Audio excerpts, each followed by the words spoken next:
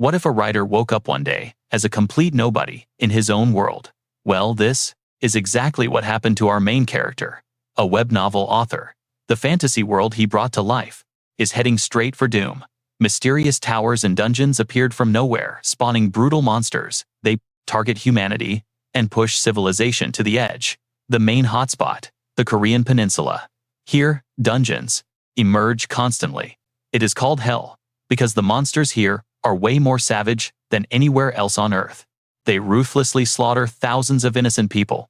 Yet in the deepest dark light shines the absolute brightest. That light brings forth heroes. Thanks to their incredible powers, South Korea managed to stand tall and fight. They slowly reclaimed control of the dungeons. By building a whole new economy around this disaster, the nation successfully recovered. Years passed, and things changed pretty fast as they bounced back from the crisis. South Korea became a rival to the United States, turning into a global beacon where elite heroes gather. It serves as the ultimate wall against the rising monster threat. To maintain this defense, they founded a massive academy based on magical arts and magical engineering. They call it the Cube. This legendary, prestigious institution gathers elite cadets from around the world who passed near impossible, brutal selection tests. This is the exact place where the world's future savior and his absolute worst arch-rival must survive together. That is the basic fantasy setup our author created himself. Now let's look at the top first-year cadet, Kim Suho, the absolute protagonist of this story. He is easily the strongest cadet in his class. The freshmen at the Cube are incredibly talented, but even among them, Kim Suho is on another level. His power is quite insane for a 17-year-old. But hey, he is the main character, so of course he is overpowered. Suho is destined to guide humanity through this chaotic era of monsters. He is the ultimate hero. He has all the qualities of a righteous savior, while secretly hiding a pretty big secret of his own. But every great hero needs a rival. Where there is light, shadow follows. The one standing against Suho is Shin Jong-hak, the second-ranked cadet and proud heir to the massive Jinyoung business empire. He has the raw talent to challenge the main lead but is destined to become a villain later. Right now, Shin Jong-hak is just a cadet, but as the story moves forward, his deep inferiority complex towards Suho will drive him down a dark, wicked path. Light and shadow will definitely clash once again. That is the dramatic story of the two main characters. But fate has a pretty cruel sense of humor for the actual author. Usually, when people get isekai'd, they become the protagonist or a cool supporting role. But our poor author gets thrown directly into the body of a total nobody, an insignificant extra. Aside from a super generic name like Kim Chundong, this blank character has zero background or history. In fact, his face is completely blurred out by a giant question mark. Talk about bad luck. He somehow became a character he never actually designed with no physical description and an outdated name. His presence is smaller than a grain of sand, an incredibly average guy with no plot connections. It feels like this guy was only created to fill a background quota, the most boring extra imaginable. This whole crazy story started on a very normal day. The author, a young man named Kim Hajin, received a strange email offering to remake his web novel, The Returner Hero, just for personal fun. But because of severe writer's block, Hajin had already discontinued that exact series a while back. Usually, nobody really cares about a dropped story. So the sudden remake request made him pretty confused. He sent a polite email back, gently declining the offer, completely unaware of what it would trigger. Now, 2 weeks have passed since he woke up inside his novel as the extra Kim Chundong. That big question mark is still stuck right on his blank face, but he is finally adapting. This reality is definitely not a dream. He is standing in the literal fantasy world he created. And Kim Chundong is just one of many extras. For the past 2 weeks, Hajin has tried absolutely everything to figure out how he ended up here. Who brought him inside, and for what reason? It seems he is going to be stuck here for a very long time. Maybe 1 year, maybe 2 years. Or if the original plot holds 10 years. Surviving 10 years here with a question mark on his face is terrifying. Kim Hajin feels a chill. His face darkens. The real world out there was just so much better. It was happy, comfortable, and beautiful. There is no way he wants to rot in this discontinued story. Just thinking about his future makes him feel totally helpless. Right now, though he has absolutely zero other options, he must stick close to the main story plot. That is his only path to finding a way back home. Reaching the midpoint of the story is key. After that, he will have to survive the unwritten chapters. There is no other way. To survive in this Hero Academy novel, his very first step is actually pretty simple. He has to go to school.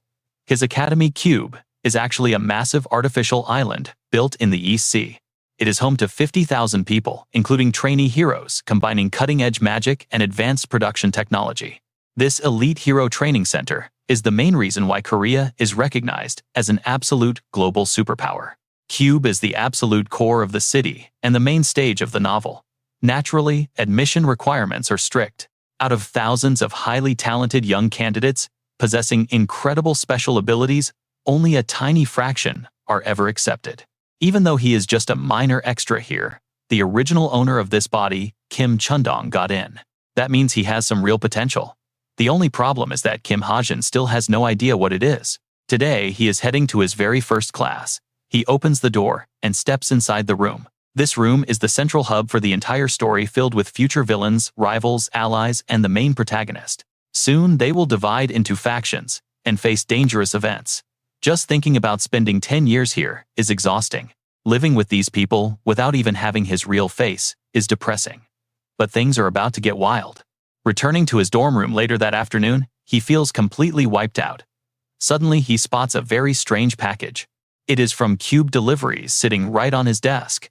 Curious, he tears the tape off to inspect it. He freezes in shock. Inside is the exact laptop he used back in the real world. He picks it up. How did this even get here? Suddenly, the screen flares to life, displaying a message that synchronization is starting. The light is blinding. He drops the laptop onto the floor. Yet the screen continues to display the message. It is syncing with his real identity, Kim Hajin. Looking at the popping command tabs, he cannot believe his eyes. It is the exact settings book he wrote for this novel. Who could have possibly sent this to him? He reaches out his hand to check it, but right then, the synchronization process is almost complete. The screen goes black. A new prompt appears, granting him setting modification privileges. Instantly, an intense pain flares through his entire body. He feels like his body is shattering. As the light fades, the system displays that synchronization is fully complete. Kim Chundong is officially replaced by Kim Hajin. Slowly, he opens up the laptop, and the screen reflection shocks him. He stares in disbelief. This is his real face.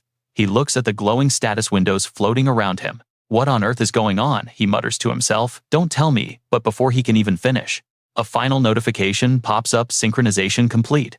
A sudden spark of absolute enlightenment washes over him in an instant.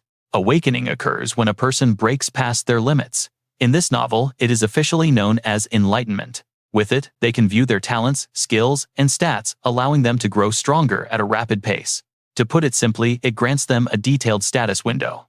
Right on cue, a screen pops up displaying his full profile. His profile reads, Kim Hajin. Current story points are 100. Name changed from Kim Chundong to Kim Hajin. Synchronization is fully complete. Chundong's initial stats have successfully been converted into 10 extra stat points for him. His base stats are pretty low. Strength is 1.2, stamina is 1.3, agility is 1.5. His talents are observation and reading, with mastery and settings at 0 out of 3. He taps on them. Observation lets him analyze anyone in sight, while reading lets him check his laptop settings without any middleman. He can make modifications instantly. Looking at his variable stats again, he checks his powers with great interest. Strength is 1 point. 2 stamina is 1 point. 3 agility is 1.5, and magic is 1. His fixed stats are intelligence at 4, perseverance at 5, luck at 6.3, and charisma at 4. It is a massive wall of text. He scrolls through the menus, muttering that he should check these daily. He looks back at the notification, showing the successful transition from Kim Chundong to his own name, Kim Hajin. With 10 extra points ready to spend, he gets excited. The absolute best part of this is the synchronization. Initialization. Kim Hajin stares coldly, lost in thought. He has no idea what these things are, but they must be the reason why his face finally returned to normal, instead of looking like a giant question mark. His stats are lower than Kim Chundong's, but in return, he gained points. Realizing this, his eyes immediately dart to the system screen. The next crucial detail to note is that right now the system displays the intervention settings and his unique authority. He can use story points to write or edit any non-living target. Additionally, he can utilize his story points to edit the basic stats, talents, masteries, and physical limits of Kim Hajin himself. As for how he earns story points, the more important Kim Hajin is to the world, the more story points he will receive. The greater his impact, the more story points he accumulates. He can convert 1 point into 1,000 story points, and as a newbie perk, he can write a talent for 10,000 story points. Staring at the massive wall of text, Kim Hajin gets a bit dizzy, muttering, "What the hell is this?"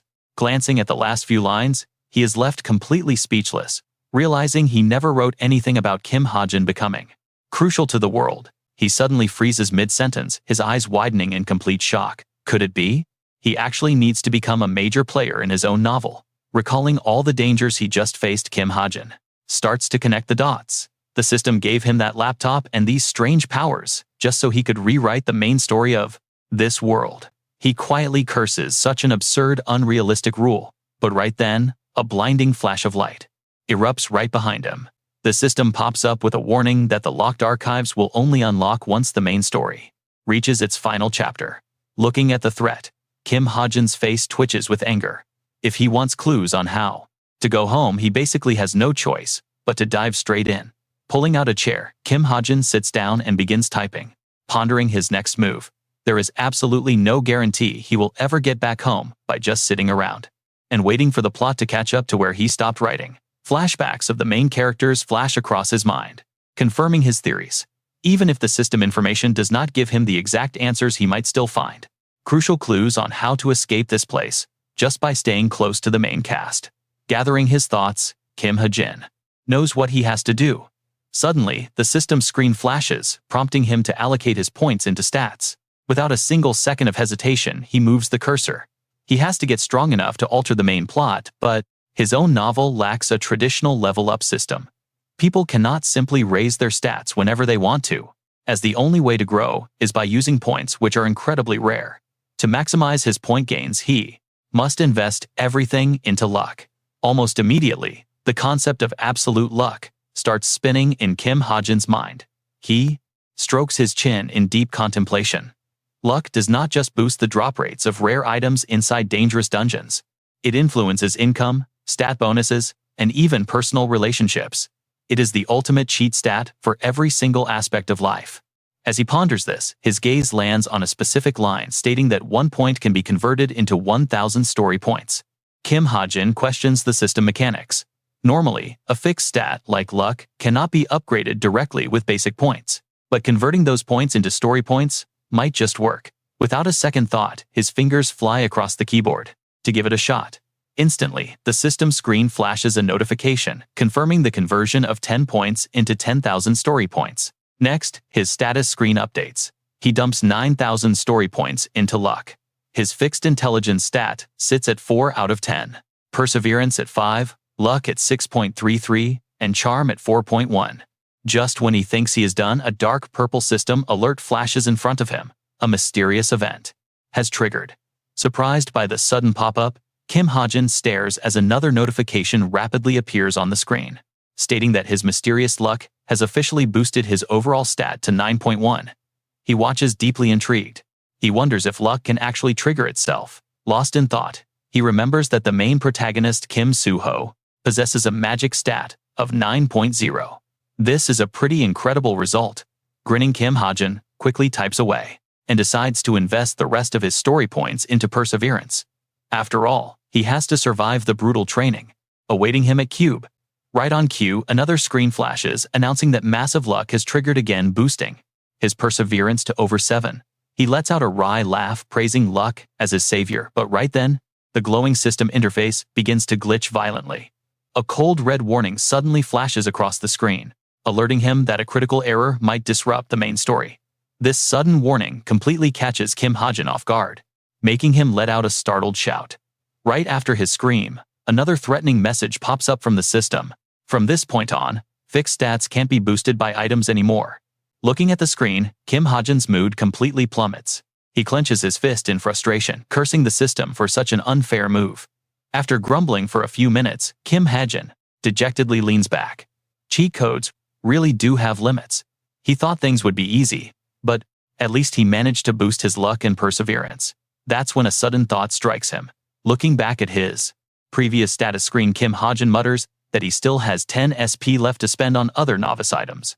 He goes completely numb, staring blankly, while reevaluating his entire life. After debating it for a while, Kim Hajin can only sigh helplessly. He whispers that he needs to think carefully before spending them. The next morning, a booming voice echoes, praises everyone for their hard work. Kim Hajin sits dejectedly with his chin in hand, listening to the instructor's speech. The man begins introducing himself, giving the class a brief overview of his impressive background. He announces his name as Kim Suhyuk. His steady professional voice continues to echo. He lists his global ranking of 9737 out of millions. The cadets immediately start whispering in absolute awe. Top 10,000 out of 2 million is insane, and trust me, these kids know it. But ignoring the chatter, Suhyuk calmly states his official rank as high-tier grade 5. After finishing his brief self-introduction, the man scans the room. He tells them that introductions are over, and it is time to focus on the immediate matters. He begins his lecture warning them that Cube is not the magical paradise they expect. Everything here is strictly decided, entirely by grades. Anyone who fails to perform will be held back. In reality, less than half of the cadets ever graduate on time. Sitting in the front rows, Rachel, Elizabeth, Louise, listens to every word with absolute seriousness. He calls this place a factory for raising heroes where everyone is judged by brutal and precise standards. At that point, Suhyuk's voice grows sharp. He barks a sudden order for everyone to stand up and follow him immediately. This marks the start of their first official task, choosing their main weapon. Soon, they arrive in a dimly lit vault, with only the glow of a handprint scanner lighting the space. Moments later, the heavy security doors hiss open, leaving the cadets and Kim Hajin completely stunned. Sprawled out before them is a massive armory, packed to the brim with every imaginable weapon. There are rows of gleaming razor-sharp swords resting in glass cases alongside heavy armaments, like spears and halberds, that demand sheer physical strength. Gasps of pure wonder echo through the massive room. But as they marvel at the sheer scale of the armory, a thunderous shout from their instructor breaks the spell. He barks that he didn't give them time to stand around gaping, telling them to pick their weapons already. Everyone quickly scatters to find something that catches their eye. Meanwhile, Suhyuk continues his strict lecture. He warns them that, once they lock in a main weapon, they cannot change it for at least 6 months, so choose wisely. While everyone else is overthinking, Kim Suho immediately grabs a sleek, pitch-black sword. He looks incredibly pleased with his choice. Nearby, a beautiful bow on red velvet is drawn back ready to aim. Turns out, it's Chae Nyan, and she seems absolutely thrilled with this long-range weapon. Meanwhile, Sven has also spotted his favorite sword, closely inspecting its sleek blade. All around them, the rest of the cadets are quickly locking in their gear. Yu Yonha casually grabs a whip, while Kim Hajin watches from a distance. He silently notes that all the main characters have successfully found their signature weapons, without any trouble. Then he looks down at the display case right in front of him. Now it's his turn. Kim Hajin scans the endless rows of gear, reminding himself to tread carefully. Looking at some of the higher-tier blades, he feels a pang of regret. His base stats are just way too low to wield the standard weapons of these elite cadets. He sighs. Forcing himself to use them wouldn't even be worth the effort. He needs something that fits very specific criteria to be viable. It has to be a weapon he's actually familiar with. Walking down the aisles, he searches for something from his old world, something requiring very little training. Suddenly, Kim Hajin stops dead in his tracks. He found it. But right then, another cadet notices what he's looking at. The guy double takes in sheer disbelief, before whispering to his friends. Following his gaze, the entire class gasps in shock. Wait, is he actually trying to throw the game? The sudden commotion immediately draws Suhyuk's attention. But when the instructor looks over to see what's happening, even he looks completely bewildered. He hesitates for a moment, asking Cadet Kim Hajin what he's doing with a gun. Staring at his clueless face, Instructor Kim Suhyuk asks, in disbelief, if that is really the weapon he chose. With everyone done choosing, they all gather waiting to hear their names called. The instructor reviews the submitted profiles, before suddenly looking up. He calls out loudly, reminding Cadet Kim Hajin that he used to train with a sword back at the military academy. Gripping his new gun, Hajin calmly replies that he has made up his mind. Still skeptical, the instructor presses him. Even at Cube, he simply nods. Despite his doubts, Instructor Kim Suhyuk has to accept the decision. Very well, he says, at Cube, all weapon choices are entirely up to the cadets. Then he suddenly yells, whether your choice is right or wrong, you will take the blame. Never forget that responsibility. Hajin listens closely to the warning, but the rising noise from the other cadets quickly draws his attention. Whispers ripple through the crowd, everyone mocking his choice. Why would anyone ever choose a gun at an elite academy like Cube? Some say they should teach him a harsh lesson during real combat practice, calling him nothing but an empty attention seeker. But the insults do not bother Hajin one bit. In this world, he knows that magic guns are actually incredibly powerful. For ordinary people who cannot naturally wield mana, these firearms are a godsend. They fire magic bullets packed with raw energy, which deliver far greater destructive force than any normal metal ammunition. But despite these obvious strengths, there is a reason. Magic guns are avoided at the academy. A single bullet with devastating power can easily be blocked or shattered in an instant. Right on cue, a red-haired cadet lunges forward like a wild beast, smashing a flying bullet with his bare hands. That clear vulnerability is why guns are looked down upon. As the demonstration ends, the instructor yells out his approval. Cadet Kim Horak has passed. The author of this world then continues to explain the core limitations of using firearms. First, no matter how strong the user's magic power is, the gun itself caps the maximum damage it can deal. Second, modern guns lack a deep history. In this world, myths and ancient legends actually manifest into physical reality. Legendary relics are wielded as weapons. The greater the item's historical origin, the higher the grade and power of the weapon. This is why cadets naturally prefer ancient weapons over modern firearms. They rely on their skills and weapon legacies, knowing that even if they hit a limit, ancient gear will always help them take that crucial step forward. Looking over the basic specs of the guns, Hajin lets out a sigh, feeling a bit annoyed by all the limitations. Honestly, you have to love his confidence. Here he just shrugs it off, knowing those limitations do not apply to him. Walking down the long hallway, he plans his next moves carefully. It is not like he is some epic manhwa protagonist. He has never even held a real sword before, so trying to compete with elite cadets would be total suicide. Looking down at the heavy case in his hand, he realizes a gun is actually his best option for now.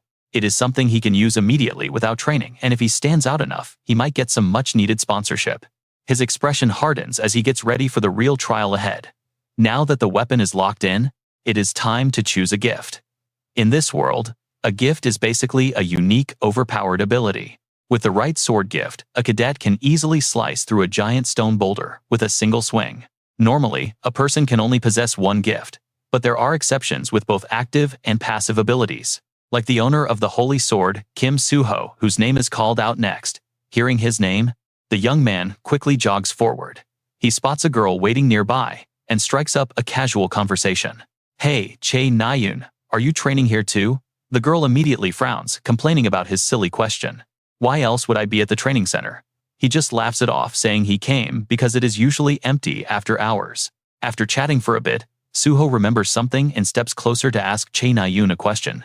He mentions that their class has another sharpshooter now, which makes her try to recall who he means. A sharpshooter, Kim Hajin, or something. She pauses for a second, then nods in realization. Right, that guy. Suddenly, Chae Nayun's face twists into a deep scowl. Seeing her irritation, Suho asks, "What is wrong?" She immediately snaps back, saying she cannot accept someone whose range is barely under a kilometer as a true sharpshooter. With a heavy sigh, Chae Nayun adds that he has probably given up on being a hero entirely. Since he cannot easily drop out of the academy, he is likely just dragging things out until he can quietly retire. But Suho cuts her off, telling her she should not judge his choices or assume he gave up so easily. Chae Nayun looks at him in utter disbelief, as if he is some bizarre creature, but Suho remains firm. He still smiles back at her gaze like an obedient cat waiting to be pet. Suddenly, she flies into a rage and screams directly in his face. "Don't tell me what to do." Kim Suho gets yelled at out of nowhere but still awkwardly stammers out an apology. Chae Nayun's furious scream echoes through the entire training room, ordering him to get out if he's not going to practice. Meanwhile, Kim Hajin feels a sudden itch in his ear, completely unaware that people are gossiping about him behind his back. He rubs his ear, wondering if someone is talking about him. Maybe he can convert this backstabbing into some extra SP support. In any case, since the main character has the talent to become the world's greatest hero, raw talent is everything here. And, because he received a massive bonus of 10,000 SP for designing his very first talent, he cannot afford to miss this. His screen shows a prompt allowing him to modify settings like writing skills, items, stats, or gifts with 10,000 SP offered as a bonus for his first creation. With 10,000 bonus points on the line, Kim Hajin immediately rolls up his sleeves and gets straight to work. He decides to start with something simple. After typing for a bit, the description on his screen begins to shift. He names it Master Sharpshooter, granting complete mastery over all long-range weapons. Once he clicks Confirm, another notification pops up. He has spent 1,000 SP to write this gift. Watching the screen update in real time, he cannot help but feel amazed. He is stunned by how smoothly the system automatically rewrites his settings. A brand new status screen pops up immediately. Master Sharpshooter, low intermediate rank, Dark Element Evolution grade 10, with 0% experience and bullet time. During combat, he can activate 3 seconds of bullet time once every 4 hours. Next is Master Sharpshooter Training. This grants mastery over all long-range weapons, plus 1,000-mile eyes, to accurately predict target movements from far away. Looking at the incredible results displayed on his screen, Kim Hajin feels incredibly satisfied with how this turned out. All of these long-range skills are incredibly useful.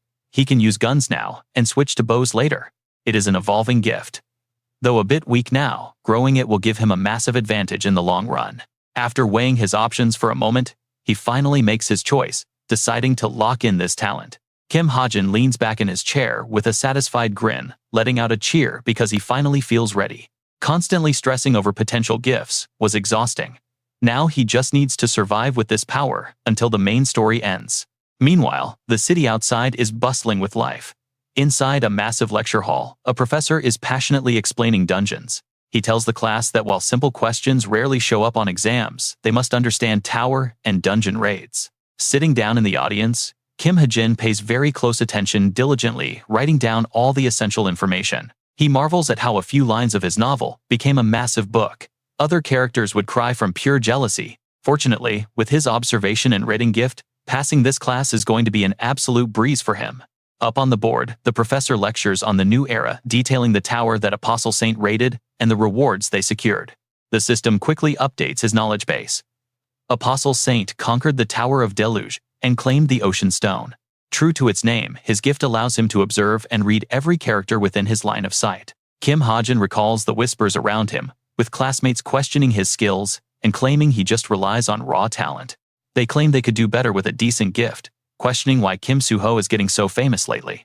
Back at his desk, his laptop screen is currently displaying all the crucial lore and information of this fantasy world. Even without physical devices, he can project the setting details directly onto his retinas. Suddenly, the professor raises his voice. He warns them to study hard, reminding the class that the midterm exam is just around the corner. Looking around, Chae Na-yoon is also in this class. Hearing this, she throws all decorum out the window and screams. She demands to know why she must study this, when she only needs to show her skills in combat. Suddenly, the classroom door bursts open, cutting her off as another cadet runs in with an important announcement. Class Veritas is ordered to assemble at the plaza in 20 minutes. Hearing this, Chae Na-yoon's face lights up. She looks like a cat that just spotted its prey. Meanwhile, Shin, Jung-hak, and Yu Yeon-ha exchange glances in the corner. Whispers spread that it is time for practical combat training. But unlike the excited crowd, Kim Hajin's face falls. His expression darkens. He gloomily realizes that the moment has finally come. Out on the plaza, an instructor bellows. The instructor expects everyone to understand the purpose of this session and immediately begins announcing the team formations. Each team will have 4 members total, consisting of 2 warriors, 1 sharpshooter, and 1 support player. The squad composition is set with a total of 4 members, including 2 warriors, 1 sharpshooter, and 1 supporter. Unless, these groups will remain locked in place until the midterm exams. We made sure the distribution is fair, so both high-ranking and low-ranking cadets are paired up together. Remember exactly what I just said to avoid any confusion. Now everyone, go check your teams. Instructor Kim Soo-hyuk stood at the front, loudly calling out the rules of this test. As everyone looked up at the screen, Hajin's eyes instantly widened. He did not expect this lineup at all as the announcement went live. He screamed internally. There was no way he was in the same group as her, and Hajin's brows knitted in disbelief. He stared at the screen. Team 5. Kim Hajin and Yu Yeon-ha. His eyes stared at the display, completely speechless. Yu Yeon-ha was his teammate. He knew how these fantasy stories usually went main. Characters always had people interacting or clashing with them to move the plot forward. The main cast had plenty of members in the main group, but among them all, Yoo Yeonha was easily the most special. She was the sole successor to Korea's #1 guild, Essence of the Straight, and the future leader of a massive wealthy family. In the beginning of the story, she actually opposed Kim Soo-ho, but she eventually got influenced and turned into his key ally. Hajin kept his eyes glued to Yoo Yeonha. Making a connection with her was actually incredibly crucial for him. The deeper he got into the main storyline, the more advantages he would unlock. During today's combat training, he had to find a way to catch her attention. Meanwhile, over on Yeonha's side, a sudden voice called out. Instantly getting her attention, 2 cadets walked up to greet her, asking if they were on the same team. One was Jin Hosong, and the other was Hazuki, both from class Veritas. She quietly sized them up, calculating their value. Teammates were useful, so she couldn't ignore them. In an instant, she switched her mask on, smiling warmly as she asked them to look after her. Both Jin Hosung and Hazuki were completely taken aback by her overly polite attitude. Hosung internally wondered why someone their age was acting so formal and stiff. Looking around, she realized there were only 3 of them and asked where their final teammate was. Right on cue, Hajin walked up to claim the spot. She stared at the rather scruffy guy before her, wondering who he even was. Facing the terrifying heiress, Hajin warned himself not to stutter or make a fool of himself. Yoo Yeonha absolutely despised guys who lacked confidence. But before he could even speak, the other 2 jumped in eagerly. Recognizing him as the infamous first year who picked a gun, they started chatting, completely unaware of the shadow creeping up behind them. Instructor Kim Soo-hyuk barked, asking if they really had time to stand around chatting. His sudden appearance nearly gave them a heart attack. He shouted at them, stating he had already sent the coordinates of their target. He ordered them to move out immediately, and they scrambled to respond without a single second of delay. At the beach, 3 of the cadets sprinted across the shoreline, heading straight toward the marked zone out on the water. Yeonha called out to her team, telling them they were close and needed to prepare. Once they arrived, they could scout out the monster. But way in the back, Hajin was struggling to keep up. He dragged his feet, cursing his terrible stats that made even keeping pace a nightmare. He was far weaker than average, and barely staying within sight was the absolute limit of his current abilities. Watching them sprint ahead without breaking a sweat, he realized this was the power gap between him and elite cadets. Suddenly, Yeonha skidded to a halt and announced they had arrived at the 8th training beach sector. Just off the shore, a massive ship was floating. Without warning, a colossal tentacle burst from the water, followed by a terrifying low-intermediate monster, the black hump octopus. It crushed the ship instantly, leaving the cadets staring in utter horror. Yeonha was the first to break the heavy silence, keeping her cool, as she immediately began outlining their plan of attack. She explained that while the octopus had low raw attack power, the real danger was the massive hump on its head. If threatened, it would release swarms of bloodthirsty baby octopuses from that very hump to overwhelm its enemies. These parasites could completely drain a normal human of blood, turning them into a dry mummy in a single second. Hosung quickly cut in, suggesting they prioritize wiping out the smaller spawn the second the battle began. Hazuki agreed, adding that they needed to clear the field fast so their sniper Hajin could get a clean shot. But Yeonha interrupted her, asserting that she would handle the swarm herself while the warriors held the rear. She wanted them to conserve their mana because the monster's regeneration was insane, meaning they had to destroy the hump with one decisive massive strike. Her bold strategy left the rest of the team completely speechless. Hajin couldn't believe his ears. Was she seriously trying to kick him out of the training session just now? Yoo Yeonha steps forward, her face turning stern, as she shouts to the rest, "Is everyone ready? Let's begin the mission." Hajin just watches her with absolute disgust, completely fed up with her attitude. Suddenly, out on the sea, the ship begins to splinter. Massive tentacles slam down instantly, smashing the vessel into a million tiny wooden pieces. Suddenly, a loud noise rings out, drawing the monster's attention. Over on the shore, Jin Hoseng is repeatedly slamming his weapon against the rocks to grab its focus. His face tenses with worry, as he thinks to himself first he has to lure that giant beast up to the surface. The monster's giant eyes lock onto him. It dives underwater with a massive splash, sending huge plumes of water straight into the air. It surges forward like a torpedo, suddenly bursting from the depths and lunging straight for Jin Hosung. This is it. Team 5's mock dungeon trial is officially underway. Jin Ho-sung acts as bait. Hazuki strikes with her weapon and Hajin supports from long range, leaving Yu Yonha as their main damage dealer. But this black hump octopus is a tough opponent, refusing to go down. Instead, it keeps launching brutal counterattacks at them. But in a split second, a violent explosion rips through the air right above the beast's head, startling Jin Ho-sung. Yet instead of fear, a strange wave of pure excitement rushes through his veins. Did it actually blow up, he wonders. Jin Ho-sung quickly retreats to keep his distance, his hand gripping the weapon on his back. But the reprieve is short. The black hump octopus immediately unleashes a swarm of tiny clones to hunt him down. Faced with such overwhelming numbers, Jin Ho-sung isn't stupid enough to fight. He spins around and books it, but as they gain on him, his face drains of all color. Just when it seems like he is about to be completely wiped out, Yu Yonha suddenly sweeps in with a devastating slash, saving his life.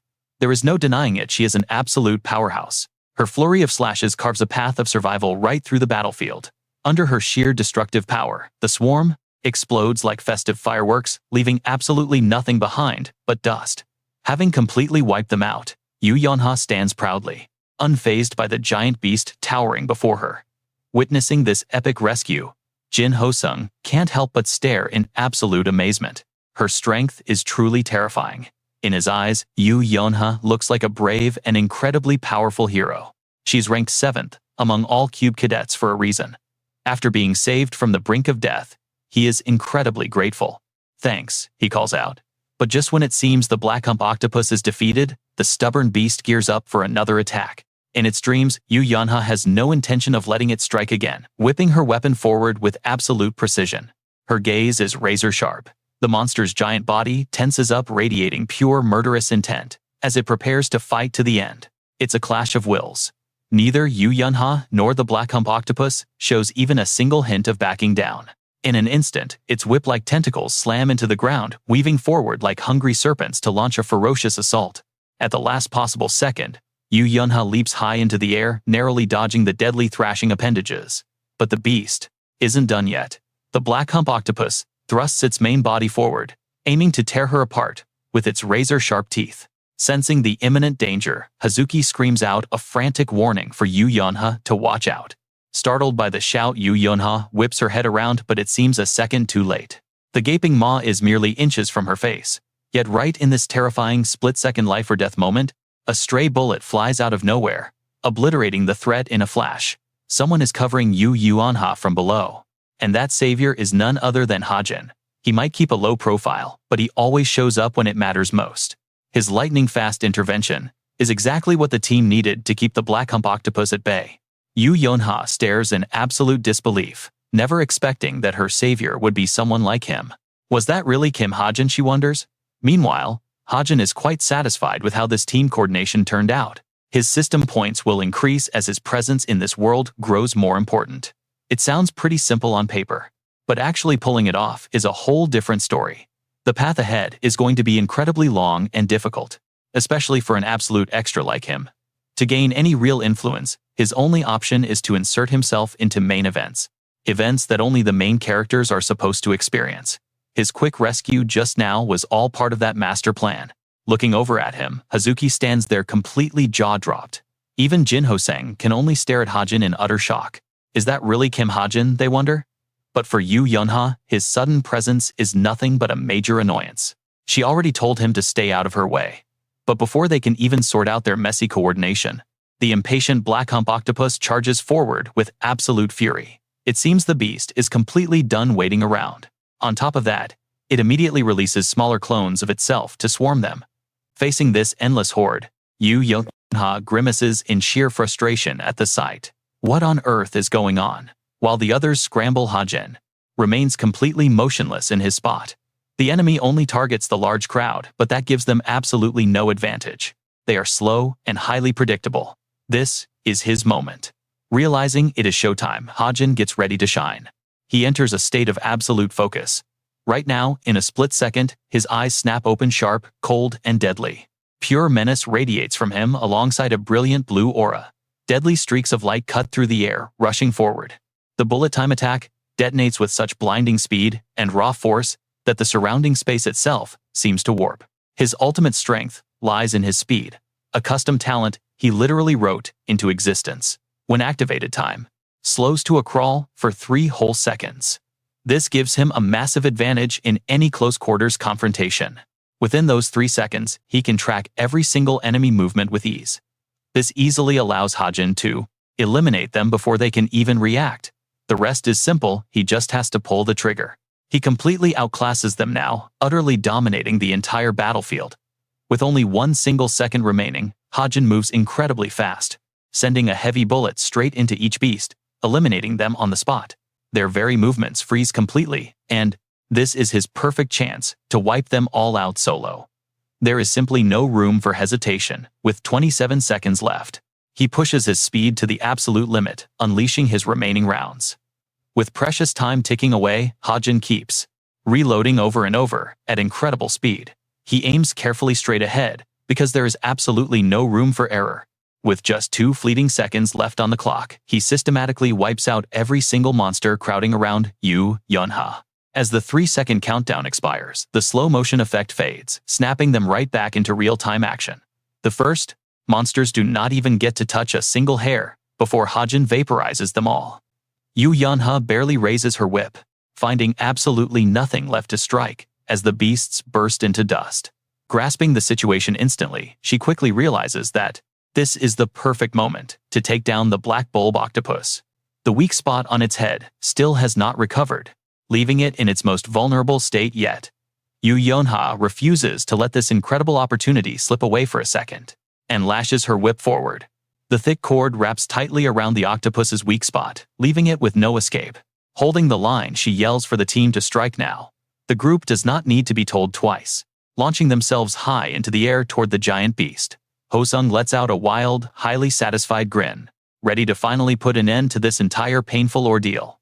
Leaping right beside him, Hazuki prepares herself to unleash her full magical force for the ultimate finishing blow. Weapons ready, the vanguard does not hesitate, diving straight toward the crown of the giant octopus.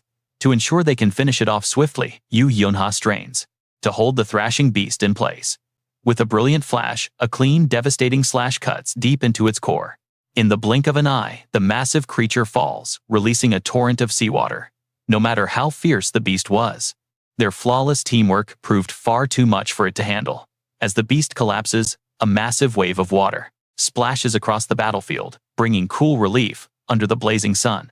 Having pushed his skills to the limit, Hajin is thoroughly exhausted. He mutters, asking if they actually killed it, but the ever-cold Yu Yunha offers absolutely no response. She just stays silent.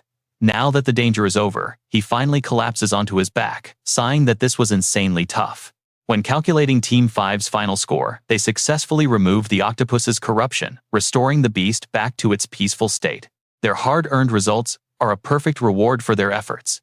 Team 5 finished with a total time of 58 minutes and 58 seconds, putting them in 16th place. With the field cleared, Hajin stares up at the sky, utterly drained, but satisfied that he actually pulled it off. Suddenly, the system screen flashes, updating their scores right before their eyes, showing a total time of 58 minutes and 58 seconds, ranking them 16th out of 100 teams. Remarkably, their rank shot up by an impressive margin. You would think they would be thrilled, but Yu Yunha stands there in complete disappointment, frozen on the spot. It turns out the entire battle was captured in detail by monitoring drones. She tells him she is sending it to his smartwatch for analysis. It seems her expectations were far higher, leaving her shaking with pure, unadulterated frustration. How could they only end up in 16th place, she mutters, knowing that individual performance will be graded separately. She glares with pure jealousy at the one person she desperately wants to beat, Chae Naeun. That rival is ranked even higher. Chae Naeun and 3 others in Team 2 secured 4th place. Yu Yunha felt completely helpless, seeing all her hard work go down the drain, so she decided to distance her team from Chae Naeun's. She pushed so hard to win, only to end up with this. Meanwhile, Shin Jonghak was sitting right next to her and making eyes at Chae Naeun.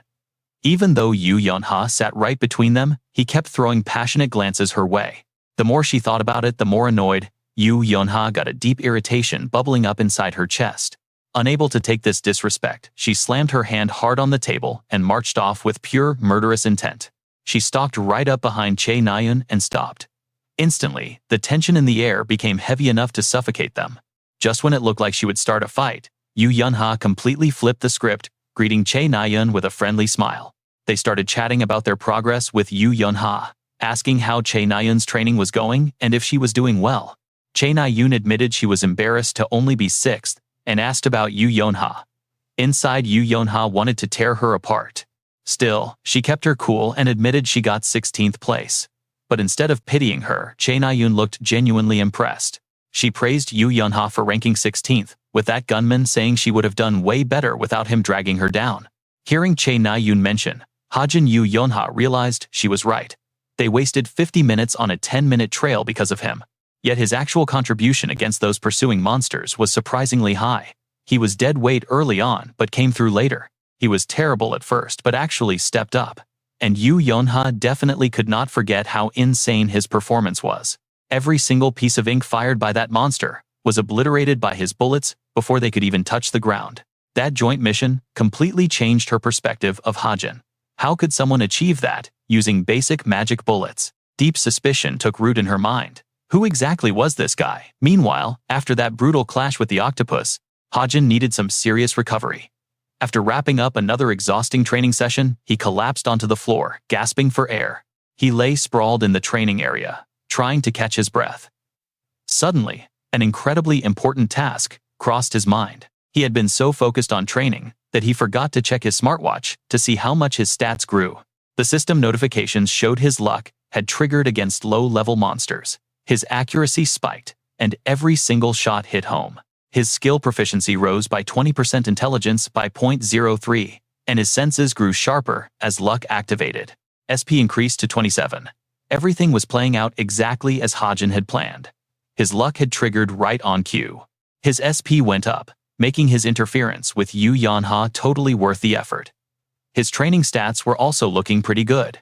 Thanks to his hard work, his strength, stamina, and vitality had all increased by 0.02%. On top of that, mana permeating his muscle cells boosted those 3 stats by another 0.03%. This was all thanks to enlightenment and luck. Feeling satisfied with his solid progress, he decided to call it a day. He figured he had gained enough for one day. Yet only a few seconds later, he wondered if he should continue. Later that evening, after darkness completely covered the academy grounds, a light was still burning in Yu Yunha's room. Inside her private quarters, she stayed wide awake, her mind completely consumed by a puzzling mystery she needed to solve. Sitting with her arms crossed, she stared intensely at her monitor. It turns out, she was re-watching combat footage of Hajin. She wanted to analyze exactly how he managed to take down every single enemy in such a short window. Spotting something highly unusual about his firing technique, she quickly paused the recording to get a closer look. She must have looped this clip dozens of times to spot such a tiny detail.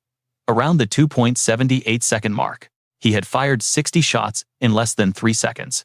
She raised her hand, forming a finger gun to run some calculations. Was pulling a trigger 20 times a second even humanly possible? Or did he have some secret auto-fire modification?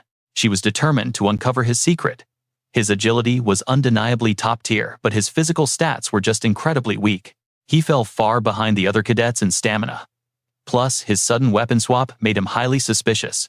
As she sat there, deeply lost in thought, a sudden notification popped up on her device, breaking her concentration. Why couldn't she remember him from the academy? Before she could think further, a late-night text from Shin Jung-hak popped up. He asked what she was doing. Just reading his text made her heart skip a beat with youthful excitement. Without hesitation, she quickly messaged back that she was analyzing combat videos, prompting him to tease her about being boring. Standing right in the middle of some training rubble, Shin Jong-hak texted back that inheriting a guild required finding great talent first. She playfully shot back, asking if his team actually had any real talent besides total trash. But then, he brought up Hajin. He asked about the gunman, and a small smile crept onto her face as she read his message, wondering if he was being serious. She couldn't help but chuckle at her own hypocrisy, quietly praising Hajin. He always acts so indifferent, but in truth, he cares way more than he lets on. He is actually kind of cute sometimes. Even Shin Jung-hak highly evaluates his abilities, so he must have some real potential. Still, his rank is exactly 934. Did the guy just get incredibly lucky to end up in this group? After wrapping up her chat with Shin Jung-hak, Yonha switches back to her serious face to meet Naeun. Meanwhile, on a bright morning at The guild headquarters Suna's secretary is going over her daily schedule. She reminds the vice leader about an upcoming visit, scheduled for Friday, 2 weeks from today. However, there is a completely different matter that currently demands her full attention. On her giant monitor, an interesting clip is playing. Right there, Suna is staring intensely at none other than Kim Suho. He is absolutely incredible. His brilliant combat style and outstanding skills have completely captivated her, leaving her totally mesmerized. His movements are fluid like flowing water, showing off a unique sword style unlike any modern techniques. Seong-ah is utterly fascinated by Suho's fresh combat style. It literally looks like he is dancing with his blade. She highly praises his artistic movements. And looking closely at the sheer force behind his strikes, something feels incredibly unnatural. It is almost as if he is not even slicing through solid monsters, but effortlessly gliding through empty air instead. She keeps praising him to the heavens, mumbling about his deep essence, a desolate moon, and the absolute silence of a servant. It makes total sense why all the major guilds in Seoul are trying to get their hands on him. After watching him, spending some time admiring Suho's incredible talent, Suna decides she must bring him into her guild no matter what. She is determined to recruit him. But as she scrolls through the next batch of promising cadets, her monitor displays more names. She sifts through several prominent prospects. But suddenly, one specific profile catches her attention and makes her stop. It is Hajin, a cadet who actually fights with a gun. She finds the choice of weapon quite unusual. Her secretary shares some interesting gossip she picked up. Yes, he has been generating a lot of buzz online lately. People started noticing him because he is teamed up with Yu Yunha. But check this out, without an automatic rifle, he managed to fire 60 shots in just 3 seconds. Unbelievably, 59 of those shots hit their targets perfectly. Even with high agility, a normal gunner could never pull off a feat like that. Hajin's incredible performance has caught everyone's eye. He used to be completely overlooked, but things are definitely changing now. His unique combat style is starting to make waves. Performing like that with a low-grade weapon is insane. Kim Hajin's abilities are definitely what some would call highly unconventional. Rumor has it that he actually switched from using swords to guns right after he entered the academy. Hearing this, Seong-ah begins to piece it together. He must have experienced an awakening the moment someone unlocks their true talent. Before this breakthrough, most people have absolutely no idea what kind of dormant abilities they actually possess. That explains why some cadets end up switching their primary weapon if their old one does not align with their newly awakened gift. Of course, doing that means wasting 3 or more years of hard training. That is why the academy encourages trying various weapons. Even though Suna acknowledges Hajin's flashy performance, she still does not think too highly of his overall potential. Awakening at 17 is pretty fast, sure. But since his talent is strictly limited to firearms, he is not that impressive. Either way, they should keep an eye on him. She asks if they have any scouts available at the moment. The secretary quickly replies that everyone is fully booked. This current class is so special that their resources are pushed to the limit. Seong-ah decides to simply observe Hajin from afar for a while longer to properly gauge his raw talent. They will just let him be. If he truly is a diamond in the rough, his light will eventually shine through. Whether his reputation as an unconventional fighter is just hype or reality will soon become clear enough. She prefers to stand on the sidelines and watch everything unfold naturally. Soon, the final Wednesday of the week arrives. This is the big day for the cadets to spar and showcase the absolute peak of their current abilities. They face off against each other to sharpen both their physical bodies and tactical minds in intense combat training. Everyone is dead serious, pouring every ounce of their energy into securing a decisive victory over their opponents. The session is highly structured, pairing cadets off into groups of 2. They are all issued standard training weapons to help the instructors evaluate their performance safely while minimizing actual injuries. But for Hajin, this is pure hell. How did a low-rank 934 like him get this unlucky? While everyone else gets paired with classmates, he is the only one singled out for a special match. Get up quickly, his opponent demands. Why is he fighting a professor? The professor seems to read his mind, offering to explain things if he is really that curious about his opponent. That makes sense. Since the training weapons are not fully ready yet, practicing with real blades would lead to some pretty brutal accidents. Because of that, the professor decides to personally give him some one-on-one training. But Hajin is absolutely not thrilled about this special treatment. He is completely exhausted. He is ready to surrender. But with the professor's strict warrior spirit, there is no way he will allow that. In real combat, surrender is never an option. So without giving Hajin a single second to argue, The professor immediately swings a heavy punch right at him. Block this. In that split second of extreme danger, Hajin instantly triggers his high-level skill. Sure, he usually looks like a slacker, but once he gets serious, he can dodge that professor's punch as easy as pie. Even the professor is left in complete shock. He did not expect this kid to move like lightning. But the onslaught is far from over. Hajin must keep his focus razor-sharp without losing concentration for even a single second. The professor will exploit any tiny opening to strike back. He continues unleashing earth-shattering punches, but Hajin somehow slips past every single one. Right now, the professor realizes something incredibly unique about him. His stance is totally imperfect, but his eyes can easily track my top-tier speed. Hajin's mind-blowing reflexes make him stand out from everyone else in the academy. And he did not get this insane speed by accident. It is all thanks to the 1,000-mile eyes skill. It lets him see far ahead and predict the target's general movements. With that cheat-like skill active, Hajin has basically become the king of speed. Well, of course the system screen literally tells him where to go. All he has to do is dodge. While he is busy training with the professor, the classmates nearby start mocking him. Look at that guy, he is literally hopping around like a wild monkey. Hearing all those quiet whispers makes him feel pretty annoyed. Do those jerks think this is easy? Still, his SP has just increased by 40 points. After a grueling day of stretching his limits, Hajin treats himself to a nice cold can of Coke. He collapses right next to the vending machine and sighs. He is completely drained of all energy. Then he looks up, his face pale and completely exhausted. He spots Yu Yanha walking past. She is gliding by with a deeply annoyed expression on her face. Yu Yanha glares at him with an intense look of pure contempt. Hajin does not say a word, simply watching her walk away. But seeing her face again suddenly triggers a memory. He realizes he is probably the only student who did not write her a letter. But her personality is just so difficult. If he hesitates too long, Yu Yanha will disappear. So he quickly weighs his options. Is it worth trying? Before she can get too far, Hajin calls out to her, Yu Yanha. He stops her not for anything serious, but just to offer her a cold can of Coke. Yu Yanha is visibly confused, but she still takes the drink from him. Even though he is trying to be nice, her immediate reaction is suspicious. Are you trying to pick a fight with me? He is totally speechless. He quickly comes up with a reasonable excuse. You helped me a lot during the last training session. Think of this as a peace offering so we can get along. This is a simple test. If just going with the flow earns 40 SP, how much will he get for interacting with a main character?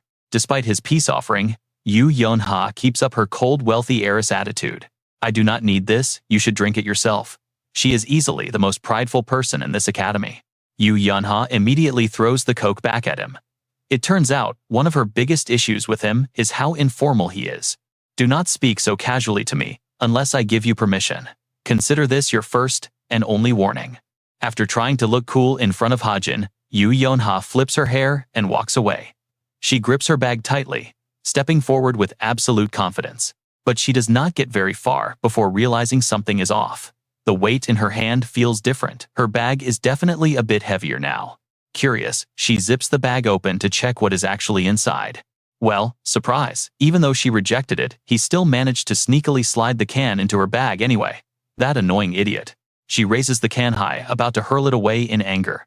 But after a moment of hesitation, she lowers her hand. Throwing away a perfectly good drink because of Hajin seems like a waste, so she tucks it back inside. Hajin pulled that stubborn stunt because he knows she has a massive sweet tooth. Yu Yanha. She actually loves fast food soda, instant ramen, and burgers. But to protect her high-class reputation, she can never buy those things for herself. That is her secret character setting. Hajin falls deep into thought. He can exploit these hidden traits that only he knows. But short, random conversations will not give him enough SP. He needs to insert himself directly into the main plot, which means the next major storyline is about to begin. The exact event Hajin is thinking of is Jane's upcoming raid on the National Weapon Museum. Who are they, and what do they want? Why would anyone do that? Well, Jinns trade their souls with devils for massive power. They become loyal lackeys working for evil growing in numbers. And this specific incident, it is happening right now. The target is a specific VIP at the National Weapon Museum. According to Hajin's memory, the original plot failed because of the hero. Suho unexpectedly visited the exhibition, completely ruining the Jin's plans.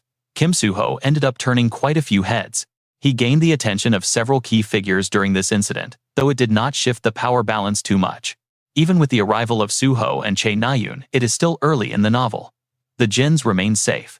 Hajin thinks it over and makes his decision. Alright. He can definitely work his way into this upcoming episode. Now he just needs to figure out a clever way inside. Right on cue, a security guard suddenly approaches him. The guard demands he leave immediately. Hey, cadet class is over.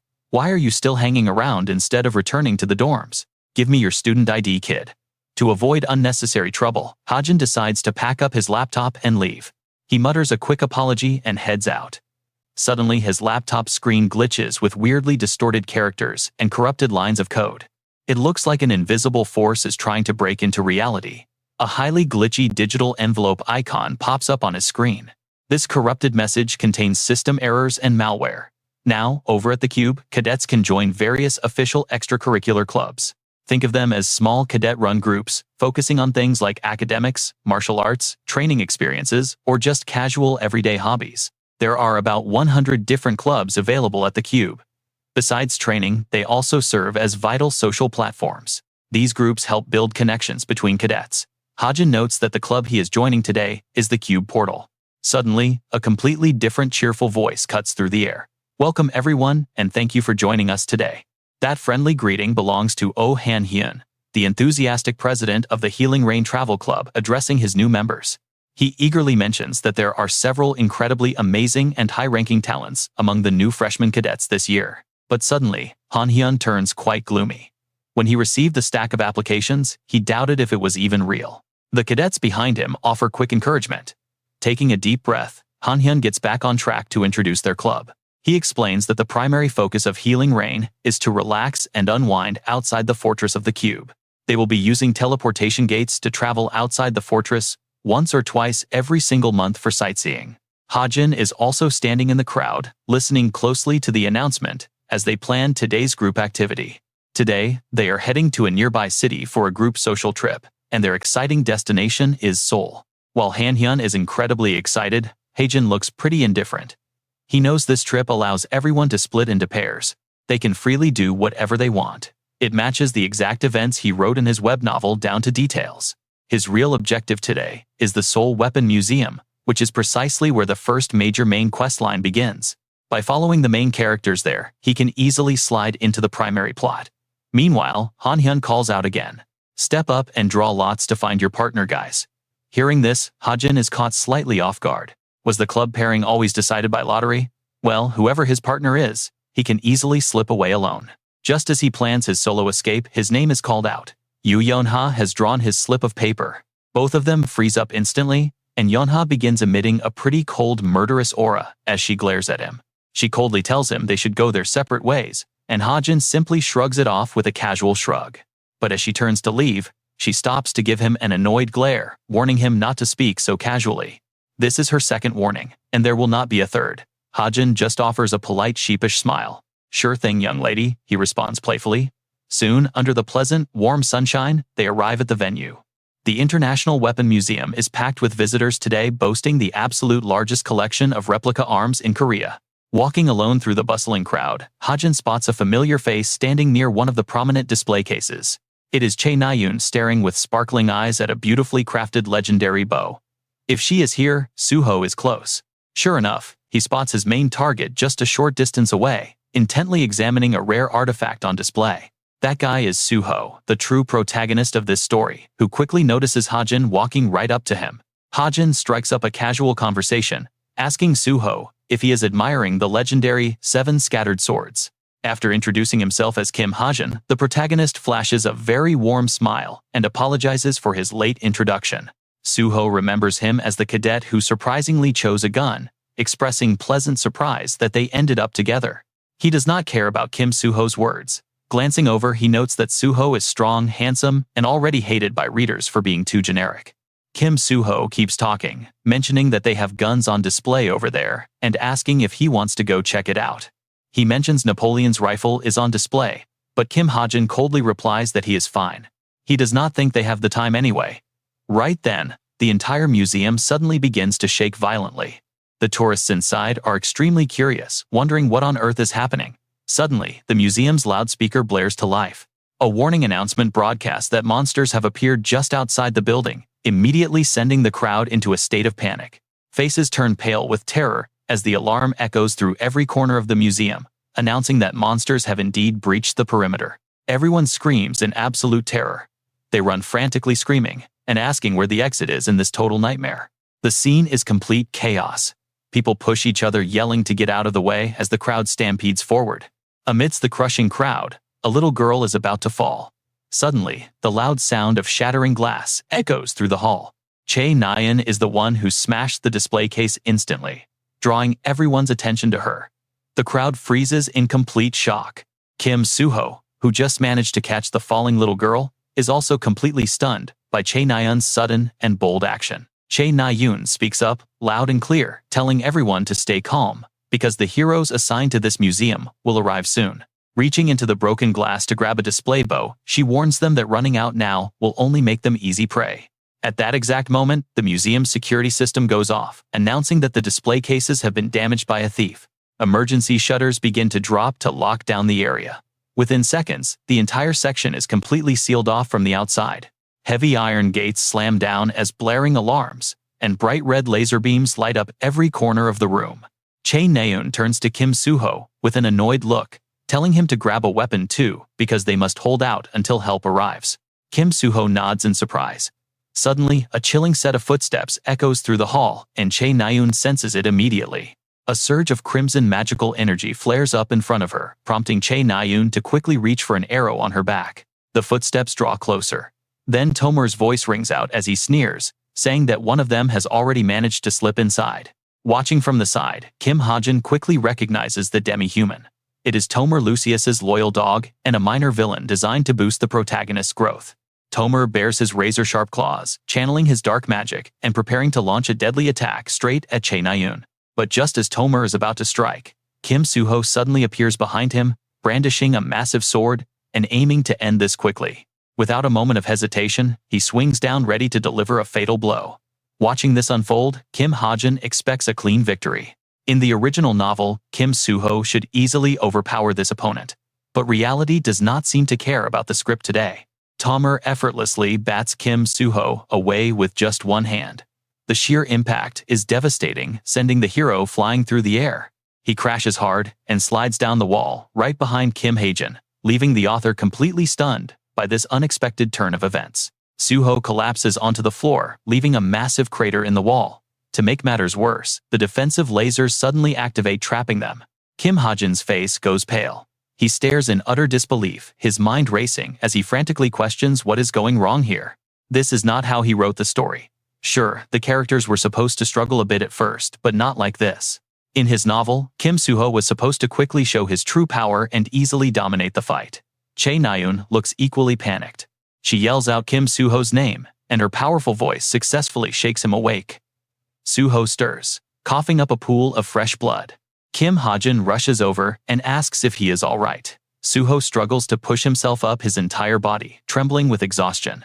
He weakly stammers that he is fine, but Chae Nayeon can see his condition is terrible. He desperately needs time to recover. But just as she prepares to step forward and buy him some time, a sudden chill runs down her spine, signaling danger. She spins around to find Tomer charging directly at her, his eyes filled with pure malice and hands glowing with dark energy. She reacts instantly, drawing several arrows from her quiver and tracking his movements with tense, focused eyes before letting them fly. 3 arrows streak through the air toward the approaching threat. Yet Tomer does not even bother to dodge, walking straight into them. He lets the sharp tips plunge into his flesh, wearing a mocking smirk. Chae Nayeon is horrified by his bizarre lack of pain. With no other choice, she keeps firing, letting loose another volley of arrows that pierce deep into Tomer's body once again. Yet he stands there completely unfazed, his grin only growing wider and more arrogant by the second, despite the bleeding wounds. By now, Chae Nayeon is visibly shaken, her face pale with a mix of shock and creeping dread as she watches him. Gripping her bow, her body trembles with rage and fear. Refusing to back down, she reaches for more arrows while panic sets in. This is not some special healing factor or defense skill. That bastard simply does not care about getting hurt at all. The arrow is snapped in midair, right after being fired, while he stands tall, against the continuous barrage of incoming attacks, with a look of sheer arrogance. Sure enough, Sven easily uses his demonic aura to blast away all the arrows stuck deep in his body, showing no pain at all. He completely nullifies the threat while wearing a smug grin. He narrows his eyes, a dark idea taking root in his mind. He flashes a wicked grin, forcing Hajin to look back in sheer panic as he screams out with all his remaining strength. "Nayun, get out of there!" But Sven is already lunging toward Che Nayun at blinding speed, aiming his monstrous claws. He aims those deadly weapons directly at her head. Nayun freezes in horror as the razor-sharp claws close in. But right at the critical moment, Kim Hajin leaps in. He intercepts the blow in midair and delivers a heavy punch to push Sven back from his ally. Hurrying to her side, Hajin asks if she is okay, but Nayun quickly draws another arrow while warning him to be careful. She tells him to focus on his own survival. Before her words even settle, their monstrous foe rushes them again in a flash. Hajin barely blocks the massive demonic claw with his sword, his entire body trembling under the overwhelming pressure of the blow. Suddenly, a massive maw gapes open from the dark smoke right in front of his sword. Talk about a nasty surprise. Under Sven's control, this shadowy beast snaps its jaws around Hajin's holy weapon, oozing a thick aura of pure bloodlust. Sven simply sneers in satisfaction.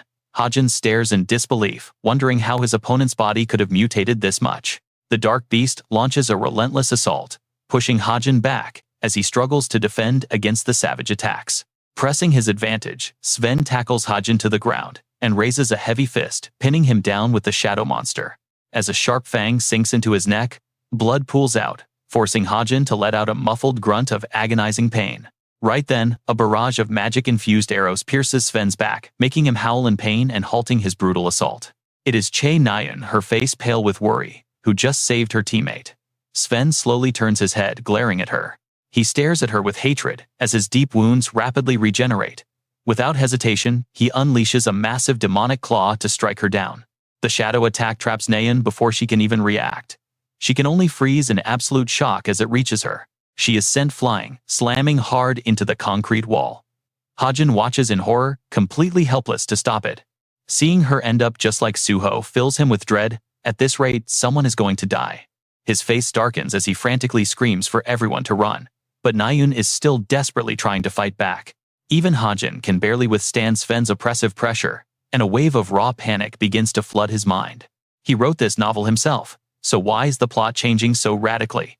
He tries to steady his breathing. Shaking all over, he pulls out his laptop, muttering that he must focus on what he can actually do right now. With trembling fingers, he pours out a few silver bullets under immense stress. Gripping them tightly, he can only curse. Damn it, these are just non-elemental mana bullets with a pathetic attack power of 2.5 out of 10. These rounds will not even scratch that devil, and even if he boosts their power, they still will not deal fatal damage. But since he is stuck inside his own novel, the core universal rules should still work the same way. Realizing this, Hajin does not hesitate for a single second, and begins frantically typing away on his keyboard. Instantly, the standard bullets begin to glow, as the system confirms the mana bullet settings are being modified. The bullet element shifts, boosting its destructive power to 6. It cost 104 SP to finalize.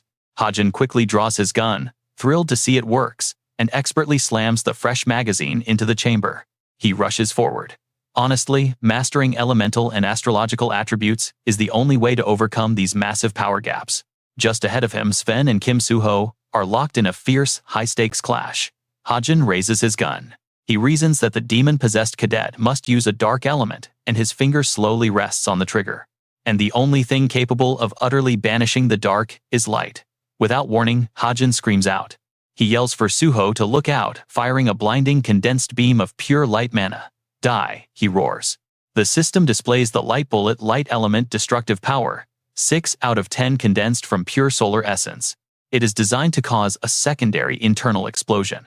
The shot tears through the air, hitting Sven directly in the shoulder.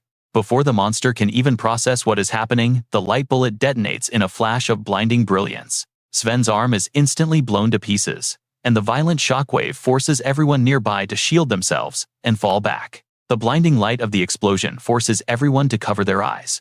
Sven takes the brunt of the devastating strike. His arm is completely severed, leaving him staring in mute horror at his stump as reality finally sets in. Screaming in raw rage and pain. Pinned against the wall, Che Nayun has already blacked out limp in his grasp. But as his grip finally loosens, she slowly drops to the floor. Standing nearby, Hajin trembles with sheer panic, terrified he delayed the rescue for too long. Severely wounded Tamer trembles, while clutching his mangled shoulder. Spotting his opening, Suho steps in, raising his sword. Meanwhile, Hajin collapses to the ground in utter shock. His gun is completely shattered, and he can only gasp for air. Once he finally catches his breath, he looks up. Suho is unleashing a massive roaring tide of mana, his face set in a terrifying expression of absolute resolve. With pure killing intent locked onto his target, he slowly raises the holy sword, now humming with devastating power. Tomor finally registers the danger, but he can only stare in sheer disbelief at the blinding mythical light enveloping the blade. He stands paralyzed by the divine glow. Suho calmly readies his weapon as the overwhelming energy swells to its absolute peak. This is the legendary Sword Saint power, capable of slicing through anything. In one swift, decisive stroke, Suho cleaves his opponent cleanly in half. The attack lands in the blink of an eye. In his final moments, Tomor can only let out a low, agonizing groan before his life force completely evaporates, and he collapses. Suho slowly lands, driving the holy sword deep into the floor to end the battle. He is drenched in sweat, chest heaving from the immense exertion. Meanwhile, Chae Na-yoon is in no better shape. She drops to her knees, trembling uncontrollably from the absolute terror of the ordeal. Suho rushes right over to her, reaching out to comfort her and gently asking if she is okay. But she instantly slaps his hand away with freezing coldness. Suho stares blankly at his rejected hand, completely lost for words as he tries to process her sudden freezing attitude. Right then, Hajin casually strolls over, telling him to just leave her alone, since her brother will surely arrive to comfort her soon. That is how the original novel plays out after all. But when absolute silence meets his words, he starts to feel uneasy. Hajin glances up. Both Suho and Chae Na-yoon are staring back at him, their faces completely pale with utter shock. She looks at him in complete disbelief, trembling as she demands to know what he just said. Before he can answer, she passes out from sheer exhaustion. Suho panics, screaming her name. Outside, a swarm of spiky lizards is charging with fiery breath. Suddenly, a blinding flash of light cuts through the air, illuminating the entire battlefield. In the next second, the lizards are bombarded by a barrage of swords, collapsing to the ground in agony. As the dust settles, a figure in red boots calmly steps forward. It is Yoon Sung-ah. Holding her dual swords, she looks around the battlefield and calmly asks if it is already over. Ambulances quickly arrive on the scene, and medical responders scramble out. They report that the emergency outside the museum has been handled.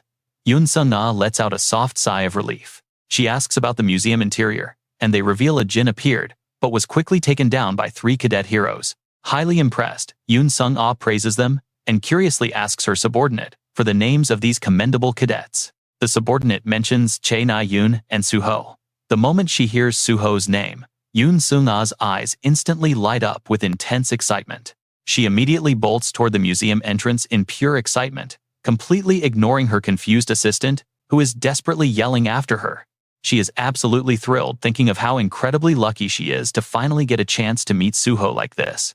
Reaching the museum entrance, she wonders how she should introduce herself when Hajin suddenly catches her eye out of nowhere. Seeing him feels like striking absolute gold. To his complete surprise, she walks straight up to him without a shred of hesitation. Yoon Sung-ah gets incredibly close, standing right in front of a shocked Hajin and cheerfully offering a bright hello. She quickly asks if he is a cube cadet, but before she can even finish her question, Hajin immediately cuts her off. He calmly tells her to excuse him and step aside flatly, adding that Suho is waiting right inside. Thanking him politely, she happily heads inside without a second thought. But after a few steps, she suddenly stops in her tracks. She wonders how on earth he knew she was looking for Suho. Meanwhile, an exhausted Hajin slumps onto a nearby bench.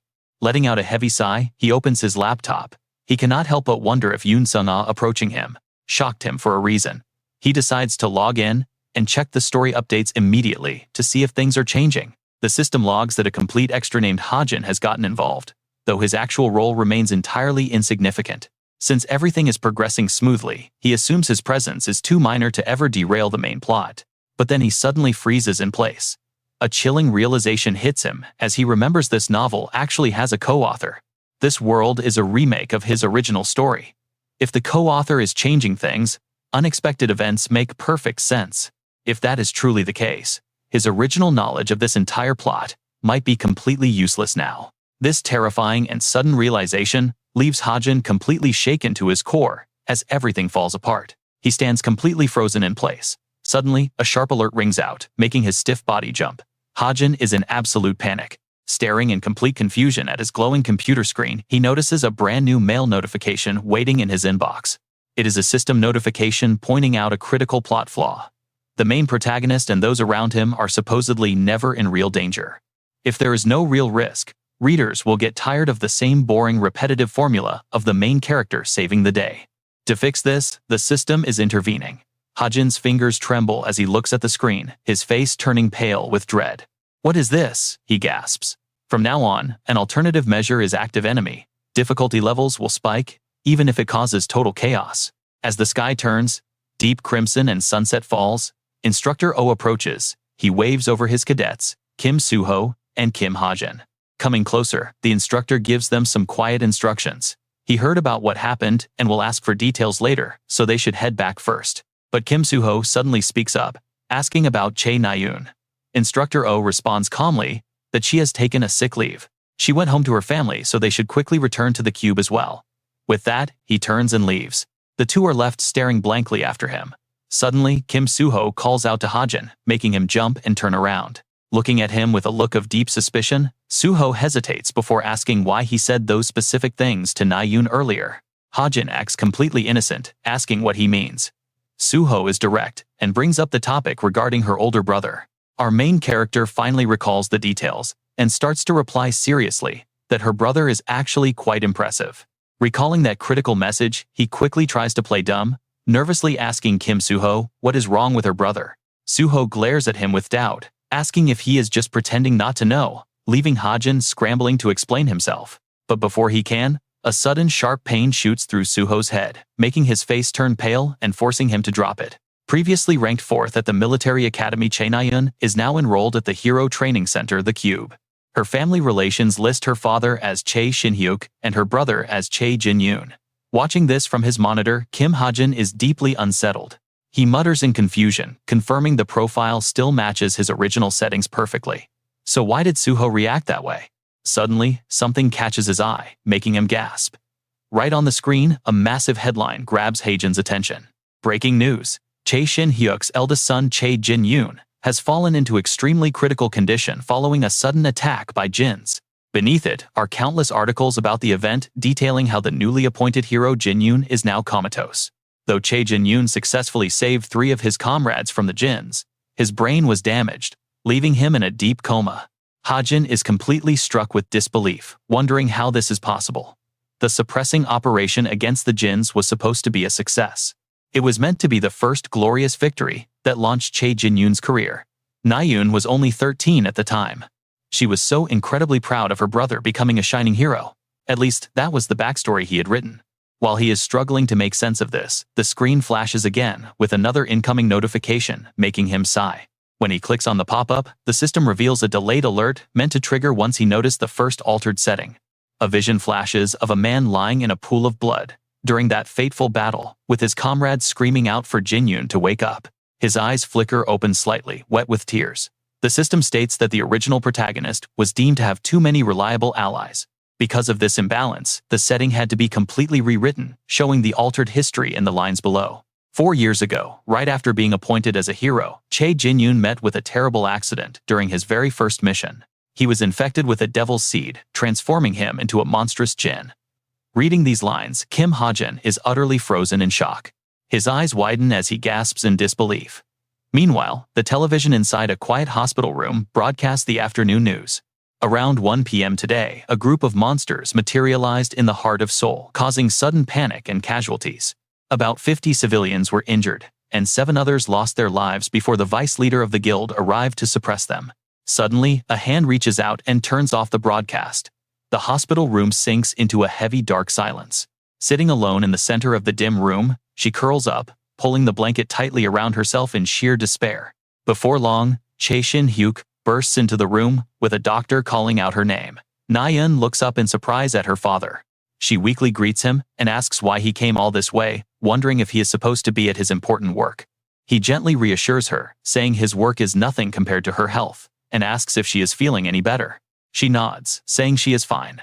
But Shin-hyuk remains deeply worried, asking if she is absolutely sure she does not need more tests. Na-yoon quickly brushes it off with a weak smile, insisting she is perfectly fine and asking why he had to worry so much. Her father hesitates softly, replying that he could not help but rush over because he was just so incredibly worried about his daughter. Feeling a bit guilty, she sighed and replied that she was really fine. Suddenly, Naeun spoke up again. Dad curling her body up in sadness, she asked if she could visit her brother before being discharged. Chae Shin-hyuk stood shocked looking at his daughter with wordless heartbreak. Gently holding Naeun's hand, he agreed immediately, saying of course she could. The devil's seed, an advanced form of jinn, can take over a human by turning them into a host. Once infected, the victim enters an incubation period until the seed sprouts and hatches into a powerful devil. Kim Hajin deeply contemplated. According to his settings, this incubation period lasted 5 to 6 years, meaning half of it had already passed. On her end, Chae Naeun changed into casual clothes, standing outside a hospital room. The plaque read, Room 803 Chae Jin-yoon. There was only one way to resolve this complicated situation as quickly as possible. Before the devil inside Chae Jin-yoon's body hatched, he had to be killed. Hajin panicked again, but how could he do it, and who would be the one to carry it out? It couldn't just be handed to anyone. No mercenary would accept a request to kill a fourth-generation descendant of such a prestigious family. And since there was no way to measure this germination, no proposal could be made to prevent it either. Kim Soo-ho wouldn't stand a chance against a fully germinated devil, even if all current heroes were mobilized. Some sacrifices would be inevitable. That is exactly why this whole thing must be stopped at all costs. All of them had to survive and become his crucial allies in the later parts of the story. Sitting by the hospital bed, Chae Naeun softly called out to her brother. On his end, Kim Hajin grew incredibly tense, his entire body trembling. Naeun looked at her brother with a broken heart, crying that she was here.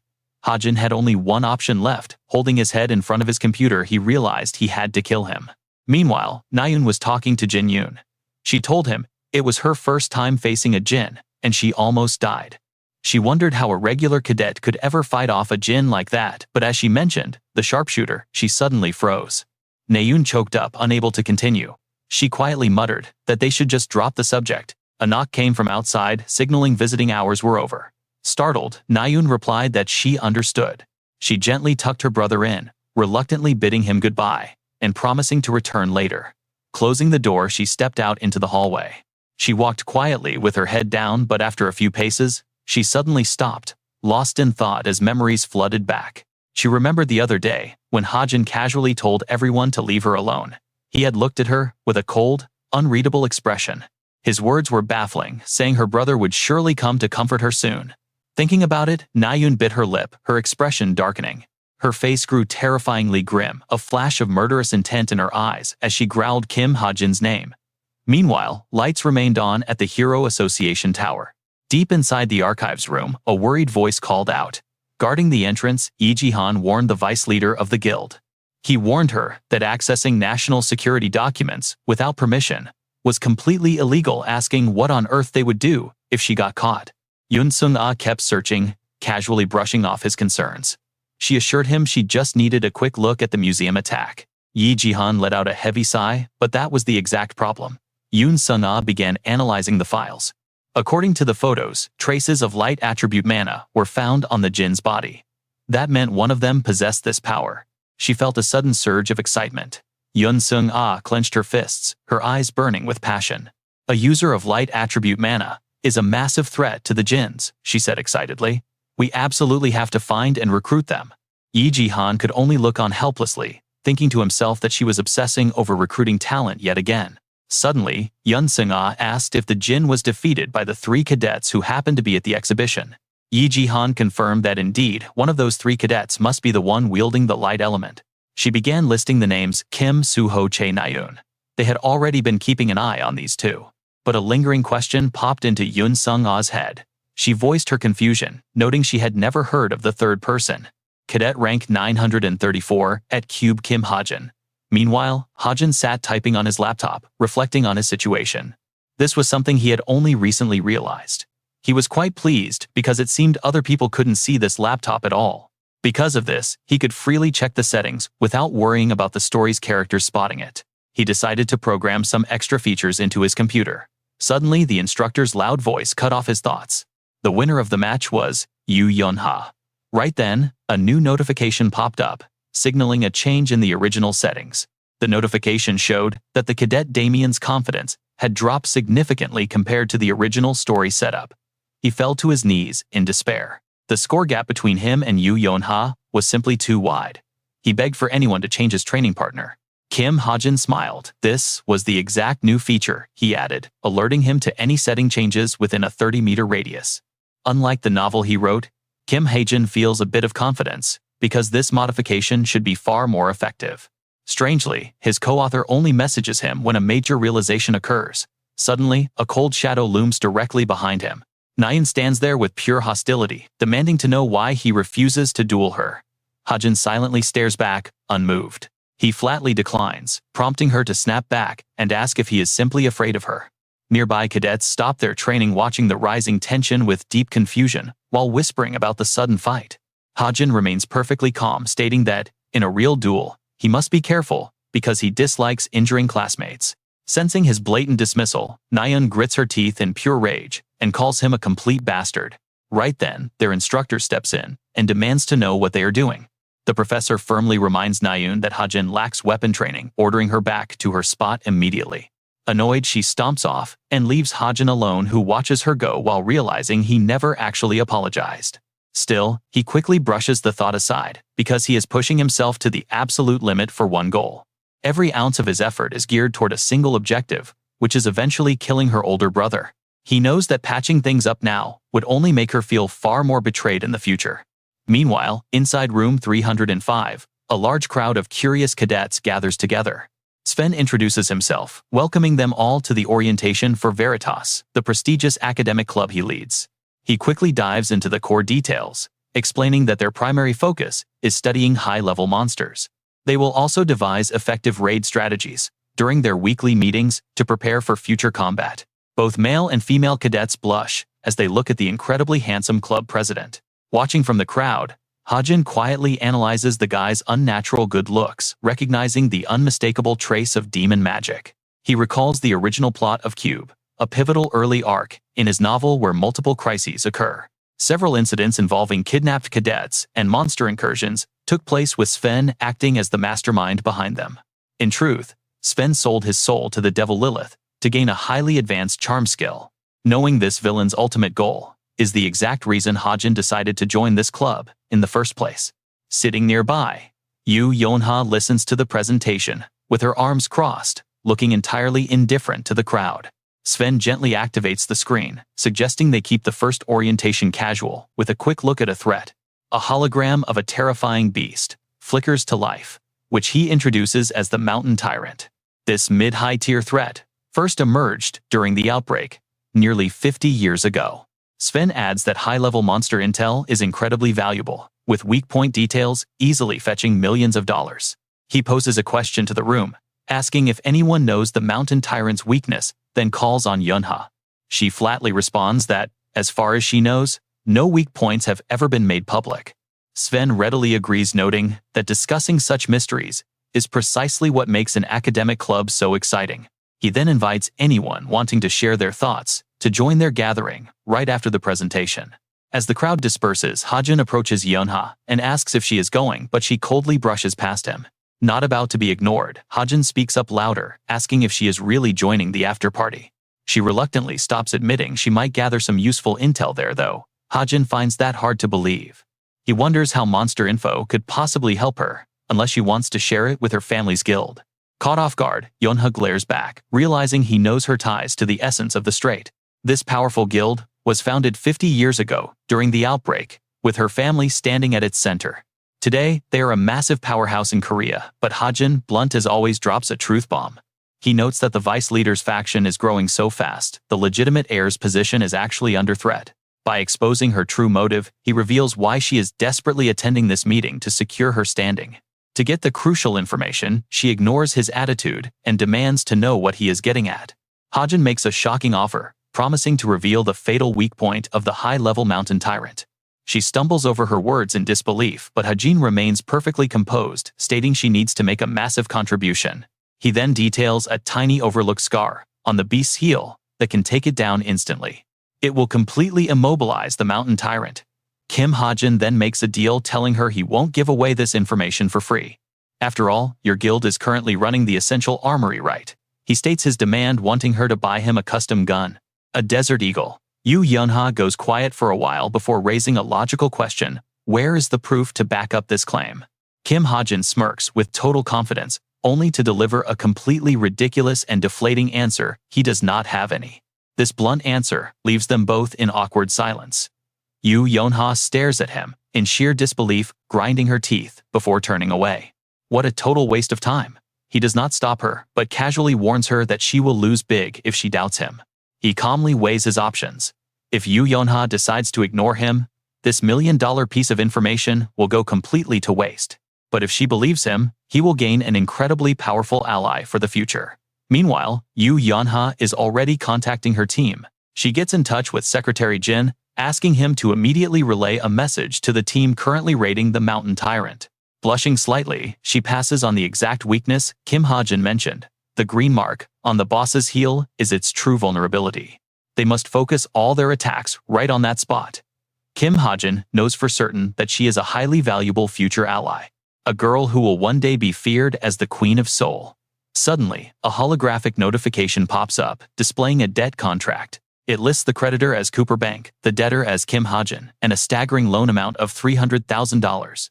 Both parties had apparently agreed to the crushing terms of this contract, binding the poor guy to this massive financial debt. Staring at the massive debt right in front of him, Kim Hajin breaks into a cold sweat, stammering out $300,000.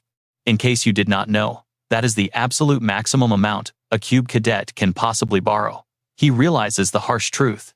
The original owner of this body took out all this money and ran. He curses the bastard Kim Chundong for leaving this mess. What on earth was that guy thinking? Suddenly, Kim Hajin remembers something and quickly checks his smartwatch to look at his balance. Just $3,000 left. He feels completely helpless. If things stay like this, he will never survive in this world. He imagines creditors chasing him down with a slave contract, demanding to know if he can afford to pay them back. He pictures himself being dragged away to do hard labor on a boat out at sea, just to pay off the massive debt. In the absolute worst-case scenario, he might end up spending his entire life working as a slave. He curses under his breath. He realized he needs to find a way to make money fast. Right now, there are only two legal ways to earn a fortune. The first option is the stock market. In this world, towers and dungeons constantly appear, meaning guilds act exactly like corporations. Since these guilds are listed on the stock exchange, they have their own shares that anyone can buy and trade. However, there is one massive catch.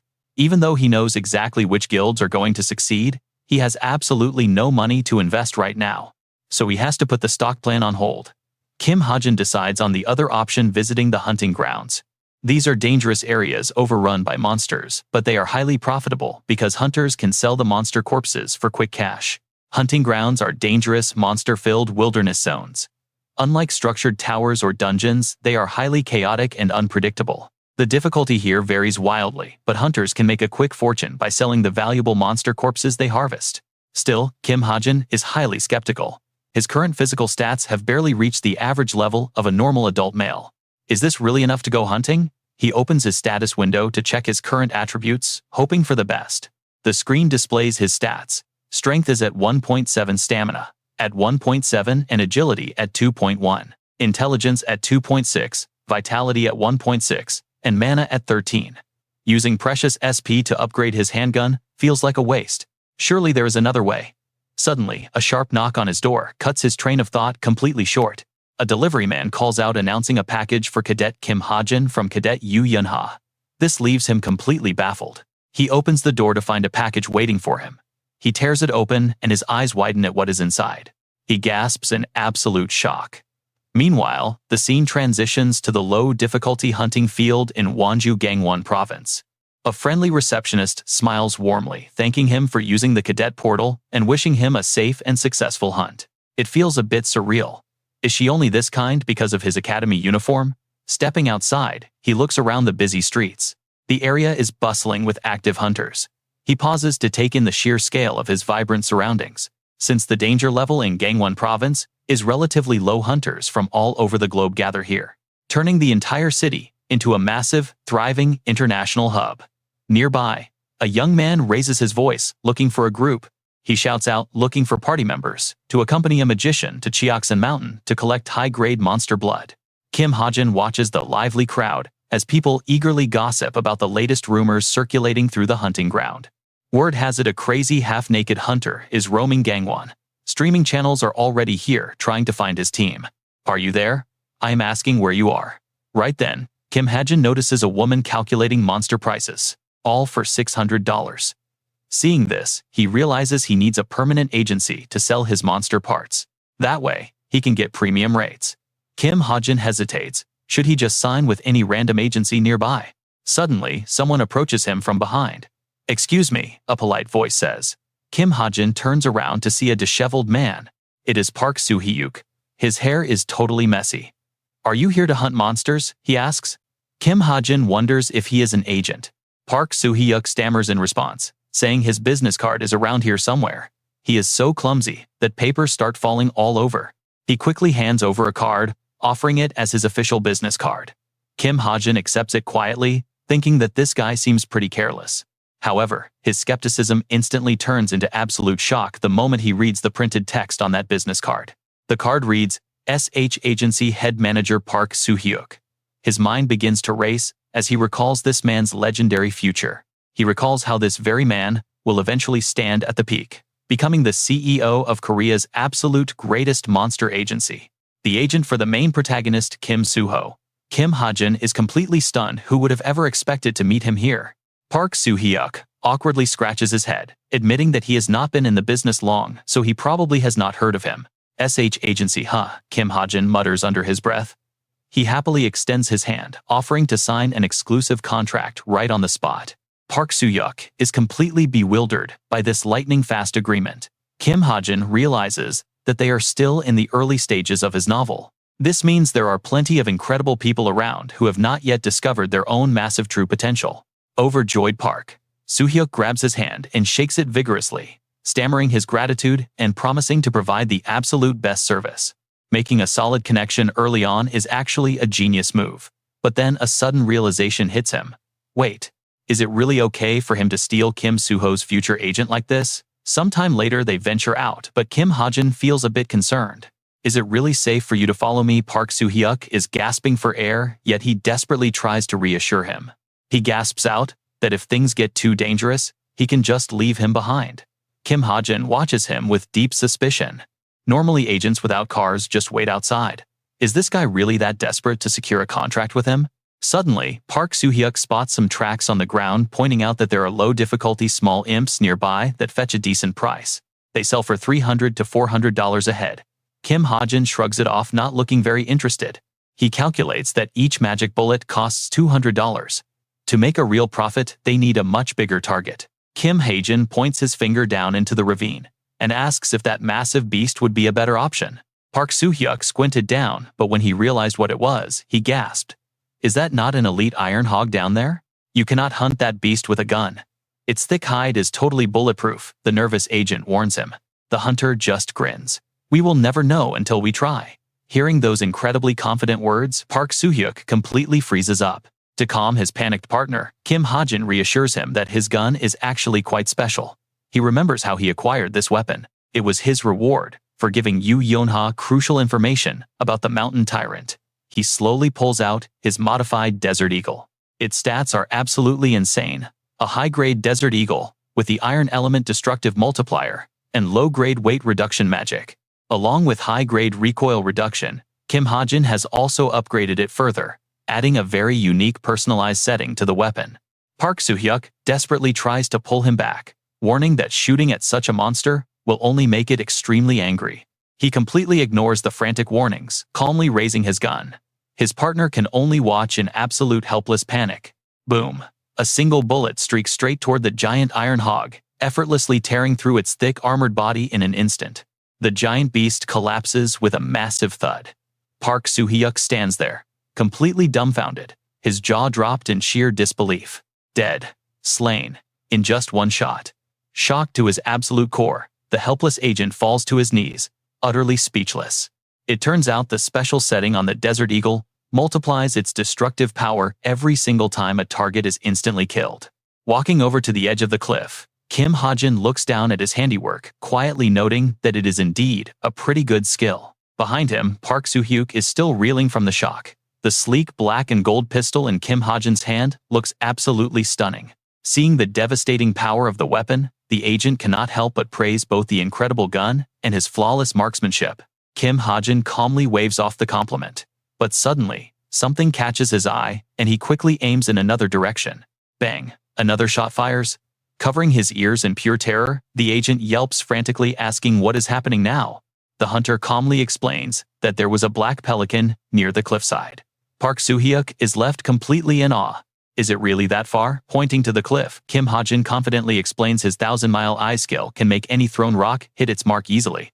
He then shrugs and waves a casual goodbye, telling his companion he is heading out first, which completely catches Park Soo-hyuk off guard. Wait, hold on a second, wait for me, Soo-hyuk yells after him. The scene shifts to reveal a massive black pelican and an iron forest boar piled up. Catching his breath, a completely exhausted Soo-hyuk complains about how absurdly heavy these two beasts are. Hajin silently watches and wonders how to haul them back. Soo-hyuk starts mumble planning, suggesting they should probably just call a transport vehicle and pay for it. He is already calculating the costs in his head. After subtracting taxes and fees, there should still be a solid chunk of change left. Hajin is quietly impressed by his quick-thinking partner. This guy really knows his business, Hajin thinks.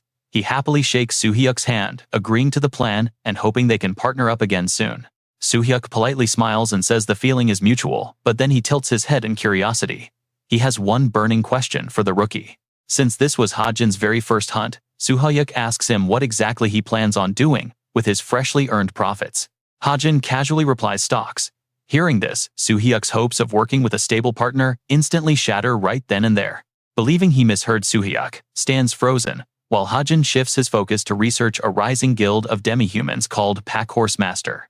This guild plays an important role, but on his laptop, Hajin is looking at something else, a dungeon they are destined to conquer. It is the Suwon Devil's Nest, and he remembers a crucial piece of lore that is about to change his life forever. Once they clear that nest, their stock price will skyrocket by nearly 1,000%. It is an absolute foolproof guarantee. There is simply no faster way to make a fortune. Without hesitating, he taps the buy button on his screen to lock it in. A green checkmark confirms his $3,000 investment. Hajin mumbles to himself, wondering if this initial bet is enough for now. He needs a deeper source for stock market secrets.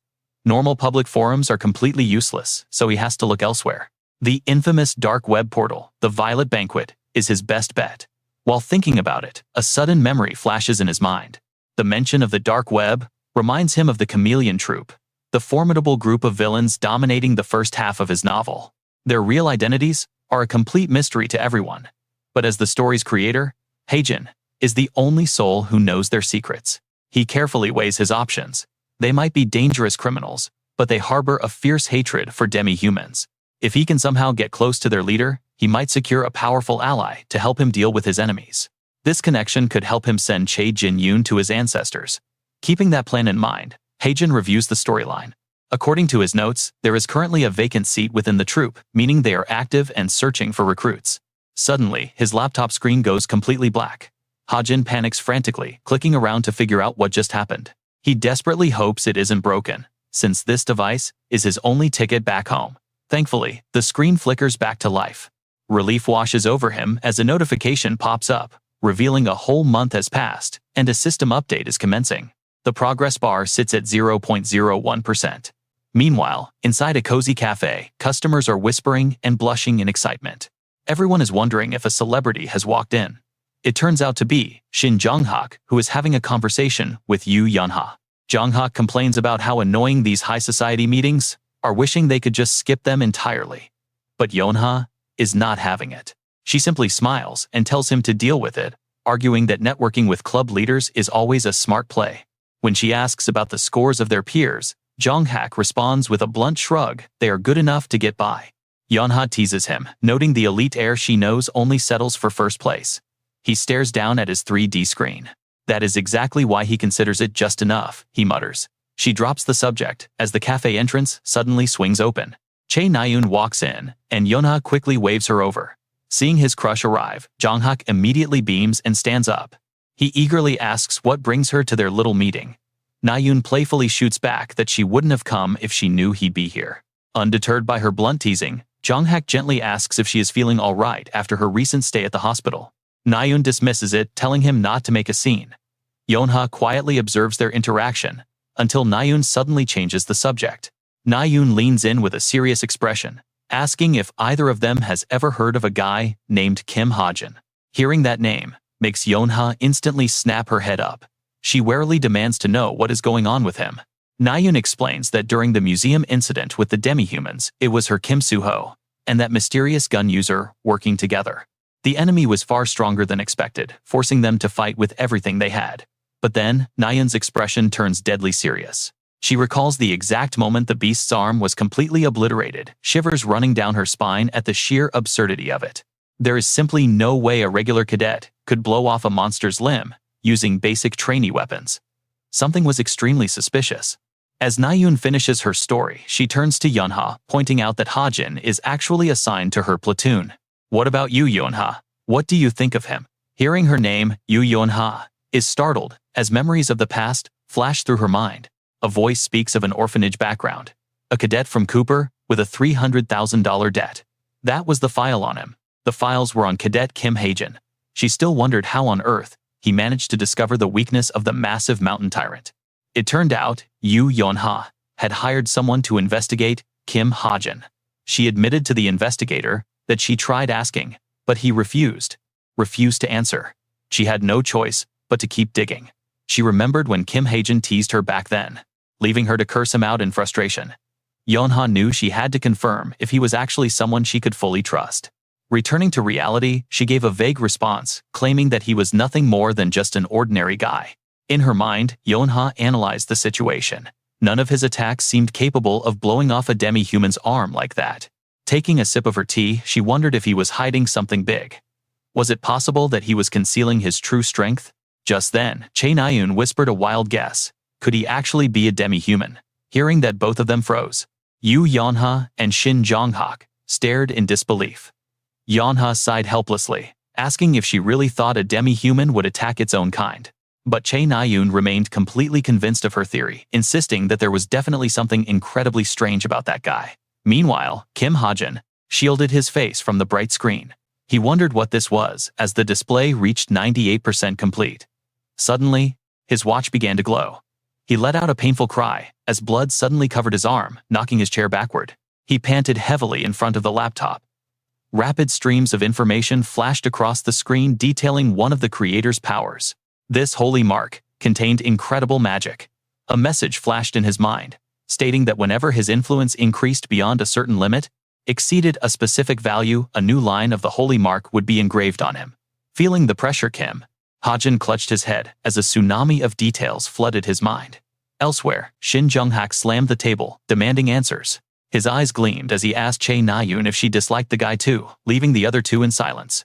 Back in his room, Hajin collapsed in agony, desperately clawing at the table while Chae Na-yoon recalled his words about how her brother would come comfort her soon. She did not hesitate to confirm that he was absolutely right.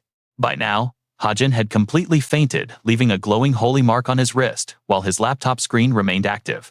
An update log displayed on the monitor, showing that a sub-talent called the Book of Truth had been added. His observation and skimming talents were successfully upgraded at the Association Tower. Shortly after, at the local hall, people gathered for a Model Citizen Award ceremony. Hajin quietly recalled the chaotic museum incident from not long ago. Their desperate clash with the demi-human had made headlines, earning both of them this official Model Citizen Award for their bravery. He gently rubbed his aching wrist, looking down in silence, as he realized yesterday's strange injury was still throbbing with intense pain. He needed to figure out exactly what kind of power this was. Right then, Chae Na-yoon walked over and sat down.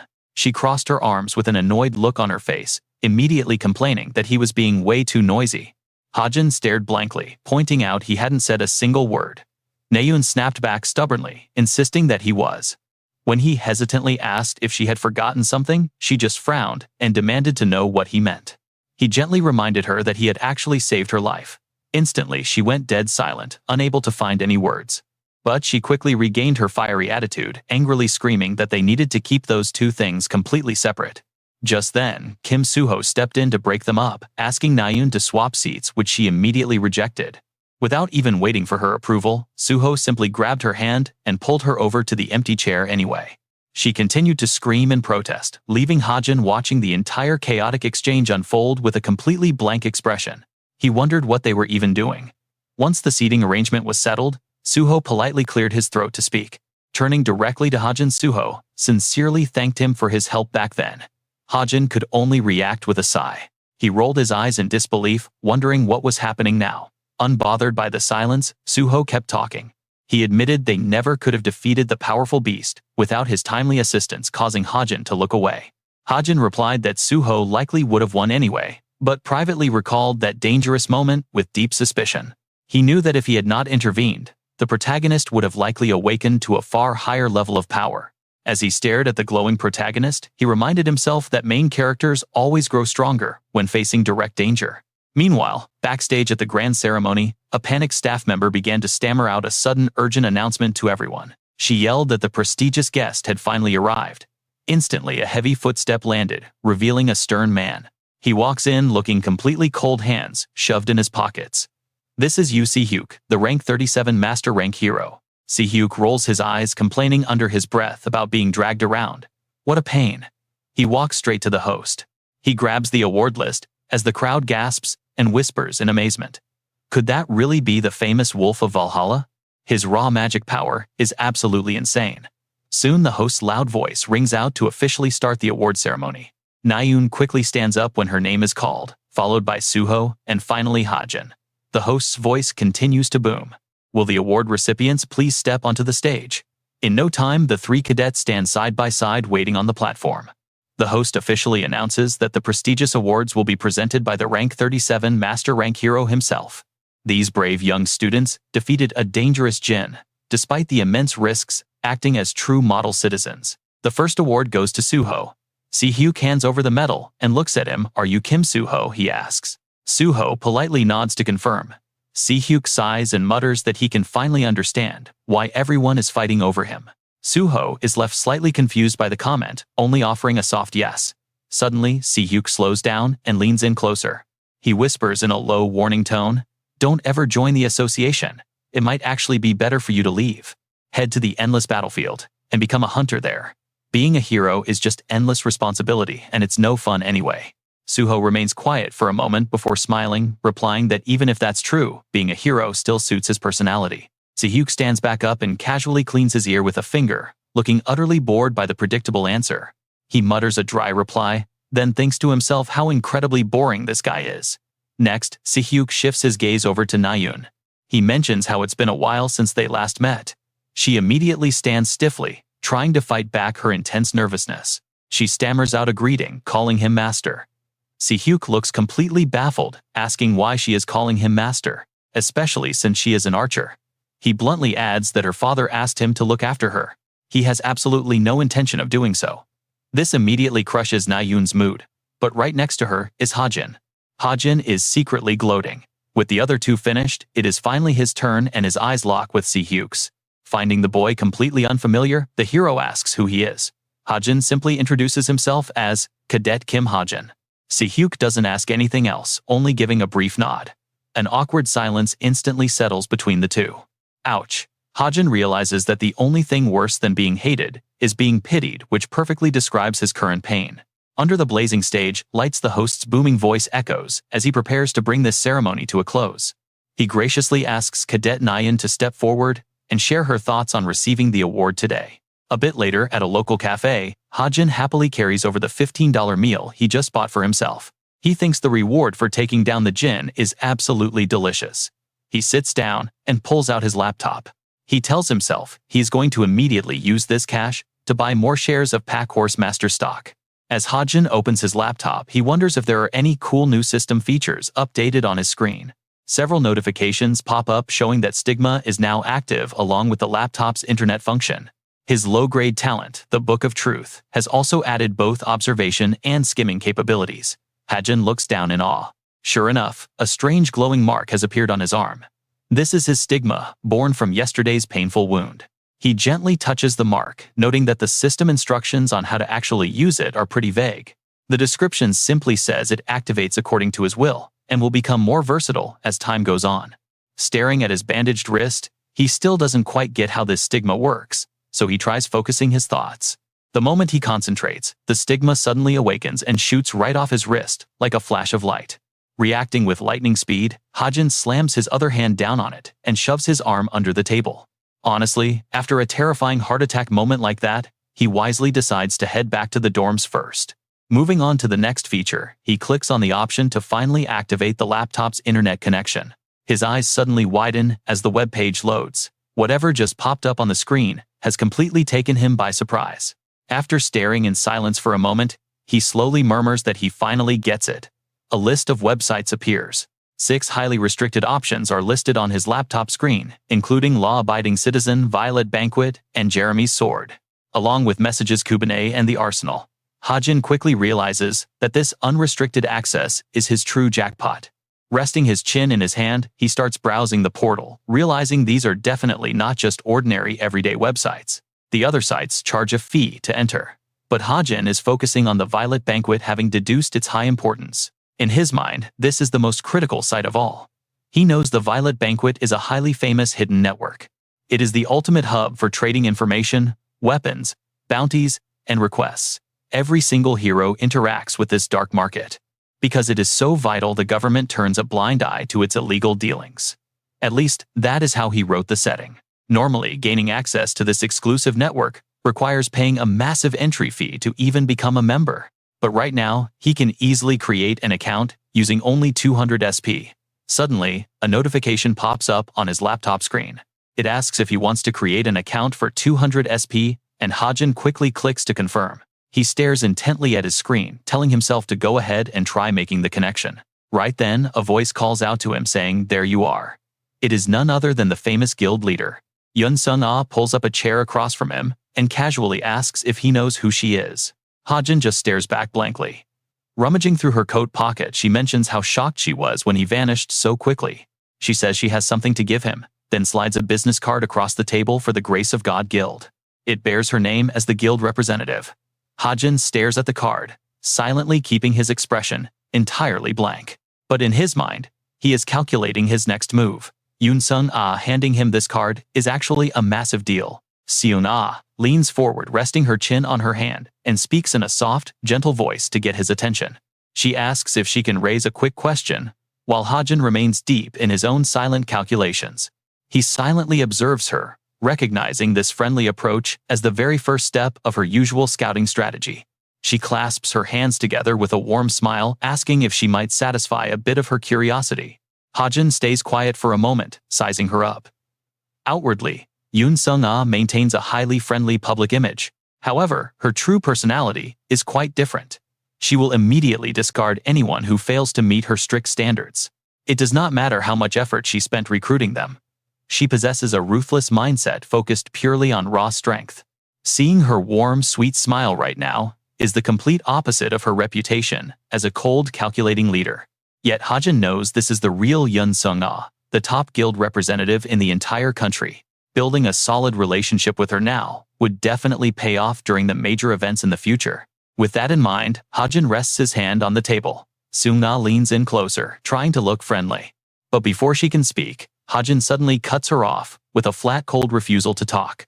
He tells her he has absolutely nothing to say. The blunt rejection instantly freezes the warm atmosphere in the room. Taken aback, she recovers after a few seconds and offers an awkward laugh, suggesting there might be a misunderstanding.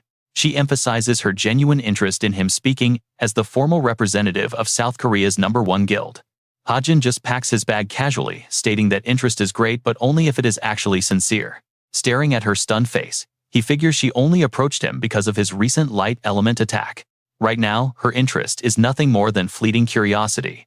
She does not actually value him yet. Decisively standing up and throwing on his backpack, he resolves to reject her a few more times to build real intrigue. He wants her curiosity to turn into genuine obsession, quite a bold strategy, but he walks away anyway. This leaves Sung-ah completely stunned and staring blankly, unable to believe she was rejected so easily. Shortly after, his system screen displays an introduction to Stigma, a mighty power originating from the creator. It stores magic power, which activates once he gathers enough attention from the people in this world. This incredible magic can be manipulated at his will, naturally regenerating over a 24-hour period. Deciding to test it out, he stares at the glowing mark on his wrist and tries to shape the magic. He focuses on turning it into a dagger. Instantly, the mark glows with a brilliant, blinding light. The light solidifies into a physical weapon. Swinging the blade, he confirms he can control it with his mind. He knows that magical power and stats are heavily dependent on childhood training and raw natural talent. As the dagger vanishes, he counts himself incredibly lucky to have a way to bypass those harsh rules. A normal newcomer would have zero access to magic. With stigma mastered, he moves on to his next test. What he needs to examine next pops up right on cue as the system interface displays his next set of details. Observe. He can monitor anyone who enters his line of sight and quickly access his laptop settings anytime without a physical device. He can access it without a physical medium. Hajin rubs his chin in deep thought, then speaks to summon the Book of Truth. Hajin reaches his hand up high, preparing to catch it. In an instant, the book manifests right out of thin air. He examines the tome and listens to its description. This book holds all truths, answering any question if his magic allows. Finding it hard to believe, Hajin asks for confirmation any question at all. Immediately, he puts it to the test. He asks the Book of Truth how tall he is. The book responds in a clear voice, stating he is 174 centimeters. It then alerts him that one charge has been used. Realizing how it works, Hajin lets out a soft gasp of understanding. "Ah, so that is how it works," he says. Suddenly, his smartwatch starts buzzing, ringing louder and louder to his surprise. Startled Hajin wonders if it is an emergency alarm. Sure enough, the screen of his watch flashes with an urgent alert. A second later, a group message pops up asking for anyone who last saw the missing cadet in world class. Hajin stares at the screen in utter speechlessness. It takes him a long moment before he can finally mutter a word. He whispers that it has finally begun. This is the second main scenario, the high-profile disappearance case at Cube. 6 cadets in total have vanished without a trace, and the official investigation is going nowhere due to zero clues. With the number of missing people rising, this arc gets crucial, because the culprit's ultimate target is Yu Yonha. Hajin rubs his chin as he recalls the plot, beginning to formulate several theories about how this will play out. If the co-author forces the main character to lose another ally, like back at the museum, things will get incredibly ugly. He resolves to find the culprit himself if that happens, but after a moment of deep reflection, his hand drops. He quickly dismisses his own idea. If he interferes too early, the entire storyline might completely derail. Ultimately, Hajin decides to just keep watching. Not long after, in the communal gym, Suho is seen chugging water. Suddenly, the class president walks over, drapes an arm around his shoulder, and tells Suho to look at that guy. Suho follows his gaze to find an orange-haired student aggressively slamming his foot down on a barbell right in front of Hajin. The guy smirks mockingly and asks what he plans to do, calling Hajin a piece of trash. The orange-haired bully steps down, asking mockingly if a cadet like him cannot even lift a simple weight. He calls Hajin the disgrace of Cube, accusing him of bribery. Seeing this, Suho steps forward in anger to intervene. But the class president grabs Suho, telling him to stay out of it. Annoyed, Suho turns to question his attitude. Suho asks if he should be leading them as the class president, but the guy indifferently dismisses the concern. He tells Suho to let them be, since the bully is just taking out his anger toward Shin Jonghak and getting involved is a hassle. He grins, adding that it might all just be an act. Suho gasps in disbelief, completely taken aback by this claim. The class president remains fully convinced, reminding Suho that Hajin destroyed a Jin's arm and wouldn't struggle with these weaklings. Suho realizes what he means, that Kim Hajin is hiding his true power. Meanwhile, Hajin is visibly trembling over there. He strains and shakes, just trying to lift the weight onto his shoulders, making the orange-haired bully suspicious of his struggle. The bully wonders if Hajin is acting, while the class president remains convinced that defeating the Jin was no fluke. Ignoring his words, Suho charges right in and shouts at them both to knock it off. Naturally, a fight breaks out. The commotion draws a crowd, and other students whisper, wondering who is fighting, and realizing it is Suho. Suddenly, an object flies through the air, followed by instructor Kim Soo-hyuk's furious arrival, as he demands quiet during training. He orders everyone to gather around, announcing that the results of the previous written exam have finally been posted. Suho and the bully call a truce to check their scores, as a crowd quickly gathers around the bulletin board. Students anxiously whisper about their grades, some celebrating, while others lament that they are about to fail.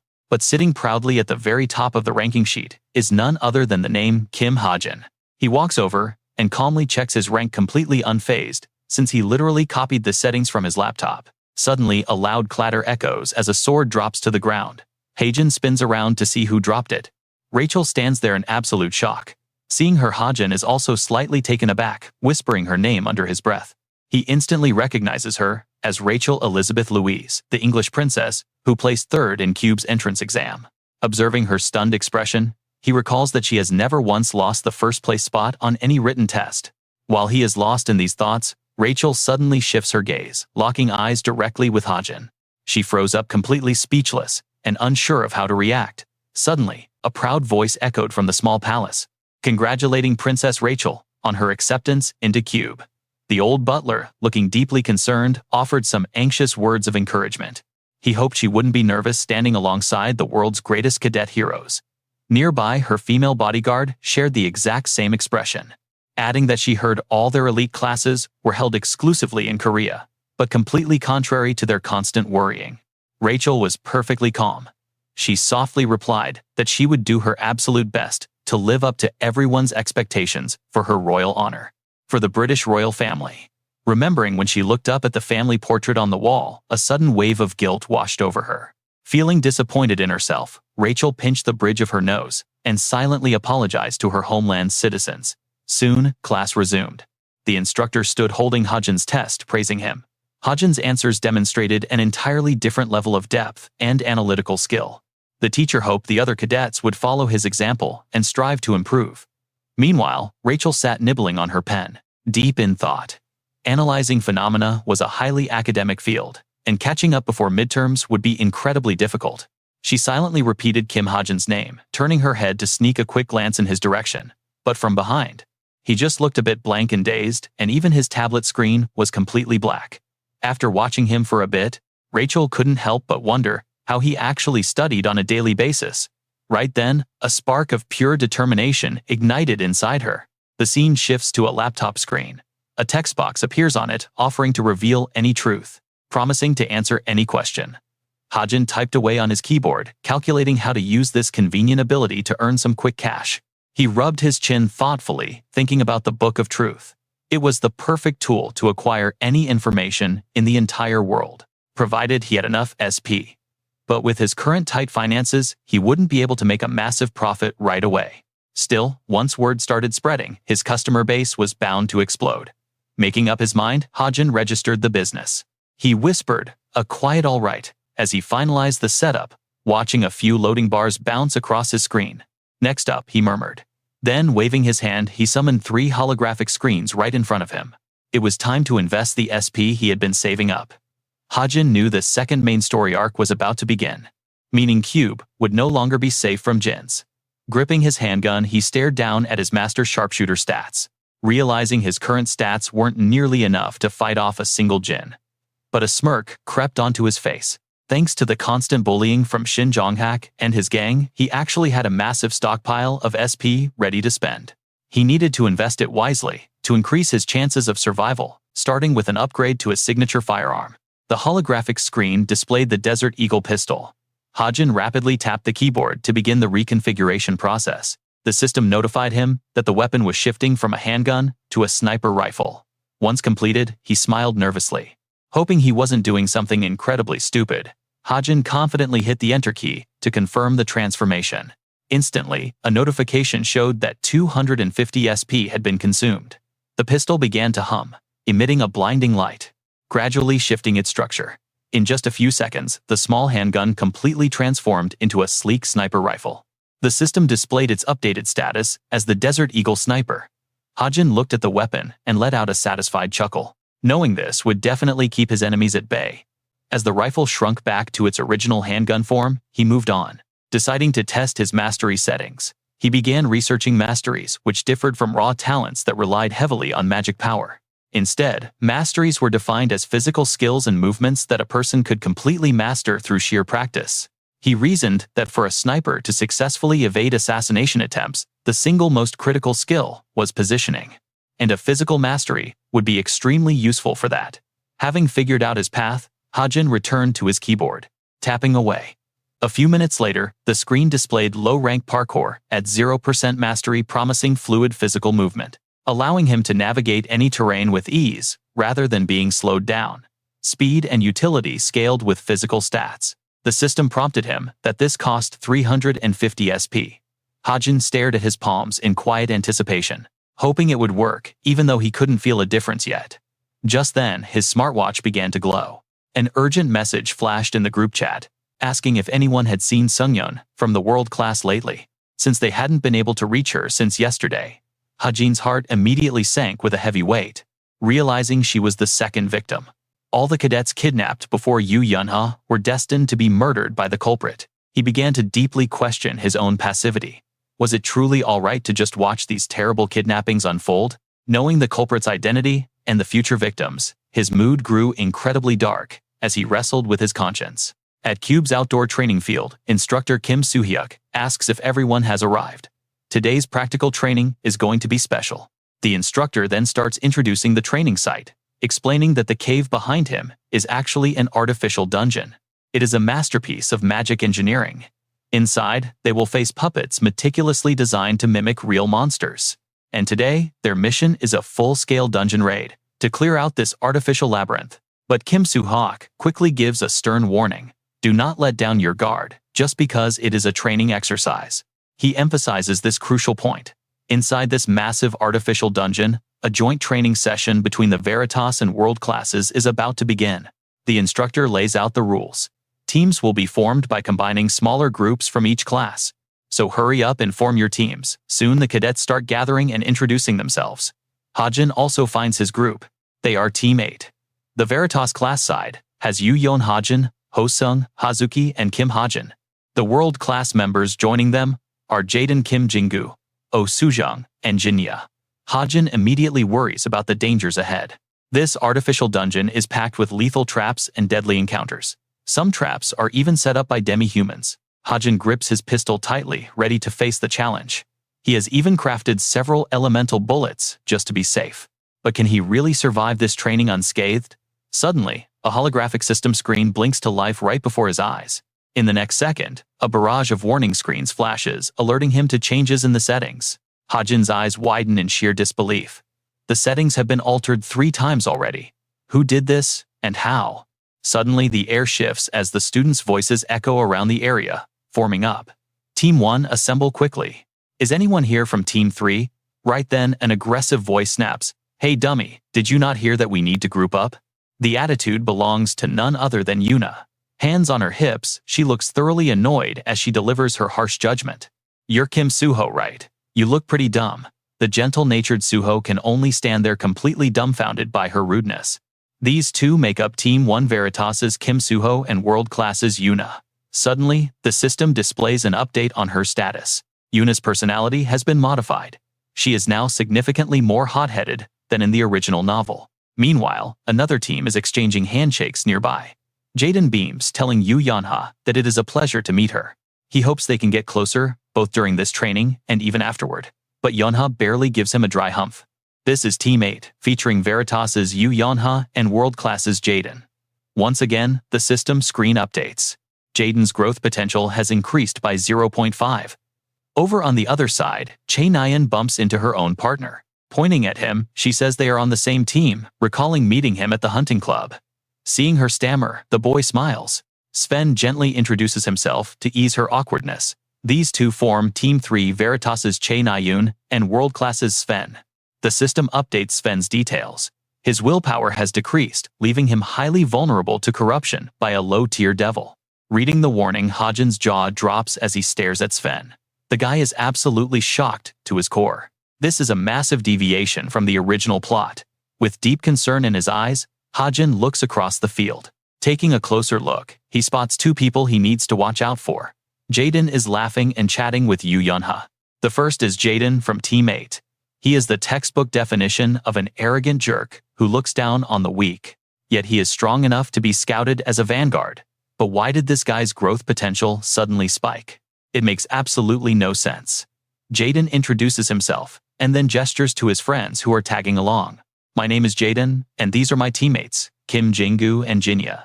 Yu Yunha steps forward to introduce her side. All eyes turn to her as she lists Jin Ho-sang, Hazuki, and Kim Hajin. The main character sighs at her slip-up. She completely butchered Kim Hajin's name. Hajin looks over the crowd. Well, at least Sven still seems alright for now. He carries a sword, while Chae Na-yoon has a massive bow strapped to her back. Sven is the second person Hajin must watch. The German cadet is highly regarded as a rising star back home, but he has one critical trait that Hajin knows of. Blushing slightly, Sven chats happily with Chae Na-yoon. The guy has a massive crush on her. Sven stands there amidst the crowd. Like many international cadets, Sven arrived at Cube, carrying heavy luggage and grand dreams of becoming the ultimate powerhouse. But reality is a harsh teacher. Chae Na-yoon leaps through the air in a combat stance, and Suho is easily pushed back. Witnessing such overwhelming talents, Sven can only stand frozen in shock. His dreams of greatness quickly crumble. Faced with these monstrous geniuses, he realizes he is nothing more than an average, unremarkable cadet. Sven covers his eyes with his hands completely swallowed by disappointment and despair. The intense inferiority and failure he felt for the first time, combined with the fragile state of youth, pushed Sven to the edge. With a fiery red sword gleam whispering promises of power, Sven was ready to sell his soul to an underling of the devil. He traded his humanity for dark power. Right then, a blue system window popped up in front of Hajin, flashing a warning. It warned that Sven's mental strength was fading fast, making him highly likely to become a corrupted puppet of the devil. This matched exactly what Hajin wrote in his novel, but the timing was off. Rubbing his nose, Kim Hajin stared in disbelief. As he contemplated the glowing blue status window hovering in the dark, another cadet's hand reached out to grab his shoulder. Sven's dark awakening had been triggered early, and Hajin could only hope it would not ruin the plot. Hey there. Jaden sneaked up from behind and massaged Hajin's shoulder with a fake friendly grin. So you're the sharpshooter, right? Don't go spacing out in a dungeon like a fool. Annoyed, Hajin swatted his hand away and told him to get lost. Jaden just laughed it off. Damn it, Hajin thought. Wasn't this guy supposed to have a reputation for being friendly? Hajin clenched his fists in silence. Right now, his reputation among the cadets was absolute garbage, thanks to some vicious rumors. These lies had poisoned the entire class, leaving Hajin standing under a barrage of judging stares and whispered insults. They claimed he was a complete scumbag. The rumors said that Kim Hajin used his cadet status at Cube to extort others. They even whispered that he spent every single weekend sneaking out to dirty clubs in Seoul to satisfy his lust. A group of cadets snickered nearby, thoroughly enjoying his misery. Hajin already knew exactly who started this smear campaign. On the bright side, the drama generated a massive amount of story points for him. Hazuki and Jin Ho-sung just sighed. They watched him mumble to himself, but nobody bothered to defend him. Talk about a total lack of team spirit. It was time to move. Jaden turned to Yoo Yeon-ha, calling her the best supporter among all the new cadets. He kept babbling about how many great things he had heard, mocking the fact that their team composition was so unbalanced. He even joked that their lopsided team played right into his own hands, his smug comments deeply irritating the group. Jaden scoffed that having two elites on a team just meant they had to carry a useless piece of deadweight. Finally, Team 8 was ordered to move out. They stepped through the massive cavernous entrance and into the pitch-black dungeon. Echoing footsteps filled the damp air. Jaden led the pack, suddenly halting as he spotted something strange up ahead. Several mysterious, shadowy pathways lined the cavern walls. The cadets stared into the dark tunnels, realizing they had to choose. Yoo Yeon-ha crossed her arms, analyzing the layout, before calmly asking the team which path they should take. Hajin didn't hesitate. Leveraging his sharp vision as a marksman, he stepped forward and loudly recommended path number 6. Everyone stared at him in surprise. Yoo Yeon-ha remained silent, while Jaden gave him a thoroughly irritated glare. Jaden snapped at his arrogance, but Yeon-ha intervened, noting that despite his lazy attitude, Hajin had incredibly sharp eyes. Hajin sighed inwardly. Trust Yoo Yeon-ha to deliver a compliment that sounded more like an insult, but he let it slide. Still, this allowed him to lead the team down the exact same path Chae Na-yoon had taken earlier. Hajin checked Chae Na-yoon's stats, noting her insane potential score. If Sven made a deal with the Jin today, Na-yoon wouldn't be able to handle him alone. Any injury to her would throw his entire plot off the rails. As they filed into the tunnel, Hajin swore to protect her. Behind him, Jaden grumbled about idiots wanting attention. Hajin ignored the petty jab dryly, telling Jaden to keep his eyes on the monsters waiting ahead. They marched past sharp, jagged rocks. Jaden scoffed, asking where the supposed monsters were, since he saw absolutely nothing. Hajin pointed ahead, warning them about a giant salamander. The team turned, initially thinking it was a bad joke. But Hajin was dead serious, raising his bow and asking Yu Yonha if he should fire a scouting arrow. She gave him the green light, and Hajin instantly unleashed a blazing arrow that pierced the dark cavern. Yu Yonha watched in awe as the light revealed a massive salamander, completely blindsided by the incoming projectile. It was a grade 6 mid-tier salamander. Jaden and Yu Yonha gasped in shock, their eyes wide with fear. They scrambled into battle positions, frantically shouting for anyone with a water attribute to step up and attack. Hajin stepped back to hide his true abilities, while Yu Yonha charged forward, ready to face the beast head-on. Deciding to fight the old-fashioned way, Yu Yonha pushed off the ground, channeling massive power into her strike. The monster roared, a dangerous golden glow pooling in its maw, but Yu Yonha was already one step ahead. She whipped her magical threads to clamp its jaw shut. Seizing the opening, Yi Jiyun and Hazuki leaped into battle. Yu Yonha channels her power to strike. The salamander collapses as sparks of blue energy flicker around its body. She won. Yu Yonha holds a whip as the dungeon shifts. Electricity surges through it, glowing with a brilliant purple light. Kim Hajin looks on with shock and admiration, amazed that she has reached enlightenment, and urges everyone to keep moving. He reaches out to tap her shoulder. Suddenly screams ring out as they both tumble to the ground, his hand landing on her head. Kim Hajin sweats in panic. Yu Yonha's expression darkens as she slowly stands up, prompting him to scramble backward in fear. He raises his hands to apologize, but she grabs his collar and prepares to strike him until a sudden voice calls out. "Look at that," someone says. "It's a Jin's mark." Kim Jingu and Hazuki walk over, raising their hands, wondering where it came from. This aligns with Kim Hajin's suspicions. He remembers that when he fell earlier and touched Yu Yonha, a strange phenomenon occurred. A green card had popped up. It read, Poison Arrow Lethality 4 out of 10 with secondary effects of ambush and neurotoxin. The poison was basted on the tip. Heavy exhausted breathing echoes nearby as Sven suddenly stumbles and falls to his knees. Sven collapses forward, gasping for air. He weakly begs them to leave him behind, but Che Na-yoon snaps at him in anger. She yells at him to shut up and keep running. Earlier, during the chaos of battle, a stray arrow had pierced Sven's shoulder. He fell in absolute agony. A deadly poison arrow is something that should never appear during a standard academy training session. Though Che Na-yoon looks small and delicate, she carries Sven on her back to escape. But an even greater threat looms right behind them. A colossal monster pursues them, its massive jaws dripping with searing hot flames and boiling liquid magma as it charges forward.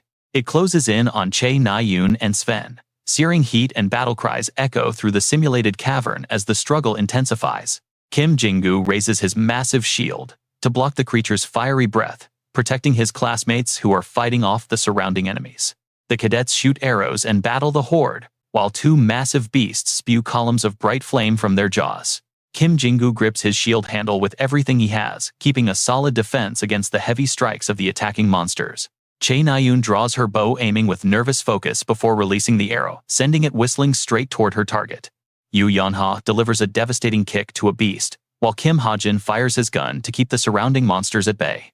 Nearby, Jaden grips his sword and strikes downward with immense force, cutting down another threat in a single blow. The surroundings glow with residual magic as an arrow clatters to the floor. Jaden rests his sword on his shoulder, sighing in relief. He asks if they are finally done here. The cadets gather among the carcasses of fallen salamanders, feeling relatively safe. They agree it was easy, since they only faced basic monsters. But wait, things are never that simple in a dungeon. They decide to move forward, but while everyone chats excitedly, Kim Hajin remains silent, standing at the back of the group. He stares blankly, deeply troubled by the mysterious poison arrow, and the information displayed on the green card from earlier. That arrow was launched so stealthily that even high-intuition cadets missed it. Suddenly, a bright light shines ahead, catching their attention. They all look over, wondering what is happening, as flames begin to flare up, revealing a pair of hostile blue eyes. Behind Che Na-yoon, a blinding glow casts a bizarre shadow. She turns around in terror as a massive monster lets out a roar. Its mouth is filled with boiling lava, readying itself to strike. She freezes in sheer disbelief, her eyes widening. The giant salamander is still alive. The massive beast immediately spews a torrential wave of flame directly at the shocked group. Kim Jingu spins around. At his frantic warning about the beast, everyone whips their heads back in complete shock. A hand reaches forward, invoking an incantation as magic power begins to channel through the ancient stigma. Suddenly, a brilliant blue glow erupts from his fingertip. Kim Hajin unleashes immense magical energy to protect his allies. He manifests a powerful blue vortex, forming a protective water shield that collides head-on with the monster's blazing fire. The barrier keeps everyone completely safe and unharmed, though a deafening roar echoes through the cavern. As the beast continues its aggressive assault, he maintains his supernatural defense. Boiling lava erupts from the monster. The creature's lava and his magical barrier crash together, forming an impenetrable defense that keeps everyone completely secure. The salamander's flames gradually weaken, leaving deep scorched cracks, spider webbing across the dry cavern floor. The beast musters its remaining strength for one final fiery breath, but it fails. Everyone stands behind him, looking on. They survey the charred ruins and the deep trench carved out by the attack. He quietly stares down his defeated opponent. Jin, Hoseng, and Hazuki stare in shock. Someone gasps, wondering how its firepower could be this terrifyingly intense. They ask if the beast was just a replica, noting the searing heat was real enough to burn them without touching. He turns as a voice calls out. Jaden walks over furious and grabs him by the collar, yelling at the sharpshooter. "You purposely ignored me when I was looking for a water attribute user, didn't you?" Jaden grabs Kim Hajin's collar. Hajin tries to push his hand away, claiming it was just the effect of a magic item he had on him. "Do you really think I will believe your nonsense?" Yu Yonha sees this and tells them to stop wasting time. Jinia speaks up, asking if that thing is a real monster now, instead of a puppet, wondering why it appeared. Yu Yonha replies that this mock dungeon perfectly mimics the real thing, so the salamander must have naturally evolved. She urges them to figure out what is happening as they move, turning her back to lead the way. "All right, let's go." But inside her face darkens with deep suspicion. The magic item excuse is definitely a lie. With each step, her thoughts race. There is no way he could ever afford such a ridiculously expensive item. He could not even afford a desert eagle. But why is someone who is not Kim Suho or Shin Jonghak so proficient with their magic attributes? Now, here is where things get interesting. She dives deep into analysis. Does he already know the mountain tyrant's weakness? And how did he master his magic attributes so perfectly? She covers her mouth and whispers, wondering if he could possibly be a demi-human, casting a glance back. Meanwhile, in an ancient area filled with flowing lava, a massive creature with glowing red eyes suddenly emerges. This level 2 intermediate monster is the lava golem. It is definitely the final boss of this dungeon. Shin Jonghak and Che Na-yoon look down at the massive beast, wondering if they can actually defeat it. If they fight alone, it will be tough, so they decide to hide until the other teams arrive to help. The two continue to plan and analyze how to take it down, standing quietly with their nearby teammates. They also need to treat Sven, immediately wondering why a poison arrow suddenly came out of nowhere. Damn it, this training session is turning out to be incredibly difficult. Suddenly, Sven starts twitching on the ground. Sweat pours down his face as he grips his shirt tightly, clearly trapped in a nightmare, and mumbling softly. He apologizes to everyone, blaming himself for getting hit by the poison arrow. Why does this always happen to him? Ever since coming to Cube, nothing has gone his way. Tears stream down his face from the immense pain. Through his hazy consciousness, a mysterious voice calls him a kid, making him stand frozen with a pale face. The voice asks if he wants to become stronger, and Sven opens his exhausted eyes in the deep darkness. Seeing him in pain, the voice promises to give him power. Right above him, a strange green orb floats. Out of nowhere, a long, slender, creepy hand reaches down from the darkness, speaking with terrifying and seductive words. It tells him the price is cheap, far cheaper than anything he has ever paid before in his life. Sven jolts awake, instantly scrambling backward in sheer terror when he sees the grotesque hand reaching out for him. He stammers in fear, but tears run down his cheeks as he confesses that he wants to be strong. The hand grabs his, and suddenly, he finds himself standing incredibly close to a monstrous green multi-eyed creature in the dark. That creepy hand turns out to be its long tongue, which wraps around Sven and pulls him directly toward its gaping mouth. Its mouth is lined with razor-sharp teeth, as the beast whispers that it finally caught him. Then a sudden shout rings out. While the others are busy planning nearby, Sven lets out a loud scream that shatters the silence and makes everyone look back. They gather around him, asking what happened. Che Na-yoon senses that something is seriously wrong and turns to warn the team. Before she can even finish her warning, someone yells out to get over there and hold Sven down immediately. But the noise has already alerted the monster below, which raises its head to reveal a giant red eye. Kim Jinggu, holding his sword near the ledge, watches the beast rise, with cracked glowing skin and massive bloodshot eyes. The golem spews molten lava directly from its mouth. Everyone needs to run right now. The monster launches its attack, reaching its massive hands forward to smash through the stone ledge they stand on. As they scramble to flee, the creature's giant fist punches a massive hole straight through the wall. Chae Nayun quickly hoists Sven onto her back and rushes away as the monster tries to squeeze through. The impact blows a hole in the wall, sending debris flying and knocking several of the cadets off balance. Even though they try to run, the massive collapse sends two of them crashing hard onto the ground. Chae Nayun lies there gasping for breath, and as she looks up, she sees the towering monster standing before her. Its two red eyes glare down. She cannot believe her eyes. This was supposed to be a mere puppet. Trapped right in front of the giant monster, she falls into absolute despair, with no escape route left in sight. She prepares for certain death. The lava golem's eyes flash crimson as it opens its massive jaws, revealing bubbling superheated magma. Out of nowhere, a glowing blue vial with its cap popped open comes flying into the scene, trailing a strange thick mist. The vial hovers right in front of the creature, emitting a blinding blue light that forces the monster to squint in irritation. The moment the giant makes direct eye contact with that strange light, its colossal body freezes completely on the spot. Still, the giant golem suddenly crashes to the ground, revealing a familiar silhouette standing behind it. It is Kim Hajin, gun in hand. A single shot knocked it unconscious. Just a few minutes earlier, the group was blocked by a bizarre wall at the cave entrance. Jaden snaps angrily, demanding to know what is going on. He asks the sharpshooter why the boss room is blocked off. Hajin calmly replies they are in the correct spot, noting that the stacked boulders in front of the cave look highly unusual. He remembers no such wall existed here before, but quickly decides that now is not the time to worry about it. Jaden draws his blade in frustration, convinced the boss area is just on the other side. He wants to force his way in. Refusing to take orders from Hajin, he channels all his strength to thrust his sword straight into the barrier, with immense force. His blade collides with the barrier, with a loud metallic clang, but the solid obstacle does not budge even an inch. The shock of the impact leaves Jaden in immense pain. Hajin quietly watches from behind, knowing physical attacks are completely useless here. Even magic attacks cannot seem to break through this wall. Suddenly, Hazuki notices something unusual and points her finger ahead. She alerts the group, and Hajin peers upward to spot a small opening near the ceiling of the cave. Rolling up his sleeves, Hajin suggests climbing through the gap. Jaden immediately snaps at him, calling the idea total nonsense. He points out the wall is at least 10 meters high, asking how Hajin expects to climb it. Hajin simply prepares to ascend. Since Jaden cannot climb, Hajin decides to go first. Blue energy sparks around his hands as he grips the wall with willpower. Relying on raw strength, he begins his climb. Below, the rest of the team can only watch in stunned, silent hesitation.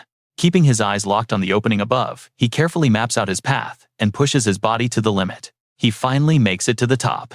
The group watches from below, their irritation completely replaced with deep admiration.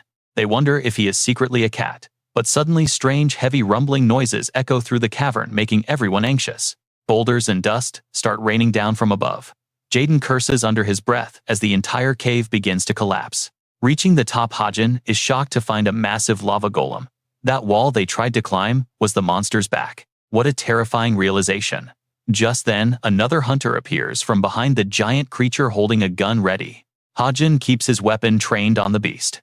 The lava golem shakes its head, momentarily dazed, but it recovers too quickly. Kim Jinggu screams across the cavern for Chae Nayun to run.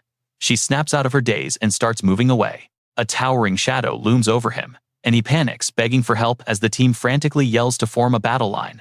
Every cadet unleashes their swords and magical skills, fighting with absolutely everything they have against the colossal threat. Clashing blades and magical light fill the cave. One warrior leaps high into the air, swinging a massive blade, but the giant golem remains completely unfazed. Just then, Chae Nayun kneels down and draws an enormous bow in relief. Her weapon glows with radiant yellow energy. She screams, begging the rest of the team to buy her just a little more time. To protect her, the other cadets charge straight toward the monster, putting their own lives on the line to distract it. Hajin covers them with his firearm, as another hunter carries an injured ally away. They just need a few more seconds. The golem's eyes glow a fierce gold as it locks onto them, roaring as it prepares to spew deadly magma. Out of nowhere, Sven recovers and drops directly onto the monster, sword ready. He apologizes for arriving a bit late. The golem swings violently, throwing him spinning through the air. But this bought the perfect opening for the archer. As Chae Na-yoon prepares to fire, memories of her past failures flash through her mind. She remembers how helpless she was. This is not like before. With absolute determination in her gaze, she vows to make things different this time.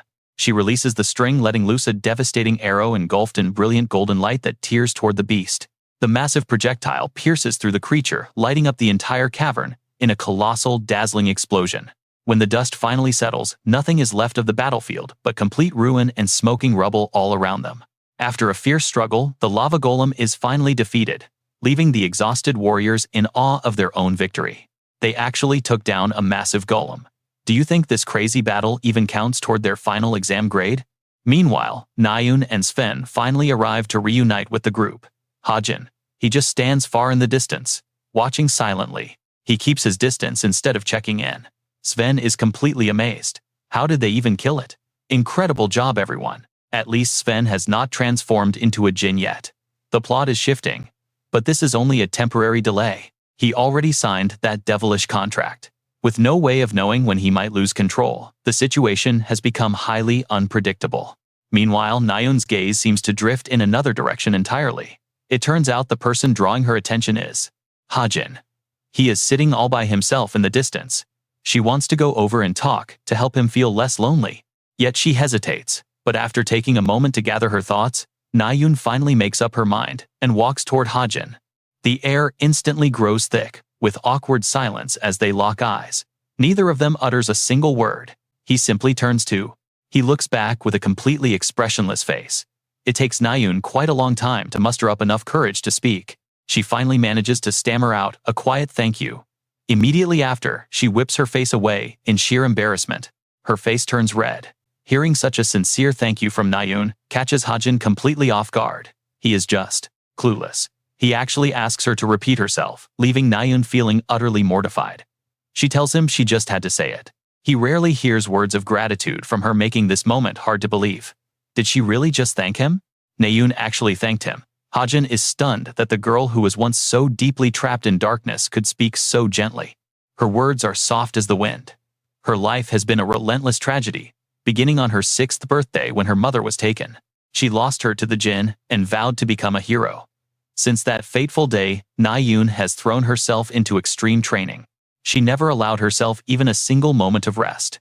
Even as a growing child, her entire mind was fixed on her goal. While other kids got to play and laugh, Na-yoon forced herself to endure the most grueling and painful physical trials. She willingly sacrificed her entire childhood to build her path as a hero, completely cutting herself off from making friends. To her, opening up and sharing genuine feelings was nothing but a dangerous invitation for others to see her weaknesses. Because of that, her circle of friends remained tiny. Almost nobody ever got to hear her express true gratitude like this. Very few can call themselves her friend. In this story, apologies show up far more often than words of appreciation.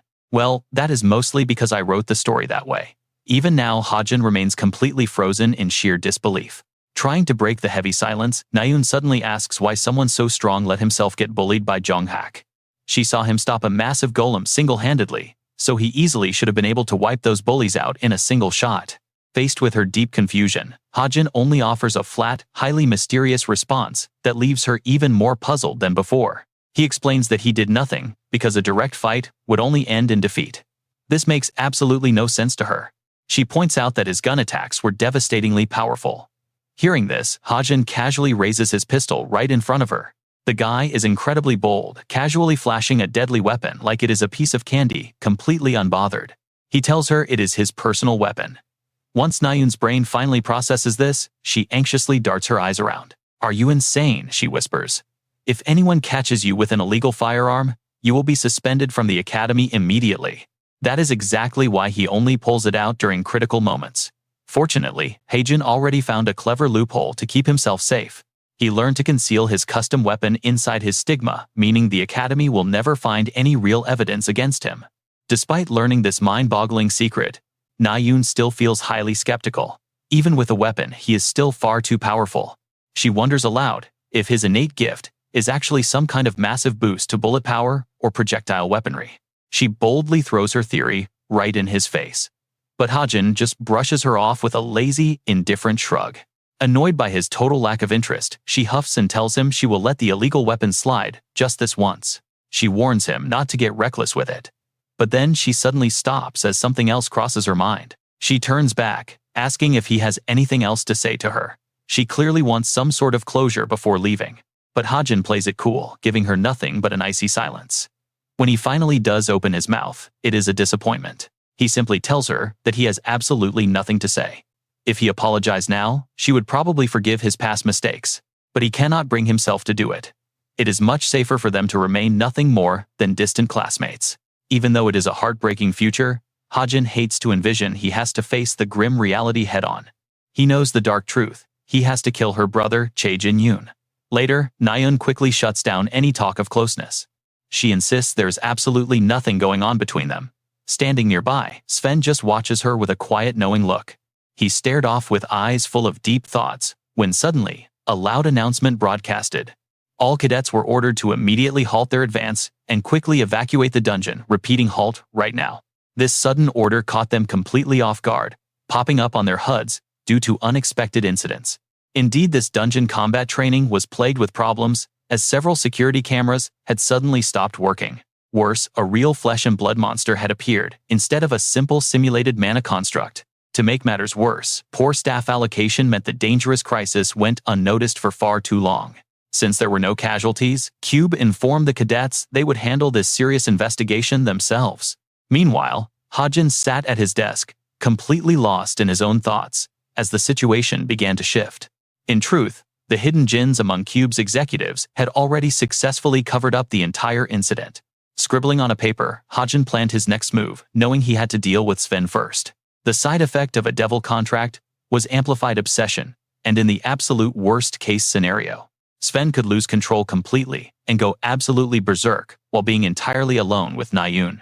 To prevent a tragedy, Hajin had to tread carefully and keep a close eye on their movements. He had to track Sven and Na-eun's every move, so he quickly opened up his messaging app. He hesitated before opening Na-eun's chat, feeling a slight pang of guilt in his conscience. As he checked the feed, a message from Sven caught his eye first, and he immediately clicked it. Sven's message asked about their upcoming hunting club trip to Gangwon province, and from what Hajin remembered, this was the exact week Sven was destined to go berserk, and things are about to get wild. To prevent a total disaster, Hajin had to act with caution and prepare a few essential items. With no time to waste, he needed to make a move since his skills had grown considerably. It was finally time to head to Gari Mountain, when suddenly, his black smartwatch began to buzz. Hajin picked up the call to see what Suho wanted, and was greeted with a casual hello. Suho seemed to have something quite important on his mind, asking if Hajin was free this Friday. Wondering why his friend was asking, Hajin soon learned that Suho actually needed a quick favor. It turned out Gari Mountain was a famous destination in Gangwon province, where nature and spiritual energy collided. Because of this powerful energy flow, the area had long been considered a sacred training ground for warriors. But martial artists were not the only ones traveling there, as many wanderers also flocked to the region. They searched for legendary treasures buried deep inside the spiritual peaks instead of fighting dangerous monsters. Upon arrival, Hajin was greeted by an overly enthusiastic local guide and wild ginseng hunter named Kim Yun. In stark contrast to the guide's high energy, Hajin looked completely deadpan and uninterested. He merely gave a dry, half-hearted nod as the two began heading deeper into the dense forest. Kim Yun pointed out that Hajin would never find any valuable wild ginseng just by staring at a map. But Hajin calmly replied that he was not a hunter and was simply looking for a specific location. Hearing that the boy had absolutely no interest in ginseng, Kim Yun's friendly attitude shifted instantly. He complained about cocky young rookies trying to get rich quick in this highly competitive field. Cutting his own rambling short, the guide simply wished the young cadet some good luck. After a polite nod, they parted ways as they had completely different goals. True to the guide's words, Hajin immediately tripped over a thick tree root and tumbled down. Yet, when he turned around, he realized the root he tripped on was actually a wild ginseng. The mystical glow radiating from the plant was so captivating that he could not tear his eyes away. Realizing his incredibly good fortune, Hajin did not hesitate and immediately began to harvest the plant. With what seemed like a bottomless appetite, he greedily devoured the precious 7-year-old ginseng root by utilizing settings modification to boost his stats for 30 minutes, though he soon regretted his hasty decision. He realized he had just missed out on a massive fortune worth $700,000. As he lamented his lost wealth, the ground beneath him suddenly collapsed, leaving him dangling over a massive cliff. He stares down a dangerously steep cliff. This peak is incredibly high, which explains why no one has ever discovered it. He hangs along a ledge, on Gari Mountain. Crawling through thick moss and lichen, Hajin clings to the rocky wall for dear life. He struggles to survive until he can finally reach his destination. After a grueling climb, his hard work pays off as he reaches the top. He stands before a deeply eerie cavern. This is the hidden undead dungeon. One glance is enough to tell that this place is crawling with danger. The boss of this dungeon is a mid-high tier 1 monster. Though Hajin boosted his stats earlier with wild ginseng, he is still underpowered. But that does not matter. Hajin has never once backed down from a challenge, so he boldly steps inside. By entering this place, he is fully prepared to face whatever horrors await him. Suddenly, skeletal undead begin rising from the dirt like mushrooms. The white skeletons emerge in droves. They clearly have no intention of giving this uninvited guest a warm welcome to their cave. Even though Hajin is completely alone and standing on the brink of death, he does not hesitate. He is ready to fight. He tightens his grip, filled with absolute determination. His goal today is not the dungeon boss, but the hidden floor of this cave. The moment Hajin steps deeper, a welcoming committee of skeletons and floating ghosts greets him. They are not happy to see him. Losing their patience, they immediately charge forward to tear him apart. But he does not flinch. Hajin remains incredibly calm. He raises his handgun and aims straight at them. Pulling the trigger just once, he watches them instantly turn to dust. The remaining skeletons foolishly rush him anyway, completely overestimating their own strength as they continue their desperate assault. To clean them up quickly, Hajin activates his 1,000-mile eyes skill to scan for the absolute fastest path out of here. His vision sweeps across the cavern instantly, mapping the escape route. The skeletons might have the numbers, but they have no brains. Hajin easily outmaneuvers them in seconds. Refusing to waste any more time playing cat and mouse, he fires his gun from above. A sudden flash lights up the dark cavern as a relentless hail of bullets rains down upon the remaining monsters. After sending them all straight to the afterlife, he stands still as the barrel of his gun continues to smoke. Seeing the skeletal forces decimated, Hajin lets out a small sigh of relief. He managed to clear out a massive chunk of them. Not wanting to waste another second, he pushes deeper into the cave. As the undead count rises, he knows he is getting closer. He is nearing the sanctuary of the witch Evandel. She is the hidden boss of this Gari Mountain dungeon. In the original storyline, she eventually builds the strongest undead fortress in history, inside an abandoned school in Suwon. Of course, Hajin is not here for a friendly chat. He has a very specific purpose for seeking out the witch. His real reason for hunting her down is to obtain 2 incredibly valuable items that can be harvested from her. These 2 treasures are absolute game changers. He is after a growth-type item called Ether and Evandel's seed itself. Once Hajin secures them, his future will be completely set. These are the very items that turn Tomor into a lord of corruption. Right now, nothing in this world would benefit him more than Ether. After descending to a certain depth, Hajin suddenly freezes. The path ahead is pitch black, making it impossible to see even a single step forward into the darkness. To avoid any sudden ambushes, he relies on his trusty skill. 1,000-mile eyes is always there to save the day. The skill illuminates the path, allowing him to push forward. Deep inside the pitch-black cave, vibrant crystals glow in the dark. Amidst mysterious purple roots, Evandel sits completely still, as if merging with the ancient spiritual energy of the earth itself. Although she looks like a harmless young girl, she possesses terrifying potential. The adult version of this witch is almost unbeatable. Hajin must take her out now, while she is still in her vulnerable child form, before her body and mind can develop. He must kill her, while she is still in her child form, while her body and mind are still completely undeveloped.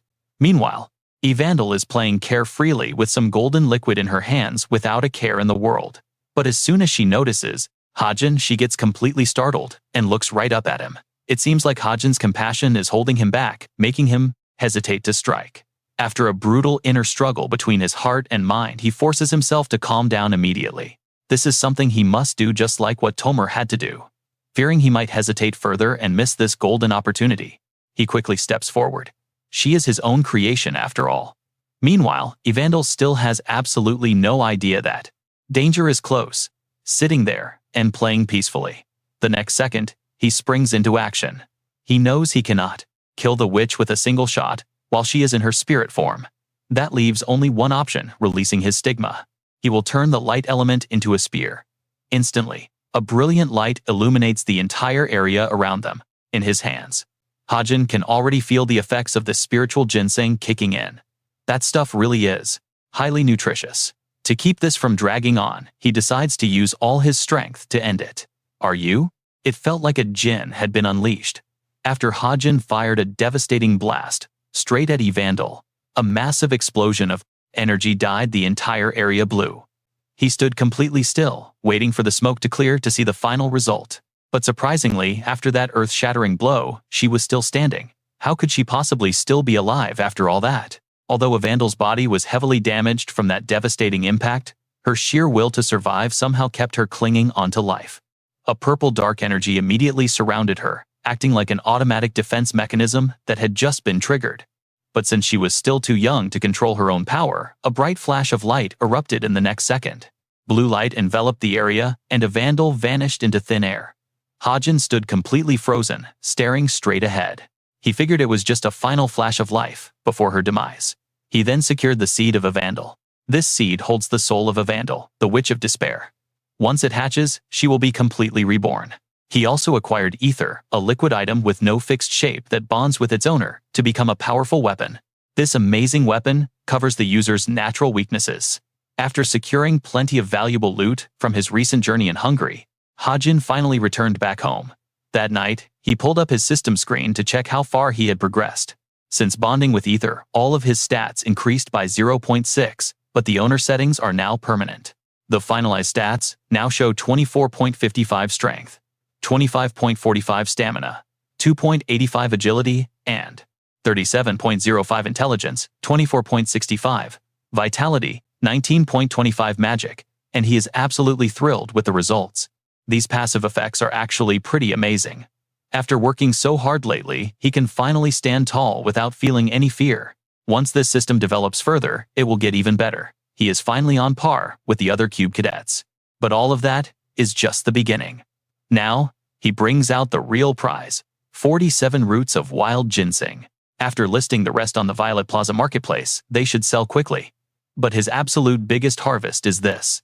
It is the seed of Evandel, which contains the soul of the Witch of Despair. Once this mysterious seed finally hatches, she will be born. But Hajin firmly believes that she is not a villain by nature. Instead, she actually possesses a pure soul.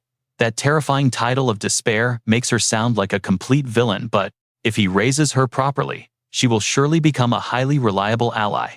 Even though this item is extremely rare, using it is actually a piece of cake. Caring for the seed is simple. Instead of giving it water, you feed it a small amount of blood. But her future personality and growth will depend entirely on the unique traits of the donor. He has to think this through. A few potential candidates immediately come to his mind, but the more he reflects, he still feels that asking someone for their blood is incredibly weird. Despite knowing what is necessary, he decides to put it off. For now, he sets the seed aside. Having pushed himself to the absolute limit, he decides not to force anything. He needs to get some rest and go to sleep early to save his energy for what lies ahead. Tomorrow is going to be an incredibly exhausting day. Sure enough, the next morning arrives at Mount Bagok in Gangwon Province. As the warm spring sunlight shines down, the regular club hunt is officially ready to begin. Is everyone present? An instructor standing on the high platform enthusiastically makes the announcement, asking all the cadets to quickly find their seats. Seeing everyone sitting so neatly is truly wonderful, the instructor says. This is their very first meeting since the orientation session. Now, let me explain the main objectives of our club for anyone who might have missed that initial orientation session. Our hunting club Leonidas regularly gathers to hunt down harmful wild beasts, helping to protect the surrounding community. It is basically killing two birds with one stone. But inside, Hajin feels a heavy sense of anxiety creeping in. He gulps nervously, unsure of what is about to unfold. He does not know the exact details of today's event. When he originally wrote this online novel, he only glossed over this minor incident. From what he can vaguely recall, a djinn would lose control, leaving Nayun severely injured and Sven dead as the culprit behind the chaos. This incident was merely a plot device to make Kim Suho pay closer attention to Nayun, which was Hajin's goal. He wanted the entire search party to believe Nayun was the primary target, keeping all their focus entirely on her. If everything had gone according to his original script, there would be nothing to worry about. But things are different now. The key details regarding Sven have shifted completely from the original novel. Cultivating the demonic powers has definitely begun. Things are drifting far away from the plot he originally created. He can sense Sven is faintly utilizing demonic energy already. Now Hajin is stuck between two difficult paths, unsure of what to do. Eliminating Sven right now might cause there was no need to worry about him anymore. But starting a fight now would only bring swift punishment, even as Hajin kept his eyes locked on Sven. Meanwhile, Chae Na-yoon was overthinking like crazy and acting annoyed. She felt like he was constantly staring at her, letting her imagination run completely wild. Her inner delusions reached a whole new peak as she kept speculating. Why was he always hanging around nearby, while pretending not to care about her? Could he actually be interested? Right then, Sven noticed Chae Na-yoon glaring daggers at Hajin and immediately decided to speak up. He warned her to be careful. When she asked who she should watch out for, Sven mentioned that a lot of people had been going missing lately. She first thought Sven was just joking around, but he was incredibly serious. Yet Chae Na-yoon's next response made his entire face go dark. She told him that Hajin simply was not the type of guy to do something like that. Soon, the long-awaited hunting event finally kicked off. It was time to get started. Sven and Chae Na-yoon teamed up as a pair heading deep into the forest to hunt together. Meanwhile, Hajin was left entirely on his own. He stood there silently, watching the two of them walk away into the trees. Deep in the quiet woods, a lone deer was peacefully grazing, completely unaware of the absolute horror that was heading its way. Out of nowhere, thick dark purple tentacles burst from the shadows.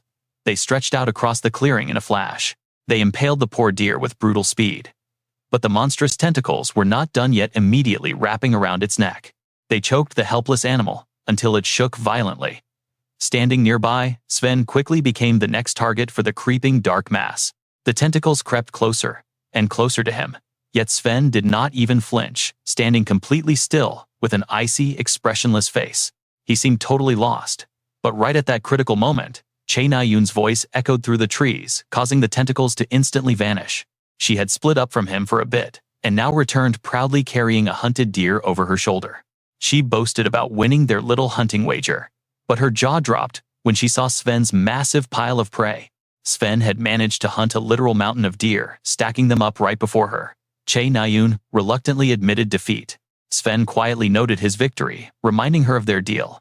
Chae Na-yoon agreed to grant him one wish, as promised. She asked what he wanted. Sven hesitated suddenly, looking incredibly shy as his face began to flush bright red. He looked at Chae Na-yoon with absolute tenderness and asked if she would be willing. But they had no idea they were being watched. And get this, Hajin was tracking their every move from behind a nearby bush, waiting for the perfect moment to step in. Sven had already formed a pact with the demon of desire Asmodeus. Hajin kept his eyes locked on him, refusing to blink. Sven's dark urges were now far more intense than back when he was a regular demi-human. Restraint was completely out of the question. After lingering in awkward silence for a moment, Sven finally gathered the courage to confess what was truly on his mind. He asked her to go out with him. The sudden confession left Chae Na-yoon completely frozen on the spot, utterly speechless. Seeing her shocked expression, Sven asked if she was unwilling. Chae Na-yoon tried to let him down gently with a simple question. She asked if he would honestly accept a confession from someone he had known for less than a single week. Hearing her logical response, Sven did not push her any further, simply muttering that he finally understood her point. Meanwhile, Hajin kept watching, waiting for the exact moment Sven would finally reveal his dark, twisted demi-human nature. To break the heavy, awkward silence, Chae Na-yoon decided to casually share a bit about her ideal type of partner. She admitted that she preferred someone stronger than her. But those innocent words triggered something deeply sinister inside of Sven. What seemed like a casual preference felt like a massive insult to his twisted pride, awakening the beast within. He blocked her path, refusing to let her walk away while questioning her with a deeply chilling demonic voice. He asked if that meant she would love him if he was stronger. Realizing things were getting dangerous, Chae Na-yoon tried to end it. Tell him that was enough. Finally, the dark transformation Hajin had been waiting for erupted right before his eyes. The monstrous tentacles suddenly burst from Sven's body, launching a highly aggressive and vicious assault straight at her. After unleashing that horror, Sven just stood there completely blank. The dark corruption was rapidly consuming both of them. His eyes rolled back, turning pale white. It was clear that Sven had completely lost control over his own actions, but his dark plan was cut short. Suddenly, a powerful defensive shield materialized out of thin air. Thanks to Hajin's absolutely insane lightning-fast reflexes, he successfully managed to shield Chae Na-yoon in the very nick of time. He had instantly transmuted the letter E into a solid defensive shield, immediately asking Chae Na-yoon if she was alright. But that split second of distraction was all Sven needed to launch another swift attack. Chae Na-yoon desperately wanted to help. She wanted to save them both, but her weapon chose the worst possible moment to fail her completely. Sven's massive tentacles coiled tightly around Hajin, lifting him helplessly into the air as he lost his footing. He seized control. Seeing Hajin on the verge of being choked to death, Na-yoon had to take a desperate risk. She acted, condensing her mana, yelling at the bastard to let him go. She knew her own weapon could not match Sven's, but she still had to try. Otherwise, they would both end up in a grave. Sven's blind love for Na-yoon had transformed him into a hideous monster, desperately crying out his love for her. Even though Sven was her friend, after committing such unforgivable atrocities, Na-yoon refused to show any mercy to this beast. Worthless bastard. Hajin's face is completely pale as he nears his absolute physical limit. In that desperate moment, a sudden flash of brilliant blue light erupted. Just when everything seemed completely lost, Hajin caught a sudden glimpse of hope. Sometimes, the most highly talented geniuses in this fantasy world waste their potential and miss their ultimate calling simply because they chose a weapon that does not suit them. And without a doubt, Na-yoon is at the top of that list. You might expect a classic hero rescue, but Na-yoon awakens her power. In just a split second, a massive holy sword of legend appears to defend them. She is completely serious. Under her absolute control, her sharp glare looks ready to tear him apart. He must let him go. Hajin cannot take his eyes off her, completely mesmerized by her awakening. He wants to see how far the character he created can actually go. Sven stands completely frozen. Sven stands totally overwhelmed. The golden power radiating from her signals his judgment day has finally arrived. Na-yoon is no longer a helpless victim. She is standing tall and teaching him a lesson. Her strike leaves a massive crater gouged into the earth. With the monster gone, Na-yoon stares blankly at her hands. Hajin coughs and asks about the massive sword, but she is just as confused, having no idea. She asks if he is all right, and he nods. Na-yoon smiles in relief, glad he is safe. But suddenly her vision blurs. Everything plunges into darkness as Hajin frantically yells her name under the night. Na-yoon slowly wakes up, realizing she is on his back, and panicking instantly.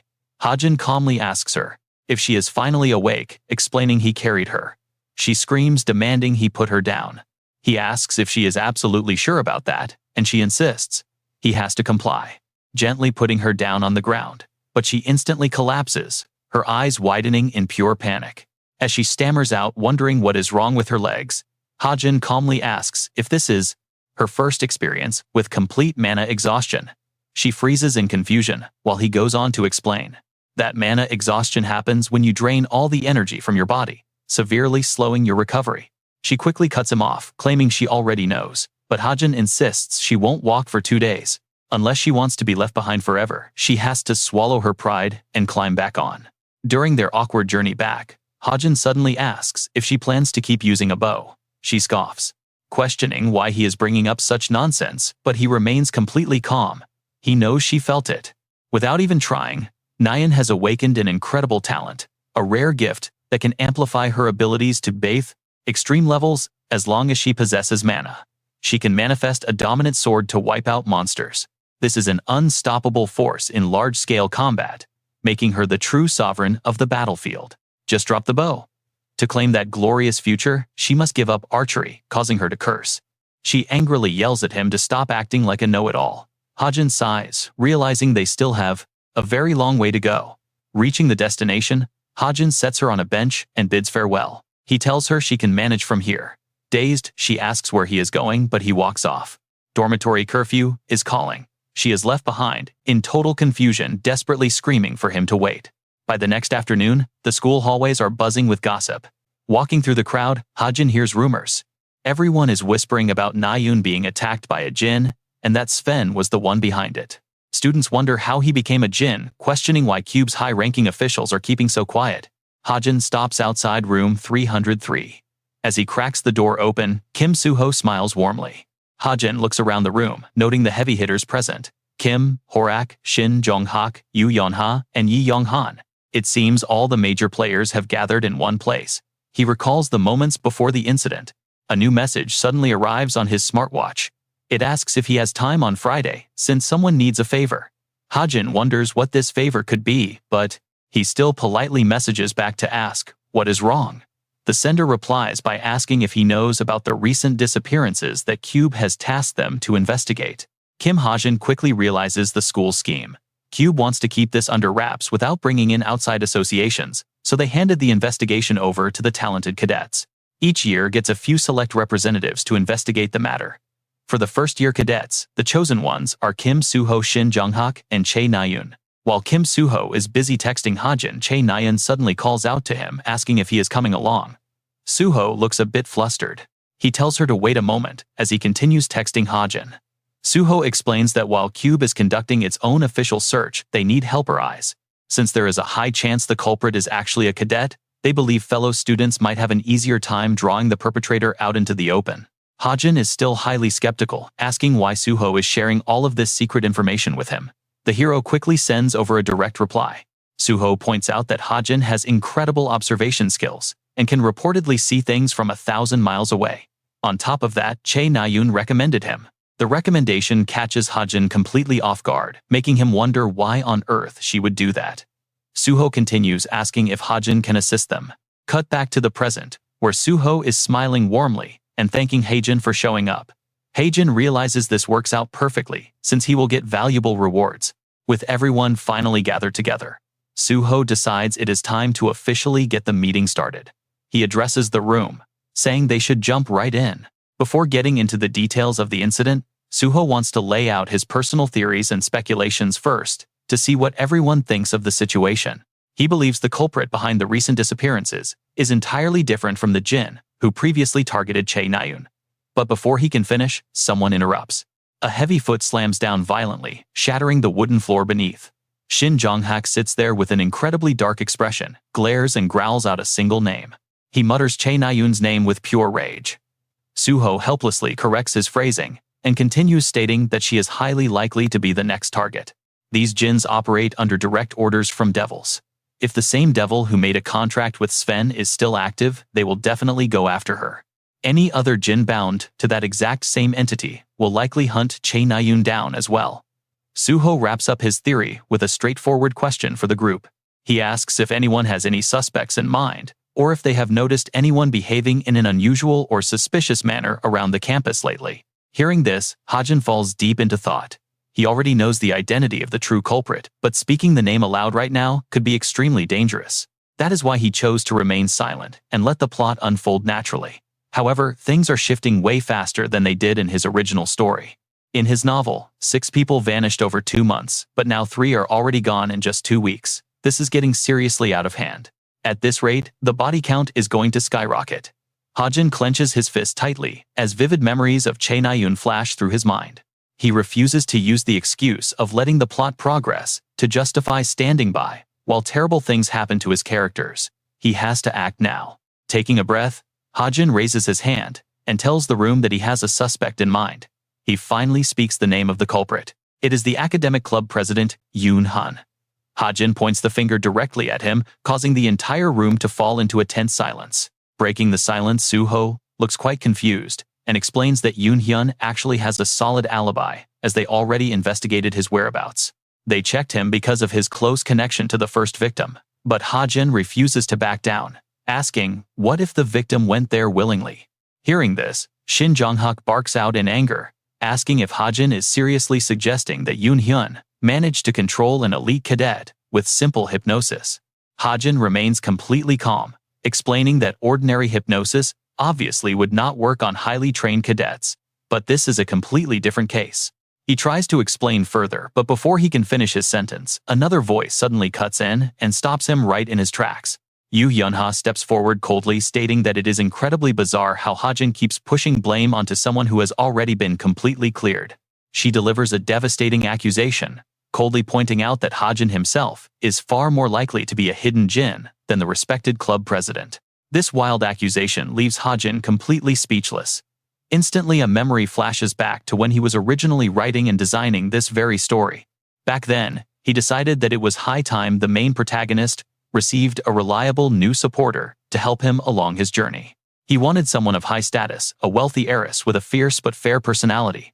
He even pondered giving her a hidden love for cheap commoner food.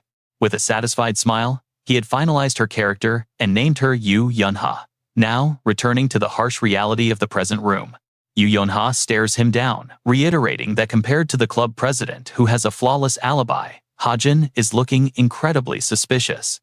She flat out accuses him of being a jinn.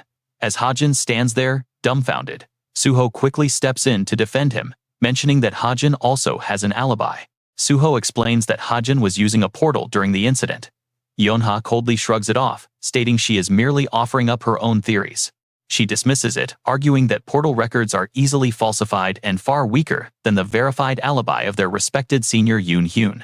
This sheer absurdity makes Hajin boil with anger, as he demands to know what on earth she is talking about, but he gets cut off yet again. This time, the aggressive interruption comes from none other than Kim Harak, who suggests beating him up first to cure his attitude.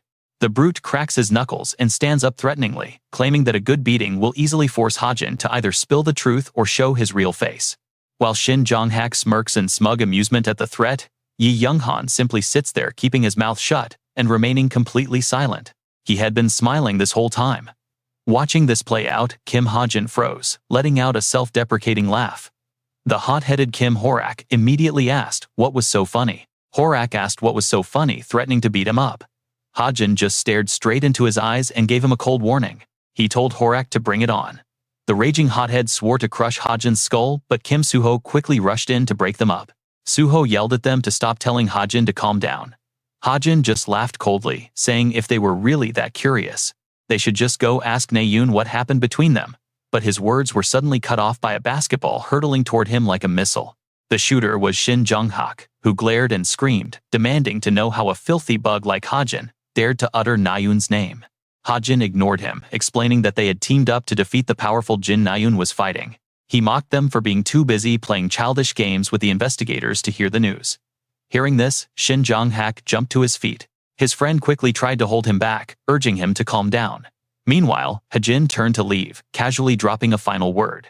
He told them he had already revealed his prime suspect. Behind him, Horak glared like a starved wolf, while Jong-hak screamed in anger.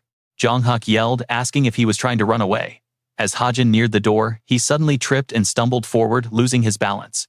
Just as he fell, Horak unleashed a devastating punch from behind. The attack was so powerful, it completely shattered the door, shocking everyone. Seeing Hajin lying on the floor completely unharmed, Horak flew into a rage, realizing his target had somehow managed to dodge the blow. Hajin pulled out his weapon, threatening him right back. He told Horak that he looked like he desperately needed a proper beating. Just as they were about to clash, a swift sword strike flashed between them, instantly cutting through their hostile overlapping auras. Suho stepped between them, glaring coldly at Horak and telling him to stop. Then he turned his sharp gaze toward Yu Yonha. Suho told Yonha that if she was so suspicious, she should just ask Naeun directly. Hearing this, she immediately activated her communicator. The room fell completely silent. Moments later, Hajin walked out, ignoring Suho, calling after him. On the line, Naeun spoke up.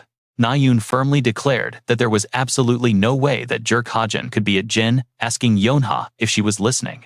Her words left the room in stunned silence yet again.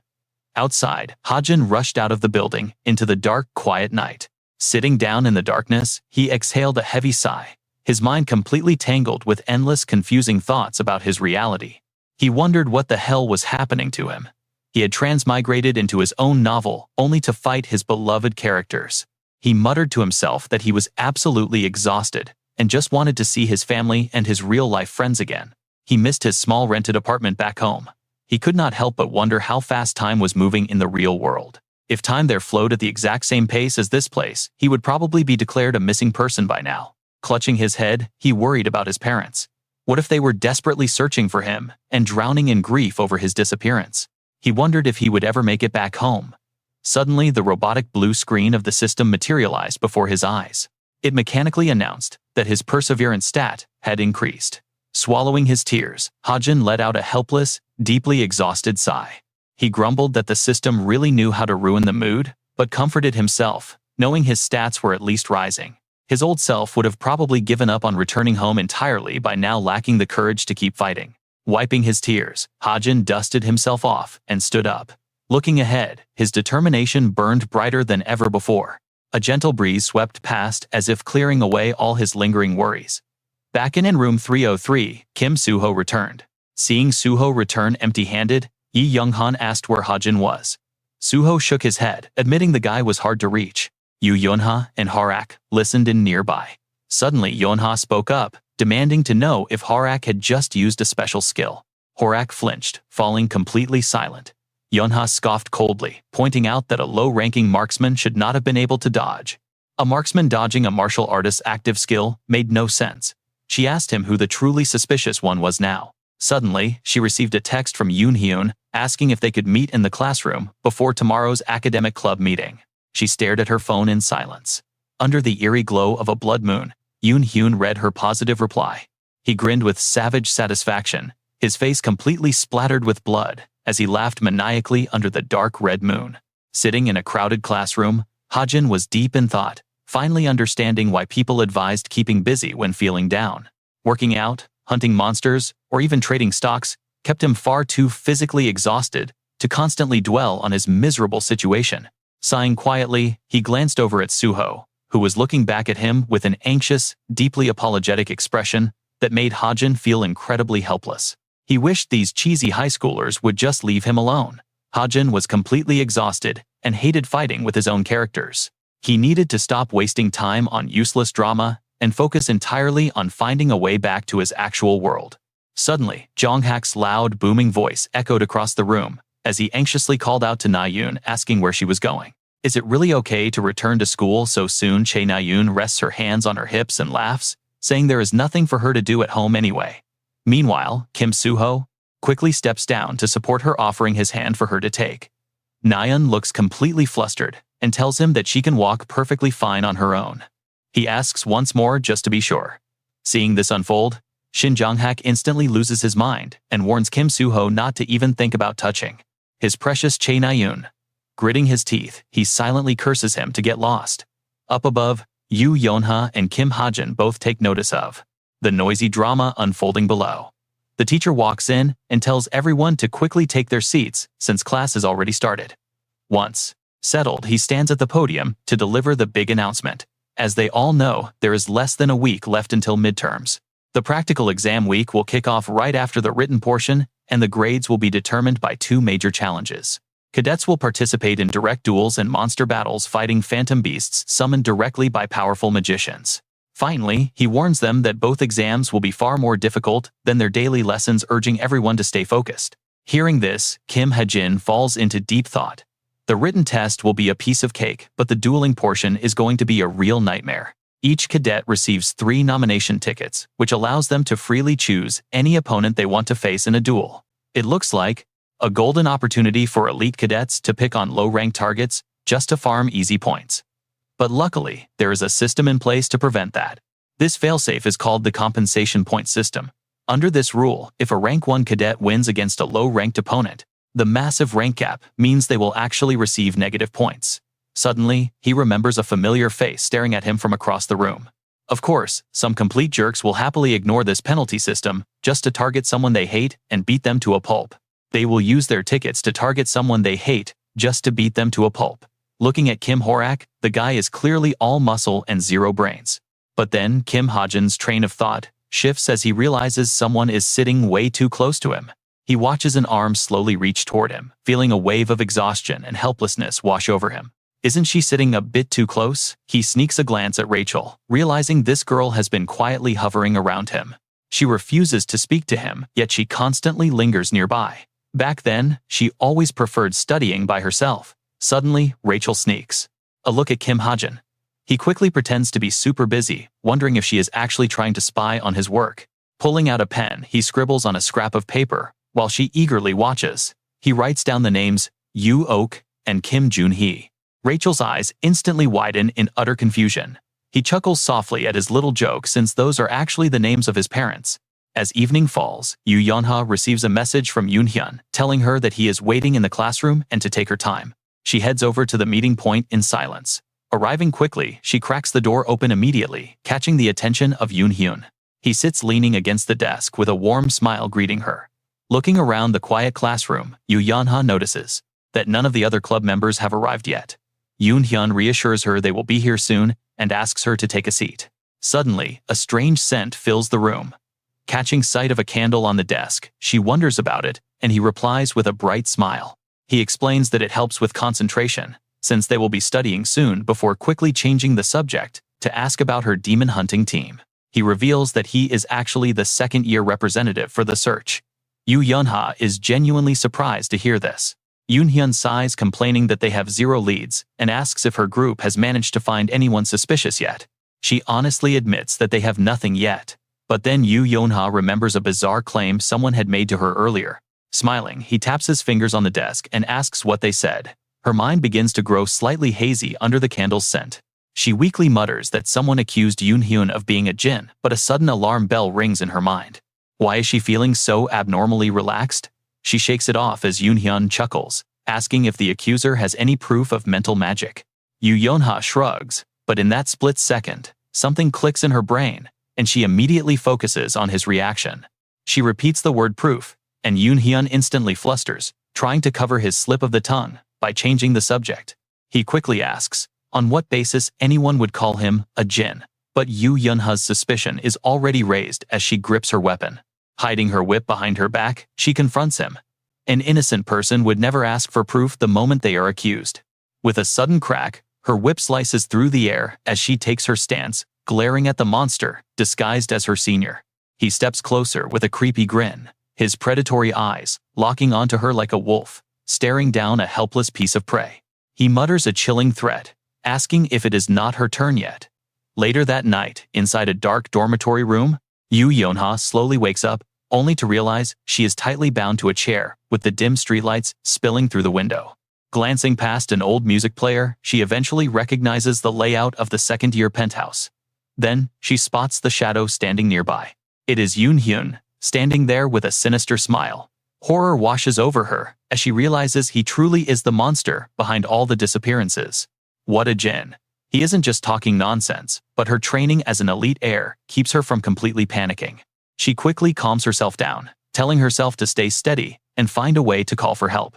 But her hands are bound tight, and the more she struggles, the tighter the ropes bind her. Frowning, Yoo Yeon-ha desperately taps her smartwatch, praying for a miracle. Please, is anyone there? Suddenly, a silent shadow looms over her. Yoon-hyun has somehow slipped right behind Yoo Yeon-ha to whisper that she doesn't need to do that. A wave of pure, chilling bloodlust flashes in his eyes. Meanwhile, Kim Hajin suddenly gets a notification. Checking his watch, he wonders who could possibly be messaging him at this hour. Seeing Yoo Yeon-ha's name only makes him more confused. But when he opens it, he completely freezes. What is this supposed to mean? The text is just a single number 9. Suddenly, Yoon-hyun violently snatches the watch right off Yoo Yeon-ha's wrist, admiring his prize. He chuckles. If she keeps sending weird cryptic messages in the middle of the night, what is her friend going to think? As Yoo Yeon-ha struggles, the holographic screen of the watch lights up, and Yoon-hyun stares closely at the display. It shows Kim Hajin, the sharp guy who figured out he's a jinn. He muses that he should probably eliminate him soon. Yoo Yeon-ha flares up in pure anger, demanding to know if he truly believes he can get away with this insane crime. She warns him that the search team has surely noticed the anomaly and is already investigating. But without warning, Yoon-hyun stomps his foot down, crushing the watch on the floor. It doesn't matter, he's leaving Cube after this is over anyway. Yoo Yeon-ha glares at him with absolute hatred, clenching her teeth to hold back her fury. Yoon-hyun steps closer to her. He smiles, admitting he absolutely loves that look on her face. Yet behind his happy grin, a dark, oppressive aura begins to fill the entire room. He whispers that Lady Lilith wants to see that pretty face filled with absolute terror. Meanwhile, a notification pops up on another watch. Yoo Yeon-ha 9. Kim Hajin sits up in bed, staring at the screen. He wonders if she sent it by mistake. His mind races, unable to shake off that single bizarre number 9. Then a realization hits him like a lightning bolt. His eyes widen in sheer shock as he scrambles out of bed. He summons the Book of Truth urgently, demanding to know Yoo Yeon-ha's exact location as a magical tome materializes in the air. The book erupts with a blinding, brilliant glow illuminating the room while Kim Hajin anxiously scans the pages for answers. What on earth? Back with Yoo Yeon-ha, her head hangs low as she remains tied securely to a wooden chair. Suddenly, a chilling voice calls out her name. Yu Yonha is drifting close to unconsciousness, her body swaying weakly. The voice whispers that she has suffered loneliness for far too long. Yu Yonha can only let out heavy, ragged breaths. Yoon Hyun stands right in front of her, smiling gently as he tells her that he knows exactly how that feels. But as he looks closer, he notices she is still desperately fighting back, refusing to let her mind slip away. She glares at him with pure defiance.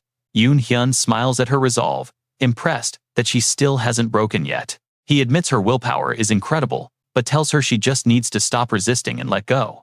Gently brushing a lock of hair from her face, he whispers that there is absolutely nothing to be afraid of. Leaning in close, he softly tells her that Lady Lilith has only granted him this single night to complete his mission. He whispers that the demon wants her too. Yu Yonha clenches her teeth in fury, staring right back at him. She screams, thrashing wildly to break her bonds, but it is entirely useless. Yoon Hyun's voice turns dark and sinister. He tells her that struggling won't save her, as his eyes turn pitch black and sharp claws sprout from his fingers. Laughing maniacally, he begins to boast about Lady Lilith's grand power, but before he can even finish his sentence, something flashes through the air at bullet speed, piercing straight through his skull before he can even react. Blood splatters everywhere. Yoon Hyun gasps in agonizing pain as the force of the impact throws his head backward. Stunned, Yu Yonha snaps out of her daze, staring at the sight of her captor screaming in a pool of blood. A calm voice echoes, mocking her for doubting the one person she should have trusted. Yu Yonha gasps in surprise. Writhing on the ground, a bloody Yoon Hyun snarls into the darkness, demanding to know who just shot him. The mysterious voice warns him not to bother trying to heal. It's a special custom bullet that won't come out. Yoon Hyun clutches his bleeding head, forcing himself up in a state of absolute unbridled rage. Swiping his razor-sharp claws through the air, he screams at his unseen attacker to show themselves. He claws desperately at the empty air, then the glass window suddenly shatters into a million pieces. A massive dark figure lunges through the broken window, sweeping right past Yu Yonha as she braces for impact. Glass shards fly through the air as her eyes squeeze shut. Yu Yonha collapses to the ground, her body still bound to the chair. The mysterious attacker speaks up, telling her to stop struggling since it is just a waste of energy. Yoon Hyun screams through his blood, demanding to know where that guy is while a gun is held tight. A finger slowly squeezes the trigger as the unseen sniper whispers that he is far away. Instantly, a bullet strikes Yoon Hyun directly in the chest. Shock plasters across Yoon Hyun's face. The heavy impact makes him cough up a thick spray of blood. He collapses backward, gasping. Far off in the distance, a faint shape is hiding in the thick brush. Looking closer, a gleam shines in the brush. It is Kim Hajin's gun. The young man lies completely still, gripping his weapon tightly. He keeps his sights locked right on his target. The barrel stays locked. Sniping from a distance is honestly the best. Kim Hajin thinks with real excitement. He tells Yu Yonha that he might use up all the bullets she gave him today. Yu Yonha lies dazed on the ground, listening to his voice. If she has a conscience, she will definitely reward him with better gear. Meanwhile, Yoon Hyun drags his bloody body along the dirt, desperately trying to flee while looking back in pure terror. Spotted. Kim Hajin immediately refocuses his aim, tracking his prey. And get this, the third bullet tears straight into Yoon Hyun's back, making him spasm in agony as blood splatters. Shaking with fear, the villain looks back one last time. Kim Hajin keeps his focus locked, his expression completely serious. Once he confirms the threat is neutralized, he lowers his head, a thoughtful look washing over his face. He speaks to Yu Yonha. Looks like he saw something he should not have. He asks if she is all right. Yu Yonha stares blankly at her trembling captor. Kim Hajin tells her to get some sleep, promising the search party is close. Hearing those words, Yu Yonha lets her eyes slide shut. She whispers a quiet thank you in her mind. Sometime later, bright hospital lights beam down from the ceiling. Yu Yonha wakes up dressed in a patient gown. She slowly blinks. A familiar voice beside her asks if she is finally awake. She turns her head to find Kim Suho sitting right there, calmly peeling an apple. Confused, she asks him why. What are you doing here? She wonders. Kim Suho gently reassures her that the doctor said she is perfectly fine. Startled, she sits straight up in bed. She insists she is fine, but demands to know why he came. Kim Suho finally explains that they are taking turns visiting her, including himself, Nayun, and Horak. Yu Yonha is still suspicious. He admits they feel partly responsible for what happened. Outside the room, someone is nervously tapping their foot. Standing in the hallway are Kim Horak and Shin Jonghak. Both stand there, Solemn and quiet, they listen to Kim Soo-ho's voice from inside. He says that, as search team members, they should have paid closer attention instead of getting distracted by other things. Back inside, Kim Soo-ho hangs his head in regret. He sincerely apologizes to her for their failure. Yoo Yeon-ha listens silently. Then she coldly asks if people often call him rigid. Her sudden observation catches Kim Soo-ho completely off guard, leaving him standing there looking incredibly confused. She stares at him, realizing she had totally misjudged him as just some average, moderately talented guy. He is actually much more than that. Kim Soo-ho holds up an apple slice and asks if she wants some. Her face darkens as she remembers the rescue. Suddenly, she asks if that other person ever showed up. He is totally clueless. He asks who she means, but she avoids his eyes. Blushing, she quickly brushes it off as nothing, leaving a thoroughly clueless Kim Soo-ho standing there. The morning sun streams through the window. She gazes up at the beautiful blue sky and drifting clouds. A few days later, a sudden notification pops up on his screen with a thank you from Yoo Yeon-ha. She promises to repay her debt to him. Kim Hajin reads this and lets out a soft, genuine smile. The system alerts him that his SP increased by 457 points, activating a special luck bonus. He gains 11% extra points guaranteed hits on all snipes, and his sniper eye skill reaches level 7. Sitting at his desk, he reviews the alerts. This solo mission really paid off with a massive stack of points. It looks like helping one of the main characters yields some of the most insane rewards possible. He stares at the screen, calculating his next move. The returns on his sniper investment are looking incredibly good. The return on this investment might not be massive, but saving Yoo Yeon-ha makes it all worth it. Suddenly, as he sits lost in thought, a familiar voice calls out from across the room. It is none other than Park Soo-hyuk waving and shouting Hajin's name.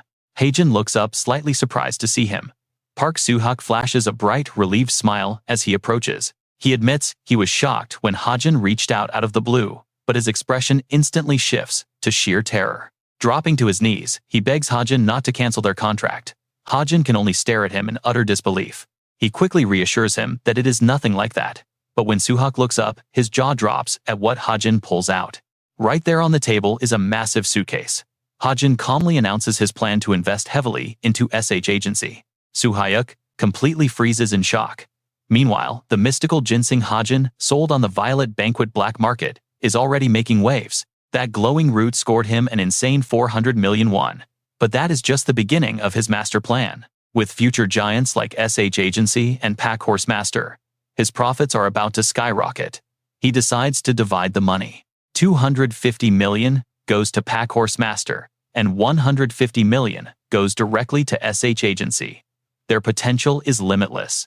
With both massive companies set to explode, Hajin snaps back to find Soo-hyuk, literally shaking from head to toe in absolute panic. Paleness completely washes over the poor man's face as sweat pours down. He stammers that he cannot possibly accept such an astronomical sum. Sitting across the table, Soo-hyuk is still paralyzed by the sheer volume of cash. But Hajin just slides the suitcase closer. He calmly urges him to take it, explaining that this investment benefits them both. Plus, there is a small favor he needs. He wants Soo-hyuk to buy him a high-end magic pouch and a sleek new hunter utility vehicle with a fraction of it. Curious, Hajin asks the man how old he actually is. Still trembling, Soo-hyuk replies that he is 29 years old. Since Soo-hyuk is much older, Hajin tells him to drop the formal speech. But Soo-hyuk frantically shakes his head in protest. He refuses to speak casually to such a massive investor, prompting Hajin to bluntly threaten to take his money back. Terrified of losing the deal, Soo-hyuk clutches the suitcase tightly to his chest and instantly promises to drop the formalities. Hajin can only shake his head at the ridiculous sight, sighing internally at his new partner's extreme dramatic antics. Leaving the cafe, Hajin suddenly remembers a crucial detail and asks Soo-hyuk to pull over by a nearby convenience store. Stepping inside, Soo-hyuk watches him with pure confusion, unable to comprehend what the young investor is actually looking for. He asks why Hajin is suddenly buying scratch-off lottery tickets, as the boy eagerly starts scraping away at the silver foil. Hajin explains that as a minor, he needs Soo-hyuk to claim any winnings. He internally wonders if his luck stat will trigger. Suddenly Hajin smiles. Get this, the kid actually won. Intrigued, Soo-hyuk asks how much he scored. 2 billion won, Hajin mutters calmly. Soo-hyuk just nods along with a clueless blank smile before the number actually registers. Then, the reality of the situation hits him like a freight train. His brain completely short-circuits as he tries to process the absurd amount. He screams 2 billion won, shaking the entire convenience store. Hajin simply hands the winning card over, calling it another investment.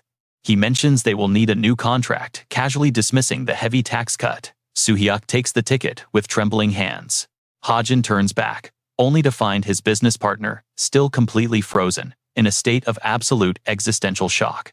Soo-hyuk clutches the lottery ticket against his chest, as if his life depends on it. Outside the evening, sun begins to set. Amused by his paranoia, Hajin asks what's wrong. Soo-hyuk stammers out that he is terrified someone might jump out and rob him. As the sky bleeds into a deep crimson, the atmosphere shifts.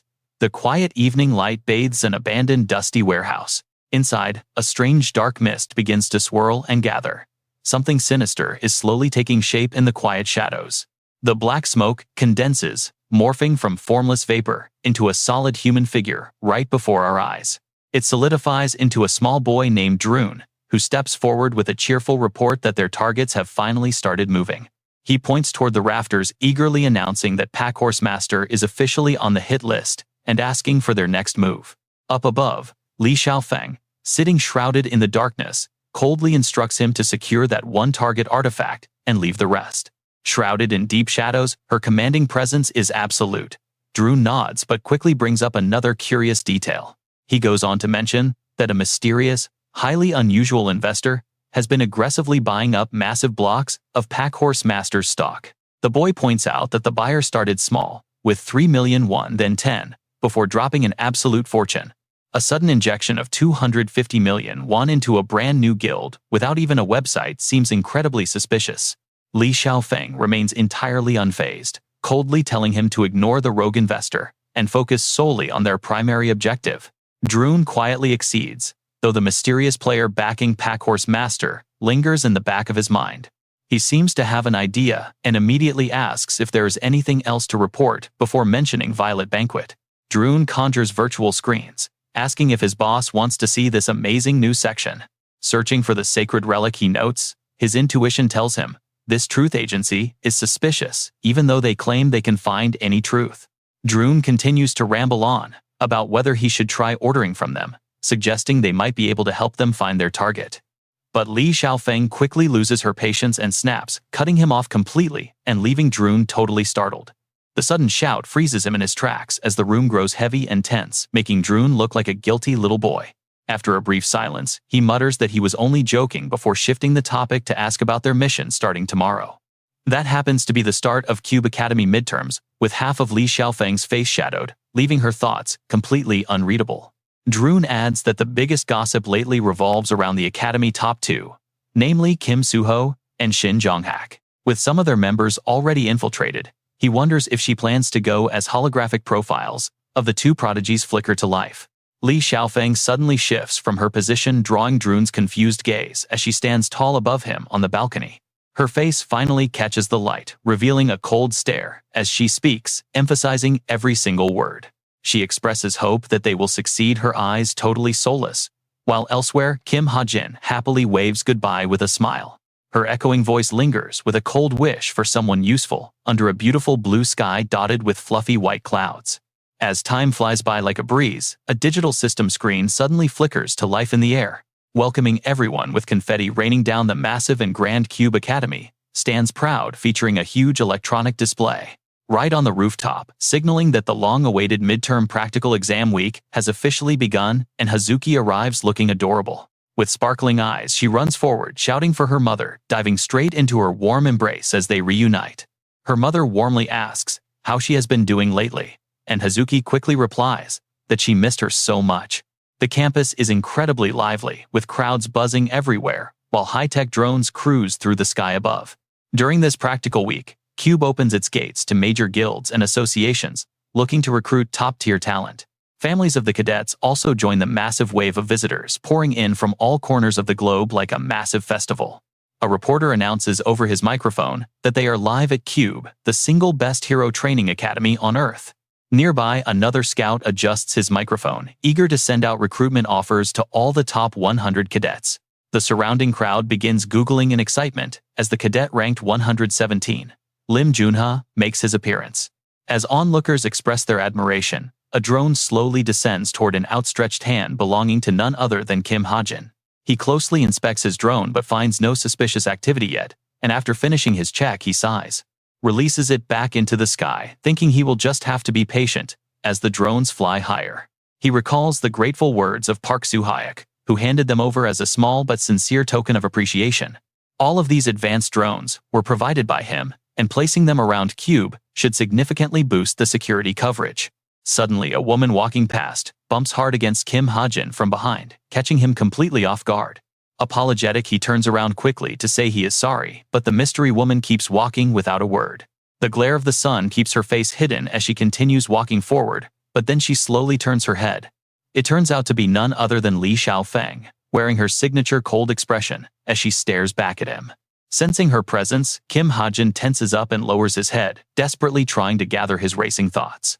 Suddenly, he looks back up in utter panic, realizing he almost completely forgot a crucial detail about her. He glances over at Li Xiaofeng, realizing she must be here to watch the midterm practical exams too. Feeling her cold and piercing gaze lock onto him, Kim Hajin panics, totally unnerved by her dark eyes.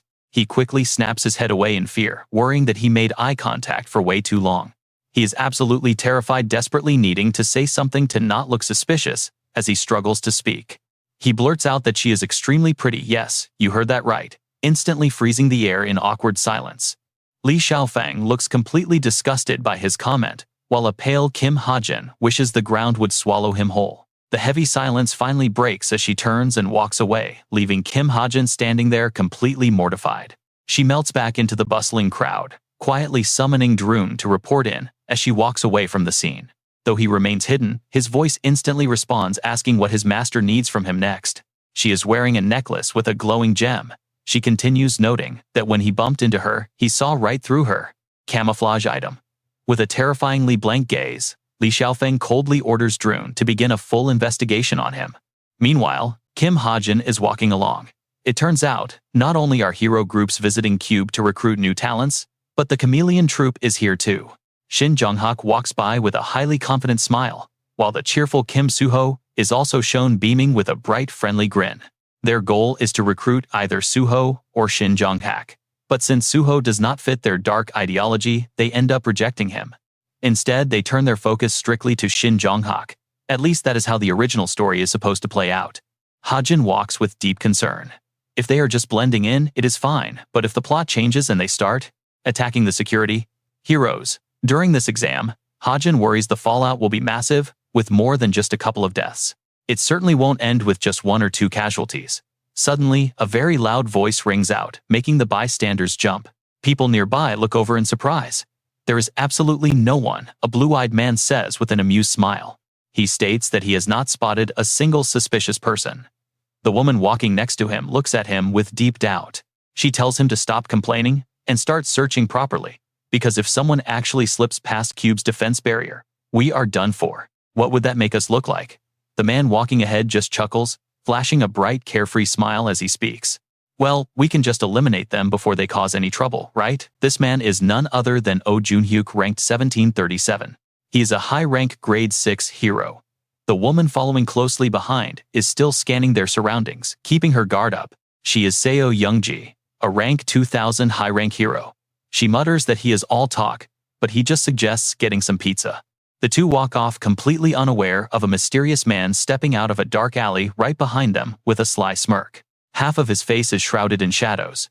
He wonders if that cadet actually saw through the perception barrier of the siren's necklace. Did he really see their Li Xiaofeng? The man scans his surroundings, finally feeling a spark of interest in this incredibly boring place. He mutters that he only sees weaklings around and is practically dying of boredom, while passersby look at him with deep suspicion. Meanwhile, in a hidden space, Drune is watching the scene, lazily staring at the brown-haired man, none other than Cheok Jung-young. Jung-young grins, wondering what kind of creature that cadet is, and suggests hunting him down. Hearing this, Drune quietly scoffs in his head. He thinks the giant is a total meathead, with 0 brains. Drune then speaks up, and Jung-young tilts his head to listen. Just stay put. Drune notes that the exams are about to start anyway. Right at that moment, above the massive second dueling arena, a hot air balloon floats. It is carrying a massive banner announcing the combat training exam. Down below, the stadium stands are absolutely packed with eager spectators. The announcer's loud voice booms over the speakers. At exactly 9 in the morning, the very first match is scheduled to begin. The atmosphere is electric as apprentice reporters scramble to get the best spots to cover this highly anticipated event. Excitement is off the charts, as even honorary invitations were used for this match. Meanwhile, in another corner, Hajin walks in silence. He is walking calmly when a sharp voice suddenly calls out to him. It is none other than Yu Yonha leaning against a wall. She eyes him curiously and asks if he is heading to the dueling arena. Hajin quickly joins her and they walk side by side. He nods, explaining that his match is scheduled right at the start. Yu Yonha closes her eyes and snaps her fingers for Jin Sechan. Sechan immediately steps forward holding a sleek suitcase. When he pops it open, rows of glowing magic bullets are neatly arranged inside. There are exactly 100 pinnacle-grade bullets packed in the trays. Yu Yonha presents the suitcase directly to Hajin with a smirk. She notes that while he cannot use them during the official exam, he is free to use them however he wants otherwise. She tells him to just let her know if he ever needs more. Hajin stands there, completely frozen for a brief moment. He slowly reaches out and accepts the heavy case. Yu Yonha quickly adds that a simple gift like this does not even begin to compare to the value of her life. She flips her hair with an incredibly elegant and proud demeanor, calling it a simple gift. She tells him to just take it as a friendly present. Suddenly remembering something, she mentions that the higher-ups keep asking her to release the details about that Jin attack, but she has kept it a secret that he was the one who actually saved her. Hajin does not care much about the recognition, calmly asking her to keep hiding his involvement. He walks ahead, looking extremely sleepy. He quietly thinks to himself that if anyone finds out he was the one who shot Yoon Hyun, things will get incredibly complicated. Yu Yunha follows behind him, glancing at his relaxed face. She murmurs that the Jins working under Lilith are truly vicious. She suddenly stops in her tracks and speaks up, admitting she understands he has his reasons for keeping his true strength hidden. However, she warns him that staying under the radar during this upcoming combat training exam is going to be incredibly difficult. Yu Yonha presses him about hiding his strength, asking if he even realizes who his opponent is, but Kim Hajin's face stays blank. He just listens completely unfazed. Meanwhile, in the cadet waiting room, a massive, heavily muscled guy is busy working out. He lifts a heavy dumbbell drenched in sweat from his intense training, his overwhelming pressure weighing down the entire room. This beast is Kim Horak, and honestly, his terrifying vibe alone is enough to make anyone freeze on the spot. He scowls, swearing to crush Kim Hajin. Meanwhile, Droon is busy running a search, gathering background data and generating a report. He tells his boss that there isn't much info on him. Still, he compiles what he found to review the details. The guy grew up in an orphanage with no parents or family, eventually getting accepted into the elite cadet academy. He was admitted at age 6, after a routine checkup revealed a unique condition. But during his time there, he never did anything noteworthy, staying average in the middle tier until he entered Cube. On top of that, he is currently in debt for 300,000 N. Hearing Droon's report on Kim Chundong, nothing stands out to the group. Li Xiaofeng crosses her arms, falling into silent thought. She recalls her meeting earlier that morning with Kim Chundong, remembering his clueless, panicked expression. She asks how someone like that could possibly see through her high-level concealment artifact. Droon can only shrug, insisting that he really has no idea. Suddenly, a man pushes through the bushes and steps out. He calls out loudly with a sly grin, saying it has been far too long. Li Xiaofeng. This newcomer is none other than Chiok Jung-young, a member of the Chameleon troupe. Seeing him arrive, Li Xiaofeng notes that he is quite late. She wonders what distracted him on his way here. Chiok Jung-young replies that she is highly underestimating his work ethic. He claims he was simply busy scouting out fresh young talents, so she asks him to give his report. He flashes an OK sign, admitting there is nothing to report yet. He says they are all weaklings he could easily blow away with a single flick. Meanwhile, Droon projects his hologram to speak up, saying that is only to be expected. He asks if there are any promising cadets around. Jung-young admits he checked out rank 1 and rank 2, but they did not seem like much. Droon sighs, telling him to take his pick since these first years are the top elite. He reminds him to investigate thoroughly. He also mentions that, by the way, that Kim Hajin guy is about to fight. Chiok Jung-young is surprised at the name. But then he remembers, oh, is that the guy who saw through Li Xiaofeng's concealment? He asks if it is the cadet who detected Li Xiaofeng through her concealment artifact. Since he guessed right, Li Xiaofeng stays silent. Back at Cube's midterm practical exams, the hype is absolutely real, as confetti shoots high into the festive sky. Huge banner balloons float in the air as crowds cheer. Right then, Oh Jun-hyuk is happily taking a massive bite of pizza. Sitting next to him, Seo Youngji smiles warmly, saying how deeply nostalgic this place feels to her. She works on her device and teases him, asking if it is nostalgic or just traumatic since he got beaten up so much that he could not even watch boxing after that. Jun-hyuk replies that he has improved since then, and his son loves this stuff too. Since he does not seem to mind her teasing, she drops it. Suddenly, Youngji spots someone sitting nearby. Her eyes land on Chok Jung-young, who is sitting across from them, with one leg up, making her wonder who he is. Pointing toward him, she tells Jun-hyuk that the stranger keeps staring and smiling at them. Hearing this, Jun-hyuk finally looks over. He casually wonders if the guy is just a fan. But Cheok Jung-young's malicious gaze and sharp smile tell a completely different story. Just then, an announcer runs onto the stage. Jun-hyuk notices that the next match is finally about to start. A massive, imposing cadet steps onto the stage. The announcer introduces cadet rank 19, the powerful combatant Kim Horak. Though not quite in the top 6, he is still a beast. Both instructors instinctively look toward the opposite side to see his opponent. Seo Youngji begins to ask who it is, but she freezes the moment she lays eyes on him. The announcer introduces the next contender, rank 934 Kim Hajin. As both stand on the stage, Hajin speaks first. He smiles, asking how his opponent did on the written exam, and tells him to just relax and stay calm. These casual words instantly trigger Kim Horak, who grinds his teeth as pure rage washes over his face. He clenches his fists and begins channeling his power. Watching this, Hajin quickly analyzes that Horak's special gift is converting mana into an invisible shield around his body, called a chi armor. Forget using a training sword to defeat this monster. He will be extremely lucky if he does not get ripped in half. He absolutely cannot let Horak close the distance. He has to keep his distance. Right at that moment, the referee officially calls for the first-year midterm duel to begin. Hearing the call, both Kim Horak and Kim Hajin slide into their battle stances, waiting for the starting signal to drop. The announcer's voice echoes. The word start is finally declared, and in a split second, Kim Horak launches himself forward with raw speed. He aims his magic-infused fist right at Kim Hajin. But Hajin just stands completely still. No movement. He just watches the blinding glare of the attack. Suddenly, Horak's speed explodes. Using his skill, his speed skyrockets, looking like a massive meteor hurtling straight toward the earth. Kim Hajin notices this and realizes his own bullet time duration has upgraded significantly. He quickly slows down his perception. Everything around him grinds to a halt as he tracks the numerical countdowns floating in his vision.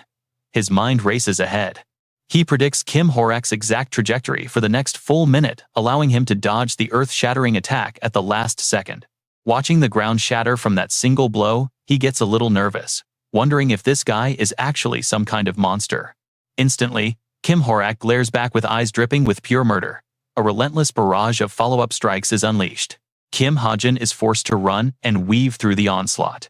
Horak grinds his teeth in rage, chasing his opponent's back. Suddenly, Kim Hajin aims and fires right as Kim Horak strikes. The bullet hits Horak's chest, but fails to pierce through. It just gets stuck on his body. Kim Horak sneers, thinking Hajin is an idiot who forgot about his mana armor. He feels smug, assuming he can shrug off gunshots all day, but reality is about to slap him hard.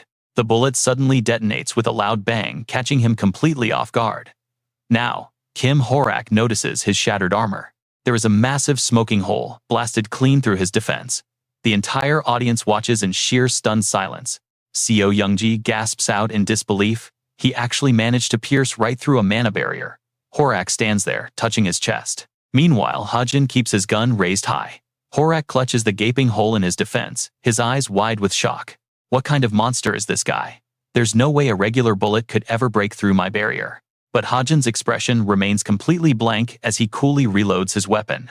Horak, still dazed, struggles to process what's happening. He barely reacts as a rapid succession of bullets comes flying right at him. Out of pure instinct, he braces himself. Crouching low and crossing his arms, every single impact feels like a brutal slap to his pride, leaving him completely bewildered. Hajin reloads with a quiet smirk. Sorry buddy, but if you thought these would just bounce off, you're dead wrong. I coded these rounds with the power of the stigma, giving them complete magic-piercing properties to crush defenses like yours. Without hesitation, he pulls the trigger again, completely vaporizing his opponent's barrier as the crowd erupts into wild cheers. Horak is pushed to the absolute limit, desperately trying to survive the barrage. Suddenly, he snaps roaring in pure frustration.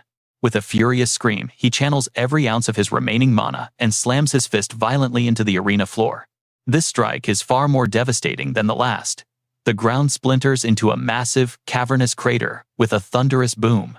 The shockwave destroys the area beneath Hajin's feet, but he deftly evades. Suddenly, Hajin pulls out a weapon and throws it. He shouts out, "Heads up, here comes a throwing knife." Horak reacts instantly, tracking the incoming blade through the air. He barely dodges it, sweating as he wonders if that knife possesses some other terrifying hidden power. But reality is cruel. Hajin just laughs and raises his gun, revealing the knife was a complete decoy. He takes aim and fires again. The shot strikes the exact hole in Horak's armor, sending the big guy flying backward. Hajin lands smoothly and looks down. Horak is trembling on the dirt, barely holding on. Hajin takes slow, measured steps forward and calmly raises his gun again. The entire stadium holds its breath as his finger slowly tightens on the trigger. It is absolute make-or-break time. But nothing happens. Hajin just stands there with his weapon raised, while Horak remains frozen on the ground, completely paralyzed. Horak stares up at him in utter confusion. The spectators are equally stunned, a heavy silence falling over the entire arena. Out in the VIP booth, Oh Junhyuk asks if he ran out of bullets. Seo Youngji notes that Horak looks completely exhausted anyway. Horak pushes himself up, gasping for air, as his face turns bright red with absolute fury. But Hajin just stands there. He is totally unbothered, keeping his gun raised like a statue. Suddenly, Hajin cracks a relaxed smile and lowers his weapon. Lowering his gun, he puts his hands up with a cheerful grin and announces, "I forfeit." The sudden surrender leaves Horak completely petrified. Oh Junhyuk and Seo Youngji also freeze in absolute disbelief. Right then, the referee's official voice echoes over the loudspeaker. The match is declared over, naming Kim Horak the victor. Hearing this, Horak's entire body shakes with humiliating anger. This shocking official victory is declared, leaving Kim Horak so furious that he looks ready to cough up actual blood. It's obvious he lost the actual fight, but Hajin handed him a pity win. Horak starts thrashing around in pure rage. Several guards rush to restrain him as he screams out, "Hey, you bastard, get back here right now." But Hajin simply walks away. Meanwhile, Kim Horak sits with his wounds heavily bandaged, fuming with rage and unable to swallow his pride, while the nearby staff desperately try to comfort him. Seeing this, Oh Junhyuk asks if Horak was really hit by a live bullet, wondering if his martial artist physique is the only reason he is still standing. With a smirk, he leans forward and asks Seo Youngji for her thoughts, to which she replies that Kim Hajin did an exceptionally good job. She notes that Kim Horak was slightly lacking and should have slowly overwhelmed Hajin instead, as relying on a chi barrier like that was far too risky. She guesses that Horak rushed the fight out of some strange embarrassment, before her tone turns serious, as she admits that Kim Hajin is highly intriguing. Recalling the rapid gunfire and the final devastating shot that sent his opponent flying, she begins to break down the details of the match. She points out his incredible firing speed and dynamic vision, which allowed him to keep up with a literal martial arts genius. But she noticed that when Kim Horak slowed down, Kim Hajin did too, prompting her to wonder if he has a unique physical enhancement gift. She then recalls how his bullets were wrapped in a layer of magic power, adding another fascinating detail to her assessment of the young cadet. She explains that he likely used mana-infused bullets, forcing Oh Junhyuk to smile wryly as he asks if she really thinks the magic density was that high. He wonders if a mere cadet could compress enough magic to shatter a full chi barrier, especially since he is still just a trainee. Seo Youngji crosses her arms, admitting they still do not know Kim Hajin's true gift, while nearby spectators express their utter disbelief at the outcome. One spectator yells out in shock, asking if it is even possible to shatter a chi barrier using nothing but a handgun. She wonders if it might be a hybrid gift, while frantic calls go out to the command center to quickly report the situation. The staff report that breaking Kim Horak's high-potential chi barrier is a massive deal, considering he was expected to become a legendary figure. As the two keep talking, she quietly resolves to remember Kim Hajin's name, while Oh Junhyuk points out the next match is already starting. Meanwhile, Chok Jung-young casually cleans out his ear, looking completely unimpressed, as he complains about the buzz around the cadet. He grumbles that he does not care about Kim Hajin, and already dislikes him, slipping away to a secluded area as the first match wraps up. He contacts Drune through a spatial channel, complaining about having to watch some kid run around firing a tiny little handgun. He questions why their leader would send him to observe a mere child, but Drune counters, asking if he even watched the match. Drune explains that the boy possesses the power of a demon hunter, but Chok Jung-young scoffs, dismissing the title as completely irrelevant to true strength. Resting his chin on his hand on the other side of the comms, Drune asks if Jung-young simply dislikes him because he is a trainee. Chok Jung-young immediately confirms it, saying that is obviously the case, feeling completely unbothered by his own blatant bias against trainees. Suddenly, his expression shifts to a wicked mocking grin, as he describes the absolute peak of effort and killer intent needed for a real fight. He believes that a genuine battle requires a lethal drive aimed straight at the opponent's heart, pushing everything to the absolute limit.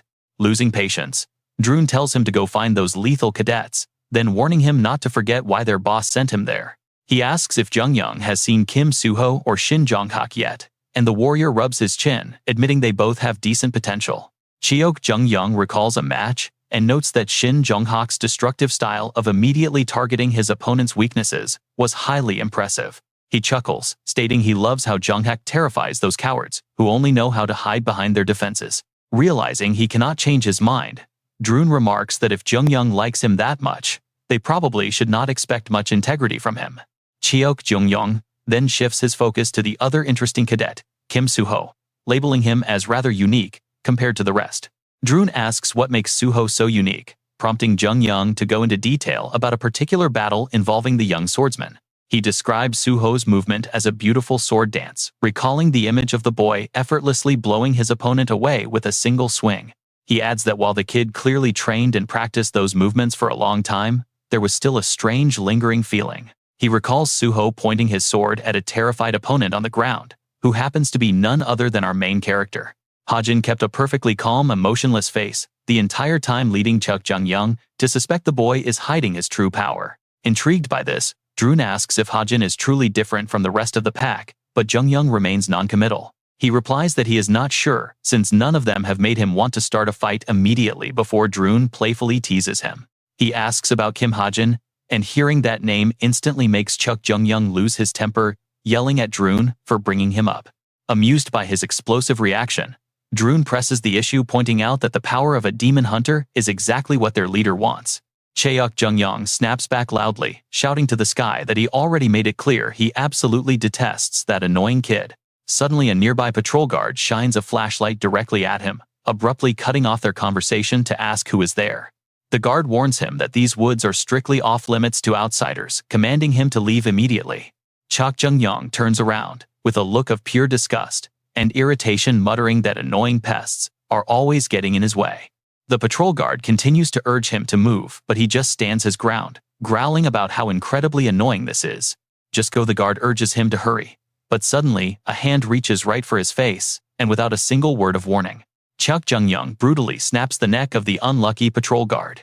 He collapses into a pool of blood, scattering birds into the sky. Crows screech and take flight. Having dealt with the guard, Chok Jung-young of the Chameleon Troop stands still, staring at the fresh crime scene. Through the communication space, Drune asks in a panic if he really killed the guy.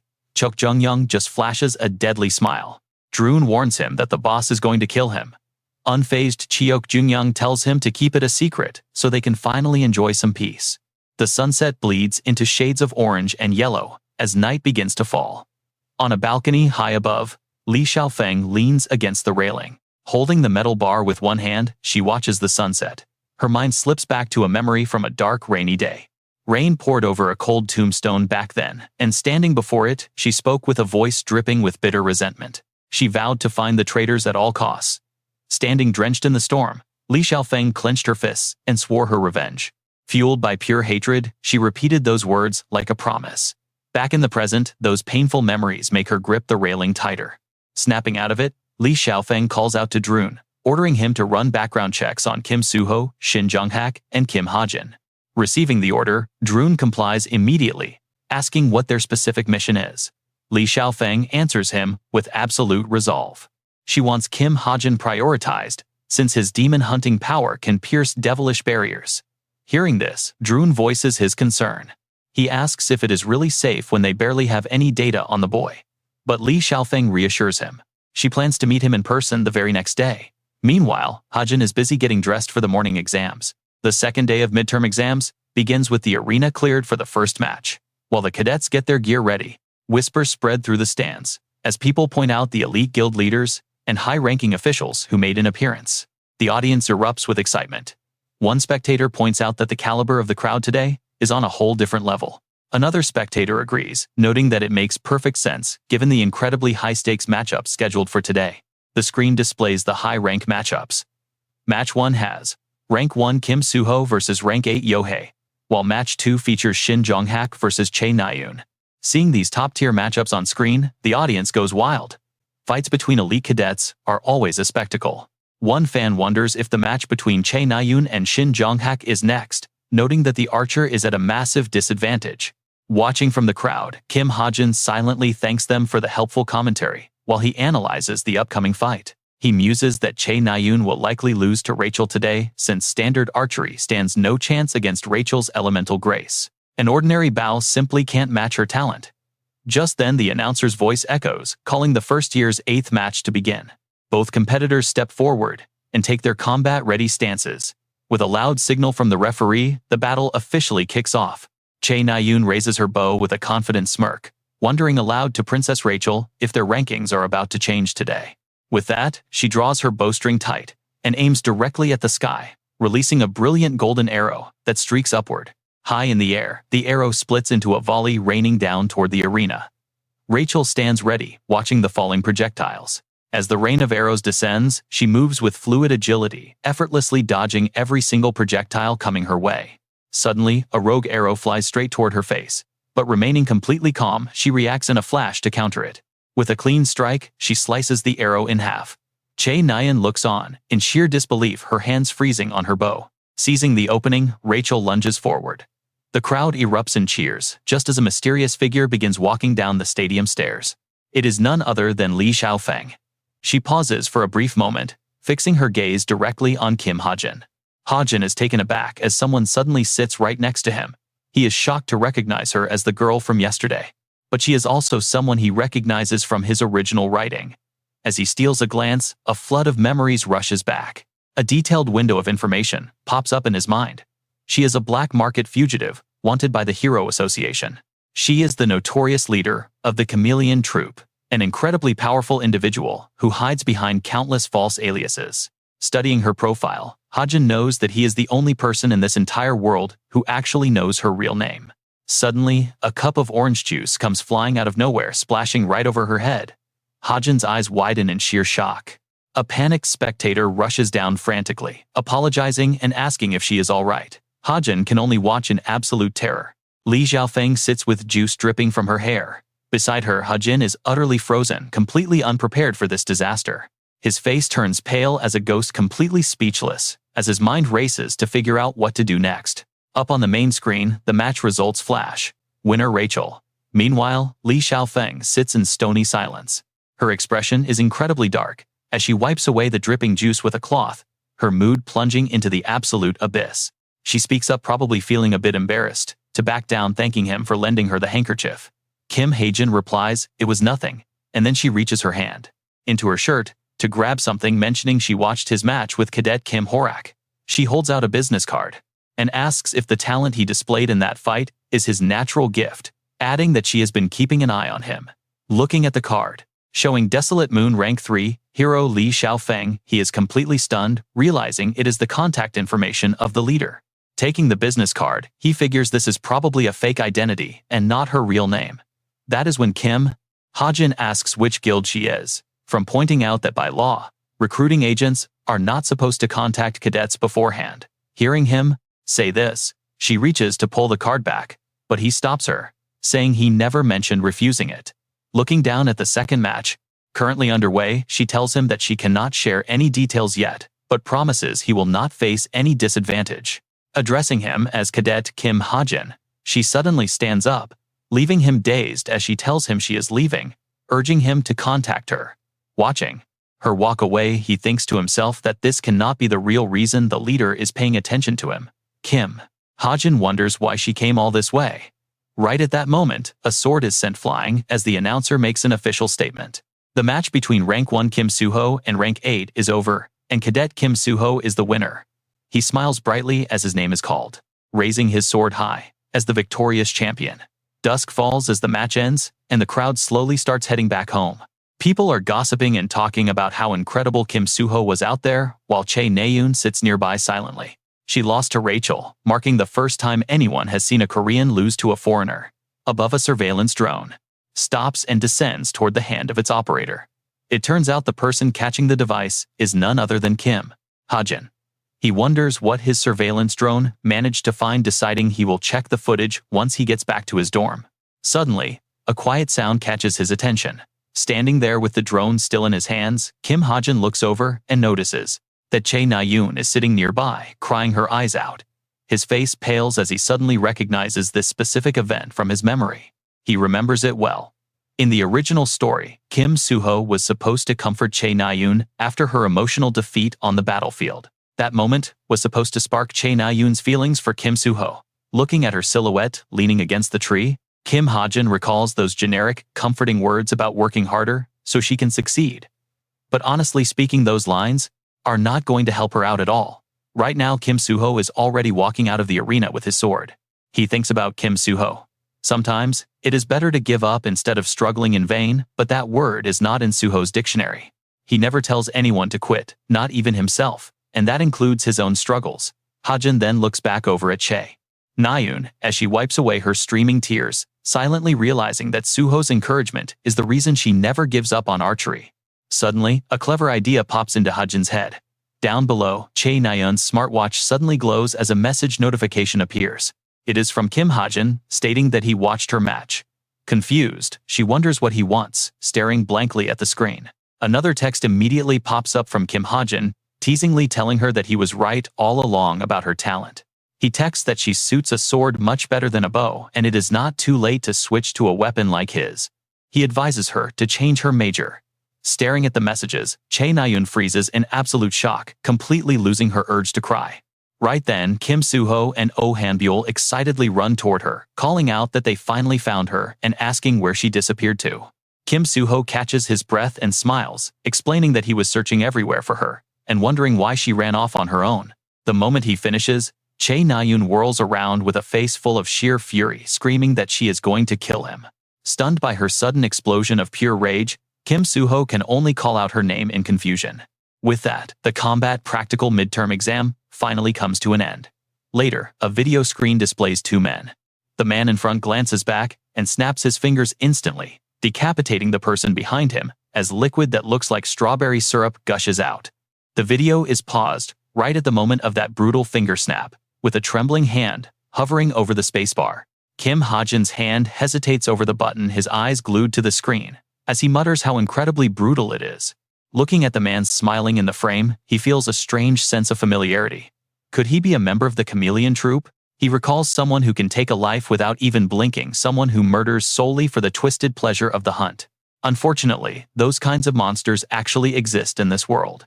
But with the rise of modern science and magic, many things have become much easier to accomplish, giving rise to hidden villains who operate completely outside the law. These outlaws care nothing for rules or regulations, and though they are human, they completely reject the existence of heroes. They cannot be compared to common criminals either, as they wield devastating supernatural powers, just like their heroic counterparts. Just like heroes, they are none other than villains. Hajin's gaze remains firm. He realizes he can no longer just focus solely on the villains from his original novel. According to the co-author, in this newly modified version, it is completely impossible to predict what kind of enemies will emerge.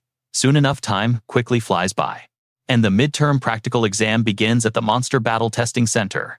Instructor Jin Junghwa raises her voice to introduce herself, offering all the cadets her most formal and warmest greetings. She is Jin Junghwa, the supervising mage, responsible for guiding them through this exam. Before things kick off, she explains how this crucial test will actually work. Her voice echoes across the arena. Directly ahead is where they will face simulated monsters summoned by powerful wizards. Before the fights begin, Zhenghua warns all the cadets that this test is far more dangerous than any training. The simulated beasts they are about to face actually possess the exact same destructive power as real-life monsters out there. Even if the supervising mages cut off the summoning magic, these deadly creatures will not just disappear instantly. She strictly warns them if anyone hides their struggle just to save face and stubbornly refuses to call for help, they could easily end up losing their lives. If the pressure gets too intense, they must surrender immediately, without hesitation. Hearing this, two female cadets break out in a nervous sweat, looking at each other with pure and deep anxiety. Zhenghua continues, explaining that their overall grades will depend on how long they survive and how calmly they can perform. That covers all the rules, and she wishes everyone the absolute best before calling up the very first group. Without wasting any more time, she summons the opening group, the 4 chosen cadets of Team 1 step forward. The bright lights of the arena flash on, and massive partition walls rise, sealing each cadet into their own zone. Zhenghua announces the lineup: Hazuki, Kim Junho, Yu Jungjin, and Sven. She then addresses the remaining crowd. All the other cadets must watch in total silence, carefully analyzing the battles before their own turn comes up. The spectating cadets stare intently at the massive display screens, trying to break down every single move. They study exactly how their peers engage the summoned beasts, searching for strengths and weaknesses they can learn from. She urges them to dissect the strategies, letting them know they can share better combat tactics afterward. Standing tall in front of the crowd, the instructor prepares to initiate the main event, the monster battles, but she abruptly stops. Seeing how quiet and completely unfocused the waiting room is, she clears her throat. She gives them a stern look to gather their full attention, offering one final crucial reminder before they start. She tells everyone to shut off their smartwatches immediately, making a few panicked cadets quickly disable their devices. Zhenghua warns that their spoken analysis will heavily impact their written grades, so they must take it seriously. Hearing this, Che Naiyun grits her teeth in silent frustration. Finally, Zhenghua officially kicks off the exam. She raises her hand, forming a glowing magic circle that erupts with light to summon the first monster. She announces Hazuki's opponent, a terrifying high-grade ghoul. Instantly, a massive, hideous beast materializes in the arena. It lunges forward with insane speed, and Hazuki barely manages to raise her weapon to block the brutal strike. The impact triggers a massive shockwave. Yu Yonha watches closely, her sharp mind analyzing every single move. The announcement rings out for the second team. Inside, a giant serpent slithers forward menacingly, flicking its tongue. Yi Yonghan charges ahead without hesitation, unleashing a wind-infused punch that slams straight into the serpent's core. The beast collapses from the single devastating strike. Zhenghua quickly announces that Yi Yonghan has passed his test. Suddenly, a brilliant flash of magic fills another arena, raining down a deadly barrage of sharp daggers. Every single blade hits its target with pinpoint accuracy, prompting the system to announce Che Naiyun's immediate success. Meanwhile, Yu Yonha uses her whip to tightly bind her target before slamming it into the ground with immense force. Next to her, another cadet unleashes a flurry of water-slicing strikes, as the sounds of battle echo violently. The intense clashing of weapons echoes non-stop. Soon the voice calls for the 10th group to step forward. Instructor Zhenghua announces the next contender, Cadet Kim Hajin, who must face off against a savage ice wolf. Crouching behind a rock, Hajin fires a precise shot directly into the wolf's head, making the beast howl in pain. Leaning calmly against the stone, he thinks this exam will be an easy rap. But then the arena lights plunge into darkness. Sudden darkness throws the waiting room into absolute chaos. Confused Kim Hajin looks up as panicked murmurs fill the room. Right as the cadets ask what is going on, Oh Jin-hyuk's earpiece suddenly buzzes, drawing his hand to his ear. He asks in a curious voice, wondering if there is some issue with the testing grounds. Suddenly, Che In-hyuk barks through his earpiece, telling him to focus on guard duty. He awkwardly apologizes, asking if that is enough, while Seo Youngji, inside the monitoring room, asks a chilling question. Does he know that one of the patrol teams around the cube was murdered just yesterday? She sternly reminds him that they are in an emergency and he must stay focused. Jin Hozong reluctantly agrees, but asks if they have located the epicenter of the sudden earthquake yet. She replies that they suspect it is near the British continental shelf, but the exact location remains unconfirmed. Hozong is somewhat relieved, hoping nothing major happens, just as a mysterious foot steps out from the bushes. He spins around with a gasp. Cheok Jung-young scratches his head, giving a malicious grin, and noting there is a person here. Hosung warns him that outsiders are forbidden in this restricted zone, and asks if he is lost. but the man retorts, asking why Hoseng is here instead. The question catches him off guard, but he politely replies that he is no outsider. Cheok Jungyoung rubs his arm impatiently, snapping that they have talked enough, his eyes burning with absolute killing intent. He warns Hoseng to get out of the way, unless he wants to be beaten half to death, prompting Hoseng to draw his sword in high alert. But get this, the ground suddenly starts to violently shake, forcing both to look at the sea. Massive waves roll in, as someone stutters asking what on earth is happening. Right before them, a colossal waterspout spins furiously. The main building shakes violently as an urgent announcement blares over the speaker's warning that the exam is suspended due to an incident outside. All cadets must evacuate the facility immediately. In the waiting room, a panicked instructor yells toward the arena, ordering Group 10 to halt the test and get out. Hajin looks at the chaotic scene and curses under his breath, desperately trying to figure out what the hell is happening. Suddenly, the frost wolf thought to be dead from the previous strike stands right back up, as if completely unharmed. Hajin is thrown into a panic, his heart racing, as he anxiously wonders if the summoning skill somehow failed to deactivate. He looks up at the observation room, shouting out to see if anyone is still there to help. Gripping his weapon tightly, Hajin feels that something is incredibly wrong. Is there a hidden Jin among the mages? He tries to recall the plot. It shouldn't be Jin Sayuk, since no story change alert has popped up on his screen. There have been absolutely no notifications regarding any of the characters inside this building. But then a sudden realization hits him. Hajin's eyes widen as he spins around. Nearby, a heavy footstep lands on a stone, echoing through the empty space. A cloaked figure looks down at a girl standing in the distance, greeting her after a very long time. Calling her Princess Rachel, Hajin nods in agreement. This makes sense since there are countless minor characters in the novel. Many background characters were never mentioned once in the original plot, just like Hajin. Rachel stares at the man in shock, whispering the name of Sir Lancaster. This is a dark development she had absolutely no knowledge about. As the ceiling shakes violently, Rachel looks up and demands to know where Alex Lancaster was during the London incident 5 years ago. She hesitates as Alex's eyes flash with a lethal, chilling gaze that freezes her in her tracks. She realizes the dark truth and angrily accuses him, pointing out that he has sold his soul to the enemy.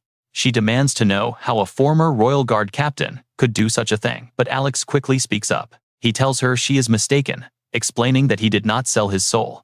His new master simply claimed it.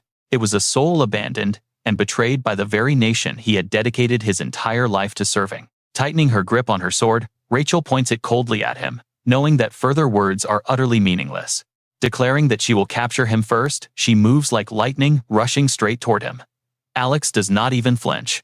Her blade slices right through him, but she freezes when his body only dissolves into smoke without a scratch. He explains that his real body is not there, and appearing before her like this is merely for his entertainment. Alex continues, noting that the outside is currently in too much chaos for anyone to pay attention to this room. Thanks to the massive monster invasion, including the legendary Imugi, the building has practically been turned into a den. He warns her that no one can come to save her, looking down with a low, chilling voice. He mockingly points out the stark contrast between this crisis and the kingdom's usual protective protocols for royalty. They prioritize the royal family above all else, while letting tens of thousands of ordinary people die in the streets. Rachel frowns as a bloody scene from the past flashes in her mind, showing Alex kneeling on blood-stained ground. Alex holds a limp body in his arms, someone who has already stopped breathing.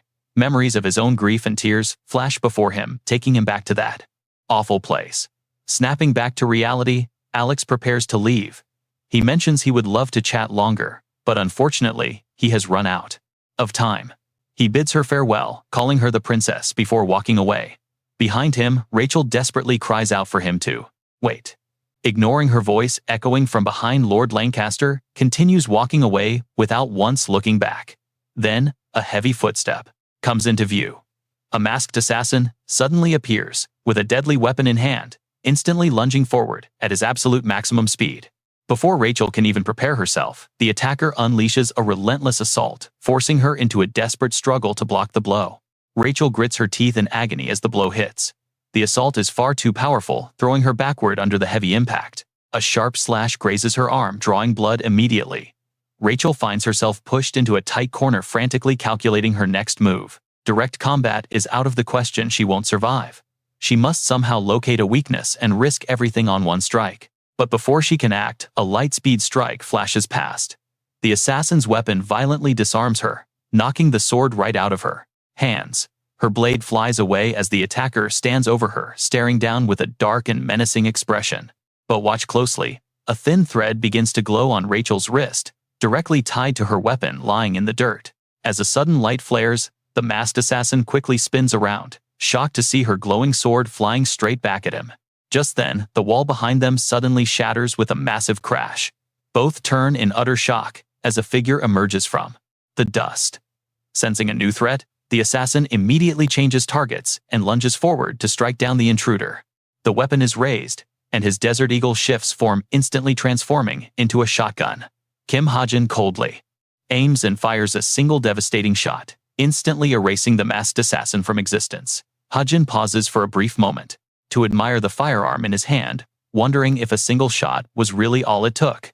Honestly, it shouldn't be surprising, considering the attack cost him 250 SP. Rachel stares silently at the figure before her. In her mind, she suddenly realizes that this mysterious savior is actually her own classmate. Stepping closer, Hajin extends his hand toward her to help her stand, asking if she is okay. But then his eyes catch the severe wound on her arm. Understanding the danger, he tells her he brought some bandages along, then kneels down to wrap Rachel's injury. Flustered and shy, she keeps her face lowered. Hajin barely notices, casually mentioning that if he had been a moment later, she might have never been able to swing a sword again. But staring at the bloodstains, Hajin cannot. You won't believe this. This is an incredible jackpot, a blood sample from one of Cube's top cadets. Rachel looks at him and whispers her thanks, leaving him dazed as she quickly drops it. Suddenly, the ceiling lights flicker back on. Jin Ho-sung stands by the railing, looking down, calling out to ask if they are hurt, promising to head down to help them.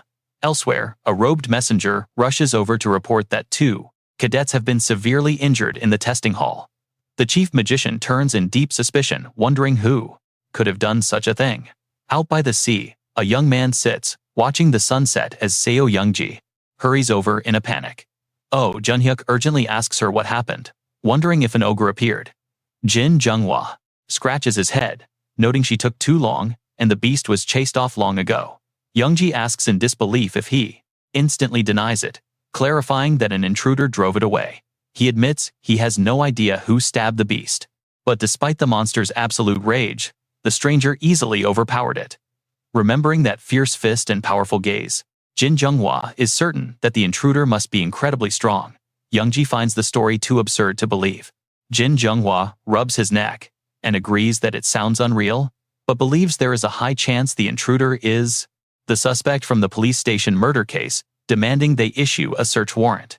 Staring ahead silently, he notes that with both an anonymous intruder and a high-rank monster running loose, this midterm exam is turning out to be quite chaotic. He predicts that the leaders of Cube won't be escaping heavy blame for this massive security failure. Ultimately, yesterday's shocking monster incident at Cube quickly became a major global scandal, putting the academy under intense scrutiny. The midterm exams are officially postponed, as massive academy resources are poured into handling the press and rebuilding public trust. With all tests and classes officially suspended, the tired cadets are granted an unprecedented 10-day holiday to recover and relax, unwind. Right behind Hajin, a massive crowd of students erupts into cheers, absolutely thrilled by the sudden massive Cayman vacation announcement. Meanwhile, veins bulge on the furious professor's forehead as he glares at them from the podium, completely losing his temper. He roars at the crowd, demanding how they can celebrate when their fellow cadets are lying injured. Are you seriously hurt? The cadets below do not pay much attention because they are busy planning. What are you doing this vacation? Want to hang out? Hearing this, the professor gets even angrier, yelling at them to stop thinking about foolish things. He orders them to head back to their dorms immediately. Just then, the bag next to Hajin vibrates, so he pulls out his laptop. He boots it up and spots a notification that the plot has changed immediately, cursing his terrible co-author. The screen displays the name Alex Lancaster, along with a profile noting his deep love for his deceased family. Driven by mounting rage, the villain is highly likely to attack Rachel directly, instead of waiting for reinforcements. Once the perfect opportunity presents itself, his danger rating will jump from 7.5 to 8.5. Hajin recalls the character's design, realizing Lancaster is a key figure tied to the United Kingdom story arc. His goal is to conquer Great Britain, making him a formidable antagonist who has appeared much earlier than expected.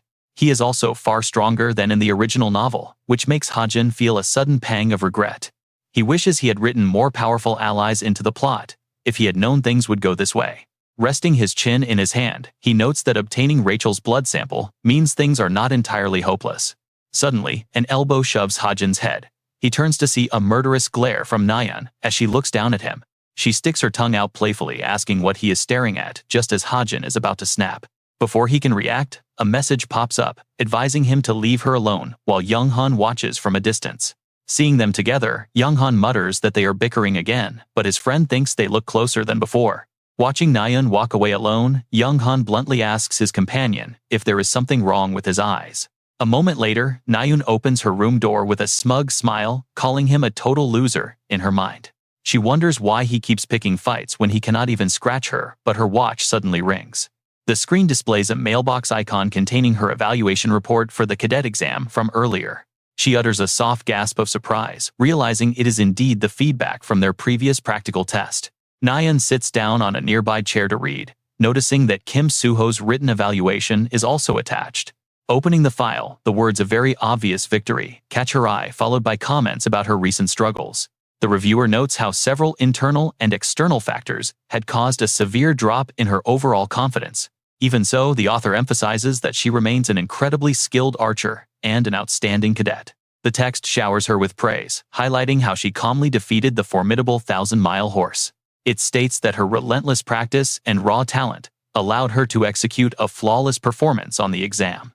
The encouraging sentences that follow sound like a self-help book, arguing that anyone doubting her talent is wrong. The writer claims that what she lacks is not talent, but actual faith in her own abilities. If she keeps moving forward along her current path, she will undoubtedly become a truly magnificent hero. Seeing that the review was written by Cadet Kim Suho, Nayeon is deeply touched and blushes with embarrassment. With teary eyes, she looks up at her screen, resolving to stick with her path as an archer. She continues, scrolling down the screen, and finds another evaluation marked as anonymous, which is quite lengthy. Intrigued by the long letter, she wonders who could have written such a massive critique of her work. Becoming excited, she clicks the document and starts reading, but her expression slowly begins to darken. Her entire body trembles as veins pop on her forehead, prompting a furious scream that startles everyone outside. She vows to destroy the jerk who wrote it, while Hajin stares at the blood-soaked seed of Evandel. He has placed it on a clean white cloth, but the surrounding blood is starting to pool strangely. In an unsettling sight, the crimson fluid is slowly being absorbed directly into the magical seed. Hajin watches with folded arms, noting how the item from Mount Gary reacts when fed royal blood. This process is crucial to hatching the witch Evandel, and he is highly confident in its overall quality. Since it came from Rachel's prestigious royal lineage, he expects nothing but an exceptionally pure result. He eagerly urges it to grow, but a sudden icy draft runs down his spine immediately after. His entire body breaks out in a cold sweat, as if some bizarre mutation is taking place inside. Hajin's face turns completely pale as the blood drains from his skin, realizing that something is terribly wrong. On his hand, a strange mark suddenly lights up. It glows with a mystical, otherworldly light. A second stigma has appeared.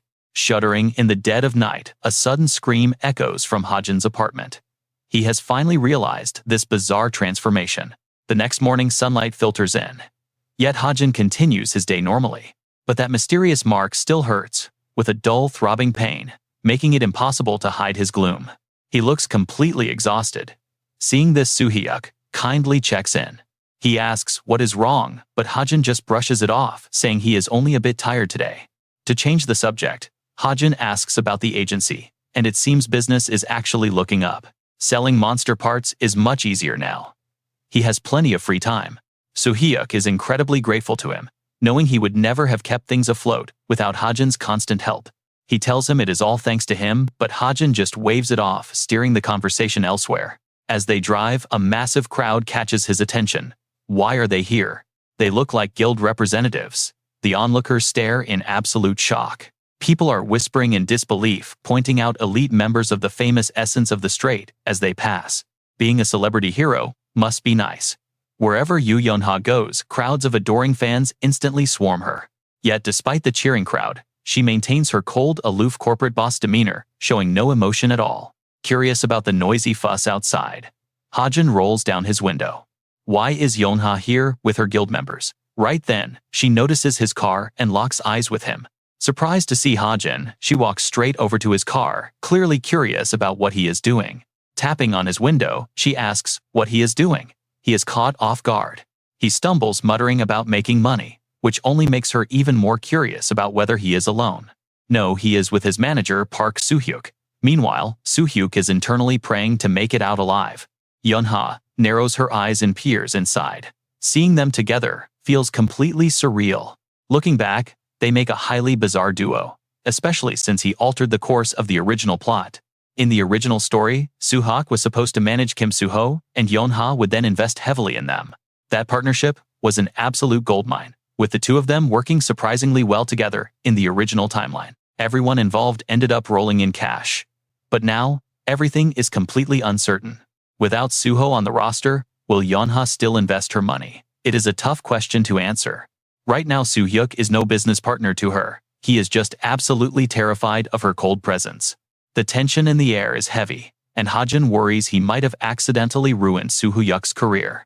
But Yonha does not pry any further, simply lowering her voice and saying that she completely understands. Suddenly, she reaches out and grabs the door handle. She opens the door and climbs inside, leaving Hajin completely dumbfounded by her sudden action. She calmly announces that if he is hunting, she is coming along, giving him zero room to argue. Soo-hyuk nervously steps on the gas, driving them deep into the quiet forest. The ride inside the car is painfully awkward, with the two sitting in total silence, staring out their windows. While Hajin silently wonders what on earth she is thinking, Yonha suddenly breaks the silence to call his name. She drops a surprisingly heavy question on him, asking if he has given any serious thought to his future. Hajin freezes.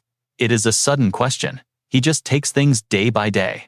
What are his plans after graduation? He calmly points out that they still have plenty of time left. While Hajin prefers to relax, Yonha is the exact opposite.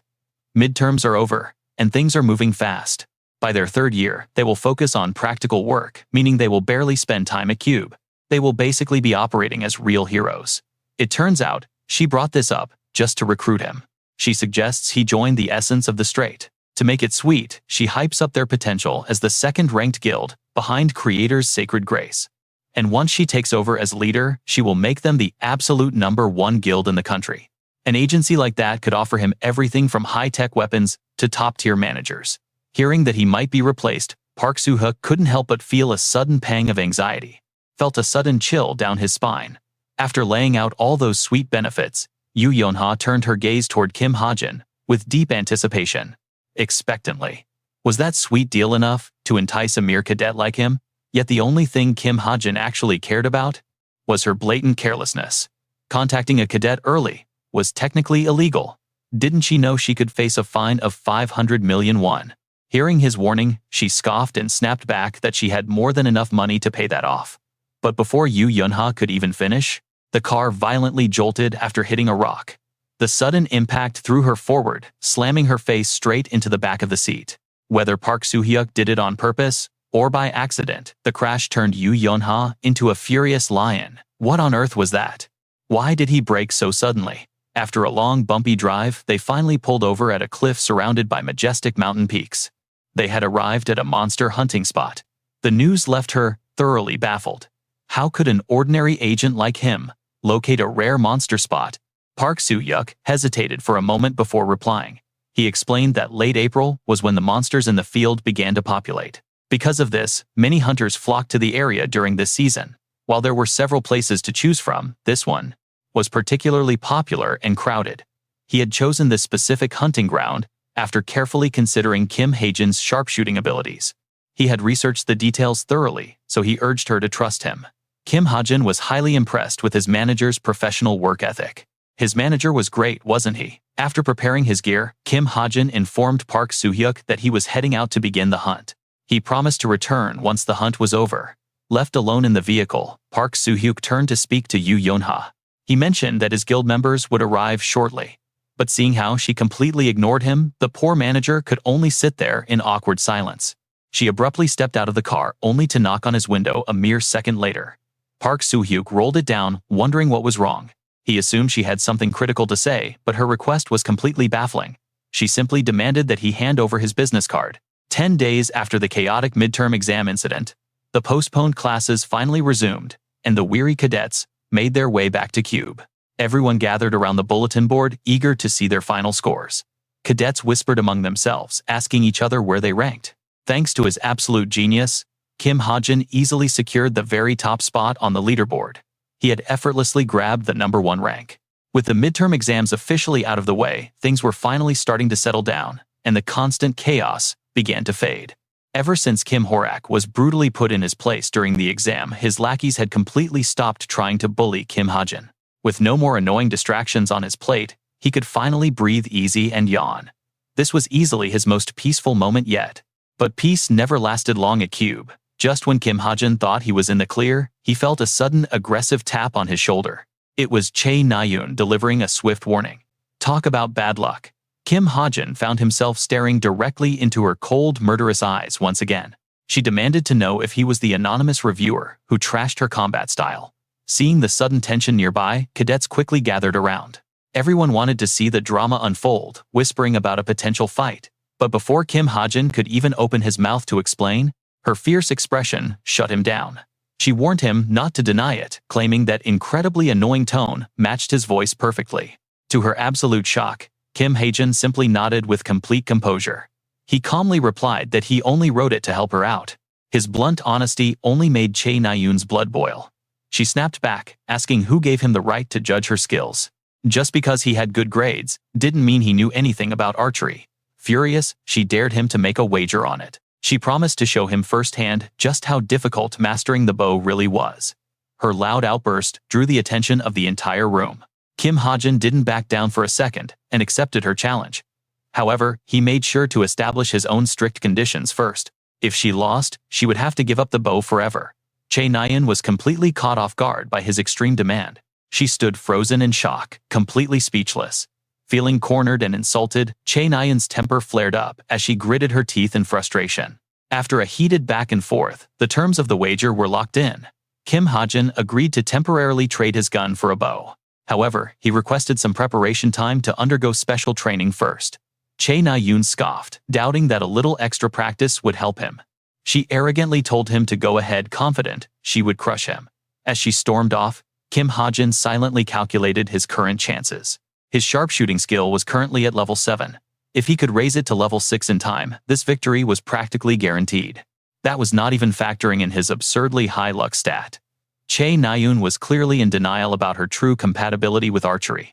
She mistakenly believed her talent with a bow was equal to her sword skills, and mindless praise from others had only fueled her delusion. The next morning, as warm sunlight poured through the grand windows of the main hall, the cadets gathered together for an assembly. Standing confidently at the podium to address the crowd was none other than the president of the traveling club, Oh Han-hyun. He warmly welcomed everyone, expressing his absolute relief that all cadets had made it back safely from the perilous midterm exam. Changes are here. Following the chaotic exams, things at Cube are shifting fast. Both academic and hunting clubs are suspended. Jins are making their moves. Since every incident at Cube strictly follows his novel, there's still one major accident left. That final disaster is the key. And right on cue, Oh Han-hyun begins outlining their next big destination, France. That is where they are heading next. It sounds like a dream trip, but a massive bloodbath awaits them. A wealthy French tycoon is marked for death. The chapter opens with an assassination threat from a deadly killer syndicate. The warning is clear. This weekend, they will strike. And their target is definitely not an ordinary citizen. Meet Ben. He is the wealthy tycoon who received the threat. Everyone assumes he is a saint, but that is wrong. Completely wrong.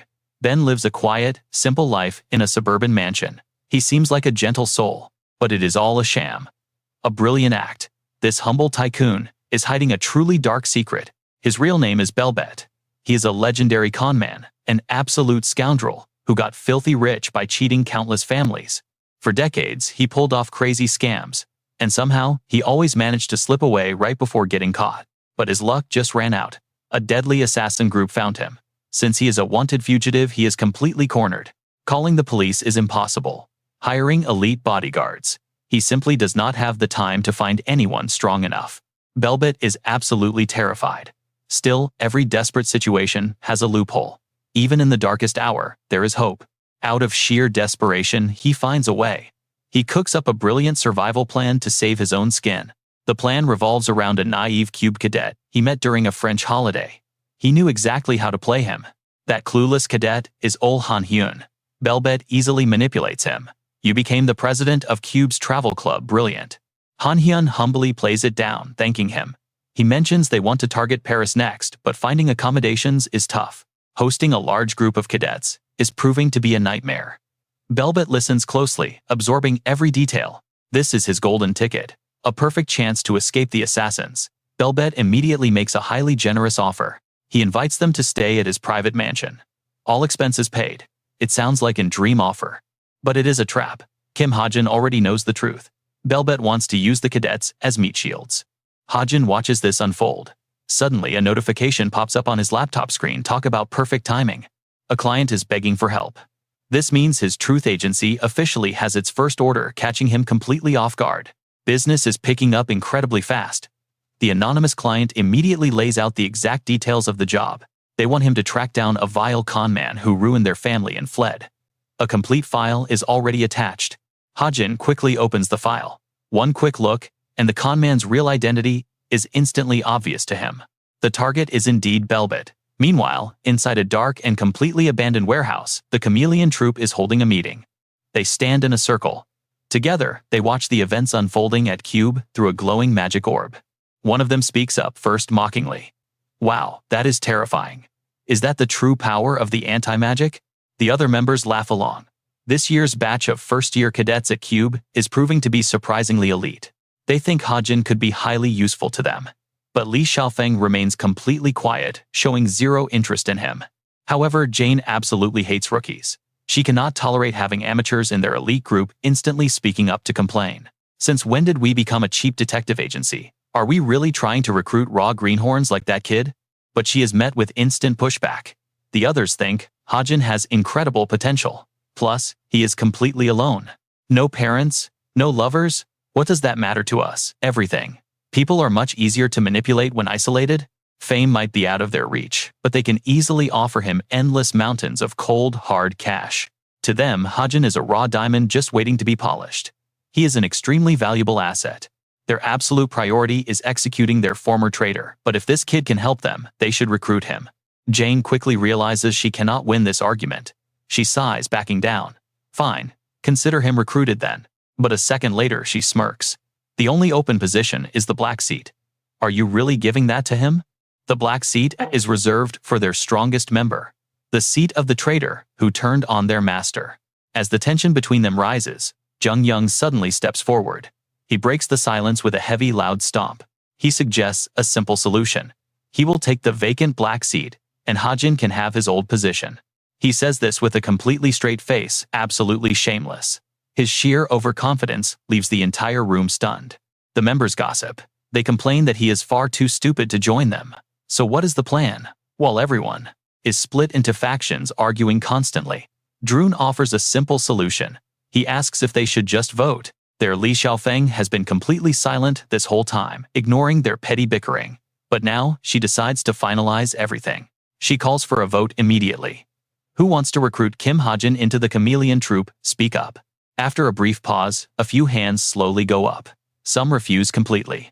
As for Jane and Gung, both of them, neither of them votes yes. But the final result is clear. The supporters outnumber those who oppose, with the final tally showing 8 votes in favor, and only 2 against. So the decision to recruit Kim Hajin is officially approved. Jane and Gung absolutely detest Hajin, making them grit their teeth in frustration. But they have no choice but to follow orders. Suddenly, Li Xiaofeng hands Jane a new assignment. She tells her to take an invitation to an exclusive VIP party. In Paris, Jane looks incredibly thrilled as she grabs the invite, smiling at the thought of her next target. As the yellow seat of the chameleon troupe, she is tasked with a simple job, stealing a specific ring. Meanwhile, the cadets have gathered early in the morning at the airport, ready for their upcoming trip to France. Instructor Han Hee-yun finishes taking attendance and quickly moves on to organizing the next phase of their travel plans. With everyone accounted for, including Hajin, they must draw lots to divide into teams before teleporting across the world. This is Hajin's very first time visiting Europe, so everything feels incredibly new. Back in his real life, he never had the chance to travel. But here, it takes just 10 seconds. According to his original story, Yonha and Suho will end up in the same group. Hajin simply drops his paper into the box to let fate decide his partners. He is ready to go with the flow. In an instant, the majestic Eiffel Tower appears right before their eyes.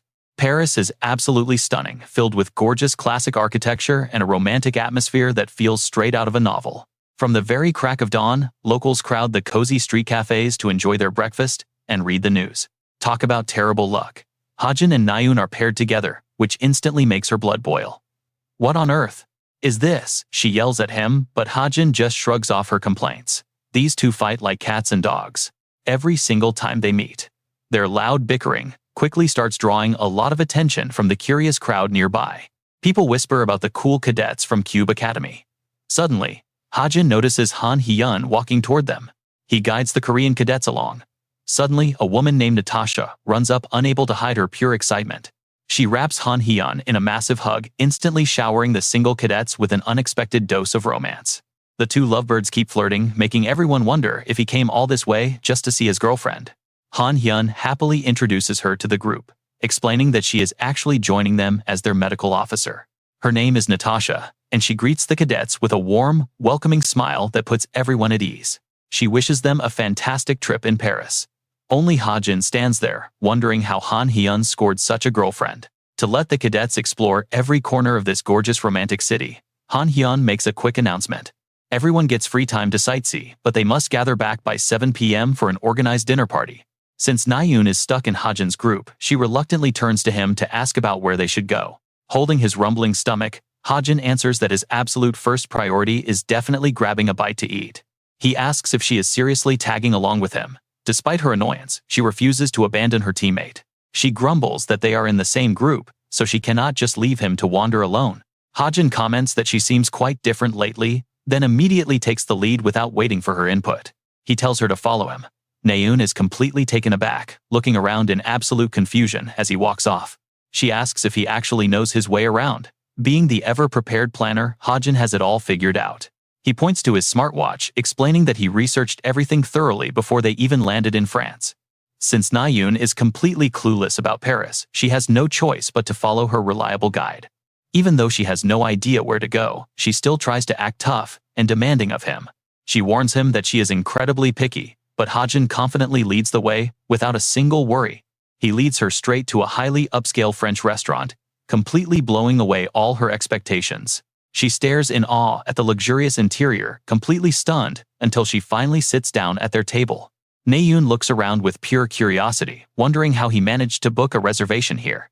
Even though he secretly relied on his book of truth to find this spot, Hajin keeps it a secret, claiming he has his ways. He really acts like a rich, legendary CEO. He slides the menu over to Naeun, telling her to order absolutely anything she wants. It is a total power move. Though she is a bit slow to react, she happily takes the menu. In the eyes of Hajin, Naeun is a wealthy young lady, so she must have excellent taste. He is pretty sure she will know exactly how to order a decent high-class meal. Her family background is extremely wealthy after all. But suddenly, a long-haired shadow flashes right past the frosted glass, evoking the past. This sight makes the heart of Hajin skip a beat. Completely shocked, he freezes up, for a split second, unable to say a single word. He suddenly stands straight up, leaving Naeun totally confused as he abandons her at the table and rushes out into the street. He desperately wants to know what is going on, quickly telling her to stay put before bolting out. Where is he even going? Hajin sprints forward at a crazy, dizzying speed, completely determined to catch up. He wonders if the story has somehow shifted again. Could an unknown character be interfering with the plot? He runs flat out on the sidewalk, keeping his eyes on her long hair. She weaves through the thick crowd, and Hajin pushes himself to the limit, finally catching up after a desperate full-speed chase. He calls out to her, but when she turns around, his mind completely freezes. Why on earth is Yoon Sun-ah here in Paris? Yet she looks totally terrified, glancing around as if she has absolutely no clue who he is. What is even going on? The expression of Hajin turns dead serious as he confronts her, asking her what she is doing in Paris and why she walked away so fast. But she just stares back, with a face full of confusion, asking who he is. That completely throws him off, freezing him solid.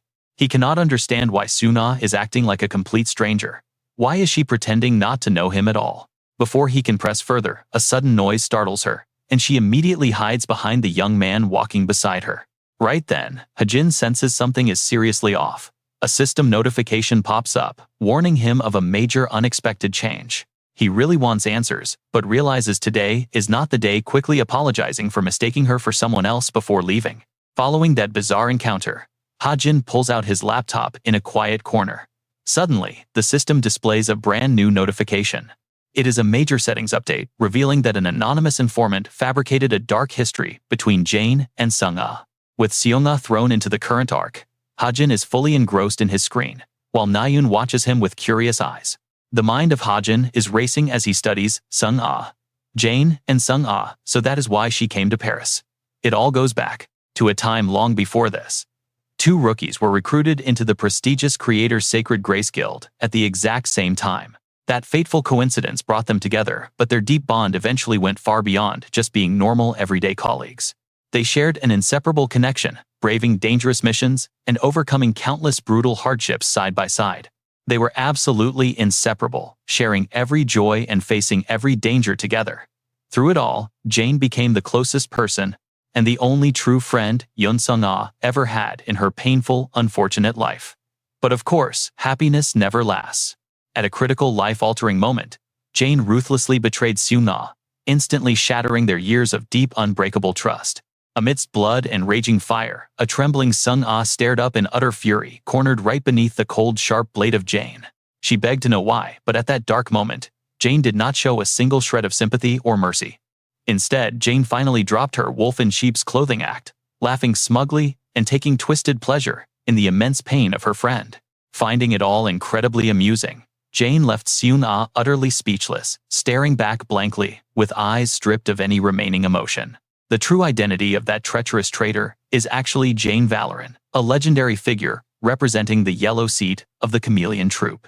She is a master villain uniquely skilled in theft and high-level disguise. Now fast forward to the present day, in Paris. The attention of Sung-ah is elsewhere, staring blankly ahead. That is when Jil approaches, handing her a fresh cup of coffee. He warmly tells the vice leader to take a coffee break. Sung-ah quietly thanks him, but her mind is clearly elsewhere. Jil easily reads her tense expression, asking if she is feeling troubled. Yet, she is actually looking forward to what is coming. She claims she feels completely refreshed, eager to finally track down and eliminate the vile traitor once and for all. Jil then asks for her honest opinion, wondering if Jane Valoran will actually show up at the grand masquerade party. He is skeptical of the anonymous tip, but Sung-ah knows her former friend far better than anyone else. Jane absolutely loves these kinds of high society parties, especially if there is a priceless artifact waiting to be stolen. It is the perfect chance to kill two birds with one stone, targeting a once-in-a-lifetime treasure set to be displayed. This artifact is safely locked inside the private waiting room of Tomer, but Sung-ah already knows the next move of her enemy like the back of her hand. Knowing exactly what is going through Jen's head, it is certain that tonight, Jen Valoran will personally make a move to steal it. Right in the middle of a luxurious 5-star restaurant located on a busy, bustling street. After completely devouring her sumptuous meal, Na-yoon happily prepares to leave with a completely full stomach. Seeing her so cheerful, Hajin decides it is finally time to say goodbye. He suggests that they split up now, assuming she has her own places to go. While speaking, he secretly plans for tonight's masquerade. The ball starts at 5 p.m., and he has a lot to do. He must thoroughly search this place to secure a perfect vantage point. Realizing Hajin wants to head out, Na-yoon waves goodbye. But as she walks away, Hajin suddenly calls out, carefully warning her, "Do not get lost." He warns her not to get lost. Annoyed, Na-yoon snaps back, asking if he thinks she is an idiot. Finally, the masquerade finally begins. As night falls, the entire villa grounds light up brilliantly under the gorgeous lights, surrounded by endless luxury. High-end luxury cars line the entrance, as prestigious nobles arrive one after another, dressed in their finest formal wear. Outside was grand. Inside was even more breathtaking, leaving everyone completely awestruck. Towering champagne towers and expensive crystals decorate the room. But despite this overwhelming beauty, all eyes suddenly turn toward one direction. The crowd whispers in awe, telling each other to look in that direction. Kim, Suho, and Yu Yonha have arrived wearing stunning attire. Their masks hide their faces, but their brilliant glowing auras cannot be concealed. Their magnificent presence instantly triggers a huge wave of excited and curious whispers across the entire ballroom. People wonder if they are famous celebrities sensing their incredible presence even through their masks. Seeing everyone shower her with praises, Yonha proudly notes that clothes truly make the person. Dressing up like this is definitely worth it. But Suho, standing right next to her, does not share her enthusiasm. He sighs, feeling completely suffocated in this formal outfit. Looking at the lively crowd, Yonha asks if they are really going to leave without dancing after coming all this way. Suho shyly admits he has never danced before in his life. Meanwhile, the grand hall is filled with melodious music. As guests dance under the crystal lights, little do they know a dark shadow is watching them from the opposite building. From a secluded high rooftop, Hajin uses his unique sensory powers to closely monitor the entire fancy masquerade. At 5:30, Yoon Sung-ah has also arrived with nothing else out of the ordinary. The grand masquerade takes place in an ancient castle on the outskirts of Paris, where Hajin's goal is to ensure the story progresses smoothly. Suddenly, using his keen abilities, Hajin senses something highly unusual. Far in the distance, a strange portal flares with a fiery red light swirling violently. Hajin gasps, realizing it is a massive magic portal. He thought tonight would be peaceful, but this sudden complication makes him deeply anxious. Damn it, he thought things would go smoothly. Staring at the portal, he tries to figure out who is responsible, knowing only jinns could create such an artificial gateway. Furthermore, they must have massive backing from high-ranking devils to gather enough magical power for such an intense feat. Hajin quickly shifts his gaze back to the ballroom to hunt down the culprit. This means there is an enemy lurking right inside the party tonight. Suddenly, his nearby laptop lets out a sharp beep, interrupting his thoughts. As a system message pops up, the system delivers a crucial clue regarding Homer's ring, an ancient, mythical artifact, reminding him that it is foolish to underestimate an unawakened legendary item. Soon, another setting change is added to the story. The scenario has shifted, bringing members of the notorious evil society to Paris to hunt for the artifact. Hajin analyzes the clues in deep thought, wondering if this group could really be here. The system explains that the evil society is a ruthless jinn faction led by Kim Hak-pyo, infamous for starting wars and committing countless atrocities worldwide. Hearing this, Hajin grinds his teeth in deep frustration, cursing his sadistic co-author for putting him in such an incredibly dangerous situation. There is absolutely no extra time left to waste. He immediately activates his power to take action, causing a sleek, jet-black mask to fully cover his face. A dense, cold, murderous aura erupts from his body, preparing him for the hunt. This time, things will definitely not go according to the enemy's plan. Fully prepared, he prepares to set out to track down that sinister devil. Meanwhile, inside the party, in a completely empty dark corner, a waiter is being violently choked. After struggling in vain, the victim runs out of air and collapses on the spot. The killer, disguised as a fellow waiter, quietly eliminates them one by one. After taking down the staff, he quickly proceeds with his master plan, scanning his eye at the security lock. The scan quickly clears, and the vault door slowly slides open. Smug about how smoothly everything is going, he chuckles that it is just too easy. The disguised waiter quickly steps inside. His eyes light up with pure excitement as he spots the only shining object in the dark room. So this is the mythical artifact. Safe behind a heavily fortified glass display case is a treasure worth a king's ransom. A glittering gold ring stands out, boasting a blindingly bright diamond in the center that is practically begging to be stolen. Stunned, he gasps under his breath, "Homer's ring." But just as his hand reaches out, a freezing voice cuts through the quiet room from behind. A woman's shadow slowly steps into the light, demanding to know what he thinks he is doing. Instantly, his face turns pale. Jiren realizes his plan is completely blown. Terrified to his core, he slowly looks back as his real identity is unmasked. Trembling, he stammers out, "Vice Leader, what are you doing here?" Unlike the terrified imposter, Seung-ah merely offers a gentle, eerie smile. She says she is there looking for him, since her secretary's position cannot just remain empty. With every word, she edges closer. Suddenly, Seung-ah locks him in a tight hug from behind. Jiren is completely frozen, totally clueless about what she is trying to do. His face is completely drained of color, utterly baffled by her sudden move. Sweating bullets, he has no idea how to react. He stutters out a breathless question, asking the vice leader what she is doing. But Sung-ah just holds on even tighter. Her voice drops into a haunting whisper, "You know why, Jiren?" Then, in a split second, her gentle warmth completely vanishes. She screams that she won't be fooled twice. Before Jiren can even blink, she lifts his entire body clean off the ground. With a surge of raw power, she slams him violently onto the floor. A thunderous crash echoes through the dark chamber. The floor shatters into a million flying stone fragments. The peaceful music and lights of the grand gala instantly collapse into screaming chaos. Screams erupt from all directions. As the thick dust slowly settles, the wreckage of the grand hall leaves everyone absolutely speechless. The once luxurious, majestic building is now a pile of smoldering rubble, with a massive gaping hole blasted right through the back wall. Panic spreads as people whisper, asking if there was an explosion. Suddenly, a fast silhouette darts out of the rising dust cloud. And check this out, the runner's face is melting like hot candle wax, before reshaping into a brand new identity. The facial features snap back into sharp focus, revealing Ren the shapeshifter, who stole Jiren's identity. Running for her life. She mocks Sung-ah, asking how she was caught, when her legendary disguise technique is supposed to be absolutely flawless. Sung-ah does not even waste her breath.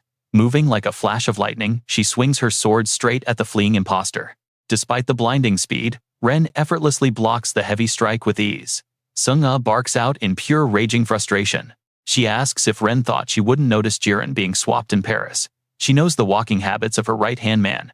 Ren flashes a cunning, mocking grin, teasing that she had no idea the guild's vice leader paid so much attention to details. She asks if her betrayal is really that painful. Those mocking words cut deep, hitting right where it hurts the most. Sung-ah's past trauma floods back momentarily, freezing her in place. Suddenly, a whip lashes through the air, crashing into their duel. The weapon wraps tightly around Sung-ah's wrist. The grip is incredibly strong, binding her arms no matter how hard she resists. She is completely trapped. The voice of the attacker rings out, drawing both of their gazes. It is none other than Yu Yonha. Keeping a tight grip on her weapon, Yu Yonha coldly warns them to take their lover's quarrel somewhere else instead of here. Beside her, Suho draws his own sword, fully prepared to back her up. Sung-ah is absolutely livid at this random interference. Glare burning with annoyance, she snaps at them, demanding to know who they are. Yu Yonha introduces herself with calm confidence. Refusing to loosen her grip on the whip, she announces they are the elite cadets of Cooper, urging them to surrender. If they disarm now, no one has to get hurt. But Sung-ah only looks at them with pure, unfiltered annoyance. This whole situation is just a massive pain. Sung-ah stops fighting the bind and immediately triggers her unique magic power. A sudden wave of intense heat radiates from her body. In an instant, Yu Yunha's sturdy whip burns to a crisp. The weapon crumbles into ash before Yu Yunha's shocked eyes. She stands frozen, completely unable to process what just happened. With the annoying distraction out of the way, a cold wave of raw bloodlust suddenly targets Sung-ah from behind. Ren capitalizes on the distraction, lunging forward like a gale force wind, with her sword aimed straight at Sung-ah's throat. But Sung-ah's battle reflexes are top tier, allowing her to dodge in a hair's breadth. She immediately launches her counterattack. She channels intense heat into her blade, coating it in a blazing crimson aura, before closing the distance on Ren. They clash like a raging storm, neither willing to back down, leaving Yu Yonha completely stunned by their raw power. Shrieking metal echoes through the ruins as they trade deadly blows, but the tide slowly begins to turn for Sung-ah. Pouring every ounce of her remaining strength into one final swing, she blows Ren back, sending her crashing into the rubble, straight into the nearby wall. Yonha desperately tries to defend with her blade, but it is useless. After that brutal impact, her sword begins to crack, pieces of metal raining down in front of her as the weapon is completely destroyed. Sung-ah, showing absolutely no mercy, swings her blade to finish Yonha off for good. But just as the sword is about to strike, another sword suddenly cuts in to parry the blow. Suho quickly steps forward to block Sung-ah's lethal strike. Seeing her kill interrupted, she snaps in fury, demanding to know who he is, and telling him to get lost, before she slays them both. Despite Sung-ah screaming curses at him, Suho stands his ground firmly. He tells her that while he has no idea why they are fighting, he will not let anyone else get dragged into their mess, so she had better back off and stop right now. But his warning does nothing to calm her down.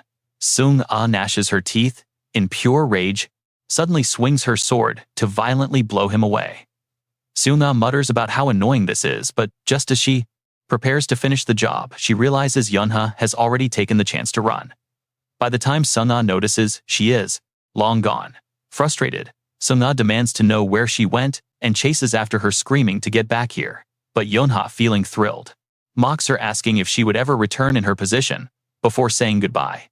But before she can finish, a strange, black mist suddenly erupts from nowhere, completely enveloping Yunha. It does not stop there, as the dark energy continues to spread through the hall, covering every corner and turning the elegant venue incredibly grim and oppressive. Moving like lightning, the dark wave sweeps away everything in its path, even throwing Sung-ah off balance. In an instant, deep darkness swallows the entire room. Sung-ah and Yunha stare at the figure before them in utter panic. Having just snatched the ring, the creature gloats that she has finally found it. The Jinn has finally made her entrance. Looking nothing like a normal human, her lower body consists of long, slimy tentacles that are completely repulsive. Silas holds the treasure high, excitedly, shouting that it is the Ring of Homer. Meanwhile, Hajin stands on the sidelines, observing everything unfold. Seeing the Jinn arrive, he clicks his tongue, realizing this opponent is going to be incredibly tough. Now, cut to a luxurious restaurant, where we find Nayeon pulling her hair in absolute frustration, screaming about being back here again. Despite trying to follow the directions for a while, she remains completely stuck at the same spot. Angry, she curses, noting she followed the map perfectly, so why does she keep ending up here, calling her smartwatch completely useless. After messing with it a bit more, she finally gives up, wondering what stupid company made this thing, and swearing to file a complaint. But after venting her anger, Nayeon suddenly remembers that this is actually her father's company. Realizing she cannot find the party, she decides to call for help. However, even after calling multiple times, the person on the other end does not bother to pick up. Nayeon sighs in exhaustion, complaining that he won't answer her calls or even read her texts. Furious, she wonders what on earth he is so busy with. Little does she know, Yunha is currently facing a terrifying Jinn at the banquet. Sung-ah stands in shock, immediately on high alert, as Silas the monstrous Jinn stands before her. But her fear only lasts for a brief second. She quickly regains her composure and points her sword directly at the beast. Intense flames erupt from her body, and her powerful bloodlust makes the tense atmosphere feel incredibly heavy. Sung-ah demands in a cold voice, "Hand that over right now." Silas only finds the threat amusing and mocks her, saying this is not something a mere human like her could ever dream of possessing. Growing more arrogant, she refuses to hand the ring over, declaring that the evil society will take it instead. Hearing this, Hajin knows things are looking extremely bad. If a group like the evil society gets their hands on it, their chances of retrieving it, even if everyone here teams up, will be practically zero. Realizing the disastrous consequences, he has to take action. With no other choice, he decides to initiate Plan B. Hajin immediately activates the hidden power within him. In an instant, a molten golden liquid resembling hot metal flows out completely, wrapping around his arm. Hajin grabs the liquid, stretching it out like a whip. He swings it around to build momentum, aiming deep into the hall, muttering that this should be enough. At that exact moment, he channels all his strength, his muscles tensing, as he violently hurls the liquid whip forward.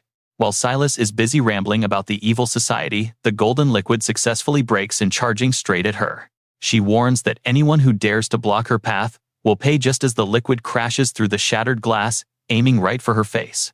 Silas quickly senses the danger and barely dodges it. She screams in alarm, "What is this? Who did that?" Although she manages to avoid the strike, it leaves her completely wide open. Seizing the opening, Sung-ah lunges forward to attack. A chaotic battle erupts inside the hall, with no one paying attention to the stolen treasure. Having finished his part of the job, Hajin turns to leave, glad that her distraction keeps his pursuer away. He stands there casually, spinning the stolen ring in his hand. He quietly calculates his next move, wondering if he should just make a run for it. Behind him, pure white feathers flutter gently. Suddenly, a sword tears through the wind, slicing a feather in half. Instantly, Hajin senses a thick, suffocating wave of murderous intent. An earth-shattering explosion erupts right where the feather was cut, blowing away everything in the vicinity with sheer force.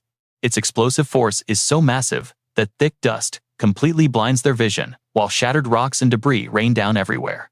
With the explosion landing just a few meters away, Hajin barely manages to dodge. Then an unfamiliar voice rings out.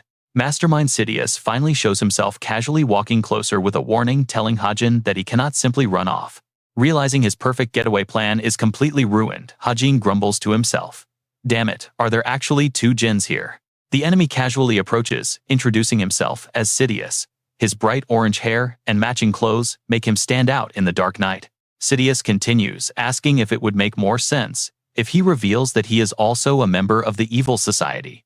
Without even giving Hajin a chance to reply, the Jin starts rambling, praising the clever technique used to steal the ring. He goes on and on, mentioning that even Silason had been left completely helpless and defeated by such a clean theft. Hajin did not expect his opponent to be such a chatterbox, muttering back that it really was not that big of a deal. In an instant, Sidious completely changes his tone. He radiates a suffocating murderous pressure and demands that Hajin hand over the ring.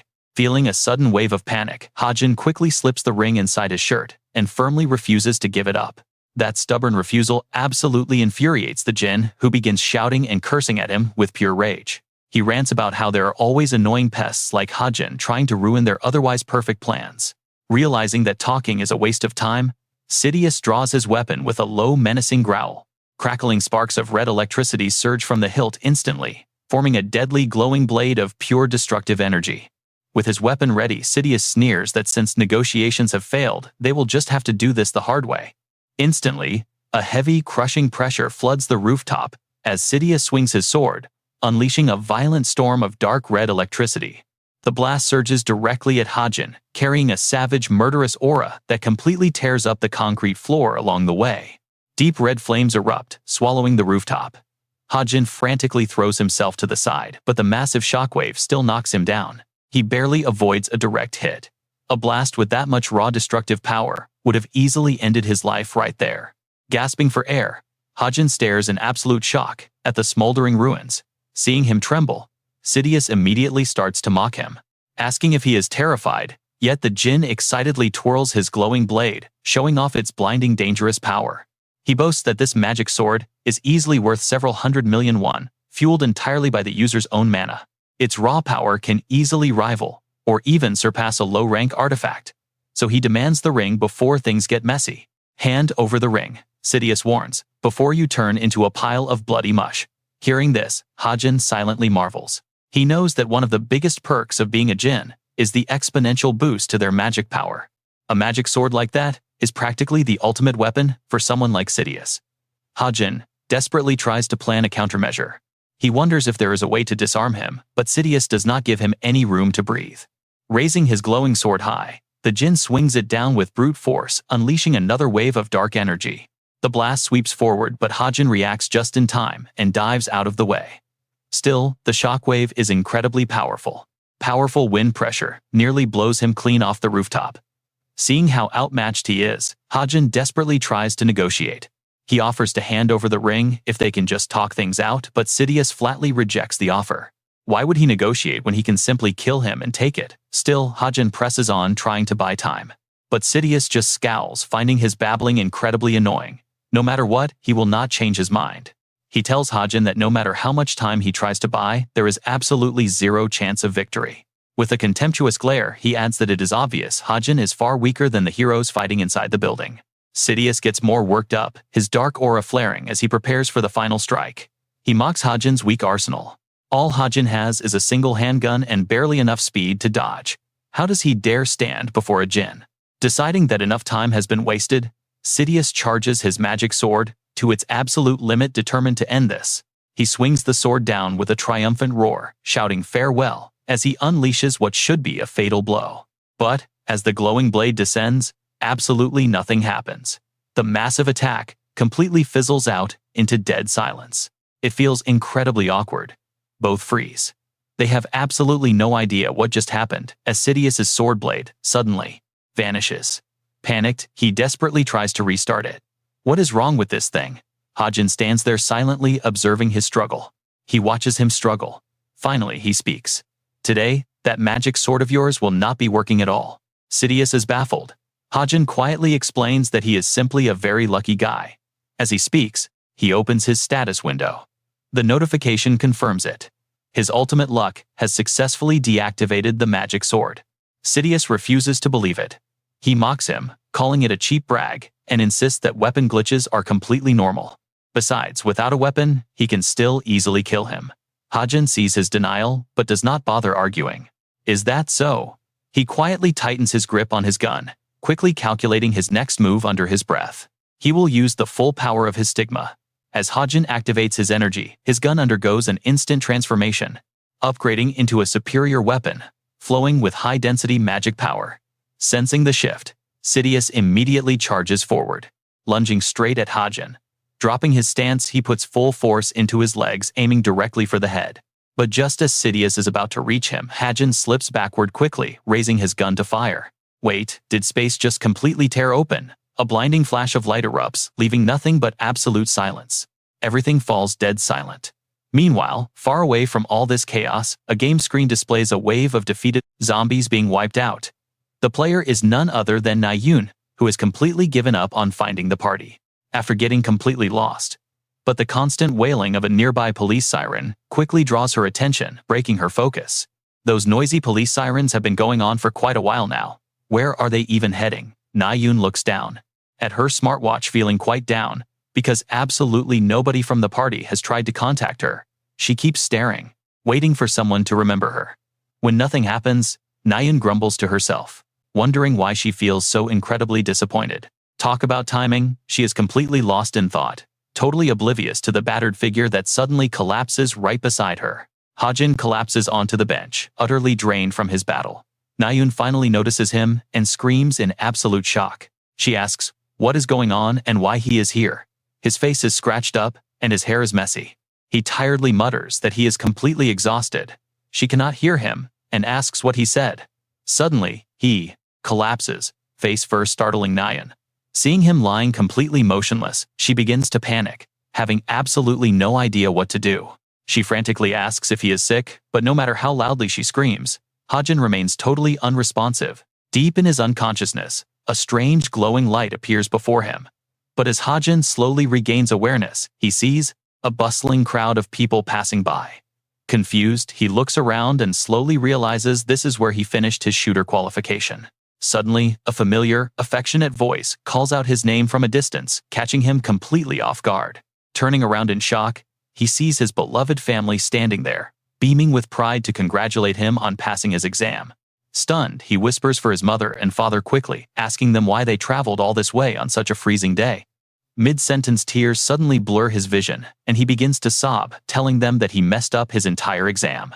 Warm tears stream down his face as he cries out about failing the test. Overwhelmed with immense disappointment, he breaks down. His mother quickly steps forward to comfort him gently, telling him that there is absolutely nothing to cry about. She pulls Hajin into a tight embrace, and with his father by their side, they reassure him that everything will be fine. But sadly, even the most beautiful dreams must come to an end. Hajin suddenly snaps awake, tears still on his face. He finds himself lying all alone in a massive, unfamiliar room, looking around in confusion and wondering where he is. Suddenly, Suho, Na-yoon, and Natasha appear at the door. Na-yoon walks into the room, quickly checking up on his condition. She asks if he is finally awake.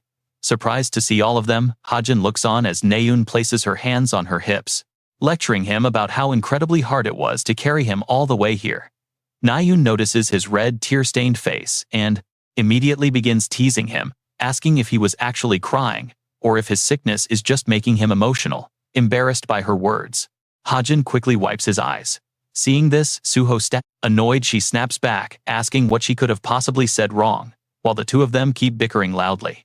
Natasha quietly brings a tray of warm food over to Hajin, gently asking him if he is feeling any better.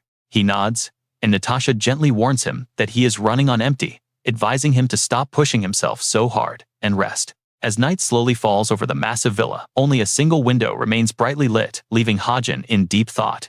Hajin wakes up completely disoriented and wondering where he is. Natasha approaches him with a food tray, explaining they are at the manor. She says this room is shared between him and Kim Suho.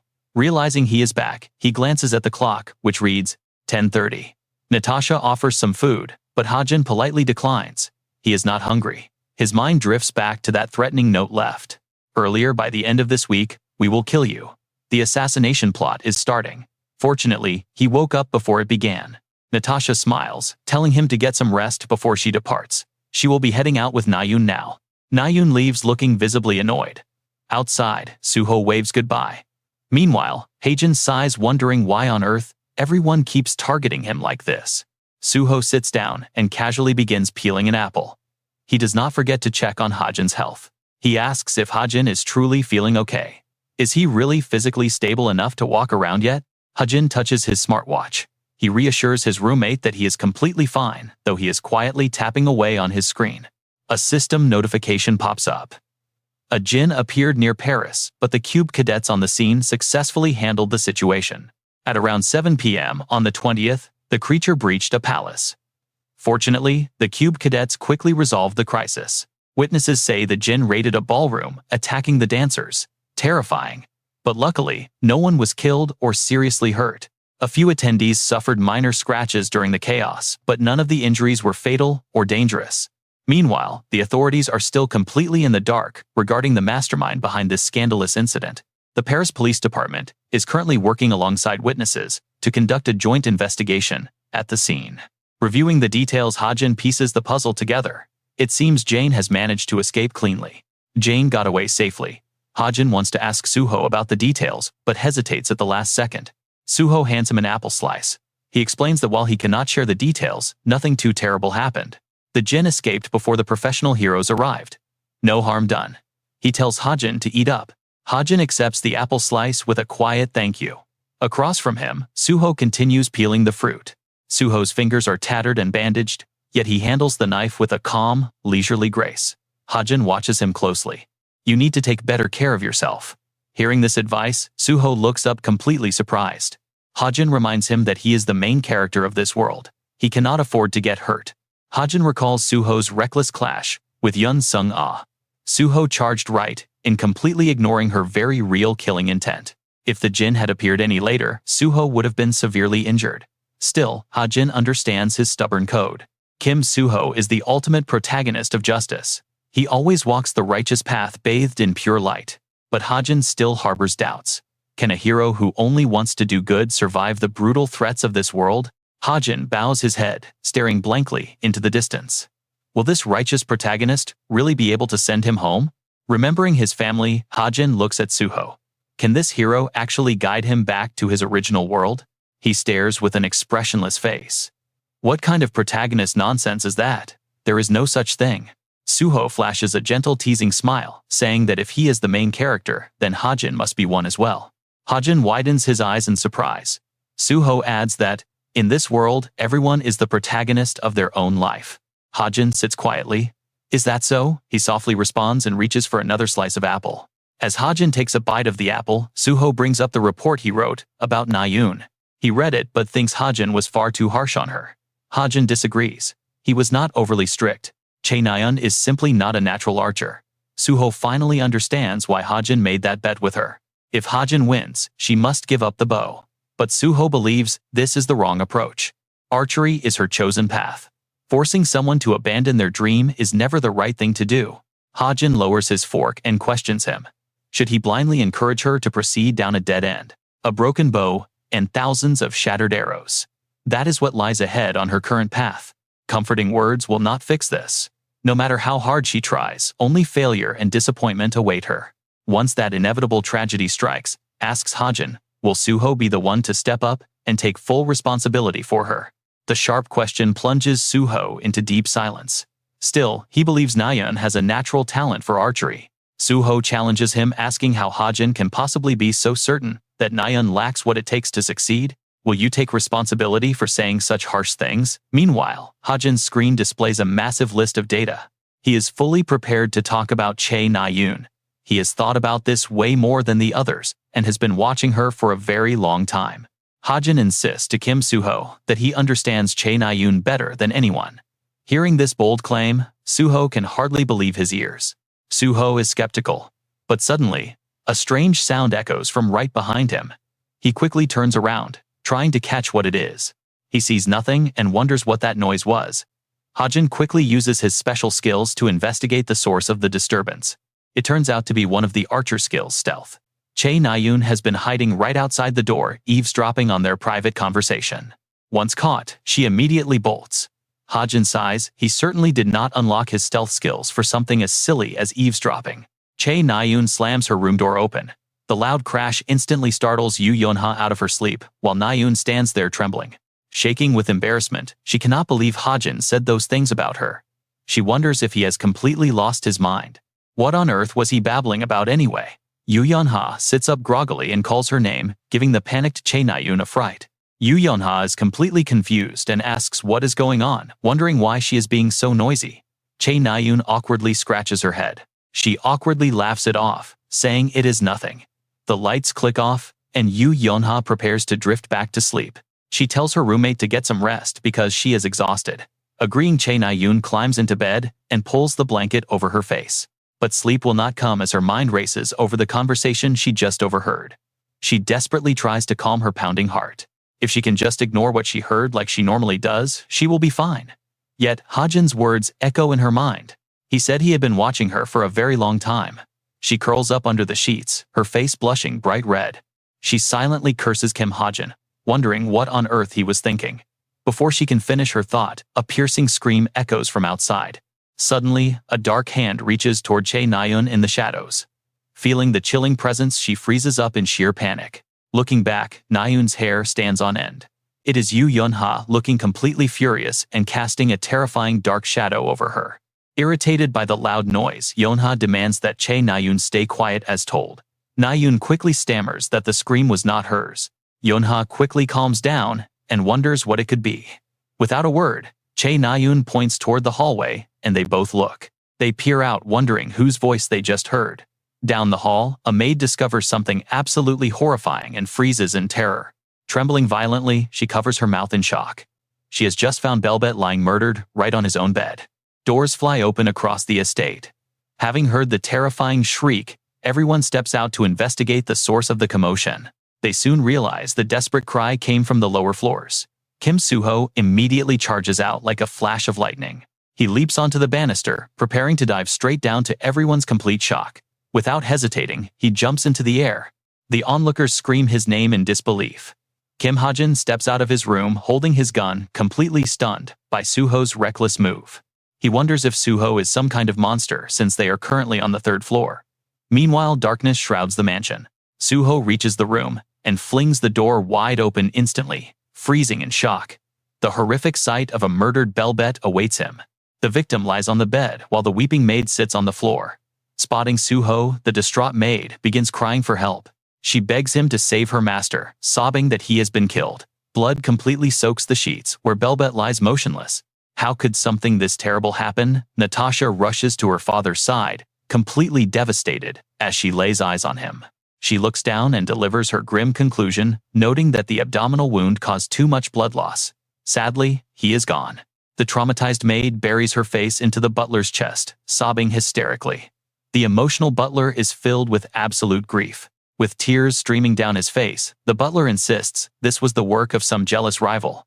He cannot believe anyone would do this. The entire room is stunned by Belbet's sudden death, bowing their heads in silence to mourn their fallen host. A heavy silence fills the bedroom as they process the tragedy. Natasha finally breaks the tension with a stern command. She orders everyone outside to wait for the police and ambulance, instructing the cadets to return to their rooms. Suddenly, a hand reaches out and flips the master switch. It is Kim Hajin flooding the pitch-black crime scene with bright light. Spotting him at the switch, Natasha immediately glares at Kim Hajin and demands to know why he turned on the lights. Every single eye in the room shifts toward him. Ignoring their suspicious stares, Hajin slowly walks over to the victim's bedside. Seeing this, Natasha immediately yells at him not to touch the crime scene, reaching out to push him away. She barks at him to step aside, but Hajin suddenly draws his gun, pointing it right at her face to everyone's absolute shock. Chae Na-yoon angrily asks if he has lost his mind. But Hajin keeps his weapon trained on Natasha, forcing her to back away in fear. He confidently accuses Natasha of lying. Placing his hand on Belbet's chest, Hajin can feel that the man is still breathing. He declares that Belbet is still alive, exposing the villain's clever ploy of faking his death to escape his troubles. He becomes the most brilliant strategist after joining the Devils. Hajin keeps his gun raised silently, realizing that because this guy is a brand new villain, there is no telling what happens next. If possible, he should probably eliminate him right now. Hearing this, the servants and butler gasped in absolute shock. Everyone witnessing the scene just stood there, completely frozen in disbelief. With a pensive look, Hajin knew convincing them would be tough. He wondered how much his interference would disrupt the original storyline. But since he was not the main character, he figured that would not happen. If he were the protagonist, things would be different. Hajin recalled the words Suho had just told him earlier. He let out a surprisingly warm and bright smile. Surely, a few stubborn fools would easily overcome any disruptions he caused. Hajin kept his gun pointed forward. He looked right at Natasha and boldly declared that Ben was not dead. The man was merely faking his own death. Natasha screamed in protest, demanding to know what he meant, since she was a doctor who had already verified the man was dead. Hajin calmly pointed out the glaring anomalies here. First was the wound itself, which was far too shallow for a direct stab. Blood pooled on the floor right at Hajin's feet, as he highlighted the next discrepancy, which was the sheer volume of blood. A single fatal blow to the heart should not have soaked the entire bed and flooded the floor. He then tapped his watch. Most importantly, both Nayun and Yu Yonha were stunned by what came next when Hajin projected a wanted poster for everyone to see. It was the profile of the infamous con artist Beret, a globally wanted fugitive who looked identical to their beloved Mr. Ben. Seeing this solid evidence, Natasha immediately panicked and nervously turned around to ask the butler about their emergency call. She desperately confirmed if the police and ambulance had been called. Once the butler agreed, Natasha forced a calm smile. She suggested they simply wait for the authorities to arrive instead of arguing, claiming a doctor's word outweighed a cadet's guess.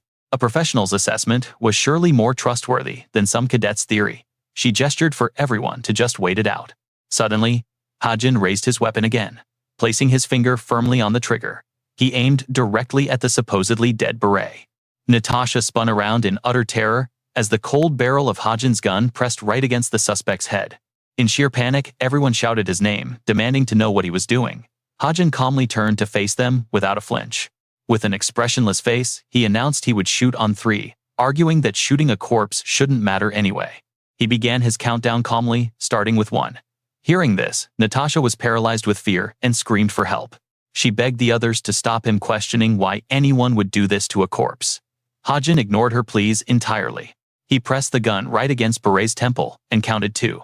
Natasha shrieked in desperation, trying to force him to stop. She screamed that they had already called the authorities, but her desperate pleas failed to shake Hajin's resolve. As his finger tightened for the final count, tears streamed down Natasha's face in absolute terror as she rushed forward. She threw herself over Beret's body, shielding him from the barrel and desperately begging Hajin not to pull the trigger. Unable to hold back her tears, she blurted out the truth that he was her father, leaving everyone in shock. The butler staggered back in disbelief at the sudden revelation, but then a bullet suddenly whizzed past his head. The butler let out a terrified scream as he collapsed onto the floor, trembling in absolute fear of his life. Keeping his gun raised, Hajin told the butler to call the heroes, instead of the police issuing a stern order. He instructed him to report that they had captured a wanted fugitive. As dawn broke, sunlight illuminated the quiet villa. Handcuffs snapped tightly around Natasha's wrists as the police prepared to escort her away under heavy guard. While Beret was wheeled away by paramedics, the truth finally came to light. This murder was actually a fabricated show. It was nothing but a staged act orchestrated by Beret and Natasha. Wanted all over Europe for various heavy crimes, Beret had devised this elaborate plot to slip past the tightening police net. Coincidentally, his own daughter got involved too. Dragging in a cube cadet only made his entire escape plan proceed much smoother than he could have hoped. The master plan was fittingly named Return After Clinical Death. Although the rare herbs required for this state were incredibly expensive, a highly trained doctor at the cube like Natasha could easily secure them without raising any suspicion. The remaining steps were remarkably simple. Once Beret was successfully placed into a temporary state of clinical death, using the aid of an illegal mage, Natasha fabricated a realistic wound and splattered fake blood around the scene. She splattered a bag of blood over the bedding and floor to complete the deception. The arriving emergency medical staff would have no way of knowing his death was faked, especially with local Paris police officers already paid off. Having bribed the local police, Beret had also arranged a lookalike corpse to swap out and complete his escape. They planned to swap BB's body with another corpse during transit to fool everyone. Natasha has already taken advantage of Cadet Cooper to pull off her scheme. Right after that, that clueless cadet will be the one to give his official testimony. A cadet's words are naturally 100% reliable. And just like that on paper, BB will be officially declared dead. In reality though, he will live on under a new identity. But the story has shifted because Hajin uncovered their secret plan. He immediately exposes it on his computer, while also opening the Truth Agency website.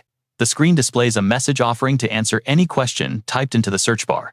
A pair of hands rapidly types out a query, and the website generates a detailed response in an instant. The target BB has been apprehended by heroes from the French Association and is currently being transported under tight security. As the very first member to ask a question today, you are selected to receive this answer entirely free of charge. No fees required. Hajin hums a cheerful tune with a bright smile on his face, feeling incredibly pleased with how things are going. Who knew his first client question would be about this? Still, it is a great boost for his growing reputation. As his influence grows, Yu Yonha suddenly appears out of nowhere, leaning against his doorframe to playfully tease him. Are you Sherlock Holmes? Or what? She is genuinely impressed by his sharp deduction skills, first with Jun Hyun, and now this. She even suggests he open his own private detective agency. Naturally, a sharpshooter like him needs to have sharp eyes. Hajin glances back at her as she pushes further, asking how he could possibly recognize those dangerous criminals. Stammering a bit, he claims it is a family secret, wondering why she is being so stiff all of a sudden. Hajin instantly falls quiet after bringing up his family. Meanwhile, a powerful man stares into a fish tank deep in thought. He wonders about the background of Kim Chundong's family. Meanwhile, Silas places a hand over his heart to report. He explains that a mysterious figure in a panther mask blocked their path, showing incredible skill. He stole their loot, and even Sidious was completely defeated. Hearing that Sidious was slain by this masked stranger, the boss falls into a tense silence. He asks for details, noting that this opponent does not act like a djinn. Silas agrees, adding that he does not seem like a hero either. The leader immediately orders Silas to investigate. They must look into local heroes and hunters. If any lead turns up, Silas is warned not to act alone. He must report back first. Silas bows in agreement, but her boss turns around with an irritated expression. He demands to know why she keeps parading herself around like an obvious djinn for the world to see. Confused, Silas looks up, only for him to point out her true form. An immense, terrifying pressure fills the room. Electric arcs of anger crackle around him as he questions why she acts like a wandering billboard for their kind. He steps forward, prompting a terrified Silas to stammer out an apology, keeping her head low in shame. He orders her to track down the masked thief as quickly as possible, then shifts his focus to another detail. He demands to know if she managed to retrieve the expensive magic sword that Sidious used in battle. Silas begins to shake with fear, admitting that the weapon has already fallen into the hands of another. Meanwhile, Hajin holds the sword up to the light, wondering how on earth he is supposed to wield it. In truth, it is useless to him, since he cannot control any magic power that lacks holy attributes. Selling it would bring in a massive fortune, but doing so feels a bit too risky right now. Deciding to stash it away for now, Hajin places the sword on his desk. Beside it lies a mysterious ring. This is his next prize. The unawakened Homer's ring, an ancient relic with its true power currently sealed away. A strange aura hums from the metal. In the original novel, awakening its power required channeling high amounts of mana. Normal people would have to struggle with that, but Hajin has a much simpler path to take. By spending a tiny bit of his accumulated SP, he can easily rewrite the description of the item. He changes the status of the ring to identified, which will cost him exactly 49 SP. Hajin clicks the confirmation box, and a brilliant surge of ancient energy bursts from the cracks of the ring. Homer's ring is now successfully identified. It boosts the wearer's intelligence by 0.001 points every 24 hours. The stat can grow by 0.365 points max, along with high-rank magic power amplification. The system notes that the artifact resonates with nature, supplying its user with a pure source of clean energy. On top of that, the wearer gains a portion of Homer's legendary wisdom. Hajin happily slides it onto his finger. It permanently boosts mana and intelligence without binding to the owner, meaning he can easily pass it on to someone else later. Looking at the massive sword crafted by someone else, Hajin realized his own mana was still far too weak, especially compared to those with actual power. Kim Suho or Chae Na-yoon would definitely make much better use of it, especially Chae Na-yoon. She had far more mana. Staring at the ring on his finger, Hajin couldn't help but feel curious about his new stats. Just how much would his attributes increase? Right on cue, the system window materialized before his eyes, displaying his updated status. Strength at 2.5, 6 stamina 2.5, 7.5, agility 3.25, and permanent mid-tier marksman. This category could still be upgraded to level 6 proficiency, with 0% experience points. This particular mastery allowed him to wield any long-range weapon with absolute precision. But looking at the status screen, he felt a little disappointed, because besides agility and intelligence, the other attributes barely budged. His mana hadn't increased even a single bit, but at least his status points had actually increased.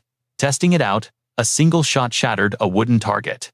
Still, he felt like he was hitting a massive wall. He would have to push himself much harder if he wanted to break through his own limits. Closing his laptop with a quiet sigh, Hajin pondered his options. Even so, at his current level, he could probably still easily beat Che Na-yoon. No problem. But wait, he still needed to investigate the mysterious Kim Chundong. Logging onto the Violet Society network, Hajin searched for Chundong's file. Surely a fake identity couldn't completely erase his entire past. Yet even after digging deep, Hajin couldn't find a single photo showing what Chundong actually looked like in the past. Chundong had managed to enter Cube. Although he was just a minor extra in Hajin's novel in this real world, he was actually an elite student, meaning his parents were likely highly influential figures as well. Hajin kept searching. Unfortunately, there was barely any information about Chundong on the web, making any further search incredibly difficult. That brought him to Yoo Jin-hyuk, a legendary information broker specializing in locating missing people assets and criminal records. Yoo Jin-hyuk was widely known as the absolute best when it came to uncovering hidden background details on anyone. But his professional investigative services came with an insanely high price tag. Still, Hajin was willing to pay up. Since this guy was the absolute best at tracking down people, hiring him was definitely the right move. But suddenly he froze as a harsh reality hit him. He had already dumped all of his funds into various investments. Broke, completely penniless. Sighing deeply, he realized his mistake and cursed his bad memory. Holding his head, he lamented his bad memory. Just then, a glowing egg on his desk began to wriggle, catching his attention. Was it already time for a feeding? The little thing was moving around like crazy. All right, hold on. Outside, the evening sky was dyed in a beautiful warm orange sunset. Meanwhile, Yoo Yunha was busy tapping on her smartwatch. Suddenly, an incoming call from Yoo Jin-hyuk flashed on her screen. She stared at the caller ID in silence, hesitating to answer. In another place entirely, the entire area was covered in a vast, breathtaking layer of snow and ice. Norway. Hajin stood quietly, staring out at the frozen scenery with a heavy mind. How did they even end up here? Long story. But right in the middle of his quiet, peaceful moment, a snowball smacked him dead in the face. His train of thought was instantly shattered. Turns out his two classmates were having a wild snowball fight. Che Na-yoon had thrown it on purpose just to annoy him, laughing, as she admitted she was aiming directly for his face. As for why they were here, the hunting club activities had finally resumed after being postponed due to the Sven incident. They had rented a cabin up on the hills to host a special event. Soon the club manager stepped forward to get everyone's attention. Quiet down. Stop fooling around. She commanded order, and immediately began breaking down the rules of the event. Pointing at a small flag, she announced that the seniors had hidden numbered flags all over the snowy forest. Each number corresponded to a different prize, including virtual reality gear, shopping vouchers, and other awesome merchandise. She encouraged everyone to search as hard as they could. Finally, she dropped the ultimate twist before the game started. They had to draw lots to form pairs. Gripping her paper slip, Che Na-yoon looked utterly displeased with her draw. She was absolutely furious about being paired up with Hajin, demanding to know if he had rigged it before walking off. She warned him not to get in her way, but Hajin didn't even care.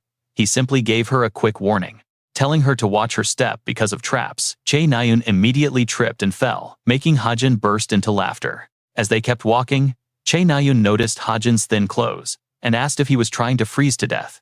She wondered how he wasn't shivering, but Hajin simply kept his answer extremely short and walked on.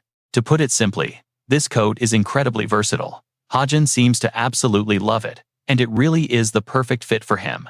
This amazing royal black coat is actually a semi-relic. It features advanced temperature regulation and moderate impact resistance. It even has voice amplification, adjustable length, and was crafted by the British royal family tailor to incorporate a sacred relic. Best of all, this was a highly meaningful gift for Hajin. He remembers how Rachel gave it to him when he was struggling. She called it a thank you gift for the midterm exams or something. Deep down, Hajin feels incredibly touched and grateful to Rachel. She really is so kind.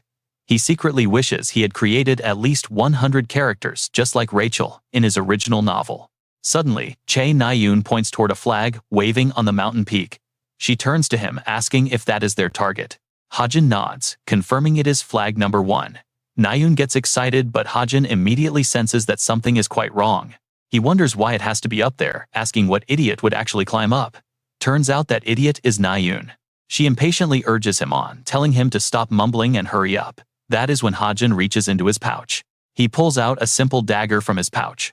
Na-yoon watches him, completely baffled by what he could possibly do with it. She asks what he is doing, wondering if a dagger tied to a string will actually help. But Hajin remains incredibly confident. He answers that not just any string will work, as this one is infused with his own mana. He immediately prepares to throw. He launches the dagger straight toward the towering mountain peak. Sure enough, it flies along the exact trajectory he controls. By guiding, the mana inside the weapon reacts instantly. It unleashes a steady pulse of energy as it nears the target. The blade strikes true, successfully snagging flag number 1. Watching this impossible shot, even Na-yoon is left utterly amazed. The first flag falls right before them. As Hajin picks it up, Na-yoon eagerly runs over to see what they won. She asks what the reward is, and Hajin points out a note. It contains a phone number along with a message. It says the reward is the personal number of Yoon Sang-ah, asking if they know her and offering one call for help. She promises to do her absolute best to help. Na-yoon is incredibly excited about this, thinking it is an amazing reward. But Hajin could not care less. He casually hands the paper to Na-yoon, telling her she can have it instead. Na-yoon is completely stunned, asking if he is really just giving her the direct contact of the top-ranked guild vice leader. Hajin presses the paper into her hand anyway, casually replying that he does not need it because he already has her number. Holding the note, Na-yoon feels a bit conflicted. After hesitating, she tries to hand it back since he earned it. Hajin is surprised, but does not push. He suggests they just head back to the cabin, now that they have the flag. Meanwhile, in a high-tech modern skyscraper, Yoo Yeon-ha is trying to work, but she simply cannot focus on her papers. She keeps overthinking her last conversation with Hajin, running his mysterious words over and over again in her head. He recognized a wanted criminal, and claimed it was a family matter. Yeon-ha rests her chin on her hand, deeply puzzled. She begins jotting down notes, trying to connect the dots about Hajin. The international wanted criminal Sven mostly operated in Europe. He should not have any connection to Kim Hajin. This leads her to suspect that Hajin memorized the faces of all international fugitives. But Yeon-ha finds this highly unusual, questioning why a regular cadet would ever go to such extreme lengths. Yet the more she thinks about it, the more this remains her only logical hypothesis. She is left to guess. No one knows who ruined Hajin's past, which is likely why he memorizes these wanted profiles to find the culprit. Subconsciously, she scribbles down the word murder on her notepad. She begins piecing together his tragic background as an orphan. This tragic theory actually makes perfect sense. His parents were likely murdered, leaving him completely alone to seek vengeance. Yeon-ha is fully convinced of her deduction.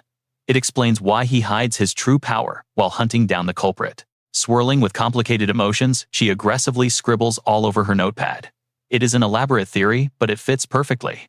Still, she reminds herself that this is just a hypothesis, and his actual past might be completely different. Yet, the thought of his dark past presents an incredible opportunity. If her theory proves correct, she will hold all the cards. She begins scheming a brilliant plan to gain the upper hand when she recruits him to her guild in the future. She pauses for a moment, letting out a weary sigh. In reality, she still is not ready to contact him yet. The scene shifts to a large office where a telephone is ringing off the hook. Yoo Jin-hyuk steps inside. He immediately yells at his secretary for ignoring the call. Since she remains silent, he is forced to answer it himself. He grumbles that he has no idea why he even pays her. He puts on his best customer service voice. He loudly delivers his catchphrase, people, items, or information, just say the word, and he will find it. This is Jin-hyuk's office, but she recognizes a familiar voice. "Hello, Uncle Jin-hyuk," Yeon-ha says, immediately brightening up. He asks, "Who is this? Is this my niece Yeon-ha? It is so rare for you to call." Yeon-ha immediately gets straight to the point. Actually, she wants to hire him to investigate someone. She immediately provides the target's information, asking for his help with Kim Hajin, a 17-year-old cube cadet. She wants to know absolutely everything from his past to the places he has visited. With Uncle Jin-hyuk's unique past-reading ability, this should be easy, right? Meanwhile, everyone else is utterly shocked to see Hajin bringing back the first and fourth place flags. What, you got first place? They are so jealous, wishing they were faster back then, so they could have grabbed it. But he does not really like the grand prize, thinking the other reward is actually better. The fourth place reward is actually better than the first place one. After a full day of games, everyone gathers together for a barbecue party. Everyone did great, so let's have a drink together. The delicious-looking grilled meat slices are beautifully displayed, are neatly arranged on the table. Hajin offers to handle the grilling, saying he will cook the meat and other sides for them so they can rest. The guy being helped starts to view him much more favorably, thinking that he is actually quite different from the rumors. Hajin truly has an amazing talent for grilling, proudly thinking he should open a Korean barbecue restaurant, since he is fully confident in his skills. Suddenly, the manager brings up an upcoming event. Now that she thinks about it, their final exams are coming up soon. She also gives them a crucial warning. They must be extremely careful, warning them to absolutely not trust a single soul while the exams are underway. One of them gasps in shock, asking if it is really that terrifying. She immediately shares an example to emphasize the severity. It is definitely not normal, as she has seen countless close friendships shatter completely during this intense exam, since it directly affects their final grades, making everyone highly sensitive. Then she goes on to explain further, giving them warnings that instantly catch Hajin's attention. She asks if they already know about the repeat classes. Those classes are extremely dangerous, so they must stay alert. Hearing this, he suddenly recalls some details about them. The repeat class is exactly what it sounds like. It is meant for cadets whose scores are not enough to pass. Each repeat class contains about 200 cadets, and roughly 20% of those students have either contracted with demons or fall into the high-risk category, making them the primary source of trouble for the final exams. While cutting the meat, Hajin stays deep in thought, and yeah, things are about to get wild, with his co-author involved, making the risk of danger even higher. This is clear proof of how corrupt Cube currently is. She warmly invites him over, praising his great grilling skills and telling him to take a break and eat. But Hajin declines, saying he eats while he cooks.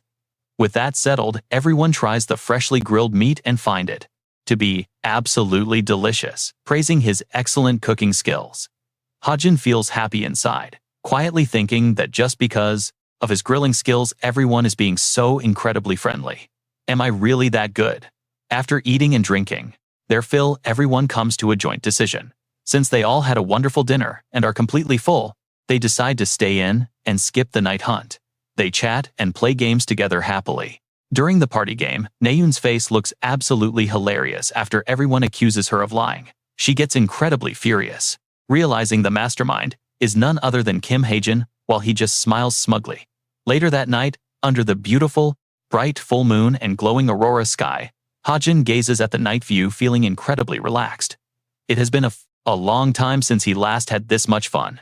Suddenly, a new notification on his computer catches his eye. The sender explains that a conman named Jerome Miller, who was working as an asset manager, ran off with their money. They ask if he can locate the thief, attaching his photo and complete personal details for the search below. Hajin feels a bit curious about the very German-sounding name, guessing this order was referred by a past client. He opens up the highly convenient search book on his smartwatch to track down the target's current location. The Book of Truth opens quickly, revealing that Jerome Miller has been wandering around the streets since yesterday. After successfully disguising himself, the devious conman left his hotel and headed straight to a government office. He changed disguises again and moved downtown, currently hiding out there. While searching for all these details, Hajin gets a massive headache from the overwhelming workload, complaining that while earning cash is great, he hates the after effects. But he absolutely hates how he feels after using his ability. Just then, the location data pops up on his screen. Jerome is at a suburban Berlin cafe. Instantly, a notification confirms he has received 500,000 points. Quite a sweet deal, and a fast payout, Hajin thought, as he shut his laptop, finally done with his work. He spent the rest of his night admiring the gorgeous Norwegian skyline. What a view! Out of pure habit, his hand drifted up. Placing his fingers to his lips, as if holding a cigarette, he realized he had already quit, yet his hands kept twitching. It felt like he was enjoying a real smoke. Back in his old life, he used to go through half a pack daily. But since coming to this new world, he had completely forgotten about cigarettes. Too bad for him. Naeun saw the whole thing. She immediately cornered him, asking if he used to be a smoker. Fresh footprints were clearly pressed into the snow nearby. Startled, Hajin asked when she had even gotten out there. She casually replied that she had been standing there for quite a while. You idiot. For some reason, Nayeon was deeply annoyed with him. She demanded to know if he smoked, calling him a total punk. She even accused him of having tattoos. Her barrage of absurd questions left him completely speechless and feeling incredibly awkward. Getting no answer, Nayeon pressed on, accusing him of actually having tattoos. Hajin immediately denied it, claiming he had absolutely none.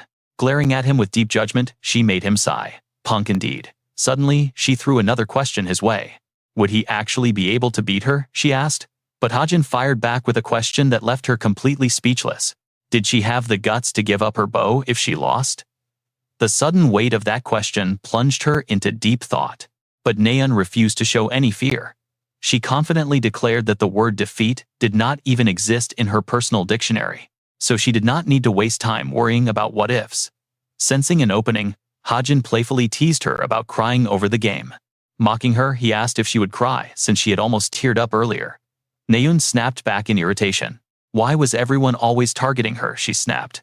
Dropping the subject, she pulled up a fresh article about him from France.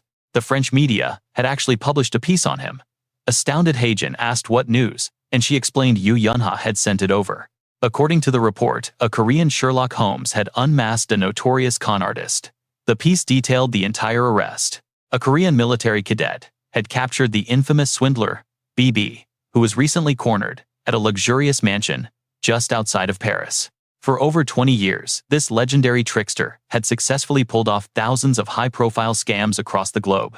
Despite BB faking his own death to bury his past, a brilliant Korean cadet from Cube cracked the case with incredible deduction. With unmatched observation, the young cadet had brought the criminal down. Reading this, Hajin stood there in complete shock. He could not believe the media went that far. Nayeon, however, scoffed completely, refusing to accept the glowing praise. Calling a smoking, troublemaking punk a legendary detective was absurd, she claimed. Hajin had absolutely nothing to say to that. Seriously. He just wanted her to go to bed. Nayeon ran off, but not before flipping him off with a cheeky smirk. Such childish behavior. Still, she could not even leave properly, spinning right back around to satisfy her own curiosity. Out of pure curiosity, she asked him what smoking actually felt like. Meanwhile, the scene shifts to a very different location. Amidst a freezing winter snowstorm, Shin Jae-hyuk finally arrived at an old church, waiting anxiously for something to happen. Waiting there, he wondered how much longer it would take, feeling like his patience was wearing dangerously thin. His mana was running dangerously thin. Suddenly, a mysterious woman walked up to the old church door, catching his attention. Cradling a tiny bundle in a blanket, she gently left the baby at the door. Shin Jae-hyuk watched in absolute shock. But then, a terrifying black aura surged outward, completely freezing him in his tracks. Damn it, the pressure was too immense. Terrified, he scrambled backward, while desperately wondering who that baby could possibly be. Later, we cut to a historic archive office. Dark ancient tiled floors gave the entire establishment a heavy sense of age. Shin Jae-hyuk walked quickly toward the main office. Fresh snow clung to his boots, a clear sign of his recent journey. Inside, his assistant was busy scanning data on the system. The assistant instinctively looked up as his boss walked in. Shin Jae-hyuk took off his hat, brushing off the remaining snow. His clothes were still dusted with white. After a quick greeting, the assistant asked about the reconnaissance mission. The assistant asked how the target behaved. It was rather bizarre, Shin Jae-hyuk admitted, though he rushed to the restroom first.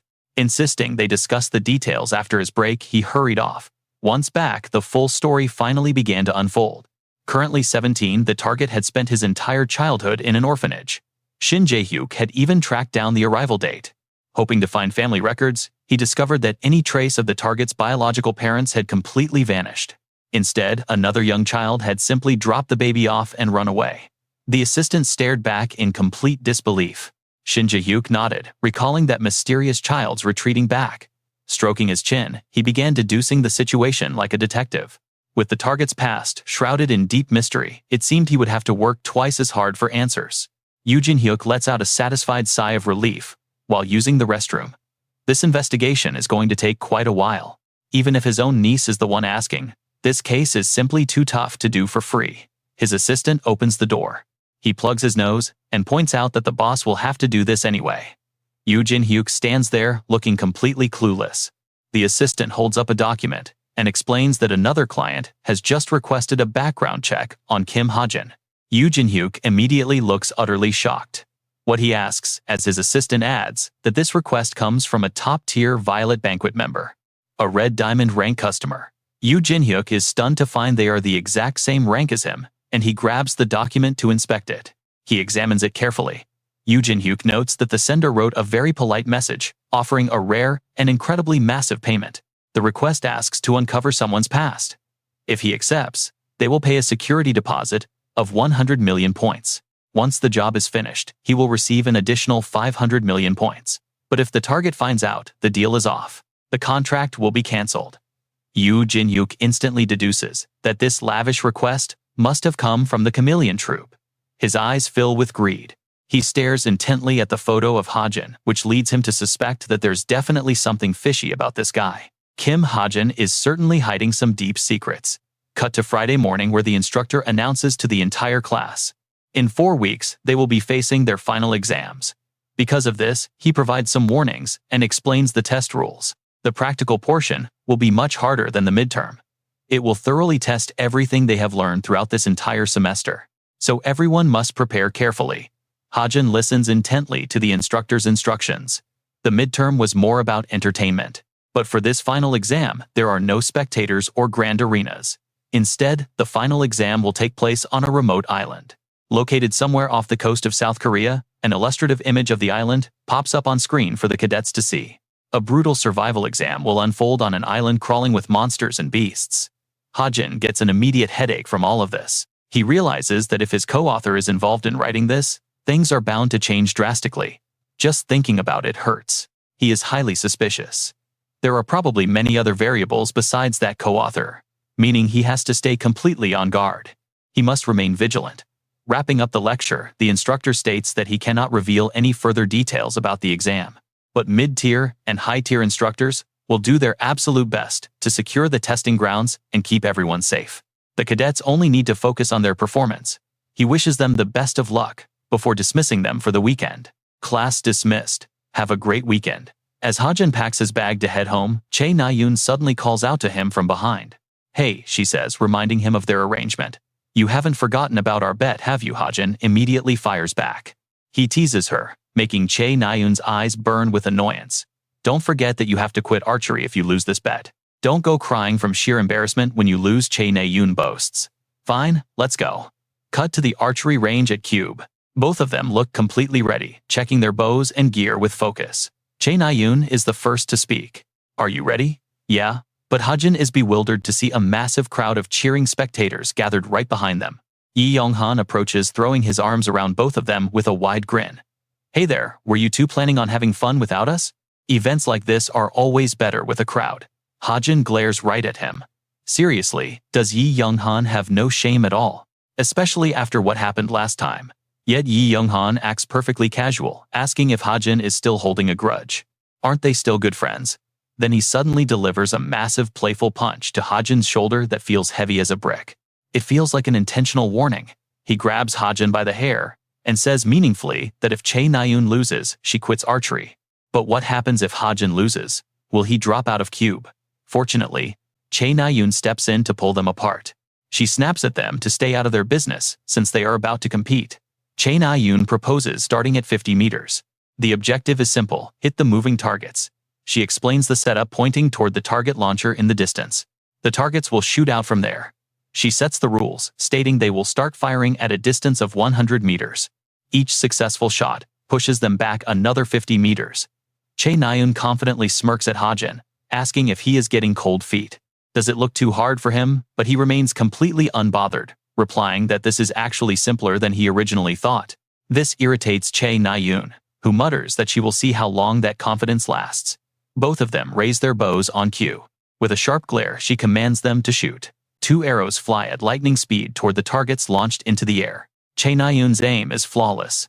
Her arrow pierces the exact center of the bullseye, shattering the target into countless tiny fragments. Looking at her perfect shot, she lets out a highly satisfied giggle. She turns to Hajin with a smug grin. 100 meters is way too easy, she boasts.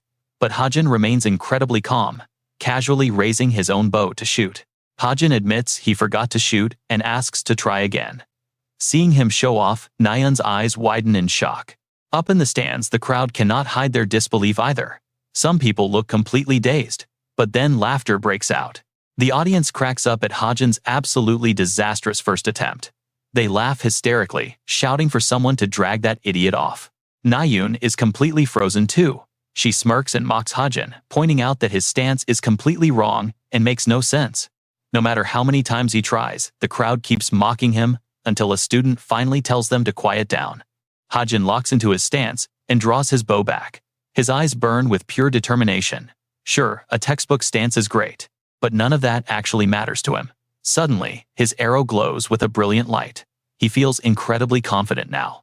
After all, nobody reaches the top just by holding a bow correctly.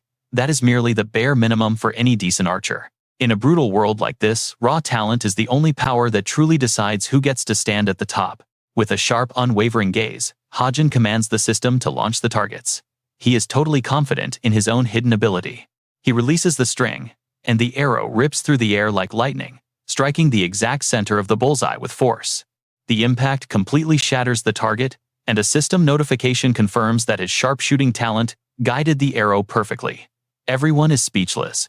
Nayoon stares in absolute disbelief, unable to utter a single word.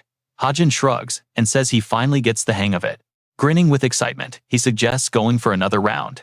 Meanwhile, we flash back to a traditional dojo where students are crowding around. They push and shove, trying to sneak a peek. Whispers spread through the hallway as they wonder if that is really the prodigy. The young trainee hero is standing inside. The students crowd around the door crack, amazed to see the legendary prodigy Chae Nayoon. But something seems wrong. Inside the training room, Master Yu Si-hyuk is staring helplessly at his stubborn disciple, sitting quietly before him. Her sword rests on the floor. Si-hyuk simply cannot comprehend her choice, and demands to know if she is actually serious. She wants to ditch the sword for a bow, yet her stubborn eyes remain fixed on her master, refusing to back down. Si-hyuk suddenly realizes something, and asks if this decision has anything to do with her mother. But Nayoon instantly cuts him off. She insists there is no reason. Scratching her head with a sheepish grin, she claims she just felt like making the change. She boasts that, as a prodigy, she will easily become the greatest archer anyway. Hearing her bold claim, the master sighs deeply. He points reluctantly to the high-grade sword on the floor, reminding her of his gift. Nayoon looks down, completely guilt-ridden. She can only whisper an apology to her master, but hearing that title, Yu Si-hyuk instantly loses his temper and yells out. He snaps that he is not her master, refusing to teach a disciple who flips her life goals like a weather vane. But he quickly softens, letting out a heavy defeated sigh.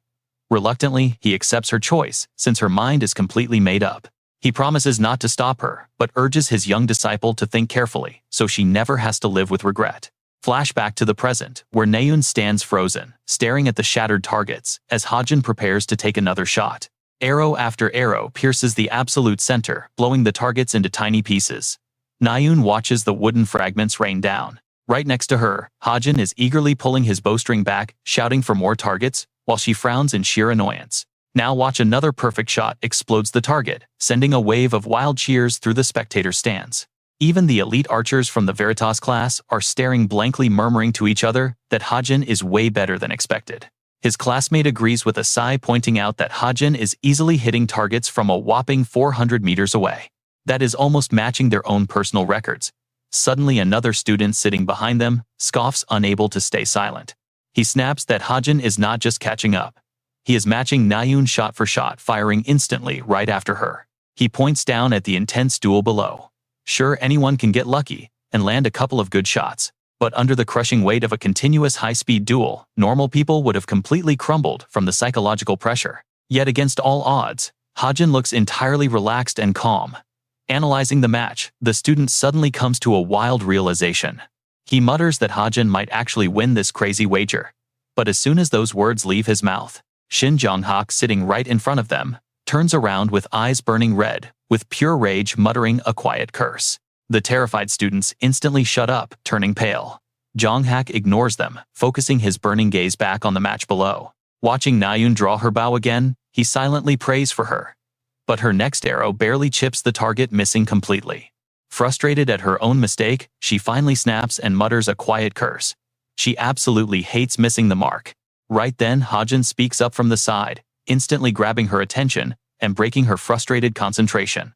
He tells her she is just not cut out for the bow.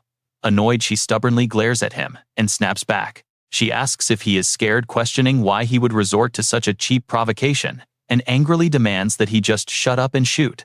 Looking at her angry face, he realizes that Chae Na-yoon's personality is far from calm. Even the slightest hint of provocation can easily rattle her. It is so easy to make her lose her cool and get worked up. Because of that, she is clearly not suited to walk the path of an archer. Every single arrow that missed the target earlier proved exactly this. Yet he still cannot understand what reason drove her to choose this path.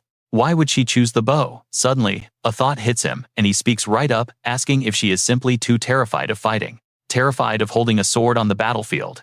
Hearing this, Chae Na-yoon completely freezes as she draws her bow, her cold gaze shifting instantly. She slowly and silently loosens her grip on the bowstring. Turning with a murderous glare, she commands him to watch his mouth. But Kim Hajin refuses to back down, pressing her further, asking if his words are actually hitting a bit too close to home. He challenges her to admit she is just making excuses. These sharp words immediately trigger painful memories from deep in her past. She reflexively snaps back that her talent with a bow is just as great as with a sword, trying to convince herself, claiming she can still reach the top rank as an archer. But he merely shrugs, pointing out that for a beginner she is decent. Switching to archery halfway through makes her pretty good, but not great. Infuriated, Chae Na-yoon snaps and tells him to shut his mouth. But her hands are trembling violently. And seeing this, he turns up the heat to provoke her even more. At this pathetic level, she will never kill a single demon, let alone get revenge for her family, and that strikes a deep chord. He hits her right where it hurts. Shattered by his words, her fingers slip, sending the arrow flying before she can even aim. She watches the arrow streak toward the target, but wait, it misses completely, grazing the very edge and flying wildly off course. The spectators in the stands gasp in absolute disbelief. Even Shin Jong-hak is completely stunned by such a terrible shot. But no one is more devastated than Chae Na-yoon herself, her eyes staring completely blankly as her entire world shatters around her. Kim Hajin calmly watches her collapse to her knees. Under the glow of the sunset, everyone has to admit she lost. A total defeat. Later, in a quiet, empty corner of the academy grounds, Yoo Yeonha walks around, searching for her friend. She spots Chae Na-yoon sitting alone on a stone bench, head buried in her hands, looking completely exhausted and miserable. With a sigh of relief, she approaches her. "Why are you out here? Everyone is looking for you." Without even lifting her head, she asks if she heard about it too, complaining about how that jerk brought up her family. Hearing her trembling voice, Yoo Yeonha steps closer and immediately notices the tears streaming down her friend's face. Sobbing, she pours her heart out. Why did he act like that? He used to help her even back then. They were never close, but she was certain that he was not the horrible jerk that the school rumors claimed. Why act so mean now? She just cannot understand it. And his harsh attitude leaves Yoo Yeonha deeply puzzled too. What does Kim Hajin gain from this? Nothing makes sense. Still, she immediately starts to analyze the whole situation. Wait, a sudden logic chain clicks in her mind. She realizes she needs both Chae Na-yoon and Kim Hajin on her side. If their relationship goes to ruin, her recruitment plans are completely dead. Talk about a massive headache for her. Leaving things like this puts her in a terrible bind, turning her face pale as she curses her bad luck. Why does she always get dragged into this drama? Calmly, she points out that Kim Hajin does not have a family either.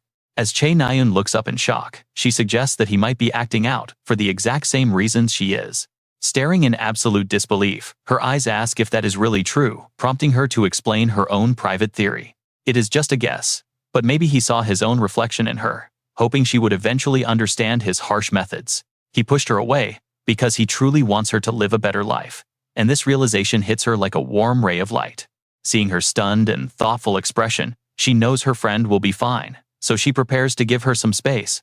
Before walking away, she gently suggests that she should take all the time she needs to clear her troubled mind. She warns her not to stay out in the cold too long, leaving the quiet area to fade back into silence. But her mindset has completely shifted. Her mind wanders back to a warm conversation she once had with her older brother. He had asked her why she suddenly wanted to switch to the bow, and she had casually replied that she was just bored of swords. Though worried, he smiled and supported her decision, playfully messing up her hair, which made her cheeks flush red. He promised to stand by her side no matter what weapon she chose, knowing she would find success regardless. He believed in her potential completely, but his warm tone suddenly grew quite serious as he asked for a single promise. She had eagerly nodded, deeply curious to know what he wanted from her, waiting anxiously as he prepared to speak.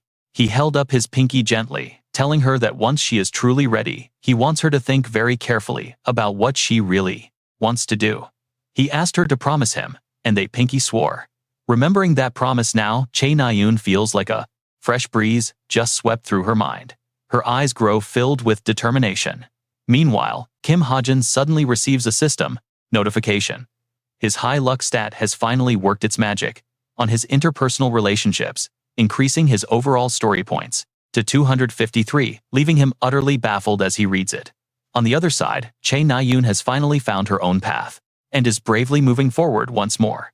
Later that evening, Yoo Yeonha contacts Yoo Jin-hyuk to report everything that happened to him. After listening, her uncle agrees that this guy named Kim Hajin definitely seems highly suspicious, noting that he needs to investigate him further. He suspects the boy might be closely involved with a criminal group, which only makes him more certain. He thinks that maybe it is not yet time to mention the chameleon troupe. Suddenly, he asks if she wants him to keep investigating this guy. Without a single moment of hesitation, she replies that she has already decided to drag him down to the absolute depths of utter despair. Hearing this, his expression quickly changes, turning much more excited as he playfully teases her, suggesting that maybe he needs to bring out their actual secret weapon for this, while she shyly stops him, asking what on earth he is thinking. A few mornings later, Kim Hajin takes advantage of the early hours to head to the training grounds. Seeing that it is empty, he lets out a sigh of relief. He then recalls when a reporter interviewed him asking about his talents and why he switched to a bow. He breaks into a cold sweat, groaning about how many spectators there were at the archery match. No wonder rumors spread so fast, even bringing in reporters. Now he is getting anxious about going to class, wondering if he should just train this morning and skip. Suddenly, a loud sound echoes through the training grounds, catching his attention. Peeking from behind a wall, he curiously wonders who could possibly be here so early before class. But the sight before him leaves his eyes wide with surprise. It turns out Chae Na-yoon is training with a sword, alone. Sensing that someone is watching, she suddenly turns around. The moment she spots him, Chae Na-yoon blushes deeply in pure embarrassment and yells, immediately hiding her sword behind her back. Kim Hajin is taken aback by her dramatic reaction but plays along. By ignoring it, he simply asks if she is practicing, but she completely misses his polite intention and snaps back, asking what of it. Seeing her flustered expression, he quickly clarifies that he did not mean anything bad by it. Suddenly, he takes a close look at Chae Na-yoon and casually comments on her hair. This makes her even more annoyed as she frowns and asks what is wrong with it. Kim Hajin innocently points at her and asks if she cut it because of their bet. Hearing this, Chae Na-yoon defensively retorts that she only cut it because of the hot weather, asking if he thinks she cares about something so trivial. But he just smiles gently, saying that if that is the case, it actually suits her really well, giving her a highly refreshing look. This compliment catches Chae Na-yoon off guard, melting her anger as she blushes and stammers. He then points toward his training area, announcing he is heading off, to which she unconsciously agrees. Chae Na-yoon watches him leave as she sinks deep into thought. She recalls hearing that Kim Hajin originally trained as a swordsman. Watching him walk toward the archery range, she looks at her own sword, wondering what it feels like to completely abandon a lifelong path, to pick up a completely different weapon. Suddenly, she touches the tip of her blade, and a surge of bright blue energy wraps completely around it. The power suddenly explodes, shooting straight up into the ceiling. Seeing this happen, Chae Na-yoon instantly snaps out of her thoughts and cheers with excitement. Her sword chi actually managed to reach the ceiling. Still, she cannot stop thinking about his choice. Will he really stick with the bow? He must have felt something special today, leading her to gaze thoughtfully out the window at the clear blue sky. She softly wonders if he knew all along, from the very beginning. That evening, Kim Hajin is browsing the store, looking to buy some camping gear. After picking a few items, he sighs, figuring this should be enough, and hits purchase. In the blink of an eye, his smartwatch displays a notification confirming his order is completed. Looking over the delivery details, he guesses that they will inspect all gear before the upcoming exam starts, mainly to confiscate any self-defense weapons. Even so, he thinks it should probably be fine if he just claims they are for emergencies. Just then, the Evandel egg starts shaking and crying out, demanding his attention like an angry, hungry puppy. Left completely speechless, he quickly reassures it, promising to get some food ready. Watching the egg eat, Kim Hajin examines it closely, noting how big it has gotten and wondering if it is about to hatch. He then imagines a cute little Evandel clinging to him like a toddler, reassuring himself that a newborn witch is usually just like a walking baby. It should be perfectly fine to raise her in the dorm as long as he keeps channeling his magic power to her. It feels just like raising a small dog.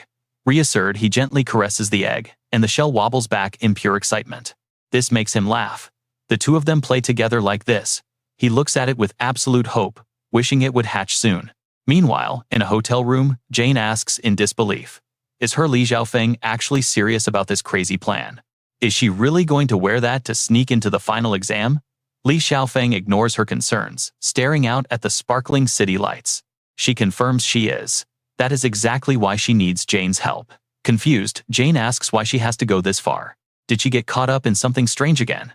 Li Xiaofeng coldly replies that there is a guy she wants to personally test.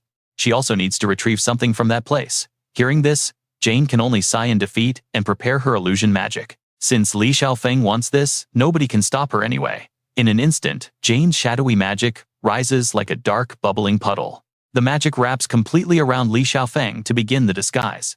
Before departing, Jane hands over all details about the target cadet. Study her habits, personality, and speaking style, Jane warns, because memorizing these tiny details is absolutely crucial for this mission. Despite the long speech, Li Xiaofeng simply replies with a flat okay. This makes Jane scowl, getting a really bad feeling about this. Li Xiaofeng scoffed, telling her she was worrying over nothing. To her, this entire operation is as simple as it gets. The next morning at the academy, the female cadets scream in excitement, quickly gathering around Li Xiaofeng in her Sao Ijin disguise. Two girls cling to her arms, eagerly asking if she still has no boyfriend. They complain she ignored them yesterday. They whine about being lonely. They repeatedly ask about her love life, while another friend even feeds her a snack. Li Xiaofeng smugly analyzes the situation. These must be the close friends mentioned in Jane's briefing files. Underneath her calm face, her eyes turn sharp.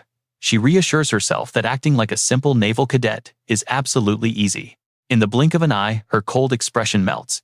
She puts on a warm, friendly smile to blend in. She even winks, putting on an adorable, high-pitched voice. Oh, please, what boyfriend are you guys even talking about? She completely misses Kim Hajin, slowly walking into the classroom. He freezes in absolute horror at her sweet, sugary act. You can practically feel the ice-cold tension. His face completely drains of color, and Li Xiaofeng quickly glances over. Did he see her? One look at his petrified expression gives her a definitive answer. He definitely did. Hajin, determined to survive, quietly backs away. He bolts out of the room without making a single sound. His escape is so fast that the other girls do not even notice. They turn and ask Li Xiaofeng who she is staring at. Safe in a distant seat, Hajin stammers in confusion. Sweat drips down his face as he tries to comprehend this madness. How is this possible? Staring at the back of the terrifying Li Xiaofeng, giggling with classmates, he wonders why she is here. A few days later, the written exams end. The final semester officially begins, and cadets gather aboard a high-tech naval vessel. The massive ship cuts through the ocean waves.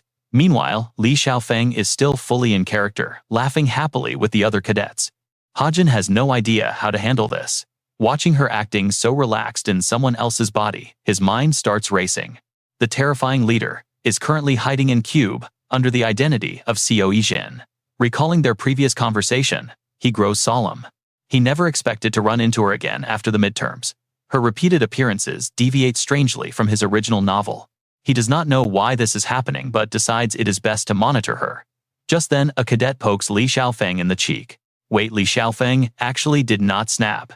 Hajin is totally sweating bullets here, wondering if he will survive this bizarre island exam. He recalls waiting for an opportunity to carefully approach her alone. They met by a vending machine in a quiet corridor. When a can of soda dropped out, she had offered it to him. She gave him a remarkably gentle, reassuring smile.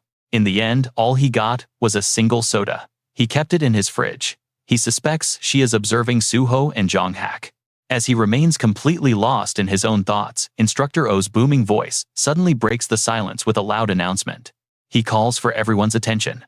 The rules of this final exam are incredibly simple, and the cadets quickly gather around. They listen in silence as he points to a nearby island announcing their objective is to survive 5 days and earn points. Points can be obtained by hunting monsters or stealing from other cadets. They can also be used for trading purposes. Pointing strictly at his own name tag, the instructor adds that cadets wanting high marks can earn up to 200 points by defeating the supervisors. Hajin can only sigh at this. He thinks that absolutely nobody in their right mind would want to fight an active hero. The instructor commands them to follow him to their designated drop zones. Though highly reluctant, the cadets shout their agreement. They loudly reply. By the time the sun begins to set, the students finally set foot on the mysterious island.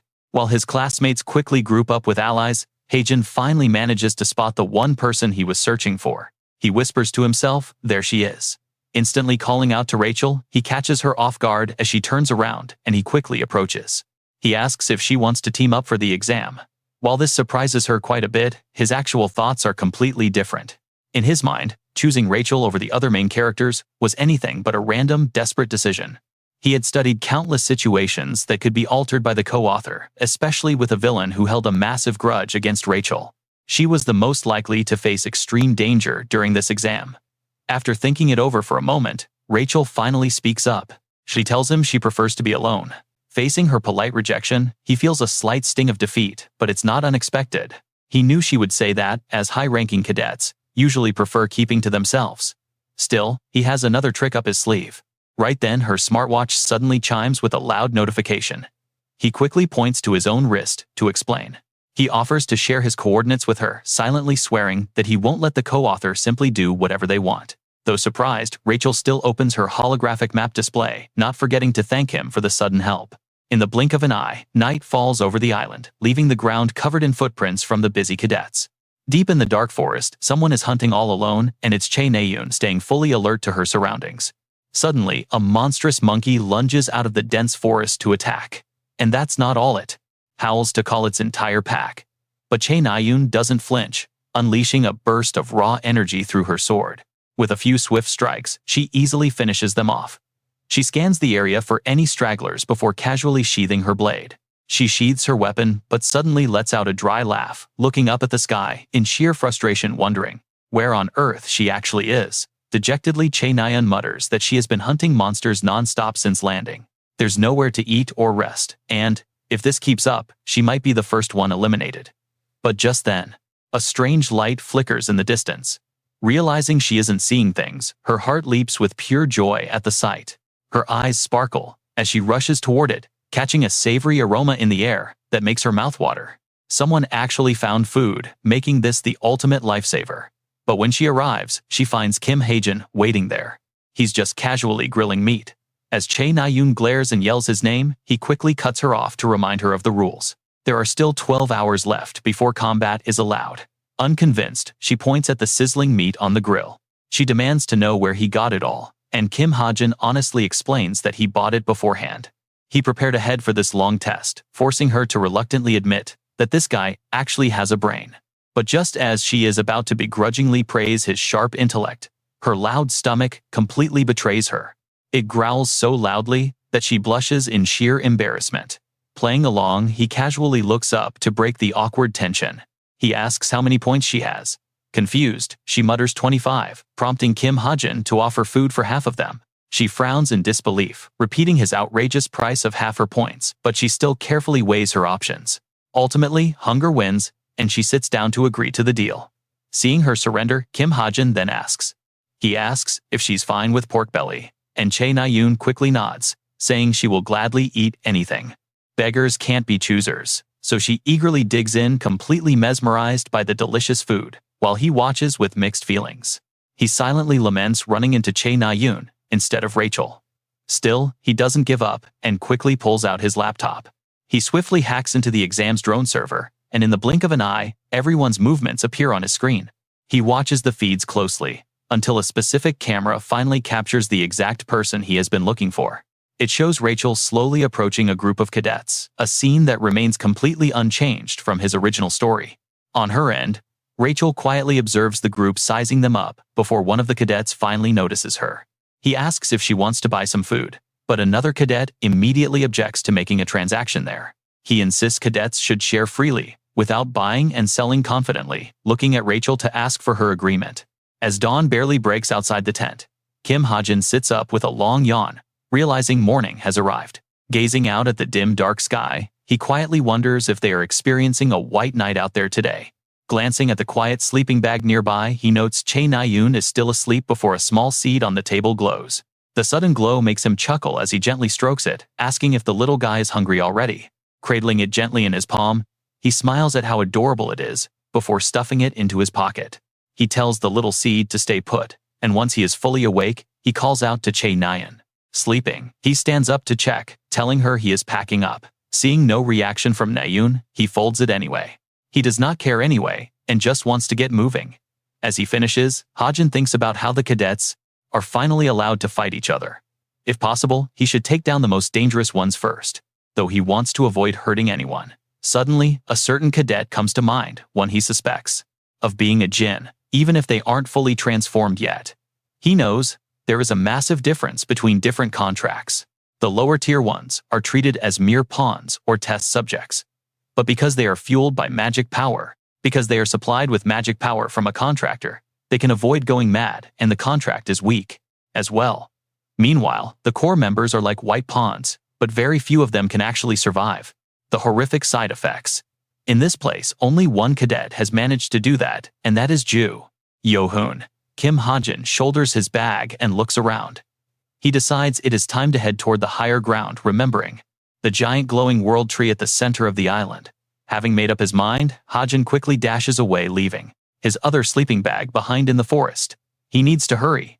Meanwhile, Na-yoon lies motionless, seemingly fast asleep. Elsewhere, on a nearby rocky cliff, a small light glints from a high treetop. A sharp arrow is locked on a bow. As Rose speaks from behind the leaves, her target below is none other than Kim Hajin. She whispers she found someone. Suddenly, she is stopped by Yonha. With a dead serious look, Yonha warns her that attacking him is a huge mistake. Rose is confused, pointing out he is only ranked 934. Below them, Hajin casually walks as if unaware that someone is aiming at him. Yonha sighs and tells her she stands no chance against him. Below, Hajin has already lowered his stance. Rose watches in disbelief, realizing he is preparing to jump. Is he trying to scale the world tree? Hajin lets out a quiet breath. Pure energy wraps around him, and he shoots forward like a bolt of lightning. He leaps from tree to tree at a speed that leaves no trace behind.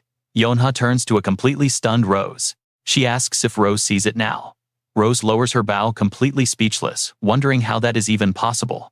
Suddenly, their eyes shift to another thick canopy. Yonha calmly explains that rank is just a meaningless number to him. Now she knows. Rose can only mutter, utterly speechless.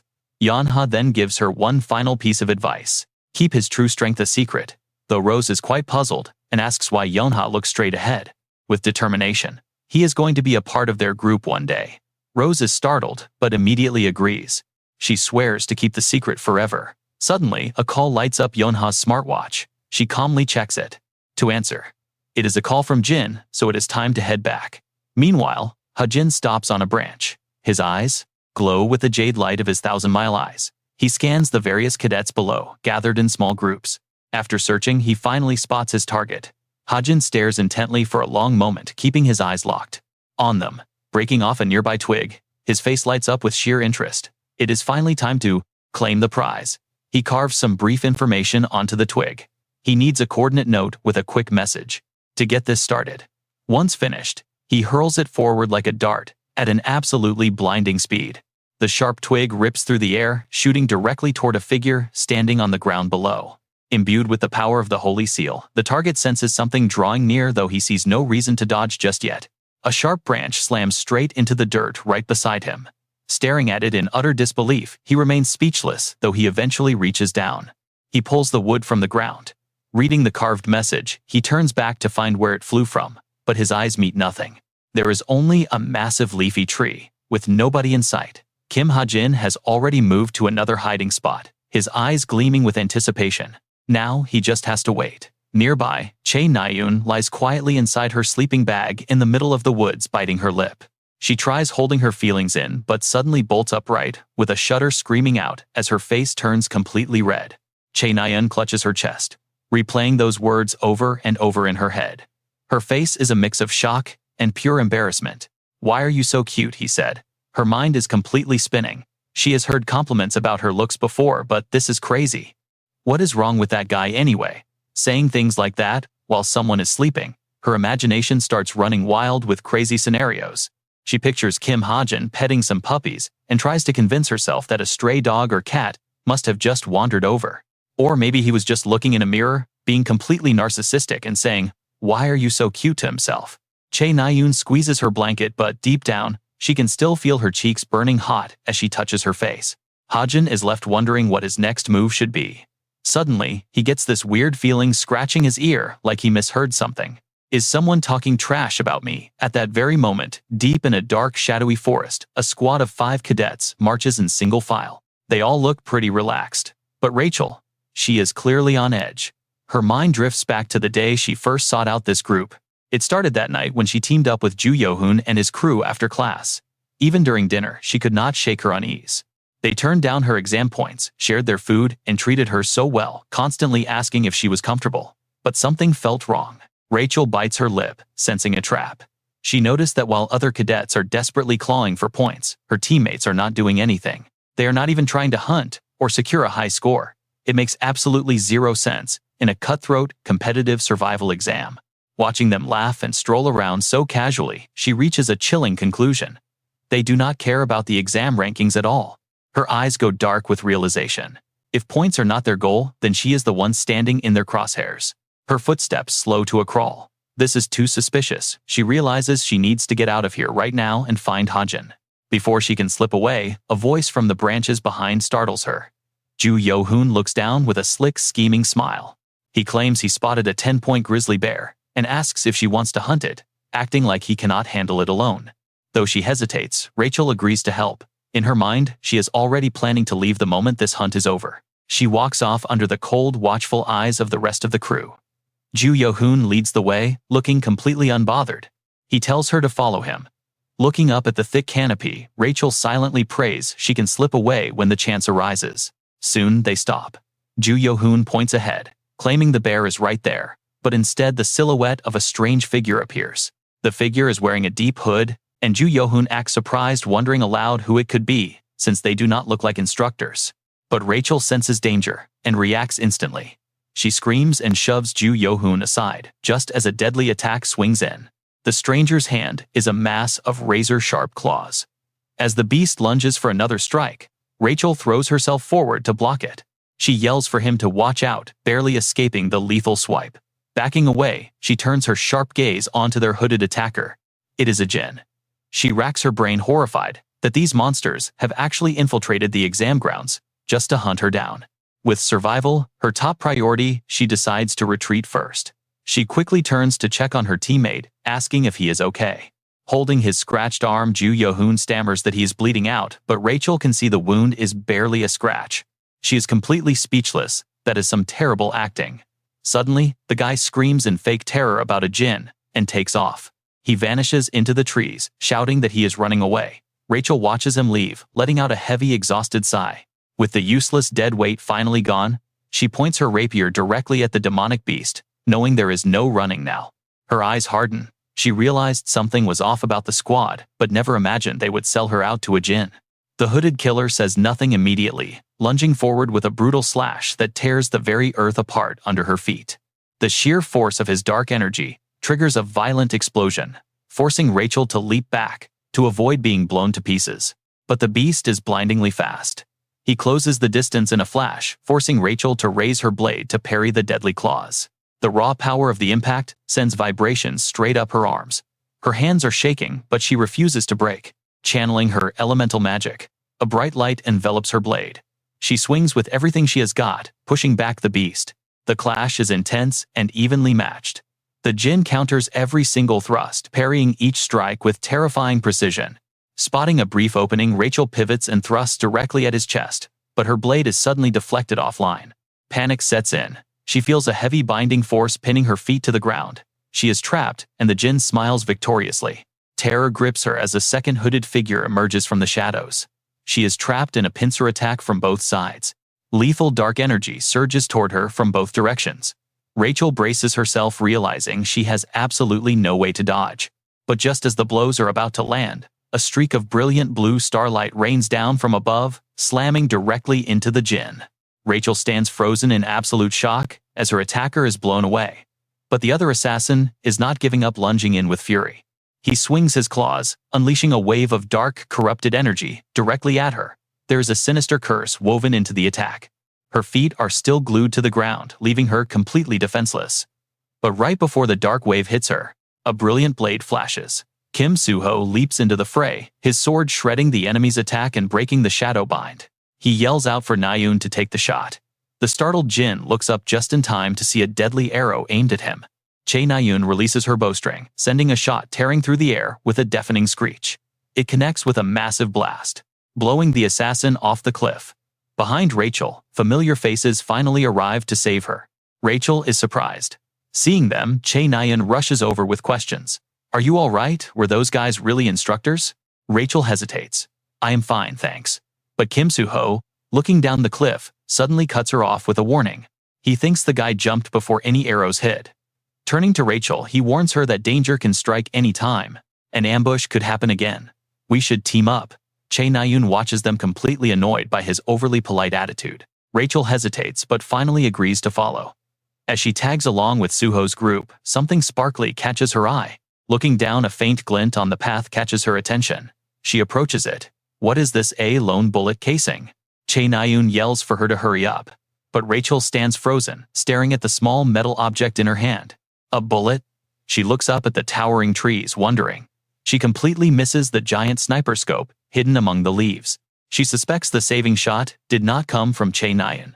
Unbeknownst to her, the sniper is still aiming right at them. Hidden in the branches, Kim Hajin watches calmly. He does not hesitate to pull the trigger to keep her safe. Night falls, bringing a quiet chill. Around the dim campfire, a teammate suddenly asks Che Naeun if she has tried a sword.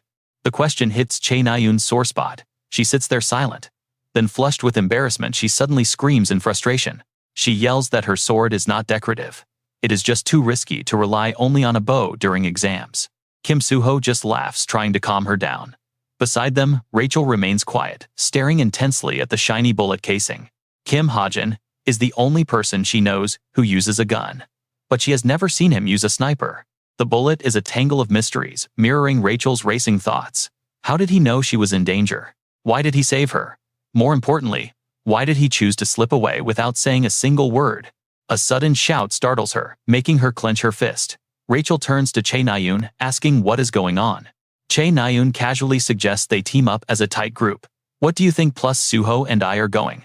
Before she can finish, Rachel cuts in. She hesitates, stands up, and politely turns down the offer. "I am sorry." She insists she must go alone. Quite surprised, Kim Suho reaches out to stop her, warning her that the forest is dangerous. He begs her to stay. But Rachel gives him a firm, serious look. She explains she has someone she must meet. Elsewhere, Kim Hajin calculates his 22 points. He got 12 from Che Naeun and 10 from hunting down beasts. He sits gloomily under the thick branches. If he wants to guarantee his success, he still needs another 50 points. Calculations done, he pushes himself up. To reach that score, he will have to hunt down a few more monsters. He freezes mid-sentence as someone approaches. Talk about a shock! You are absolutely not ready for who just showed up. It is Li Xiaofeng, standing silently right in front of him. Staring at her expressionless face, he panics. Why is she here? Did she come to fight? Cold sweat pours down his neck. There is absolutely no way he can win this. Running is not an option either. He desperately tries to calm his racing heart and stay composed. She is probably just here to observe. Gathering all of his courage, he hesitantly asks if she needs something. He desperately hopes she does not want to fight. But Li Xiaofeng immediately crushes those hopes by drawing her sharp sword. Hajin forces a stiff, awkward smile. But internally, he is crying his eyes out as she coldly issues a demand. She tells him to raise his weapon. His fingers twitch in sheer panic as he frantically calculates his options. His chances of beating Li Xiaofeng are basically zero. To buy some crucial time, he asks a totally foolish question. He acts confused, asking what she means by weapon. But his fingers silently slip a squirming golden thread into the grass. In a duel between cadets, the ultimate key to victory is that yellow thread creeping slowly toward her boots. Li Xiaofeng does not waste any words telling him he already knows. But he continues to stall, playing totally dumb. He keeps insisting he has absolutely no idea. But before he can finish babbling, she abruptly cuts him off. She warns him that if he refuses to draw his weapon, she will strike. Meanwhile, his golden thread creeps closer. He hastily begs for a simple explanation. Surprisingly, Li Xiaofeng pauses, giving his hidden trap the perfect opening. She asks if he is just wasting her time with nonsense. She has no idea the thread is right at her feet. As she continues to lecture him, the sneaky golden thread quietly slips her smartwatch right off her wrist. She warns him not to complain when she attacks. But seeing his plan succeed, Hajin lets out a relieved smile. The thread snakes back, delivering the stolen watch to Hajin. Li Xiaofeng narrows her eyes, stunned into absolute silence. Seeing him hold up her watch, she asks sarcastically if he is surrendering.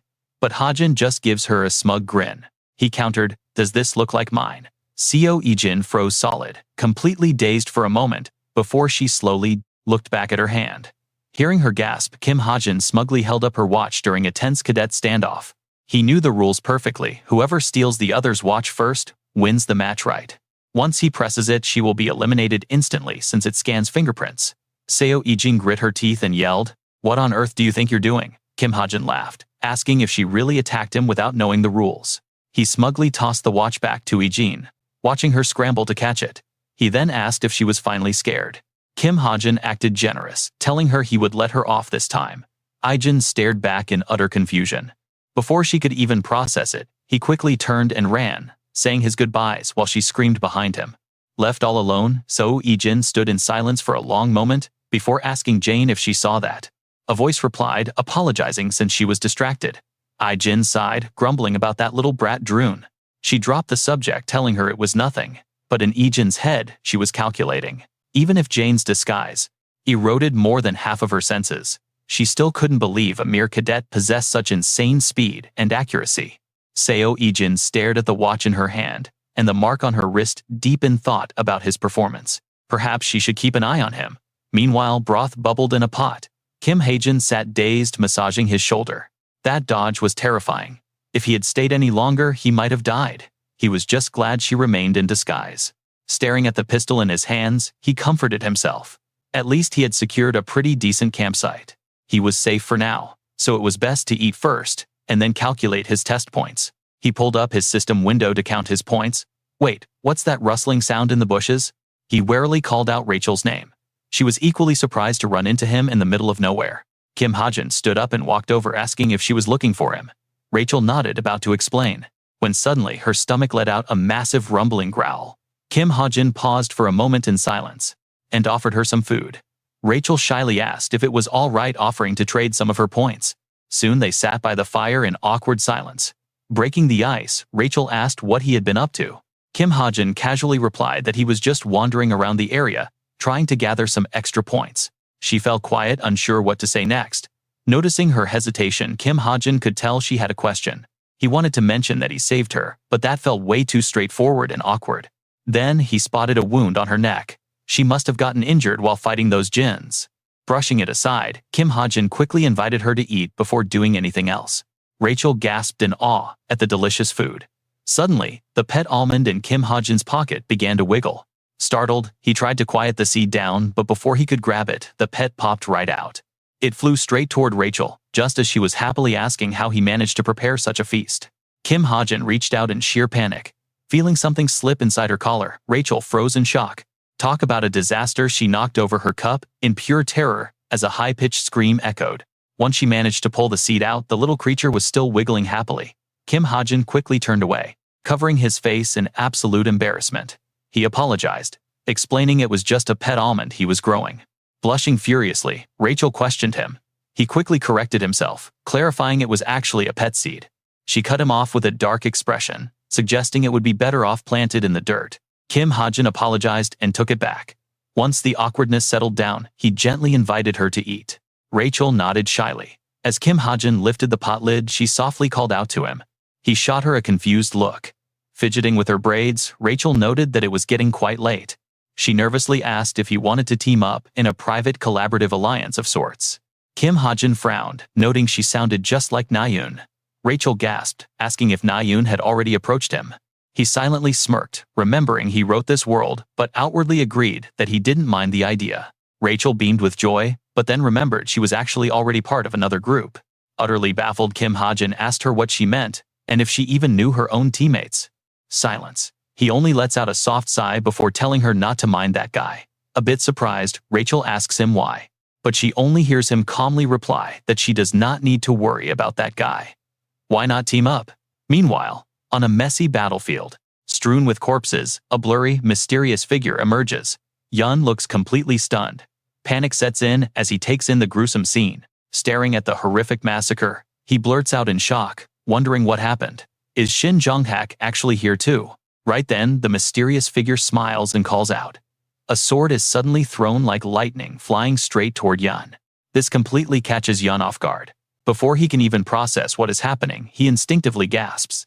As he looks closer, Yun notices a message carved on the blade, challenging him to come find them if he thinks he can win.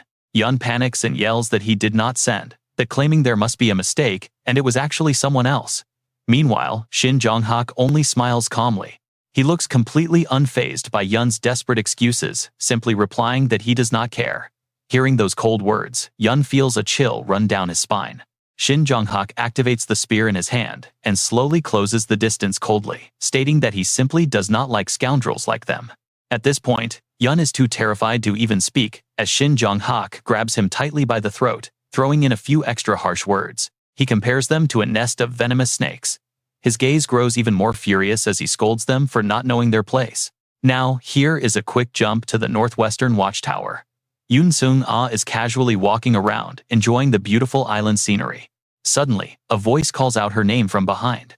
A long-haired man approaches Yoon Sung-ah, turning to look at her curiously. He asks who she is daydreaming about. She bluntly replies that it is Kim Hajin. Hearing this, the long-haired man is utterly confused and taken aback. He asks who that even is, wondering if she was supposed to be completely devoted to Kim Soo-ho. Yoon Sung-ah calmly replies that, of course she is. Kim Soo-ho is still her absolute favorite cadet, but she recently found out some rather interesting news. 2 days ago, she received a highly confidential report. It was a top-secret file sent by Yoo Yeon-ha. In this document, Yoo Yeon-ha evaluates Kim Hajin as being potentially even more outstanding than Kim Soo-ho.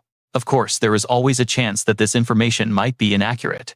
However, they already know that Kim Soo-ho is quite an exceptional case. After all, he can even manipulate light mana. Yoon Sung-ah keeps thinking to herself, wondering if a cadet like him is allowed to trick them just once. The long-haired man then asks her if there is any way to verify that information. Yoon Sung-ah mentions that she might try to look into it. Whenever she gets some free time, she will find a way. Intrigued, the man wonders how she plans to do it, asking if she intends to challenge him. Is she going to initiate a duel with him? In response, she confidently points to the badge on her uniform, boasting about having this special item. She believes those 200 points will easily lure him in.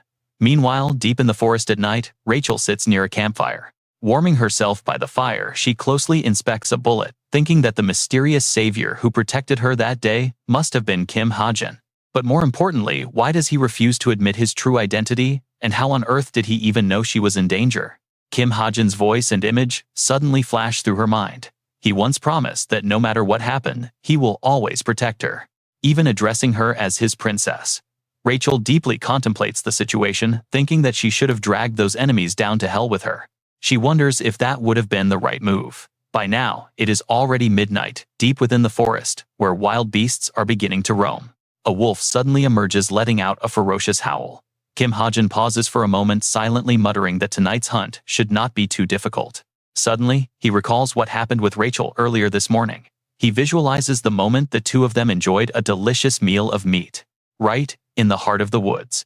He notes that, although Rachel seemed to be in a bad mood earlier, she quickly cheered up after eating. He is glad she felt better after he shared his food. Suddenly, his eyes light up as he notices something shimmering faintly in the distance.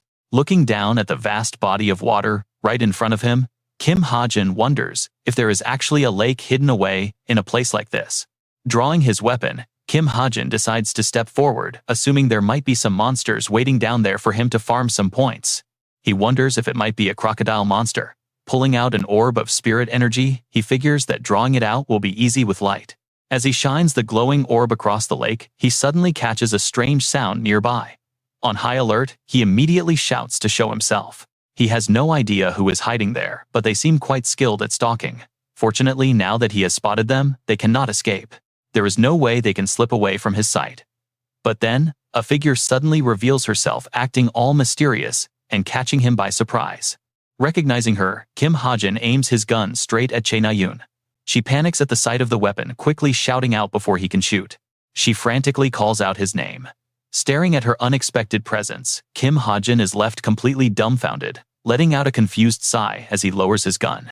He asks Chae Na-yoon why she has been following him around.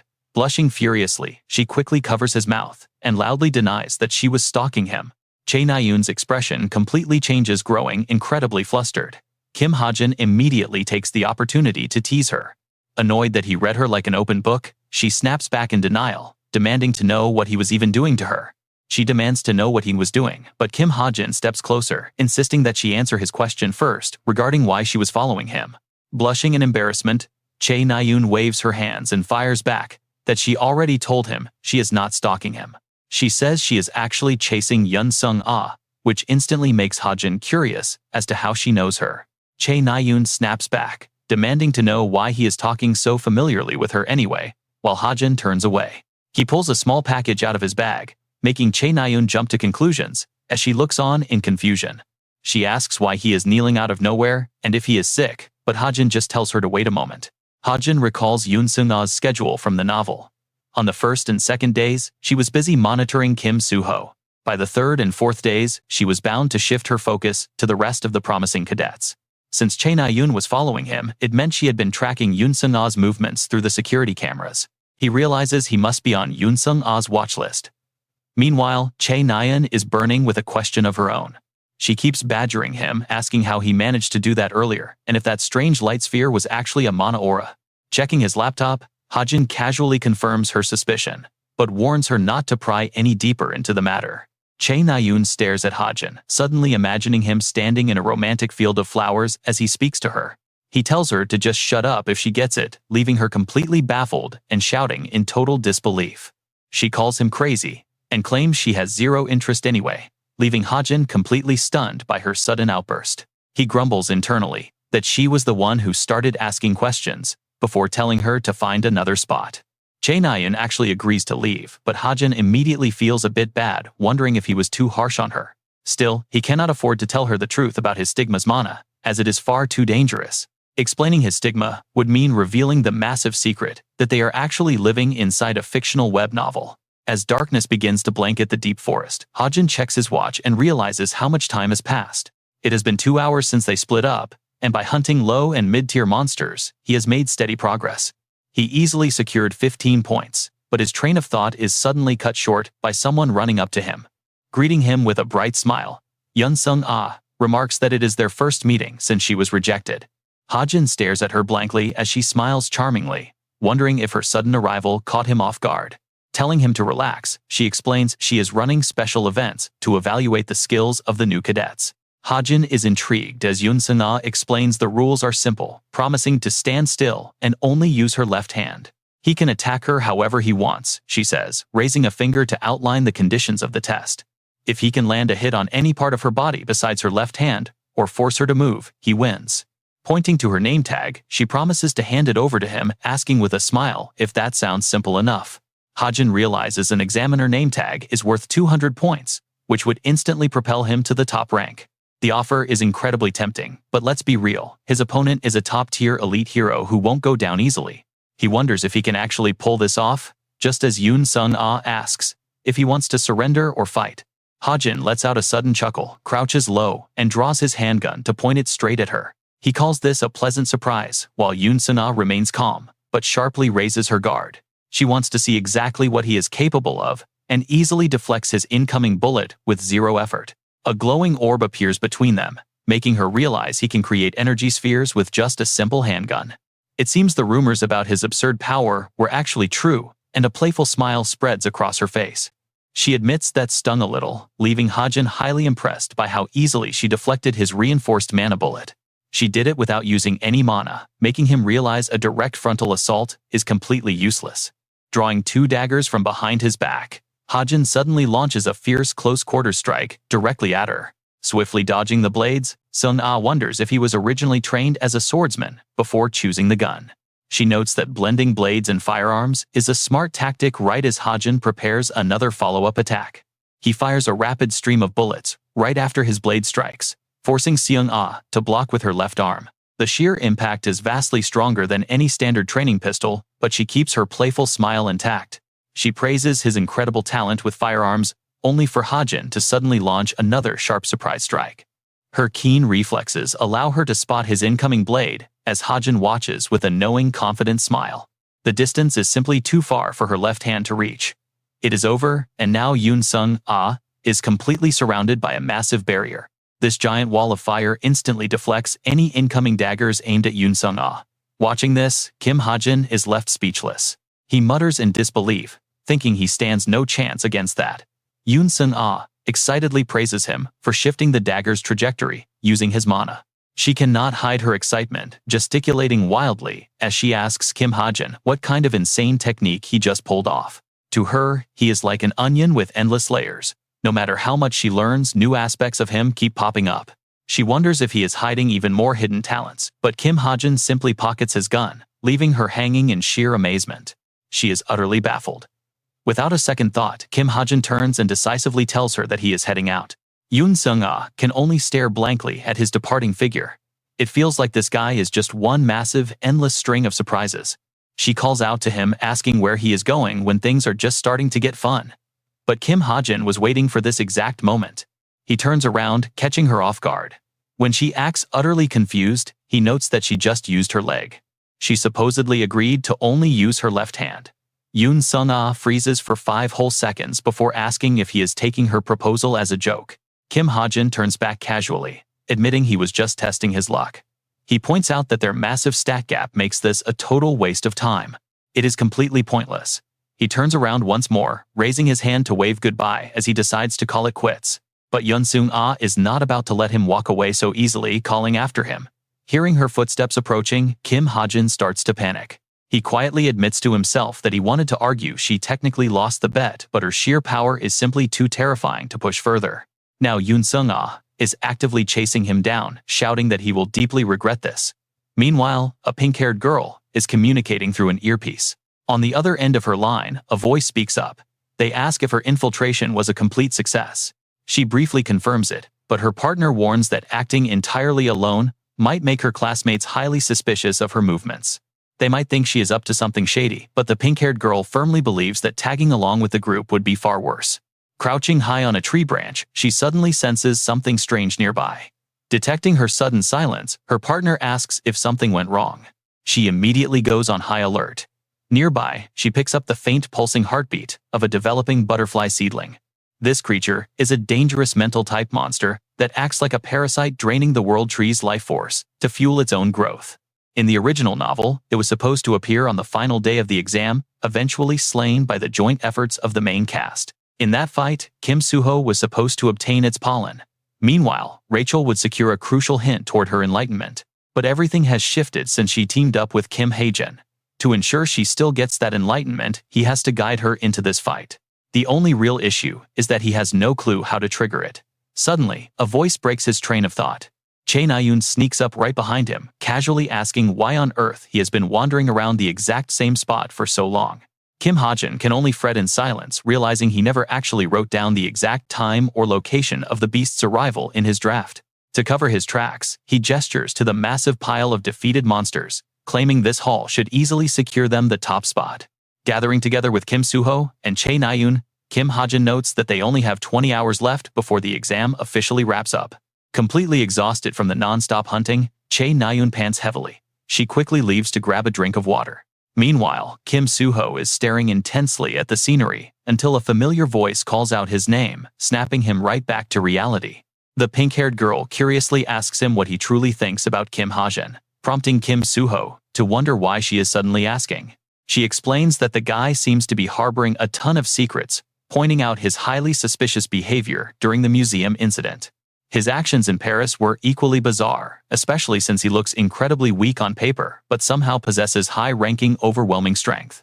She suspects he is actively masking his true power, which reminds Kim Suho of when Kim Hajin claimed to know far more than him. Recalling those words, Kim Suho unconsciously lets out a warm smile. This completely stuns the pink-haired girl beside him. She demands to know what that look is about, but Kim Suho simply laughs it off, repeating her observation about his mysterious classmate. She immediately blocks his path, firmly demanding that he spit out whatever secret he is keeping. But Kim Suho merely maintains his playful grin. He playfully suggests she should go investigate it herself instead of asking him. But their conversation is cut short by a sudden surge of power. A violent shockwave rattles the entire area, leaving them both stunned as the massive roots beneath their feet begin to twist and crawl. The colossal roots of the butterfly tree erupt from the soil like deadly traps, forcing Kim, Suho, Kim, Hajin, and Chae Naeun onto the defensive. Suddenly, Rachel arrives on the scene. Staring at the sheer chaos unfolding before her eyes, she can only wonder what on earth is going on. Spotting her, Kim Hajin quickly calls her name, urgently telling her they need to head straight toward the epicenter and eliminate the monster. Shifting to Rachel, Hajin tells her that he is headed to the source of those recent tremors to eliminate the monster there. Protect me near that monster. Rachel is somewhat confused by his request, but she reluctantly agrees. Fine. Hajin draws his pistol. He warns Rachel that the other cadets surely felt the massive tremors just now. They are probably heading straight for the butterfly seedling now. He is absolutely not about to let them take the lead. Weapon in hand, they set off. Meanwhile, the butterfly seedling begins to stir, and a mysterious voice echoes. Is that the butterfly seedling? An unexpected monster has appeared, so should they cancel the exam? Seung-ah stands observing. She believes everything will be fine.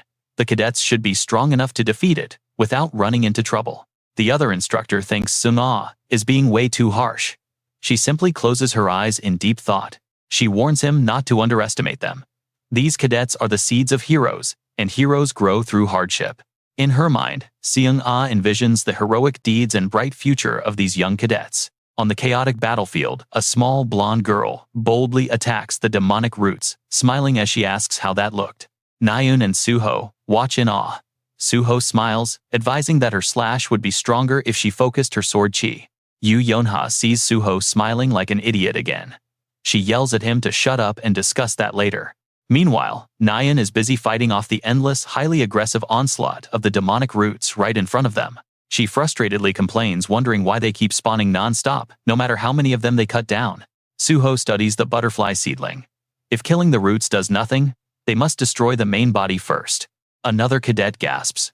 He points out how bizarre the tree looks, as something inside the cocoon begins to move. He watches in disbelief as the center swells up. Is a giant butterfly about to hatch from the tree?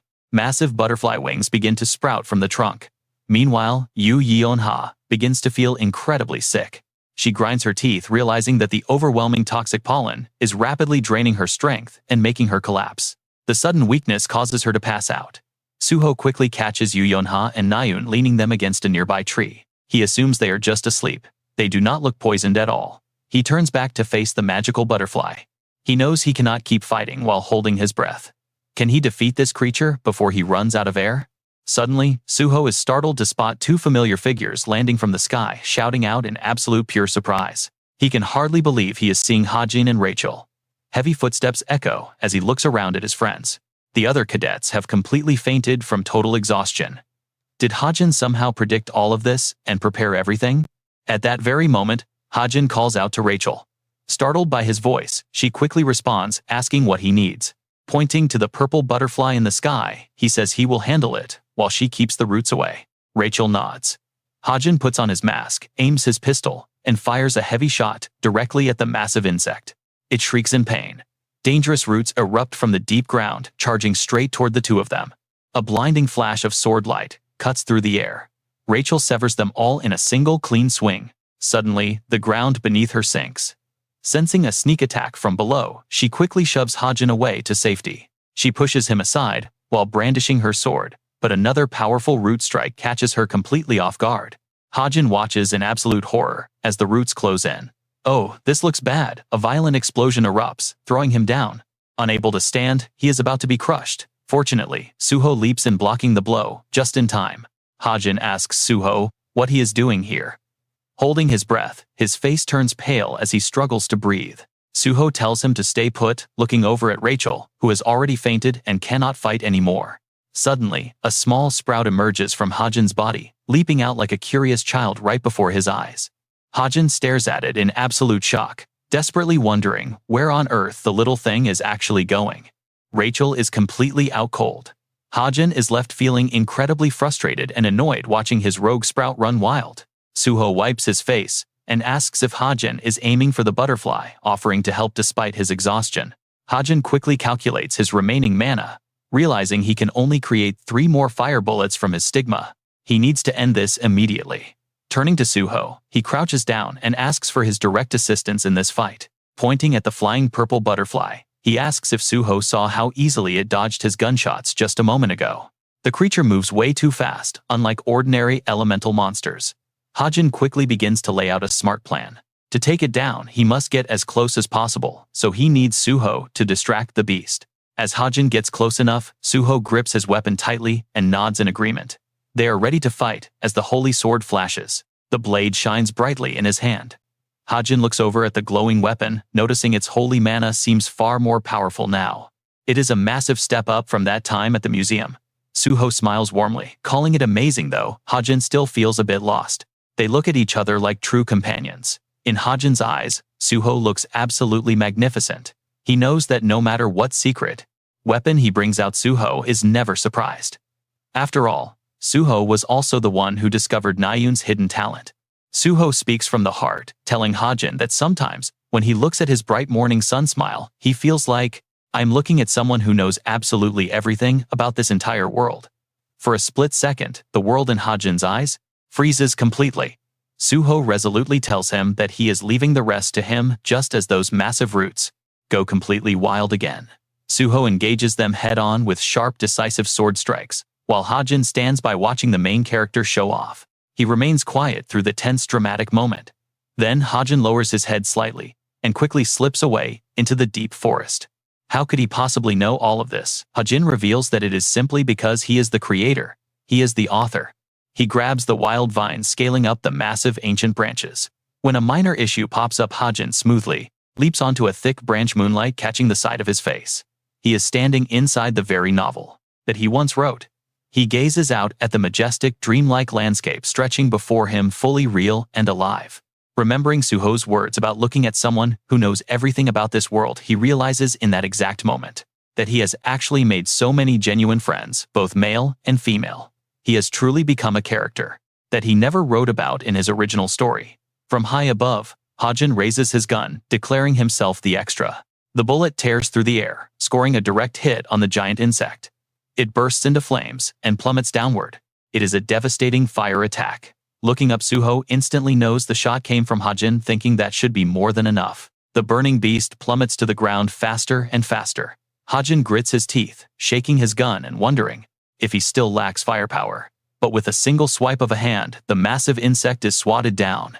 It crashes to the ground, completely crushed. Witnessing this, Hajin gasps in utter shock, wondering what just happened. Slow footsteps approach. Hajin realizes she is the one who brought down the giant insect, likely pursuing it for the butterfly dust. Sword energy flashes as Suho moves like lightning, slicing clean through the insect's body. The beast crashes down, shaking the earth. Suho smiles weakly as his vision begins to blur. Completely drained of energy, he collapses. The threat is finally over. The boss walks up to the dead beast and stands there for a moment. Just as she reaches down to harvest its drops, Hajin steps in, telling her to put it down. Disguised as Saiyan, she slowly turns around. Hajin firmly warns her that she cannot take this item, knowing she does not fully understand the butterfly dust's true function. She only wants it because an elemental drop sells for a fortune, but Hajin is absolutely determined to secure it. To survive future elemental battles, Suho absolutely needs this butterfly dust. Disguised as Saiyan, the boss just stands there, staring at him with cold, silent eyes. Suho remains completely unconscious while their other teammates sleep soundly under the giant tree. This leaves Hajin alone to face her. Even though the monster is dead and the sleeping powder has weakened, she is surprised a mere cadet can still stand. She narrows her eyes, finding Hajin highly intriguing and worth observing. Right at that moment, Hajin's face turns pale, as if he is choking. He has reached his absolute limit. Activating his protective gear makes it incredibly hard to breathe. forcing him to quickly put on his mask. Just then, she unleashes a wave of overwhelming pressure, forcing him to shield his eyes. A dark spatial void opens up right before them. Hajin falls completely silent. She suddenly asks if he knows who she really is. Pointing hesitantly, he asks if she is Li Xiaofeng. Her mind takes a second to process the fake name. She quickly remembers the disguise she used to get close to Hajin in the past. She readily admits it. She asks why he thinks she is here. Hajin casually asks if she is an overseer, but her attitude remains hostile. She demands to know how long he has known her true identity. He answers cheerfully, but before he can finish, a sharp streak of energy grazes right past his cheek. With a terrifying look, she growls, warning him that if he dares to lie, she will beat him to a pulp. Her intense bloodlust makes Hajin instantly shrink back. Ever since she stole his watch, he knew. He calms down and explains that upon closer look, she seemed different. She remains highly skeptical. Hajin simply points to his eyes, confidently stating that he just has exceptionally good vision. A favorable evaluation, Xiaofeng ponders the thought. Rachel's talent is obvious to the naked eye, but Hajin not only sees Rachel's talent, but even bypasses the jammer. She suddenly thinks of something impossible. Could his mana be anti-magic? Pure anti-magic. If that is true, this is a very special case where all the mana in his body is entirely anti-magic. If that is indeed the case, she can understand how he saw through Rachel's talent. He only needs to focus mana into his eyes to achieve this. And if this theory is correct, he is a highly precious resource she cannot afford to lose. As the dark aura slowly fades, Hajin notices she has started to loosen her grip. Xiaofeng hands him an item, offering it while setting a condition in return. Suddenly both fall completely silent. An associate nearby whispers a warning. Li Xiaofeng, do not say anything weird, just repeat after me, and do not rush. Take it slow. She makes a simple request, give me your number. Hajin exhales in relief, feeling his soul almost leave his body. He thought he was going to die. He looks at the item in his hand with a surge of joy. He has finally obtained a crucial item. Hajin grips it tightly, wondering how to hand it over to Suho in a natural way. But Li Xiaofeng's sudden intervention forces him to find another option. A spark of inspiration hits him as he remembers Rachel and her seed. He spots Rachel lying unconscious near the tree, glowing softly. Could that light be flickering inside her chest? He never expected it to happen now, but suddenly it erupts into a blinding halo. The radiance is so intense that Hajin has to shield his eyes. In her dream, Rachel vaguely feels incredibly tired, wanting to defeat that spirit quickly. She must become number one and the pride of the royal family. Slowly, she opens her eyes to a strange blinding light. A smiling little girl appears, a child who suddenly hugs her very tightly. Who is she? Rachel feels a soothing warmth. Her wounds seem to heal in this cozy embrace, eyes sparkling like rose quartz. Why does she feel so familiar? Evander gives an innocent smile. Yes, she looks just like Rachel, as a child, as if she wants to say something. Rachel stares at the girl in surprise, wondering what she is saying. Evander rests within Rachel's embrace. She wants to ask her about it, but as her consciousness fades, she cannot. Rachel's heavy eyes start to close again. She is too sleepy. What did you say? Her trembling voice asks. Hajin stands there stunned. Evander keeps muttering that her mother fell asleep again. The others, resting by the tree, finally wake up. Hajin carries the unconscious Suho on his back as they head back. Everyone cheers and boards the ship after completing the test. The massive vessel sets sail into the ocean. 4 days after the exam, at 9 in the morning, Hajin gazes out at the vast sea. Everyone has recovered from the test. Hajin then strikes up a conversation about the sword. A small incident occurred due to the butterfly seed sprout, which the supervisors failed to anticipate. However, everyone agreed that the 4 cadets who helped destroy it would split the points. He checks his smartwatch. The screen reads that there are no new messages. Hajin feels a bit disappointed that there is no contact from the chameleon troop. He is deep in thought, wondering why Li Xiaofeng paid attention to him. With 0 clues, a sudden voice breaks his train of thought. Now, get this. Nayun asks him seriously. How did it all end? Hajin looks at her with confusion, asking what she means. Nayun only heard rumors. She does not remember anything after passing out, but Suho mentioned that Hajin defeated that monster. Hajin immediately denies it flat out. How could he kill it with just a gun? Even he cannot do something like that. He then notices something strange about Na-yoon. By the way, why is she using a sword instead of a bow? She freezes up, instantly shouting at him right on the deck. Despite her outburst, Hajin remains perfectly calm, telling her she needs some common sense. Using an unfamiliar weapon is extremely dangerous. Fueled by anger, she snaps, "What of it? I am not so bad that I need your concern." Finally, Hajin backs down, letting it go. He wants to ask one more question, hesitating slightly. How did she feel using the sword? Na-yoon is at a loss for words. As she turns her face away, Hajin takes a guess. "Are you still scared?" "Hit right where it hurts," Na-yoon breaks out, in a cold sweat, stammering about who would be afraid. Hajin says nothing more. Na-yoon really cannot lie to save her life. That is one of the traits he wrote for her character. Yet he understands her easily, wondering why he never thought about changing it. The blue ocean waves ripple gently. Hajin gazes out into the far distance. If she keeps practicing with the sword, her skills will improve. He offers her some encouragement, calling her a natural swordsman. Later on, Yu Yunha analyzes the situation over a meal, suggesting that Hajin might actually like her. Na-yoon, proving she is terrible at lying, reacts with shock, insisting she did not mean it that way. To test this, she turns to ask if Kim Suho is also close with Kim Hajin. Suho wonders if they really share that tight of a bond. The guy actually takes a second to think it over. Honestly, Hajin is pretty much the same mysterious person they have always known. With Hajin's image flashing in his mind, he claims to know him best. Yunha sighs, saying Hajin always keeps a cold. He shuts out anyone who tries to get close, yet he seems to have a soft spot for Na-yoon, who instantly gets flustered. She stammers and asks if Yunha herself is not actually close with Hajin. Yunha quietly pokes her salad, staying completely calm. Yunha points out that Hajin only talks to her for business, while his conversations with Na-yoon have a completely different vibe. Blushing deeply, Na-yoon tugs at her collar and complains about the sudden heat. Yunha just asks what her actual plans are now. Na-yoon completely freezes, pretending not to understand. Right in the middle of their chat, Yunha spots Hajin standing nearby. Standing in a quiet corner is Hajin. They exchange polite greetings, but the brief encounter ends with Hajin quietly walking off. Talk about awkward. Yunha points out Hajin definitely stared right at Na-yoon before walking off, making her blush completely. She is utterly mortified and begs her friend to stop. Meanwhile, Hajin finally heads home after a long, exhausting day. He calls out, letting the little one know he is back. Adorable little Evandel instantly runs over, making his tired face melt. He tells her to slow down, but she happily throws herself into his arms and asks her dear dad where he went. Hajin reminds her that he only went out to buy some food.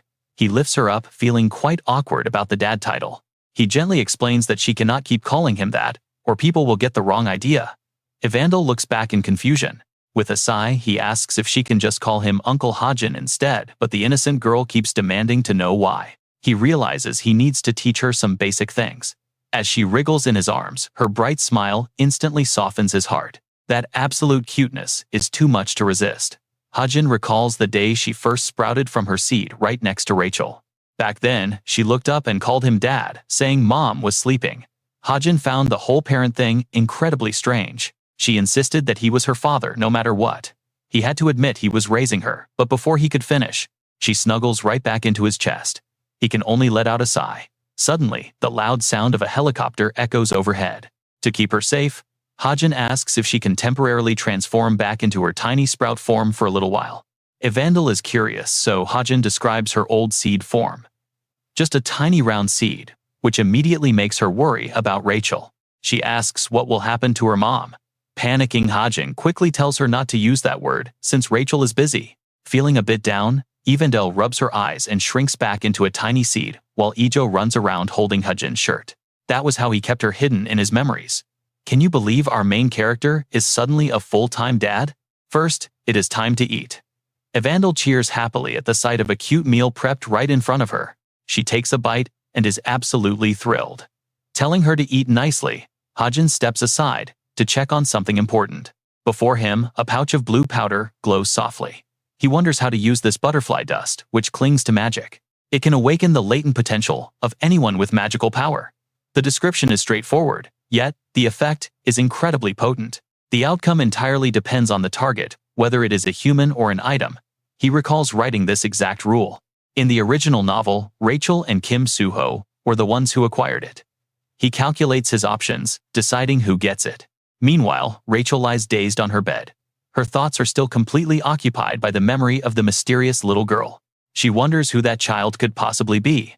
Being around her felt so warm and comforting, almost like a beautiful dream. She can still feel her unique energy. Tossing and turning, Rachel wonders if she is a spirit with power beyond comprehension. Is it all just in her head? But remembering Evandal's sweet smile makes her realize it was definitely not a mere illusion. She unconsciously smiles at the memory. Pressing a hand to her chest, she wonders why she cannot stop thinking about her. A warm feeling washes over her, bringing a strong premonition that they are destined to cross paths once again, very soon. Elsewhere, a magnificent statue towers over a grand plaza. Yonha stands waiting, scanning the area as quiet footsteps finally approach. She welcomes the newcomer, teasing that she honestly expected him to skip out on their meeting altogether. She mentions that another person is running slightly late, so they might as well head inside and get started first. Hajin agrees to go in, though he cannot help but wonder who else could possibly be joining them today. They chat as they walk. She compliments his final exam performance, but Hajin humbly notes he only scored 67 points. She counters that if he really wanted to stay hidden, he should have aimed for a score under 20. She warns that other guilds are watching him, but he barely pays attention until something ahead catches his eye. He arrives at his destination, a towering skyscraper standing tall in the middle of the city, called Essence of the Strait. But before getting there, Hajin received an informational guide on the guild experience program. At 6 p.m. tonight, each guild will announce their list of selected cadets. The chosen cadets will be contacted shortly via their smartwatches. Heijin reads the newly received message and starts to think. He thinks about the program, a system allowing cadets on break to monitor the progress of active heroes. It is a highly anticipated event, and domestic guilds hold the power to select the exact cadets they want. They start with the highest-ranking guilds first. Meanwhile, Hajin has just finished a shower and is drying his hair. He is quite curious about what the heroes are actually up to. There must be other side missions beyond what he wrote. However, this program is incredibly competitive. Each guild is only allowed to select a tiny handful of people. They only pick 3 cadets from the first and second year classes, meaning first years ranked below 300 have 0 chance. Gently patting Evandal's head, Hajin knows his entrance exam rank is far too low. No matter how well he performed, breaking into the top 300 is highly unlikely. Pretty disappointing, but get this. His smartwatch suddenly rings. Hajin freezes and immediately stares at the screen. Wait, who could possibly be calling? His eyes widen as he reads the message line by line. The notification is from Essence of the Strait. He is selected for the experience program. If he wishes to decline, he must contact them separately. Back to the present. Stepping inside the bustling Essence of the Strait, the guide walking ahead of Hajin and Yu Yonha introduces the place. This event is also called the Hero Experience. As they can see, most of the work here is done indoors. If a mission exceeds a certain difficulty level, they must analyze it thoroughly at headquarters before moving forward. Hajin steals a careful glance behind him, knowing exactly how this happened. Yu Yunha must have added his name. She is the guild leader's daughter, so she definitely has the power. But is that not a blatant abuse of authority? They stop right in front of a room. The automatic door slides open, revealing staff members working busily inside. Welcome to the analysis room. A voice suddenly sounds out beside him, asking if he is the theory exam champion. Sangho points inside the office, explaining that is exactly why they wanted to show him this room first. He introduces Park Sangho, a mid-rank hero who also acts as Yu Yonha's reliable and trusted right-hand man. The man smiles warmly, as he is the guild instructor responsible for this group. Sangho chats happily, with Yu Yonha appearing to be a genuinely nice guy. They look pretty close, and she seems familiar with this room. But nobody knows his dark side. Honestly, if Hajin was not the author of this story, he would never have guessed that this friendly instructor is actually a villain who will stab Yu Yanha in the back. Talk about a wolf in sheep's clothing. She walks over with an incredibly haughty attitude, questioning if this kid is really the famous cadet named Kim Hajin. Gina is also a mid-rank hero. Hajin cannot help but complain in his mind about how absurd this world is. She sneers, wondering how someone ranked 934 got into the top guild's highly exclusive experience program. She mockingly notes they all know who he has to thank for this. Hajin feels pretty annoyed by her attitude. Still, he cannot blame them for being displeased, especially since Yu Yunha and Gina are currently rivals. Gina is currently the right hand of vice leader Hosuk, making her naturally hostile toward the guild leader's daughter. But according to his original novel, Gina is destined to become Yu Yunha's loyal supporter in the future. It is just a matter of time before Gina switches sides, eventually rising to become the vice leader herself. Songho awkwardly tries to defuse the tension, pointing out that Hajin did rank first in theory, but Gina scoffs. She snaps back that she was also the top theory student in her day, questioning why cadet theory even matters. Under her condescending gaze, Hajin clenches his fists in anger. He cannot stand how she looks down on him. She asks if he agrees, completely provoking him. Hajin is ready to accept her challenge and prove her wrong. Gina then pulls out a stack of documents, suddenly remembering something and tossing the papers right into Hajin's hands. She dares him to solve it if he is so confident. Sangho objects, questioning how she can leak internal files. She shrugs it off as nothing important. Hajin, fueled by anger, takes the papers and flips through them. She sneers, wondering what a rookie like him could possibly find.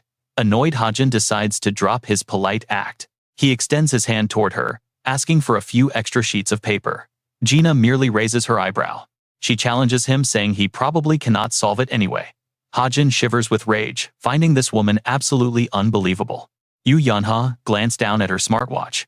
It looked like the final member had finally made it to the first floor, prompting them to turn and greet their guest. With only Kim Hajin left behind in the room, surrounded by holographic screens of data, he kept his eyes locked on the glowing displays. He studied the complex stacks of files on the desk, detailed variables and calculations, mapped out specifically for dungeon targeting. A normal cadet would easily find this task completely impossible, but Kim Hajin calmly tackled the numbers one by one. Since his unique gifts allowed him to perceive the answers, the equations practically wrote themselves. But just as he neared the end, right at the final line, the papers were suddenly snatched from his hands, as Jane stood before him with a deeply annoyed scowl. She snapped at him with frustration. "Are you still doing this? Everyone else already left, so quit wasting your time here." She told him to move, but gripping his pen, he was so unbelievably angry, he could not even find the words to complain. Standing in the corner later, he grumbled that she would just have to beg him for help next time. The thought only made him angrier.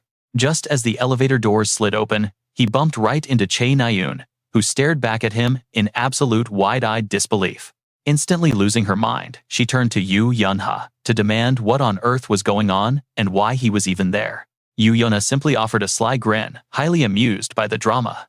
It turned out, Chae Nayun was indeed the final team member. The revelation gave Kim Hajin a massive headache.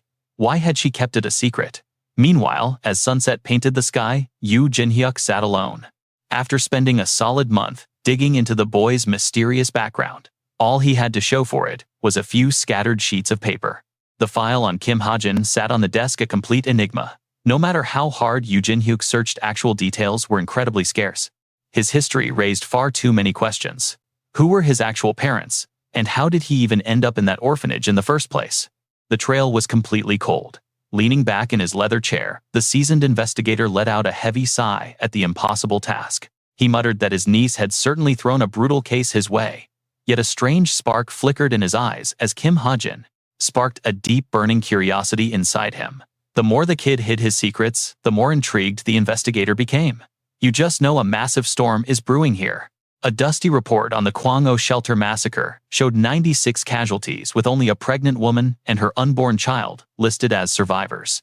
Could this tragedy be connected to Kim Hajin? Back at the academy, Kim Suho was busy briefing everyone on the day's training schedule. He reminded them to stay fully alert for incoming orders, then turned to ask Chae Nayun why she was running so late. Scratching her head awkwardly, she admitted she had to meet with her grandfather first. That instantly caught Kim Suho's attention. He asked if she meant the legendary hero Chae Ju-chul. Right then, Yu Yunha excused herself, telling them to go ahead without her. Slipping into a quiet private room, she shut the door behind her and immediately dialed Yu Jinhyuk, waiting for the call to connect. She eagerly asked for an update on her request, but her uncle casually brushed it off, playing dumb and claiming he was too busy. Yu Yunha was absolutely furious. She demanded to know if he was joking, but Yu Jinhyuk remained completely calm on the other end. He questioned why she wanted to dig into the boy's family anyway, wondering if Kim Hajin even cared about finding them. Yu Yunha was certain of it, pointing out that Kim Hajin memorized every wanted criminal she suspected his parents were tied to the case. Yu Jinhyuk glanced at the files on his desk. The Kwangho shelter massacre. But before he could think, Yu Yunha pressed him for answers. She demanded to know when he would actually get to work. Needing an escape, Yoo Jin-hyuk quickly made up an excuse to hang up. Apologizing that a client had just arrived, he promised to speak later, and immediately hung up. But he quickly fell into deep doubt. He stared at his desk, wondering if Kim Hajin was truly connected to that horrific day. The tragedy 16 years ago was absolute nightmare. During the Kwangho evacuation shelter massacre 16 years ago, monsters had breached the area, leading to a brutal slaughter inside the shelter. 9 protecting heroes and 18 civilians were completely wiped out. Leaning back, Yoo Jin-hyuk exhaled a slow, thoughtful trail of cigarette smoke. He had spent over a decade quietly investigating the massacre, and every single dark lead pointed directly back to the prestigious Yoo clan.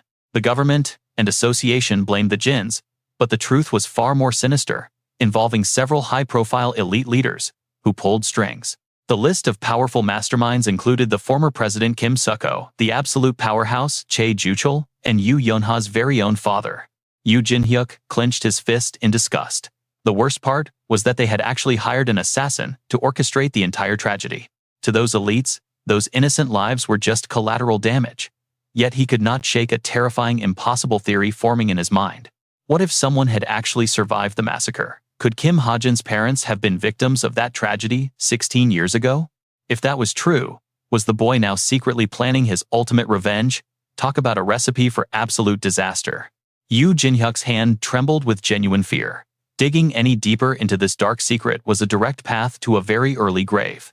If a terrifying monster like Chae Ju-chul ever caught wind of his secret investigation, he would be completely erased, gone without a trace.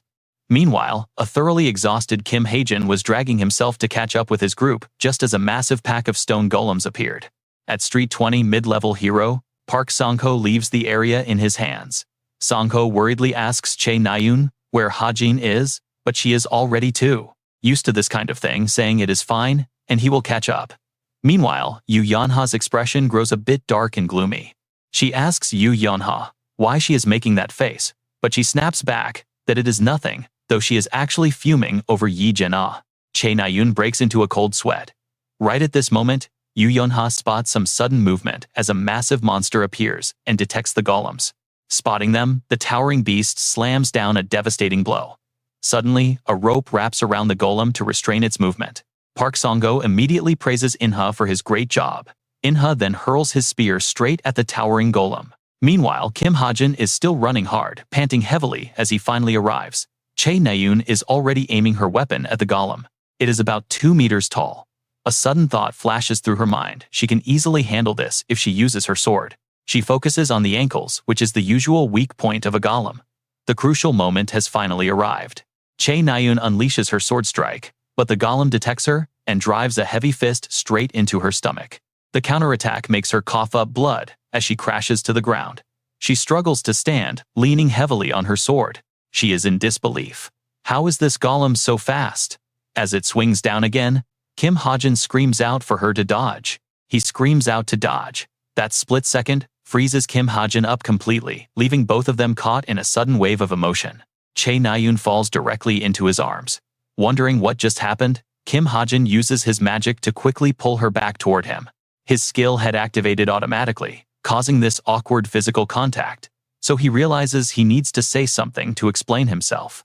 He tells Chae Na-yoon that if she keeps freezing up at the critical moment, she should keep her distance from the monster. His next words make her heart flutter, as he points out that her sword is more than capable of attacking from a longer range. Blushing furiously, she points at his face to hide her true feelings. It was just a minor careless slip on her part. She tells him to sit back and watch before turning away and muttering a soft thank you as a golden sword erupts in her hand. The reason Chae Na-yoon became a sword fighter is because her total mana pool is many times larger than any ordinary hero. Her actual superpower is simply having too much energy, and Kim Hajin's advice makes her even more determined to show her true strength. Her reservoir of mana is actually larger than Kim Soo-ho's, allowing her to unleash countless sword strikes without ever running dry. After a long and fierce battle, they finally clear the area. The rescue team is on their way, so they can finally head home. Suddenly, Kim Hajin senses someone watching him from below and looks down. It is Jin-ah, staring directly at him with a cold glare. It is definitely her. Chae Na-yoon snaps him out of his daze, asking what he is doing just standing there and telling him to hurry. Kim Hajin runs after her, looking back and silently apologizing for hitting Jin-ah with his specialized combat skill earlier. She radiates pure killing intent. Elsewhere, Jin-ah stretches her stiff neck and shoulders, complaining to a coworker who is holding a cup of water. The coworker asks what her plan is, suggesting that letting the administrative staff handle this specialty paperwork would be much faster. Pushing up her glasses, Jin-ah confidently boasts that she is far smarter than them and is already close to finishing it up. The coworker notices the thick stack of papers on her desk, asking what they are. Jin-ah pauses for a moment before replying. She explains she used pen and paper to calculate everything, keeping detailed notes on that bastard while picking up the papers to organize. She carefully reads through the text. What is this? Sure enough, it shows the messages Jin-ah sent to Kim Hajin. She greeted Cadet Kim Hajin, introducing herself as Yi Jin-ah, asking to talk and demanding a response as soon as he saw it. She also asked if he was visiting the guild tomorrow, suggesting they could easily talk in person when he arrived. Kim Hajin scoffs at the idea. There is no way he would ever go, as he angrily taps on his smartwatch screen. There is no reason for him to visit anymore. He sends a notification stating that Cadet Kim Hajin will not attend the visit. He cancels his attendance for the guild tour tomorrow. Park Sung-ho is left completely baffled, wondering why he would pull out. Then Kim Hajin cracks a mischievous grin, wondering if he should tease her a bit. He drafts a very polite reply. He writes that as the rank 934 cadet, he feels other students deserve this special opportunity more than him. He ends with an apology, leaving Park Sang-ho and Jin-ah staring blankly at the message and then at each other. Park Sang-ho instantly explodes in anger at Jin-ah, who shrinks back in fear, stammering that she had no idea this would happen. Kim Hajin chuckles to himself, knowing this is more than enough to drive Yoo Yeon-ha absolutely out of her mind. He can already picture Yoo Yeon-ha pulling her hair out in frustration. Letting out a long yawn, he feels drowsiness kicking in. Looking at Evandel fast asleep on the bed, he smiles. It has been exhausting with so many places to visit lately. Wondering what made her so tired, Kim Hajin gently picks her up, knowing he still has plenty of things to do tomorrow. Hajin sits by the bed, realizing he needs to act quickly while Evangel is still fast asleep. Reaching into his jacket, he pulls out a small bag. Inside is a jade green powder, the pollen of the butterfly tree.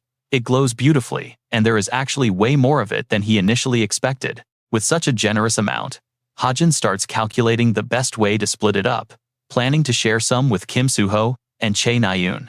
He carefully divides the green powder into 3 equal portions across 3 bags, so he can keep one for himself. As always, he looks at the big picture. Those two are vital characters for the main storyline, but his own survival is just as important. He has to stay alive. He has to utilize this whenever the chance arises. Clenching his fists, he decides to strike while the iron is hot. No more hesitating.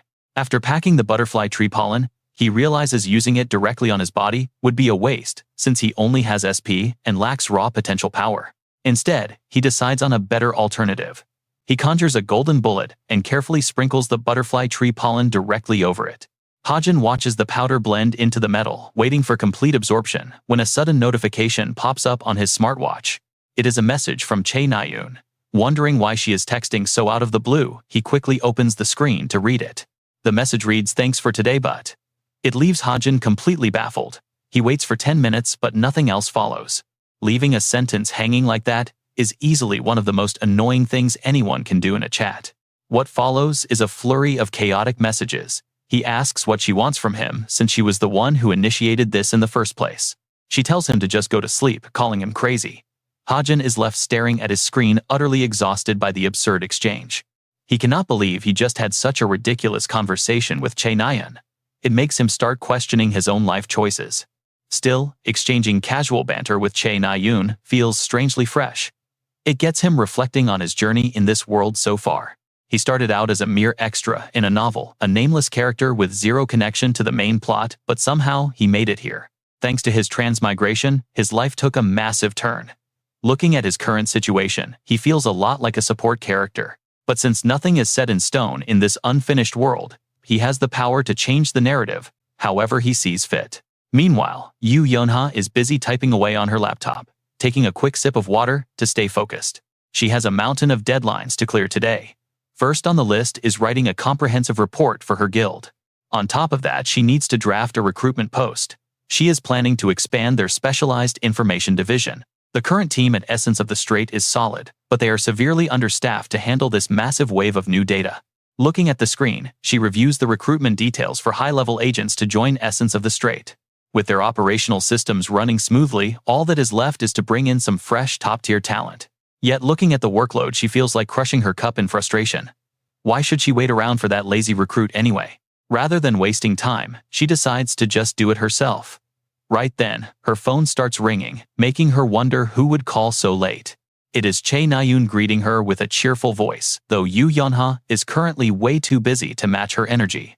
She greets Na-yoon back and asks what is up, mentioning she has her hands full, but Na-yoon has a specific invitation in mind. Na-yoon invites her to a seminar with Kim Soo-ho next Tuesday, but Yoo Yeon-ha immediately shoots down the offer with a flat no. But then Na-yoon drops a major detail: Shin Jong-hak is going to be there too. Hearing that, Yoo Yeon-ha instantly changes her mind. Switching back to business, she asks if that was the only reason for the call. Na-yoon shyly denies it and asks about some drone footage. She is talking about the video of yesterday's fight against the clay golem. Yoo Yeon-ha confirms she saw it since she has to write the report. When Na-yoon starts stammering, Yoo Yeon-ha immediately puts two and two together, realizing exactly what her friend is getting at. She asks if Na-yoon is referring to the moment Kim Hajin stepped in to help her, but Na-yoon quickly and shyly tries to deny it. But the footage does not lie, clearly showing Hajin catching Na-yoon right in his arms during the heat of battle. Yoo Yeon-ha teases her about falling straight into his arms, while a flustered Na-yoon begs her not to let anyone else see the clip. Yeon-ha finds her reaction hilarious, asking her how it actually felt to be held, but Na-yoon desperately tries to dodge the subject. Laughing loudly at her friend's embarrassment, Yoo Yeon-ha tells her she has to get back to work and prepares to hang up. The call disconnects, leaving Na-yoon to pout alone in her room, while Yoo Yeon-ha gets back to her keyboard with a massive grin. She chuckles at how dishonest her friend can be, before finally forcing herself to refocus on her mounting paperwork. Just as she gets into the zone, another notification chimes. Frustrated, she opens it and suddenly leaps to her feet in disbelief. The message reveals Kim Hajin is backing out of the guild trip, sending Yoo Yeon-ha into an absolute frenzy of rage. It seems Chae Na-yoon is the one behind this update, and she is absolutely driving Yoo Yeon-ha up the wall with these constant text spams. As her phone continues to blow up with messages, Yoo Yeon-ha mutters in fury, wondering if they think this whole operation is a joke. Ruined completely by her hands, they barely got him to agree to sign the contract. Oh my god, the actions of that Kim Hajin guy are just totally unpredictable. Meanwhile, on Hajin's side, a notification pops up. His SP points just jump straight up to 89. An extra 12 points of luck are activated, boosting his bonus SP. He skims the screen. What on earth is this? Is he getting bonuses from some unknown source? Well, he is definitely not complaining about free SP. Opening his laptop, he stares at the screen. Should he invest all this newly acquired SP right now? His face clouds over slightly. He knows that no matter how hard he trains, his physical stats will inevitably fall behind as time goes on. To counter this, Hajin needs a highly effective strategy. The absolute best move he can make right now is to stay focused. He decides to specialize, since he already used the special butterfly powder on his Aether. Suddenly, the analysis screen blinks to life. It displays low-grade random enhancement with mixed attributes, giving him a unique chance to identify and boost special items. The enhancement rate ranges from 1 to 100%. This chosen percentage will remain active for 24 hours. After 24 hours, the stats reset randomly. However, investing SP into this talent will allow him to upgrade the entire system. This leads Hajin to a very bold decision. He will dump his entire SP pool into upgrading a weapon instead of his body. It is a massive gamble, especially since this talent relies heavily on luck. But Hajin is not worried about his odds. His personal luck stat is literally in the top 0.1% of the world. Even so, success is never fully guaranteed. Taking a deep breath, Hajin locks in. The system prompts him, asking if he wants to write down his custom talent. His fingers fly across the keyboard as he silently begs for this to work. He squeezed his eyes shut in pure anticipation. Slowly peeking with one eye, he sees a warning. Because his SP pool was insufficient, the overall quality of the talent has degraded. This is honestly no big surprise to him. But then, a miracle occurs. His incredible passive luck triggers. Talk about a clutch save. A brand new window pops up, showing the adjusted stats of his low-grade random enhancement system. He can now successfully identify and randomly upgrade up to 5 separate weapons at any given time. The random stat boost will range from 1 to 44%, remaining active for 24 hours before resetting. If the identification on a weapon is cancelled, it will return to its completely normal state after 1 hour. Naturally, he can still choose to invest more SP down the line to upgrade this talent even further. Hajin sighs and holds his head in exhaustion. He is not entirely satisfied, but since this was a gamble, he should be grateful.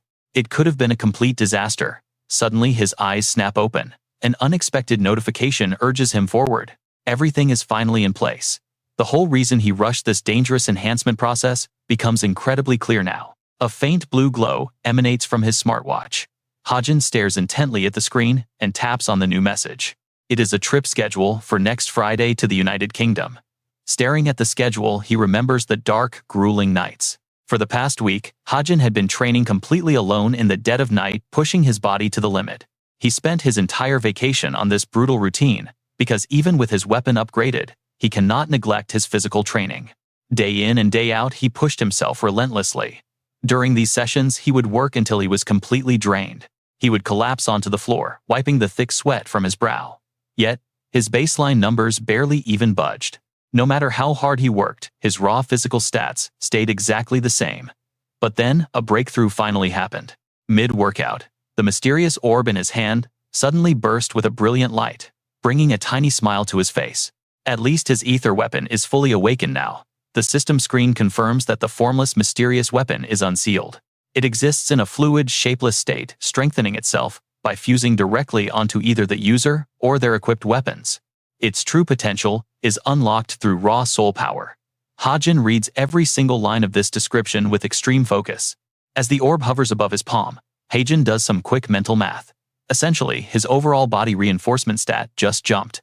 It increased by 0.7, alongside brand new cosmetic options for color and texture. Now, he wants to test it. Let us see how this enhancement actually performs in the field. Unfortunately, applying it to his gun is still too difficult. With a swift wave of his hand, the floating orb morphs into a razor-sharp dagger. Will this weapon work instead? It actually worked. He holds the dagger, noting it feels just like a regular knife. But he needs to test the enhancement. A new system notification flashes, confirming the random enhancement is active. Now he can measure the difference before and after. It applies a random upgrade of up to 44%. Instantly, the dagger hums as pure power surges through the blade. Eager to test this raw power, Hajin hurls the dagger forward. It flies through the air with a deadly, deafening screech. The dagger tears through the wind, plunging its sharp tip straight into the giant boulder ahead. Kim Hajin watches closely. Its power is far from ordinary. Just as expected, the blade pierces completely through the solid stone, splitting it clean in two as debris explodes outward. Seeing such incredible destructive force, Kim Hajin smiles with satisfaction. His random reinforcement system and precision upgrades are finally paying off. Staring at the deep, jagged scar ripped into the dirt, he cannot help but feel a little excited about his new toy. It is not as strong as a high-tier artifact, but its completely ordinary appearance gives him a massive psychological advantage in a fight. A plain sheath breeds careless enemies, and a hidden blade pierces their hearts before they even notice. That is more than enough. Back at home, his spirit creation Evandel is happily playing with a brand new formless spirit that floats around like a bubble. Kim Hajin gently reminds her that she needs to be on her best behavior while he is away at club activities. Staring affectionately at his sweet little sister, he promises to bring home some delicious snacks if she stays out of trouble. He also warns her to only make friends with animal spirits and absolutely avoid talking to any strange humans out there. His constant nagging quickly exhausts the little girl, who pouts her lips and tightly covers her ears in mock frustration. She playfully tells him to stop nagging, leaving him completely speechless. With his final warnings delivered, Kim Hajin heads out. Evandel trots to the door and waves a cheerful goodbye. Meanwhile, inside a grand palace, adorned with vibrant blooming red roses, a royal attendant gently approaches Princess Rachel Elizabeth Louise, informing her that their worries can finally be put to rest. Inside her private chambers, Rachel listens closely as her trusted aide, Henry, delivers his official report on recent affairs. He confirms they have successfully closed the deal with Cooper and handed operations over to a highly reliable manager. Rachel thanks Henry for his hard work, but the aide suddenly hesitates before asking about the mysterious cadet who saved her. Mentioning him immediately sparks her interest. Henry offers to make private contact with the boy through the Royal Association if she approves. Quite pleased, she gives him the green light to proceed, as Rachel quietly reflects on Kim Hajin's extraordinary performance. His sharp reflexes and composed demeanor do not match a low rank of 934 at all. Every calculated movement was far too precise for an amateur, meaning other major guilds are likely scout hunting him already. She suspects rivals like Yu Yunha are already moving, but since early contact with cadets is technically illegal, she must watch first. She wants to handle this perfectly. While the Royal Association lacks the sheer prestige of the massive Korean guilds, she is confident they can offer him contract benefits that far exceed what anyone else is willing to bring to the table. That thought brings a wave of confidence. Her group simply has much better incentives to secure a rising talent. Meanwhile, Kim Hajin arrives for his club outing where Oh Han-hyun, the enthusiastic president of the Healing Rain Travel Club, is waiting. He eagerly rallies the group, announcing that since everyone has arrived, they are ready to depart for England. Upon arrival, Chae Nayeon looks absolutely drenched in sweat, completely exhausted by the oppressive, sweltering heat beating down on them. She mutters about the unbearable heat, while Yu Yunha just sighs, questioning why she decided to wear her thick school uniform. Annoyed, Chae Nayeon points a finger at Kim Hajin, demanding to know why he is not sweating in his thick jacket. Hajin just flashes a big thumbs up calmly, stating that he feels perfectly comfortable in his high-tech temperature-regulating royal black coat. Seeing his smug, completely relaxed face only infuriates Chae Nayeon further, leaving her silently cursing him under her breath. Soon the stunning English landscape unfolds before them, complete with its historic clock tower and massive breathtaking floating structures. As the cadets marvel at the view, Oh Han-hyun chimes in to direct Chae Nayeon and Yu Yunha toward their true destination. He points excitedly toward a massive artificial floating island hovering high in the sky, identifying it as the infamous Clancy Islet. Kim Hajin quietly recalls the lore behind this place. Clancy Islet is a massive hub where infinite wealth and dangerous elements collide. Controlled directly by the British government, this high-tech artificial territory serves as an absolute haven for high-stakes business and sketchy transactions. Here, legality blurs, allowing both high-end luxury auctions and shady underworld operations to thrive side by side without any restrictions. For corporate giants and rogue hunters alike, it is a literal goldmine, and more importantly, where the main story finally begins. Once they step foot onto the bustling floating docks, Chae Nayeon admits it has been quite a while since her last visit. Yu Yunha quietly agrees, as she scans the crowd, prompting a curious Kim Suho to ask if they have been here before. While Kim Hajin quietly raises his hand to mention it is his first time, Chae Nayeon happily brags about coming here as a kid. She mentions visiting at age 11 with her brother, but she suddenly freezes mid-sentence, her playful expression instantly melting away. The painful memory of her brother hangs heavily in the air, plunging the entire group into a very tense, awkward silence. Noticing her distress, Kim Suho quickly steps in with a warm smile, trying his best to shatter the heavy atmosphere. Since it is her first time here, she insists he be her tour guide. Chae Nayeon is instantly pumped up proudly, patting her chest. She confidently tells him to just trust her. After some sightseeing, Oh Han-hyun gathers all the travel club members together. He announces a massive event at Clancy Islet, starting at 7 p.m. He managed to secure permission for them, so from now until then, they are free. When Oh Han-hyun asks for questions, Chae Nayeon immediately shoots her hand straight up. She loudly asks if they are allowed inside the casino, and Oh Han-hyun nods, explaining that cube cadets are legally treated as adults. Hearing this, a few of them immediately cheer with excitement. After asking for more details, Chae Nayeon eagerly drags Kim Hajin and the group along her, loud shouting, leaving them completely helpless and deeply resigned. Off to the casino they go. A casino is a place of pure risk, driven by sheer luck and clever tricks. The patrons here are all filthy rich, throwing wealth around in a glittering hall where money is absolutely everything. Kim Hajin is genuinely surprised by how grand this place is. Meanwhile, Chae Nayeon runs off to exchange some money. Hajin heads over to the reception desk.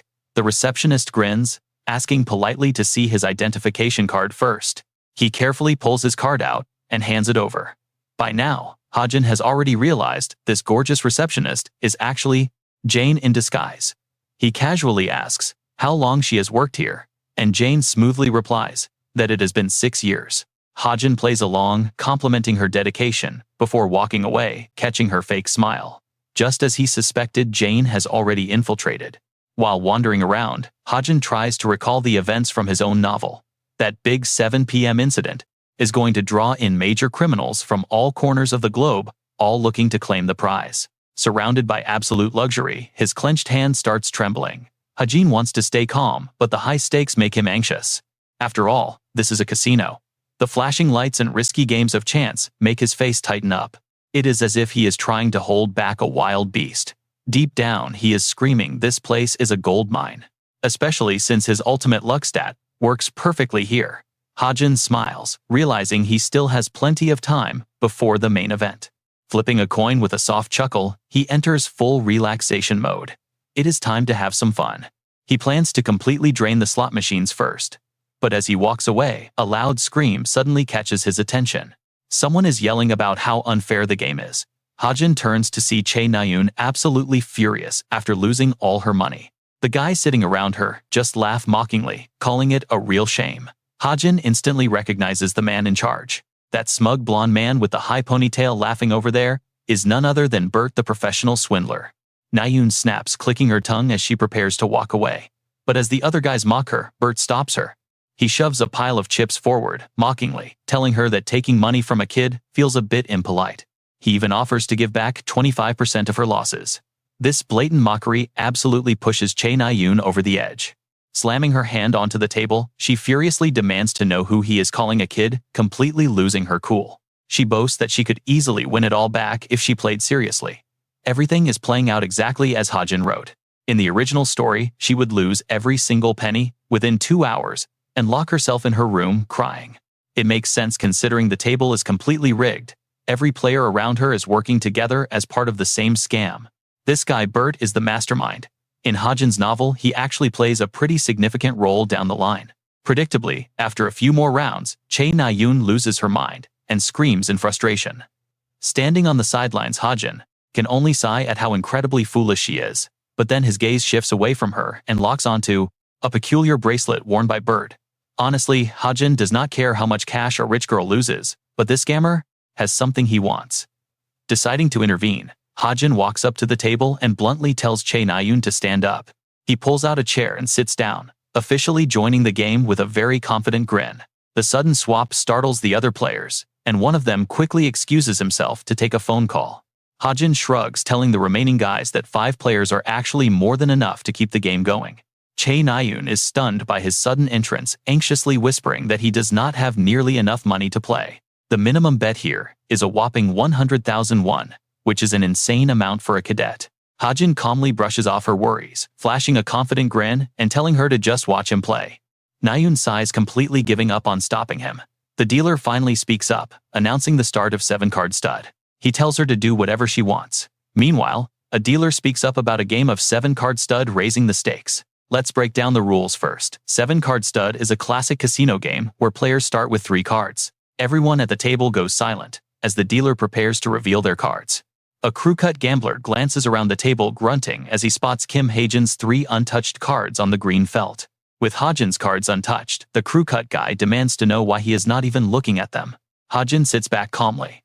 His cheat-like perception skill lets him see through them anyway. The crew-cut gambler looks completely baffled, staring at Hajin like he's lost his mind as he starts counting cards. He mutters in disbelief, "Is this kid crazy, not even checking his hand? Does he even know how to play?" Hajin completely ignores the chatter, his eyes locked onto the cards on the table. Why would he enter a casino without knowing the rules? And who's he calling crazy? His hand stops on a card. It is the 3 of clubs. Hajin flips it over casually, declaring his choice, which only infuriates the man further. "Hey kid," the man snaps, "watch your mouth with elders." But Hajin does not even spare him a glance. He simply asks who was rude first, and that sarcastic retort completely blows the angry gambler's fuse. Slamming his hand down, he roars at the punk, his sudden outburst making the entire airship tremble. The dealer quickly steps in to demand order. That is when Li Xiaofeng decides to intervene and smooth things over. Pointing at Hajin's uniform, she tells him to show respect. He is a cadet from Cube after all. With that, the game resumes. Hajin observes Li Xiaofeng's calm facade, though her bracelet tells a different story. She might be masking her tension, but Hajin can't help but flash a subtle knowing smirk. Things are getting wild now as the casino buzzes with new players completely filling up the tables around them. Testing 1, 2, 3, 4. Up in the surveillance booth, Jane smiles, pretending to handle a work call. She has already identified 6 members of the evil society, along with 3 heroes, dispatched to the area today. One target is a con artist, and another is from the Illumin, though that one seems to be here just to sightsee. Jane glances over at the poker table, where the boss's favorite cadet, Kim Hajin, is currently playing. Her contact on the line tells her to stand by, and watching him closely, Jane feels her expression shift. But he already looked right at me. I really wonder if he figured out my disguise. Her contact reassures her he needs magic power to activate his X-ray vision, and he won't waste it on a civilian. Jane lets out a soft laugh. Besides, it really looks like he has no idea who she is. From her vantage point, she can see that Hajin has no time to scan the crowd anyway. His target is Li Xiaofeng. She whispers back into her communicator, confident that he hasn't directed any of his magic power her way. Down at the table, the game is nearing its climax, as the dealer makes an announcement. As the 6th card is dealt, Hajin calculates the skyrocketing pot. It is already well over 60 million won. He glances at Li Xiaofeng's unreadable poker face, noting her open card is a jack, before checking his own hand. With his hidden cards, he has a pair of jacks.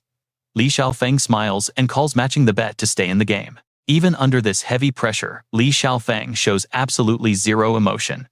Hajin is genuinely impressed by her flawless poker face. Whether she holds a winning hand or total garbage, she keeps the exact same expression. Just when you think it's over, Che Nayan suddenly chimes in, announcing she is ready to raise the stakes. The crew cut guy calls, but Hajin re-raises. With Li Xiaofeng holding aces and jacks, Hajin needs a miracle to win. Her visible cards are intimidating, meaning Hajin's absolute best shot at winning is pulling off a 4 of a kind. It is an incredibly risky bet, the odds of landing that are lower than winning the actual lottery. A full house is tough enough, but hitting a 4 of a kind here, virtually impossible. Li Xiaofeng suddenly cuts into his train of thought, pointing out that the academy student is now completely all in. Hajin realizes he is completely broke, but Li Xiaofeng gestures toward the necklace hanging around his neck. Why not put up that ring as collateral, she suggests. Hajin pulls the necklace out, revealing the ring as he hesitates. Li Xiaofeng immediately identifies it as a sacred artifact, noting she recognized its powerful aura right away. The ancient ring gleams under the casino lights. Li Xiaofeng asks if the item holds any special personal meaning.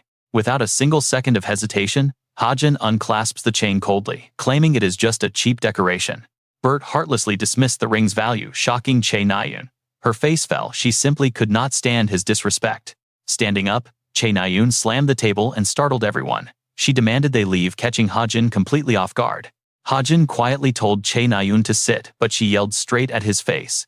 She promised to personally reimburse whatever money he lost. Carrying that ring everywhere proved it meant everything to him, she argued. Suddenly, Hajin grabbed Che Nayan's arm. Pulling Che Nayan back, his voice was slow but deeply reassuring. Telling her to ignore the man, Hajin then leaned close. His closeness made Che Nayan's cheeks blush. He whispered to trust him, promising he would not lose this match. Turning back to the game, Hajin slid his ring forward as a bet. He laid down a condition, saying his ring was expensive. To make things completely fair, Hajin demanded that Bert wager his obsidian bracelet. Without hesitation, Bert eagerly unclasped his own. He claimed it was no problem. With that, both the ring and bracelet were officially locked in as the high-stakes pot. The dealer declared it was time to reveal. Bert reached for his final cards, eager to show his first. Bert showed 3 aces and 2 jacks. Che Nayan completely froze her face, turning pale as she stuttered out that it was a full house. Confident he had won, Bert swept the chips. He laughed mockingly, saying he felt worried for Hajin's sudden loss. Suddenly, Hajin spoke up. Pointing at his face-down cards, he coolly reminded Bert that his hand had not been revealed yet. Those quiet words froze Bert's smirk. He sneered, demanding to know what he meant as Hajin flipped his cards. Hajin noted that among the 7 cards on the table, he had formed a 4 of a kind with 2s. He smiled. He remarked that his luck was decent today. Feigning surprise, Hajin gasped at his own 4 of a kind. Hajin casually asked if he won. Bert stood frozen in shock, while Che Nayan screamed in absolute disbelief at the hand. Shrugging, Hajin softly mentioned he was just lucky at gambling. To explain why this victory was so incredibly massive. 4 of a kind with 2s is indeed the lowest tier for that hand, but it still completely crushed Bert's full house. Since those aces were used in the previous hand, Bert could not reuse them, sealing his defeat on this turn. Hajin won with one of the strongest hands. Bert's pupils shrank in absolute terror as he shrieked, asking how this was possible. Refusing to accept his loss, Bert screamed so loudly that security had to drag him out of the room. Chae Na-yoon stepped forward and snapped at Bert, demanding to know if he had any real evidence to back up his yelling. She pointed out that security cameras covered the entire area and staff were checking. Meanwhile, Hajin quietly gathered his chips. He focused entirely on Bert's obsidian bracelet. Chae Na-yoon remained incredibly angry, cursing at how the sore loser kept barking after losing.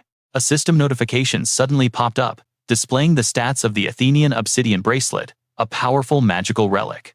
Engraved with automated magic, it automatically recharged mana and absorbed physical damage whenever the wearer took a direct hit in battle. Those glowing patterns converted physical impact into raw mana, slowly recharging itself whenever exposed to the open air. Although the recharge rate was slow, the potential was massive. According to the novel's original plot, Bert never knew its true value. The reason was simple. Even though the bracelet stored mana, the owner could never directly utilize that power. That stored mana remained completely locked away. Staring closely at the carvings, Hajin then realized exactly what he needed to do. Adding just one more magic seal would unlock its full potential, a simple trick that Bert would never figure out on his own. This secret would have stayed hidden for a full year, but Hajin decided to engrave a custom body reinforcement spell onto it. Suddenly Chae Na-yoon called out with an annoyed look, asking what he would have done if he had lost. After thinking, Hajin calmly suggested jumping into the Han River to escape his debts, making Chae Na-yoon feel even more furious. She snapped at him to stop joking. Looking at their massive winnings, Chae Na-yoon had personally funded about 1/3 of the initial buy-in. Hajin teased if she wanted her money back, but Chae Na-yoon insisted it belonged to him since he won. She quietly added that he actually looked pretty cool back there. Shortly after leaving the casino, they met up with Yoo Yeon-ha's group. Yoo Yeon-ha seemed highly annoyed. Beside her, a young classmate waved them over, calling out that everyone was waiting nearby.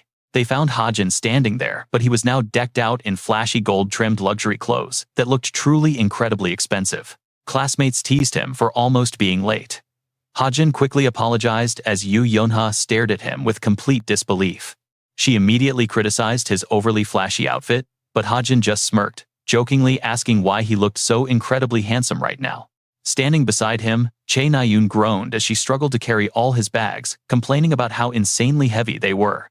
He noted he only stopped at an antique shop, but that quick detour then scored him a powerful charm-boosting relic. Even buying an ancient toothbrush, he prompted the shocked group to ask where he now got all that cash. He tells everyone about the casino poker game. Hey, this guy is not joking at all. Remember those roulette games? Or baccarat? Suddenly, a voice asks from behind. Oh my, look who we have here. A white-haired boy greets them with a bright smile. Is this our universe's cutest Chae? Chae jumps in surprise, muttering, what the heck? Why are you even here? The guy replies me, I am just here to hang out. Seeing Kim Hajin looking over, he starts teasing Chae Na-yoon. Who is that guy anyway? Your boyfriend? The question turns Chae Na-yoon red, as she snaps back, no way, we are just friends.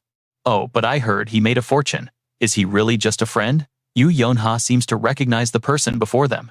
She points at him and asks, is that Hunter Kim Jun-woo? From the vast expanse, Kim Jun-woo smiles warmly. That is correct, he says, looks like I'm still famous. The two then shake hands as she introduces herself as Yoo Yeon-ha. Oh, it is a pleasure to meet you, lady. They keep chatting happily in the small alley while someone watches from afar. Leah Fan hides behind a door watching everything. She stares directly at Kim Hajin and whispers for Jane to appear.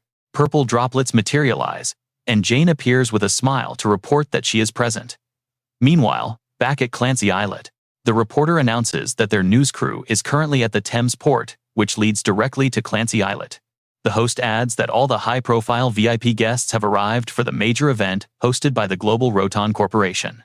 Shocking news that the famous white crystal will be displayed has drawn massive media attention from all around the world. Outside the grand event hall, a sleek black car screeches to a sudden halt right before the main entrance. The car door swings open, and a pair of long, slender legs steps out. The announcer continues to speak with excitement. He warmly welcomes the crowd, mentioning how everyone is waiting for CEO Zelen when he suddenly spots the newcomer. The reporter gets visibly thrilled as the girl steps down, exclaiming that the royal princess has just arrived. Princess Rachel Elizabeth Louise steps out of the car, wearing a highly luxurious and elegant mermaid dress. Her face remains completely cold in front of the flashing cameras. With such a high-profile figure arriving, the reporters immediately swarm her with prying questions, but Rachel Elizabeth Louise merely keeps walking in silence. They shout out asking her to share her thoughts on today's event and addressing rumors that she has lost her top spot. They ask how the princess feels about those rumors. Even as she approaches the entrance of the venue, the guards forcefully push back the reporters, who still continue screaming for the princess to give them a statement. The heavy doors of the hall shut tight, and the chaotic noise from outside is finally blocked out. The chaotic noise outside finally goes quiet. In front of Rachel Elizabeth Louise is a strange, shimmering portal, ready to find out what is next. It shines brightly as she lets out a quiet sigh of relief, grateful to finally have some peace. Suddenly, a voice calls out to her. A purple-haired man appears seemingly out of nowhere, carrying an air of luxury mixed with a subtle, dangerous edge. This handsome man is none other than Zelen, the CEO of Webtoon Corporation. Zelen flashes a very polite smile. He thanks her for making the journey here. Feeling a bit cautious around him, Rachel Elizabeth Louise calmly replies. Addressing him as Mr. Zelen, she immediately probes his actions, noting how he took massive precautions against the jinns. He calmly agrees, reminding her that the floating island of Clancy Islet is the safest place in Europe. They have also hired a massive force of high-ranked heroes to guard the event, leaving no room for worry. Delivering these self-important and boastful remarks makes Zelen quite pleased with himself, wearing a twisted smile. As the primary sponsor of the Royal Court Guild, he promises to bolster her guild's reputation and ranking. Zelen's tone and overly confident demeanor leave Rachel Elizabeth Louise feeling slightly uneasy about the whole situation. He merely flashes another suspicious smile, giving her a brief reminder regarding the big event about to begin. He tells her to hold high expectations for this spectacular event. Meanwhile, Kim Hajin is already settled. He sits at a round table for the banquet, checking his watch. 30 minutes to go, yet it is packed. He keeps a close eye on the crowd, carefully scanning the entire room with a vigilant look. He wonders how such an incredibly risky event got approved in a world crawling with dangerous jinns. He recalls the main plot from his own novel, knowing Zelen is practically sticking his head in a guillotine. In his original writing, Webtoon was easily one of the most corrupt corporations, even without harboring any actual jinns. Yet their actions were far more inhumane than those of any jinn. Those corrupt elites hold the power here, and currently they possess the legendary white crystal. Looking up at the massive Webtoon sign, Kim Hajin deepens his thoughts.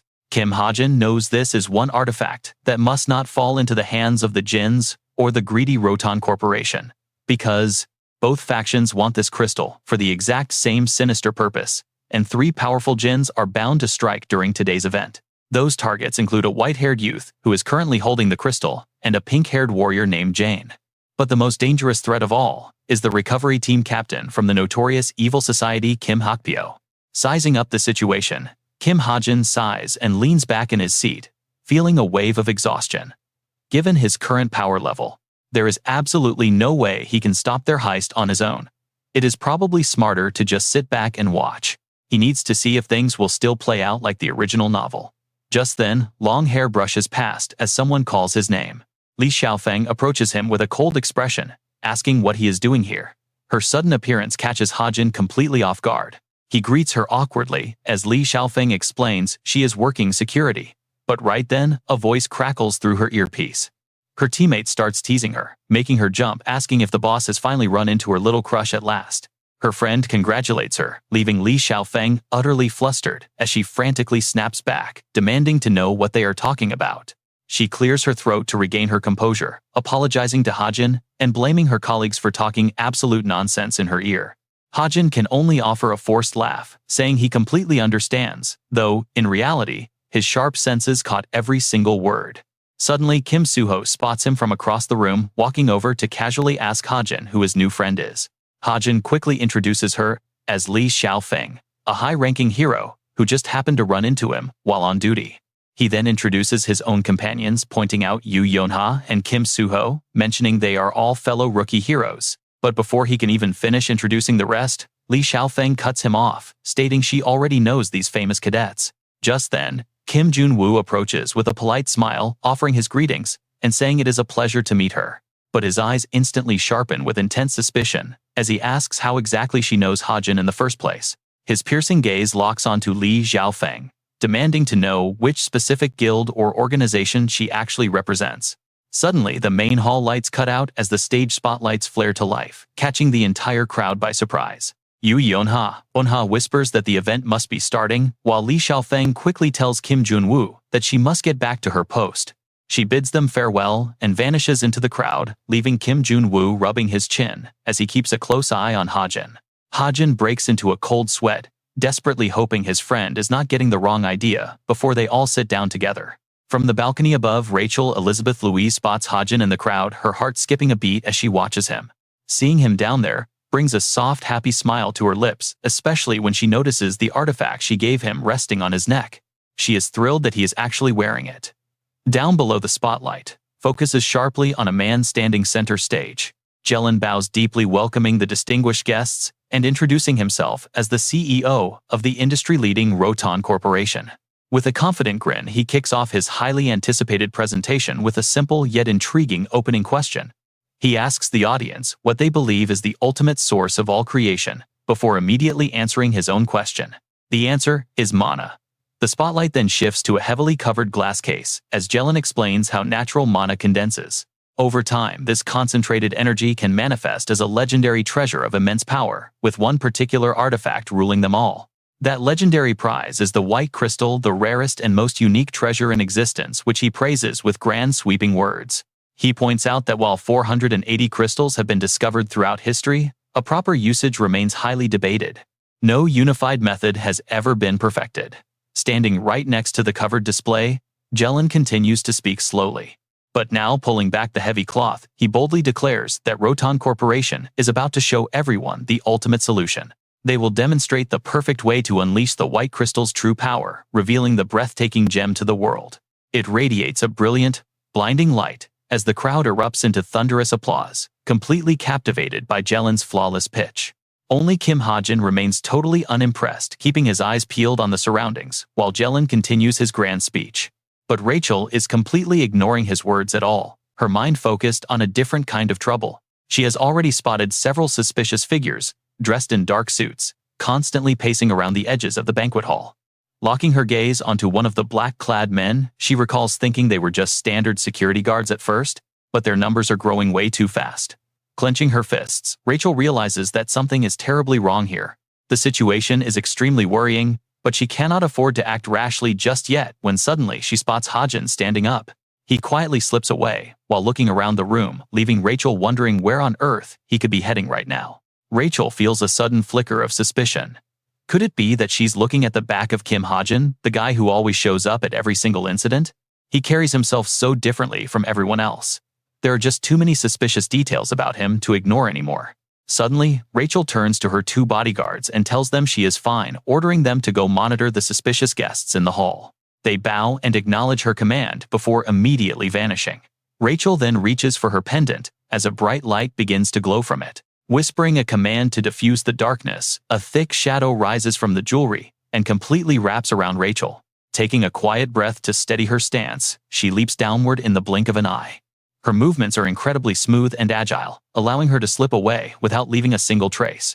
Rachel frowns, deciding that she will follow Hajin closely from now on. Below, Zelen continues to guide public opinion, acting quite suspicious. Zelen gives a subtle smirk, while Kim Hajin remains lost in thought about what is about to unfold in this very banquet hall. Inside the massive venue, there are several key figures to watch out for. We just confirmed the details in Roton's internal files. Resting inside a glass case is a brilliant glowing crystal. The item currently displayed in Clancy Hall is the real deal. This concentrated essence originates from an ancient terracotta relic. We broke it down into dust and sand first. Then we utilized the most advanced mana technology to compress the material inside this glass case and fully restore its original form. Would anyone really be foolish enough to display the actual artifact? It seems incredibly stupid. This man is Kim Hakpyo. He is an executive of the evil society. Sitting there, he sneers with quiet contempt, thinking the organizer got reckless out of pure greed. The man on stage only cares about proving how authentic and insanely valuable the artifact is to maximize his profits. Kim Hakpyo recalls the layout of the floating island, where the only way in or out is through the strictly guarded portal. Naturally, the portal's security is exceptionally tight. Since this floating island is held together by mana, outside portals cannot be deployed. Because of this, nobody expects intruders. Yet, as a small airship flies by, Kim Hakpyo smiles with smug satisfaction. They would never dream that anyone would use an airship. He commands his men to proceed with the plan immediately. Elsewhere, Hajin appears. Rachel hides behind the corner of a staircase, watching him closely and wondering how far up he intends to go. She decides to keep her distance to observe safely. She follows Hajin all the way to a door, watching his next move. As Hajin opens the door, she peeks out, wondering why he's heading to the rooftop, since it is strictly a restricted area. It should be completely locked, unless someone has a special investigation order. Standing before the entrance, Hajin ponders his options. Normally only a key can open it. But where did Hajin suddenly get a hammer from? Rachel is completely flabbergasted. Is he seriously going to break the door? Hajin holds the hammer with a cheerful smile, quite satisfied with its heavy quality. It makes no sense because weapons are completely banned on Clancy Islet. Even under special conditions, only minor tools are allowed.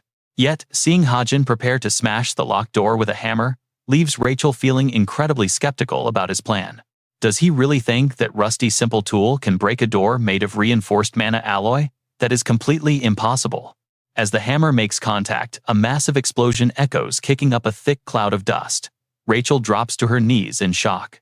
Watching Hajin casually shatter the heavy door is simply unbelievable. How can a normal hammer without any mana smash through that alloy? Suddenly, another loud noise startles her. An explosion goes off right inside the banquet room, throwing everyone into complete chaos. People are knocked flat or run for their lives as screams ring out. Jane covers a girl's mouth, lifting her high into the air. Jane picks up the glowing crystal, with amusement murmuring that she'll be stealing this white crystal now. But before she can leave, Jane suddenly freezes, sensing someone rushing at her from behind, just as another violent explosion tears through the room. The man in the orange coat maintains his stance, a bit surprised that the intruder easily dodged his direct strike. He stares at the multiple clones in front of him, annoyed by this troublesome ability as the illusions scatter around. High-rank hero Kim Youngjin declares himself as the opponent. The orange-coated villain yells in anger, calling him a coward for running. Unsure of which clone to chase, Xiaofeng watches the angry hero from a corner as the man screams to stop. Cut to a mutated beast getting its head clean sliced off. Another girl leads the frantic crowd, urging them to evacuate calmly. Che Nayun asks Suho what the hell is happening, noting that they are dealing with both jinns and mutated monsters. Suddenly, a familiar voice calls out asking where Nayun is. She turns around in surprise, looking for the source of the shout. Kim Junwoo runs up with a warm smile, expressing his absolute relief that she's safe after searching for her this entire time. He quickly tosses something to Suho, calling out to catch it. Suho nimbly catches the object, only to find it is a sword. Confused by the sword, Suho listens as Kim Junwoo smiles, asking if he plans to fight. Suho nods in firm agreement. Junwoo's words. That sword belonged to the jinns who just raided the island, but she should use it anyway. Up on the rooftop, a figure stands watching from above. It's Hajin. In the original novel, N split into 8 clones. Before escaping, Hajin spots an orange-clad hero chasing N, with the first clone fleeing east. Another hero follows closely. Behind them, N glances back with a smirk, but that clone does not hold the crystal. Elsewhere, Nayun and N are in the south, where another jinn disguised as Nayun flees with him, yet N is still empty-handed. Meanwhile, others are chasing N to the north. At Li Xiaofeng's location, Xiaofeng pursues N. In the original novel, this N, whom Li Xiaofeng is chasing, is the real crystal holder. But as Xiaofeng pursues him, she is suddenly ambushed by a group of enemies rushing her. Screaming die, they attack, but Xiaofeng merely fires a tiny ball of mana. The attacker mocks her, sneering that a tiny mana ball won't do a thing. But he is instantly silenced when half his arm is swallowed by the void-like sphere. He gapes, screaming in terror about his disintegrating body. The others freeze in sheer terror, desperate to escape before they get sucked in too. But the relentless mana sphere shows no mercy, swallowing them down one by one. It is a horrifying sight, leaving them cursing what that thing even is. Suddenly, a sharp surge of mana pierces straight through N. Watching from afar, even Hajin feels a chill from her raw power. Though he was the writer who designed her character settings, actually seeing her power in action is truly terrifying. At least, the white crystal is now in the chameleon troop's hands. But strangely, Yunho just stands there. What is wrong? Xiaofeng's expression turns sour. Was it just a clone? Is the crystal not here? Hajin quickly checks his laptop. Could the plot have shifted? The screen remains completely dark, yet there are no new notifications.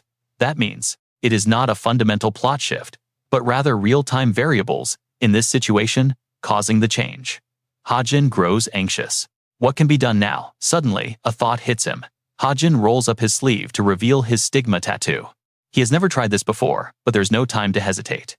He must activate the mana within his stigma. Gripping his wrist, he focuses the energy directly into his retina. Strange patterns begin to reflect in his eyes. He is channeling his clairvoyance. As mysterious pulses of energy ripple through him, he can suddenly see everyone around him. He did it. It actually worked. Now he sweeps his vision across the area, desperately searching for the white crystal. He spots a driver. That man is holding the crystal. As his vision begins to blur, Hajin gasps, his eyes wide as he suddenly stumbles backward. Clutching his face, his mind spins with agonizing dizziness. Why did the system have to overload right now? He steadies his footing, knowing there is not a single second to waste. Leaping off the rooftop, he decides to personally hunt the driver down. He lands safely right beside a parked motorcycle. It is almost like this ride was waiting for him. Apologizing to the owner in his head, Hajin guns the engine. He will just borrow it and pay them back later. Meanwhile, back at the hall, Nayun is loudly evacuating people, urging everyone to remain calm and watch their step. She suddenly hears a voice calling her name. Nayun spins around to see Kim Hajin. She demands to know where on earth he has been and what he is holding. Hajin tosses her an object, telling her to take it. She catches the hilt, asking what it is. He explains it is a mana sword she can use, since fighting jinns barehanded is a terrible idea. Currently the weapon is just a bare hilt. This special mana sword was stripped from Sven, and its power depends entirely on the wielder. With Nayun's massive dormant potential, the weapon's destructive capability will be completely off the charts. Her real strength won't just match the jinns, it will completely overwhelm them. She grips the hilt with absolute determination. Still confused about why she is holding it, she looks up as Hajin warns her to stay safe and avoid getting hurt. As Hajin revs the bike, she demands to know where he is going. Tires screech against the pavement as they speak. He tells her he has business to handle, leaving the hall to her. She yells back, demanding to know where he's off to. Instead of answering, Hajin guns the engine and speeds away. He ignores her shouts, focusing his clairvoyance toward the southeast. If he maintains this speed, he will catch up soon. Up ahead, the target's car is still moving. Inside, the crystal holder asks how close they are. The driver assures him they will depart in a minute after a slight flight delay. Just then, Hajin's motorcycle roars into view. Without slowing down, he launches his bike right beside the moving sedan and slams his rear tire violently into the back of the vehicle. The metal crushes under the impact, sending the car rolling wildly off the road. Panting heavily, Hajin looks down as someone furiously kicks the door open, screaming curses. Who is that crazy bastard? The guy holding the crystal staggers up, swearing Hajin is dead meat. He waves frantically, shouting for his boss to come over. But Hajin completely ignores him and pulls out his laptop. Why is this goon acting so cocky? Does he still have some secret ace? Hajin looks around. He spots the aircraft serial number A0937B. He mutters a silent apology, needing this ship to depart now. The screen asks if he wants to return the aircraft to the hangar. Spending over 100 points, Hajin clicks the confirm button. The goon instantly freezes in his tracks. His mouth hangs open. He watches in sheer confusion as the aircraft turns back. What is going on? He keeps waving and screaming. He yells, asking where his boss is going. Where did the guy even steer to? Hajin steps out relieved. The annoying obstacle is finally gone. Hajin asks if they should finally have a little chat. But suddenly, an incredibly powerful gust of wind sweeps through. Hajin spins around in shock. Something is hurtling toward them. From high above, a blinding light slams straight into the earth. Dust and debris explode everywhere. Rocks shatter. Through the smoke, a massive figure appears, grabbing the thug by his head. He grips him tightly. He grumbles about what took the guy so long. The man is Cheok Jung-young, who drops the thug. Hajin watches in pure dread. Damn it. Why did Cheok Jung-young have to show up right now? The tension in the air is heavy enough to suffocate him. Then Hajin spots something familiar. He recognizes the girl slung over Cheok Jung-young's shoulder. It is Rachel. What is she doing here? Facing Cheok Jung-young, Hajin curses silently. A mysterious liquid begins to flow from his fingertips, stealthily reaching for the suitcase containing the crystal. This is a major headache. Cheok Jung-young locks eyes with him, warning Hajin to drop it while he is still talking nicely. Hajin points his gun at the suitcase, trying to negotiate. He demands that Cheok Jung-young put the girl down first. Cheok Jung-young glances down. He smirks, looking at Rachel. Oh, this little girl. He brought her along because she seemed to be tracking the crystal. He figures she must be someone important. But then his grin turns razor-sharp and threatening. He asks a terrifying question. He wonders if his hands can rip her head off faster than Hajin can shoot a hole in that suitcase. Hajin does not back down. He tells the giant that if he does not release her, he will never get what he wants. The corner of Cheok Jung-young's mouth twitches. He chuckles, amused by the kid's guts. Fine, he says. He will take the loss this time. With that, he tosses Rachel aside. He asks if Hajin is happy now, demanding that he hand over the crystal. Hajin complies, tossing the suitcase over to him. Cheok Jung-young catches the case with a grin, offering a mock thanks. Hajin looks at Rachel, hesitant to act. He is not sure of his strength. She is still completely unconscious. He had planned to let the English royal court keep the crystal to prevent the worst from happening. But with Cheok Jung-young showing up in person, he had no choice but to use the crystal as a trade. He resolves to ask Rachel what happened once she wakes up. But suddenly, Cheok Jung-young flashes a bizarre, menacing smile. Before Hajin can even blink, the giant lunges directly at him. Hajin freezes his body, refusing to react. Death is staring him down. The massive fist closes and catching him completely off guard. A violent shockwave erupts between them. Cheok Jung-young stands there, letting out a gasp of surprise. He is genuinely shocked that his lethal fist was stopped inches from Hajin's face. He commends the kid for being so incredibly cautious. Hajin's eyes do not even flicker, leaving the giant even more stunned. The kid is brave enough to stand there without even blinking. Cheok Jung-young gets more amused, admiring how the boy stared death in the face. It is truly the composure of a real warrior. Clenching his fist, he admits the kid is not as pathetic as he thought. He turns around to leave, confessing that he actually likes him. Hajin lets out a shaky breath, his legs giving out as he collapses to the dirt. His eyes are wide with residual terror. He almost died. That fist was the size of his entire head. By the time he even realized what was happening, it was already right in front of his face. He had zero time to react. Closing his eyes, he tries to calm his racing heart. One wrong move and his head would have been blown off. The overwhelming power gap actually saved him. Because he was too weak to even move, he did not trigger the giant's deadly instincts. Right then, Rachel slowly begins to stir. Hajin rushes over to her side, asking if she is okay. She blinks, still completely disoriented, asking what happened. He tells her the enemy has already left, and they are safe now. The grim reality quickly sinks in. The crystal has fallen into enemy hands. Hajin asks if she was tracking it too. Rachel shakes her head. No, she was actually looking for him. She pulls out a single bullet, asking if it belongs to him. Hajin stares at it, completely stunned. Rachel explains that she found it back during the final exam. The memory hits him. She must have picked up his spent casing and realized he was the mysterious sniper who helped her. Hajin reaches out to take it, admitting it looks like his. But Rachel quickly pulls her hand back, slipping it into her pocket. She tells him she followed him to make sure nothing bad happened to him. Then, she looks down her shoulders, slumping in disappointment. She quietly mutters that she was pretty useless since the enemy was just too strong. Hajin can only offer a forced, awkward laugh. Helping me again, Rachel recalls their previous encounter, arguing that two coincidences in a row make absolutely zero sense. Face to face. Again during finals. Hajin stands there completely frozen. He has no idea how to answer her. Rachel looks gloomy. She admits she cannot shake the persistent feeling that he has been quietly watching her every move. Hajin bites his lip silent. After a tense pause, he blurts out a flimsy excuse, claiming he is her fan. Rachel is totally flabbergasted. She can hardly believe it. But Hajin immediately pulls up some concrete proof on his screen. Look, 10,000 members in her Korean fan club. He eagerly points out that he even joined the group himself. Rachel reluctantly believes him. Hajin forces a fake laugh, mentally sweating over how ridiculously weak his cover story actually is. But telling her the truth is impossible. She is the main character of a novel destined for constant deadly danger. He has to keep quiet. If she dies or gets hurt, the entire storyline will descend into absolute chaos. Rachel looks down. Her cheeks flush bright pink. So she stammers nervously, "Does that mean you actually like me?" Hajin is stunned.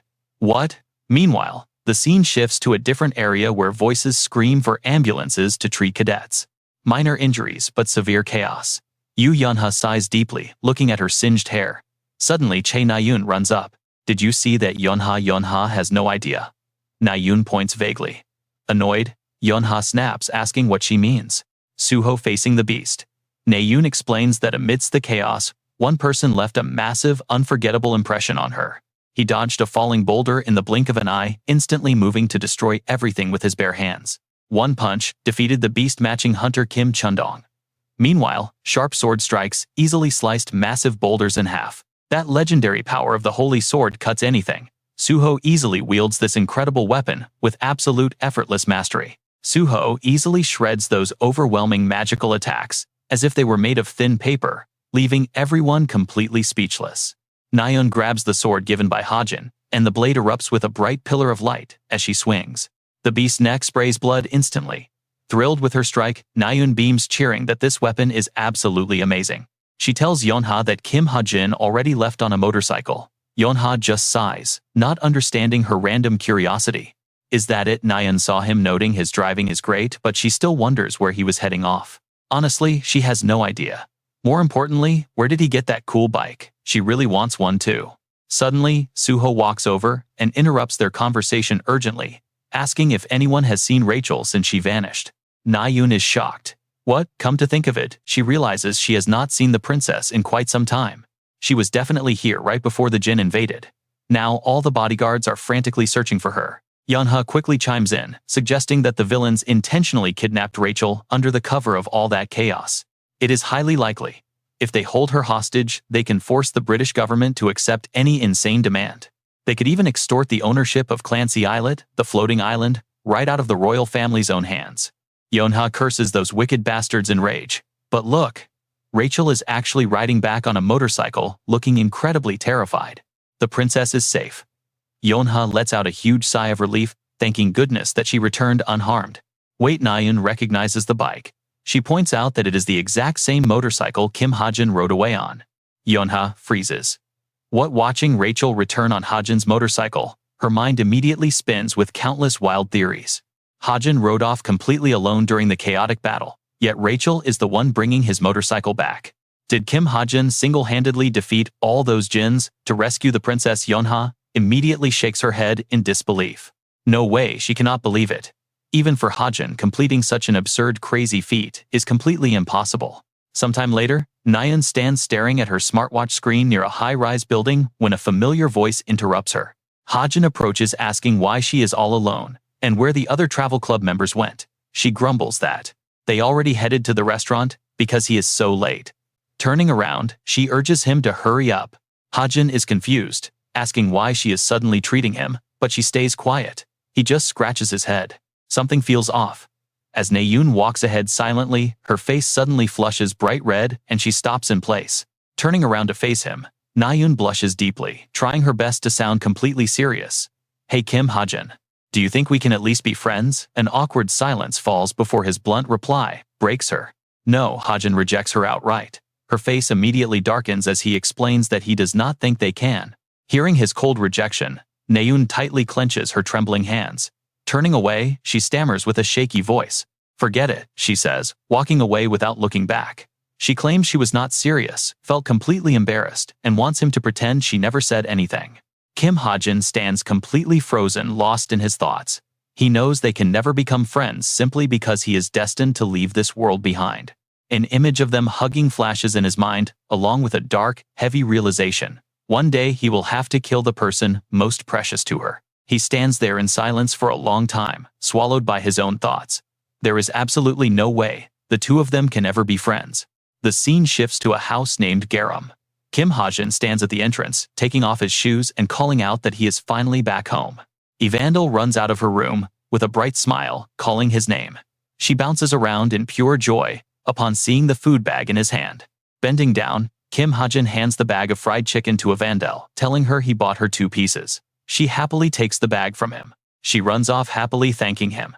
Kim Hajin lets out a contented sigh, feeling a deep sense of peace wash over him in this quiet moment. It almost makes him feel like a real father. Walking over to the table, he pulls out a chair, noting how quiet and well-behaved Evandel has been lately. With only 3 days left of his vacation, he decides it is time to complete his unfinished tasks. He sits down at the table and grabs his laptop. He boots it up and looks at his smartwatch, deciding to link them first, so he does not have to constantly open his heavy laptop for simple tasks. It was always a hassle to open it up, which is why he carefully saved up his SP. Suddenly, memories of his past battle flash through his mind. He remembers the terrifying moment. A giant beast of a man attacked him, only surviving because his extreme luck stat triggered and saved him from certain death. That special life-saving trait, 3 out of 9, had activated, boosting his SP by 193 and finally giving him enough points to use. He managed to gain this massive amount of SP thanks to Chek Jung-young. Suddenly, a notification pops up, asking if he wants to link the devices. The sync costs 190 SP. He hits confirm, and the smartwatch immediately begins to glow, completing the connection in the blink of an eye. With the link at 100%, a massive array of holographic screens erupts right before his eyes. Kim Hajin stares at them in absolute awe. He is amazed by how incredibly convenient it is, thanking Chek Jung-young for the boost. But right after the setup finishes, his smartwatch begins to ring. It is a call from Park Soo-hyuk.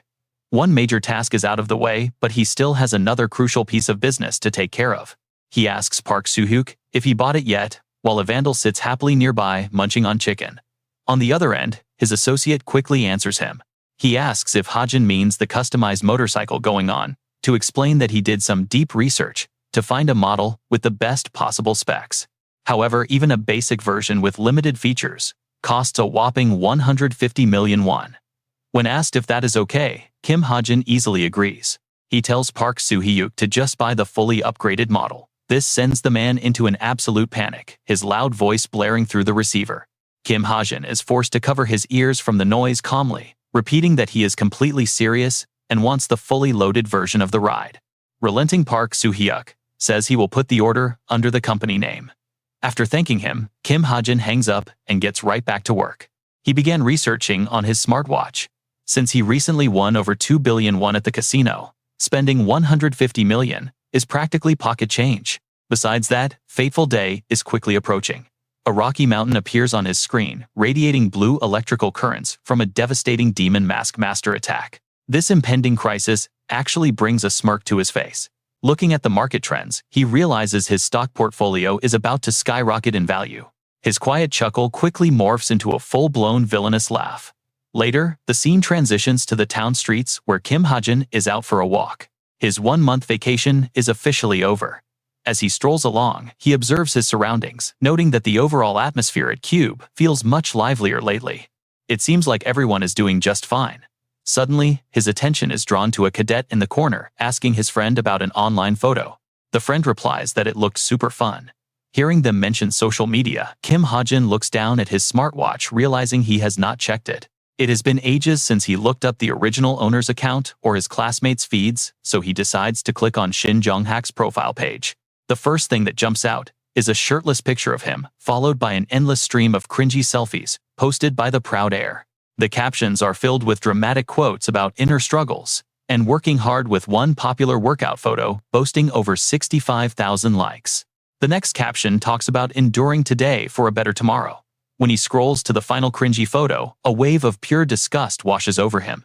He wipes a cold sweat from his forehead, thinking the guy has totally lost his mind. Moving on, he begins looking up his other classmates. He finds out Yu Yeonha rarely posts Rachel's account, is run by the Royals, and Chae Na-yoon's page is messy. Her last update was right after the casino incident, filled with chaotic emotions. As he walks toward the Veritas class, he hopes she will recover soon. He enters the classroom and takes his seat, feeling relieved that none of his close peers seem to be dealing with any major troubles right now. Suddenly, Kim Soo-hyuk walks into the room and stands before the podium, loudly announcing that the second semester of their academy training has officially begun. He warns them that this term will be vastly different, as rankings will shift dramatically, and several new elite transfer cadets will be joining their ranks. Kim Soo-hyuk glances directly at Kim Hajin, pointing out that many of them likely witnessed the massive transfer ceremony that took place just yesterday. Hearing this, he starts analyzing the transfer event, knowing that aspiring magicians who dream of becoming heroes are transferring in from all over the country. A total of 200 magicians are transferring directly to Cube. Fortunately, he has already memorized the faces of every single important mage on that list. Instructor Kim stands on the podium to announce that the new cadets will be joining them from today, calling for them to enter. As the call echoes, the newcomers walk through the door. Everyone in the audience applauds to welcome them as Kim Hajin watches closely. He starts counting them. 1, 2.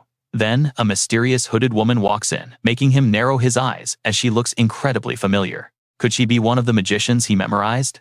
Suddenly, she turns around and slowly reveals her face, leaving him frozen in shock. His eyes widen as she pulls down her hood, revealing a face he knows all too well.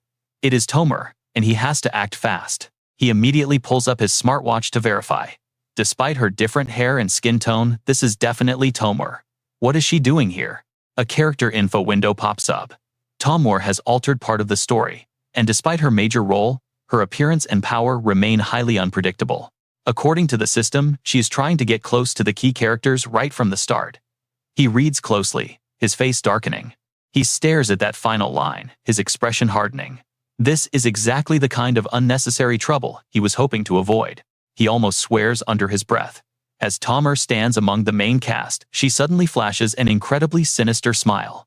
The scene shifts to a spotless, brand new apartment with pristine furniture that looks like it has never been touched by anyone. Kim Hajin carries his luggage inside, while little Evangel excitedly runs all over the spacious place with sheer joy. Holding her cat, she turns to him and asks if this is where they will live from now on, her eyes sparkling. He smiles and asks if she likes how big it is. Evangel beams with excitement, saying she absolutely loves their new home. This upgrade is all thanks to his rapid climb in the personal rankings, as housing is strictly assigned based on cadet performance. Putting his luggage down, he realizes he did not just jump up 600 ranks, he is now among the elite. Having a larger place also makes it much easier to raise Evangel. But then Tomer's face flashes through his mind. He will have to carefully plan his next move regarding her. Shaking off the stress, he gives Evangel a gentle smile. He tells her he will be back right after class, and she waves him goodbye with a bright grin before he heads out. Back outside, Instructor Kim stands at the podium, commanding everyone's full attention as the cadets listen in silence. Since the semester just started, their first class is outdoor joint training to help the old and new cadets bond on a dangerous mountain. Instructor Kim raises a finger, reminding everyone that while Yulak Mountain has no dangerous beasts, there are other threats. A map of the mountain pops up on the screen, showing countless red indicators scattered across the rugged terrain. The instructors have filled the area with simulated traps used by jinns, and his face suddenly grows dead serious. He warns them that anyone careless enough to trigger these traps will end up in the hospital, sending a shiver through the crowd. They are split into groups of 12, each assigned to a different entrance, and told to move out immediately. In the crowd, Chae Na-yoon spots a familiar face and greets Kim Soo-ho, surprised to find out they are both in Group 3. Nearby, Rachel Elizabeth Louise stands with her team, while on the other side, Kim Hajin looks around the bustling crowd. Seeing that everyone is ready, Instructor Kim gives the order to advance, and the groups immediately head into the dark forest. As night falls, Kim Soo-ho's group cautiously moves through the pitch-black woods, while a freezing wind sweeps past. One of the teammates rubs their arms against the biting cold, nervously asking if it is already 10:30 p.m. Kim Soo-ho turns back to warn them that they have no idea where the traps are hidden, so they must remain alert. Just as he speaks, a cadet steps on a root. Instantly, the roots spring to life, wrapping around his leg. They violently drag him up into the air. His terrified scream throws the entire group into a panic as they spin around. Chae Na-yoon quickly draws her sword, taking a stance and grumbling that the traps had to show up right away. Before they can react, 3 of their teammates are trapped in the air, leaving only Chae Na-yoon and Soo-ho to fight. After a frantic struggle, the two manage to cut their friends free and run, only to encounter a zombie-like figure. The terrifying creature crawls along the forest floor, forcing them to turn tail and flee. By morning, everyone is completely wiped. Gasping for air, one cadet admits that his heart almost stopped.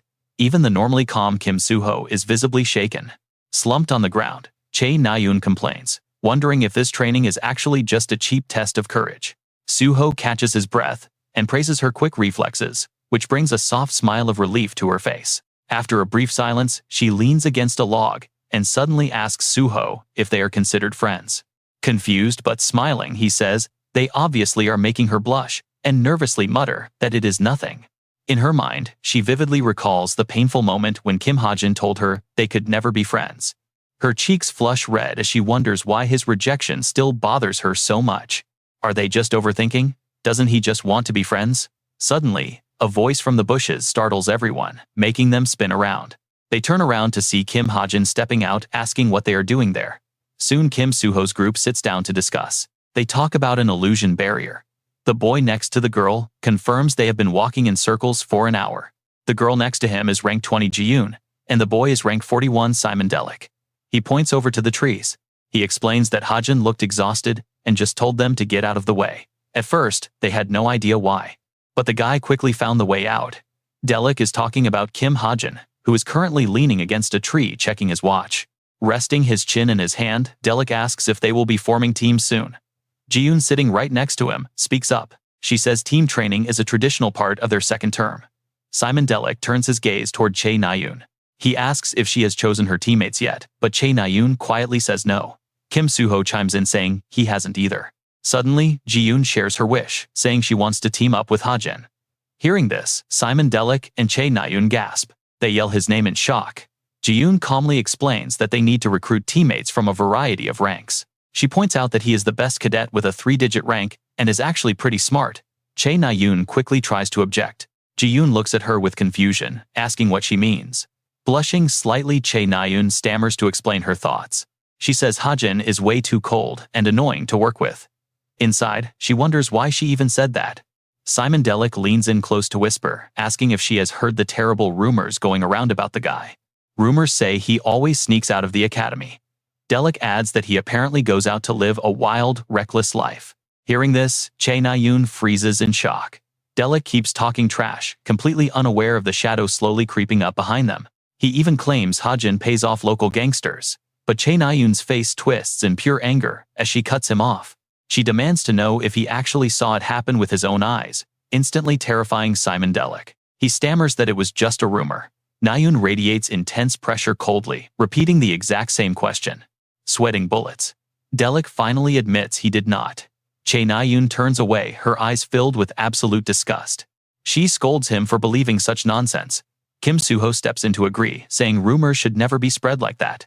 He reminds them that Hajin is not that kind of guy. While Na-yoon stomps her feet in anger, Suho calmly takes charge. He tells the group to get moving, since they are fully rested. Delic and Ji-yoon quickly say their goodbyes. The scene shifts to a quiet room where a girl is testing out voice modulators, getting ready for something big. Yoo Yeonha sits in front of her laptop, satisfied with her disguised voice. She covers her head, mentally preparing herself. Since this is their first official meeting, she cannot afford any mistakes. Her information guild, Falling Blossom, operates independently. Her agents answer only to her, keeping her true face hidden from everyone. She greets her team warmly. On the screen, her 3 team leaders bow, addressing her as master. Behind her mask, Yeonha cannot help but smile. It is a perfect start. She divides her guild into 3 teams.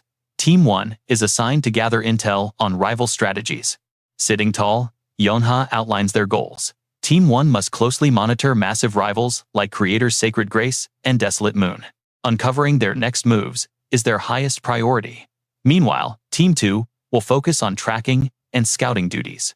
They will immediately report any newly discovered dungeons or mid-grade monsters. The group leader acknowledges the order. The Watchtower leader accepts the task. Yeonha then turns her attention to the final group, Team 3. This team operates purely in the shadows, handling background checks, tracking blackmail, and even quiet eliminations if necessary. A list of targets appears on her screen. She orders Team 3 to dig deep into their pasts without getting caught. They must gather the intel without leaving a trace or harming anyone. The agents accept the command with deep respect.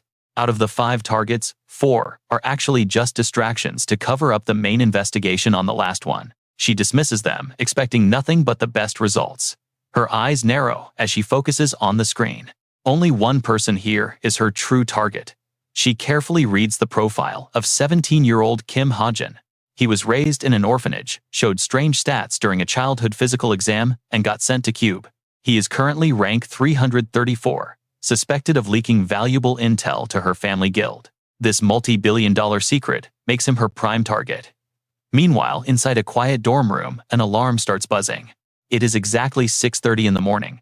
Hajin wakes up and rubs his eyes, groaning at the sunlight. He opens his eyes to find little Evandel sleeping peacefully on his chest. When did she even sneak in here?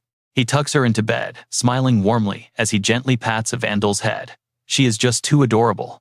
Suddenly, a faint meow echoes. It's coming from outside. Kim Hajin steps out to find the little cat meowing right there. Are you awake too? He asks.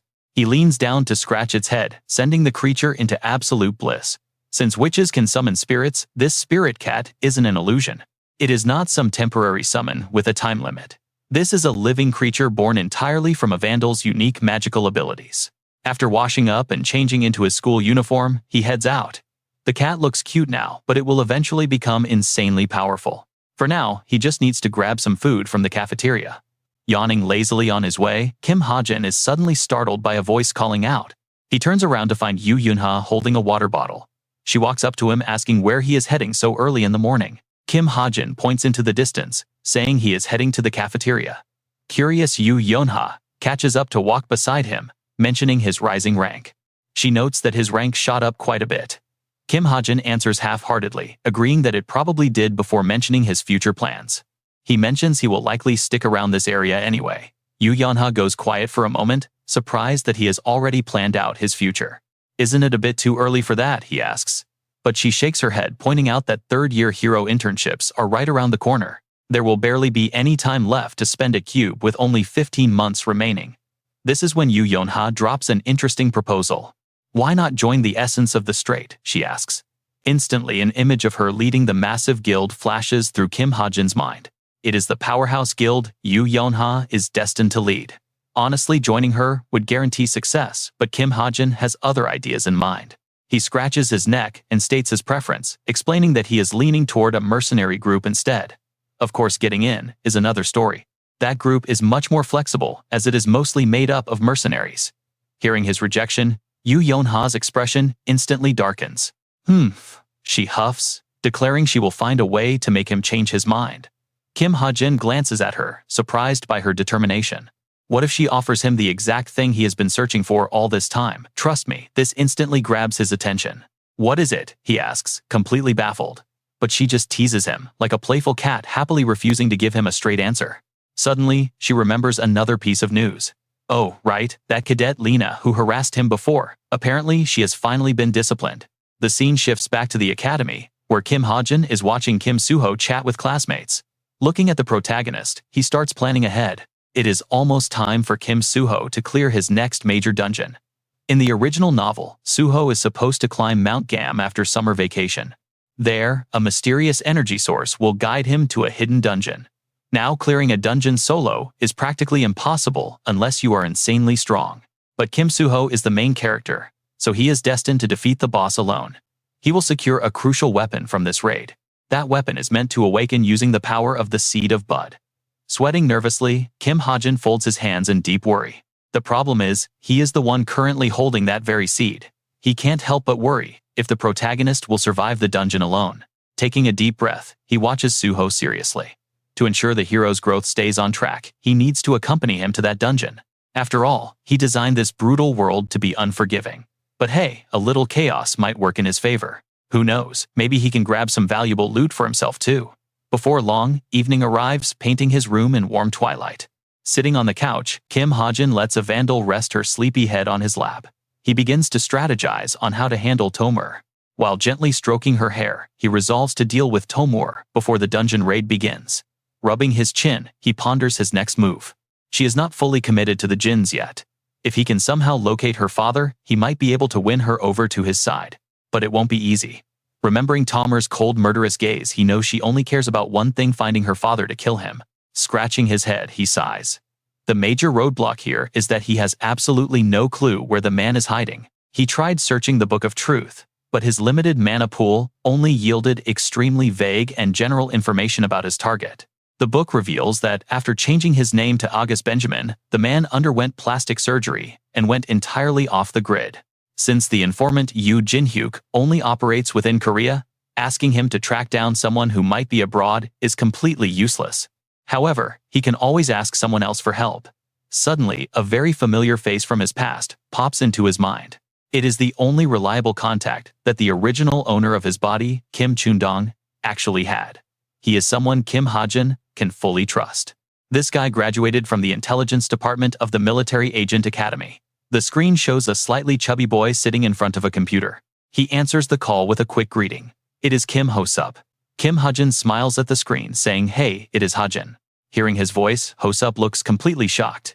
Leaning closer to the screen, he asks how Hajin has been since it has been so long. Kim Hajin replies that he is doing pretty good. Seizing the opportunity, he immediately gets straight to the point of his call. He asks if Hosup is still running that information-gathering company, and if he can help him locate a certain person for a fee. Glancing nervously at an intimidating man glaring at him from behind, Hosup stammers out a shaky yes, agreeing to help out. Just give me a name. Hearing that Kim Hajin is thrilled and thanks him casually, adding that Hose's boss must be incredibly strict. Hose flinches, asking how he could possibly know that. Hajin responds calmly, but his voice carries a quiet, tense energy. Hose listens in disbelief. Hajin continues saying, if Hose ever plans to quit, he can recommend him to a guild with great benefits. Hose's skills would guarantee top-tier treatment at an intelligence guild called Lak Kai Hoa. Hearing this, Hose immediately turns to thank him. He says his thanks and wishes him luck. With those final words, the phone call between the two quickly comes to an end. After hanging up, Kim Hajin smiles softly, thinking that Yu Yunha now owes him one. Meanwhile, night falls over a quiet forest. Suddenly, a flash of a blade cuts through the dark. Kim Suho is training alone with a wooden sword when he suddenly spins his blade. He slashes horizontally as a blue aura wraps around the wood, unleashing a rapid flurry of incredibly sharp cuts into the empty air. The wind pressure whips around Kim Suho before he abruptly stops, finishing his routine. Just then, Kim Hajin steps out from the shadows. He casually asks why Suho is still training so late at night. Seeing him, Suho immediately sheathes his weapon and turns to look. He asks if Hajin is out here to practice as well. Standing nearby, Hajin shakes his head, saying he is just taking a walk. He jokes that Suho is working so hard early in the semester, it is almost like he is preparing to clear a dungeon. Suho chuckles nervously, but the moment Hajin mentions Mount Gam, he completely freezes in utter shock. Talk about hitting the nail on the head. Hajin reads his mind perfectly, asking if he found a dungeon portal up there last week and intends to raid it all alone. Suho's face instantly darkens as he falls silent before demanding to know how Hajin found out. Hajin just chuckles with a playful shrug. He jokingly claims he just happened to spot Suho because he leaves the academy often. Suddenly, a mysterious, intense vibe fills the air. Hajin confidently points to his incredibly sharp eyes, bragging that his vision is far better than most people could ever dream of. He takes it a step further, proposing a deal because sneaking out of the academy borders actually has its own unique perks. Hajin grows serious, stating that he is going to that dungeon too. Suho's eyes go wide, with absolute disbelief at the sudden offer. Hajin proudly proposes a highly appealing deal, suggesting a split of 9-1, where he only takes a fraction of the loot. He stands confidently in front of the frozen Suho, waiting for his answer and asking him what he honestly thinks about the split. He keeps negotiating, saying if Suho finds an entire branch, he will only strip a few leaves from it. So, how about it? Suho falls silent before admitting that Hajin is right. He did find a hidden dungeon on Mount Gam just last week. He describes the portal, mentioning it is pretty small and likely brand new, which is why he thought he could handle it alone. Hajin raises a hand, reminding him that even a small dungeon is still dangerous. Running solo is never as easy as it looks. Suho knows the risks, fully aware that going alone is incredibly reckless. Yet he suddenly shrugs off his jacket with absolute resolve. He throws it to the ground, speaking bluntly without holding back at all. Whether he can actually trust Hajin is a different story. Loosening up his shoulders, Suho decides he needs to test Hajin's actual combat abilities first, before making any promises. Staring at Suho's intense determination, Hajin begins to sweat. He definitely did not expect a sudden combat test to pop up like this. Suho asks if a quick spar would really hurt. In his head, Hajin is utterly screaming at the sheer absurdity of the situation. Like hell, it won't, he grumbles. Comparing their stats, even if Suho fought with one hand tied behind his back, Hajin would barely survive. The power gap between them is just too massive. He realizes he has to avoid a direct head-on clash at all costs. He quickly waves his hands in a panic, trying to talk Suho out of it by making up some quick logical excuses. He argues that a sniper like him is at a massive disadvantage in thick woods, and his skills heavily rely on weapons. He claims this whole duel is completely unfair, but Suho slowly draws his wooden sword, his expression turning dead serious. That does not matter, Suho replies calmly, since he is not testing weapon mastery. He stands firm, refusing to back down. He tells Hajin he does not even have to win, promising to stop once satisfied. Realizing he has no choice, Hajin sighs in defeat. He mutters that he has nothing left to say. Behind his calm face, his brain is working double time to find a way out. The moment Suho channels mana into that wooden sword, ordinary bullets will be completely useless. A direct fight will end in utter humiliation. Facing him head-on means not just a loss, but an embarrassing beatdown. Hajin lowers his stance, preparing for the worst. His only real hope of surviving this is pure luck. Suddenly, his eyes catch something shifting in the darkness behind Suho. Suho grows slightly impatient and tells him to speak up when ready, so they can finally begin their little match. Hajin secretly opens up his system screen behind his back, calmly replying that he does not need much preparation at all. He taps a quick command on the holographic display. Suho asks if they should start immediately, and Hajin's gaze sharpens. Knowing he has a trick up his sleeve, Hajin agrees. The moment the word leaves his mouth, Suho lunges forward with blazing speed. Suho warns him, "Here I come." In that split second, Hajin's eyes snap open as he prepares to activate his unique skill. Activating bullet time, the space before Hajin slows to a crawl, allowing him to easily track the weapon's trajectory. Within a fraction of a second, his dizzying reflexes kick in, dodging Suho's lethal strike just in time. Gripping his sword with fierce intensity, Suho launches another relentless attack. This strike is somehow even faster than the last. The wooden blade grazes Hajin's arm, sending a sharp jolt of pain through him. He realizes he cannot defend forever. Thinking quickly, Hajin draws his handgun. Without hesitation, he fires a warning shot right past Suho's head. Startled by the sudden bullet, Suho immediately leaps backward. Though Hajin bought a moment of safety, he remains in a tough spot. Even with his quick skills, Suho is too fast. Hajin can barely dodge, leaving him with no room to counterattack. As this fight drags on, Hajin knows his chances will only worsen. He needs to lure Suho into a trap. He targets a specific spot under the nearby tree. Suddenly, a sharp gust cuts through the air as Suho charges. Suho is unbelievably fast, appearing directly behind Hajin in an instant. Deep in thought, Hajin notices the ambush too late. Realizing he is in deep trouble, Hajin reacts. A glowing golden rope shoots from his hand, wrapping around a nearby wooden beam. He pulls himself away, executing a desperate dodge. Suho misses, completely unable to adjust his momentum in time. Suho is impressed by Hajin's sheer determination to survive, but he immediately stomps the ground to launch another insane attack. He closes the distance in the blink of an eye. Heart-pounding Hajin continues to calculate the exact timing in his head. Suho raises his leg to deliver a devastating kick. Hajin mutters that he just needs one more second. Suho drops his foot, stepping directly onto a white cadet uniform lying on the ground. Instantly, an explosive force triggers. A powerful, unexpected blast erupts from beneath Suho's feet. This sudden impact completely catches the formidable fighter off guard. The explosive force blasts Suho backward. Hajin smiles triumphantly in his mind. His desperate plan actually worked. Suho crashes heavily onto the dirt, groaning in pain. Instantly, Hajin stands over him, pointing his gun at Suho's head. Hajin calmly asks if he is satisfied now. A glowing blue system screen suddenly flashes in Hajin's eyes. He recalls the details of the item. It causes no permanent damage and will simply vanish after 10 minutes. The item causes no real harm and easily disappears, since it only lasts 10 minutes. Thankfully, he invested in it. The item in question is the white cadet uniform Suho stepped on. It is officially known as a Cooper cadet uniform. Specifically, it is a Cooper cadet uniform, but it is also widely known as a clumsy trap. The moment someone steps on it, a powerful unknown force triggers and blasts the target back with immense pressure. This effect lasts for only 10 minutes and disappears after one use. On the ground, Suho smiles good-naturedly. He turns his head and declares that he lost, then stares up in surprise at Hajin's extremely tense face. Hearing Suho surrender, Hajin finally lets out a sigh of relief. Suho grins warmly and offers his hand. Hajin firmly grasps his hand and asks if Suho can trust him. Meanwhile, at an abandoned factory in Suwon.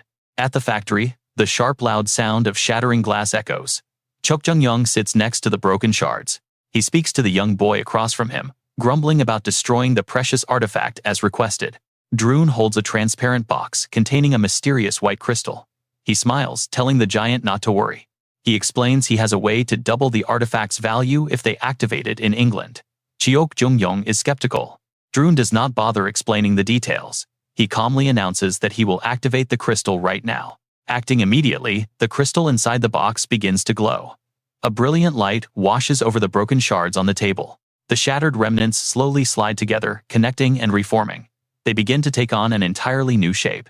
Within seconds, the room is filled with dozens of gleaming golden swords. Drune smiles proudly at his creation. He catches one of the levitating swords and shows it off. These were crafted entirely from broken artifact fragments. Without any complex refinement processes, the white crystal can easily forge replicating parts of a high-grade artifact. According to his test results, these newly formed weapons possess outstanding qualities that far surpass ordinary high-tier artifacts. With just a little time and the crystal's mana, they can easily produce 36 swords from a single source. Drune calculates the insane profits. Selling each sword for 700 to 800 million won will be highly lucrative. They will earn at least 5 billion won. Chiok Jung-young smiles deeply as he gazes at the gleaming weapons.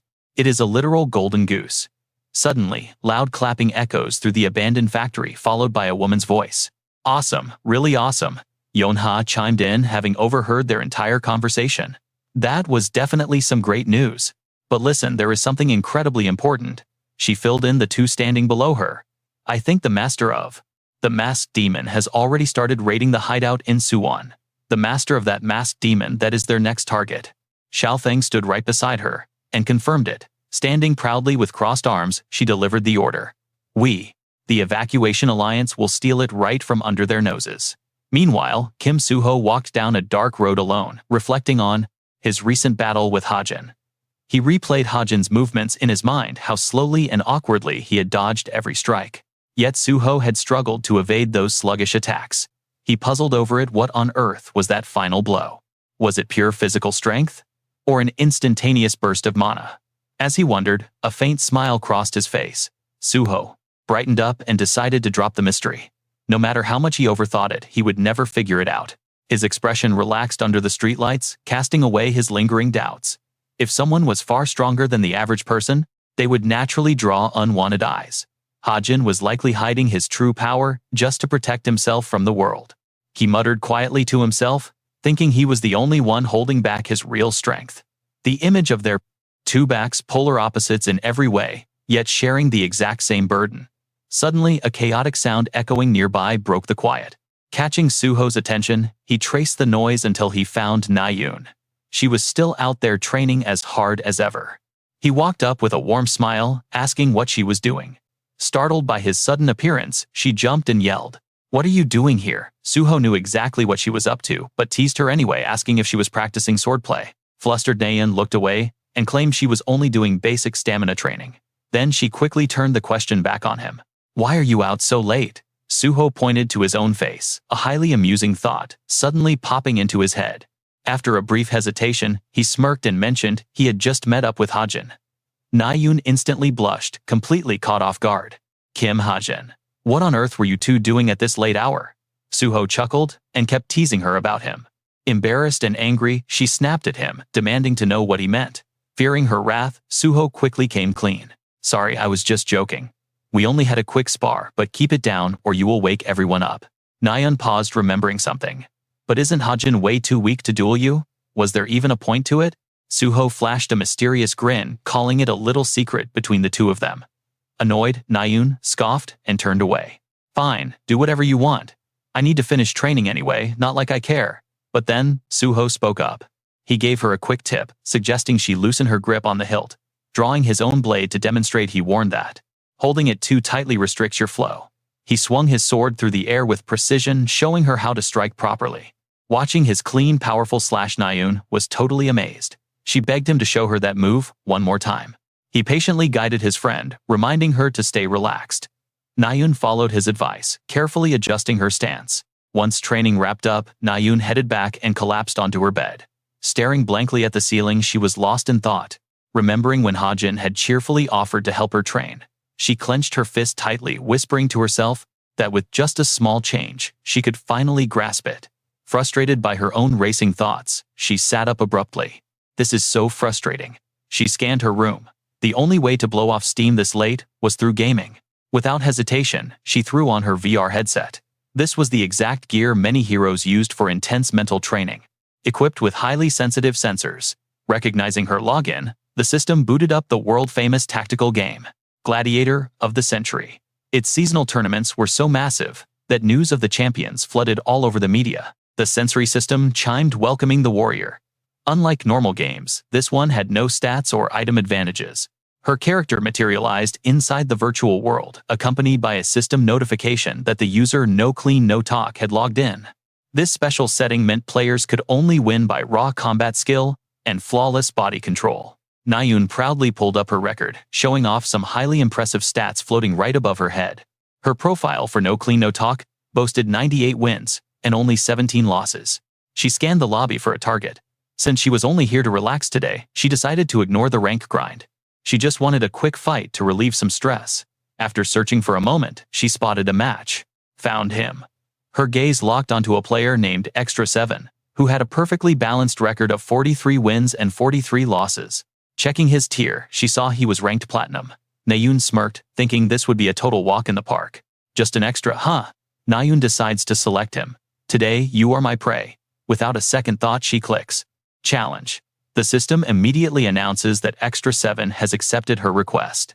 The countdown begins 3 seconds to start. Nayoon mutters to herself. In battle, knowing the opponent is key.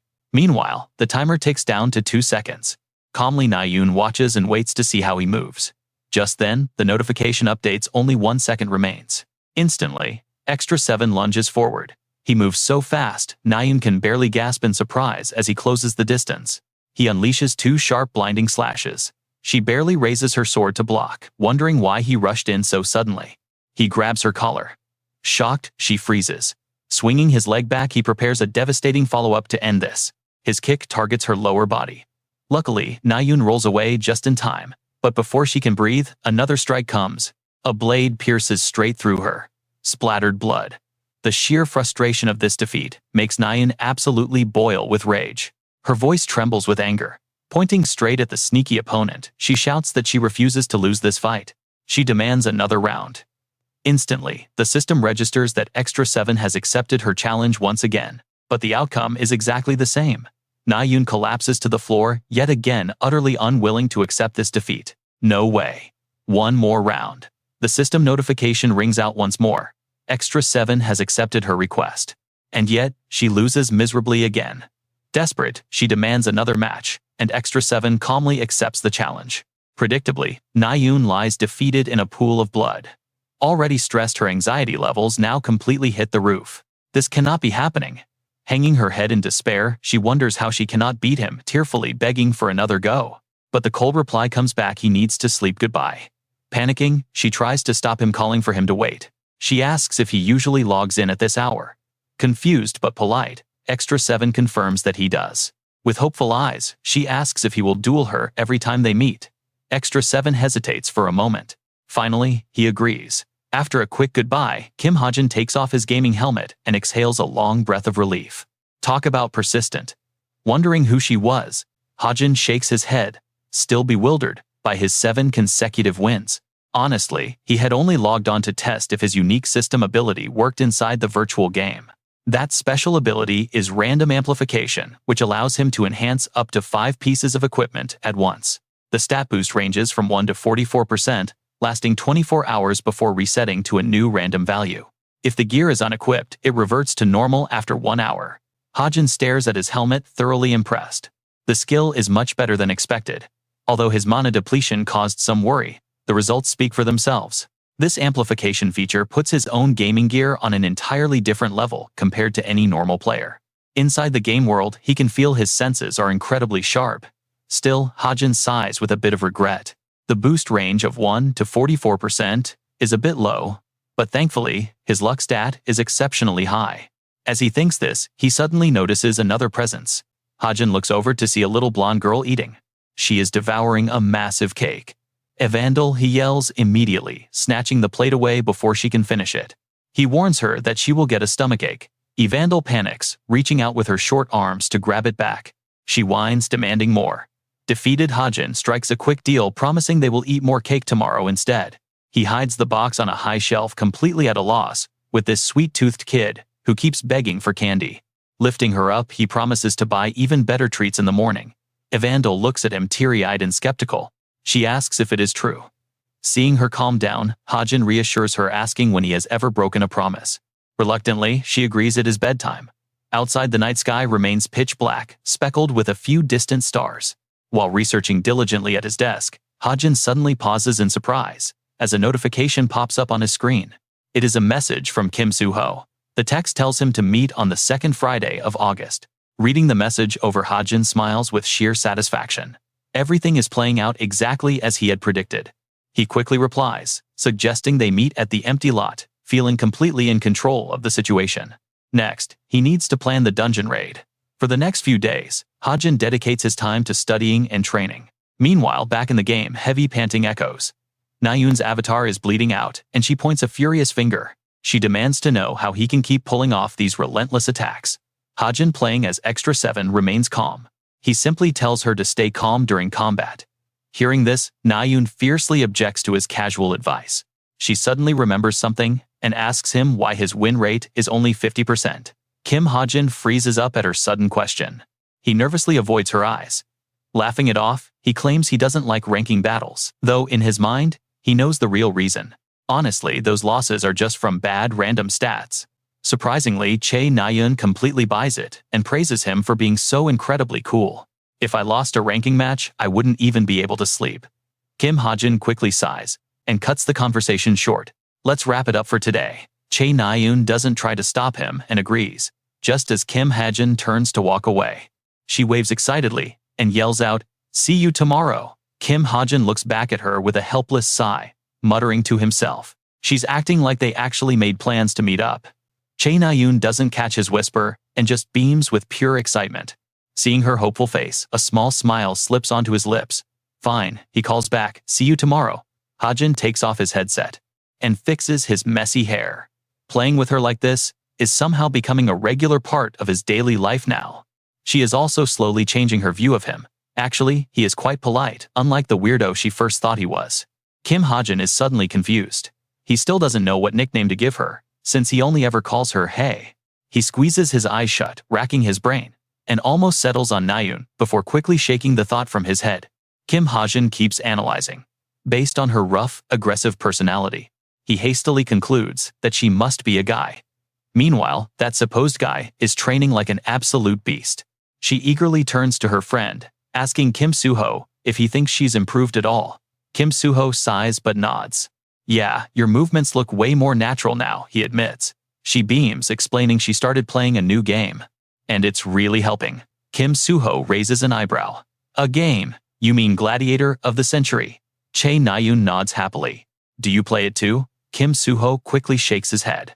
"No, but he's heard people say it's actually pretty useful training." Taking the hint, she eagerly spills all the details. "I even met this crazy good player in there," she says. "He's super strong and nice, always sparring with me." Kim Suho listens to her story with a healthy dose of doubt. Nayun clenches her fists, radiating pure excitement. Since everyone plays so defensively in rank matches, the games get boring. But this guy is totally different. She eagerly clears her throat, completely lost in describing her mysterious online mentor. He's always pressing forward with relentless attacks, striking fear into his opponents. "It's really helped me get used to close combat."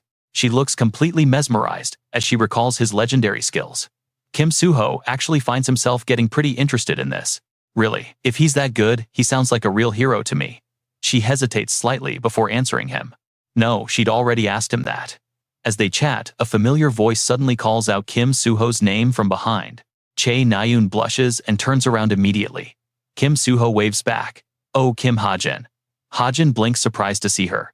"What are you two up to?" Kim Suho casually replies that Nayun was just sparring with him. But before he can finish, she delivers a brutal smack to his ribs. "Ouch, that's gotta hurt." She quickly stammers that they just randomly met. Kim Hajin finds her sudden panic a bit strange but doesn't press. Kim Suho silently rubs his bruised arm. Nayun stands there, completely flustered, her thoughts in absolute chaos. Kim Hajin quickly calls out to his friend. "Suho, let's head out." Kim Suho waves goodbye, with a smile, telling Nayun he'll see her later. She blinks in confusion, asking where they are going. Kim Suho calls back that they had plans, warning her not to overwork. Nayun just sighs and bids them farewell. Even Kim Hajin looks back over his shoulder, calmly wishing her good luck. She finds it a bit odd, but quietly mutters a quick "same to you." She slowly lowers her hand. As they walk away, she watches them lean in close and chat like old friends. She can't help but wonder, since when did those two get so close? She recalls last night, when she thought he was just making excuses. But wait, could they actually be talking about her? A sudden wild thought suddenly flashes through Chaenayun's mind. But remembering how flatly he rejected being friends with her, she quickly shakes her head. There's no way. She tells herself she doesn't care yet. Her feet are already moving, slipping behind a nearby tree to eavesdrop. Her curiosity completely wins out. Honestly, who could resist eavesdropping on their crush? She watches the boys talking in the distance. She strains her ears, catching fragments of their conversation. Suddenly, she hears Kim Hajin asking how she's been doing lately. Hearing those words, she freezes in absolute shock, a deep blush rushing to her face as her heart races. Wait, did he say that? By nightfall, the two boys are heading into a cozy little diner down the street. While Kim Suho digs into his hot meal, Kim Hajin suddenly drops his spoon, asking where that dungeon was located.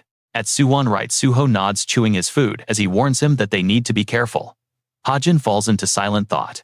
Suwon is the most dangerous zone in the metropolitan area, where lightning strikes out of nowhere and the freezing weather leaves everything barren. This happened because when the outpost was activated, the entire terrain shifted violently, leaving over half of the area completely devastated. It is way too dangerous for anyone to cross, which is why ordinary citizens are strictly banned from entering Western Suwon. Thinking about that western border, Hajin rests his chin on his hand, remembering Mount Gam. Back when he was creating this world, Mount Gam was packed with hidden treasures that had never been discovered. Some of these hidden items are so rare and powerful that he never even dreamed of getting them himself. But if he leaves them alone, the main villains will eventually claim them. Hajin taps his fingers on the table, feeling a slight sense of relief. Taking them first would change the game entirely. And doing this with Kim Suho, a guy whose skills already dwarf mid-tier heroes, makes it a whole different story. Looking at Suho's innocent face, Hajin smiles. He can definitely sniff out those hidden treasures way before the bad guys do. He beams with joy, feeling absolutely thrilled. Looking at his powerhouse classmate like this, the guy actually seems pretty adorable. Hajin hands over a tissue, telling Suho that he has food stuck to his face. Suho takes it with a sheepish look. He quietly thanks Hajin. Knowing Suho is dead broke, Hajin plans to handle all their gear and rations himself. There is a lot more prep work than expected. Just then, the restaurant door swings open and the owner warmly welcomes a new customer.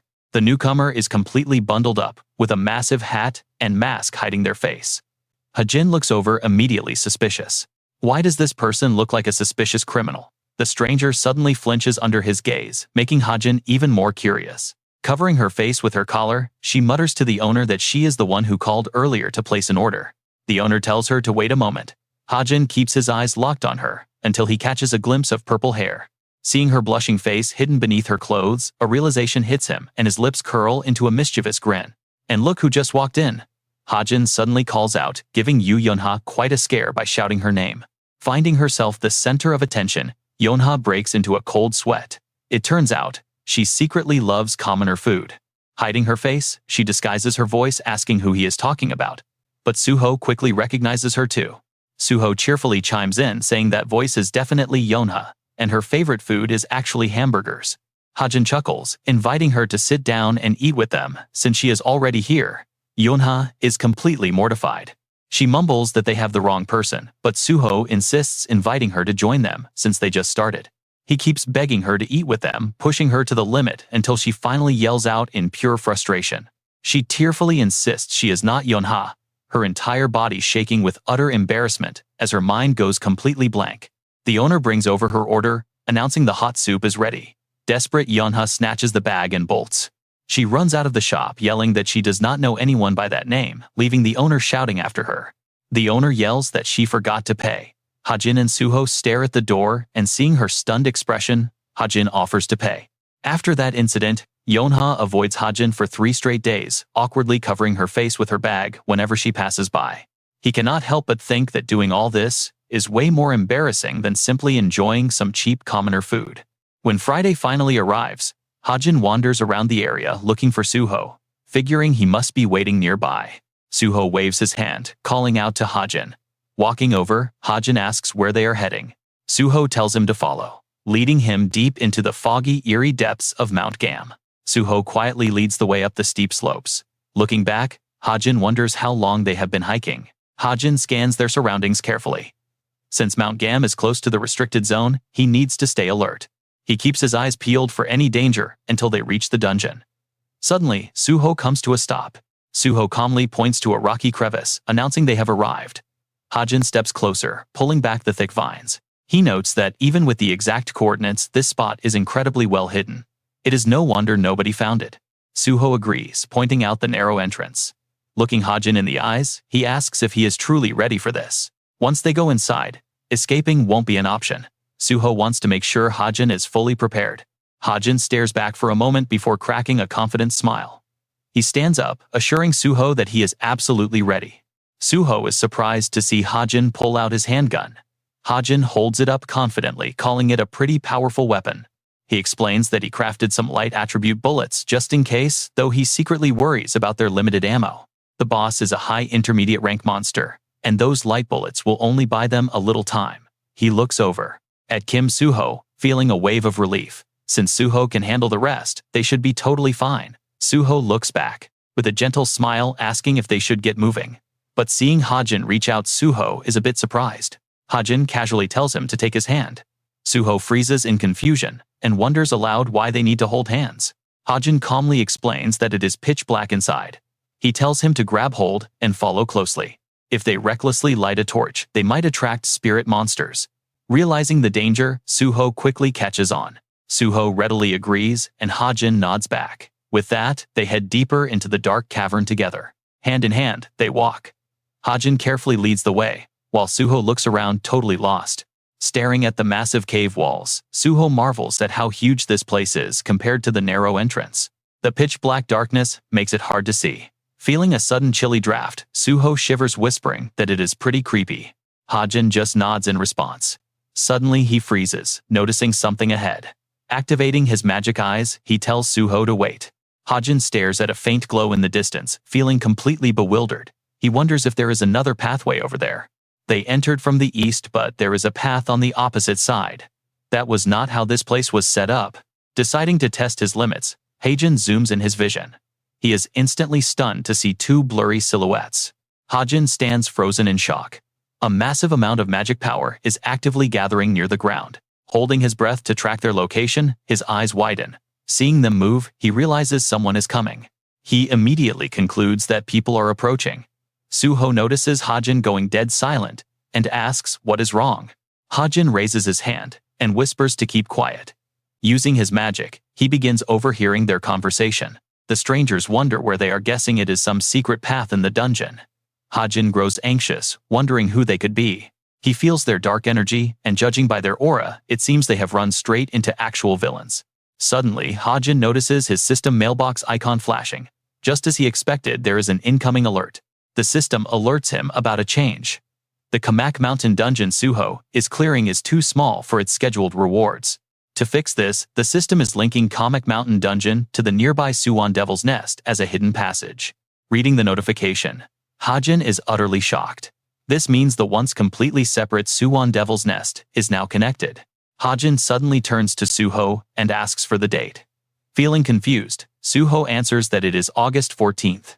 August 14th. Hajin mutters. Suddenly, remembering what this means, he curses under his breath, completely petrified. Today is the day the Packhorse Master Guild, a group of powerful jinns, is supposed to raid Suwon's Devil's Nest. Looking at the two figures approaching, he worries they are jinns from that very guild. It seems there are only two of them. Did they come here to scout? Hajin grits his teeth in frustration, and Suho softly asks what happened. Hajin nervously whispers that people are over there, and hearing this, Suho is completely taken aback. Packhorse Master is one of the strongest jinn factions around. Their members are at least mid-tier heroes in disguise. Hajin clenches his fists, his mind racing. Taking down opponents of that level right now will not be easy at all. Even with Suho beside him, it is too risky. Before he can decide what to do, the two strangers start speaking again. The bald man points in another direction, coldly suggesting they head back to the main formation first. He does not want anyone accusing them of stealing. His partner silently considers this, before nodding in agreement. They turn around, heading back the way they came. Watching their retreating back, Hajin sighs in pure relief. Now that they are gone, Hajin squeezes his arm, focusing on gathering his mana. They need to defeat the boss quickly. He decides to utilize the mana from his stigma. Funneling it into his eyes, he maximizes his visual perception. Hajin zooms in his vision to scout the area. He traces the boss's location through the winding pathways of the cave. He looks toward the light at the end of the dungeon. Suddenly, a strange system message flashes right before him. It reads that the two worlds exist almost simultaneously. If you look with pure eyes, you will discover the truth. Staring into the distance, Hajin mutters the directions, leaving Suho completely surprised by his sudden insight. He notes that going straight and turning right twice will lead them straight to the main boss room. Hajin turns back, urging Suho to finish this quickly. Suho nods in agreement. Meanwhile, over at Suwon's Devil's Nest, members of the Pack Horse Master Guild are resting exhaustedly on the floor, while their leader desperately tries to maintain order. He contacts the two scouts on the other end, introducing himself as Geronimo, while his teammates complain about being absolutely exhausted.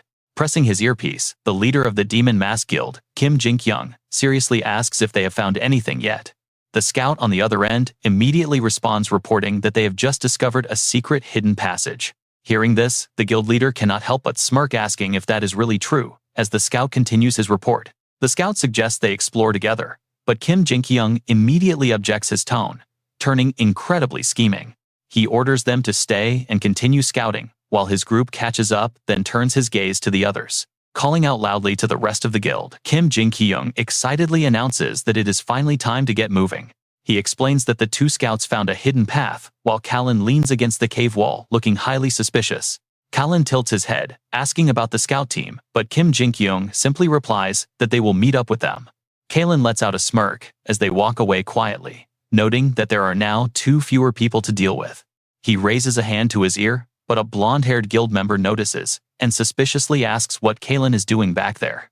Sensing a sudden wave of magic, the guild leader whips around just as Callan calmly pulls out a pair of glasses. A massive spatial portal opens right behind Callan, making an irritated Kim Jin-kyung demand why he opened an artificial gate. Callan merely frowns back in annoyance, slowly putting on his glasses while silently judging the clueless leader. It is not a teleportation portal, but a phase transition passage to a nearby space, though explaining it is too tedious. Annoyed by the complete lack of response, Kim Jin-kyung furiously screams at Callan, ordering him to shut the portal down. Completely ignoring the direct command, Callan casually removes his earpiece, driving the guild leader absolutely insane with rage. Veins popping on his forehead, Kim Jin-kyung storms forward while channeling heavy magical energy into his hand, shouting in anger. Callan calmly raises a finger, and as blood suddenly splatters against the cave wall, Kim Jin-kyung freezes in his tracks. Before anyone can process what is happening, a spear erupts from the portal, pinning the leader straight through the head. Following the motion of Callan's hand, the weapon rips downward, tearing his body in half right before their eyes. The remaining members look on in pure horror as Kim Jin-kyung's body disintegrates, and they begin screaming in absolute terror. They shriek, demanding to know what Callan just did, but they freeze as a mysterious figure steps out of the portal. Stepping out with an imposing and majestic demeanor is Li Xiaofeng, staring blankly at the group as dark energy swirls. She closes her eyes, and before the stunned survivors can react, they inhale the thick mist and instantly collapse unconscious. Watching them fall one by one, Li Xiaofeng steps over their bodies with a completely cold and indifferent expression. She looks back coldly, suggesting they let them live for now, and Callan quickly agrees with her decision. Looking ahead, he asks if they should go find the hidden stage, but she tells him to stay behind instead. Adjusting his glasses in confusion, Callan folds his arms, wondering if some unexpected variable has thrown off their plans. She calmly explains that 2 people have already entered the hidden stage, referring to Kim Suho and Kim Hajin, adding that they are currently cadets. Callan cannot hide his growing excitement as a broad smile spreads across his face. He calls it a test to see if they are actually worthy of joining their rank, keeping his eyes on her. Li Xiaofeng begins dissolving her physical body into liquid, turning into a purple fluid that flows right through the walls. Meanwhile, deep in the steaming dungeon, swamped distorted shadows and decaying legs begin shuffling across the muddy damp ground. Vicious rank 8 hungry ghosts emerge from the mist, but a sudden bullet tears through the swamp air. The round strikes a monster directly in the eye, dropping it instantly, as Kim Hajin calmly blows smoke from his gun. Aiming carefully once more, he systematically targets the weak points of the incoming horde, dropping them one by one. Watching another ghost drop behind him, a sweat-drenched Kim Suho turns around, mentally complaining about how pitch black the area is. Yet somehow, despite the absolute darkness, his companion is able to strike their critical points with absolute pinpoint accuracy. Smiling warmly, Kim Suho tells Kim Hajin that he is truly amazing, though the shooter only looks slightly embarrassed. Kim Hajin tells him to cut the chatter and keep moving because they are quickly running out of precious time. The monsters grow more numerous by the second, howling as they creep out from dark, rocky crevices all around them. He keeps firing seamlessly, switching between shooting and pistol whipping the beasts as a bullet punctures another chest. Dropping the last creature directly in front of him, Kim Hajin finally takes a brief moment to catch his breath. Knowing these are only low-ranking monsters, he tensely figures they should be able to clear this cave easily. Just as it's about to appear, Kim Suho calls out to Kim Hajin from behind, saying there's some strange writing over here. Wiping away his sweat, Kim Hajin secretly celebrates. He found it. Pointing to the stone with the bizarre message, Kim Suho explains that there are some ancient characters carved right into the wall. This and that go together.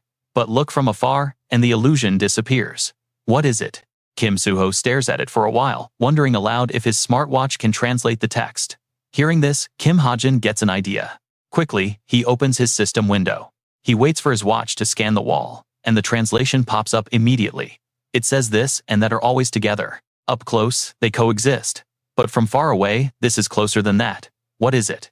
Kim Suho looks at the screen, guessing it's some sort of riddle. Apparently these show up all the time inside dark dungeons like this.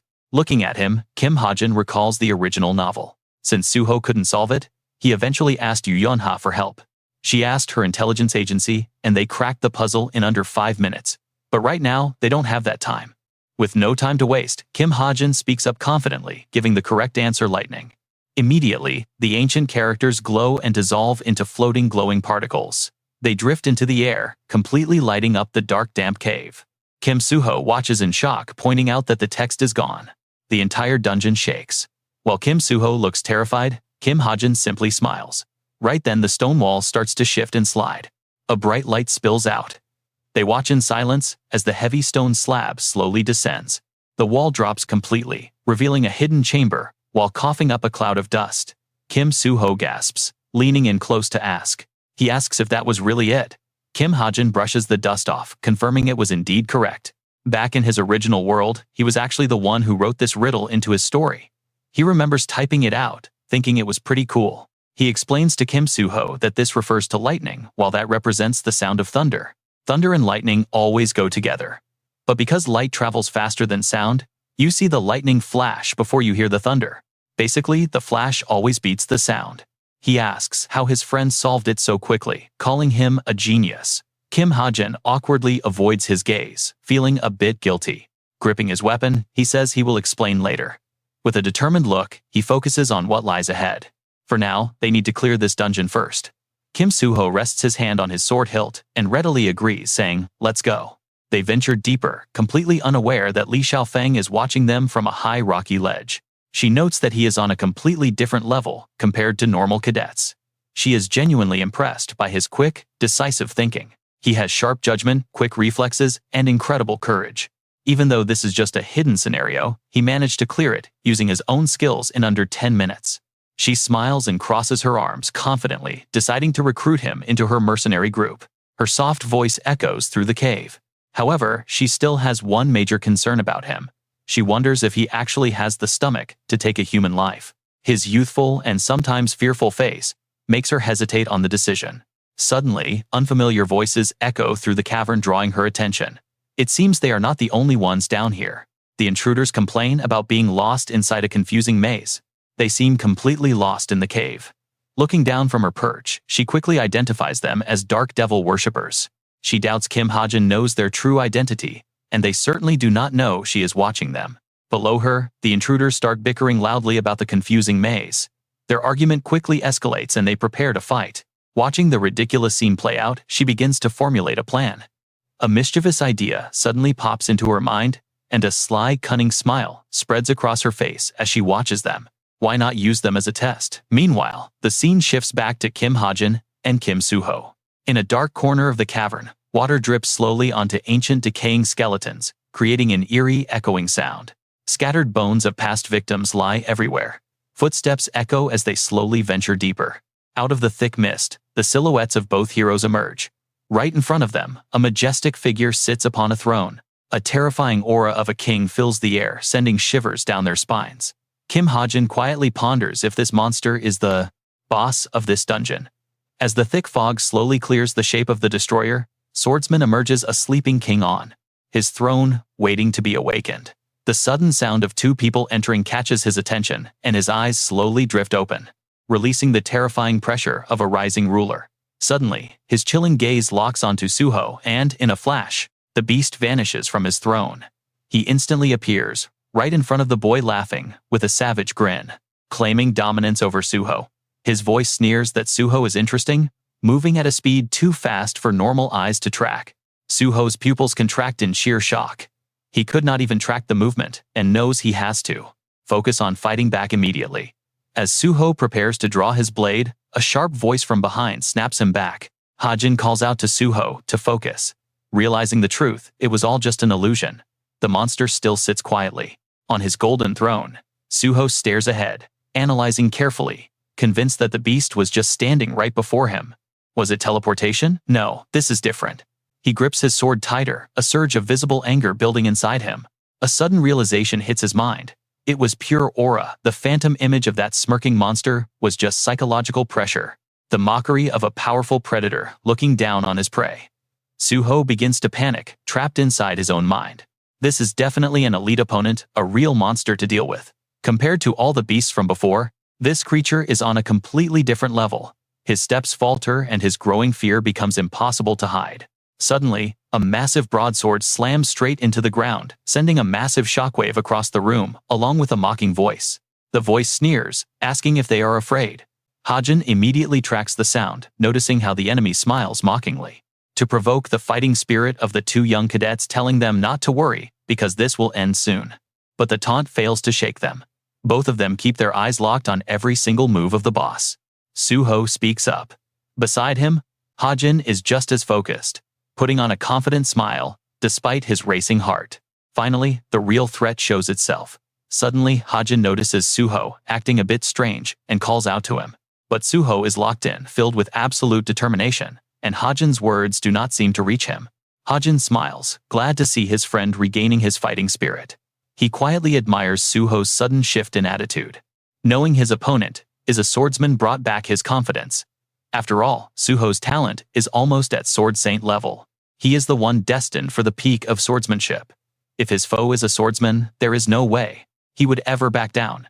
The moment he draws his blade, his unwavering focus makes him stronger than ever. Hajin calls out loudly, snapping Suho back to focus on his companion. Hajin quickly points out the truth. He explains that the monster swordsman itself is actually the weapon. Suho questions this in disbelief. Hajin seriously explains that the sound they hear is echoing from the blade, and the body is just a husk. That giant shadow rises again, but this time, the crushing pressure clearly radiates directly from the sword planted in the ground. The enemy sneers with a cunning grin. Suho nods, fully understanding what Hajin is warning him about. He says he understands, which brings a brief moment of relief to Hajin, as he smiles to himself. After all, Suho would have figured it out mid-fight, but they do not have time to waste on trial and error. Hajin gets into position, raising his weapon, and signals to Suho that they need to act fast. He yells to ignore the body entirely, telling Suho to strike the sword directly while he provides cover. Seeing his friend's absolute confidence, Suho smiles and nods, agreeing to put his full trust in him. Suddenly, before they can even finish talking, the monster vanishes and flashes right behind Suho's blind spot. Hajin rushes forward, in a panic, unable to believe his eyes, at this terrifyingly fast, preemptive strike. He screams Suho's name, as a massive explosion rips through the air, thick smoke blinding the entire room. Stuck on the sidelines, Hajin can only watch and curse under his breath at the messy battlefield. He feels completely helpless, as the heavy dust cuts off his line of sight. But then, the silence breaks. The sharp ring of clashing steel echoes. The arrogant destroyer swordsman glares down at Suho, who stands his ground. Neither side yields an inch. The intense friction triggers a violent blast that throws both fighters backward. Suho slides back a few feet, but his determined eyes show no signs of giving up just yet. He charges right back in. The beast grins, thoroughly amused by his spirit, before Suho suddenly leaps high. Suho strikes straight down from midair. Aura reacts instantly, meeting the devastating blow with a fierce counter of his own. He matches the strike, fully expecting victory. The beast laughs triumphantly, but his joy is cut incredibly short. Wait. He scans around in shock. The spot where Suho should have been crushed under his blade is completely empty. Absolutely vacant. Aura screams in utter shock while he frantically looks around, demanding to know where Suho is hiding. He misses Suho landing right behind him. The young hero immediately springs back, lunging toward the boss monster once more. A surprise attack. The boss freezes in shock. Swift as lightning, Suho dashes close and thrusts his sword straight down. Stabbing down, Suho locks his eyes onto the weapon in the boss's hand. He knows he must target that blade. The strike connects. Direct hit. As the dust settles, a shocking sight is revealed, leaving both of them completely stunned. Unbelievable. Suho's sword is buried deep inside the beast's arm. The limb is trembling violently under the overwhelming pressure. Seeing this, the boss smirks to mock Suho's fighting spirit. He slowly speaks, "You are pretty strong." He will gladly take that body for himself. With his blade lodged deep in the creature's arm, Suho struggles, realizing that he cannot pull it out. Suddenly, a high-caliber bullet tears through the air with terrifying speed, catching him off guard. Suho quickly dodges the bullet.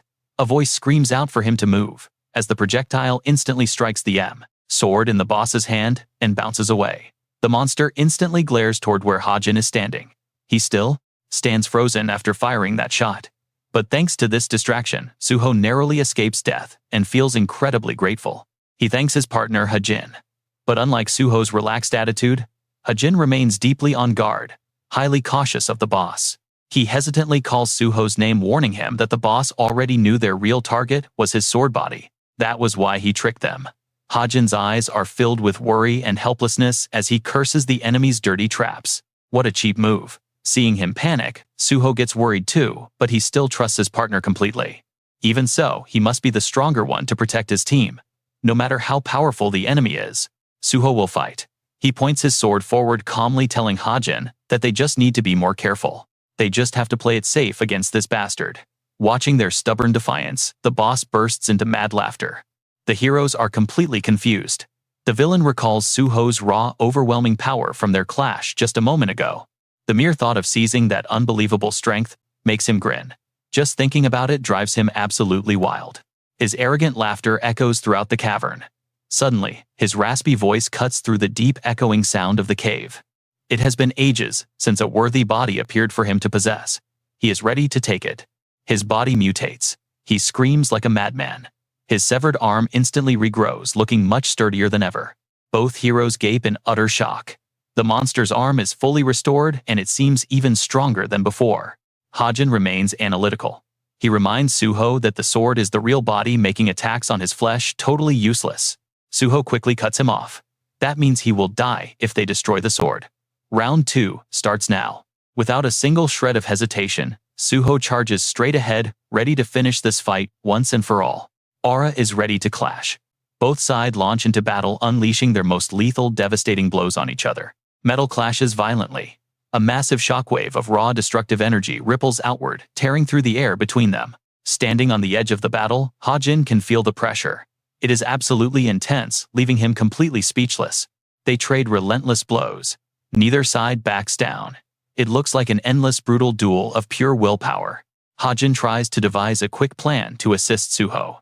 He can hold his own, but dragging this out is bad. He cannot use a shotgun. The pellets might scatter and hit Suho. A sniper rifle is also totally useless here.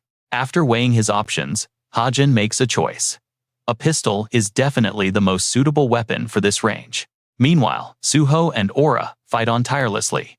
They exchange powerful, devastating swings, but the tide is slowly turning. Contrary to the beast's expectations, the momentum shifts. The pressure is so immense that Aura's massive blade starts to crack. It begins to crumble. Unable to accept this harsh reality, the boss is left utterly shocked by Suho's strength. How is he being pushed back? A mediocre weapon like Suho's should have shattered under his sword long ago. Yet, there is not a single scratch on Suho's blade, while the legendary sword of the boss is slowly decaying. Suho stands completely unyielding, facing everything head-on. His eyes still shine with pure determination and unwavering confidence. Staring into those fearless eyes, the boss begins to hesitate. A cold wave of dread washes over him. Is it because of this golden aura? His anger begins to boil, but gritting his teeth, he endures. He screams right into Suho's face, "Do not get cocky." Caught off guard by the sudden rush, Suho instinctively leaps backward. Safe for now, Suho lands a short distance away, but his sword arm won't stop trembling. That clash was devastating. Even so, Suho refuses to yield. He steels his resolve. It does not matter how powerful this monster is. The longer they fight, the more confident he grows. There is no doubt about it. He will win this clash. Now or never. Both fighters charge in for one last exchange, blades flashing as they meet head-on. Right at that critical split second, Suho remembers he has a reliable partner. Suddenly, a sniper bullet tears through the air. It strikes precisely at the perfect moment to stagger the boss. From a distance, Hajin keeps his weapon locked on target. His gaze is unwavering. He knows he cannot miss this. With the monster distracted, a golden window of opportunity opens up. Suho immediately seizes the moment, aiming right for the boss's weapon. Hajin recalls the exact strategy they discussed. Keeping the target pinned down for even a fraction of a second is more than enough time. Hajin did his part. Now Suho can shine. Hajin notes that while this swordsman is much stronger than in the novel, Suho is still superior. With a clean, powerful strike, Suho sends the enemy's sword flying into the air. The battle is officially decided right here. The weapon shatters into countless tiny pieces in midair. Right after the boss monster begins to fade away, he screams in pure denial. It is useless. He completely turns to ash, leaving nothing behind but lingering regret. Game over. Standing nearby, Hajin celebrates their hard-earned victory. They did it, and now they just need to claim the loot. They just need to find the main reward. Meanwhile, Suho catches his breath after surviving the fight of a lifetime. Suddenly, Suho's eyes lock onto something strange. He freezes in shock. Noticing his expression, Hajin quickly runs over to check. He asks Suho what is wrong. Following his gaze, Hajin spots a dry wooden branch on the ground. What is this? Suho stares in complete disbelief. This cannot be real. He turns the item over and over, thoroughly examining it. There is no way. Yet he must accept the disappointing reality that their prize is literally a dead branch. Suho almost tears up thinking of their immense effort. Please do not tell me our grand reward is just firewood. Hajin chuckles. Is that why you are so upset? Seriously, you do not need to worry about the stick. But wait. Before he can finish, a harsh, unfamiliar voice suddenly cuts him off, and trust me, they are in big trouble. Two thugs step into the cavern. Hajin looks back and immediately recognizes the voices of those djinns from earlier. He is stunned. Didn't these guys head back to their main team? Why on earth are they back here already? As both boys stand frozen in thought, a harsh voice snaps them back. Hey, I just asked you a question. The bald thug beside him steps forward, shouting loudly. How the hell did you two get in here anyway? Beside him, a cold-looking white-haired man notes that the Evil Society Guild had already claimed this dungeon raid. He asks who they are. Hajin steps up wearing a perfectly innocent expression as if they are completely clueless. Playing dumb, he claims they are just cube cadets who stumbled onto a hidden path leading straight to this room. The thug asks what they are doing. Hajin plays it off smoothly, mentioning they just killed a stray monster. Walking forward together, the boys leave the worthless-looking dry branch lying on the cold stone floor behind them. Hearing their reply, the thug's expression darkens as he gets straight to the point. What was the reward? Suho tenses up, but Hajin smoothly deflects. He tells them there was absolutely no reward to be found. The blonde thug remains highly skeptical. He pulls out a phone from his pocket and dials a number. He reports to the guildmaster that 2 cube cadets are currently inside. A cold voice responds from the phone. Chillingly, the order comes through to kill them. Both boys freeze on the spot as the line goes dead. Putting away his phone, Jam tells them they heard the order, so they should blame their own curiosity. He begins channeling his mana. Deadly murderous intent instantly fills the cavern. He unleashes a sudden, devastating strike. The attack hits Suho head-on. Hajin screams in panic. Suho grits his teeth trying to shout back through the chaos. Before they can react, his voice completely fades away. A massive barrier now separates them, leaving Hajin totally disoriented. He realizes they are trapped. With this barrier up, he cannot tell what is happening to Suho on the outside. Worrying about his friend, Hajin suddenly tenses up as a figure steps out of the darkness blocking his way. The enemy smirks. He mutters that the boss always leaves him with the absolute weakest opponent to deal with. He wants to put real effort into fighting him. Hajin sizes him up from head to toe, noticing 2 golden axes on his coat. Does that mean he is actually a hero? He stares in sheer confusion, wondering why a mid-tier hero would target mere cadets. Facing this monster alone brings a heavy wave of hesitation and fear, especially with nobody else around to back him up. Suddenly, the bald fighter grips his axe tightly and growls his answer directly to Hajin, asking if he really has to explain himself. After all, he says you are just going to die here anyway. With that, he swings his massive axe straight down. Watching this formidable display of power from the side makes Hajin's fear spike his opponent's massive mana, proving absolutely terrifying. The stat gap is just too wide and taking his head would be effortless. Yet, even in this dire moment, things are not hopeless. Hajin suddenly grows quiet and mysterious, drawing a suspicious glare from the bald fighter as the tension builds in the air. He rummages through his pocket for something looking like he is about to pull out a massive trump card to turn the tide. The bald fighter immediately drops into a defensive stance, his eyes locked onto Hajin, warily watching his every single move. Hajin pulls out a shiny, polished stone and holds it up, leaving the bald fighter staring at him in utter disbelief. He bursts into mock laughter, asking Hajin if a simple rock is truly the only weapon he has left to survive. Standing his ground, Hajin calmly replies that a mere stone is actually more than enough to deal with someone of his level. Furious at being looked down upon by a mere brat, the fighter snaps, demanding to know what he just said. Facing an enemy alone for the first time has Hajin sweating inside, but he keeps his poker face tight, refusing to show fear. The bald man scans him to find the source of this arrogance, but the discovery only leaves him even more baffled. Realizing the boy's mana is practically trash, he chuckles, mocking Hajin for clearly being driven mad by sheer terror. But the moment those words leave his mouth, the stone streaks past his face, leaving a glowing gold thread of mana behind.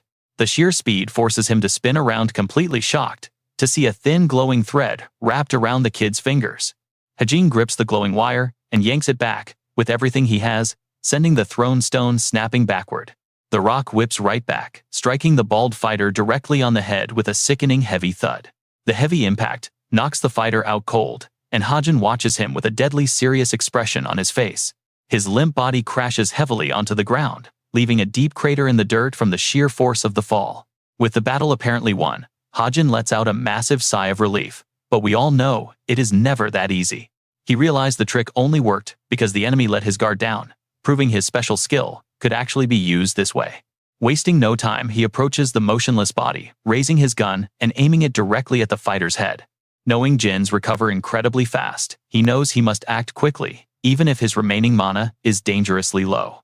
Without hesitation, he pulls the trigger, sending a bullet tearing straight into the bald man's skull. Suddenly, Hajin's eyes widen in absolute horror as the bullet lodges in the skull, leaving a clear smoking hole. The monster is still alive, rolling his eyes back in a grotesque stare that sends a cold shiver down Hajin's spine. Panic setting in, Hajin begins firing shot after shot, realizing he might have to rely on his heavy shotgun after all. Suddenly, a blood-curdling scream echoes through the cave, forcing Hajin to halt his frantic assault in pure shock. The sheer acoustic force of the scream blows Hajin away, slamming him hard against the stone wall as he coughs up blood. The impact severely damages his internal organs, but he refuses to give up, struggling to stand back up on shaky legs. Cursing under his breath at the intense pain, he is just glad he managed to activate his defense skill in time. Who would have thought a mere shout could pack such power? Meanwhile, the persistent enemy slowly pushes himself back up. Spitting blood with a bullet still in his skull, the Jin growls that the brat has some serious nerve to cross him. Suddenly, his skin begins to warp, turning a pitch-black color from his arms to his face as his mind destabilizes. He snarls through the pain, admitting he never planned on unleashing this dark form just to deal with a mere child. Driven into a tight corner, Hajin stares up at the terrifying beast, desperately searching for any way to survive this nightmare. Realizing he should have finished this sooner, he watches as the Jin prepares to activate his dangerous demon transformation ability. The bald fighter fully mutates into a hideous towering monster, radiating a massive wave of dark, suffocating energy. Suddenly, a cold voice echoes nearby, warning that curiosity will only lead to death as the Jin unleashes a devastating attack. Powerful shockwaves erupt toward the opposite side, but the strike strangely bypasses Suho, aiming directly behind his position instead. Suho dodges in confusion, shouting as he watches the dark energy completely envelop his friend, right before his very eyes. What exactly is going on, and where is Kim Hajin? Before he can even finish the thought, he freezes on the spot, turning around only to find Kim Hajin is gone. James just ruthlessly pushed him down into the bottomless abyss. Suho is completely shaken, unable to believe his eyes. Suho screams out for Hajin, desperately calling his name, but only a terrifying heavy silence answers. That is when Kim Suho truly starts to panic. He realizes the situation with sheer dread, knowing he can hear nothing and is completely alone. He turns to look at James. James is slowly walking over, his expression icy cold as he unsheathes his blade. There is absolutely no escape now. The enemy is closing in with pure, unfiltered malice. There is no other option but to fight, so Suho quickly readies himself. He raises his weapon, asking in utter confusion why James is doing this. The assassin just looks back with a completely blank, cold stare. James calmly replies that he should just consider himself unlucky. His eyes narrow, growing sharp, as he quietly sizes up the young warrior. He stares at Kim Suho, suddenly realizing that this face looks incredibly familiar. Memories flash, showing the boy on the big screen of the arena. James instantly remembers that this is Kim Suho, the top cadet of Cube. He glares at the boy with a chilly, piercing gaze. He feels a slight pang of disappointment, thinking that if they had recruited him earlier, Suho would probably be on his side right now. Suho stands on guard, hyper-focused on the enemy's every single movement, as cold sweat begins to drip down his face. With a quiet remark of "what a shame," James vanishes and instantly materializes right in front of Suho, pressing a blade directly against his neck. Showing absolutely no mercy, the killer swings his sword in a brutal, decisive slash aimed right at the boy's throat. Kim Suho reacts on pure instinct, throwing his body back. He manages to dodge the fatal blow, but his cheek is sliced open, drawing blood. Using his hand to spring off the ground, he gains momentum. Within a split second, he spins and launches a powerful high kick at the assassin. He aims right for the killer's head, but at the very last second, James uses teleportation magic and completely vanishes from sight.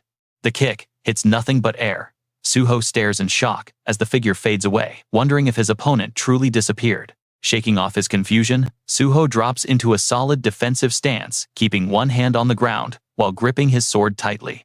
Just as he stabilizes his stance, James reappears nearby, deliberately making a soft stepping sound on the ground to announce his presence. Suho steps back slightly, staring intently at the killer, utterly bewildered as to how he managed to move there so fast. Suddenly, Suho flinches, his face contorting in pain. That is when he finally notices a bleeding wound on his calf. He realizes he had been hit. When he went for that high kick earlier, James must have struck his leg right before teleporting. In that split second of combat, the enemy's speed was terrifying. After just one brief clash, Suho knows this guy is incredibly strong. His eyes flicker with a wave of anxiety, feeling the heavy pressure as he desperately tries to figure out his next move. He wonders if he can even keep up with such absurd speed. Staring at his distant opponent, he forces himself to stay calm. He tells himself to focus and read those movements. But while he is still strategizing, James is already one step ahead. The assassin lunges forward like a flash of lightning, his sharp sword drawn and his face twisted with pure murderous intent. His mana-coated sword cuts a sharp arc through the air. Fortunately, Suho reacts in time to block the lethal blow. Sparks fly as the blades clash. Forced backward by the impact, Suho feels a small wave of relief that he managed to block it. But the relief is short-lived. James immediately unleashes a relentless barrage of heavy strikes, giving the boy no room to breathe. Suho can do nothing but defend and back away, desperately thinking that he cannot counterattack unless he can lure the killer closer. Right at that moment, a cold blade grazes his face, leaving another bloody cut. But even with the hit, James is not satisfied. He scowls, letting out an annoyed click of his tongue because he missed the killing blow. Suddenly, his eyes widen in surprise. His gaze shifts to his side as a sudden look of shock washes over his face, catching a glimpse of a hidden threat. He spins around with wild, killing intent, staring in utter disbelief at a sharp blade flying directly toward his neck. It is a razor-thin margin, but just as Suho is about to succeed, James uses his teleportation trick to escape in a flash. He slides across the ground to steady himself, but as he looks down, a sudden wave of panic hits him. His thigh has been sliced wide open, and dark blood is rapidly soaking through his clothes from the deep wound. Suho gets back on his feet after the intense clash. Both fighters stand perfectly still, warily sizing each other up once more. Suho is slightly surprised by the killer's sudden hesitation, wondering why his opponent is keeping his distance now. He stays on high alert, analyzing the situation. The killer is wounded and seemingly distracted, yet finding a clear opening is still impossible. He grips his sword much tighter instinctively, wondering what Hajin would have done in a desperate situation like this. But there is no Hajin to back him up now. Suho is completely on his own in this brutal fight. He quickly shakes off the distraction, telling himself to focus. This is his battle, and is alone to win. Suho is lost in thought, and sighs, questioning how he ever thought he could fight this guy alone with such a garbage skill. Regret washes over him. Slowly moving his hand toward his sword hilt, he remembers his true talent is wielding his blade to protect the world. As long as his opponent is a fellow swordsman, he always has a way to win. Across from him, Yom notices Suho's movement. The only option left is to defeat the enemy right in front of him. Standing tall, Kim Suho tightly grips his hilt with both hands. He releases a powerful wave of magic, his bright eyes burning with sheer determination. Instantly, his mana begins to explode. The raw energy expands through the air, glowing so brightly that it catches his enemy completely off guard. Yom stares in shock. In sheer disbelief, Yom realizes that Suho possesses an absurd amount of magical energy, with its pressure already reaching his own feet. Unease creeps into Yom's heart. He assumed that even the top ranker of Cube would just be a kid, but this is different. Clearly, dragging this fight out is a terrible idea. Raising his weapon high, Yom glares at his prey, determined to end things now. He vows to finish this with his very next strike. Across the field, Kim Suho stands ready, completely prepared for the clash. Holding his magic sword with a calm expression, Suho is suddenly overcome by a strange sensation that sends a shiver down his spine. Something is calling to him, and his heart begins to beat wildly. Suho wonders what this bizarre feeling could possibly be. His vision starts to blur, and he knows it is not coming from his opponent. Then, it hits him. This is the exact same sensation. It feels just like his very first dungeon, as if something is calling out. Sure enough, a nearby branch begins to glow. The glowing branch absorbs Suho's magical energy, suddenly undergoing a violent transformation, as a strange illusion wraps around it completely. Ancient runes materialize along its base. Meanwhile, in another part of the dungeon, Kim Hajin is in terrible shape. With blood dripping from his mouth, Hajin stares up in absolute shock, clutching his wounded stomach as he collapses against a rock. He looks on helplessly as a massive figure approaches, and a cold voice growls out, "You miserable bastard." The fully transformed devil glares down with overwhelming bloodlust, snarling that Hajin will never live to see the light of day again. Hajin looks up in sheer terror, completely panicked, as he curses to himself that this is the absolute end for him. He simply cannot defeat this monster.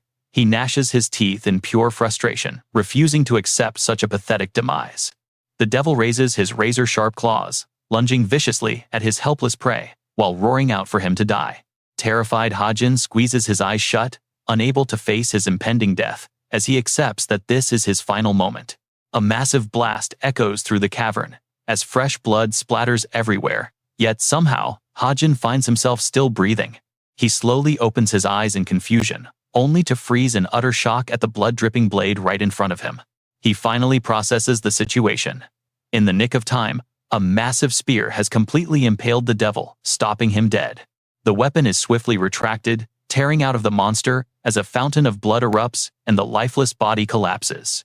Hajin watches in a daze as a mysterious figure approaches, but his confusion turns to utter shock as the person draws near. It is Li Xiaofeng herself, stepping right out of the dark energy, with a freezing gaze locked onto him. He is utterly bewildered, his eyes glazed over, as he wonders how on earth his boss could possibly be here.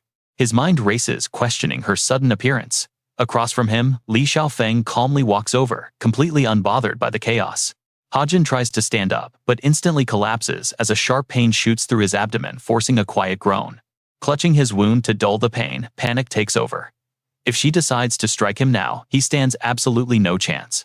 The steady click of her high heels echoes through the cave, each step carrying an intense aura of dark energy. Hajin suddenly recalls a specific detail from his own novel about how the Celian coalition is secretly allied with the devils. He looks up at her with growing anxiety, wondering why these monsters keep appearing right in front of him. Silence fills the cavern, as they lock eyes, carefully reading each other in the quiet space. Suddenly, she casually reaches out her hand. Hajin furrows his brow, completely baffled by her unexpected gesture. After a long pause, Li Xiaofeng softly speaks, with a completely blank expression, saying she is pleased to meet him.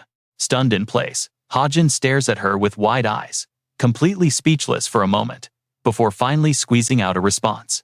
Forcing a highly awkward smile, he politely replies that it really seems like they run into each other quite often. Stepping closer, as her purple hair sways gently in the draft, she casually replies that it makes perfect sense. Standing tall right in front of him, she proudly explains that it is because she always keeps a close eye on him. Caught off guard, Hajin asks in disbelief what she could possibly mean by that, unaware of a giant footprint approaching them. In the very next split second, a massive monster suddenly lunges from the shadows, leaping directly toward their spot. The beast leaps high into the air, aiming its razor-sharp claws right at Li Xiaofeng's neck, while roaring in absolute rage. Meanwhile, Hajin finally spots the oncoming threat. Stunned, he scrambles to yell a warning, "Watch out!" But before he can even finish, the massive demon is ripped into shreds by a single casual strike from Li Xiaofeng. She simply stands there staring at him, her face completely calm, as if nothing happened. Watching this unfold firsthand leaves Hajin utterly stunned. Right before his eyes, the torn remains of the beast slowly dissolve. Then she breaks the silence, stating she has something to tell him. He stares back, marveling at her insane strength, and asks in confusion what she wants to discuss. Li Xiaofeng bluntly confirms it, calling him by his real name, yes, Kim Hajin. She leans in closely, her serious face whispering some secret for what feels like an eternity. Hajin freezes his brows, furrowed in complete panic and disbelief. This is the moment. He shocked realizes that this very scene belongs to a crucial plotline in his original novel. It was never supposed to happen like this. Did his own actions derail the timeline? If so, what will happen to the story? As he struggles to mutter an apology, Li Xiaofeng suddenly snaps her head toward another direction, clearly sensing something heading their way. Sure enough, the protective barrier she set up begins to crumble, riddled with countless gaps. With a heavy sigh, she mutters, "That time is up." Her body starts turning into liquid dark mist, swirling around her. Yet, before she departs, she flashes a playful smile and tells Kim Hajin to think carefully about her offer. In an instant, her entire body dissolves into a puddle, splashing onto the floor. Leaving a bewildered Hajin behind, Li Xiaofeng flows away through the rocky crevices, sliding smoothly across the ground. Only then does he finally dare to let out a breath, still incredibly tense. After everything that just transpired, suddenly, a voice echoes from behind the boulders, calling out his name, Hajin. He snaps to attention. Kim Suho rushes over in a panic, frantically asking if he is okay or seriously hurt. Hajin calmly assures him he is fine, asking if Suho defeated the assassin. Suho steps closer, offering a hand to help him up. Hajin grips Suho's hand tightly, struggling slightly, as he mutters that he can manage to stand. He gets pulled up but winces in pain on his very first step. Suho looks worried, but Hajin quickly tells him that a few days of rest should fix it. Suho then looks toward the back, asking about the other guy. Hajin instinctively turns his head to find James the assassin lying completely lifeless on the stone ground. He realizes this must be the Jin that Suho fought. Since the body is still here, the battle must have just ended. Suddenly, Suho suggests they should report this entire incident to the association, which catches Hajin completely off guard, leaving him frozen in absolute shock. Screaming internally, Hajin awkwardly tries to talk Suho out of it, saying they have zero evidence. On top of that, entering a dungeon without permission means they will both get heavily penalized. Suho nods finally, understanding the risk. Meanwhile, Hajin secretly panics because he invested all his savings into the stock of the Jin group. If their true identity is exposed, his finances are ruined. Why did Suho have to suggest that? Luckily, Suho is easily convinced, agreeing it makes sense. But then he asks, what happened to the person Hajin was fighting? Hearing this, Hajin quickly snaps back to reality, his expression turning tense once again. Avoiding Suho's gaze, Hajin looks away completely speechless. Remembering the insane things Li Xiaofeng did, he takes a long pause before muttering that she got away. The scene then cuts to a misty, desolate forest outside. Fog drifts lazily through the barren trees under a starry magical night sky. The woods are dead silent except for the quiet rustling of the wind. Exhausted Hajin slumps against a massive tree trunk with a heavy sigh, while Suho stands nearby, keeping a vigilant eye out for enemies. Hajin groans internally, using the stigma's power even once takes such a massive toll on his body. Just then, Suho crouches down and starts rummaging through his pockets, calling out to Hajin. He pulls out a straight glowing wooden twig and says he thinks this is no ordinary stick. Hajin stares in sheer awe at the object, deeply impressed that Suho actually remembered to bring it along. Suho contemplates, noting that during the battle, he felt a strange connection, as if the stick was calling him. He smiles sheepishly, apologizing for sounding crazy. But contrary to what Suho thinks, Hajin calmly responds that he actually does understand. He looks at his friend with a serious face of absolute trust, flashing a warm smile that catches Suho by surprise. Hajin gives him a thumbs up and tells him that even at first glance, he can tell it is a top-tier item. Suho brightens up instantly. Really, Hajin then begins to break it down, explaining that if it were just standard trash, it wouldn't be the reward for such a tough dungeon. This is an incredibly special wooden staff that only those deeply familiar with ancient legends and myths would ever recognize. Excitedly, Hajin asks Suho if he has ever heard of the mistletoe, explaining that in Norse mythology, it is known as a legendary weapon closely linked to the tragic slaying of Balder, the Norse god of light, and is called the god-killing branch. Suho gazes wide-eyed at the glowing branch in his hands, completely astonished. A simple stick, could it really be that legendary weapon? Hajin nods to confirm, reminding his friend that a divine weapon must be awakened to change into its true form. Suho is stunned as he realizes this, marveling that the branch in his hands is not yet in its complete final state. Hajin confirms this. It looks way too shabby to be a proper dungeon reward right now, which must have been disappointing for Suho. But even without awakening Mistletoe, he was still strong enough to single-handedly defeat a powerful demon, because this legendary branch is an incredibly potent weapon. While Suho is lost in thought, Hajin is already planning his next move.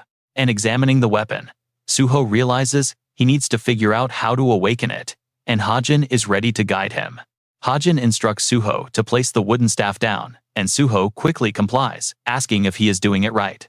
While Suho watches with intense curiosity, Hajin rummages through his inventory, retrieving something that emits a brilliant shimmering light. Suho gasps in awe at the mysterious glowing pouch in Hajin's hands, and eagerly asks what on earth it is. Hajin explains that it is a rare artifact that should help in awakening Mistletoe, prompting Suho to ask in confusion where Hajin managed to get such a valuable-looking artifact. Seeing Suho's glittering, expectant eyes, Hajin remembers how hard he worked to obtain this seedling dust. Even though this artifact originally belonged to Suho in the original storyline, Hajin worked hard to secure it himself, so he definitely deserves to show off a little. Resting his chin in his hand, Hajin playfully wonders what to say to make Suho feel even more grateful. Then, a wildly mischievous idea flashes in his mind, and he claims it is the sacred relics of his deceased parents, a lie that instantly turns Suho's face pale with shock. Suho stands there frozen, completely speechless, as a heavy, terrifying silence fills the air, before Hajin sighs and speaks up again. "Can't you take a joke?" he asks, but Suho is still looking utterly horrified, eyes wide in absolute panic. Cold sweat pours down Suho's face as he is pushed to the verge of tears by the sheer weight of the joke. Hajin quickly tries to smooth things over awkwardly, admitting he was just joking and only meant that the item is extremely precious. Feeling a bit guilty for taking the joke too far, Hajin explains that this powder will push Suho's potential to its peak. It works on both humans and items alike, and sprinkling it onto Mistletoe will trigger an immediate powerful transformation. Hajin lowers his hand toward the branch, asking Suho if he should apply it now, which startles his anxious friend. But just as Hajin moves to pour it, Suho reaches out to stop him, frantically yelling for him to wait. Suho looks at him with deep worry, hesitantly asking if it is really okay to use such a precious heirloom. Hajin sighs helplessly and calmly explains that because it is so important, it must be used on a legendary artifact. Opportunities to awaken a mythic item do not come often, but Suho still hesitates, wanting to argue out of guilt. Hajin immediately shuts him down with a stern look, telling him to just accept it while he is still offering. Moved to tears, Suho chokes up and thanks him. With that settled, Hajin gently sprinkles the glowing divine powder over the branch. As the glittering grains touch the wood, they burst into a brilliant light, showing immediate and dramatic results. The branch begins to emit a powerful, blinding aura, and even Hajin watches the mesmerizing display in pure amazement. Raw mana surges from the base to the tip of the branch, causing it to grow and shift colors beautifully. Suho is left utterly spellbound, his eyes glued to the mystical light swirling right in front of him. As the transformation finishes, the once dry bare twig blossoms beautifully, sprouting fresh green leaves and small vibrant branches. It looks incredibly striking. Proud of the outcome, Hajin smiles at his friend, boasting that his plan worked out exactly right. Suho cradles the newly awakened treasure in his hands, still in shock, as he quietly mutters that Hajin was indeed correct. As he touches it, a single glowing leaf gently detaches and floats down. The first awakening of Mistletoe is a massive success. To help Suho grow and defeat their future enemies, this branch will eventually evolve into a legendary unmatched sword. Knowing this, Hajin slowly stands up, reminding Suho of the agreement they made before embarking on this journey. He carefully picks up the fallen leaf and holds the glowing piece high, a satisfied smile on his face. He tells his friend that if Suho gets the staff, then Hajin gets the leaf just as they agreed. For a long moment, holding a glowing item, someone affectionately tells their friend that if they choose the rod, then they will take the leaf instead. Afterward, the two cadets continue trekking through the forest. Kim Suho takes the lead with Kim Hajin quietly trailing behind. Suddenly, Suho turns around with an apologetic, restless expression, hesitantly asking if Hajin is really okay with just taking a leaf. He suggests sharing the main relic instead, but Hajin calmly reassures him, saying he has lost count of how many times he said it is fine. Suho remains stubbornly hesitant, but Hajin simply sighs wearily, casually brushing off the concern. He notes that he has no desire to use that weapon, only to drop dead in the middle of a battle tapping his smartwatch. He tells himself that this much is already enough. Suho can only shed silent tears of defeat. Then the system screen flashes. It displays the details of the mistletoe leaf, a rare item that fell when the legendary weapon awakened. Boiling and drinking it boosts the body. Alternatively, crushing the leaf and refining it into a weapon will yield an exceptionally high-grade piece of gear. While letting Suho navigate the woods, Hajin trails closely behind, staring intently at the glowing screen with deep satisfaction. He is thrilled to have a byproduct of a legendary artifact, already brainstorming the best way to make use of it. But in his distracted state, Hajin suddenly trips over a branch, face-planting onto the ground and startling a flock of nearby crows. He sits on the dirt with a spinning head, groaning in pain, and wondering how on earth there was a tree root there. But as the words escape his mouth, his mind snaps fully awake. Something is off.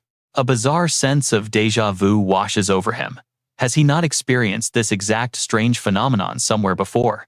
Right on cue, Suho rushes back to check on him, asking what happened and what that loud crashing noise was.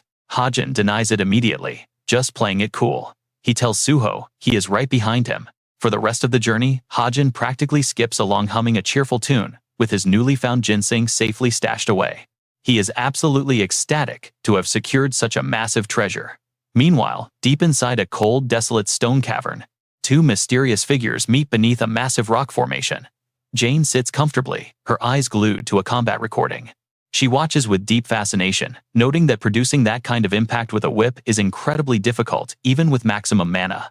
As she continues watching, her playful grin fades into a serious expression as she carefully evaluates his performance. More than that, she loves his cold-blooded nature. The kid is ruthlessly decisive when it matters. On the screen, Hajin takes down a Jin without an ounce of hesitation, which sends a thrill right down Jane's spine. Zero hesitation against enemies he barely knows. Jane pauses the video with a wide, satisfied grin. She cheerfully admits that the boss was right this time, turning to face Li Xiaofeng, standing quietly behind her. Jane remarks that the kid has immense potential, but Xiaopeng simply walks away, grunting that they have seen enough. Jane looks confused, asking if she is really leaving so soon, and if she wants to stay to see the demon flower. In stark contrast to Jane's excitement, Xiaopeng coldly rejects the idea, wanting absolutely nothing to do with it. Jane asks why with deep curiosity, but Xiaopeng remains silent for a long moment, before expressing her absolute disgust. Disgusting, she grunts. The scene shifts. Late at night, the lights of a tiny apartment still flicker. Hajin drags himself inside, like a walking corpse, completely drained of energy, as a heavy wave of exhaustion hits him. His mind is spinning, as his weak, trembling legs barely keep him upright, feeling like he is about to collapse. He feels like every muscle in his body is screaming in pain. Suddenly, a sleepy little girl appears, rubbing her eyes. She sleepily calls out his name, startling him, so he quickly softens his voice and asks if she is awake. Hajin gently scoops a vandal into his arms, whispering a soft apology and telling her to go back to sleep. She quickly drifts back to sleep in his warm embrace. Holding her close, he slowly walks over to the window. Moonlight streams in, drawing his gaze up to a breathtaking night sky, filled with a glowing full moon and sparkling stars. The peaceful view suddenly triggers a memory from just a few minutes ago, at the subway station where a deep voice spoke. Suho had told him to head back to Cube first. Surprised, Hajin asked about Suho's plans only for him to wave it off. Suho explained that he wanted to visit his family while in town, but just as Hajin turned to leave, Suho called out, Standing under the magical moonlight, Suho's eyes seemed to glisten with deep, heartfelt gratitude as he spoke. He sincerely thanks Sim with a warm, radiant smile that shines as bright as the summer sun. Witnessing his friend's dazzling charm, Hajin finds himself momentarily stunned, completely unsure how to react in this moment. Ultimately, Suho's raw sincerity touches him deeply, leaving him staring back in wide-eyed wonder with a warm heart. After all, Suho is the true main character of this world, a hero who never backs down or compromises. He stood tall through every trial and always held his ground. He was simply a hero of justice, walking a righteous path with absolute conviction. Finding a person like that in the real world is virtually impossible. Yet Hajin had created him with that exact hope in mind. Suho literally meant to protect. Holding a vandal tightly in his arms, Hajin could not help but smile as he looked out the window. This true savior would be the one to protect this world. Back then, Hajin had remained quiet for a long moment, making Suho worry. Suho had asked what was wrong. Hajin simply offered a warm smile and a soft reassurance that it was nothing, telling him to take care. Watching Kim Suho wave goodbye, Hajin realized that in this chaotic world, Suho was the one person he could trust above all others. According to his original story, the Hero Association labeled the top 9 jinns, ruling their dark society, as the 9 evils. Though meant as a brand of absolute villainy, these 9 powerful monsters actually wore the title with pride, taking it as a high compliment. Wicked, the third-ranked evil, had established a top-secret sanctuary by remodeling a deep cavern hidden within the southern Hamian mountains. Inside Wicked's base, a male jinn noticed Tomer entering the office and wondered why on earth she was showing up there. His female colleague was equally baffled, noting that Tomer usually wanted absolutely nothing to do with their regular assignments. Tomer paid their idle gossip no mind at all. Seeing her cold shoulder, the woman muttered in disbelief at how detached she was. She openly questioned if Tomer was even a real jinn at all. But right then, a senior agent walked through the door. Both gossipers shut their mouths instantly, turning back to their screens to look busy while Tomer continued typing away.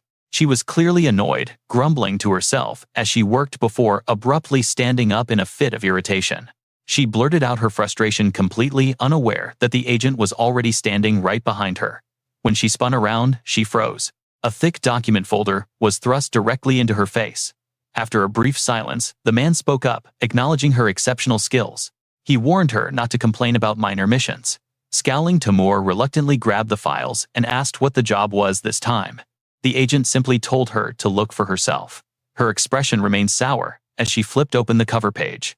She muttered that a brief explanation would have been nice, scanning the text before looking back up for confirmation. Her eyes widened slightly as she read the target's details, staring at her superior to make sure it was not a mistake. He confirmed the target with a nod, telling her flat out that this was strictly an observation mission. The scene shifts from a mysterious blonde girl to a massive, towering high-rise building where a crowd is gathering. Inside the bustling lobby, people are talking in hushed tones, with Hajin sitting quietly among them, until a voice calls out his name. It is Jin Yohan, who greets him politely and asks if he is there for his scheduled magic engraving appointment. Hajin gives a polite nod. Satisfied, the young magician offers a friendly, welcoming smile to put his client at ease. He bows respectfully, introducing himself as a 4-star magician named Jin. Hajin, sitting with his legs crossed, returns the warm greeting. He is pleased to know Jin will be handling his request, politely asking the expert to take good care of him today. They share a friendly look, but internally, Hajin is thrilled to have landed a 4-star specialist who focuses entirely on artifacts. That rank is practically the pinnacle of human achievement, but then Hajin notices the magician is quietly sizing him up from head to toe. Just like that, Jin's warm expression completely vanishes. He coldly gestures toward the corridor with a completely indifferent look. He curtly tells Hajin to follow him, leaving the young man internally sweating over how quickly the magician's attitude shifted. Keeping up a slightly strained smile with his hand in his pocket, Hajin tries to play it cool, despite the clear judgment. He quietly sighs at how superficial these magicians can be, wishing he had put a bit more effort into his outfit today. Once they step into the private room, Jin does not even look at him bluntly, asking what kind of magic seal he wants. Hajin takes a second to think, before requesting either physical enhancement or some form of defensive magic. Jin snaps his fingers with a quick nod, and in an instant, dozens of complex magic circles materialize in the air behind him. Sipping his tea, the magician casually gestures at the glowing runes, claiming these basic options should be more than enough. While Jin asks if any catch his eye, Hajin studies the options carefully. rubbing his chin as he calculates the ideal choice. Standard engravings are designed to use minimal mana, because most artifacts have a strict limit on how much they can handle. But Hajin's obsidian bracelet does not have any of those typical restrictions, meaning he can push it much further. What he truly needs is a high-cost spell that consumes massive mana, giving him a powerful secret weapon for the coming week. With his mind made up, his expression hardens, though the sheer arrogance of the magician in front of him still irks him. He can't help but feel annoyed by the guy's snobbish behavior, grumbling internally about the sheer disrespect. It is clear that this elitist magician has already judged his entire worth based on nothing but his appearance, based on what he's wearing. But deep down, a sudden wave of worry washes over Hajin. He wonders what he should do with this guy next. If he leaves things as they are, the man might just do a lazy, half-hearted job on the enchantment. After finishing this quiet inner monologue, Hajin clears his throat loudly to grab some attention. Sitting up straight, he boldly speaks up. He has no interest in such ordinary things. He asks if there is anything requiring way more mana to activate. He is looking for something like massive shield enhancements or immediate potential awakening. Jin keeps sipping his tea and staring at his phone, completely ignoring Hajin as he casually replies, "Sure, that works." But before the magician can even finish, Hajin cuts him off with a loud gasp as he leans back in his chair, tilting his head with a smug smile. He mockingly asks if that is too hard for a 4-star magician, leaving Jin completely stunned. Stunned by this bizarre attitude, Jin takes a few seconds before muttering out a confused apology. Hearing this, Hajin instantly gets up without hesitation. He acts like he is about to leave, saying he came in a rush and will just try another time. Panicking, Jin quickly stops him. He begs him to wait, claiming that is not what he meant. Hajin narrows his eyes, asking if that is really the case. Worried he just offended a wealthy client, Jin panics internally, wondering if this kid is actually loaded. On the outside, however, he quickly regains his polite, welcoming smile, desperately trying to keep him. He stammers that they simply have not explained everything clearly yet. Sweating bullets, the magician politely assures him they can absolutely do it, though he is slightly worried about the massive price tag. Hearing him mention money, Hajin puts his hands on his hips in disbelief. Jin immediately flashes another warm, overly eager smile, hoping to please him. He flatteringly explains those basic options were just for average customers before asking Hajin what kind of budget he is working with. Hajin ponders for a moment, before leaning forward to whisper a number. Jin eagerly leans in closer, waiting to hear the amount. He pulls back, staring at Hajin, with wide, utterly shocked eyes. In an instant, his face lights up, as he gasps at the massive sum. Completely shifting gears, he enthusiastically begins, showcasing his premium catalog, promising to show him the absolute best options since he is in a rush. He quickly barks orders at his assistant to bring out their finest tea, treating Hajin like absolute royalty now. Watching Jin scramble to please him, Hajin lets out a weary sigh before heading back to the academy, arriving just before class begins. With the instructor not there yet, students chat happily, while Hajin rests his chin on his hand, smiling to himself in a fantastic mood. He hums a cheerful tune, reflecting on how well things went with clearing that incredibly tough dungeon and safely securing the magical mistletoe. Everything is falling into place, especially now that he successfully placed his order for those powerful magic enchantments.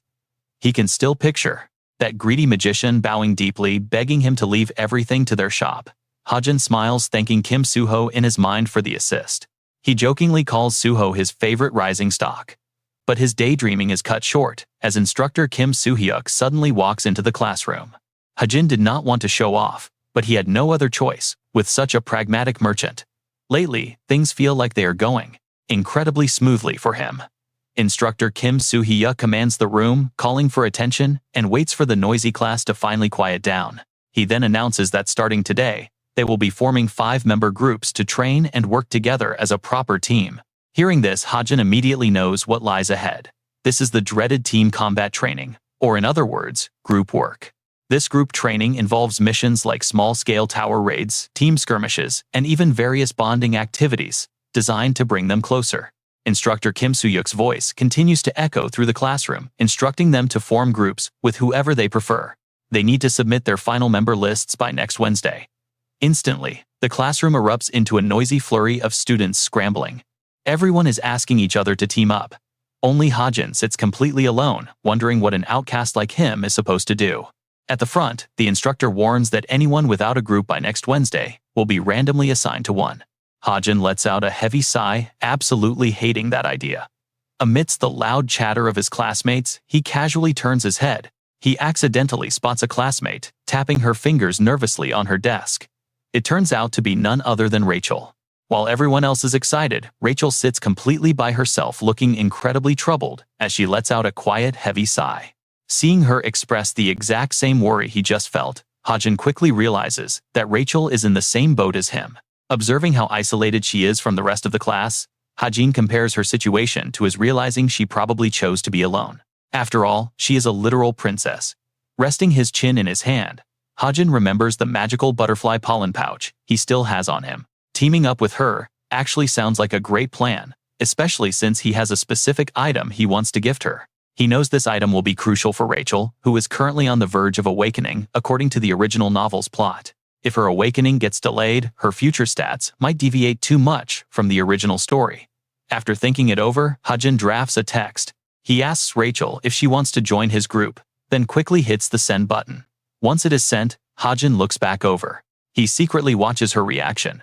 Rachel still looks completely drained, her heavy sighs perfectly reflecting her current gloomy state of mind. Rachel's smartwatch suddenly chimed, snapping her back to attention.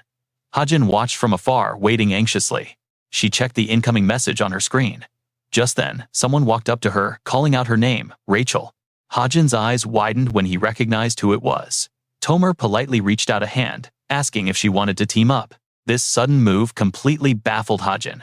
He could not understand why a dangerous mercenary like Tomer was trying to approach her. As Tomer and Rachel locked eyes, Hajin watched in silence. Around them, the other cadets began whispering in utter shock. Was Tomer really trying to join her group? Hajin grew tense, wondering why she was starting her move so soon. And why target Rachel? If this underworld mercenary was already making moves, there had to be someone pulling her strings. Hajin carefully watched Tomer target Rachel, and there was only one mastermind who could possibly be behind this scheme.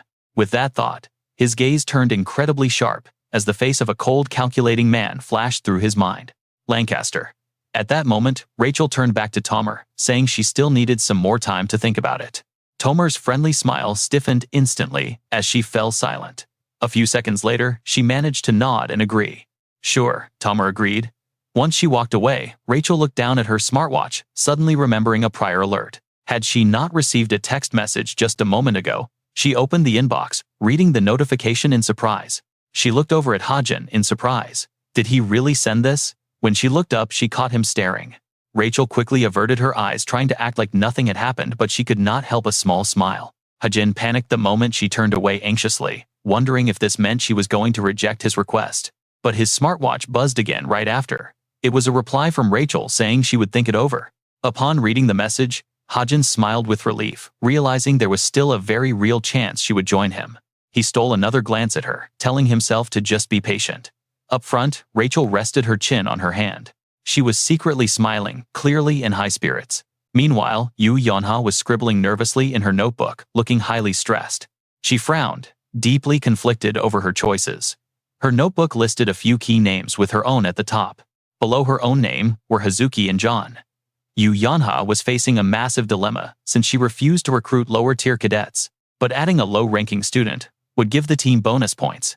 Yu Yonha frustratedly ruffled her hair, trying to figure it out. Where could she find a low-ranked cadet who actually had solid combat skills? She glanced across the room. Only one candidate fit the bill. Meanwhile, across the room, other students were already busy crowding around Hajin. Hajin, do you have plans after class? Want to team up? Even some male students were offering him friendly gifts. One classmate offered Hajin a museum ticket to see Napoleon's rifle, figuring a gun user would appreciate it. He figured the ticket was useless to himself anyway. Hajin was completely swamped by classmates, showering him with invitations. Everyone was shouting his name, practically begging him to team up, and he quickly became the center of attention. Yu Yonha watched the scene in absolute amazement. The guy was incredibly popular now, though, mainly due to team selections. Since theory exams factored heavily into team grades, a top scorer like Hajin was considered the ultimate draft pick. She confidently believed that recruiting Hajin would be a total breeze if she just decided to take the initiative. Picturing herself casually tapping his shoulder, she would offer him the final spot in her team as if doing a favor. He would surely be overjoyed and thank her endlessly. Yet she still hesitated, feeling strangely uneasy for some reason. What exactly was holding her back? Then, an incredibly embarrassing thought suddenly popped into Yu Yonha's head. What if he gets the wrong idea and thinks she actually has romantic feelings for him? Her face instantly flushed beet red, and she accidentally snapped her pen right in half. She tried to deny it, telling herself she just wanted a good teammate. As she was overthinking, a sudden voice from right behind her made her jump in surprise. "Are you done thinking yet?" She spun around to find Shin Jong-hak sitting right behind her, arms crossed. "Mind your own business, Shin Jong-hak," she snapped back with an annoyed glare. He shrugged, offering some casual advice. It did not matter who she chose, so why stress? He just picked random teammates and told them to work hard. Yu Yonha stuck her tongue out, telling him she had her own plans and did not care about his advice. Without warning, Shin Jong-hak suddenly snatched her notebook away, smirking as he offered to take a look himself. He flipped it open to see who she wrote down. Horrified, she scrambled up the steps to stop him. "Hey Shin Jong-hak," she yelled, demanding he return the notebook, as she lunged forward to grab it back. Shin Jong-hak easily blocks Naeun with just one hand. He holds her notebook far away, casually reading it. A second later, something catches Jong-hak's eye. His face twists in surprise. He gasps, completely caught off guard. He yells out Kim Hajin's name. Naeun instantly wishes she could turn invisible, as the entire class turns to stare. Even Hajin is startled.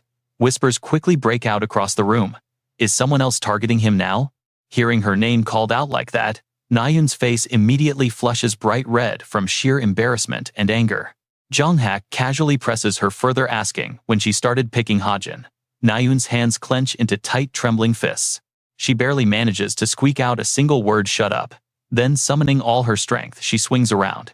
She delivers a brutal knee strike to his stomach, screaming at him to shut up, while snatching her notebook back. Why did he look at her personal notes without permission? Her anger leaves Jong-hak slumped over his desk, completely motionless. He lies there helplessly, while she stomps off in rage. Worried classmates rush over to see if he is even alive. Did he actually fall asleep? But after taking only a few steps, Naeun locks eyes with Hajin, who is watching her. She immediately freezes and turns her gaze away to avoid him. Yet Hajin keeps staring, completely baffled by her behavior. Soon after, Instructor Soo-hyuk dismisses the class for the day. The cadets quickly begin filing out of the room. Spotting Hajin walking ahead, Naeun calls out. Fearing he might not hear her, she runs forward to catch up. She grabs his wrist, calling his name. Hajin turns around, looking quite surprised to see Che Naeun. He asks what is going on. Taking a step forward, she hesitantly mentions that she figured he heard what happened. Finally, she forces the words out, asking if he wants to join her team. But Rachel suddenly appears. Rachel calmly announces that she already submitted her team list. Both Hajin and Naeun look back utterly confused. Rachel tilts her head in slight surprise. Walking right up to Hajin, she explains that he is already on her team. Naeun's eyes widen in absolute disbelief. Letting out a soft gasp, she turns her bewildered gaze toward Hajin for confirmation. To her dismay, Hajin bluntly confirms that it is true.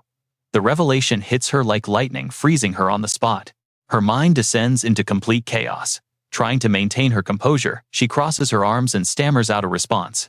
She pretends that she was only worried no one else would team up with him, claiming it was just club member courtesy. Forcing a bright smile, she pats his shoulder, saying her worries were useless. She bids him good luck.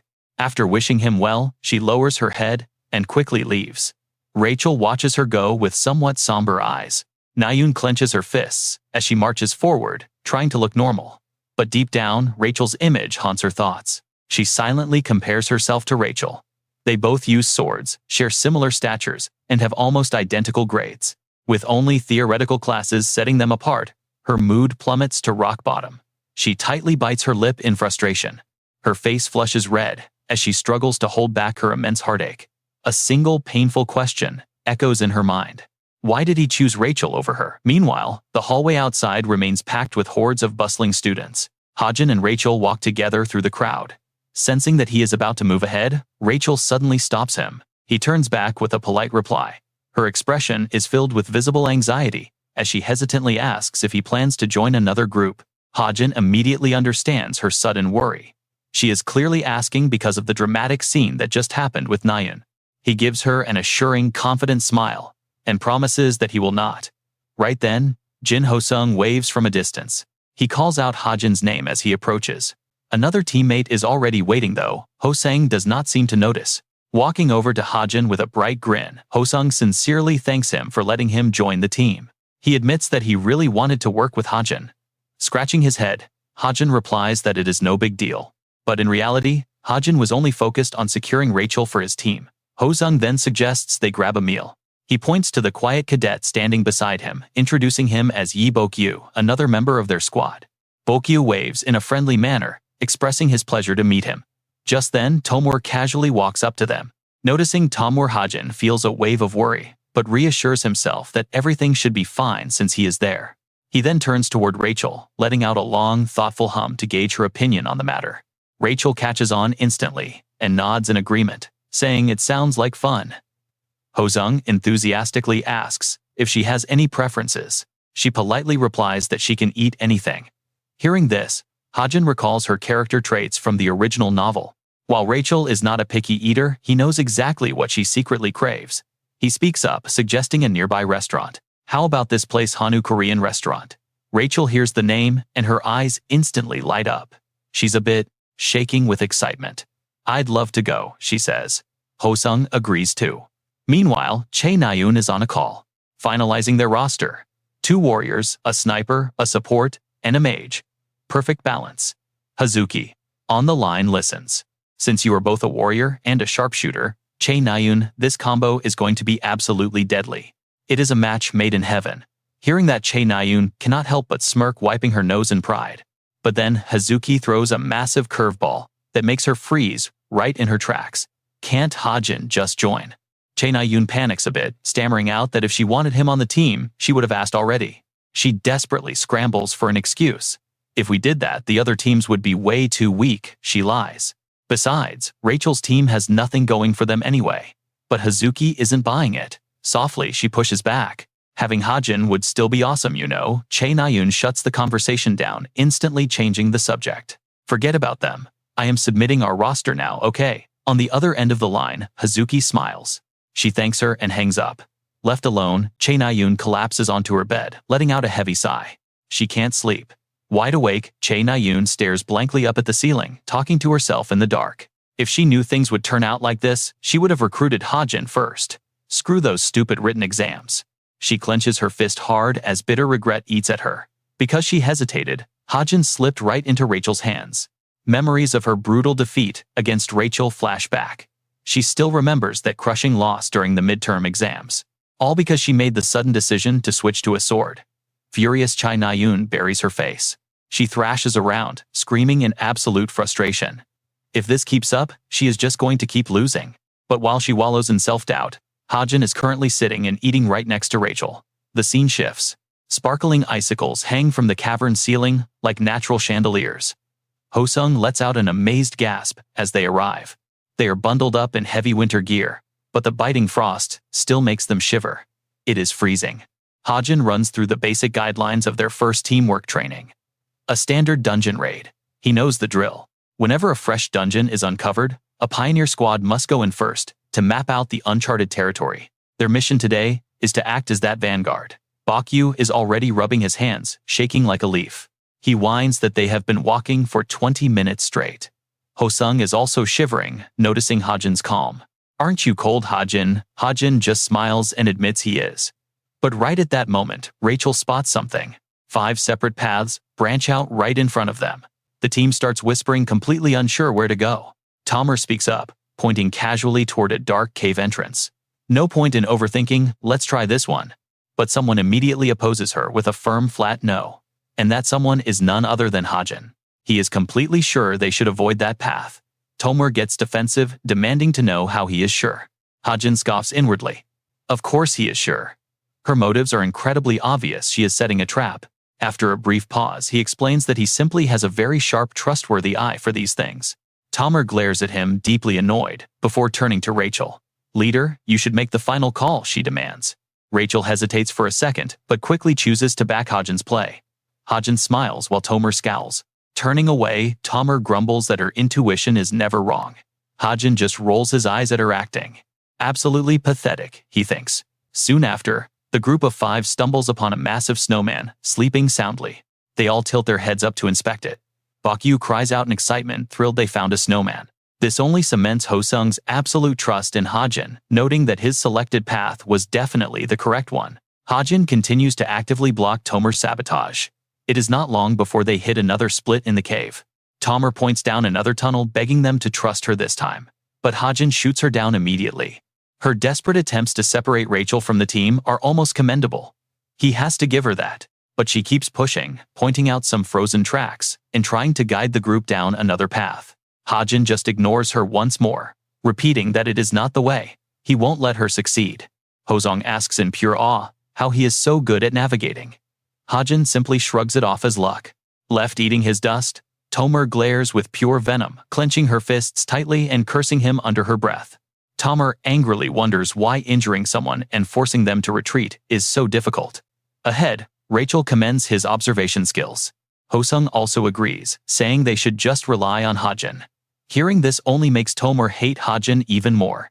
She resentfully blames Kim Hajin for everything, convinced that his interference is the sole reason things went so wrong. Seconds later, Tomer steps forward and directly calls out to Rachel. Rachel turns around to face her, looking confused. Tomer reaches out her hand, demanding that Rachel go with her. Rachel asks what she means, completely bewildered by this. Tomer suggests splitting into two groups, claiming that constantly relying on a single person will only hold them back. Rachel hesitates on how to refuse, but before she can say anything, an arm blocks her path. It is Hajin. He directly rejects the offer for Rachel, stating they have no time to waste before grabbing her wrist to leave. He leads Rachel away, completely brushing past Tomer. Refusing to back down, Tomer yells out to ask why he is so confident. He silently scoffs at her question. Right then, Hajin's eyes change color as the system suddenly alerts him. The 1,000-mile eyes skill activates instantly, allowing his vision to pierce through the narrow cracks in the rocks. He easily tracks the path, straight to their destination, confidently pointing the group in the right direction. Dragging Rachel right along with him, they quickly cross the safe zone. Hosung gasps in pure relief. He cheers that the path is completely clear. But just then, Yi Bokyu spots something highly unexpected. Far in the distance, a figure stands waiting with arms crossed. Zooming in reveals none other than instructor Yu Si-hyuk. The team gasps upon seeing their instructor waiting for them. Right then, Rachel softly calls out Hajin's name. He turns to look only to realize he is still tightly holding her wrist. She politely signals him to let go. Blushing, Hajin quickly releases his grip and apologizes. Rachel gently rubs her wrist, whispering that it is completely fine. She adds that he should not worry about it. Suddenly, Yu Si-hyuk's loud voice booms across the snowy field. He commands Rachel's team to submit their report. Hajin steps forward, listing one snowman, a snow tree, and a snow golem. Based on the monster tiers, he calculates that the final dungeon boss should be around mid-grade, rank 3. The instructor reviews the data on his tablet, nodding with a pleased grin at Hajin's extremely precise analysis. He praises them for a flawless job. Rachel beams with joy, while Hosung and Yi Bokyu high-five to celebrate. The team gathers in excitement, completely ignoring Tomer. Hosung laughs, thrilled that the instructor called their work perfect. He jokes about leaving everything to Hajin from now on. Meanwhile, Tomer stands isolated, grinding her teeth in anger. Her eyes burn with pure hatred. Later, in a dimly lit room, Tomer plots with a mysterious man. It seems like a sinister observation mission. The documents in her hands hold detailed files on Rachel Elizabeth Louise, with orders to severely weaken her.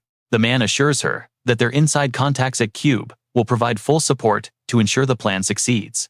He promises that this job will be a breeze, prompting Tomer to flip through the files to review the details.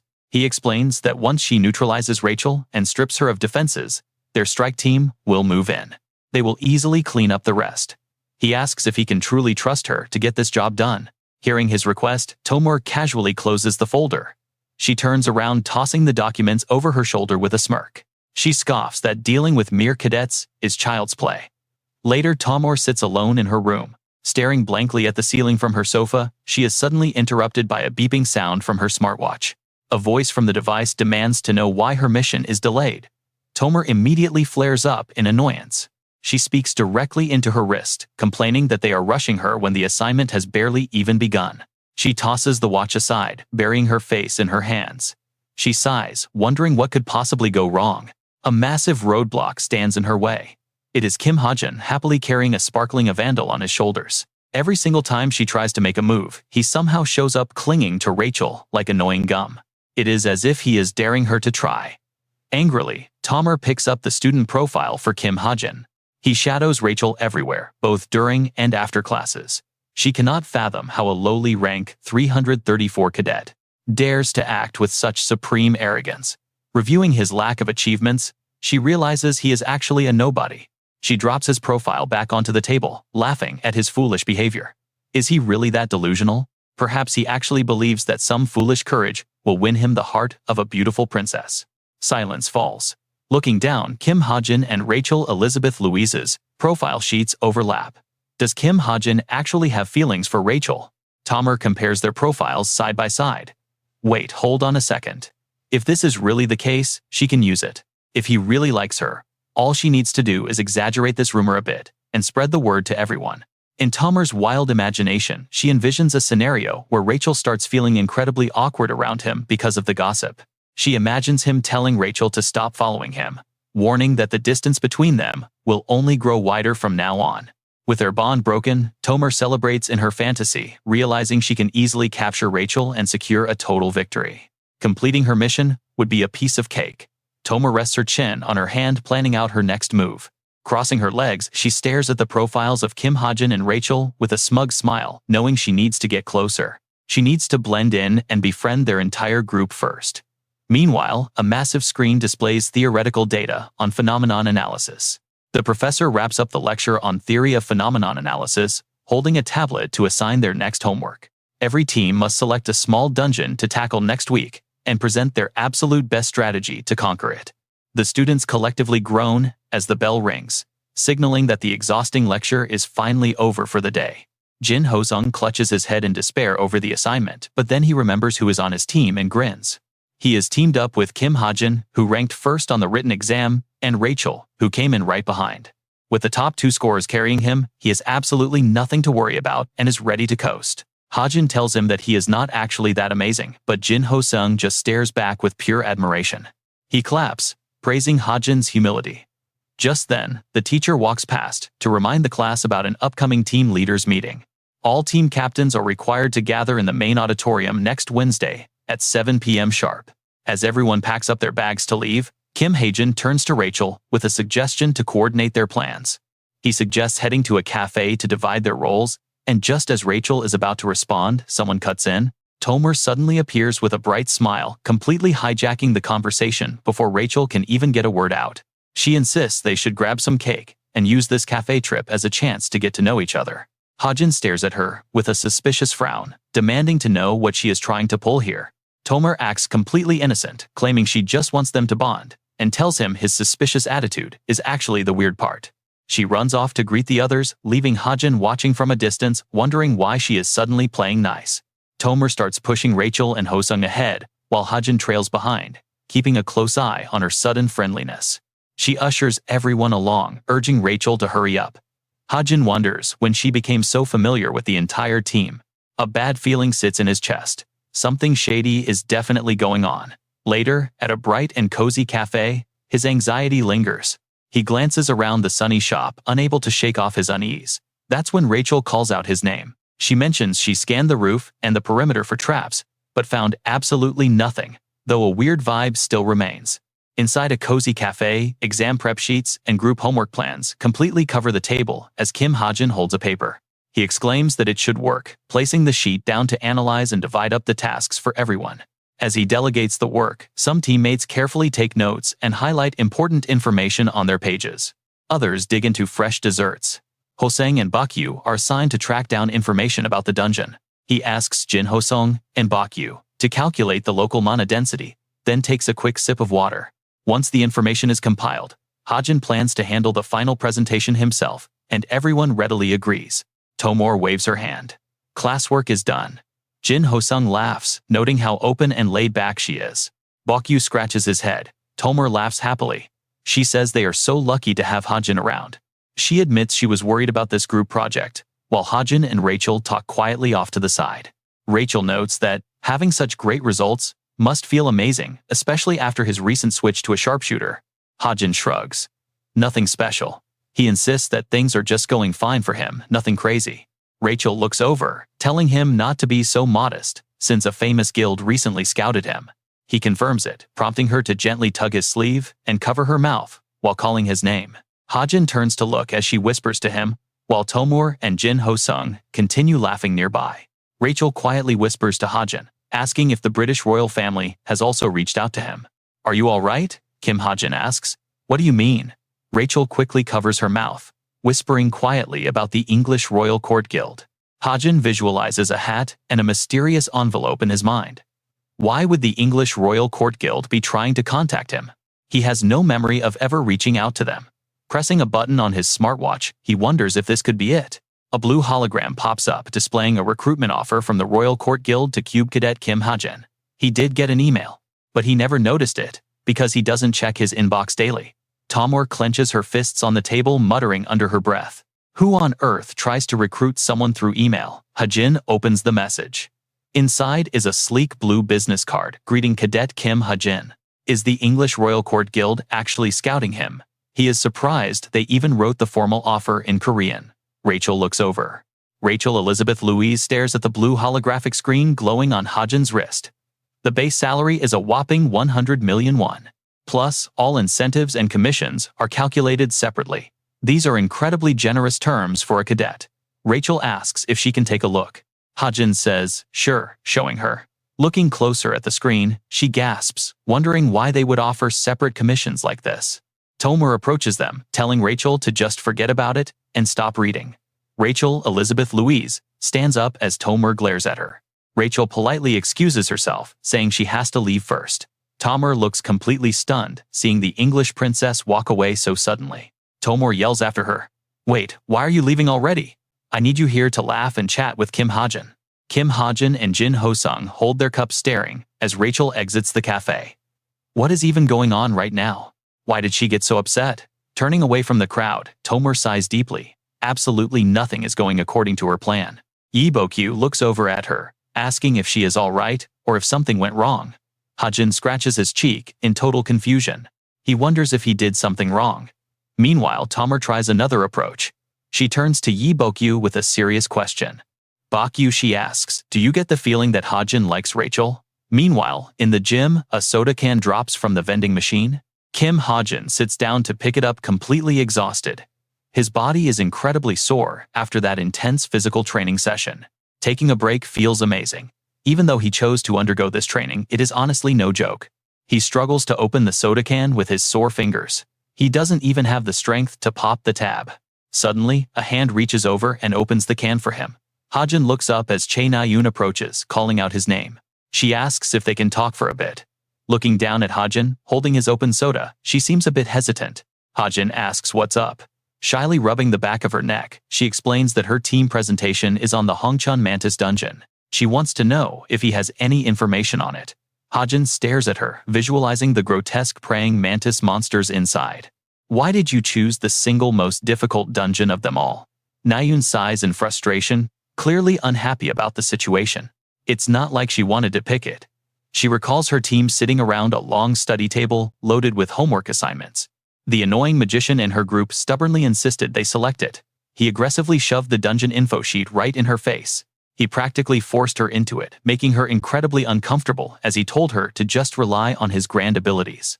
Hajin takes a sip of water, trying to remember the magician Na-yoon mentioned. Is the magician in her group Oh Junshik? He visualizes Oh Junshik, pointing at himself arrogantly, asking if people know who he is. Oh Junshik is a rank 7 magician.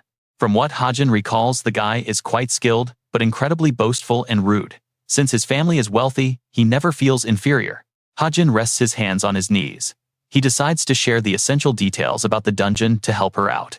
You'll likely get extra points, since the difficulty is so high. Na-yoon looks confused. Hajin asks if Junshik is doing the presentation. She confirms he insisted on doing it, wondering why Hajin is asking. Hajin looks at her with a sharp, serious expression.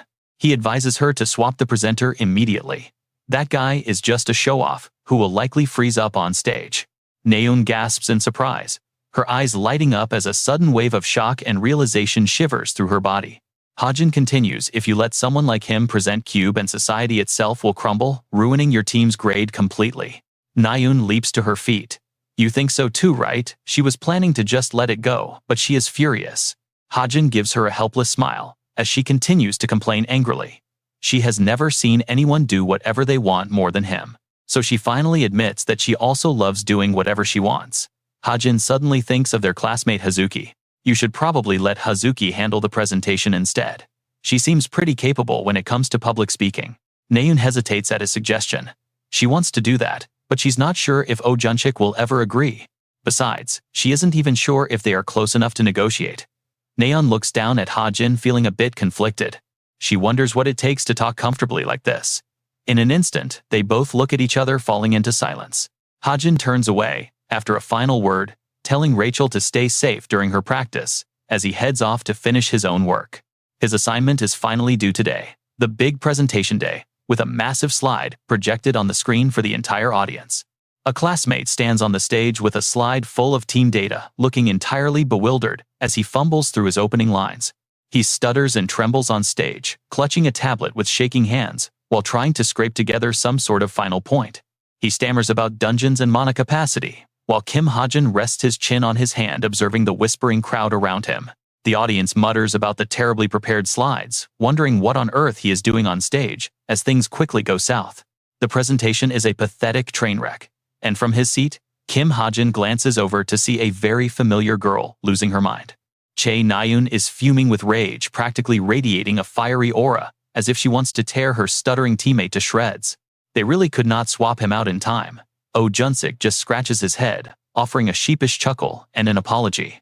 He blames his stuttering on nerves, trying to laugh it off in front of his group, but they are absolutely not having it. Chae Naeun and Hazuki stare at him in stunned silence, while Kim Hajin watches the awkward drama unfold from his own desk. Naeun is livid, wondering how he can smile after that disaster, but Hazuki quickly rubs her shoulder, trying to calm her down. She clenches her fists, slams the table, and struggles to suppress her rage. She vows to kick his jaw off after class. She sits there, glaring daggers in absolute silence. Then the professor calls up the next group, and it is Hajin's turn. Hajin steps down to the stage with absolute confidence, leaving Naeun looking up at him with her mouth wide open in surprise. He stands tall at the podium, adjusting his glasses and holding his tablet, as he calmly announces the start of his presentation. He outlines his group's chosen topic, establishing a clear overview for the audience, before diving into the core of their research.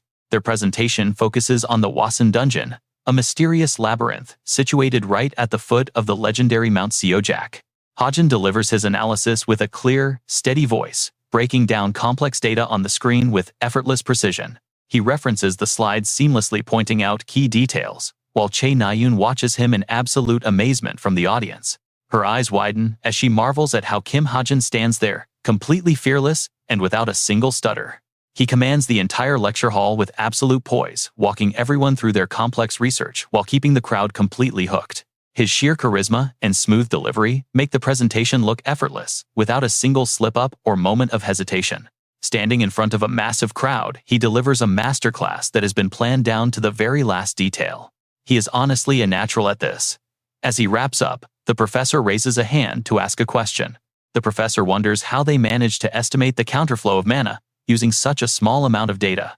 Hajin just smiles at the prompt. Without needing even a single second to hesitate, he speaks up immediately. He fires back an instant explanation, leaving his classmates staring in absolute awe at how quickly he formulated the solution. He points out that the entire phenomenon can be explained by a simple formula, earning high praise from the professor. Naeun always knew he was incredibly smart, but seeing him completely command the room during a presentation is a total surprise. Her mind starts to wander as she gazes at him, her face flushing completely red as she quickly covers her embarrassment. She tries to hide her blushing face. Up on stage, Hajin calmly concludes their presentation, thanking everyone for their time. Hajin heads back to his seat, sharing a triumphant high five with Rachel to celebrate their flawless score. The team showers him with praise, while Naeun quietly steals a glance at him from across the classroom. Jin Hosung and Yi Bokyu join the celebration, while Naeun slumps over with a sigh. Later, Rachel wraps up her training session. Rachel wipes the sweat from her brow, letting out a breath of relief that her hectic daily schedule is finally over. The presentation was an absolute success, and the weekend is finally here, giving her a well-deserved break. That afternoon, Hajin and Rachel walk down the academy steps together as she realizes she still needs to give him the contract. While she ponders when to bring up the contract, their classmates chatter nearby about how terrifying Shin Jong-hak's presentation was. Bakyu and the others are eager to throw a massive after-party, leading Hajin to ask Rachel if she plans on joining them. She politely declines, explaining that she has to head back to stick to her strict evening training routine. They wave goodbye, but just as they prepare to head their separate ways, Rachel suddenly remembers something important. She quickly rummages through her bag, pulling out a neat stack of papers that she has been carrying around all day. She hands the documents over, telling him to take them, while a completely baffled Hajin slowly reaches out to accept them. He asks what exactly she is giving him, only for Rachel to reveal that it is the draft of their official contract. It was an offer from the Royal Guild, featuring far better terms than his previous contract. Rachel clasped her hands and lowered her head slightly. Rachel Elizabeth Louise gave Kim Hajin a shy, slightly sulky smile, admitting she was actually the one who had asked them to approach him. But they apparently misunderstood his terms. Hajin offered a hesitant nod in response to her words, watching her closely as she spoke. Rachel Elizabeth Louise looked straight into Kim Hajin's eyes and earnestly asked him to reconsider their proposal one more time. After delivering her request, Rachel Elizabeth Louise clenched her fist and triumphantly raised her right hand in private. Believing she had succeeded, she happily skipped back to the dressing room, planning to change quickly, head back to the dorm and sleep. But just as Rachel Elizabeth Louise reached for the doorknob, a sudden voice from inside the room caught her off guard. Someone inside asked loudly if they had heard the rumor. Rachel froze in disbelief, unable to believe what was echoing through the door. It was a shocking piece of gossip. Apparently there was a rumor that Kim Hajin actually liked Princess Rachel herself. Hearing her own name mentioned, Rachel Elizabeth Louise stood frozen, listening closely to the whispered rumors from the other side. The voices continued, wondering if he really liked the princess, and questioning if such a thing was even possible. One girl claimed Hajin had already confessed his feelings to her.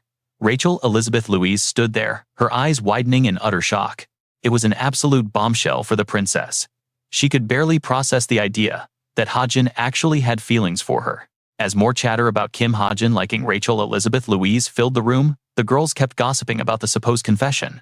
They kept repeating how he had confessed his love. Listening to this, Rachel Elizabeth Louise found herself completely overwhelmed by the rumors. Stunned by the gossip about her and Hajin, she wondered what on earth they were talking about with this confession. She questioned if Hajin really liked her, and more importantly, how anyone could have even come up with such a story. Inside, the girls giggled about how suspicious it was, pointing out how Hajin had been constantly following her around lately. Standing right outside the door, Rachel Elizabeth Louise slowly lost her composure, her mind racing with every word she heard. Gripping the handle, she grumbled to herself about how they were only together because they were teammates. How could they spread such baseless rumors when they were simply teammates, recalling all the times Kim Hajin protected her? He had always protected her in times of danger, so of course, he had to stick close to her side. She stood there in silence, while inside the dressing room the gossiping voices continued to dissect the rumored relationship. The girls inside wondered if they were just too different. Suddenly, someone bumped into Rachel Elizabeth Louise from behind. Startled, she spun around to see Chae Na-yoon and Yu Yun-ha standing there, looking at her with raised eyebrows. Na-yoon demanded to know what she was doing. Rachel stammered in response, desperately trying to pretend everything was completely fine. Na-yoon angrily pointed out that Rachel was literally stepping on her foot, complaining about how much it actually hurt. Rachel quickly pulled her foot back and apologized, while Yu Yun-ha watched them from behind as Na-yoon clicked her tongue. Rachel Elizabeth Louise panicked, realizing that if they walked into the dressing room right now, they would hear everything. The gossiping girls inside were already calling out, asking Na-yoon and Yun-ha if they had heard the latest news. Terrified of what they would say next, Rachel clutched her head in panic, trying to find a way to stop them. Her mind was practically exploding as she searched for a solution to keep these ridiculous rumors from spreading any further. Desperate to prevent a disaster, Rachel Elizabeth Louise suddenly threw the dressing room door wide open to interrupt the chatter. The girls were just about to reveal the gossip to Na-yoon and Yu Yun-ha, but Rachel stopped them just in time. As she stood in the doorway, the gossiping group froze in terror, while the others watched with blank confusion. Na-yoon and Yu Yun-ha stared at her in confusion, while Rachel Elizabeth Louise glared at the culprits with cold anger. The gossiping girls nervously whispered to each other, terrified that she had overheard their conversation about Hajin. They offered a stiff, awkward smile and quickly scurried out of the room, leaving Na-yoon completely baffled by their sudden departure. Na-yoon complained that they were in the middle of a story, watching them flee to avoid the angry princess. Rachel slammed the door shut, leaving only the three of them inside, while Na-yoon still tried to piece things together. Nayoon kept grumbling about the interrupted gossip, while Rachel Elizabeth Louise let out a quiet sigh of relief. Yoo Yeonha crossed her arms silently, observing her friend while Nayoon frustratedly ruffled her hair in the background. Nayeon demanded to know what on earth they were trying to say, but Rachel just turned to leave the room. Suddenly, Yeonha stopped her and asked if she was currently on the same team as him, leaving Rachel momentarily confused. Rachel stared blankly, not quite realizing who Yeonha was referring to as Nayoon prepared to chime in. That name is Hajin. Yoo Yeonha turns to look at a flustered, angry Nayeon, explaining that he had his reasons for not using his real name. Who says I'm completely fine, so stop talking nonsense? Inside the dressing room, it's just Rachel, Yeonha, and Nayoon chatting. They keep questioning her. What is with that, and what is she trying to say? Yeonha just chuckles softly at her confusion. Oh, my mysterious Yoo Yeonha, acting like you know absolutely nothing. Rachel goes silent, wondering if the Royal Court Guild already reached out to him. Everyone knows about it. Yeonha sighs, crossing her arms to look at her, bringing up how that preliminary contract was only for a low rank. It was only meant for rank 334, which makes no sense unless the Royal Court Guild has completely lost their minds. In the quiet shadows, a thought lingers, perhaps someone has already discovered the secrets he's hiding. The room falls dead silent for a moment. Nayoon looks at them completely lost in the heavy tense atmosphere growing between Rachel and Yoo Yeonha. She looks back and forth asking what they are talking about, but Rachel just tries to avoid the question. Avoiding the subject, Rachel claims she has no idea, stating they only did business based on a fair mutual agreement. Yeonha rests a hand on her cheek and bursts into laughter, pointing at her. She was only joking, just a little tease. Yeonha crosses her arms again and warns her that she should use her special privilege very carefully. Rachel stares back as Yeonha adds that making everyone around her resentful won't end well. Rachel clenches her fists tightly. She realizes Yeonha is issuing a clear warning. Standing right in front of her, Yeonha looks down at Rachel with amusement. She can see the smug satisfaction. Yeonha is essentially claiming she marked her territory, with Hajin first warning Rachel to stay away. Rachel's expression darkens. If Hajin rejects her offer, there is no reason to force him to stay anyway. She raises her hand. Yeonha smiles, sensing her warning hit the mark. What a coincidence for them to be stuck in this situation again, she thinks. Yeonha invites her to have dinner in her room first. Surprisingly, Rachel's sudden response catches Yeonha off guard. Unwilling to back down or show any weakness, Rachel accepts the invitation with a polite smile. Soon they gather in the living room. All three of them sit on the sofa in absolute silence. Yeonha looks away while Rachel remains completely quiet. Rachel keeps her head down. Nayoon is totally out of her element in this freezing, awkward atmosphere. She has absolutely no idea what they were whispering about. It feels like they are speaking in riddles only they understand. Yeonha glances at Rachel, who has her eyes closed in deep thought. The dinner invitation was just polite, small talk. She never expected Rachel to actually agree to it. Yeonha crosses her legs and sits back, wondering what she is planning. Yeonha offers her some juice, but Rachel declines coldly. The room plunges right back into a suffocating, icy silence. Nayoon keeps darting her eyes between them. Yeonha finally stands up, walks over to the table, and pours herself some orange juice. She stops pouring and turns back to her guest, asking how Rachel even met Hajin in the first place. Rachel thinks it over and smiles, replying it was just pure coincidence. Yeonha walks over with her glass. She asks if Rachel knows why Hajin is hiding his true identity. Rachel's face suddenly darkens at the question. Swirling her juice, Yeonha notes that it is indeed a hard secret to uncover. Nayeon watches them, still totally lost. She mutters quietly, wondering what he could possibly be hiding. Deep down, she admits she knows nothing about Hajin's past. She has no clue why he keeps his true power hidden. But Rachel speaks up, gesturing that her lack of knowledge changes nothing. Yeonha counters, arguing that information is power, and whoever holds the most cards always wins the game. But Rachel is confident she still has the upper hand, choosing to wait patiently instead of forcing him to talk. She believes he will open up when he is ready, sparing her from digging into his background. Yeonha is stunned by her resolve.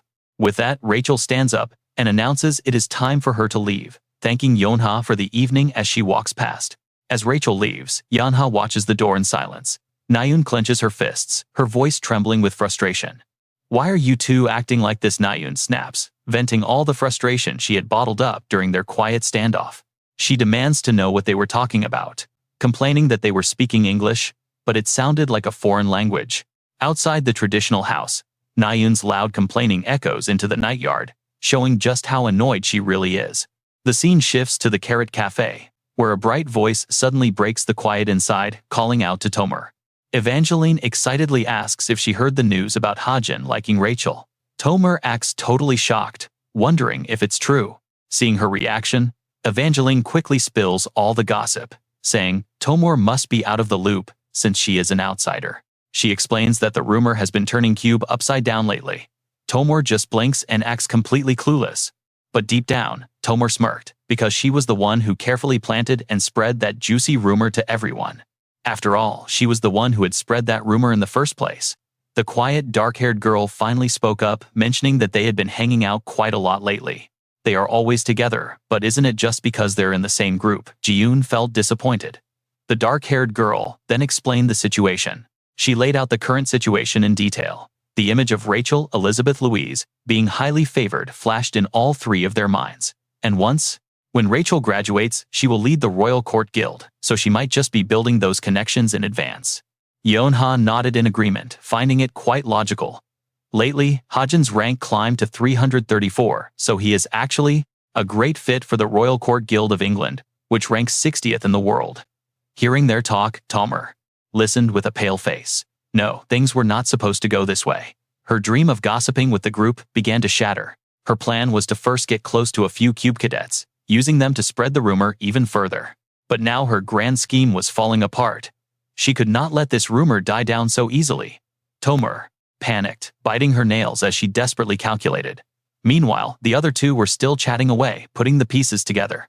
Suddenly, she spoke up to deflect their logical conclusions, asking if there's any truth to the saying that where there is smoke, there is fire. The two girls chimed in unison, wondering if that was actually true.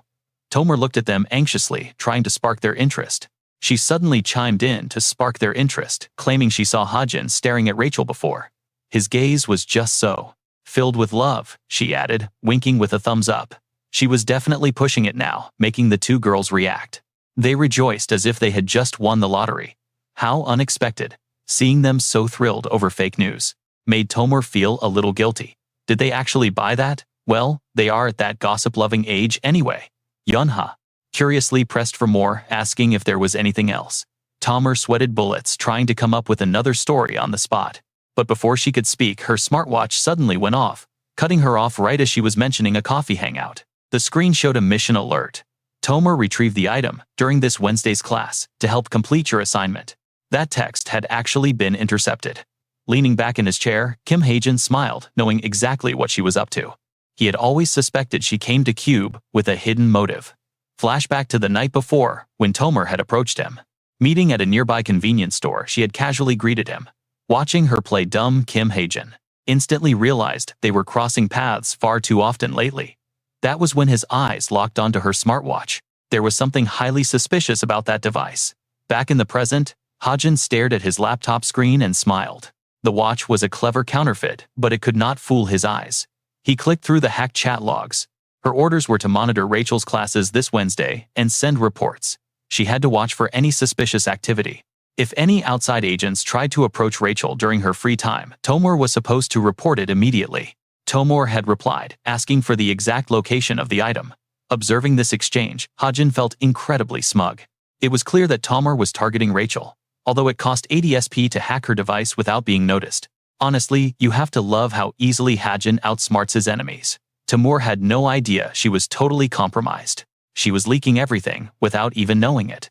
Just then, a new notification popped up on Hajin's screen. The upcoming Wednesday class was a mock artifact scramble with a control center located in the underground area, specifically on the lowest floor of the bike basement level. The target item would be placed there starting from 11 a.m. At that time, the management center would. Suddenly, a loud chime from his smartwatch interrupted his thoughts. There was no time to lose. Time was running out. Hajin opened the new message, surprised to see an image attached to it. Someone was asking for help with a school assignment. At first, he thought of Rachel, but no, this was someone else. The scene cuts to a frustrated cadet, scribbling in a textbook. The lesson was all about calculating mana density. It was a core skill for any rising hero, helping them accurately predict sudden dangers inside unstable dungeons. But the textbook practice questions were incredibly complex, asking about traps and monster counts in tightly enclosed spaces. Before the targets could even be cleared, a 9th-tier magic trap triggers. Nayeon stared at the page completely miserable. Tears welled up as she grabbed her hair in frustration. She could not understand a single word of this textbook. Sitting in the quiet library, Nayeon grumbled to herself. Even though she had studied the textbook material before, she still could not solve these questions. She rubbed her temples, cursing her dimensional analysis class. The constant math was driving her crazy. Right across from her sat Rachel Elizabeth Louise, completely focused on her studies.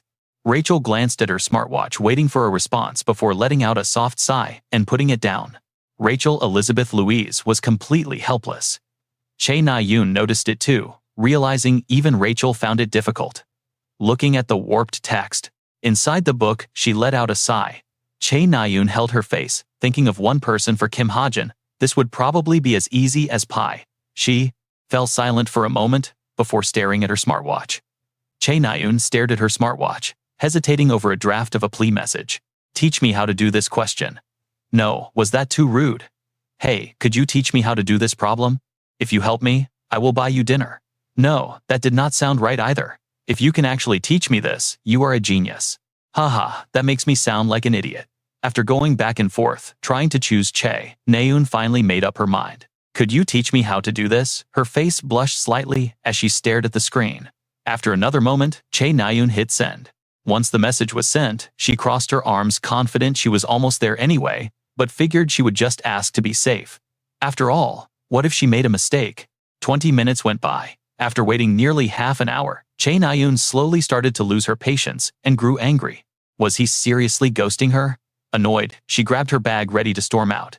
Seriously, did he think he was the only person she could ask? Suddenly, a chime from her smartwatch stopped her in her tracks. Blushing slightly at the beep, Chae Na-yoon looked at her watch. A smile spread across her face, and she tossed her bag aside to sit back down. Meanwhile, Kim Hajin was scratching his head in anxiety. Writing down an explanation that Chae Na-yoon could easily understand took a bit longer than expected. He smiled as he stared at his screen. An image of Chae Na-yoon focusing hard and looking slightly annoyed flashed in his mind. She always put her all into everything, just like during their last presentation.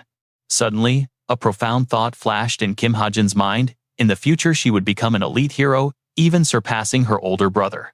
The atmosphere around him suddenly turned heavy and dark. He had gotten so used to living in this world that he almost forgot. An image of Chae Jin-yoon lying unconscious next to a young girl sitting beside him vividly appeared in Kim Hajin's mind. Even though he was currently in a coma, the devil seed inside him would eventually hatch and turn him into a devil. Chae Jin-yoon's final fate terrified him. No hero was strong enough to defeat him yet, and no one knew how long he would remain asleep. Clenching his fist with pure determination, Kim Hajin realized he had to resolve this threat before that day arrived. He leaned back in his chair with a sigh. The issue was that only he knew why Chae Jin-yoon was like this, meaning he could not ask anyone for help. He could not just approach him directly, either making it completely impossible unless he used a disguise. Kim Hajin reached up and took a black card off the shelf. That was right. Back then, a memory of a purple-haired girl flashed in his mind. Kim Hajin recalled Li Xiaofeng bowing her head and offering join us. Oh right, she had handed him that black card before. Kim Hajin stared blankly at the card in his hand, reading the words printed on it, the Geronimo Mercenary Group. Back in the present, Kim Hajin stared at the card, feeling deeply conflicted. The Geronimo Mercenary Group was one of the top mercenary forces active today. But, in reality, that group was just a clever front for the infamous Chameleon Troop. He did not know why they recruited him instead of Shin Jong-hak, but he wondered how much this would derail the original plot. Looking back, he figured that if he could get their help, he might actually be able to kill Chae Jin-yoon. The faces of the 4 key characters of the story flashed in Kim Hajin's mind, knowing this had to be done without alerting anyone. As he sat there, lost in thought, a sudden voice made him jump. Hajin Evandel rubbed her eyes as she walked through the door. Aren't you sleeping yet? Seeing the little girl, he pushed his chair back and walked over, apologizing for the bright light waking her up. Clutching her teddy bear, she sleepily nodded. He picked Evandel up onto his shoulder, telling her it was time to go back to sleep. Heading toward the door, Kim Hajin looked back and began formulating his plan.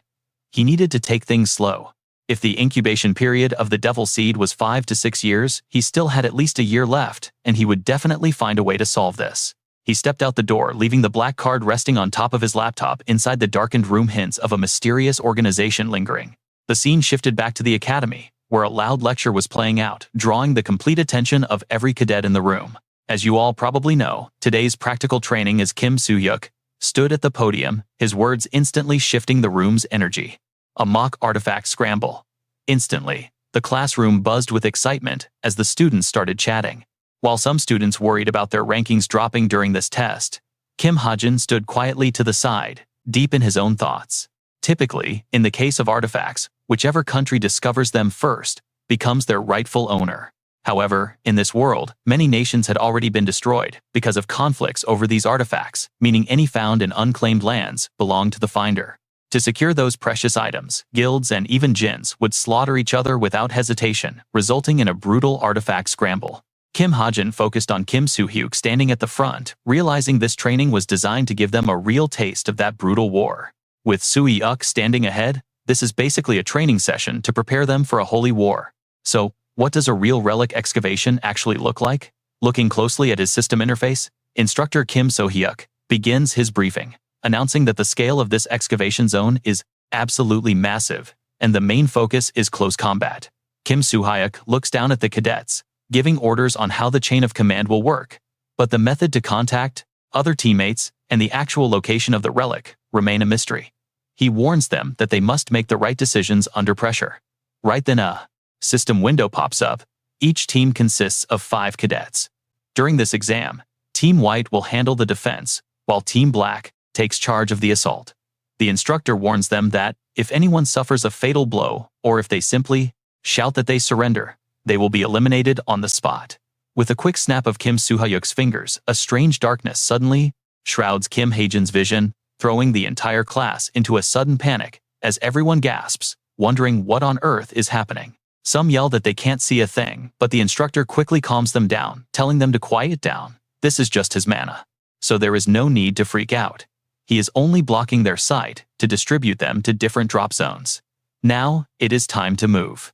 As the crowd shuffles forward, complaints break out in the dark, with cadets telling each other to stop pushing and quit stepping on their feet.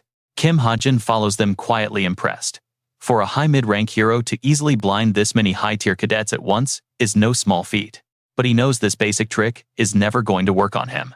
Activating his specialized master skill, he easily dispels the instructor's illusion. With a bright glow in his eyes, Kim Hajin takes in every detail of the path, quietly calculating his next moves as he walks. Normally, when people think of an excavation site, they think of an open dirt pit. But with the advanced technology used here, this place is actually built much more like a massive underground bunker. Kim Hajin looks around and nods. People in this world really do possess some incredibly convenient talents. On basement level 1, 15 cadets are dropped off, each of them looking completely lost as they try to find their bearings. Meanwhile, Hajin quietly tracks the rest of the layout. Level 2 has 25 cadets, and Level 3 has Chae Na-yoon, Rachel, and 15 other cadets. He chuckles to himself, already imagining how intense the clash between those two will be. But, as he steps onto basement level 4, he suddenly stops. Looking down at his uniform, he realizes a sudden change. He is on Team Black now. The color of his gear has shifted. Standing at his assigned spot, he immediately scans the area, trying to locate Shin Jong-hak and Kim Soo-ho, though there is no easy way to do that. Wait, is this a residential sector? Something on the side catches his attention. Squinting at a blurry figure in his sight, Kim Hajin frowns. Wait a minute, who is in the next room? Before he can think, a loud system alert startles him, announcing that all cadets have successfully been positioned. From the control room, Instructor Kim Soo-hyuk broadcasts his instructions. The relic is currently guarded by a non-player character, or is already being moved to another location. Team White must defend the relic, while Team Black needs to steal it. The countdown begins. As the broadcast fades, a door across the hall slides open, revealing a figure completely clad in white. The door slams shut with a loud thud. Now, 2 cadets in contrasting gear stand ready, waiting for the countdown. Ready for action. Rachel, Elizabeth, Louise, and Chae Na-yoon are both waiting tensely for the final seconds. 3, 2, 1, battle start. As the match begins, the sound of a gun cocking suddenly echoes. Holding his pistol, Kim Hajin checks his smartwatch to analyze the area. He analyzes the layout, noting that the relic Tomor needs to retrieve is supposedly in Area B on the lowest floor. Looking right, he feels a spike of anxiety. Level 7 is the absolute bottom, which is already a headache. But then he looks into the next room, spotting a familiar purple-haired girl. It is Yu Yonha, and she is on Team White. She smirks as she stares at her door. The two of them look toward each other in total silence. To reach the main corridor, he has no choice but to cross paths with her. Suddenly, Yu Yonha calls out, claiming she knows someone is in there because she heard everything. Flipping her hair, she casually introduces herself. She asks which team they are on, proudly announcing she is on Team White. After a brief pause, her patience runs out. With no response, she figures they must be on Team Black. Yu Yunha reaches over and presses the button on the door control. She mutters that she almost feels bad for whoever is inside. As the door slides open, she grips her weapon with absolute confidence. But as the door fully retracts, the sight of the person standing on the other side completely freezes her in absolute shock. Standing right in front of Yu Yunha is none other than Kim Hajin, quietly waiting. The two lock eyes in dead silence. Hajin stares back at her frozen posture for a long while, silently wondering why on earth she has suddenly stopped and isn't attacking him. His face clearly betrays his growing worry, not understanding why she seems so tense, while Yu Yunha is absolutely drowning in immense mental pressure. She grips her weapon with trembling hands, completely intimidated by the mysterious guy standing before her, realizing he is her very first opponent. Just as Kim Hajin suddenly begins to raise his hand, Yu Yunha panics, her eyes widening in pure terror. She stutters out a desperate warning for him not to try anything stupid. Seeing her look so tense, Kim Hajin, she gasps in sheer shock. But he has absolutely no clue what is going on, simply thinking he just scratched an itch. Yu Yunha grits her teeth in sheer worry as she begins to analyze his past battles, noting that his weapon is just a standard cadet handgun. Yet somehow his attacks easily pierce their cadet energy barrier armor. This guy possesses unbelievable hidden raw power. What should she do now? Fight him or run away? Yu Yunha glances back at the empty space behind her, finding absolutely nothing. She is completely trapped. No way out. The narrow straight hallway offers her absolutely zero room to hide. No matter how far she runs, she will stay right in his sights, so Yu Yunha calms herself and tightly grips her weapon. She needs to stay calm. This is her golden opportunity. She can finally test the guy she has been watching. Up until now, she has only estimated his power through distant observation. This is her chance to finally test his true combat power firsthand. As a calm Kim Hajin faces a highly tense Yu Yunha, the tense standoff is about to explode into a real fight. Her pride demands she test his limits right now, refusing to back down as they stand directly opposite one another. She tells herself, this is the absolute perfect moment to personally measure his combat capability and see his true limits. With pure determination on her face, Yu Yunha tightens her grip on her whip, while Kim Hajin just stands there looking dazed. Unnoticed, her whip strikes, lightning fast. She aims directly at Kim Hajin's hand to disarm him. The impact knocks the handgun right out of his grip. He is completely lost as his weapon flies into the air. He gasps in shock, while Yu Yunha commands her whip to wrap securely around the mid-air gun. Just like that, she snatches his gun right out of the sky. But even she looks surprised by her own success. Staring blankly at the weapon in her hand, she lets out a triumphant laugh. She actually managed to disarm him. She glances back at Hajin, completely frozen. He does not seem as terrifyingly strong as she once feared. Confident, she places her hands on her hips and boasts that without a weapon, even he is completely helpless. But she cannot even finish her boast. The handgun suddenly teleports right out of her hand. Gone. The weapon is just gone. Yu Yunha stares down at her empty palm in disbelief. Panic quickly sets in. She looks over and gasps. Kim Hajin is already holding it again. When did he even take it back? He calmly shrugs, saying it was just now. She stares at him, refusing to believe she didn't see him move. She asks if he used mana, but he just casually brushes her off, leaving her feeling more confused than ever. In reality, it was not mana. A glowing orange thread wraps around his hand, connecting directly to the gun. It was actually his ether thread, prepared beforehand. He designed it specifically to handle surprise disarming situations. Wearing his usual poker face, he raises the weapon and points it right at her, triggering her survival instincts. She grips her whip tightly, realizing this narrow space makes her an easy target with absolutely zero room to dodge. If she gets hit, it is going to hurt like crazy, and dying means she will be the very first one eliminated. As his finger begins to squeeze the trigger, she braces herself and squeezes her eyes shut in pure terror. Instead of pulling the trigger, Kim Hajin simply walks past her while clutching his hand and groaning in pain.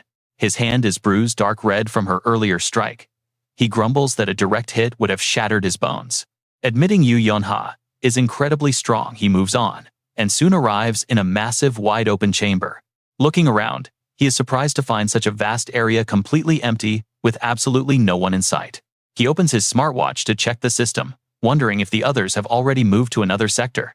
His expression darkens as he begins analyzing the situation. Every cadet in this exam is equipped with a tracker. These vitals monitors display everyone's active status. Their life signals are broadcast as digital cards on the system. His own profile displays a highly irregular status, while other cadets' profiles also show various health warnings. These system cards track their remaining health points, showing everyone whether a cadet is still fit to continue fighting or not. Meanwhile, in a cozy office somewhere else, little Evandel is happily playing on the floor with her cute stuffed animals.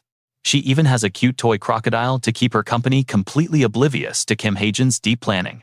He realizes that by hacking into the system and pulling the GPS tracking data, he can map their locations on his smartwatch. He pulls up a real-time map on his screen, where a distinct orange dot glows in a specific sector. The target is Tomer. According to the tracker, she is currently stationed in a restroom, down on basement level 7. Since her signal remains totally still, he guesses she must be searching the area for some hidden items. Kim Hajin stands in a completely empty area, wondering what to do next. He decides to check the others first. On the screen, the holographic information screen displays a map. Countless glowing dots light up across the grid, even displaying the names of each cadet. One represents Che Na-yoon, while another shows Rachel Elizabeth's location. Rachel and Na-yoon are on basement level 3, currently locked in battle. Meanwhile, on the opposite side, two other glowing dots are facing off. It is Kim Suho and Shin Jong-hak squaring off on basement level 5. Hajin is absolutely thrilled to see these two major rivals clash. This battle is going to be massive. He immediately searches for a nearby security camera to spectate the fight. He locates one and the live feed displays none other than Suho. Standing opposite him is Shin Jong-hak, sporting a highly confident smirk, treating this like a movie. Hajin even puts on movie glasses, sipping a drink as he watches intently. Jong-hak speaks first. Suho, I knew this day would come soon. Suho replies that he felt the same, urging him to bring it on and see the real gap between them. But before they can clash, a massive noise echoes nearby. Hajin jumps, a look of sudden panic flashing across his face.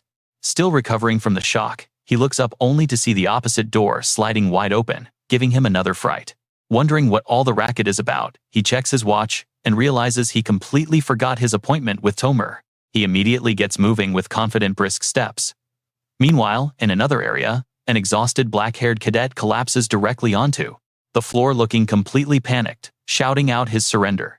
Standing right over him is Che Na-yoon, her sword firmly drawn. The moment he utters those words, elimination tape wraps tightly around his eyes. The victor standing over him is Che Na-yoon. She sighs in relief, wiping her brow while muttering that this is her third target and it was pretty easy. Not far behind her, two other eliminated cadets lie tied up. Na-yoon lifts her blade, looking at it with pure pride. She never expected to master the sword like this in under 3 months, thinking she might actually be quite talented. Suddenly, a familiar voice calls out her name. It is Yi Ji-yoon, who rushes over with an incredibly joyful expression. Ji-yoon is thrilled to be saved, while Na-yoon is surprised to see her, asking where she had been hiding all this time. Ji-yoon sighs, explaining how she hid, but got spotted by the black team, barely escaping and running out of magic arrows. Na-yoon smiles and comforts her, saying she must be exhausted. Ji-yoon then gets a proud, glowing expression on her face. Although a support class like her is pretty weak in direct combat, Ji-yoon eagerly brags that she can still easily take down opponents by applying various debuffs, proving her utility skills will be highly useful in their upcoming fights. Na-yoon swings her sword through the air with a confident grin and steps forward, excited to finally go hunt for more points. Ji-yoon follows behind her suddenly, remembering to mention that Rachel is also currently active on this very floor. Na-yoon immediately freezes in shock, muttering Rachel's name to herself. But then a sudden strange sound echoes nearby, forcing her to quickly look back. Ji-yoon, completely oblivious, continues talking about how surprised she was when she first spotted her. But Na-yoon swiftly raises a hand behind her back, signaling Ji-yoon to keep quiet. Strange, faint sounds are echoing from the nearby staircase, and Na-yoon stares intently at the shadowy opening. She quickly raises her sword, taking a combat stance, while warning Ji-yoon to hide directly behind her. Ji-yoon complies, but when the person making the noise finally steps out, Na-yoon is taken completely by surprise. Her guard drops, replaced by utter confusion. Ji-yoon, however, beams with joy as they both call out Yeonha's name. Yeonha looks completely exhausted, bent over, and panting heavily. Na-yoon is dazed, immediately running over to help. She asks why Yeonha is so sweaty and if she fought someone. Still catching her breath, Yeonha looks away, guiltily. Seeing her reaction, Na-yoon easily guesses who it was. Ji-yoon then steps forward and asks if Yeonha managed to defeat Hajin, since her rank is far higher. The question hits Yeonha like a dagger, leaving her completely speechless.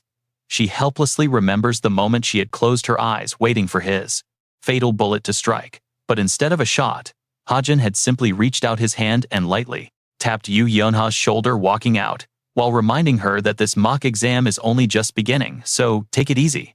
Yeonha was left utterly stunned, turning back to look at Hajin as he walked away with absolute indifference. Back in the present, Yeonha crosses her arms defensively, claiming she did not defeat him yet, while thinking to herself that she was the one who almost got beaten. Na-yoon, still skeptical, asks what he was even doing there. Yeonha replies that she is not sure, guessing that he is probably just scouting around. Yi Ji-yoon smiles. Could Kim Hajin be looking for Rachel? Hearing this, Na-yoon asks why on earth he would do that. Yi Ji-yoon innocently replies that he likes Rachel. Yeonha is completely stunned, but the most shocked of all is Na-yoon.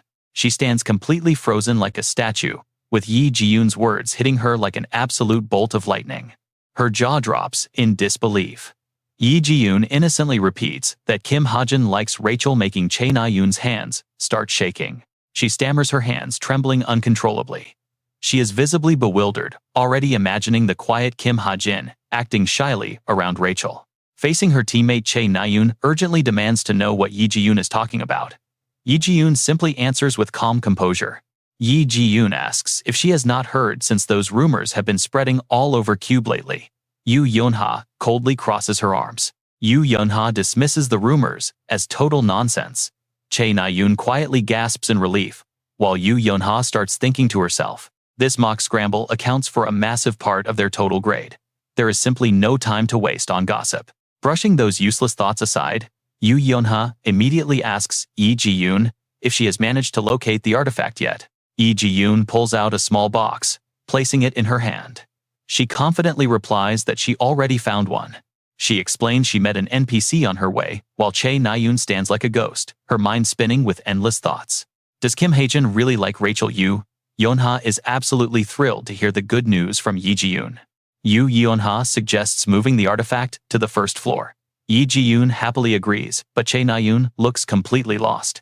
She stares blankly into space, her mind completely shut down, until she finally breaks her silence to call Yi Ji-yoon. Yi Ji-yoon turns back in confusion. Yeonha also looks over curiously, wondering what Na-yoon has to say.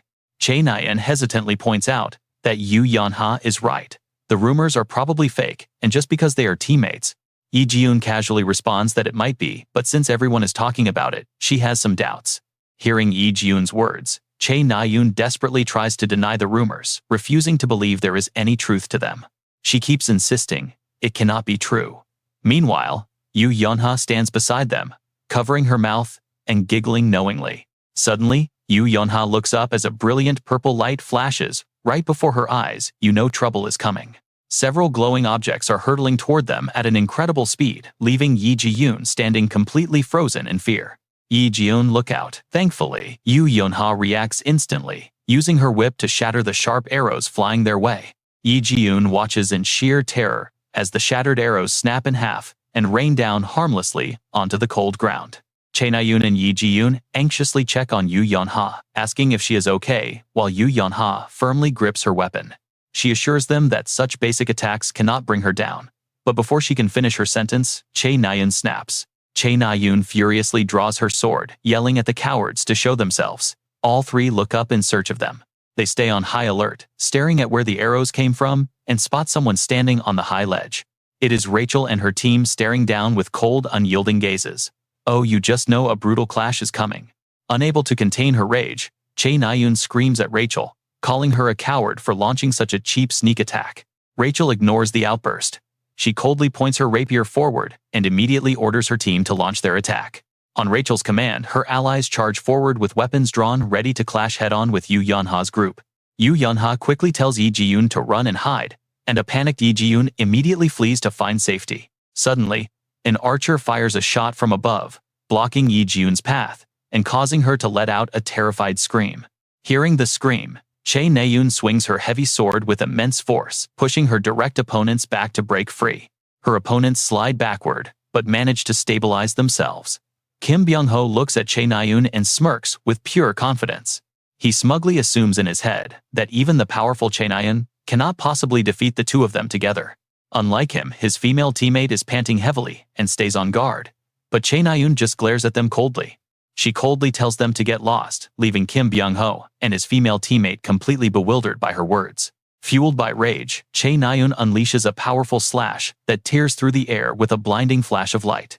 She tells them to clear off since she is busy, while nearby Yu Yunha's whip clashes fiercely against another blade. Yu Yunha pulls her whip back, panting heavily but keeping her sharp eyes locked on her opponent, a silver-haired boy. He stays on alert, realizing that Yu Yunha is desperately trying to prevent them from reaching Yi Ji-yoon's position. He wonders if Yu Yunha always makes sacrifices like this, but then a sudden, brilliant realization flashes through his mind. He immediately yells to his allies that Yi Ji-yoon must be carrying the artifact, shocking Yu Yunha. He delivers the order with sudden, chilling authority, commanding them to find her. Chae Na-yoon freezes, unable to believe what she is hearing. Hiding in a nearby corner, Yi Ji-yoon covers her mouth in panic, while Yu Yunha grits her teeth in pure frustration. Before long, the white-haired man spots Yi Ji-yoon hiding and calls her out. Terrified, she can only scream in complete panic. He demands she hand over the relic, completely failing to notice Chae Na-yoon charging toward him like a bullet from a distance. But out of nowhere, an invisible slash tears the ground beneath Chae Na-yoon's feet in half, forcing her to recoil in surprise. Shards of rock shatter and fly in every direction, as Chae Na-yoon stares wide-eyed at the massive fissure ripped into the floor. Who could unleash a strike of this magnitude? In her mind, there is only one person with a technique this devastating. Looking up, Chae Na-yoon spots Rachel, already charging right at her, with a razor-sharp rapier, drawn aiming straight for her throat. The blade slices cleanly through the air, but Chae Na-yoon reacts instantly, leaping backward just in time to dodge the lethal swing. Rachel shows a flicker of surprise at the quick dodge, but she does not slow down immediately, unleashing a relentless flurry of thrusts. Chae Na-yoon is forced backward, her weapon raised to block the fierce onslaught. Rachel strikes like a raging storm, giving her no room to breathe. Even with her trusty sword, Chae Na-yoon gets pushed back effortlessly by the sheer speed and momentum of the princess's strikes. Her opponent is incredibly strong. Looking up, Chae Na-yoon sees Rachel's cold, expressionless face as she executes flawless, lightning-fast swordplay. It is obvious she knows Chae Na-yoon's swordplay is still unrefined, deliberately exploiting those weaknesses to press her advantage. Chae Na-yoon grits her teeth in anger, struggling just to keep her guard up as the pressure mounts against her. She curses quietly under her breath. Yet even with her back against the wall, she absolutely refuses to back down. Rachel takes a cautious step back as Chae Na-yoon's sword begins to glow, channeling a massive surge of magic power. Raising her weapon high, a vibrant blue flame erupts and wraps around the blade, flickering intensely before her opponent. With a look of absolute determination, replacing any trace of fear, Chae Na-yoon braces herself and swings the burning blade forward. The explosive force of the strike catches Rachel off guard, sending her reeling backward as thick dust billows into the air. Rachel quickly recovers her stance, but her aura undergoes a sudden shift as she witnesses the incoming onslaught. Retreating swiftly from Chae Na-yoon's relentless sword strikes, Rachel acknowledges that her rival's raw mana capacity is truly impressive. However, her control is still far too unrefined. Rachel tells herself to simply evade and wait for the perfect opening, but plans fall apart in the heat of battle. As she tries to dodge, Rachel's foot slips, throwing her completely off balance. Panic flashes across Rachel's face as she looks down. Sensing the sudden opening, Chae Na-yoon hesitates for only a split second. Seizing her chance, Chae Na-yoon leaps high into the air, gripping her glowing sword and lunging directly at Rachel. Calling her a distracted princess, Chae Na-yoon brings her blade down with massive force, determined to end the duel right here. The impact is so devastating that the ground beneath them shatters completely. Rachel barely manages to throw herself backward in absolute shock. Still shaken, Rachel realizes how close she came to defeat. But before she can recover, the cracked floor begins to crumble further. The stone floor completely disintegrates right beneath her feet, leaving Rachel suspended in midair as she gasps in sheer disbelief. Watching from nearby, Chae Na-yoon is stunned as Rachel plummets. Across the room, Yoo Yunha and the others stop cold in shock. The battle grinds to a sudden halt. Massive chunks of the floor cave in, dragging the young princess down with them. Swept up in the collapsing debris, Rachel can only stare upward in utter disbelief as she falls into the dark abyss. Someone screams her name as she vanishes. The remaining cadets stand frozen, staring helplessly at the deep, dark crater. She hits the lower floor with a heavy thud. Shaken and disoriented, Rachel slowly looks up to assess the situation. She realizes the ceiling completely gave way. Chae Na-yoon's final explosive strike carried enough power to mimic a devastating bomb. To think she destroyed the entire floor with a single swing. Above her, chaotic shouts echo as the cadets panic over the collapse. Staring up at the gaping hole, Rachel quickly shakes off her shock. She needs to move fast and regroup with her team. But as she prepares to run, she senses someone approaching. Turning around, she finds a very familiar face stepping out of the shadows. It is Kim Suho. He offers a calm smile, slowly unsheathing his sword as he steps forward to meet the princess. Catching her breath, Rachel struggles to her feet. She quietly laments the terrible timing of having to fight him right now. Without warning, Kim Suho lunges forward at incredible speed. His blade flashes through the air, barely missing Rachel as she dodges. The sheer force of his missed attack blows past her, colliding with the nearby wall and causing a loud explosion. Meanwhile, a hidden surveillance camera quietly records everything from the corner. Kim Hajin casts a subtle glance back at the lens. He notes that there are eyes watching him everywhere, realizing he must tread extremely carefully to keep his secrets safe. He tries his best to avoid attracting suspicion. Meanwhile, on the security cameras, Kim Hajin's face pops up, muttering something. Back to Kim Hajin, he acts completely clueless, looking away and intentionally shouting to the empty room that he's going to search. He wonders out loud if he should search the toilet stalls.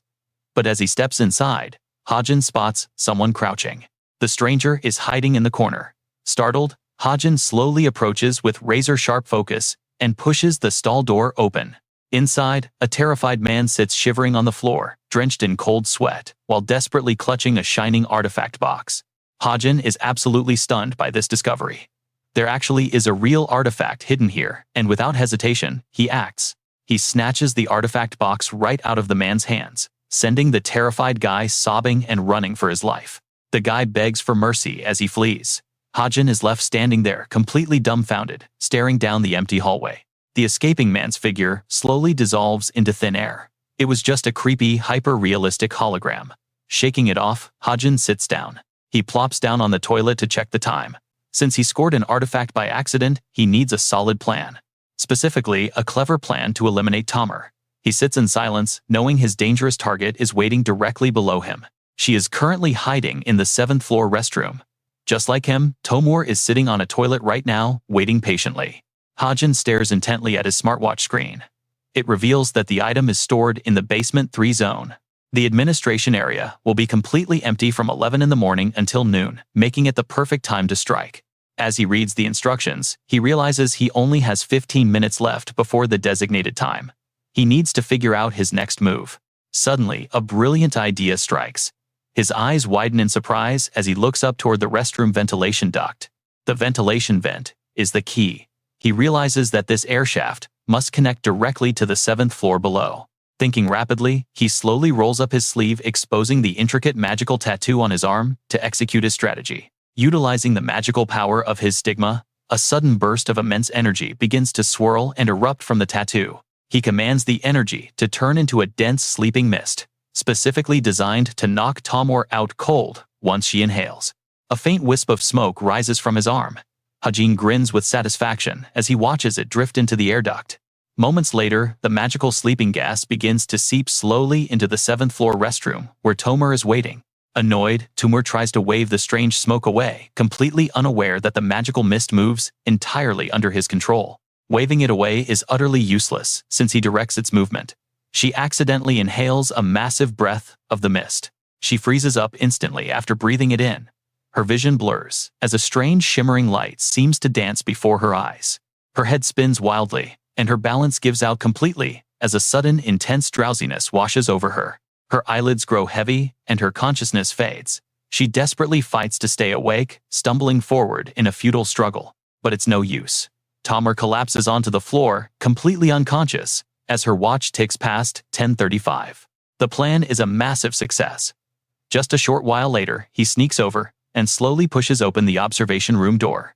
Confirming that the place is totally empty, Hajin slips inside the eerily quiet room and notices a glowing display screen nearby. He spots a mysterious steel box sitting nearby and immediately pops it open, eager to see what is hidden inside.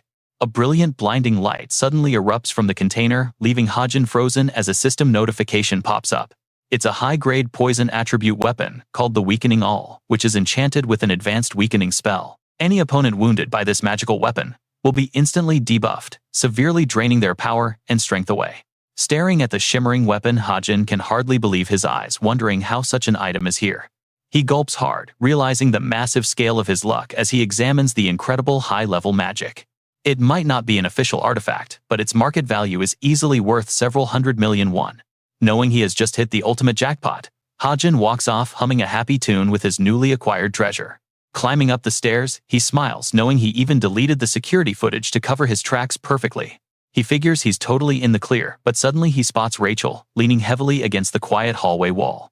Hajin is completely baffled to see her up here, on the 6th floor, especially with those highly noticeable wounds. She's breathing heavily and covered in deep scratches, leaving him wondering what kind of brutal fight she survived. He calls out to Rachel from behind, which startles her so badly she practically jumps out of her skin.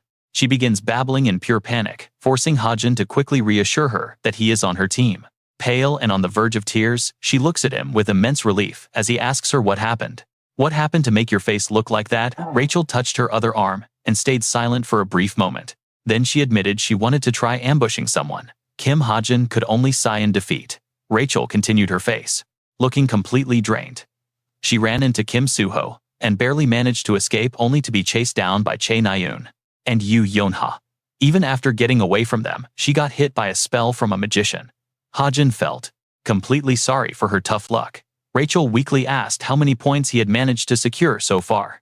Hajin immediately admitted he got absolutely 0. When he asked her in return, Rachel shyly confessed she only got 1.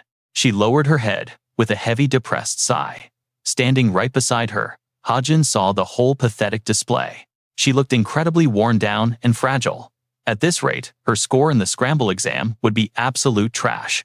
Getting a mediocre score was perfectly fine for Hajin, but Rachel had much higher expectations weighing on her shoulders. Her goals were set sky high. Knowing this, Kim Hajin reached into his pouch and pulled out a special artifact container. He handed it over, saying it was not too late yet. Rachel accepted the box with a deeply confused look. She asked if he was the one who found this artifact.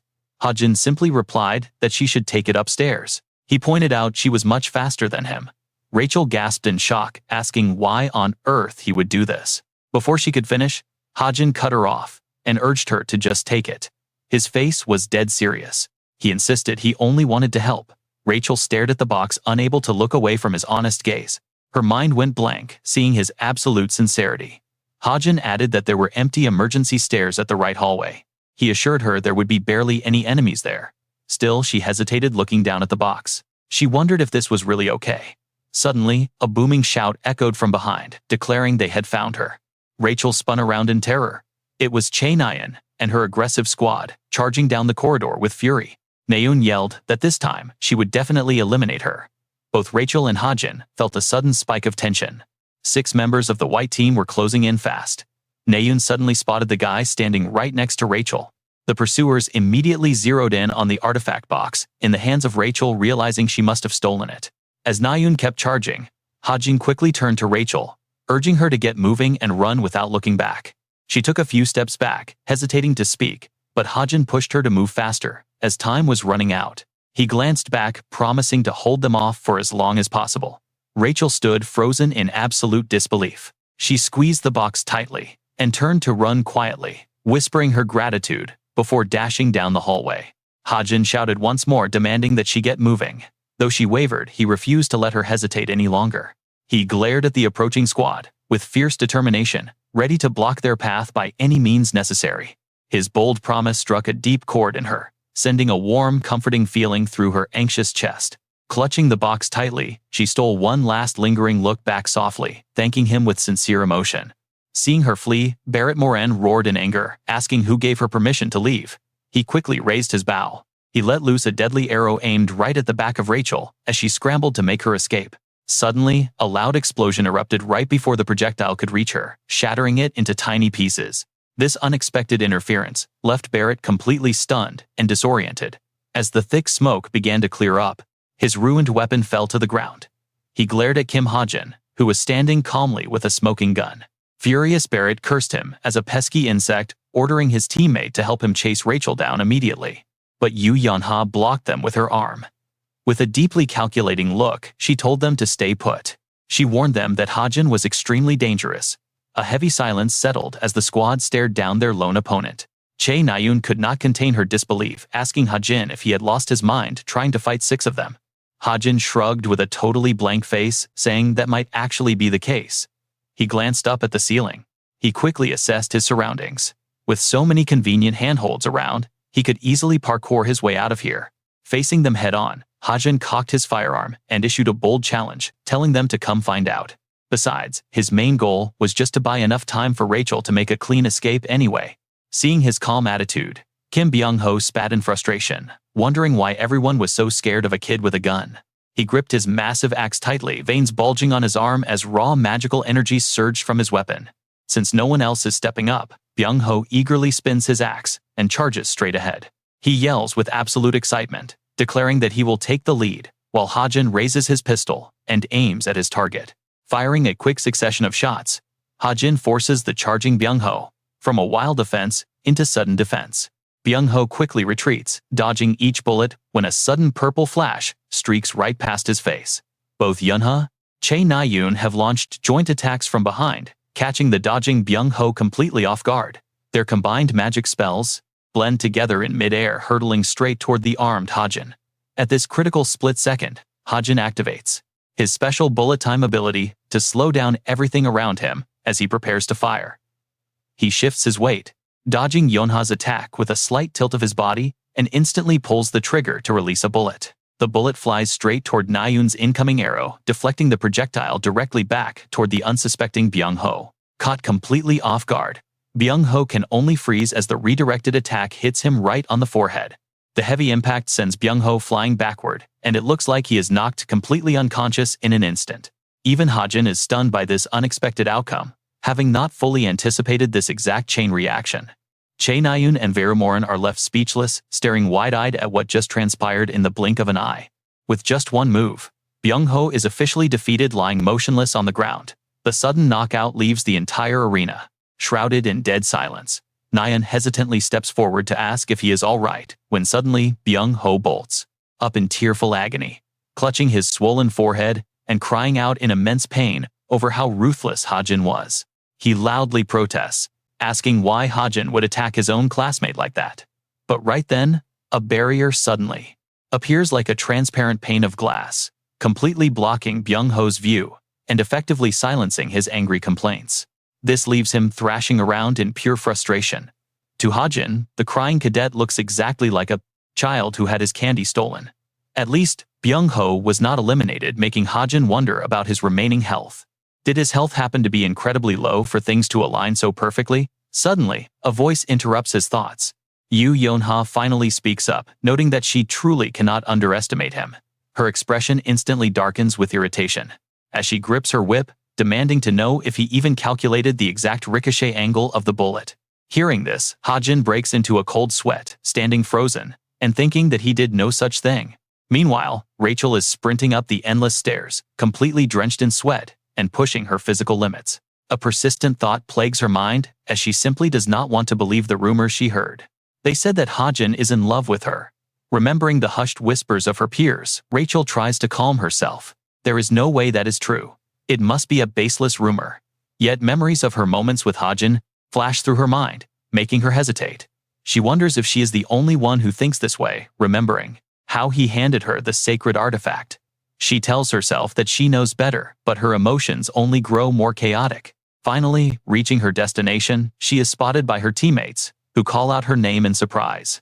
A dark-skinned classmate with pink eyes grins happy to see her alive and eagerly asks what she is holding. Out of breath from her frantic run, Rachel gasps for air. Before she can explain, her teammate notices the item. He waves enthusiastically, shouting to the rest that Rachel successfully secured the artifact. The group erupts in pure excitement. However, as Rachel looks down at the artifact in her hand, a wave of regret washes over her. Bowing her head and biting her lip, she reminds herself that she cannot afford to catch feelings. The heavy memory of her parents flashes before her eyes, reinforcing her iron resolve. For the survival of her country, her family, and the royal court had sacrificed everything. She forces a strong front, desperately holding back her tears. Despite the deep sorrow weighing on her heart, she refuses to abandon the very people and land she is protecting. With her mind made up, Rachel tightly grips the artifact, trying to suppress her growing affection. If she keeps hesitating, she fears her feelings for him will only deepen. Steeling her voice, she calls out to her team. She informs them that there are cadets who urgently need their assistance down on the 6th floor. Following her lead, the team immediately heads down. But the moment they arrive, they freeze in absolute shock. Bound hands and feet, a group of cadets is squirming on the floor, prompting Rachel's team to gasp in disbelief. Every single opponent, who had just clashed with Hajin, has been completely defeated, gagged, and tied up. Writhing on the ground, the defeated cadets leave Rachel with 1,000 questions. What on earth just happened here? Do they even need to help? Suddenly, her teammate asks her, "Rachel, who exactly are we supposed to help?" Taken off guard, she stammers, "Well, I don't think he needs our help anymore." At that moment, her hand reflexively goes to her mouth. She can't believe her eyes. It's truly shocking. She knew Hajin was strong, but taking down 6 people alone is just insane. Then her teammate spots a figure standing nearby. Without a second thought, the guy walks right over to greet them. He casually waves hello. Rachel turns, initially thinking it is Hajin, and happily calling out his name. But that hope is instantly crushed. A completely different voice rings out, asking where they went, leaving her frozen. A devious man steps out with a sly grin. He has striking gold eyes, white hair, and pale skin, wearing a tight black shirt that shows off his toned, muscular build. Slung over his shoulder is a spear. She recognizes him instantly. Not long before this, on Underground Level 5, Kim Suho was waiting. Cameras were even set up in the area, catching every angle of the showdown. Suho stood there with his sword sheathed at his hip. Right across from him, Shin Jong-hak rested his spear on his shoulder, grinning evilly. After a tense standoff, Jong-hak breaks the silence. "Kim Suho, I have been waiting a long time for this." He flashes a thrilling grin. He acts as though victory is already guaranteed, asking if Suho is desperately trying to think of an escape route. But Suho remains unfazed. Far from showing any fear, he actually smiles, slowly drawing the sword from his hip to deliver a sharp reply, "Keep dreaming." Not wanting to waste any more time, Jong-hak points his spear directly at Suho, claiming he is eager to see how long that tough act lasts. He eggs Suho on, promising to show him the absolute difference in their power. "Get ready, because this is about to get intense." Hearing those provocative words from Shin Jong-hak, Suho merely smirks, as his eyes glint with a very careful calculation. He chuckles to himself. In the next instant, Suho leaps off the ground, gladly accepting the challenge. Charging forward, he swings his sword to clash directly with the spear. Finding Jong-hak to be quite an interesting opponent, Suho smiles. He casually warns him that he won't be holding back. Jong-hak sneers in response, telling him not to show any pathetic weakness. With that, their fierce duel erupts. The exchange is fast and brutal, until Jong-hak suddenly shifts his footwork to the side. He thrusts his spear forward with blinding speed, but Suho reacts instantly, dodging the deadly tip by a hair. However, that grazing blow still manages to tear a small piece of Suho's shirt. Sensing his chance, Jong-hak grins with pure triumph. He swings his spear high and thrusts down with absolute force. But Suho is no easy target, effortlessly slipping past the strike. Frustrated by his failure to land a single hit, Jong-hak grit his teeth, annoyed by how easily Suho dodges like a nimble rat. He swears the next strike will put him down. But right as his momentum builds, he realizes his spear is stuck deep in the ground. The weapon is wedged tightly into the shattered floor. He pulls with all his might, but it refuses to budge. Wait, what is going on? He can't move it at all. Jong-hak has landed himself in a pretty ridiculous situation, and the humiliation is starting to set in. He grinds his teeth, cursing his own stupid mistake so early in the fight. Seizing this perfect opening while his opponent is completely defenseless, Suho wastes absolutely no time. He lunges forward and delivers a devastating heavy kick directly toward his opponent's chest. Jong-hak barely raises his arms to block the impact. It seems like the perfect chance for Suho to press the advantage. But he does something unexpected. The kick actually frees the stuck spear, knocking it loose and sending it right back to Jong-hak. Instantly, Suho levels his blade right at Jong-hak's throat. Jong-hak seethes with rage, completely unable to make a move. Looking down at his grounded opponent, Suho calmly reminds him, "I did say I wouldn't be going easy on you, didn't I?" But Jong-hak's eyes burn with fierce defiance. His hand secretly grips the ground as a strange light begins to glow around his palm. He retorts, "Who said this was over?" Suho is caught off guard by his words. Suddenly, a blinding flash erupts, right from his hand. Shielding his face from the sudden burst, Suho squints through the glare. He demands to know what on earth Jong-hak is doing. Suddenly, the floor fractures and caves in, creating a massive crater. Shards of stone and debris fly in every direction. Suho blocks the flying rubble and ducks away. Thrown into a coughing fit by the thick, rising smoke, he covers his eyes. Once the dust settles, Suho carefully looks around. It turns out Jong-hak used the chaos to make a quick getaway. Suho realizes he is completely gone. Meanwhile, on a nearby stairwell, Jong-hak is making his quiet escape down the steps. Yet his arrogant pride remains perfectly intact. He mutters to himself, trying to salvage his own ego after that pathetic showing. He claims he only let his guard down for a second, swearing he will get even next time. Back with Rachel's group, a voice suddenly calls out, "Over here, hurry up, where are you?" She turns around and spots Shin Jong-hak walking over. Instantly recognizing him, she calls out his name. Holding his spear, he casually smiles and replies he was just handling some personal business. Shin Jong-hak and Rachel lock eyes for a brief moment, but she only gives a slight nod of greeting with a disappointed expression on her face. Seeing this, Shin Jong-hak nods back with a confused look on his face.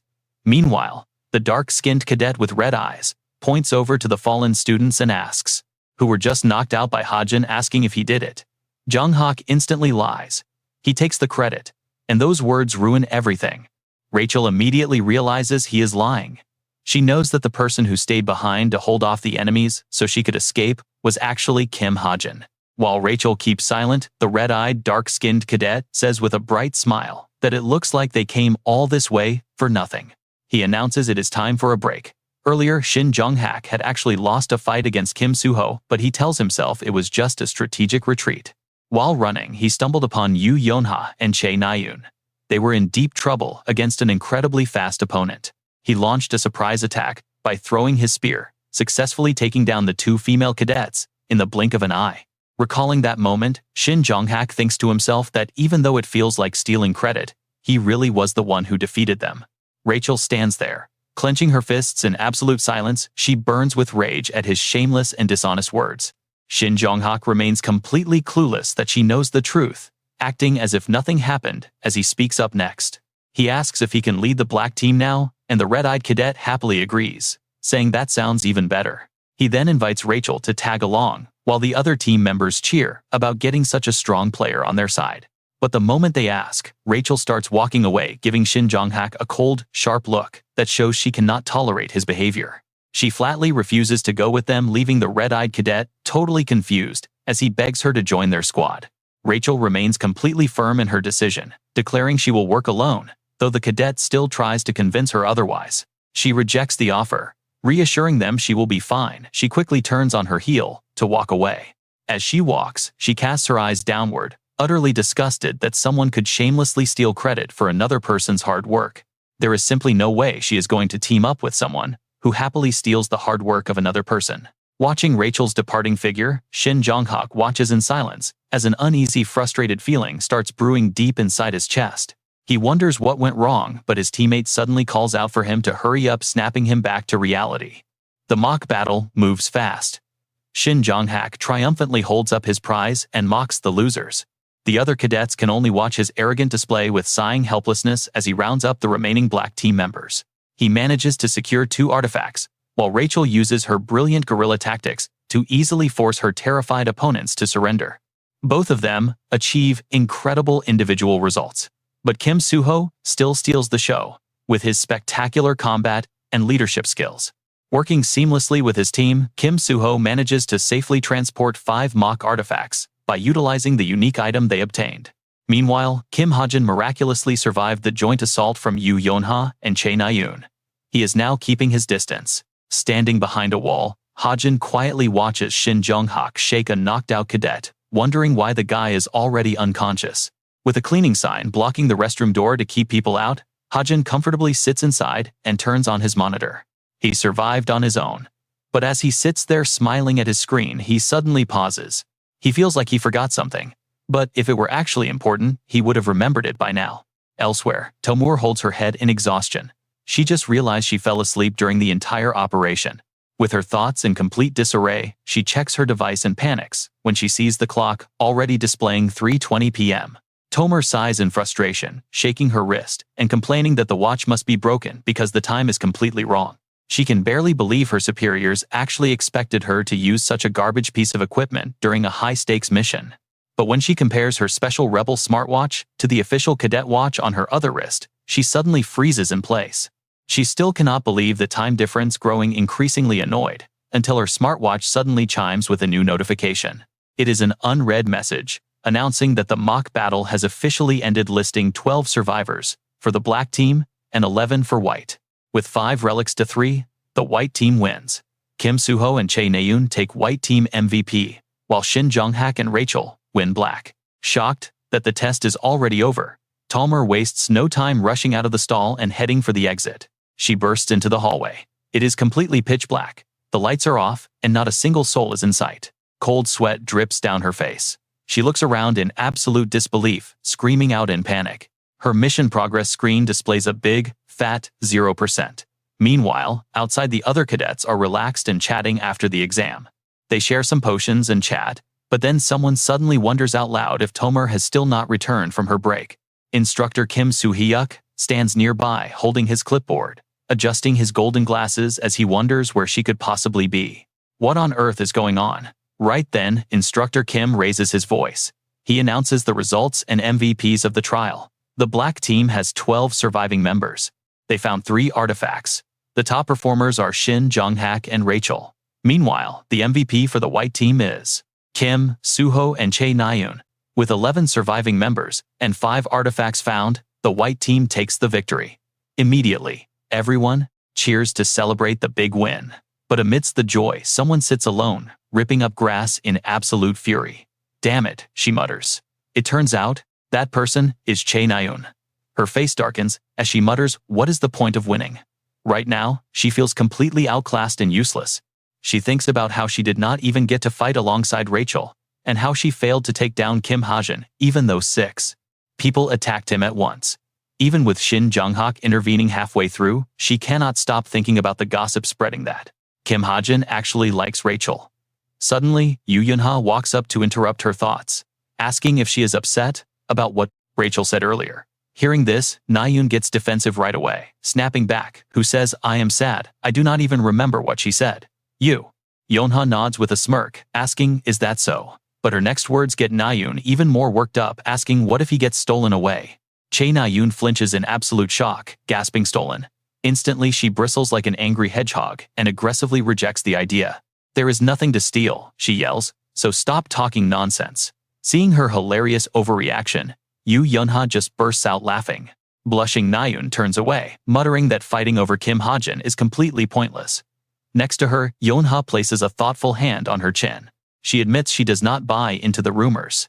But then Yeonha shares her theory, pointing out that he might join Rachel's team because Na-yoon keeps pushing him away. The harsh truth hits right at home, leaving Na-yoon looking visibly downcast. She then glances over to another corner, seeing Kim Hajin happily chatting with Rachel. She mutters that if his feelings shift that easily, then she does not want him anyway. Yoo Yeonha covers her mouth to giggle before turning to ask, "Hey Na-yoon, who do you actually like? Better Soo-ho or Hajin?" This playful teasing completely sets Na-yoon off, making her scream out in pure frustration that she already said it is nothing like that. Right in the middle of their bickering, Shin Jung-hak suddenly pops up like a wagging puppy, eager to join the gossip. He asks what is wrong and why she is screaming. Still annoyed, she finds his sudden arrival incredibly embarrassing. Suddenly, Yoo Yeonha's eyes light up as she calls his name. Seeing this, Na-yoon immediately throws a sarcastic jab, asking him how it feels to have his team lose.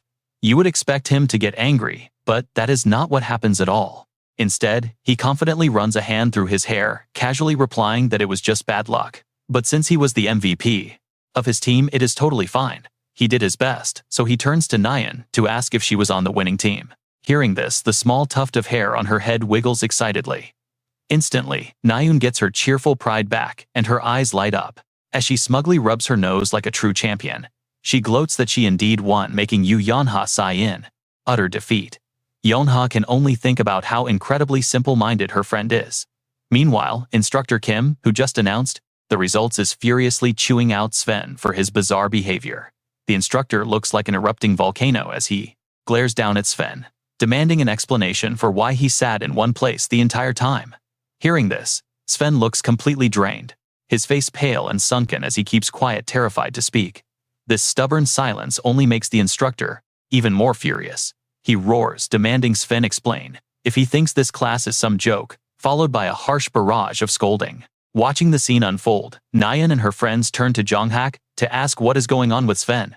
The other two just shrug, saying they have no clue. Suddenly, Shin Jonghak waves goodbye, announcing that since nothing is happening, he is heading out first. Yonha cheerfully bids him farewell, but Jonghak specifically looks at Nayeon, telling her they will talk later. Hearing this, Nayeon asks in complete surprise if he means talking to her. Feeling utterly ignored, Yonha falls into a dejected silence. She turns to call out to Nayeon. Annoyed, Nayeon snaps back, asking what it is now, prompting Yonha to hesitantly speak up. She asks if Nayeon actually likes Shin Jonghak instead of Suho or Hajin. Hearing this, Nayeon glares with a dark, terrifying face, asking if she has completely lost her mind.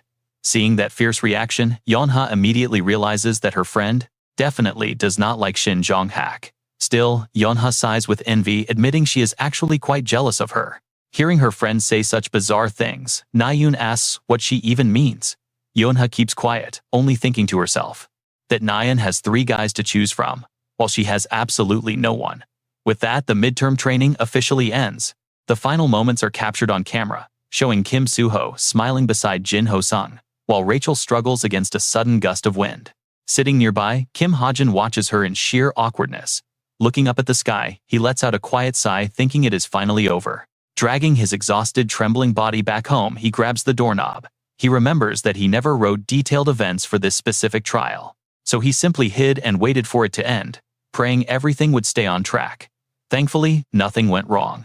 Opening his dorm room, Hajin tiredly rubs his sore shoulders, thinking he should have just failed the exam on purpose, because he is absolutely exhausted. But right then, Evandel rushes over like a bright little sun, her sweet voice calling out his name in pure excitement to welcome him back. Just seeing her adorable smile instantly recharges his battery. Hajin scoops the little girl up into the air with a bright, welcoming grin.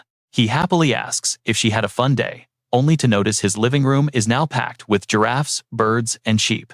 There are even ducks, dogs, and a snake, giving him an instant headache.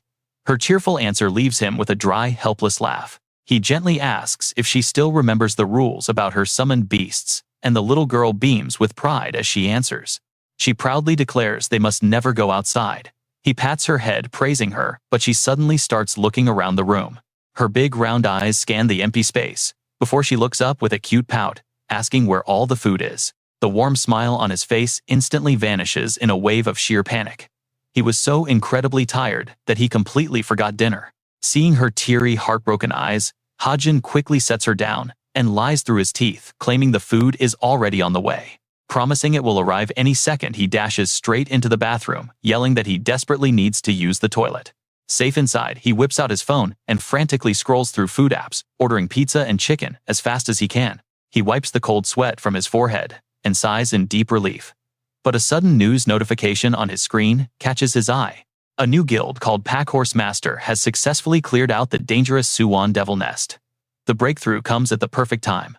It completely washes away his anxiety. And honestly, who wouldn't be relieved to finally see their big gamble pay off in the news? Staring at the glowing screen, his thoughts quickly shift to his stocks. He carefully taps the trading app to check his investment. He had risked 1.5 billion won on this. The moment the screen loads, a massive red line shoots straight up. The stock has absolutely skyrocketed. Hajin covers his mouth in pure shock and seriously look at those imaginary celebratory flowers blooming around him. His original investment of 1.5 billion is now 13 billion. He grins ear to ear, debating his next move. To be safe, he decides to sell it all immediately. Tears of absolute joy stream down his face as he celebrates. He is officially rich enough to slack off for the rest of his life. But as he calms his racing heart, a sudden quiet hits. A heavy sigh escapes him in the silence. His eyes grow incredibly sad, knowing none of this wealth travels back with him. Every single one will vanish the second he returns to his actual reality. Meanwhile, the city below sparkles under the night sky. Inside the dark office of the Geronimo mercenary group, a mysterious figure sits quietly, closely monitoring the computer screens. Li Xiaofeng picks up her coffee cup, her dark shadow mimicking the movement perfectly, as she mutters about tasks meant for their trainees. She clicks through the database, filtering through the requests, searching for a perfect trial mission for their newest recruit. Staring at a target's photo, her mind drifts to the harsh reality of their work. The target must be a real monster, a villain who has long forfeited their right to draw breath. When a call suddenly interrupts her thoughts, she answers calmly. She checks in with her captain, confirming she has found a mark. The target is an Italian mafia executive suspected of being a djinn.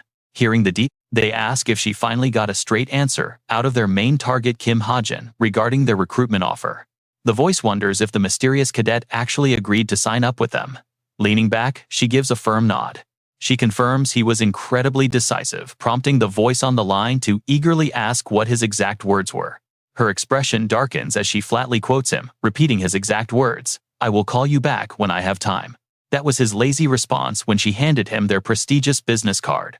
Drun sighs, looking back at her in disbelief. He points out that it has been over 2 whole weeks without a single call. Undeterred, she insists he will call soon. She commands him to quickly adjust the details of the assassination mission anyway, ignoring his protests as she abruptly hangs up.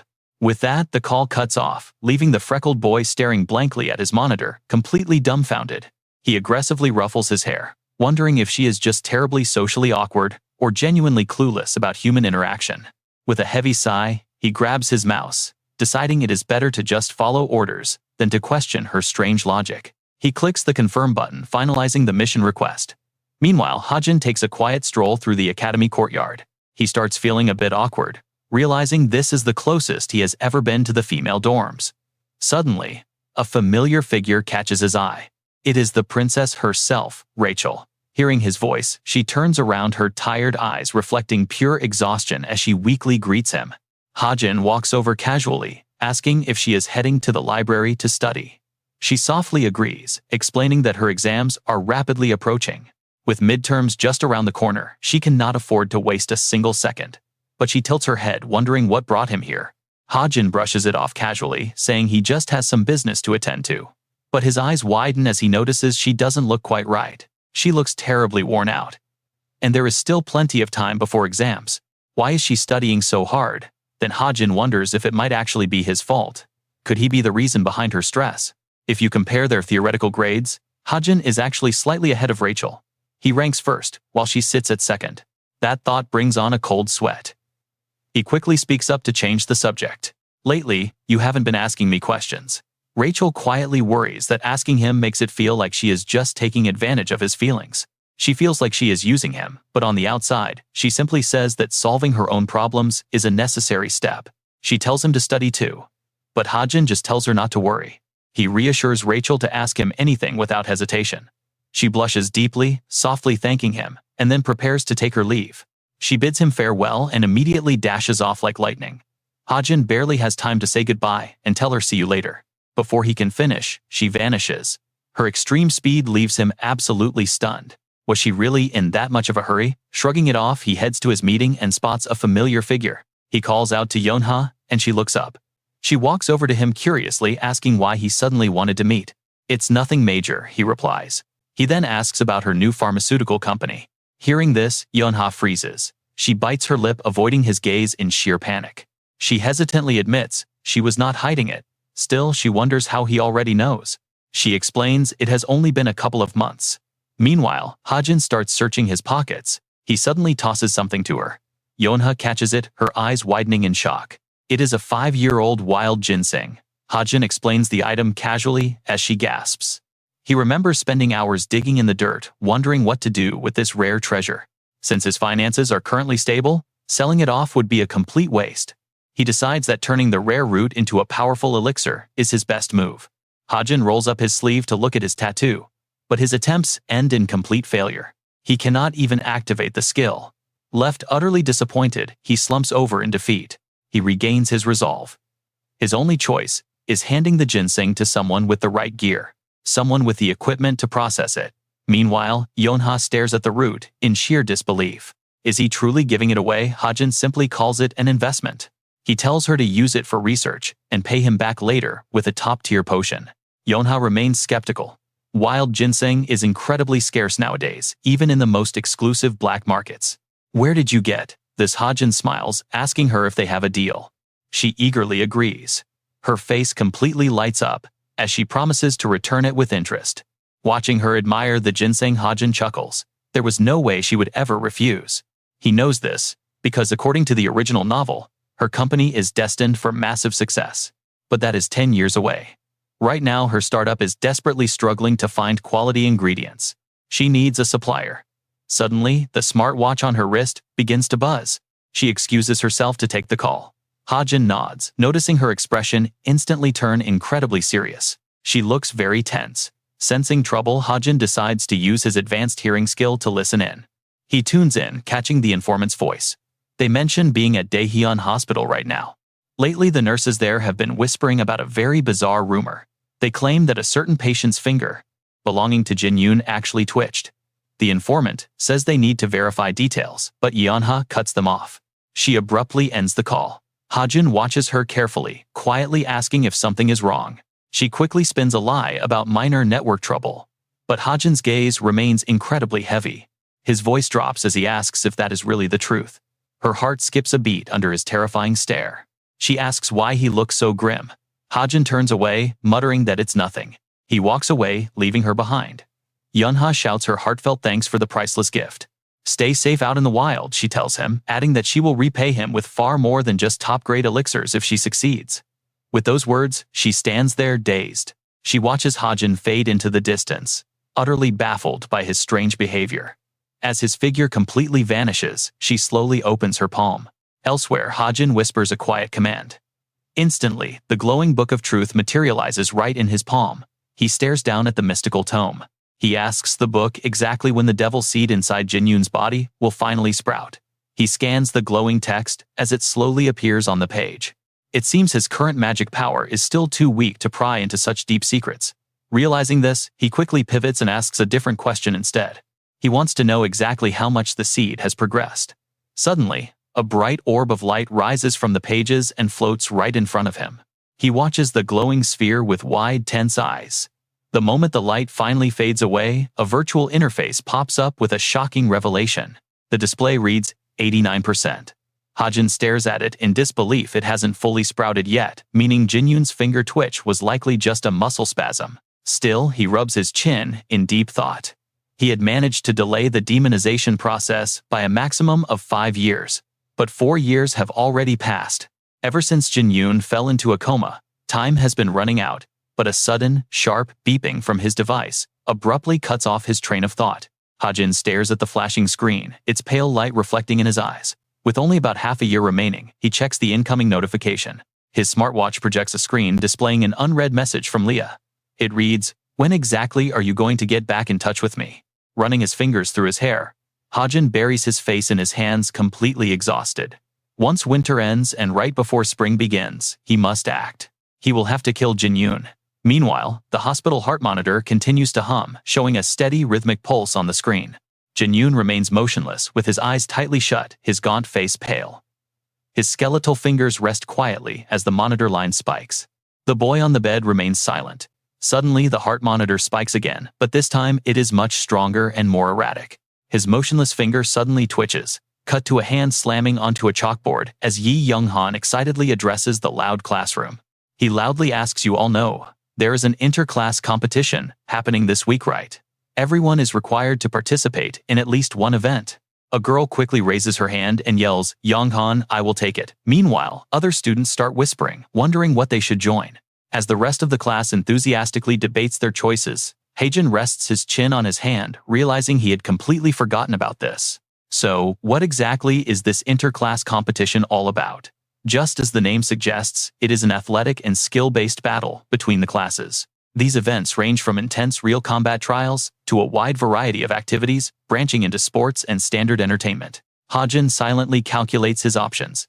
If this were a regular class event, he would have stuck strictly to the practical combat tests. But since this event is open to every single student in the academy, he figures it is not worth overthinking.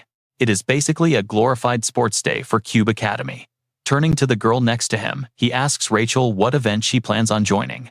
She looks up, sounding a bit hesitant, as she says the trivia contest, I think.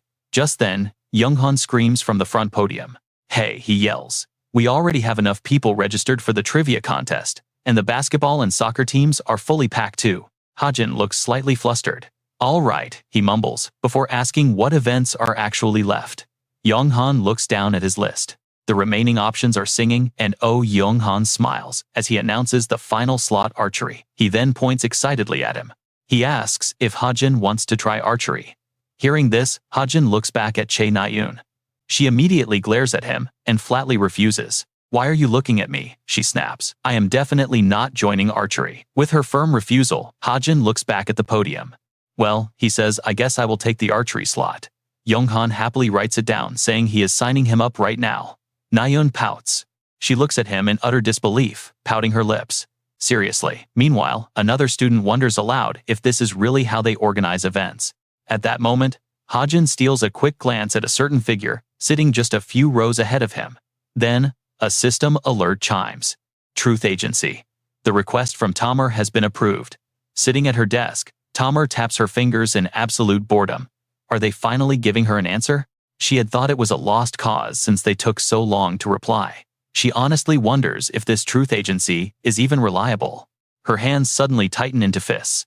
It doesn't matter who they are or where they are from, as long as they help her find that bastard. She needs to find him. Back in the classroom, Hajin continues to watch her closely. Meanwhile, a message from Kim Hosup flashes on his screen. The text says, Hajin, I have decided to quit my job. I already sent my application to that information guild you mentioned. Sitting in front of his computer, Hajin types back, that is great. I think you made the right call. Almost instantly, another reply comes in.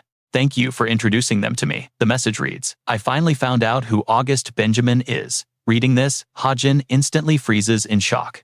This is the critical background info on Tomer's father that he had quietly asked Hosup to dig up earlier. Shaking off his shock, he quickly types. He sends another urgent message. Can you find out where he is and what he is doing now? The prompt reply on screen is devastating. He passed away. Meanwhile, at the Interclass Festival, the ongoing soccer match is being broadcast live on the massive stadium screens. Amidst the crowd's roaring cheers and passionate chants, the words from yesterday's shocking message continue to echo in his mind. He spent his time. Passed away at a Korean nursing home 4 years ago. I will send you the address of the nursing home, just in case. Remembering those words, Hajin falls silent. Chae Na-yoon's father is dead, which explains why his book of truth could not find him. Crossing his arms, he stares ahead with a grim expression. Soon the main storyline of this world will kick off once again. He will have to confront Chae Na-yoon before the plot begins. With a heavy sigh, Hajin decisively stands up and walks away. Leaving the competition arena, Yoo Yeonha watches him walk away, with a deeply puzzled and confused look on her face. At the chapel, Hajin stands quietly, his eyes fixed on a glowing red cross hanging silently on the far wall. He stares at the cross for a long moment, whispering to himself that he expected to feel some reverence, but feels nothing. Tapping his wrist device, Hajin opens a secure chat screen, pulling up his prior conversation with a contact named Leah. He texts her, asking if the new mercenary gig pays well. The reply flashes back almost instantly, with multiple excited messages. Leah promises that the pay is incredibly high. Even better, they completely protect the identities of all apprentice mercenaries. They can keep their secrets even after turning official. Hajin stares at the screen, his gaze lingering on a specific name. He reads the third line slowly. The Geronimo Mercenary Group. Just reading those words brings the original novel plot to mind. The Chameleon Troupe is a villainous group. Sure, they have an unwritten code against taking needless lives, but still operate in shadows. At the end of the day, they are still a cold-blooded criminal organization responsible for taking countless innocent lives. Hajin hesitates, but joining the troupe means he can stay perfectly aligned with the main storyline of the novel. With such a high income, he could easily handle any chaotic variables and more importantly finally eliminate Chae Jin-yoon. He must eliminate Chae Jin-yoon. Yet, despite that dark resolve in his heart, Hajin looks deeply conflicted on the outside. Taking this dark path alone was never an option, but committing crimes to get it done still weighs heavily. Can he really bring himself to kill another person? To him, this world no longer feels like some simple fictional novel. It is entirely real now. Suddenly, a familiar figure steps into the chapel doorway as Kim Suho smiles warmly. Suho asks if Hajin is a Christian. Startled by his sudden arrival, Hajin looks up and asks what Suho is doing here. Hajin mentions he is just resting, and Suho walks over to his bench, admitting he wanted to do the same. Suho looks up, admitting that being here reminds him of his past. Hajin guesses he used to attend church services. Gravely, Suho nods in agreement. Curious, Hajin presses on asking if it was a Catholic church that he used to visit. Suho denies it, chuckling, as Hajin desperately throws out wild guesses, wondering if it was a Buddhist temple or a Mormon church. With another soft laugh, Suho denies those too. Refusing to yield, Hajin demands to know what kind of place it was.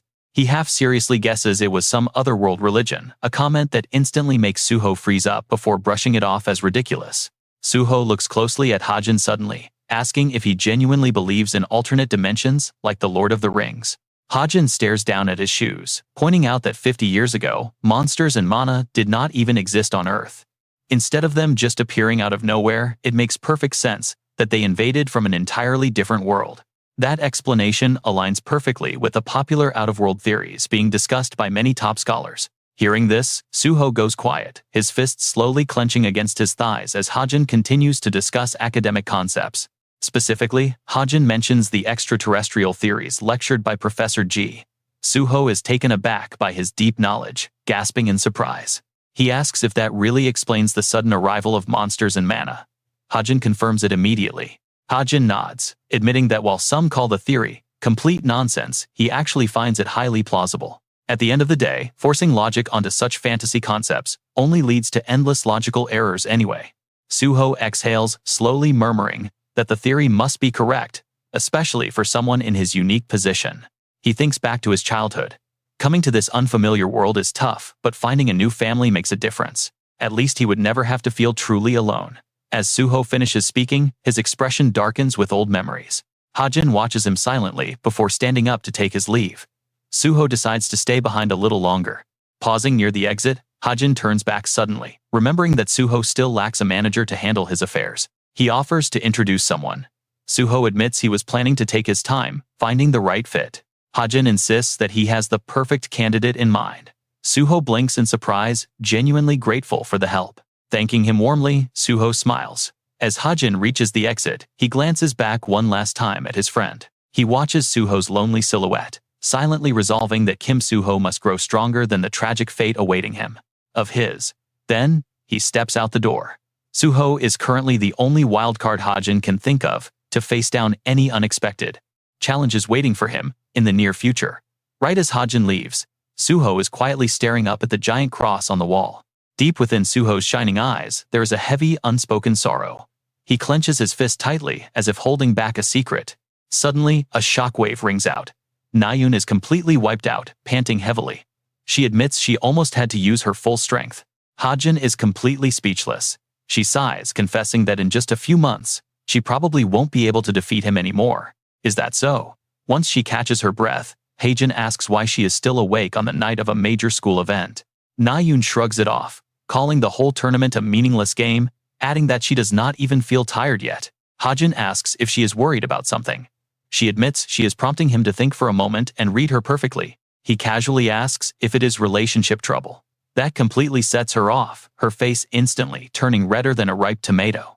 Nayoon stutters desperately, trying to hide her embarrassment. But Hajin coaxes her, saying he is actually a very good listener.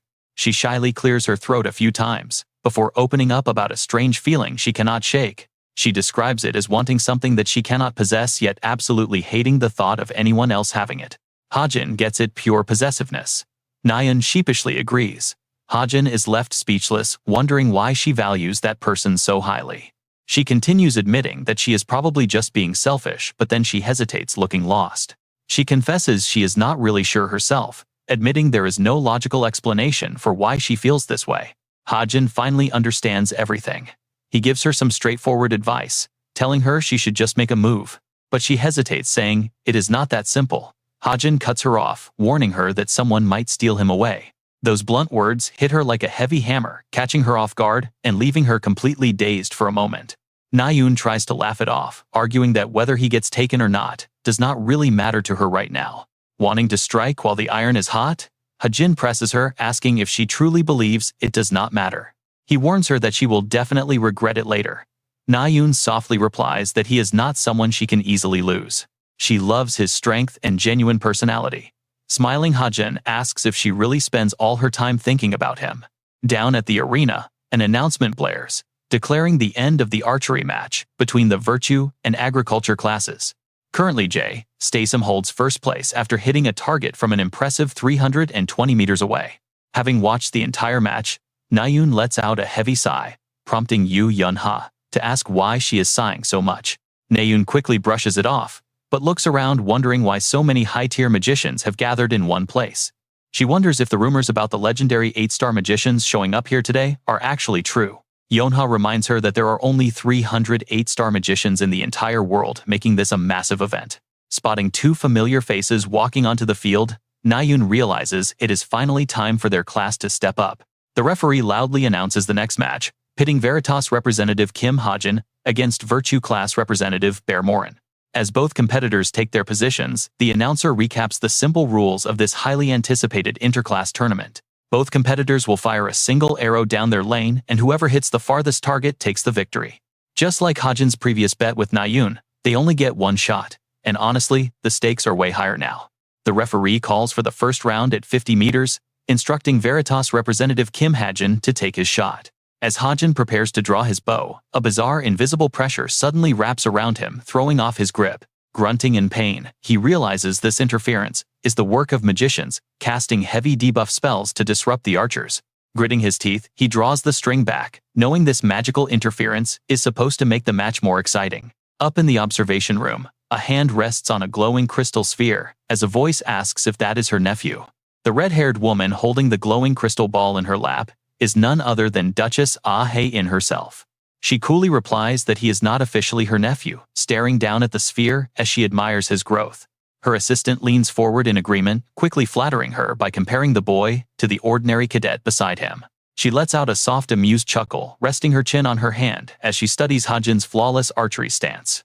She casually asks her assistant if she can personally take control of the magical interference once they hit 350 meters. The assistant frantically apologizes, knowing that reaching such an insane distance is practically impossible for mere cadets. But he suddenly recalls his supervisor's warning that despite her youthful looks, the Duchess is an absolute monster.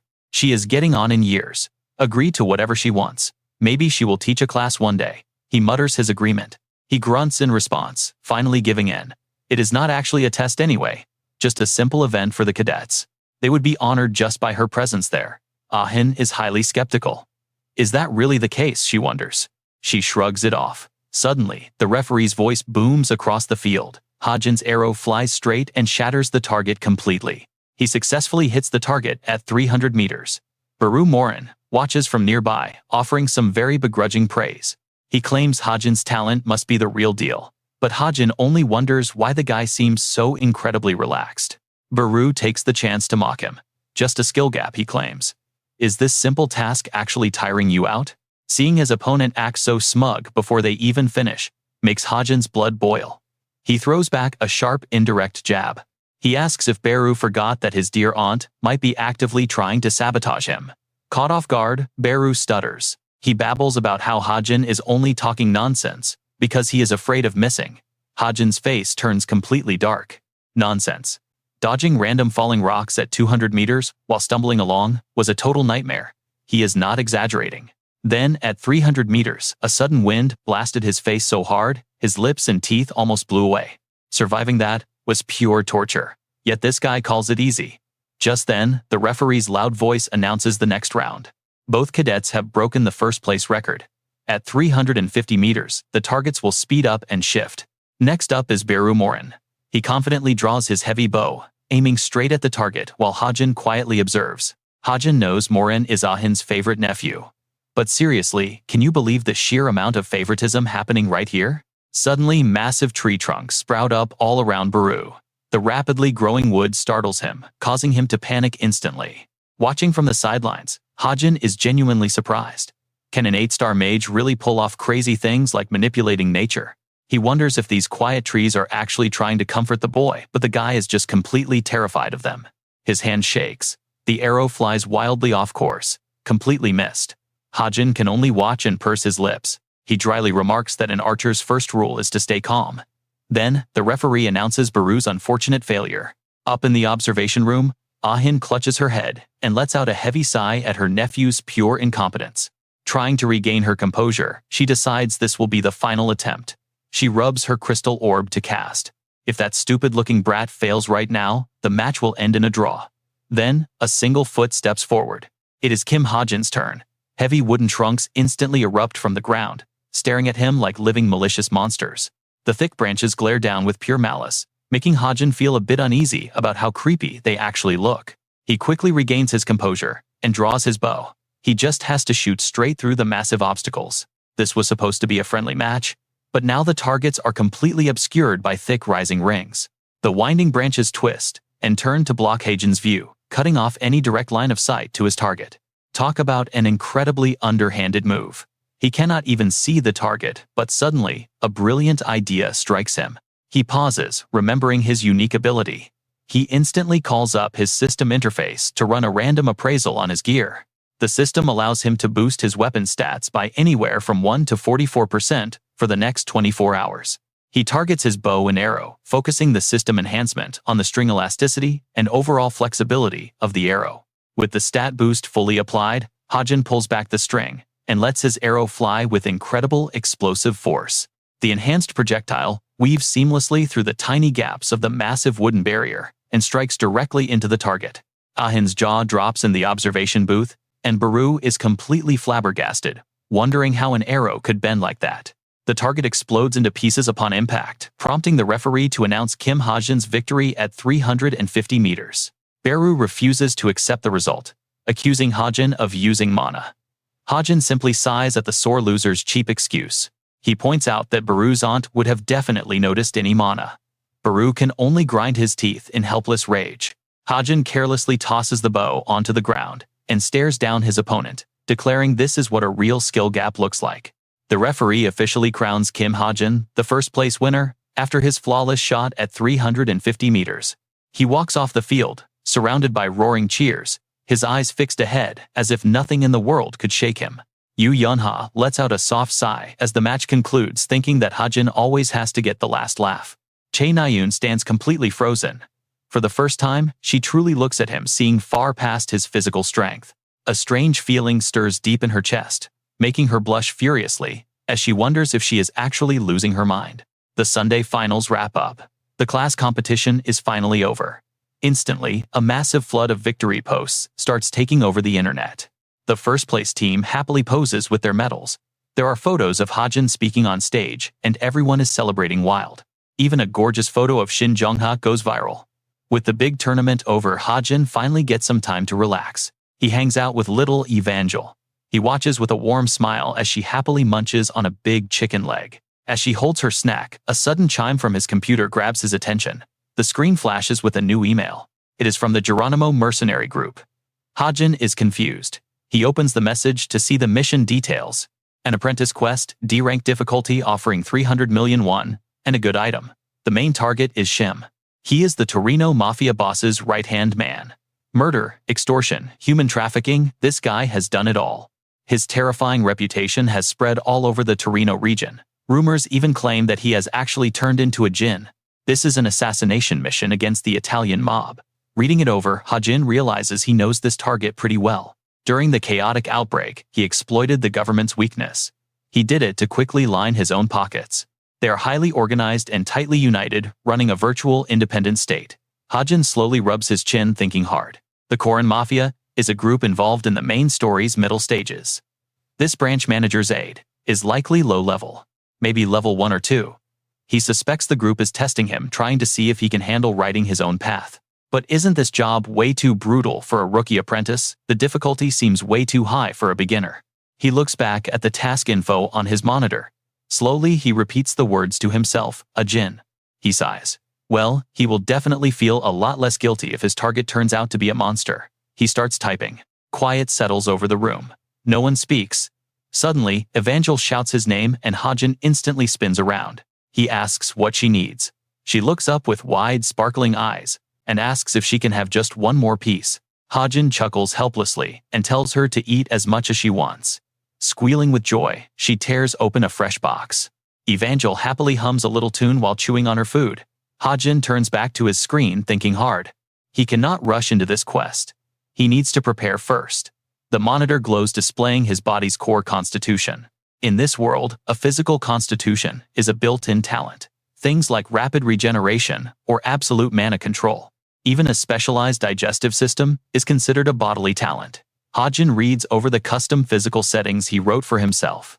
A body completely unable to utilize mana. It means mana remains totally stagnant within his flesh, never to be cast. Instead, this accumulated energy is converted. It turns directly into raw life force and builds up inside him. He can then use this accumulated vitality to double his physical attributes, consuming life force instead of stamina. It is a massive boost. The absolute inability to channel mana is a heavy restriction. However, the vital energy replacement effect is completely incredible. Hajin grins widely. A normal person would call this the worst trait ever, but he loses nothing by choosing it. This is because his stigma's power is entirely unique. It operates on a completely different system from his body's natural mana. Meanwhile, Evangel sits beside him, with a chicken leg in each hand, staring blankly at her food box. She wonders why there are two heads in the box. Hajin pays her no mind, completely focused on his plan. Replacing mana with life force might not be viable in the long run, but it completely solves his resource issues. He will avoid running dry on mana and can use even more skills. He pulls up his character's stats. His stats appear. Strength is 2.57, and stamina is 2.58. His speed is 3.26, perception is 4.22, and recovery is 2.67. This is his best chance to survive the main story. A prompt pops up asking if he wants to buy the physique. It costs 500 points. He realizes the price is low because of the major handicap. Hajin instantly clicks accept. The system interface flashes brightly. Out of nowhere, a unique alert appears, confirming his special luck attribute has triggered.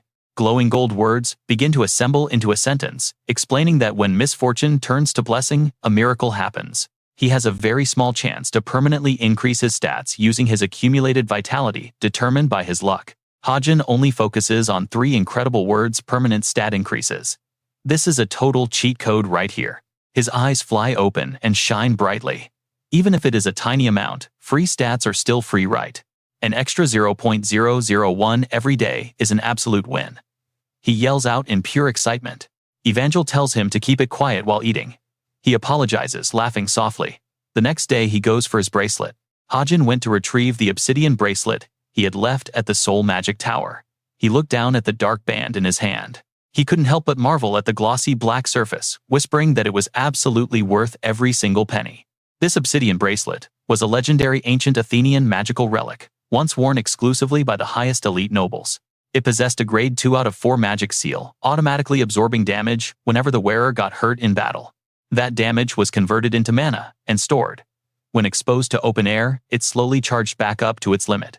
Its intermediate tier magic reinforcement consumed that stored mana to unleash heavy concentrated force on target spots. Both the defensive barrier and the offensive strike power scaled directly with how much mana was currently packed inside. He recalled Jin Yohan's parting words, warning him that the reinforcement spell should only be activated as a last resort. With those strict warnings, Hajin figured the magician didn't realize the artifact actually possessed an automatic self-charging function. He chuckled while thinking about Jin Yohan. The guy was surprisingly honest, despite Hajin's rather poor first impression of him. Originally, Jin Yohan had seemed like a typical snob who fawned over the wealthy while utterly snubbing the poor. Stroking his chin, Hajin thought about introducing him to Yu Yanha once she started constructing her own magic tower. Suddenly, a familiar voice called out to Hajin from behind. He spun around, a warm smile spreading across his face. He greeted Park Soo-hyuk warmly. The man apologized for the wait and led him straight into his office. Entering the office, Hajin let out an appreciative whistle.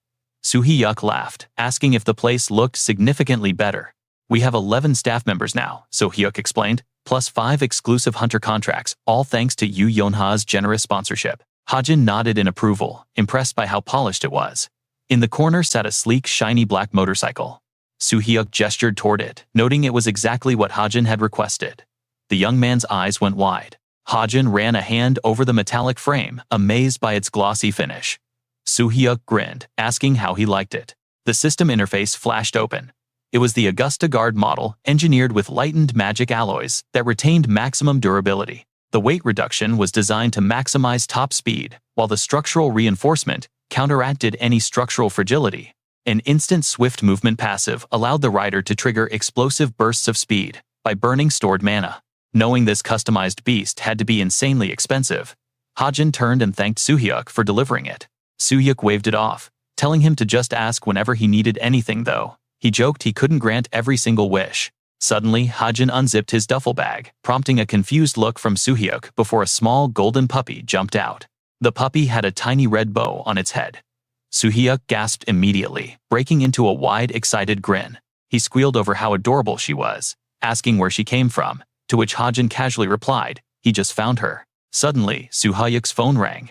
After taking the quick call, he apologized, saying he had an urgent matter to go handle. Cradling the puppy, Hajin nodded understandingly, letting him know that he was about finished with his business here anyway. He offered one last thank you and patted the bike, while Soo-hyuk waved goodbye to both him and the cute little pup. The golden pup barked back happily. Hajin looked down at his new ride, ready to find a nice quiet spot. Weaving through the streets with the puppy, he pulled over in an empty lot, making absolutely sure there were no security cameras. After confirming the coast was clear, he set the dog down and pulled up his system interface to test a new modification. Stretching his hand forward, blue energy swirled around his forearm as he activated the portability feature, causing the entire bike to collapse. The motorcycle condensed into a metallic suitcase. Picking it up, Hajin grunted, noting it still weighed about 20 kilograms. A system notification confirmed that his Stigma's mana had successfully compressed the massive vehicle into a highly portable travel case. He turned to the little dog, thanking her for holding out in such a cramped space. This adorable puppy was actually a vandal. She had pestered him relentlessly to tag along on his trip to Seoul, simply refusing to be left behind. He announced it was time to move, and when her ears perked up in confusion, he smiled and promised her some delicious food.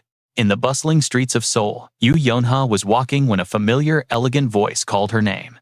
It was her mother, Jin Yo-jung. The wealthy real estate mogul swept her hand across the horizon, declaring that this entire prime district would one day belong to her daughter. Yeon-ha confidently assured her mother that she already had big plans for the area, earning an affectionate nod from Jin Yo-jung. Complimenting her daughter's sharp mind, Jin Yo-jung crossed her arms and grumbled about how useless her husband was when it came to business. The bodyguards trailing behind them couldn't help but chuckle, silently realizing the fearsome guild leader was just a henpecked husband at home. Yeon-ha gently pacified her mother, mentioning that lately her father had actually been putting in extra effort. Things were going well. Suddenly, a whispering crowd draws her attention, gushing about how cute someone is, like a little doll. She turns to see, and her eyes land right on Kim Hajin, an Evandel. She instantly recognizes him.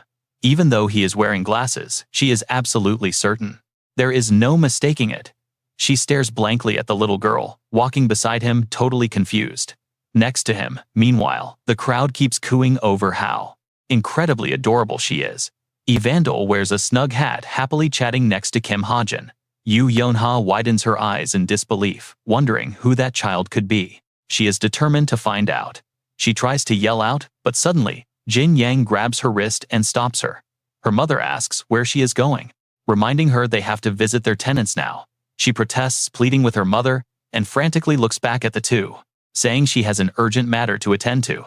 But her mother refuses to let her go, declaring she must stay to inherit everything. Yoo Yeon-ha looks at the two disappearing figures in complete helplessness. They are getting further and further away.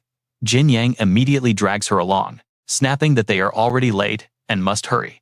She calls out weakly to her mother, but inside, Yoo Yeon-ha is determined to find the truth.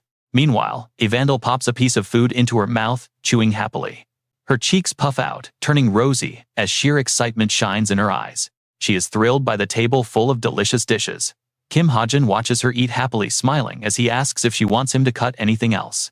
Evandel eagerly answers garlic. He laughs, agreeing to her request. Nearby customers are completely captivated by the little girl's utterly adorable charm, and cannot help but look over, whispering about how adorable she is. She keeps eating enthusiastically, her face glowing with pure indescribable happiness. The food is incredibly delicious. Kim Hajin looks at her and gently calls her name, asking if she thinks she can handle staying on her own this weekend. Evandel freezes right as she is about to put a piece of meat into her mouth. She looks at him silently, her expression instantly dropping. Seeing her sad eyes, he panics. She has completely stopped eating and looks like she is about to cry. He frantically promises to buy her toys, telling her she can have whatever she wants. Evandel softly agrees, looking incredibly downcast. He stares at her, wondering how to cheer her up. She seems so terribly depressed. Suddenly, a waiter approaches with a polite greeting. He places a mouth-watering, beautifully presented plate of meat on the table, introducing it as the premium tomahawk steak he ordered. Just like that, Evandel instantly perks right back up, her eyes sparkling with excitement.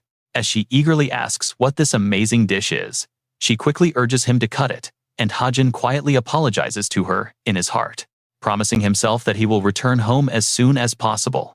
After dinner, they walk hand in hand down the street. He asks what toy she wants, and she skips along beside him, chirping that she wants a puzzle. Suddenly, she stops in her tracks, staring wide-eyed toward the alley. Kim Hajin notices her sudden pause and asks in surprise what is wrong. Nearby, a dirty stray cat with heterochromatic eyes is staring right back at her, letting out a soft meow. She stares back without blinking.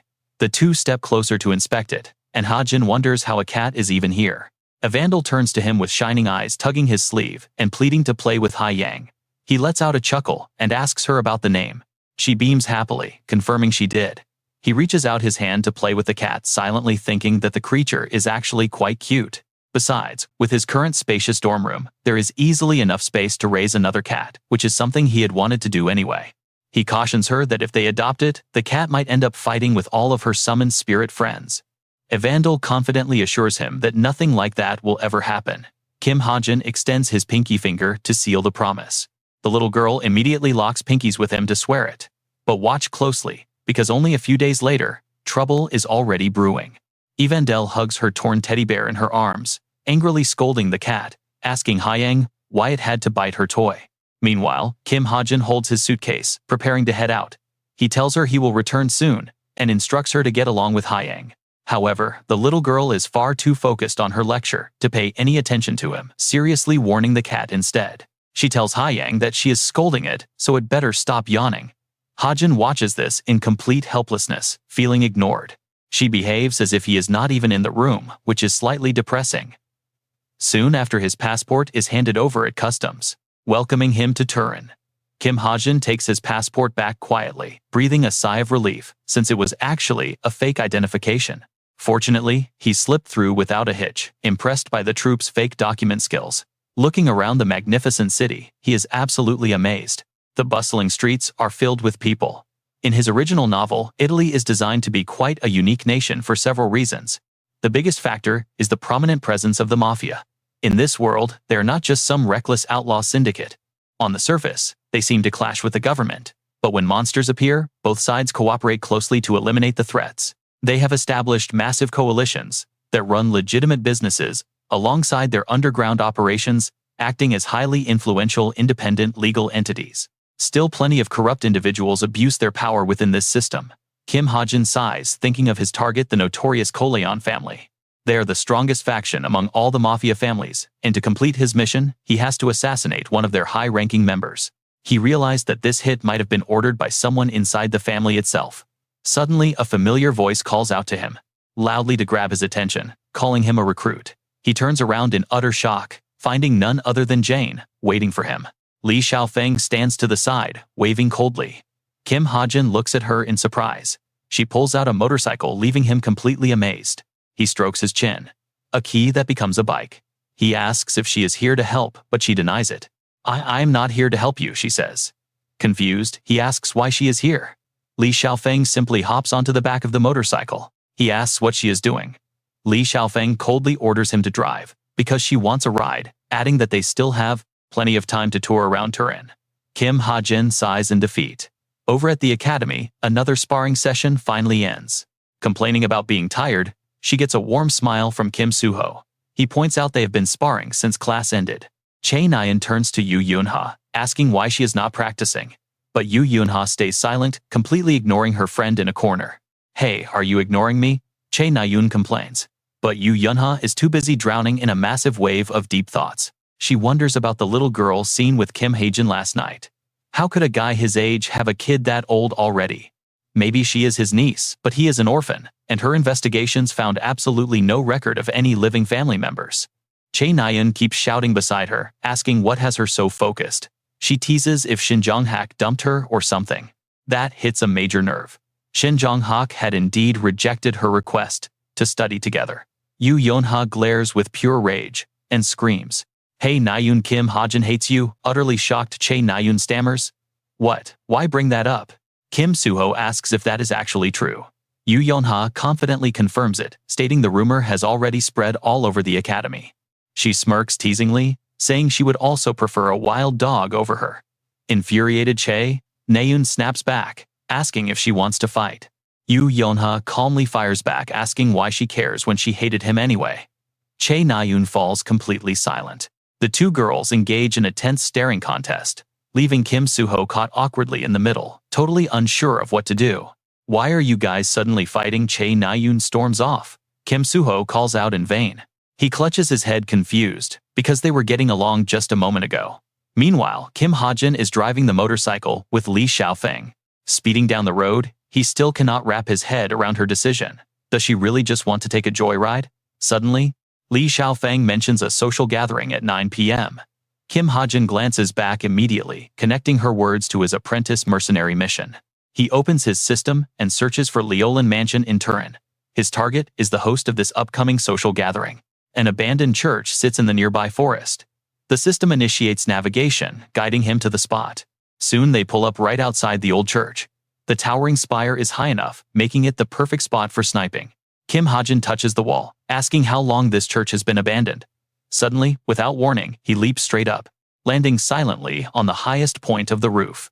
From up here, he gets a perfect clear view of the target mansion. "What a massive estate," he mutters. "It is definitely the perfect vantage point, just as she said." Standing below, Li Xiaofeng calls up, asking if she can watch her apprentice work. He looks down and declines, saying it makes him uncomfortable. He asks her to leave the area. When she remains silent, he firmly repeats the request, telling her to go right now. "Fine, I am leaving," Li Xiaofeng says, walking away. Now alone, Kim Hajin gets to work. He calculates that the mansion is about 1 kilometer away. An average hero could close that distance in 30 seconds. Adding the time it takes for them to detect him, he will have only 1 minute to escape after taking his shot. He scans the target mansion with his system and spots a faint but active mana barrier wrapping around the entire structure. Checking his watch to keep track of the time, he notices the barrier is weak because the event has not officially started. He must act fast. With a flash of blue, a sleek sniper rifle materializes right in front of him.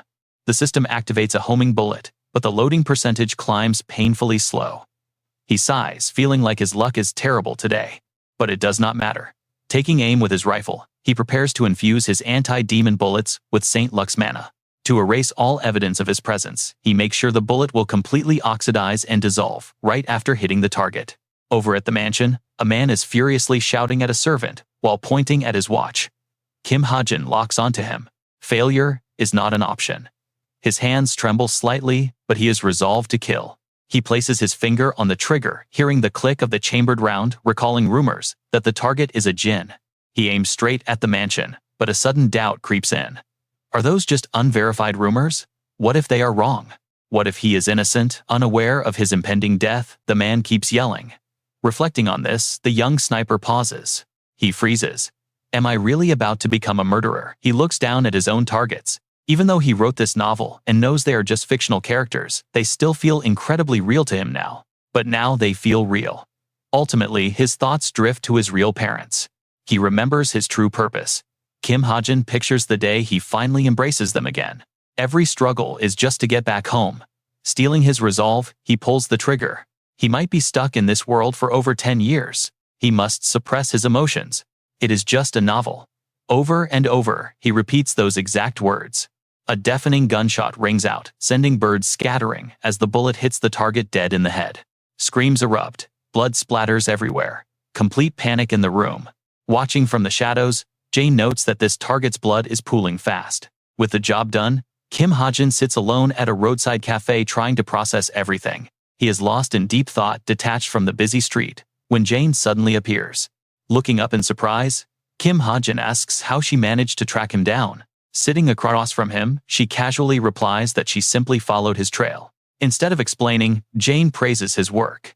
Kim Hajin raises his cup to respond. He says he is glad, but his shaking hands expose his inner panic. Watching his nervous act, Jane realizes the assassination took a heavy toll on him. Feeling her stare, he quickly tries to deflect by complaining about the heat. He averts his eyes. Jane breaks the silence, asking how he felt about the job. He admits it was difficult. Jane bluntly agrees that making a living is never easy. But then she adds that money is the only thing one can truly trust. Her words startle him. He repeats them with a puzzled look. She explains that people like them navigate this entire world completely alone. The harsh truth leaves him speechless before he lets out a quiet chuckle. Jane is impressed by how quickly he recovers, finding herself liking him even more. Regaining his composure, Kim Hajin checks the menu. Jane privately recalls the raw anti-magic she saw. She is certain that Kim Hajin will become their ultimate weapon to kill their target. Back in the past, a fellow troop member asks why she chose this raw kid. Droon leans back, pointing out that there are plenty of stronger anti-magic users out there. Karan snaps back, asking why he is suddenly complaining about the decision now. Droon laughs it off, claiming he is only curious. Jane finally chimes in. She tells them it is all about his eyes. Droon laughs, teasing her romantic side. Karan tells Droon to shut up. Meanwhile, Jane silently reflects on the boy's gaze. Those eyes carried a deep, crushing loneliness, showing he trusts absolutely no one. It was the exact same look she had on her own face during her tragic past. Back in the present, she wonders if that is why she keeps worrying about him. She only hopes he will avoid her path. Suddenly, Kim Hajin speaks up. He asks to be paid in items, and Jane readily agrees to the terms. When she asks what gear he wants, he simply smiles and tells her to choose. He is secretly scheming, knowing their boss has rare items but no grasp of market values. Because of that, she will likely hand over something worth way more than his commission. Amused, Jane stands up and calls this a celebration for joining the troop. He immediately cuts her off, reminding her that he has not officially joined yet. Scratching his cheek, he points out that he still has the right to choose. He smiles, adding that it is too early to decide, leaving Jane completely speechless. She silently sighs, realizing she will never understand what goes on inside his head. Night falls on Kim Hajin's house. Everything goes quiet. Little Evandel is fast asleep, but a soft sound suddenly wakes her up. She rubs her sleepy eyes. She calls out for Hajin. Stepping inside, he is surprised to find her awake, so he kneels down. He reaches out to hold her. He asks why she is still awake. Evandel opens her arms for a hug, saying she was waiting. She wraps her tiny arms around his neck, welcoming him home, and saying he worked hard, leaving Hajin standing completely frozen. Touched by her sweet words, he slowly wraps his arms around her. The two of them just hold each other. Absolute warmth. They hold each other tight. Hajin feels a deep warmth. He realizes once again that these people are not just fictional characters. They are real living and breathing individuals. But then the memory of the man he personally killed flashes before his eyes. Cold fear grips him. He clings tightly to Evandel. His body shakes uncontrollably, which immediately worries the little girl. Hajin knows the truth. To achieve his ultimate goal, he must endure many more brutal missions, just like today. He wonders if returning home means repeating these horrifying tasks over and over again. How many times must he do this? Will this ever end? Eventually, the dreaded second semester midterm exams arrive, bringing a heavy atmosphere to the school. The mood is far from cheerful. Due to recent high-profile incidents, outsiders are strictly banned from entering the campus. Hajin walks through the school courtyard. He scratches his head, looking deep in thought. Something is bothering him. Things are deviating from his original novel. But he only skimmed over this section when writing, so he barely remembers the details. The school hallways are filled with anxious cadets, dreading the upcoming exams. Everyone is stressed out. Total panic. Some complain about the extreme difficulty. One cadet even threatens to protest to the professor about the test. But for Hajin, the top theory student, it is just another normal day. He glances down at his watch. He plans to pay a quick visit to a local nursing home. But before he can leave, a familiar voice calls out to him. Calling his name, Chae Na-yoon approaches with a worried look. She stands in front of him and asks where he is going. She asks if he is heading to class. No, he is actually going out, leaving her quite startled. She stammers, asking if he has any exam notes or summaries. Hajin simply gives her a flat no. Her face turns pale at his blunt response. She desperately begs him to help her study, looking absolutely cornered. She explains that she completely ruined today's written exam. She needs just 10 more points to save her grade. She looks at him with pleading eyes, begging for help, but he wonders why she does not ask Yu Yeonha instead.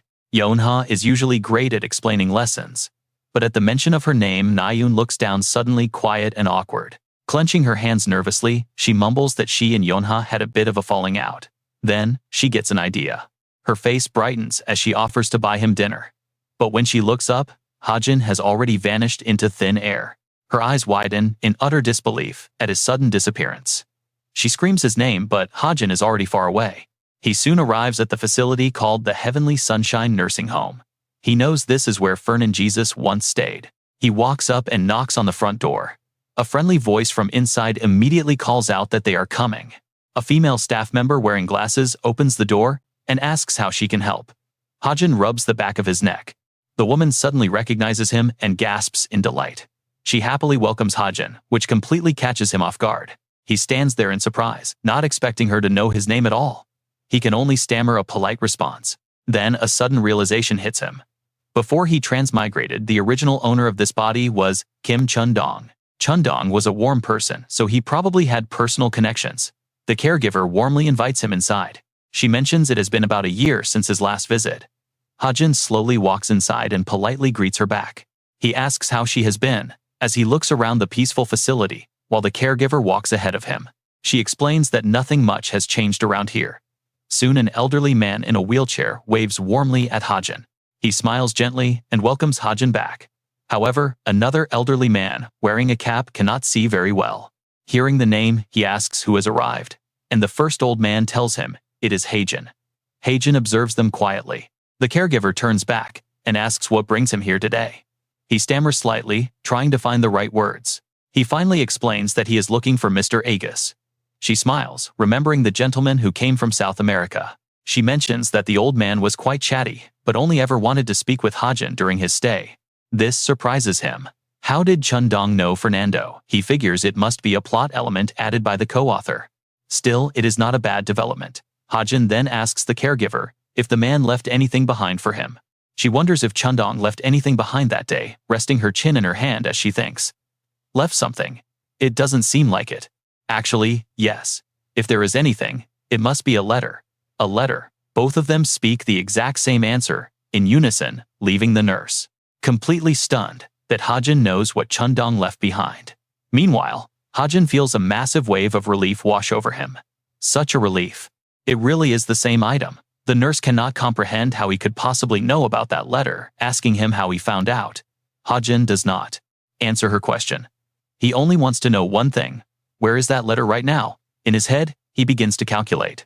He has no idea what Kim Chundong was like in the past, but judging by the reaction of the people around here, Hajin is absolutely desperate to read that letter. The nurse looks at him warmly, asking if he made a promise to the old man. She looks down in a soft, respectful silence. Hajin realizes that Chundong must have had an incredibly deep bond with the people here. The nurse gently adjusts her glasses, without giving a direct answer. She simply slips them off to clean the lenses, perfectly calm. She speaks softly, noting that Chundong definitely wanted Hajin to have it. She fondly remembers how often Chundong visited old Augustus back then. He never discriminated against anyone, and always struck up warm conversations. Slipping her glasses back on, she finally reveals the location. With a gentle smile, she tells him to head over to So Memorial Park. Hearing this, Hajin slowly places his hand over his chest, feeling his own heartbeat. The nurse adds that the letter is kept safe alongside the old man's personal belongings. Arriving at So Memorial Park, Hajin stands before the glass display cases. He cannot help but reflect on how much his life has changed. He is doing things he never dreamed of in the real world. Walking down the quiet corridor, he searches until he finds section 17. Row 1, number 4. A weathered old letter rests quietly inside. Seeing it, Hajin celebrates a small victory in his heart. He is so glad he made the trip. He slowly reaches out for the handle of the glass case, but then he suddenly pauses. He already knows exactly what is written inside. A look of confusion crosses his face. Why should he even bother opening it? In his mind, the image of a certain girl flashes. The first reader should be her. But then he hesitates and changes his mind. His hand slowly turns the lock. A creeping doubt fills his mind. What if the co-author changed the details that would complicate everything? Stealing his resolve, Hajin finally opens the display case and pulls the letter out to read. But what shocking truth is hidden inside? What could possibly make him shudder in sheer terror? Elsewhere, Yu Yunha sits at her desk wearing a sleek, mysterious mask. She is currently on a call with a braided-haired girl who reports that before entering Cube at age 11, Chundong did charity work. He spent his childhood volunteering at various orphanages and local nursing homes. This history leaves Yunha utterly baffled. Did Hajin really do all that? Is that why he has been going out so much lately? Her eyes soften with a touch of sadness. There are so many terrible rumors circulating about Hajin making this sudden revelation hard to believe, although she herself had always doubted those stories. An orphan who grew up alone entering the military academy right after awakening. If it were her, she would have thrown that painful past straight into the trash. But Hajin chooses to cherish it instead. He actively seeks out the very people who can connect him to his childhood memories.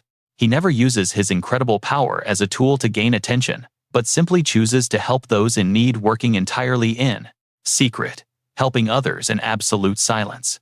That phrase echoes endlessly in Yunha's mind, painting Hajin in an entirely different light. With a serious look on her face, she reflects that, while she might not fully agree with his methods, she cannot help but respect him. She has gathered, he truly is someone worthy of respect. Driven by curiosity, she asks her investigator if there is any other crucial data they missed. Perhaps his birthplace. The girl on screen apologetically explains they are still looking. Dissatisfied, Yunha demands that she dig much deeper into his background.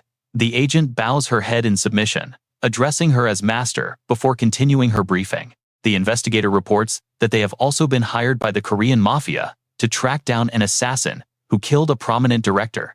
Word is, the hitman originates from South Korea. Yunha taps her fingers on the holographic keyboard, analyzing the Korean mafia's moves. She was already planning to approach them regarding some illegal trade, resting her chin on her hands to contemplate her strategy. This could be the perfect leverage to secure favorable terms. She asks the agent if they can trace the killer's exact identity.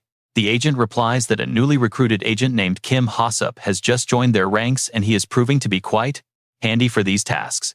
She immediately forwards his profile, and Hajin's personal information flashes directly onto Yunha's main screen. Kim Hajin is 17 years old, standing at 178 centimeters. A gifted student at the military academy, his special ability is searching for data by directly linking his brain to computer networks. The faster the connection, the quicker he retrieves information. Meanwhile, Hajin is completely focused on reading Chundong's letter. He lifts his smartwatch, activating its built-in translator to scan the words into Korean. Just as he expected, there are no changes to the text. Hajin carefully folds the paper and tucks. Slipping the letter back into the envelope, she sighs with relief. Given the circumstances, this is the only answer the truth agency can provide. Suddenly, Tomor's smartwatch flashes, and she quickly looks down at her wrist. She freezes, staring down in absolute shock as a synthesized voice plays directly from her glowing wrist. The truth agency has found Fernando Ju. Upon hearing this, her face twists into an unsettling, eerie expression. To hear our full response, please transfer the specified fee. Meanwhile, Hajin places the letter back inside the glass cabinet and leaves. Soon, an instructor's voice echoes inside the classroom during an exam. He holds up the test papers and announces that the written exam is finally over, praising their hard work. They are dismissed, and Hajin heads straight to a vending machine after class to grab a drink. As he stands there, a familiar voice calls out his name, causing him to immediately look back. It is Nayun, who walks up to ask what he plans to do now that the exams are over. Holding his soda, Hajin calmly replies that he is preparing for the combat exam, leaving her absolutely speechless. She is shocked he is preparing a whole week early, calling him a model student while searching her bag. She pulls out his notebook and hands it back, thanking him warmly for letting her borrow it. Nayun happily thanks him again, admitting she thought he would leave without lending it to her. Hajin notes he was in a rush then, but she keeps praising how incredibly useful his notebook was. In his mind, Hajin silently chuckles, knowing he actually got those study notes by hacking Yu Yonha's data. Naeun excitedly offers to buy him something to eat, as a personal reward for helping her study so much. Opening his soda, Hajin curiously asks where they are going, and she mentions Han-jung-gak. Hajin freezes in complete shock. What Han-jung-gak? That place is a legendary Korean restaurant. A famous place on Ganghwa Island, Han-jung-gak. Just thinking about their food makes his mouth water. Yet he turns his head and flatly refuses, leaving Naeun completely baffled by his sudden rejection. But Hajin is already planning ahead, knowing he must prepare for the major incident after the combat exam. Taking a sip of his soda, he lies that he is too busy and suggests she go with someone else. He tells her to take Kim Suho instead, which makes her blush as she playfully asks if he is jealous. Hearing that, Hajin immediately spits out his drink, turning back with a dark expression to question her. He demands to know what she is talking about, so she quickly changes the subject to ease her embarrassment. She claims she just wanted to treat him, since he bought her items from the store. But Hajin walks away. She tries to lure him back, with promises of a massive feast, asking if he is absolutely sure. Ignoring her calls, he keeps walking, leaving her to sigh in defeat with a bright red face. No, it cannot be just the two of us. Walking across the school campus, Hajin suddenly thinks of Evandel back home. He wants to buy her a treat. Maybe some snacks on his way back. But from a distance, hushed whispers catch his attention. Curiosity gets the better of him. Hajin steps closer to look into a dark alley, where a woman is discussing something in secret. She seems to be negotiating. The voice on the other end of the call immediately barks back at Tom or pay more. How long has she dragged out a simple job that should have taken 2 weeks? Hearing this interrogation, she simply lowers her head in silence. The caller presses on, demanding to know if she even lost the precious item their leader gave her. She can only offer a weak apology. Eavesdropping from the entrance, Hajin lets out a sly grin, recognizing the exact item they are talking about. Tomer desperately begs the caller. She tells them that she really needs the money, pleading for just this one exception. But the angry voice only snaps back, calling her completely insane and telling her to just finish her assigned task.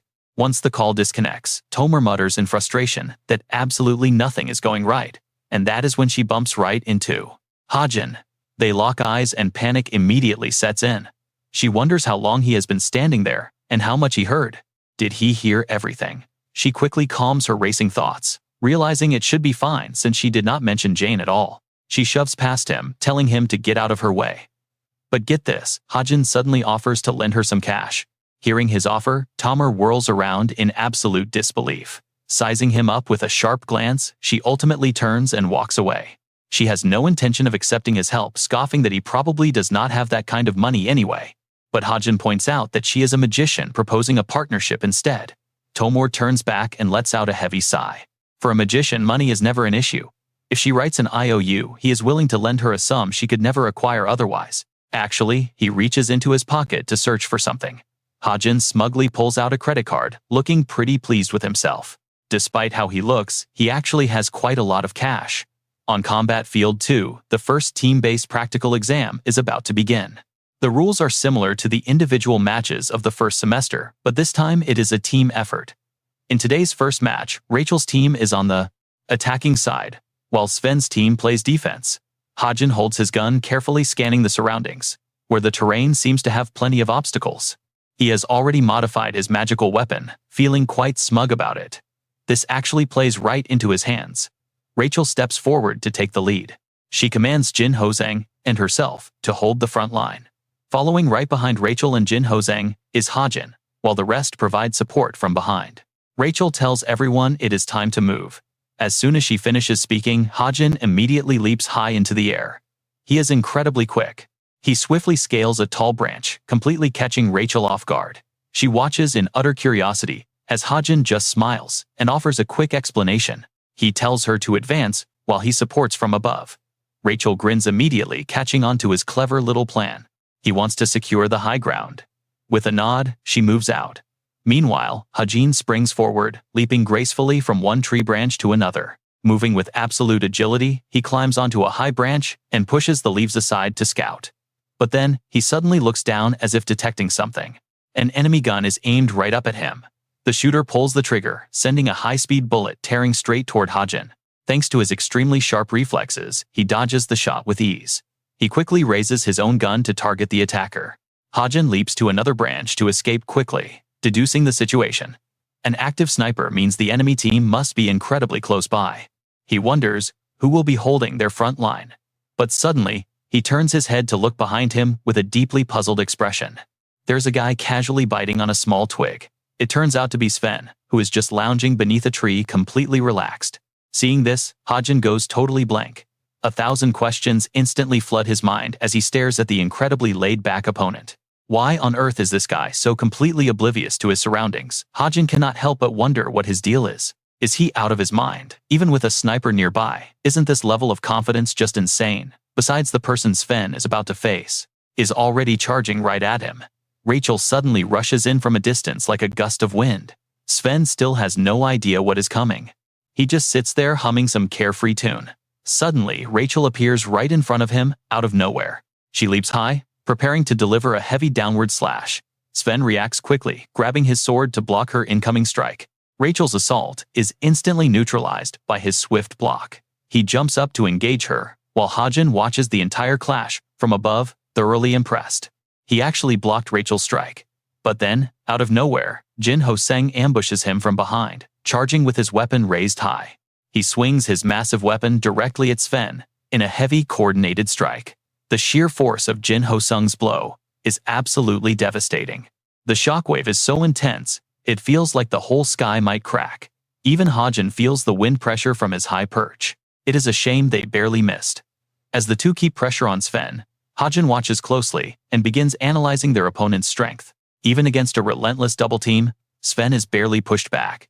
Hajin's eyes widen in sheer disbelief at the guy's power. Has Sven always been this insanely strong? Sven looks up at the tree, flashing him a highly mysterious knowing smile. Seeing Sven hold his ground against both of them, Jin Ho-seng is completely stunned. That guy is matching two top-tier fighters all by himself. It turns out Sven is receiving active magic buffs. Observing carefully from the branches, Hajin finally pieces the whole puzzle together. He finally understands the enemy team's strategy. Sven's primary role is simply to stall their main forces. While their frontline stalls, the sniper provides suppressive fire, and their mage pours all his mana into buffing Sven. Meanwhile, their support and warrior focus entirely on protecting the buffer. It is a classic hyper-carry strategy designed around Sven. Hajin cannot help but admire their tactical setup. It is actually a highly effective strategy for a defense-oriented squad. He flashes a highly devious grin. This defensive strategy is incredibly solid, but it only works under one condition. He immediately takes off, leaping through the trees to bypass the front line. It only works if their mage stays alive. And Hajin is about to send him straight to heaven. Suddenly, he spots a hand gripping a nearby branch and quickly shifts his gaze. Watching closely from his vantage point, he finally spots the remaining three opponents. Got you, he thinks. While two of them focus on the battle ahead, the blonde-haired cadet suddenly senses something.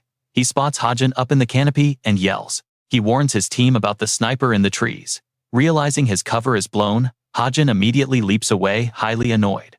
He complains about his terrible stealth skills. The blonde fighter brandishes his weapon, speaking with absolute contempt. He mocks a sniper for wandering in completely alone. Hajin hangs onto a branch with one hand, aiming his weapon with the other. He opens fire directly on the three of them. They quickly duck behind a defensive shield to block the oncoming bullets. Hajin drops down to the ground, sprinting past the three opponents while keeping his gun pointed straight at them. The girl holding the shield quickly calls out. She asks about their teammate Bokyu, who is apparently doing just fine. That guy actually managed to hide pretty well, but Hajin is already moving.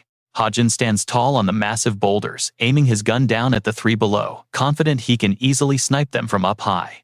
The blonde guy signals his teammate, eyeing the rock where Hajin is perched, silently determined to take him down himself. He immediately charges at Hajin, who wonders if this fool really thinks he can take him on all by himself. Hajin grabs the rock with one hand and holds his gun in his mouth, delivering a powerful kick straight at the blonde guy. There is absolutely no way he can catch Hajin in a rocky terrain so packed with obstacles. Hajin quickly leaps away. He jumps higher, leaving the blonde guy absolutely fuming.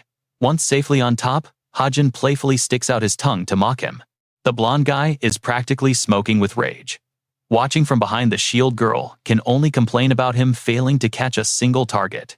She starts casting her magic, bringing her hand to her mouth to chant a spell that summons multiple protective shields around them.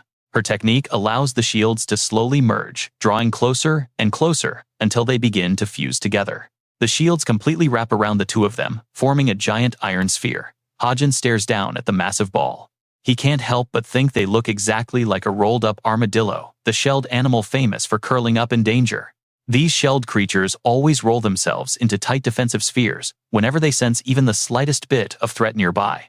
Meanwhile, the blonde guy is busy gathering his strength for another attack. He strikes a nearby tree trunk with heavy force. He hopes to shake Hajin down, but Hajin simply leaps right onto the giant iron sphere instead. After all, shields are just mindless steel. No matter how thick they are still just mindless slabs of metal. Hajin raises his gun and starts to aim. He can see their weak points perfectly clear. Pulling the trigger, the special bullet erupts, unleashing a massive surge of energy. The blast slams straight into the shield sphere. Hearing the massive explosion, Sven whips his head around his face, turning pale. The enemy mage has already been completely knocked out by Hajin, leaving their teammates shouting in utter disbelief. They refuse to believe she is down, but the broadcast immediately announces the official elimination of the enemy team's mage. Hearing the sudden announcement of his teammates' defeat, Sven is left completely speechless, staring at her unconscious body. The faces of the remaining opponents go dark.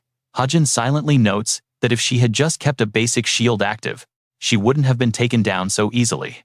Her biggest mistake was trying too hard to save her precious mana. When the angry opponents yell at Hajin and call him a coward, he only laughs it off, asking who they are, calling cheap.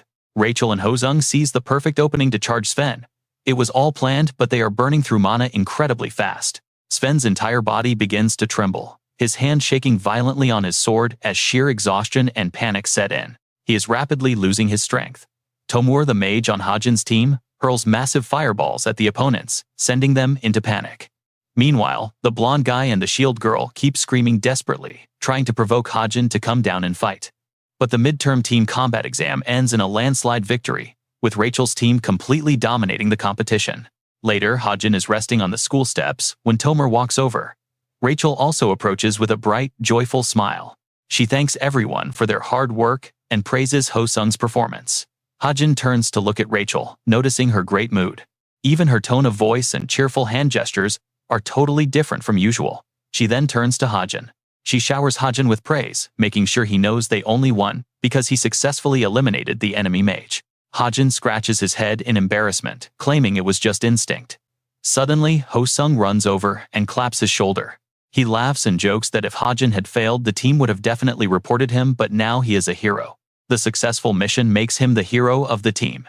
The five of them gather in a circle discussing the match. They laugh about how they honestly thought Hajin was joking when he promised to hunt down the enemy mage. Hajin massages his sore shoulders as he quietly slips away, feeling a bit exhausted. Suddenly, Nayun runs up from behind. She calls out to Hajin, mentioning that Suho wanted to pass along his congratulations on a job well done. She adds that Suho already left for his own match, then eagerly asks how Hajin made his bullet curve so sharply. Hajin simply attributes it to his natural talent. Nayun stares blankly at him, completely annoyed by his useless answer. Stretching her arms behind her head, she lazily complains about having to wait until the afternoon for her own match. Hajin nods, but his eyes suddenly lock onto someone nearby. It turns out Jonghak and Yeonha are also here. Seeing Hajin hanging out with Nayun, Jonghak immediately flares up with burning jealousy, his face darkening with suspicion.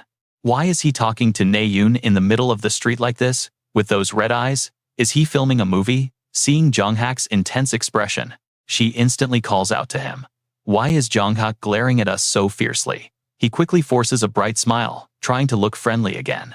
He smiles warmly at Nayun and steps toward her. It almost looks like an imaginary tail is wagging behind him, showing how pleased he is. He insists he isn't glaring at anyone. Meanwhile, Hajin approaches Yeonha to check on her. He asks if she's currently heading over to her team's match. Yeonha nods, explaining her team plays next. As Hajin walks past her, he suddenly brings up ammunition out of nowhere. He requests 605.56mm bullets. Yeonha turns in confusion, asking why he's suddenly bringing up rifle rounds. Hajin simply replies that the info might be useful later. Standing back to back, he points out that high-grade magic bullets are highly expensive. They cost at least 200,000 won, each bringing the total to 120 million won. He asks if that's too much for her. Yeonha grins, telling him not to insult her abilities. That amount is pocket change, so she asks what else he might need from her. Hajin declines, saying that is more than enough. He then brings up the wild ginseng mountain they had previously discussed. He estimates that ginseng harvest will wrap up in about 2 weeks. Yeonha is pleased, but she quickly falls into deep thought. Stroking her chin, she asks if he has any more to offer. Hajin says he plans to test the market first before deciding. He ponders, admitting he can't guarantee another batch, but if he does secure more, he wants to trade them for shares in her pharmaceutical company. He asks if that works for her. Hearing that Hajin wants to invest in her pharmaceutical business makes Yeonha incredibly excited. She beams with a radiant smile, agreeing that it sounds like a perfect deal. She promises to count him in on the venture. Meanwhile, Jonghyuk is talking to Naeun and looks visibly jealous. He demands to know why she is being so friendly with Hajin. Naeun gets defensive and immediately denies it. Jonghyuk reminds her that she previously claimed to dislike Hajin, asking if she forgot. She stammers that it was just a minor misunderstanding. Meanwhile, Hajin and Yeonha overhear their awkward bickering and walk away. Hajin shrugs it off, noting that Jonghyuk simply doesn't know him well. He turns to leave, completely unbothered by the drama. He waves goodbye to Yeonha, stating he got everything he needed. He bids her farewell and walks away without looking back. He admits to himself that things feel slightly off, but the story must go on. Meanwhile, Jonghyuk and Naeun are still bickering. Naeun is completely annoyed and tells him to quiet down. Jonghyuk is known as the descendant of a legendary loyal vassal. He is also the grandson of Shin Myung-chul, a legendary national hero who saved Korea during the devastating post-war famine. It makes complete sense that Jonghyuk carries immense pride in his bloodline and his own deeply hidden potential. Hajin arrives back at his place, calling out that he's finally home. Hearing his voice, little Evandel immediately rushes over to greet him. The sweet little girl calls out his name happily, asking if everything went well. She excitedly leaps right into his waiting arms. Hajin catches her safely and asks if she's hungry or if anything happened. But his expression shifts when he notices something on her face. Evandel bursts into tears, burying her face in his shirt. She cries so hard that her tears soak right into his clothes. Worried by her reaction, he gently asks what is wrong. Evandel continues to sob heavily as he tries to comfort her. She reaches out her tiny hand, showing Hajin a small scratch on her finger. Still sobbing, she points the blame at their cat. She complains that Haiyang scratched her. Hajin suppresses his sigh, reminding himself that parenting means never making a child feel like a burden. He pulls her into a warm hug to comfort her, asking what happened. Evandel pouts, claiming she didn't do anything wrong. She declares her frustration with the cat, insisting she was completely innocent. Hajin finds it odd that Haiyang would scratch her for no reason. He recalls being amazed by Haiyang's high stats. The pet possesses level 4 magical talent, which is highly unusual for an animal. Magical beasts heal much faster, live longer, and possess intelligence far superior to ordinary pets, making them highly perceptive. A smart creature like Haiyang would never lash out at its owner without a very good reason behind it. Glancing over at the cat resting on the sofa, Hajin's suspicion lands on the cat food. He remembers his strict instructions. He had told Evandel to only feed Haiyang once a day. Looking around, he notices a pile of empty cat food cans. He demands to know why the floor is littered with empty wrappers. When Evandel stays quiet, a sudden realization hits him. He asks in absolute shock if she actually ate the cat food. Blushing in embarrassment, the little girl struggles to find an excuse. She mumbles that she was simply curious about why Haiyang loved it so much, so she decided to take a little taste. Hajin facepalms, realizing exactly why the cat got so upset with her. He gently tells her to never do that again. Suddenly, his smartwatch buzzes with a notification.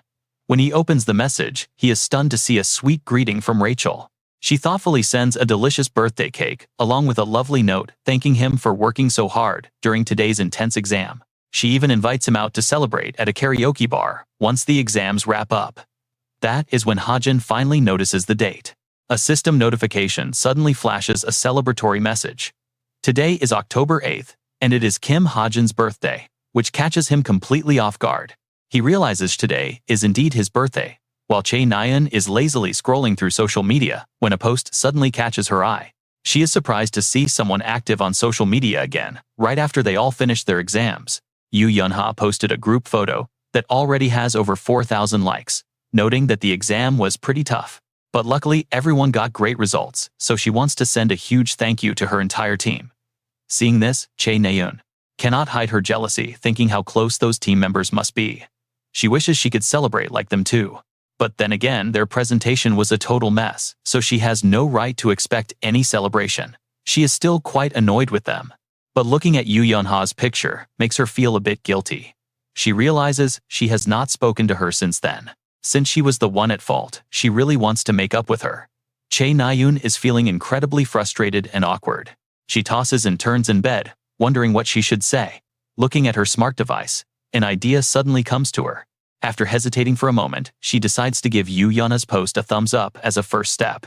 Then, she scrolls to Shin Jong-hak's post, where he is posing coolly with a caption bragging about going 3-0, undefeated. Chae Na-eun rolls her eyes at his pose, wondering if he is trying to look like a gangster and when he will grow up. Next, she spots a photo of Kim Soo-ho and Kim Hajin posing together captioned as standing with the master sniper Cube Soul Gunner. She wonders if Kim Soo-ho did this on purpose, so she compares their faces. She also notices that Seung-ah has left a comment. She commented that it is great to see their bright smiles, and that she watched their match. She congratulated Hajin and Soo-ho on doing a great job, leaving Chae Na-eun surprised, wondering what Seung-ah is up to with such an obvious move. After scrolling some more, Chae Na-eun starts getting bored. She decides to check her notifications one last time to make sure she did not miss anything. She wonders if there are any unread messages when a sudden notification catches her eye. She realizes today is actually Kim Hajin's birthday.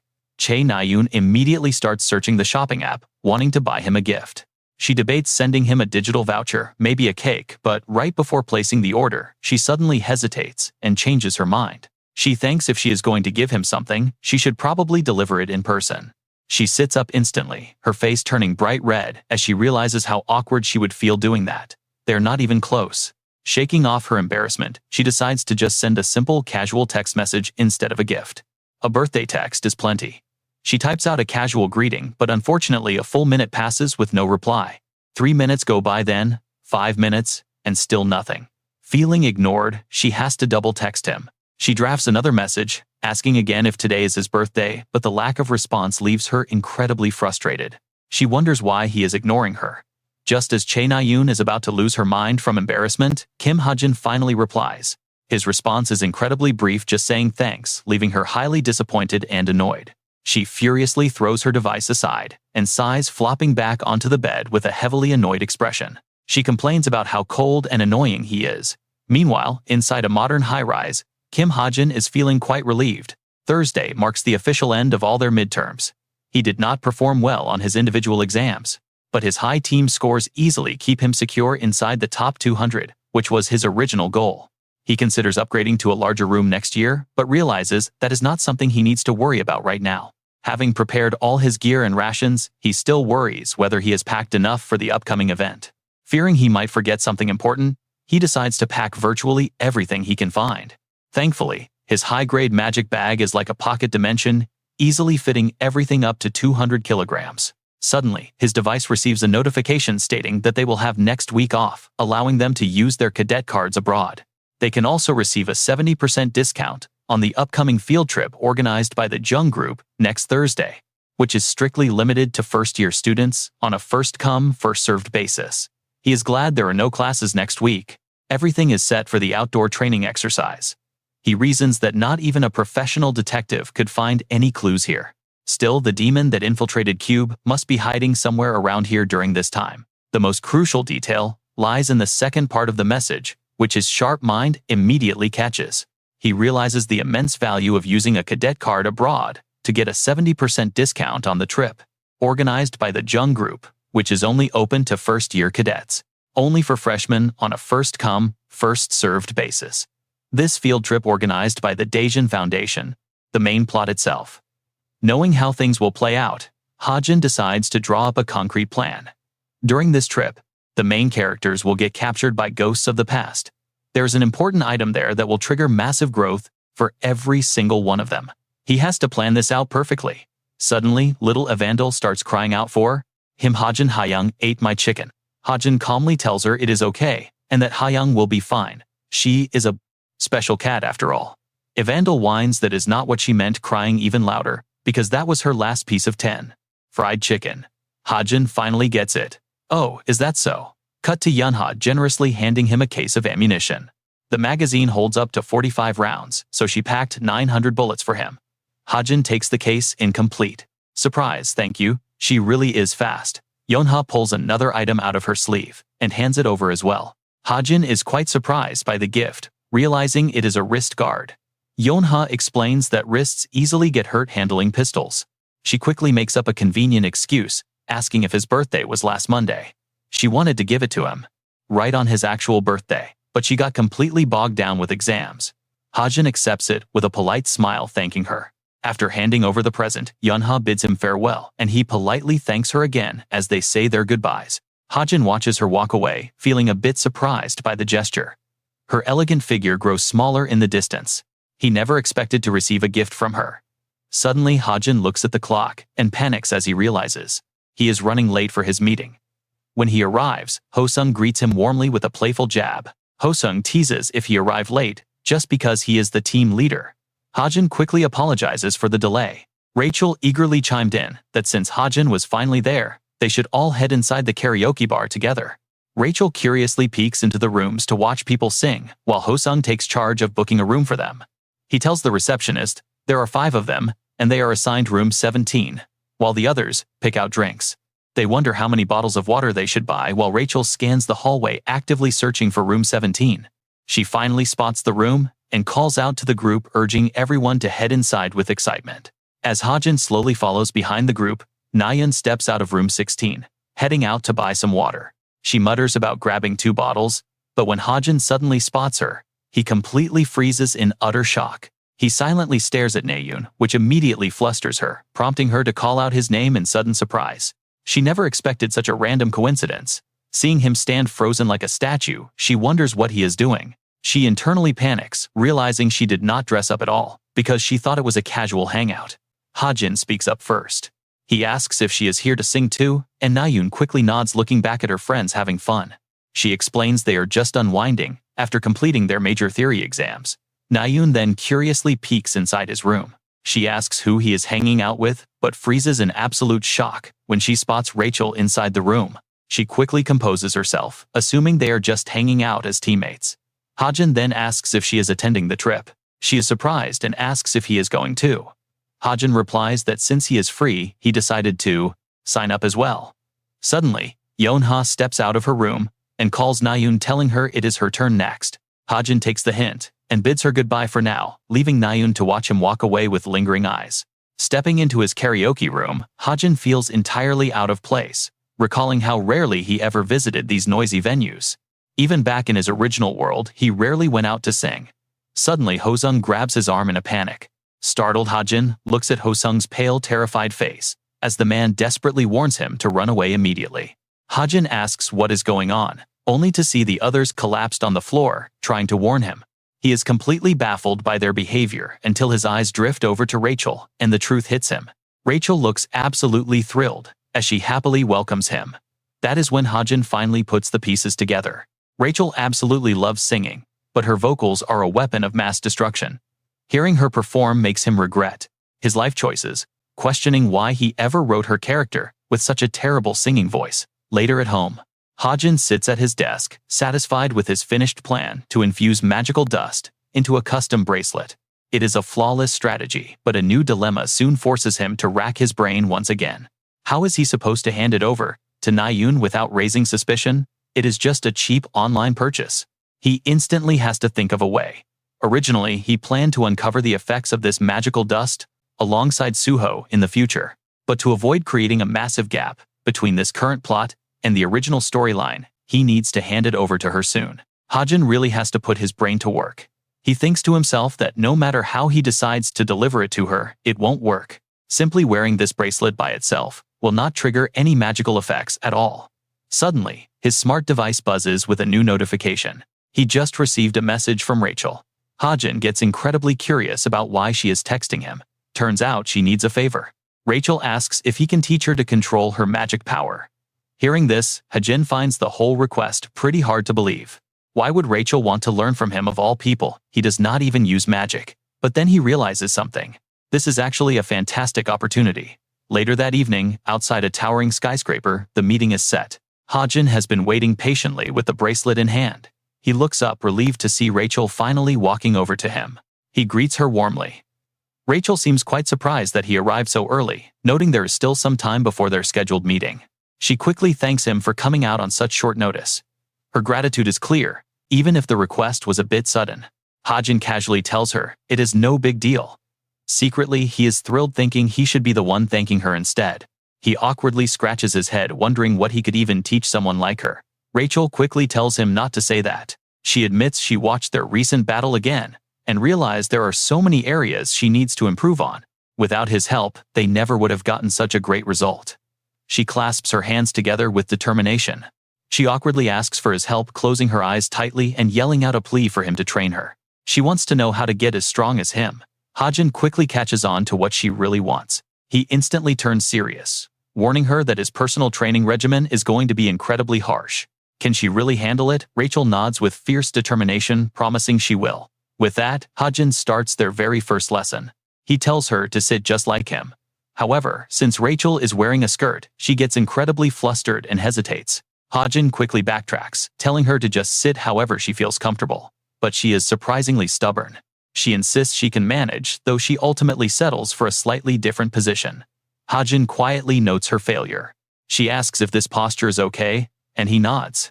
Next, Hajin instructs her to stretch out her hand. She obeys, stretching it out. But get this, his next sudden move catches her completely off guard, leaving her totally speechless. He smoothly slides the bracelet onto her wrist, explaining that it is just a simple gift to help her. Rachel is flustered, wondering if he planned this training all along, and whether she should even accept such a present. Hajin smiles, reassuring her it is just a basic accessory. She thanks him softly, and he begins the real guidance.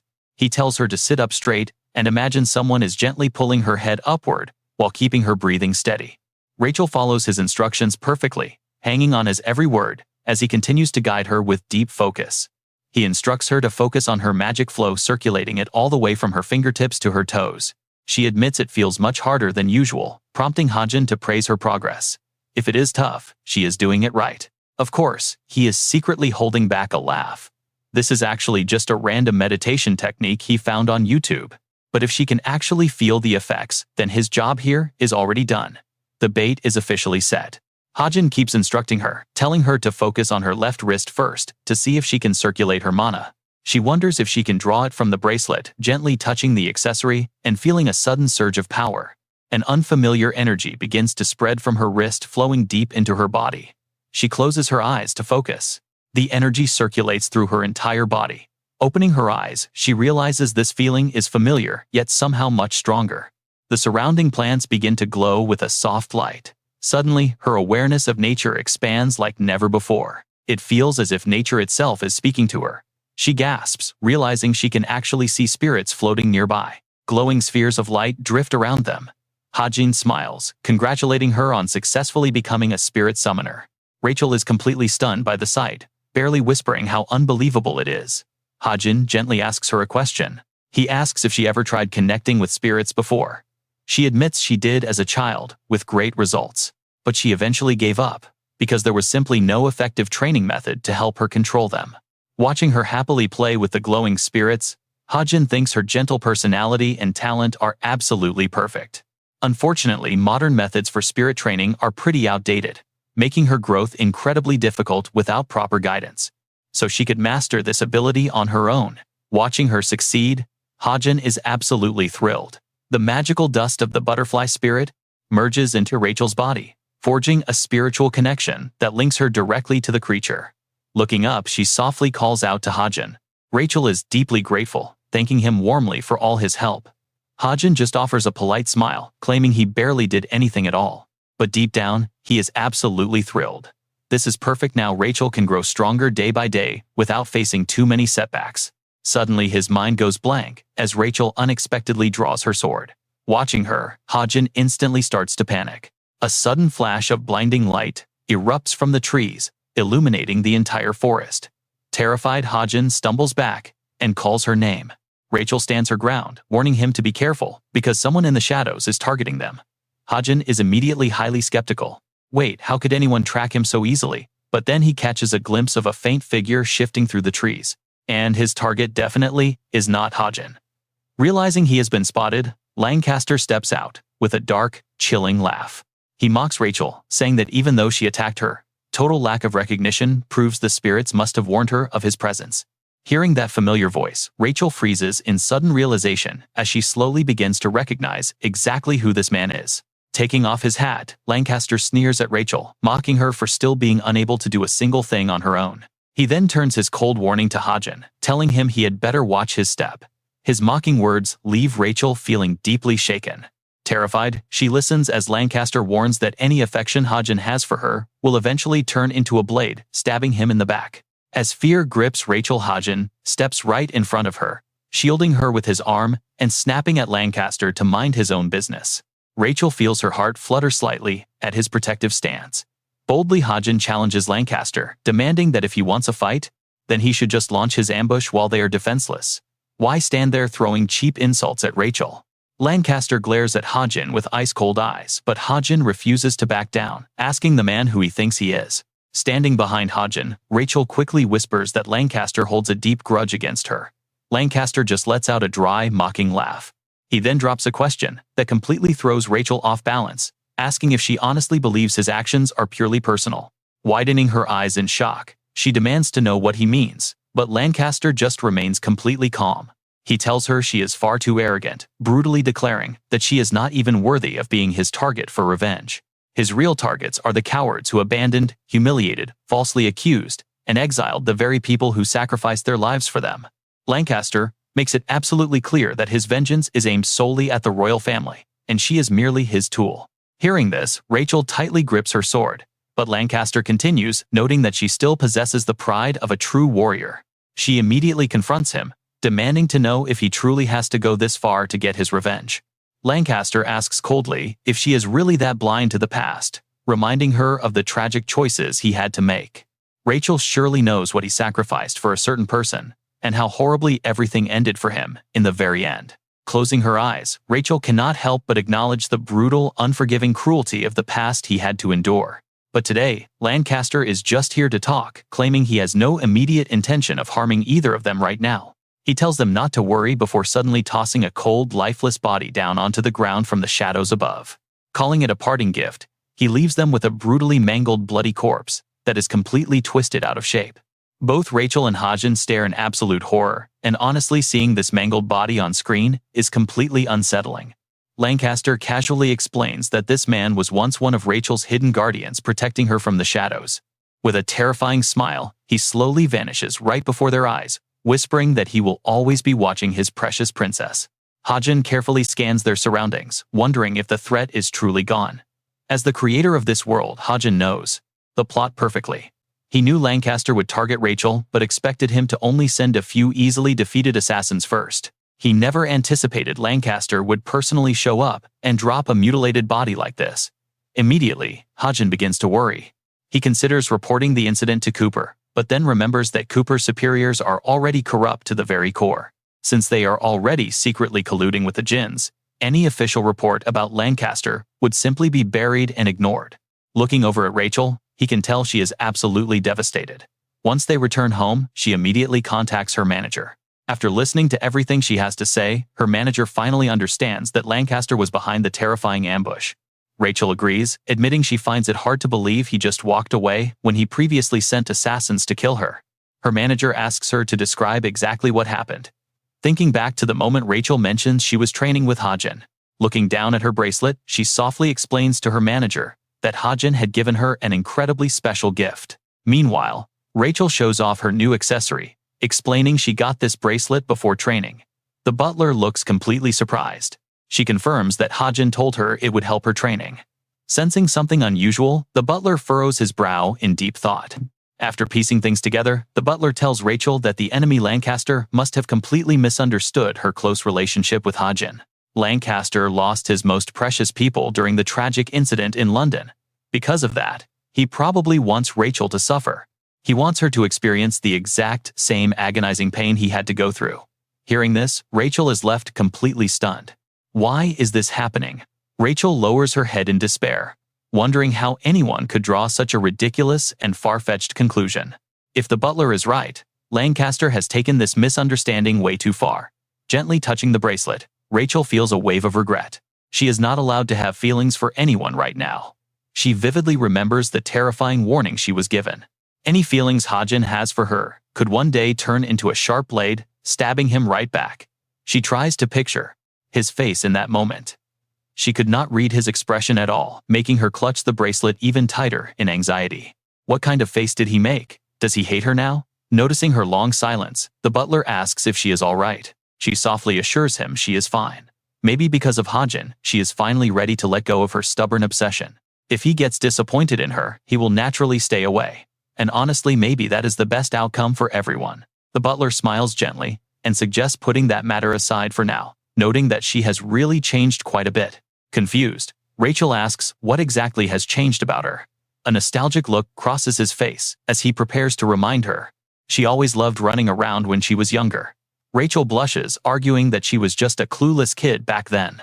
The butler fondly remembers how she would instantly run off to play after training.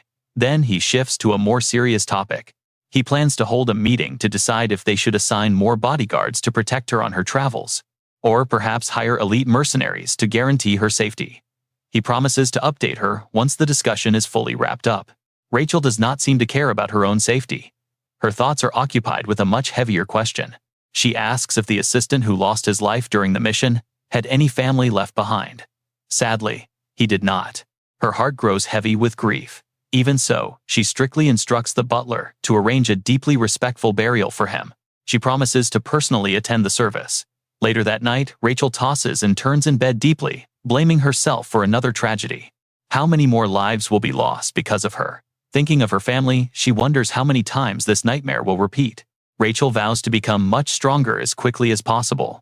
Her gaze then drifts toward the simple bracelet on her nightstand. Staring at it, she remembers Hajin's reassuring face and his gentle promise that it is just a normal bracelet. A soft, happy smile spreads across her face. With a peaceful heart, her sparkling eyes slowly close as sleep takes over. The brilliant moonlight streams through the window like a quiet comfort. Holding the bracelet tight, like a precious lucky charm, she keeps it close even while she sleeps.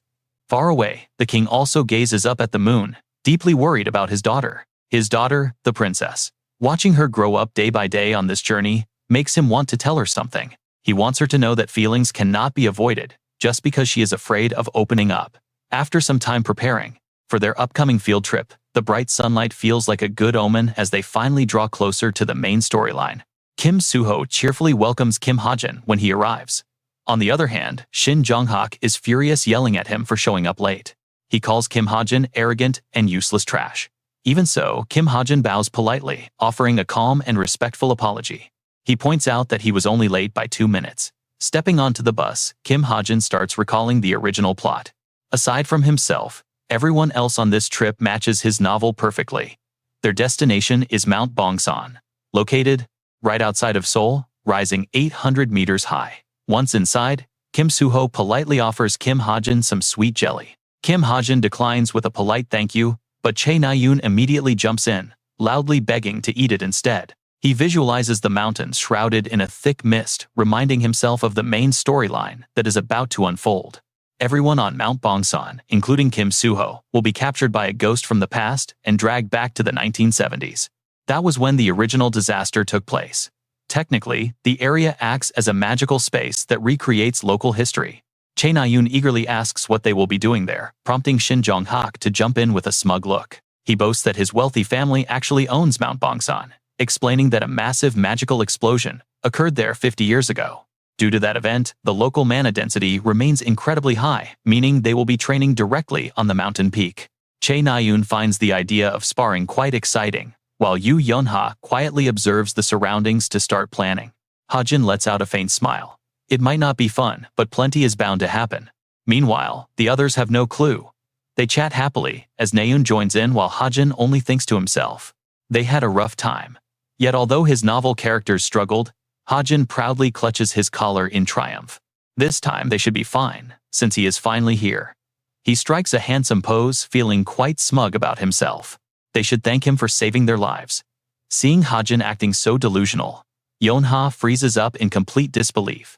She is completely frozen. Reaching the mountain base, Hajin forgot something important while someone in the group senses trouble. One of them senses something off nervously, asking if it is strange, since they were supposed to be climbing already. Stopping in their tracks, they suddenly realize the steep path has somehow flattened out. A lingering unease sets in. Nobody can be sure what is happening. Suho turns around in shock, met with an eerie, heavy silence. Someone is missing. They call out for Hajin, just as the scene shifts to a car slowly pulling up. Yonha steps out, taking in the mountain view. Before her stands an ancient gate, the legendary Mount Fang. Naeun hums a cheerful tune, her eyes crinkling with joy as she compares this trip to a fun camping adventure. She asks if the others agree, and Hajin, standing beside her, nods lazily, admitting it does feel that way. His dry response immediately annoys Naeun, who snaps back asking if Jonghak has been giving him a hard time. Startled Hajin quickly denies it, his flustered reaction making her burst out laughing, while Jonghak looks on completely clueless. Their guide smiles, welcoming them to the cabin prepared at the peak, mentioning their special guest will arrive later. The master invited by the Jin Sung group will show up tonight. Hearing this, Naeun's eyes spark with intense curiosity. She turns to ask Jonghak, who proudly crosses his arms, teasing that they will all be shocked when he arrives. Unloading from the car, they head straight through the gate, aiming to reach the summit by 3 p.m. Naeun is the most excited, leading the charge. As they begin their hike, her eyes constantly searching the forest. She marvels at rare beetles and reptiles, while Yonha and Jonghak chat happily about their families and future plans. But the pleasant atmosphere abruptly breaks when one of them stops, heavily panting and catching the entire group's attention. Pausing to check on each other, they ask how long they have been walking, as Naeun turns to Jonghak. She asks if the climb is supposed to take this long, prompting him to look around and scratch his head. He admits they might be lost, but Yonha suddenly notices something even more bizarre, breaking out in a cold sweat. They were supposed to be climbing a steep mountain, yet they look around to find the terrain completely flat. Hajin is gone. Suho asks if anyone has seen him immediately, sparking a wave of panic. Naeun and Yonha spin around, pointing out he was right behind them, but the words die in their throats. Hajin has completely vanished. Talk about bad timing, while Yonha goes pale with dread and Naeun screams for him. Yonha stammers that he was just behind them as Naeun frantically scans the surrounding bushes for any sign of him. Wondering if he really got lost, Jonghak steps in to calm her down, suggesting he is likely just falling behind. He notes that Hajin is always spacing out anyway, probably getting distracted by the rare herbs around Mount Fang. He suggests they backtrack to look for him, but before they can move, the ground beneath them violently shakes. Huge tremors rattle the mountain, making it hard to stand, as Naeun stammers in panic, asking if it is an earthquake. Yonha collapses to her knees, staring up in utter disbelief, as the sky shifts. What on earth is happening? She points toward the sun, as massive trees begin to topple over, prompting someone to scream to watch their step. Strong winds whip through the area, and in the blink of an eye, the surrounding grass shoots up to Naeun's height. Soon the vegetation reaches their chests, while the tremors slowly fade. Jonghak observes the scene, guessing the worst is over. Yonha looks around anxiously, wondering if spatial magic is behind this sudden aggressive growth of weeds reaching their height. A sudden shiver runs down her spine. Mount Fang is known for high mana density, but this is far too extreme. Suddenly, Jonghak and Suho spin around in high alert, tracking a faint solitary light cutting through the dark sky. Someone is coming. Rustling noises echo through the thick brush before a bright flashlight beam pierces the tall grass. A strange voice grunts. He shines the light directly on them, muttering that he expected wild beasts instead of kids. He eyes them with deep suspicion, demanding to know what they are doing here, before abruptly turning to walk away. He beckons them to follow, warning that they are in a dangerous zone where a mana explosion could strike any time. Yu Younghan scratches his head in disbelief, wondering if it is a mana explosion. Yu Youngha starts to piece it together, asking if he is talking about the phenomena from their textbooks. Those books described a mana explosion as a disaster that occurs when highly unstable energy builds up and triggers a massive blast. In the 3 years following that historic disaster, Earth's magic became increasingly unbalanced, which only makes her even more curious about their current situation. She heard these explosions had become extremely rare lately. Kim Suho sighs, admitting there is still so much they do not know about this world. As he watches the mysterious stranger's retreating figure, he suggests they follow the man to get out of this dangerous area first. After all, they still need to meet up with Kim Hajin at their designated rendezvous point. Soon, they arrive at a place that looks exactly like a ruined city. The alleys and traffic lights are thoroughly destroyed. Kim Soo-ho covers his mouth, coughing softly, and wondering where on earth they are. The mysterious man offers a gentle smile, calling this the safest spot in the entire area before asking if they really do not know about Gwangmyeong City Hall. Chae Na-eun repeats his words in complete disbelief, asking if he means Gwangmyeong City Hall, the very place they just drove past. Since that landmark is nothing but rubble now. Sensing something is terribly off, Kim Soo-ho steps forward and urgently asks for the exact date. The man looks slightly annoyed, muttering that they do not have the luxury or energy to keep track of calendar dates anymore. Noticing the man's growing irritation, Kim Soo-ho quickly changes his approach and asks for just a general time frame instead. The stranger rubs his chin in deep thought. When he finally speaks, his next words strike the entire group like a bolt of lightning. He guesses it might be around 1972. Kim Soo-ho breaks into a cold sweat as the terrifying reality of their situation finally clicks. The flattened terrain, the stranger warning them about active danger, and the constant threat of a sudden mana explosion all make sense now. This bizarre crisis belongs to a completely different era, and the endless piles of ruined debris before them are the ultimate proof. They have somehow traveled back to Gwangmyeong City in 1972.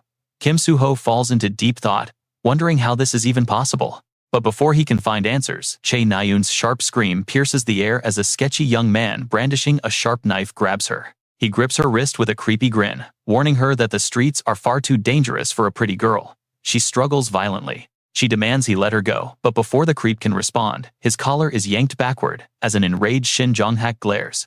Shin Jong-hak curses the bastard, demanding he release her immediately. Just then, the middle-aged guide speaks up, trying to diffuse the tension.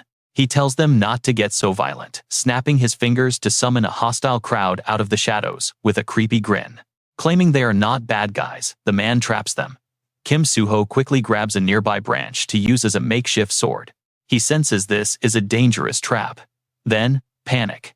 He discovers something even more horrifying that makes his brow furrow. He cannot gather a single drop of mana. Yi Young-han screams in terror as well, realizing his own magic has completely vanished. The rest of the group reports the exact same issue while a thug sneaks up behind Yu Yeonha, telling them to behave.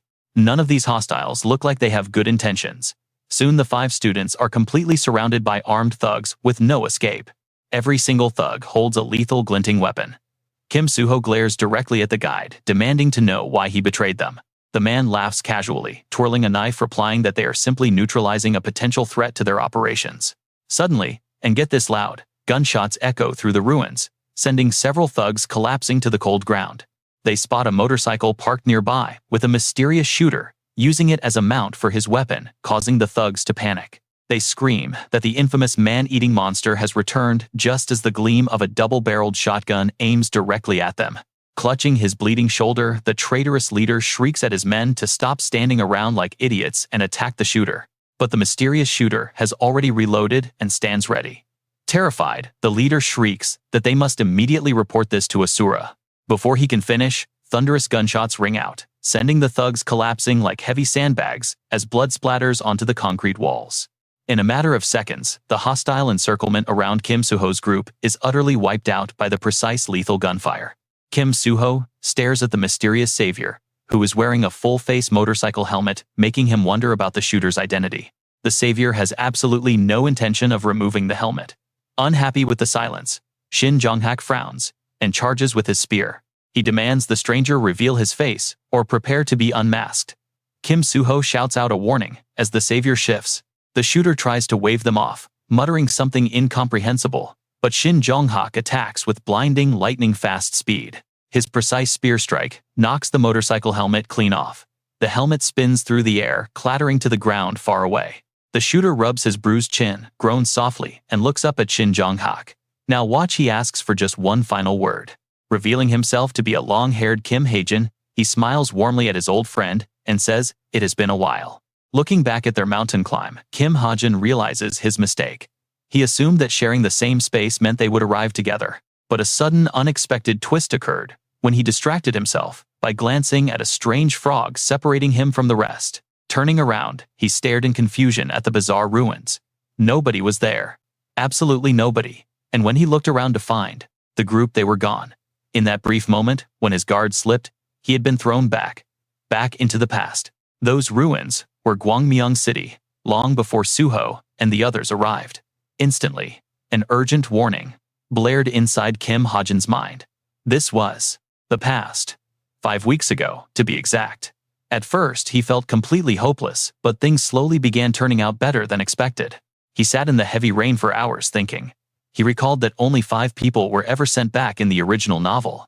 This was the true standard timeline. Sadness flickered in Kim Hajin's eyes. The jinns ruling here had suddenly grown much stronger than before. He had a massive checklist of things to handle before Kim, Suho, and the rest arrived. He emptied his pockets. He built a safe base, just far enough to watch his enemies launching constant preemptive strikes to halt their rapid growth. The sound of gunshots never stopped. For 40 days, he ate alone, pulled the trigger alone, got stronger, and hid in the shadows. No help. Just pure brutal survival. But finally the day arrived when he could look at his companions once again. They had reunited. Yi Younghan walked a bit deeper into the thick brush, before turning to Hajin with a confused look. He asked if this place was real.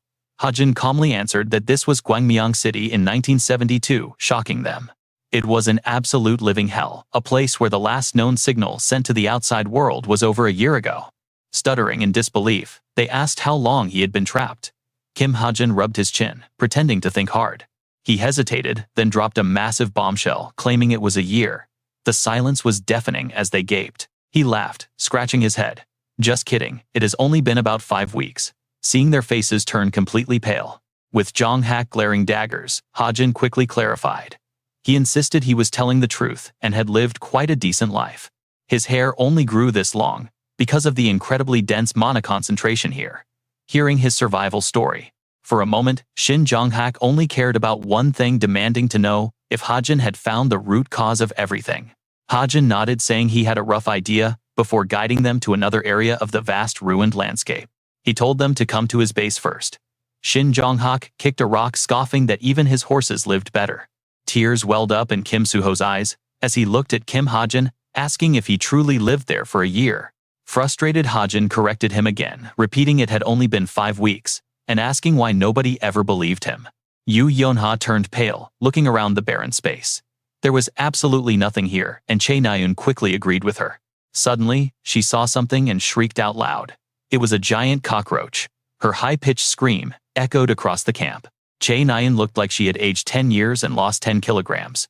She weakly held up a single thumb to him. She told Hajin that she truly respected him. Right next to her, Yu Yonha had already fainted from pure shock. Hajin sighed, having no other choice. He reached for his pouch, wondering if he could channel stigma mana into this tent. With a massive boom, a large magical tent materialized right in front of them, kicking up a thick cloud of dust. Yu Yonha gasped in amazement at the clean, beautiful setup, praising it. Hajin calmly asked them if they were hungry. He suggested they eat. Kim Suho and the rest stared at him, with sparkling, incredibly hopeful eyes, excited for actual food. But Hajin quickly added a catch. He mentioned a slight problem, leaving them to blankly repeat his words in confusion. He pulled out a box, showing a somewhat graphic picture explaining that they actually needed to butcher wild animals to eat. The air went dead silent. The group screamed in horror, refusing to do it, but Hajin remained completely calm. He told them he had already eaten all his emergency rations, leaving them with no other choice. Internally, he hesitated. He admitted to himself that he had tried to slaughter animals before, but simply could not bring himself to do it. Hearing this, Kim Suho quickly volunteered, saying he was good at it. Hajin nodded, assigning Yi Younghan to help. Younghan easily agreed. Shin Jong-hak mocked Suho, laughing that gutting wild animals was indeed a perfect fitting job for him. Suddenly, Hajin handed Jong-hak 2 empty buckets, pointing off toward a specific direction in the dense nearby forest area. He told him to go fetch water from a stream. Jong-hak's blood boiled instantly, furiously asking what Hajin just said. Hajin turned and called out, asking Nayun to go with Jong-hak. She poked her head out, asking about the water. She readily agreed. The moment Shin Jong-hak saw Chae Nayun, his anger melted away into a shy, awkward pout. He cleared his throat, muttering that if Nayun was going, he would reluctantly tag along. But suddenly, another voice cut in. Yu Yonha grumbled, asking why it always had to be Nayun. Hajin's lips twitched as he watched her sulk. He realized she was upset because he didn't send her with Jong-hak. Remembering something important, Hajin called out one last warning. If they bring back some water, he might consider making ramen. Hearing this, Yu Yunha suddenly freezes in her tracks, stepping closer to ask, "Did he just say ramen?" she stammers. Kim Hajin looks at her with amusement, asking if ramen is beneath her noble taste standards. Yu Yunha puts on a reluctant face, claiming it is only a last resort, but still better than starving to death out here. Hajin secretly smiles to himself, knowing she actually loves instant food. The pure excitement in her voice is impossible for her to hide.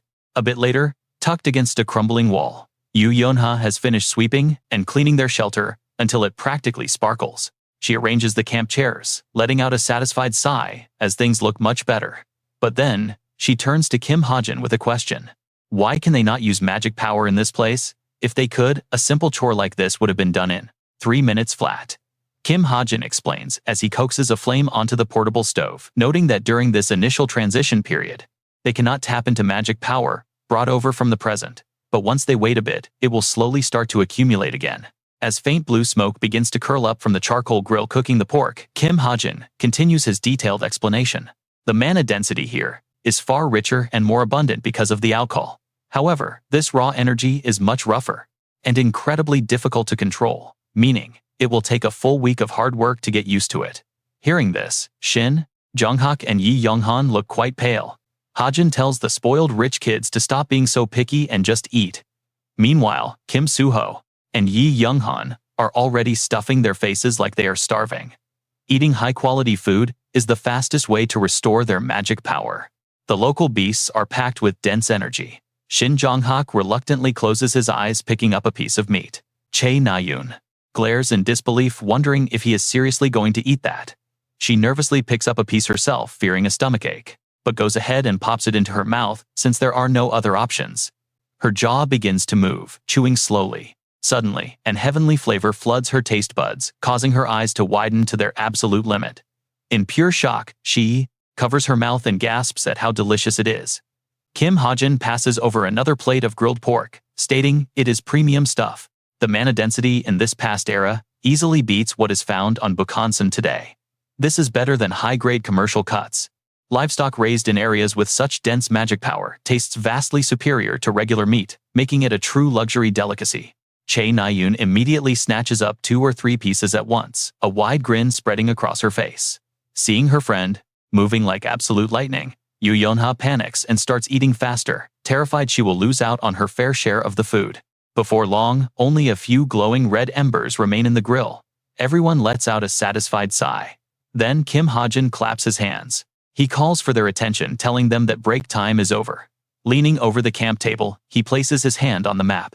He tells them to listen closely to the breakdown of their situation.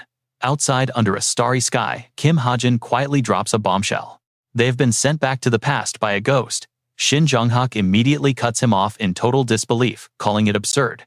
He points out that time travel is an ultimate miracle. A simple ghost could never pull off something of that scale. Kim Hajin nods, agreeing that normally, a common spirit would be completely powerless to perform such an incredible feat. But then he asks Shin Jonghak about the Tower of Time on Wind Mountain. Jonghak's expression quickly turns incredibly serious. He confirms his grandfather conquered it back in the year 2000. When that tower was cleared, a massive surge of chaotic energy condensed and leaked into the real world. This phenomenon is very similar to what keeps Clancy Islet afloat. That legendary island is held up by condensed magic power, and Kim Hajin suddenly pulls out a glowing purple crystal shard. He explains that the ghost is harnessing remnants of that very tower. This purple mana drifted over time, forming these stones. The uncondensed energy that escaped from the tower slowly crystallized over the years, which Hajin now holds out to show them. The ghost utilized that residual power to drag their entire group into a recorded world. Kim Suho breaks out in a cold sweat. A recorded world, Suho mutters, looking out at the ruins. Hajin continues his explanation, keeping things simple for the group. They are essentially trapped inside a magical space that faithfully reproduces the history of this exact region. He warns them about a major threat, mentioning a powerful jinn who was pulled into this space just like them. This enemy calls himself Asura, and he has been utilizing the crystals to rapidly increase his magical power. Yu Yonha raises her hand. She has a question, because crystal mana extraction was only developed in the year 2000. How could he possibly use it to power up in the past? Kim Hajin calmly shrugs and reveals that he simply ate them. Yu Yunha gasps in utter shock. Eating raw magic crystals should be incredibly lethal, yet Kim Hajin remains totally unfazed. Under normal circumstances, it is absolutely deadly, but Asura seems to possess the rare ability to digest them safely. He has suffered zero side effects. Hajin speculates that the jinn likely made a deal with the ghost to harness their energy. Staring at the mysterious stone, Yi Younghan rests his chin on his hand, asking if this woman is really not a threat. Kim Hajin silently reassures himself. There is absolutely nothing to worry about when it comes to Asura. Even if she is stronger than her original novel self, he is certain they hold the advantage with their unique abilities. But suddenly, he feels a wave of irritation wash over him. He can't help but feel annoyed that the devil creature Asura, whom he had beautifully named Chanhua, chose to rename herself. What was wrong with the name he gave her anyway? Snatching the stone back from Kim Suho, Kim Hajin gets down to business. Now, let's talk about how they can all go home. He places the glowing crystal directly on a specific spot on the map. This is a crystal remnant of the tower, acting as the medium holding this entire barrier together. The jinn have been deployed everywhere, including the city hall, to plant these crystals. Without these anchors, the enemy won't be able to reconstruct the past anymore. Hearing this, Shin Jong-hak gets straight to the point, so they just need to go and steal them all back, right? Kim Hajin nods in agreement. Listening closely, Chae Naeun hesitates, prompting Kim Suho to jump in and state that their path is clear. Kim Hajin offers a small, confident smile. That's right, he says, pointing directly to the various marked locations surrounding them on the map. There are 6 spots in total, including City Hall. Asura and her loyal subordinates are currently guarding these heavily fortified areas. The group stares at Kim Hajin with intense determination. No turning back now, they need to seize those tower remnants. The next morning, as the sky begins to brighten, a sleepy Kim Hajin walks outside and bumps into Chae Naeun. Sitting on his motorcycle, she asks why he is up so early, prompting Kim Hajin to quickly make up a random excuse. He claims he just wanted to check if she was slacking off on guard duty, making Chae Naeun scoff in disbelief. Laughing it off, he admits that 5 weeks in this place has simply conditioned him to survive on very little sleep. She is taken aback, wondering if it's because he is always on high alert. Instead of replying, he just glares and tells her to get off. Chae Naeun clicks her tongue but hops off anyway, immediately turning to examine his appearance. She notes that his hair has grown quite long. She asks if it gets in his way, pointing out it's almost as long as hers. Kim Hajin shrugs and agrees. He explains he is keeping it long, so cursed magicians can't easily steal his hair, leaving Chae Naeun completely freaked out by the idea. Sitting by the campfire, Kim Hajin solemnly recalls seeing one carrying a creepy doll, confirming her fears about the dangers lurking nearby. Chae Naeun groans at how terrifying that sounds. Suddenly, a cool morning breeze sweeps through, gently blowing her hair across her face. Out of nowhere, she shifts the conversation to something entirely unrelated, asking if St. Mary's Hospital in Seoul is far from here. Surprised, Kim Hajin repeats the name before pointing his finger toward a faint, distant light glowing on the horizon. Seoul is that way, so it should take less than 30 minutes by motorcycle. Curious, he asks why she is suddenly bringing this up. Chae Naeun grows quiet, wrapping her arms around her knees as she fondly remembers her gentle mother, who was born there in 1972. Fidgeting with her fingers, she confesses she was just curious if her mother might actually be inside that hospital right now. Kim Hajin stays quiet, fully understanding her longing, but he gently explains this barrier is limited so they can't enter Central Seoul. Hearing this, Chae Naeun crosses her arms, staring blankly into the crackling fire, with a heavy sense of disappointment. Later, the loud, continuous clashing of weapons echoes through the air. Yu Yonha and Yi Younghan keep score. Chae Naeun and Kim Suho clash fiercely. Her strikes are heavy, forcing him to block with all his strength. Her eyes shine. She remembers Kim Hajin's advice to spar, to get used to living in the past. Following his precise instructions on movement patterns and mana control, she feels herself finally getting used to this strange world. If she keeps training hard like this, she'll definitely recover her original combat strength in no time. But in a split second of distraction, Kim Suho swiftly reverses his stance, with a confident grin, catching her completely off guard. With a quick sweep, Chae Naeun is sent tumbling onto the dirt. She groans, dusting herself off, after another tough loss. Suddenly, a dark object flies straight at her, making her flinch. It is Shin Jong-hak throwing his jacket right over her head. Confused, she asks why he did that.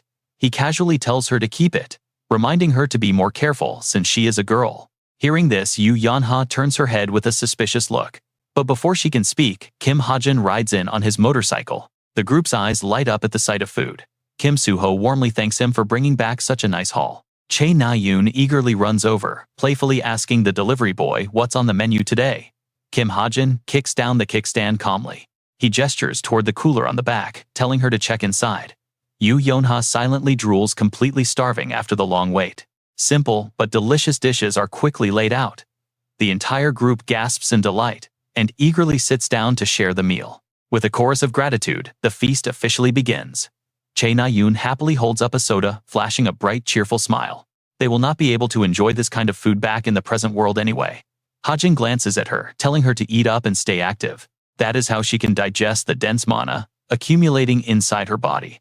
At his words, she immediately frowns, placing a hand on her chest. She asks why it hurts so much whenever she tries to use her mana, complaining that her heart literally aches.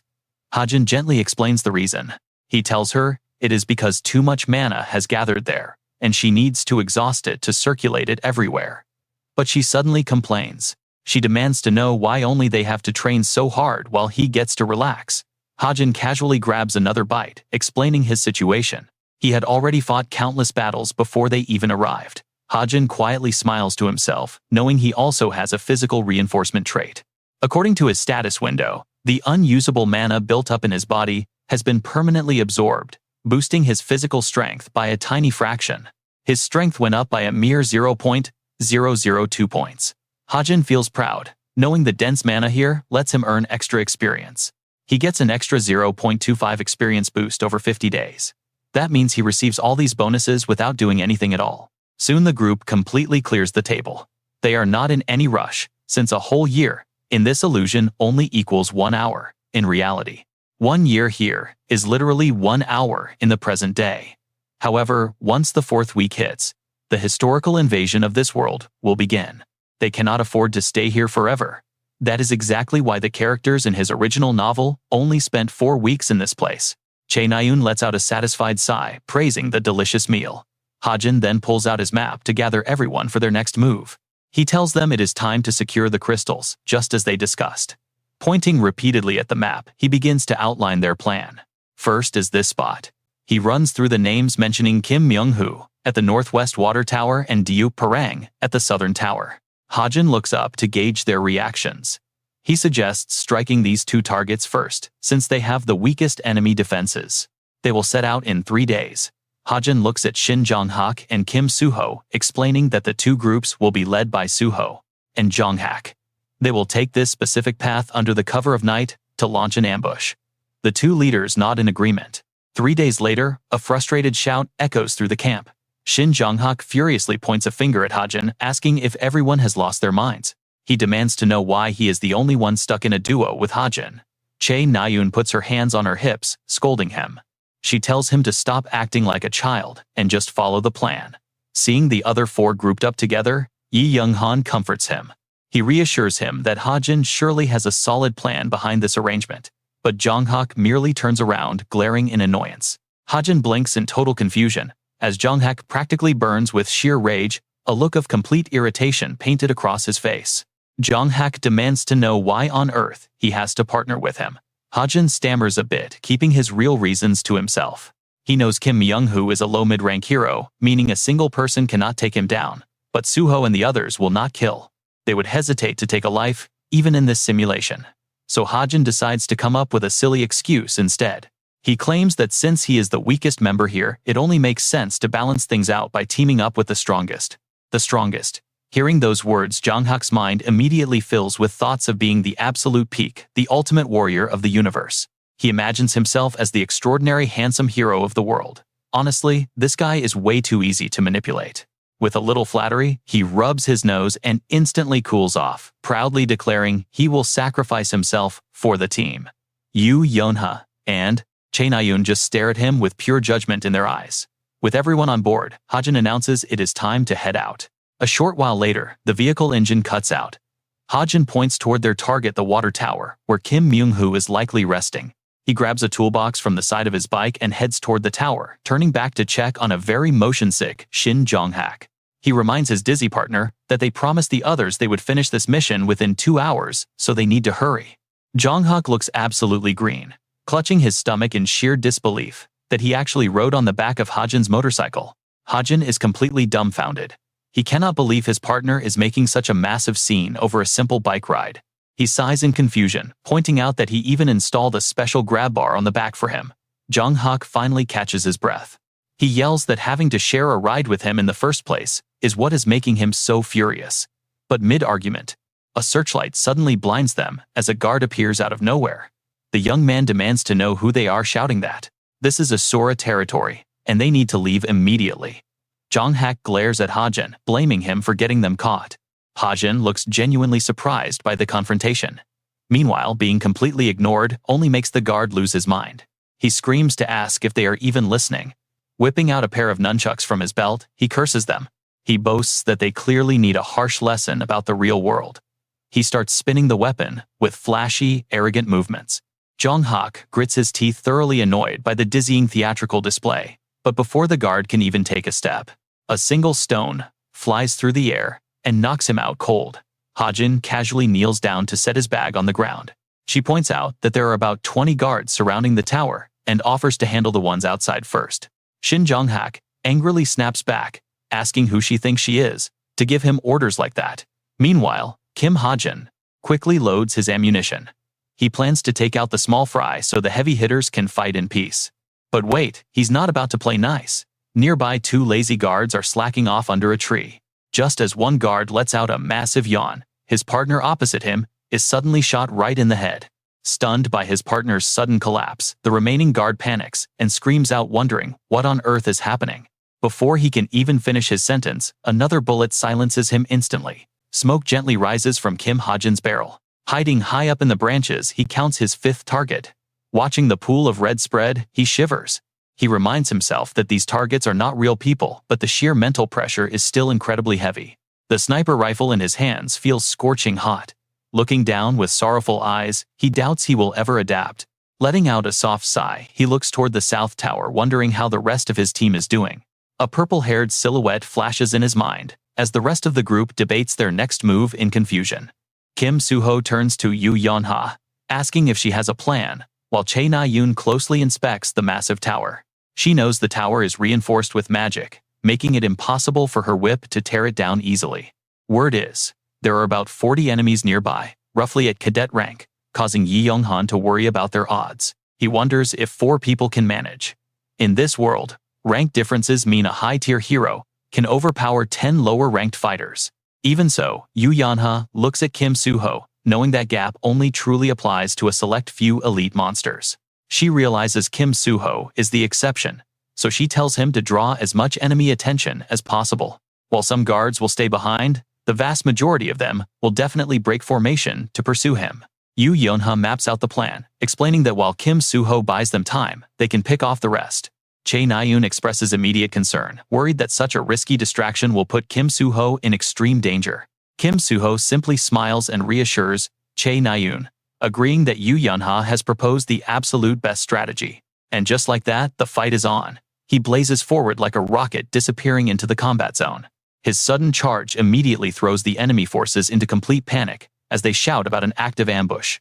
Yoo Yeon-ha watches the chaos unfold and smiles, knowing their distraction is working perfectly. Chae Na-yoon stands ready. Yi Young-han bravely rallies their spirits, urging everyone to move out as they engage the remaining guards in battle. After clearing the area, Chae Na-yoon smiles brightly, celebrating their victory, while Yi Young-han pins down another guard. Yi Young-han calls out that he has secured another one, as Yoo Yeon-ha carefully inspects the captured foe. Chae Na-yoon tells Yi Young-han to handle the magic tower, while she and Yoo Yeon-ha rush off to help Kim Soo-ho. Yin is ready to set off, and turns to call out to Yoo Yeon-ha, telling her to hurry up, but Yoo Yeon-ha is too busy staring intently at that man. She snaps out of it. Agreed. Then she runs off with Yin. Behind them, the man slowly sits up, but thanks to her special ability, Yoo Yeon-ha immediately sees through his dark scheme. Too late. The man still manages to slice off a few strands of her hair. She turns back with an extremely annoyed glare and screams right in his face. "You madman? Do you have any idea how long it took for my hair to grow like this? Should she just crush his head? Why not? He is just an illusion. Not a real person, but just an illusion from the past." Yu Yonha thinks about wrapping a wire tightly around his head. After a moment of thought, she releases him, sending him crashing down. She looks at him coldly. I am only sparing you, because I do not want to feel bad later on. Suddenly, a very familiar voice echoes through the air. It is Yonghan's desperate cry for help coming from the top of that massive pillar. Guys, I think I need help way more than Suho does. Help. 2 hours later, the three of them along with Che cheer in unison, celebrating their hard-won victory. The team throws a lively victory party. Yonghan comments on how smoothly everything went. While Hajin rests in a quiet corner, Yonghan approaches to bother him. He asks Hajin if he wants more food, but Hajin just waves him off, saying he is full. Yonghan looks over at the buffet table and notices Suho and Yin eating like absolute beasts, prompting him to comment on their insane appetites. Hajin looks over and jokes that they look like they have been starved for over 3 days. Hajin then speaks up, drawing everyone's attention by praising their hard work and urging them to keep protecting each crystal one by one. But then, Yu Yonha suddenly starts choking. Yin rushes over in worry, asking what happened. Yu Yonha clutches her chest. She looks terribly pale. She gasps out that she cannot breathe because she ate way too fast. Looking at Yonha, Hajin cannot help but feel suspicious, realizing she struggles to breathe whenever she eats mana-rich food. He gets a bad feeling about this, especially since she does not look injured. Hajin continues to closely observe her condition. His eyes widen in absolute shock as he looks at her hair and gasps, asking what happened to it. Yonha explains it got cut during the battle, leaving Hajin completely stunned as he clutches his head in sheer panic. He realizes he made a massive mistake, knowing none of his teammates would ever suspect another human being. He should have warned them. The enemy likely snatched her hair, and now it is in the hands of a cursed magician. A curse right now is guaranteed to be a deadly weakening spell. Yonha looks at Hajin's pale face and speaks up. She tells him she is not weak enough to warrant such a worried look, but Hajin drops a bombshell. He warns everyone that the enemy has a cursed magician causing instant panic. He turns back to Yonha. If her current symptoms are indeed from a curse, her very life could be in grave danger. Hearing this, Yonghan freezes. He looks incredibly anxious, admitting Hajin mentioned this before, but he forgot about it because he did not think it mattered. Hajin sighs, saying he only briefly brought it up, so it is his own fault for not warning the entire team. Yonghan aggressively scratches his head in pure frustration. Just like that, the party atmosphere turns incredibly heavy. Hoping to break the tension, Yonha speaks up, asking why everyone is looking so serious when nothing is certain. She smiles and reassures them, pointing out her exceptionally high magic resistance should make this curse easy to break. Suddenly, a warm hand gently rests on top of Yonha's head.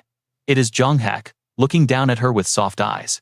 He softly tells her to speak up if she is in pain, leaving Yonha completely flustered as her face turns bright red. She shyly mutters that she is fine, making Jonghak click his tongue in disbelief, while Yonghan watches them with wide eyes.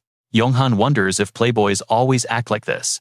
Jonghak then grabs his weapon, pointing out the enemy will be busy. They must be reorganizing their ambushed bases, so they should strike and destroy the remaining camps before sunrise. Everyone focuses on Jonghak as he asks if there are any objections. Hajin immediately speaks up in agreement. He agrees that they cannot afford to waste time if Yonha is truly under a weakening curse. Suho nods. Suho immediately calls for departure, leaving Yonha in a panic as she tries to follow them. Yonghan firmly tells her to stay behind and rest. Yonha hesitates, but Hajin turns back with a reassuring smile. He reassures her that they will finish this faster on their own, especially since Jonghak has a unique trait. The angrier Jonghak gets, the stronger his raw physical stats become, making it the perfect time for his ability to shine. They will smash everything from power grids to armories. Meanwhile, the dark Jin Asura is left utterly baffled. All 3 of his crystals were stolen overnight. His kneeling subordinate desperately begs for forgiveness, but Asura just sighs. He already knows exactly who did it. A devious smile spreads across his face as he thinks about the intruders. Having 2 elite cadets here is an incredible jackpot. Offering their heads will surely elevate his status among the demons. His dream of leading the demons of destruction is within reach. He quickly orders his subordinate to gather the remaining crystals. The lackey is slightly confused but quickly complies. Meanwhile, the mastermind gloats over his scheme to exploit Yonha. Even if the intruders try to reclaim the crystals, the cursed magician on their side holds all the cards. The curse is the perfect weapon. There is no way those heroic kids will let their precious friend die. The wicked cursed magician sneers with a sinister look, mocking the foolish youngsters for letting their emotions guide them. She laughs, knowing their sentiments will be their downfall before walking out. Soon the first day of the curse begins. Just as expected, Yonha's body begins to deteriorate. While the team hunts for the remaining crystals, Asura acts quickly. He pulls all of his forces back to the city hall. By the second day, vitality drains from Yonha's eyes. On the third day, Hajin asks Suho if he spotted any movement around the city hall, and Suho nods. The enemy has completely holed themselves up inside, while Yonha grows so weak she can no longer even stand. A week passes, and Yonghan looks on in absolute horror, asking her if she cannot even swallow porridge anymore. Her pale, gaunt face deeply troubles him. The entire team gathers around her bed, their faces pale with worry. Suho fears she might not survive the week. Their raids keep failing, and Hajin quietly reflects on their options. Not a single enemy has left the fortress. Asura is completely changing his strategy from the original story timeline. The villain knows she is dying, and is simply waiting for them to walk into his trap. Jonghak grits his teeth. He speaks with a heavy heart, saying they have no other choice but to do what they want. Yonghan feels totally lost. Wait, so they are going to attack the city hall, with only the four of them taking on that massive crowd. Hajin chimes in, advising them. There is no need to worry. If all the mana crystals converge in one place, the past will become highly unstable, weakening the citizens. They are merely byproducts of the past after all. At most, only 1 to 200 can fight, and out of those groups, only about 10 of them, including Asura, are threats to watch out for. Hajin is confident that if they combine their forces, there is absolutely nothing they cannot overcome. Yonghan hesitates for a moment, then asks with a worried face what they will do about Nayun. Nayun grits her teeth and blurts out that they can easily handle 200 enemies. Her determination is pushed to the absolute limit now. She feels like she could slaughter every single one of them. Suho looks a bit worried, but Hajin agrees that the real problem lies elsewhere. They cannot leave Yonha here all by herself, since she could be attacked, and they cannot bring her along either. What should they do? Hajin seems to realize something and speaks up. If they use the stolen mana crystals to secure their hideout, they might stand a chance. Hajin confidently declares that he will protect both the crystals and Yonha. However, Nayun still has some doubts, questioning if he can. She wonders how many enemies might attack him. Hajin calmly reassures her, pointing out that he has his bicycle if things go south. He will simply escape with Yonha. Hearing this, Jonghak stands frozen in disbelief.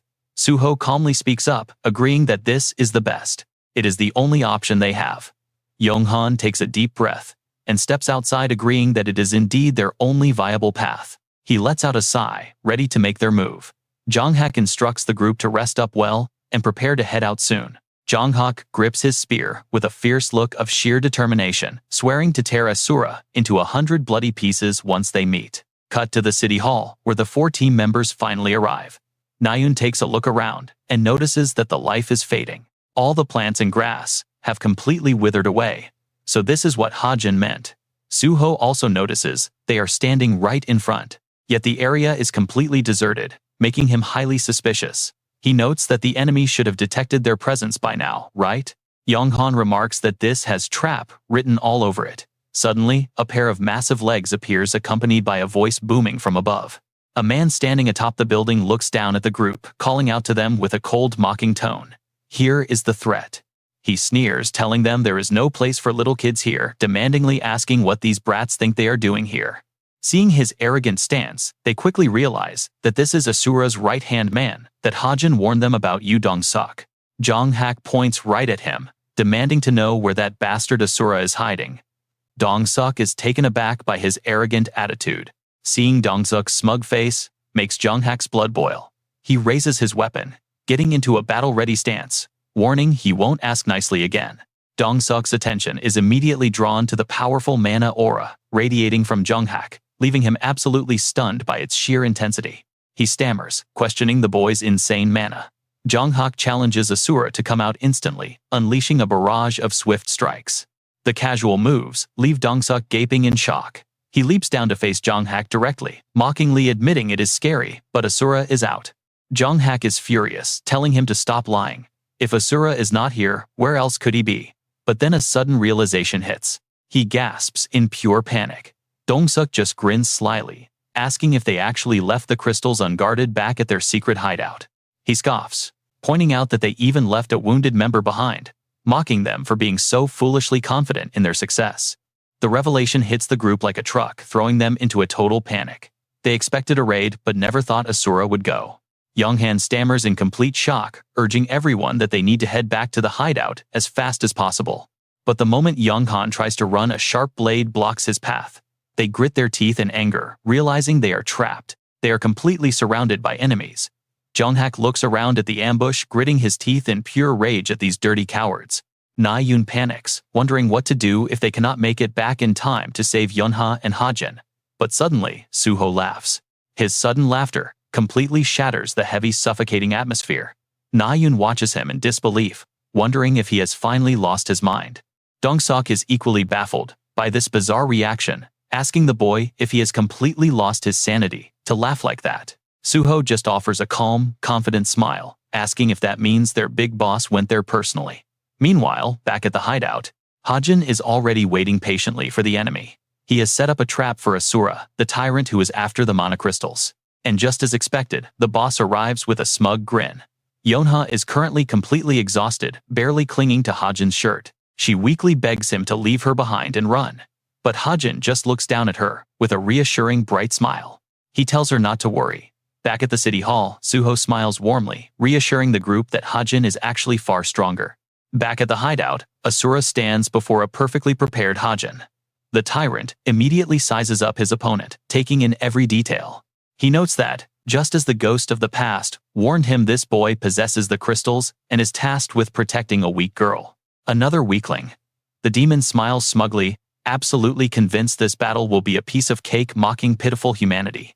After weighing his options, Asura finally speaks up, declaring that this is exactly why he abandoned his humanity to begin with. He refuses to be bound by useless weaklings. Staring right back into his eyes, Hajin simply tells him to shut up. Standing tall and proud, Hajin asks if the demon came all this way alone, leaving Asura temporarily speechless and visibly annoyed. The demon snaps back that he is not alone and has an entire army with him, but Hajin cuts him off mid-sentence. With a sarcastic grin, Hajin points out that he does not see anyone there, prompting Asura to desperately defend his numbers. He insists they have 2,000 soldiers, but Hajin just laughs, mocking him by saying anyone can make up wild claims like that. He jokes about having 100 golden bulls back home, sighing that lying is way too easy these days, completely triggering Asura. The demon grimaces, utterly furious. Hajin has officially pushed him past his limit, and the villain absolutely snaps. "Arrogant brat, how dare you," he screams, unleashing a massive demonic technique to show Hajin the true depth of hell. Swirling rings of dark red energy erupt, summoning a swarm of demonic beasts, but Hajin just smiles as he watches the show unfold. He recognizes the move. It is Asura's signature summoning skill, which calls forth underworld beasts by draining his own mana pool. Calling upon the chaotic demonic sea, Asura successfully summons massive terrifying beasts from every corner of the dark underworld. Giant serpents, bats, and massive elephants appear, all sporting terrifying snarls. Seeing how bad the situation is, Yu Yonha starts to panic. "Run away." She weakly begs Hajin to leave her behind, but he only responds with a reassuring, incredibly warm smile. He gently tells her not to worry, because it will all be over soon, leaving Yu Yonha to weakly whisper a quiet apology. She leaves everything in his hands. Completely exhausted, she passes out right there before she can even finish. Time to fight. Hajin readies his trusty gun, locking the futuristic weapon onto his arm with a highly confident smile. He is now wielding a massive state-of-the-art firearm. By fusing ether to amplify its raw destructive power, his Desert Eagle gets upgraded. No mana, no stamina. All he has to do now is simply aim and squeeze the trigger. He notices his perception stat is at 44%, which is hitting the jackpot, so he infuses a bit of mana into the crystal. Once the weapon assembly is complete, Hajin fires a test shot at the ground, making the entire mountainous landscape violently shake. Now, Hajin stands completely alone against Asura, and his massive demonic horde talk about a highly stressful standoff. The villain asks what good altering the terrain will do, but Hajin simply smiles and aims his weapon directly at him. "Of course it is," he replies. Meanwhile, painful memories flash through the unconscious Yu Yonha, remembering how others mocked her family as hunting dogs. She remembers telling herself to let them laugh, because one day everyone would bow to her when she raised her family name. It was a secret burden she had to carry alone. But looking at Hajin now, she wonders why those memories are resurfacing. He looks like he is carrying the weight of the world on his own shoulders, just like she always did. Hajin touches the trigger. Preparing his shot, he pulls the trigger. The monsters rushing forward like a tidal wave begin to pop like fragile bubbles. Flawless defense. No monster can even get close to him. Watching this, Yu Yunha wonders why she feels so strangely safe. Staring at Hajin's heroic unwavering back, as he fights off the horde, she finally realizes what it feels like to be protected. Meanwhile, the scene shifts to Suho's group, where Suho unleashes a powerful blast that sends a group of enemies flying back. He finds himself facing Yu Dongsuk head-on, and the two clash instantly, like moths drawn to a roaring flame.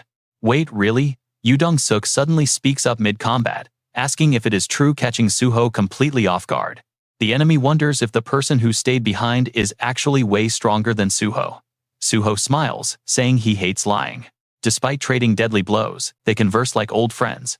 Yu Dongsuk is impressed, guessing Suho has fought that guy many times, just once. Suho answers calmly, leaving his opponent absolutely stunned and completely wide-eyed by the shocking revelation. Before they can continue, a sudden disturbance draws their attention, prompting Shin Jonghak to shout at everyone to move out.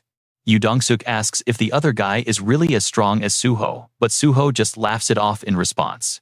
Yu Dongsuk wonders how terrifyingly strong the other guy must be, if Suho is already this powerful, though he still taunts him. Too late. He claims Suho's defense is collapsing, but Suho insists there is still time to stop this fight. He warns them they are being manipulated by an evil spirit, but the enemy scoffs, declaring that only raw power matters. Believing that power is justice, Yu Dongsuk charges, forcing Suho to realize that words alone will not resolve this conflict. Seeing Suho prepare his next move, Yu Dongsuk is impressed, noting that Suho has been hiding some pretty interesting tricks. Time to get serious. The enemy unleashes his true power, transforming to match Suho with everything he has got. Suho stands amazed by this dramatic transformation. With absolute focus, Hajin raises his gun smugly, aiming right at the target. Until now, the enemy could not sense any threat from him, yet every single bullet hits dead center, absolute precision. Just a desperate child, struggling when backed into a corner. Even the high-tier monsters are going down way too easily. Or so it seemed at first. But a crucial question remains. Why is that giant beast still thrashing around completely unfazed? Totally unaffected. Spinning his gun barrels, Hajin charges directly into the danger zone, firing a relentless barrage of bullets at Asura. This cannot be happening. Grotesque beasts with terrifying power rush forward. Why are they failing, even after summoning an entire army? How could a massive swarm of demon beasts do nothing? Hajin boldly charges forward somehow, escaping every single clash completely unscathed. Not a single scratch on him, not even a graze. What kind of insane speed and reaction time is this guy hiding? Hajin blasts everything to pieces. Unbelievably, even while reloading his weapon, he does not show a single moment of vulnerability.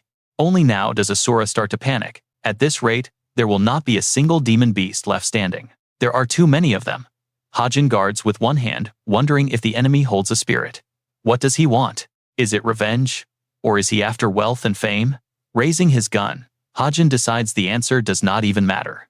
As Asura unleashes hundreds of top-tier monsters, Hajin pulls the trigger totally unbothered.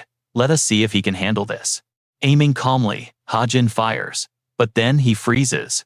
Not a single bullet exits the chamber. He frantically checks his weapon. Ejecting the empty magazine, Hajin murmurs, "Even so, I do not hate you." Meanwhile, Asura hides behind the remaining monsters. I get it, you had no choice to grow stronger. The reason Chan Hoa turned into a devil human was incredibly simple. She flashes a sly smile. That bastard, she was just wondering why he had so much to say. Asura thinks she can counterattack while Hajin is reloading. She assumes he has finally run completely out of ammo. But Hajin knows this character called Asura inside out. After all, he created him. A being with absolutely no past. Just a simple tool designed to push the main character to grow. Hajin speaks slowly, keeping his voice dead calm. Still got a few rounds left. Hajin bids his final farewell.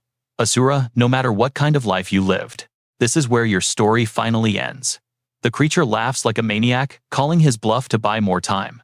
Hajin gently slides the magazine into his gun. What can you possibly do with a clip that does not even fit? Ordering the monsters forward, Asura roars to tear him apart. The beast is desperately clinging to any hope of victory. Some might wonder if he deserves pity as a villain, but right now, only absolute bloodshed awaits him. Watch closely. No, it is already over. Hajin fires directly at the target. After all, he is just an extra in this story. That is how this world works. Perhaps there was a brief flash of sympathy. Suddenly, Na-yoon screams in terror. Hajin, are you alive? Before she can finish, Hajin walks out waving.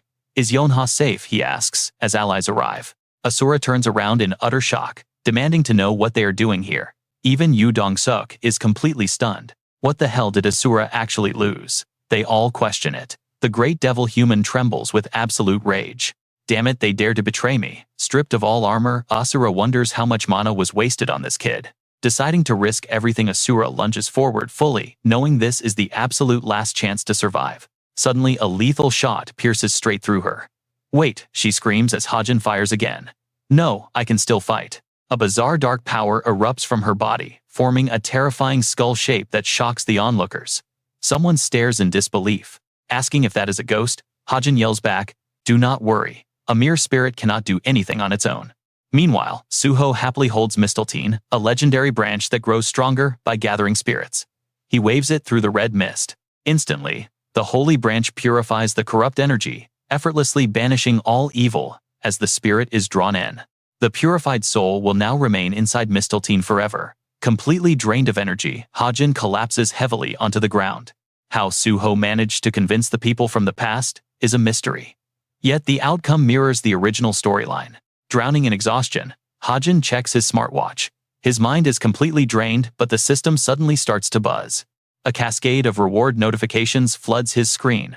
You have successfully eliminated a massive army of enemies. Master Sharpshooter proficiency has dramatically increased. You have successfully landed critical hits on numerous targets out there. Master Sharpshooter mastery has reached level 5. Passive luck is activated. For slaying thousands of dark attribute demon beasts. A brand new understanding of the shadow element is unlocked. The absolute best notification appears right after. You have received 330 SP. Hajin grins with absolute joy at his newly acquired points. Yes, perfect. Reaching level 5 as a master sharpshooter is truly amazing.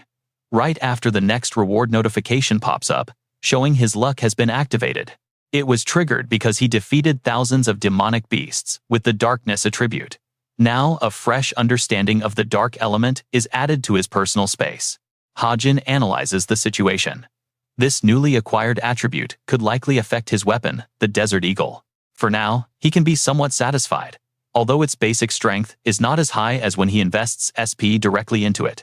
But when Hajin opens his eyes, he is surprised to see Na-yoon staring right at him. Why is she looking at him like that? She suddenly blurts out, telling Hajin to actually look around. He scans the area, only to see a bloody, muddy mess covering the entire ground. Is there anything normal about this situation? Hajin, however, remains completely calm, saying that all of this will disappear quite soon. He explains that their magical energy is already dissipating.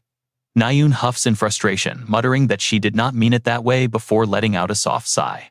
Shyly turning away, she admits she feels a bit embarrassed for worrying about him so unnecessarily. Hajin is left completely speechless by her sudden reaction.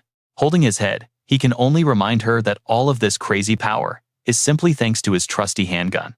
He even raises his firearm to show her, repeating that his top-tier shooting relies entirely on the weapon itself. Hearing this, Na-yoon is genuinely surprised. When he shows it to the rest of the group, their eyes instantly sparkle with excitement. Against someone like Asura, this fight was practically child play. After all, swinging a sword 2,000 times takes heavy effort, while gunning down weak enemies with 2,000 bullets is far more efficient. It is simply much easier and faster. While the others marvel at the weapon in his hand, Hajin casually turns to Suho with a question. He asks Suho if he managed to bring back those mana crystals. In response, Suho reaches into his pocket to retrieve them. He drops the sparkling crystals right into Hajin's palm.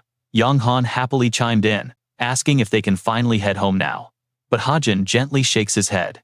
There is still one more thing left to do. They need to return these crystals to their proper places first, which leaves the others completely startled. Suho cannot help but ask why they must do that. Honestly, Hajin wants to preserve this place because throwing it away would be wasteful. He explains that this lush basin is actually a gift of nature. Since it is unaffected by flow of time and reality, it is a rare treasure. In fact, they can use this space to train extremely effectively. Hearing this, Nayun's eyes instantly light up with excitement. She eagerly suggests staying for 2 more days. Hajin turns around with a bright smile, pointing out there are still plenty of people they can challenge. Hearing his words, the former subordinates can only chuckle awkwardly and scratch their heads. Soon they find themselves standing right in front of an abandoned building. A villager steps forward and hands Hajin a massive red bag, telling him to take it. Looking inside, Nayun's eyes sparkle when she sees rice and meat. The village representative explains that this gift is a token of their gratitude. They want to express their sincere thanks to the group. It is their way of thanking them for driving Asura away. Suho is quite surprised, unsure if they should really accept such a large gift. The elderly villager cheerfully reassures him, and the surrounding crowd nods in agreement. After all, they would still be suffering without their help. Thanks to the young heroes, they finally escaped Asura's iron grip. The man then starts recalling the miserable lives they had to endure before. He mentions how the tyrant forced them to gather those monocrystals at the cost of their own lives. He repeats his heartfelt thanks to everyone. Not wanting to turn down their kindness, Suho gratefully accepts. Later that evening, a kind lady from the village invites them all to join in for dinner. She tells them the feast is ready and invites them to eat together. The cadets are incredibly grateful for the warm hospitality. Pork belly sizzles over the open flames. Younghan carries a freshly grilled plate of meat over and tells Hajin to go eat with the others. But Hajin keeps flipping the meat casually, replying that he has been snacking while grilling. As he pops a piece into his mouth, happy laughter echoes. He looks over to see his friends sitting around the fire, happily chatting and bonding with the local villagers. One villager mentions they have heard plenty of rumors about Seoul. Apparently, Gangnam is currently split between the legendary Shin Myung-chul and Chae-ju-chul. Nayun listens with bright curiosity. Jong-hak, deeply interested in hearing about his own grandfather, eagerly asks what kind of man Shin Myung-chul truly is. The villagers warmly reply that he is an outstandingly good man. Hearing their deep admiration, Jong-hak proudly crosses his arms with a confident smile. He proudly declares that his grandfather is the hero who brought peace to the entire Gwanak region. But the villagers' next words freeze him completely. They mention that the great hero is still out there dedicating his life to saving others. While everyone smiles, Jong-hak's expression suddenly turns dark. The villagers sigh, wondering how many genuinely good people are actually left in this harsh world. Jong-hak suddenly feels completely alienated from the crowd. One of them praises the hero's incredible fighting style.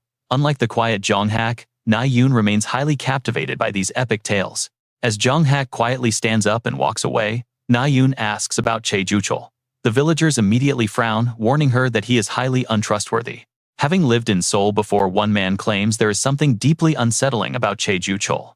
To him, the man feels just like a slippery snake. Na-yoon can only offer a forced chuckle to ease the tension. Meanwhile, Hajin stops grilling as he senses a sudden shift in the atmosphere. Watching Jong-hak quietly slip away into the dark forest, Hajin wonders why the youth had such a strange reaction to his grandfather's name. In the original novel, Jong-hak is supposed to absolutely revere Shin Myung-chul. Hajin cannot help but feel a deep sense of worry about this change. Hajin drops his unfinished grilling to run after him, quickly tossing the tongs to someone else and begging them to take over. Shin Jong-hak walks deep into the forest alone, drowning in deep sorrow when he suddenly spots Hajin trying to hide behind a tree. "Why are you following me?" he snaps. Hajin scratches his head, completely lost on how to explain himself without revealing his secret. He obviously cannot just say he is protecting the main storyline. Getting impatient, Shin Jong-hak demands an answer immediately. Hajin scrambles for a lame excuse, stammering that the meat is finally ready, but the furious heir does not care at all. He dismisses it with a quick okay. Hajin sighs in relief, surprised he bought the lie, but continues to tail him. He feels totally unprepared on what to say next, but Shin Jong-hak surprisingly breaks the silence first. Turning around, he asks what Hajin thinks of Shin Myung-chul. This is the perfect chance for Hajin to gauge his true feelings. Hoping to test Shin Jong-hak's reaction, he calmly responds that the man is a legendary hero who saved the entire world. The praise slips out easily, but it only earns a bitter sneer from Shin Jong-hak, who mocks the mindless respect. He looks up in disgust, muttering that he knew commoners like Hajin would hold such a basic opinion. Hajin grows anxious, witnessing this cold attitude, realizing he has triggered yet another negative reaction from the proud heir. He knows Shin Myung-chul despises social classes, but before he can speak, a sudden wave of energy erupts. Furious Shin Jong-hak lunges forward with a devastating punch, But Hajin's system-enhanced vision detects the trajectory just in time. He narrowly dodges the lethal blow, leaping backward as the shockwave blasts a deep crater into the dirt beneath them. If that strike had connected, his bones would have shattered instantly. Standing up slowly, he recalls Shin Jong-hak's special trait. The angrier the air gets, the more monstrous his physical power grows. Right now, he is looking like a wild beast. Driven by pure berserk rage, he forces Hajin to continuously dodge a barrage of blindingly fast strikes. Jong-hak unleashes another heavy blow, leaving Hajin wondering why the mention of his grandfather triggers such an intense reaction. Is there some hidden secret he missed? Dodging desperately, Hajin begs him to calm down, but the raging air only roars. He screams that weaklings like Hajin are the real problem, his eyes burning with deep, unfiltered hatred. If the world was not so weak, his grandfather would never have had to sacrifice his own life. He could have stayed by his grandson's side. With a final furious cry, Shin Jong-hak throws another massive punch. Hajin blocks with both arms, but is thrown violently to the ground, both of them breathing heavily from the clash. Standing back up, Hajin quietly says he doubts Shin Myung-chul ever regretted saving those people, making the air snap. He grabs Hajin by the collar, demanding what a nobody like him could possibly know about his grandfather's sacrifice. Hajin calmly asks if his grandfather managed to protect his family, a question that instantly silences the furious boy. After a tense pause, Shin Jong-hak releases his collar and warns him that he never knows when to shut up. Hajin lets out a massive sigh of relief, but Shin Jong-hak quickly warns him never to speak of this conversation. He threatens severe consequences if a single word leaks out, leaving Hajin sweating and wondering what there even is to leak. Still, the air seems noticeably lighter as he walks away, having finally released some of his long-buried grief. Hajin watches him go, realizing the proud bully actually deeply loved and missed his grandfather more than anyone knew. He remembers that Shin Jong-hak was never truly meant to be a villain in the story he wrote. Yet a quiet sadness lingers, a realization that even as the author, there are details he cannot fully control. Suddenly, his smartwatch vibrates violently as a warning screen pops up, restricting him from viewing a critical plot change. The lock is on Shin Myung-chul's lore, leaving Hajin in absolute shock as he stares at the screen. A massive plot deviation for a dead key character is unprecedented, causing him to panic as things spiral out of control. He desperately tries to understand what is happening, when Yong-han suddenly hands him a bowl of warm porridge. Confused, Hajin takes it as Yong-han hands him a spoon, telling him to feed Yu Yeonha since she is still weak. When Hajin asks why he has to do it, Yong-han simply nods toward the other members who are busy gossiping. Everyone is distracted, so Hajin has no choice but to bring the food over to a resting Yu Yeonha. He shoves the bowl close to her, playfully teasing her that she is probably just faking her exhaustion. She huffs in annoyance, claiming she does not even have the physical strength to lift a spoon right now. So Hajin immediately scoops up a hot bite and shoves it into her mouth, making her mumble in outrage. He casually points out that he is just helping since she is too weak to lift the spoon, leaving her pouting. She probably figured he planned this whole thing to lure Shin Jong-hak here, only to act like the food was too bland. Is there really nothing but porridge? So Hajin tells her there is one last pack of noodles, and if she finishes this, he will give it to her. Yu Yeonha complains, but eats every single bite until the bowl is practically sparkling. Seeing her finish it, he figures she is fully recovered and asks if she wants to go talk to the others. But she just pulls the blanket back over her head, claiming she has zero energy. Hajin can only sigh at her stubbornness. He tells her to suit herself and turns to leave, but Yu Yeonha calls out. Looking pretty shy, she quietly mutters a quick thank you. She actually feels quite grateful to Hajin. She admits he is always the one saving her. He sighs with a faint smile, asking when she plans on repaying him. She confidently boasts about her wealth, reminding him that she is Yu Yeonha.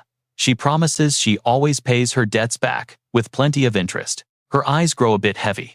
He agrees that she is someone who never lacks resources, while she suggests that they could actually make pretty good friends. Hajin looks up seriously, considering the offer. Friends? Well, considering the incredibly bright future waiting for Yu Yeonha, getting close to her would definitely be a fast track to a comfortable life. But then she ruins the moment by offering to help him get closer to Naeun. Hajin feels a sudden chill and immediately declines. Yu Yeonha sits up with a start, warning him not to tell her that he actually has feelings for Chae Naeun. His face darkens as he shuts down the nonsense, insisting he does not like anyone. She covers her mouth, giggling at his denial. He claims he has zero time for romance anyway, but she tells him to stop lying and just admit it. Hajin decides he needs to escape immediately. He makes a quick excuse telling her she just lost her noodle privileges, making her scream out in protest. She keeps yelling from inside her tent that he cannot do this to her. Ignoring her completely, Hajin hands the empty porridge bowl back to Yonghan. He asks Yonghan to whip up some noodles for her. Yonghan looks a bit confused, since he thought she absolutely hated instant food.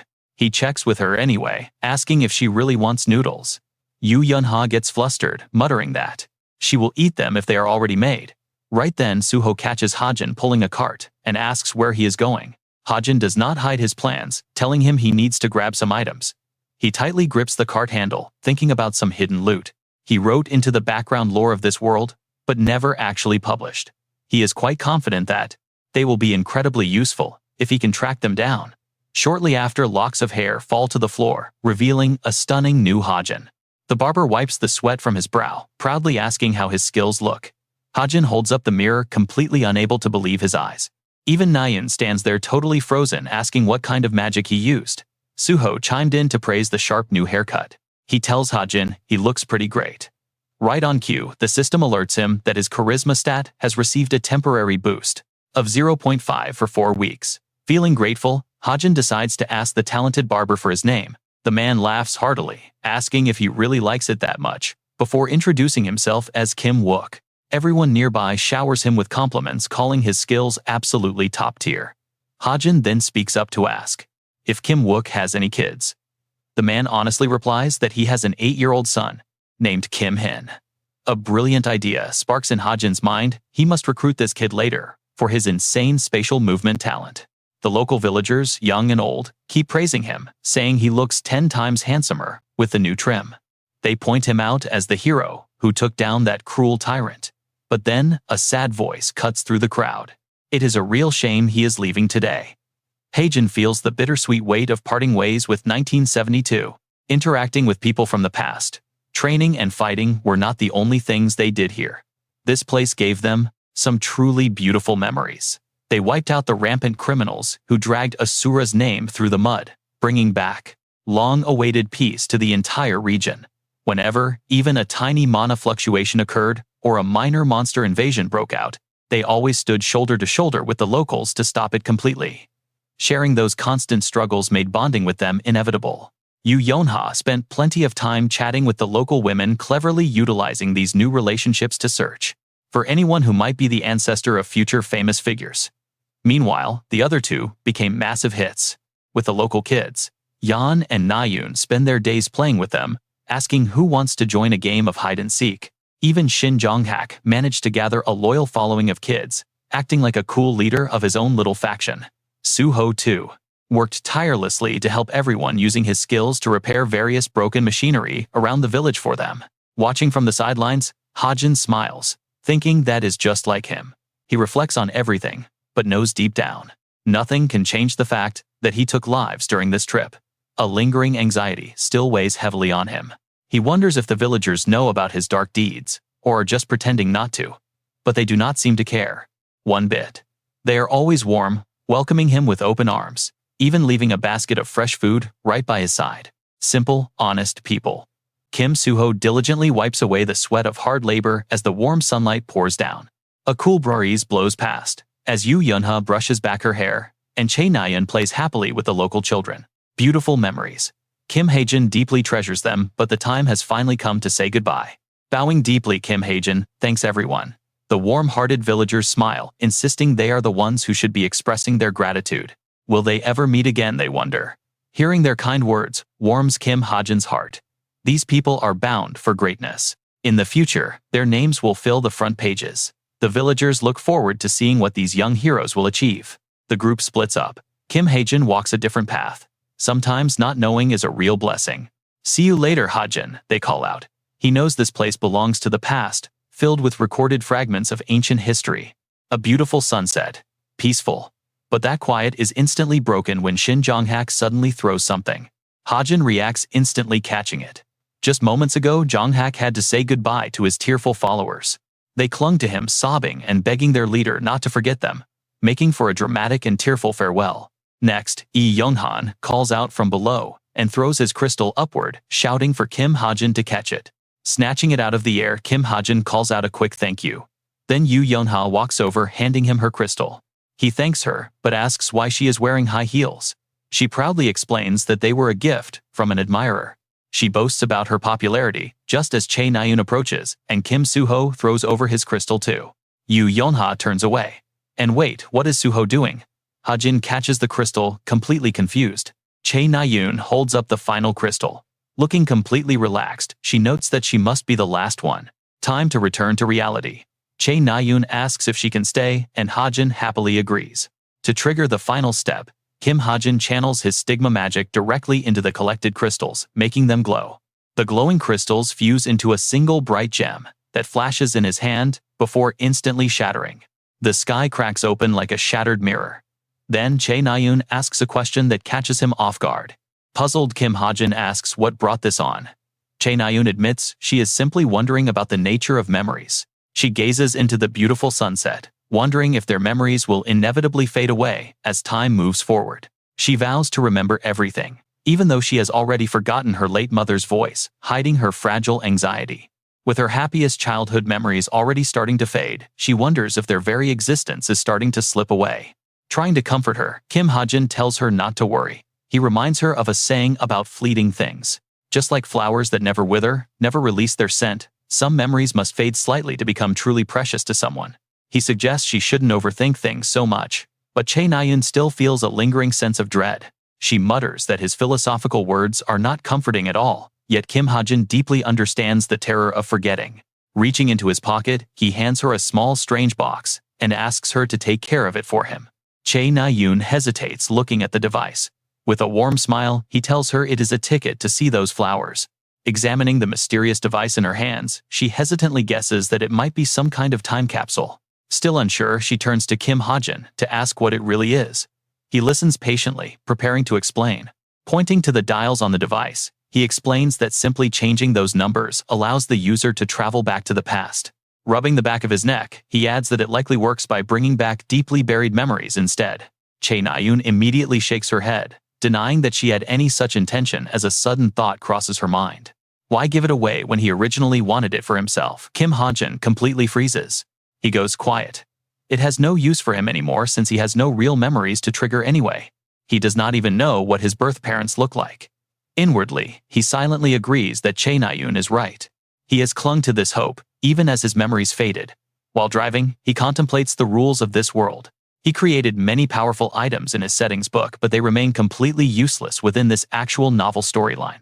Because his soul now occupies Kim Chundong's body, he cannot be sure if the time capsule would even work for him. It would only waste his precious mana. It makes much more sense to let Chae Naeun have the device instead. Staring down at the time capsule in her hands, Chae Naeun softly mutters that if that is truly the case, she won't use it either. Kim Hajin is left absolutely stunned, unable to believe her words. Chae Naeun responds with her sharp deduction. If one of us does not use it, then the other shouldn't either. Isn't that right? She calls it a very loyal act. Hajin stares back, with a blank, confused look, wondering why she is suddenly talking about loyalty. He pushes the time box toward her and tells her to just use it. If she does not, she will definitely regret it later on. Chae Naeun tries to argue, but before she can finish, he cuts her off. He assures her that her head will not explode. He speaks slowly.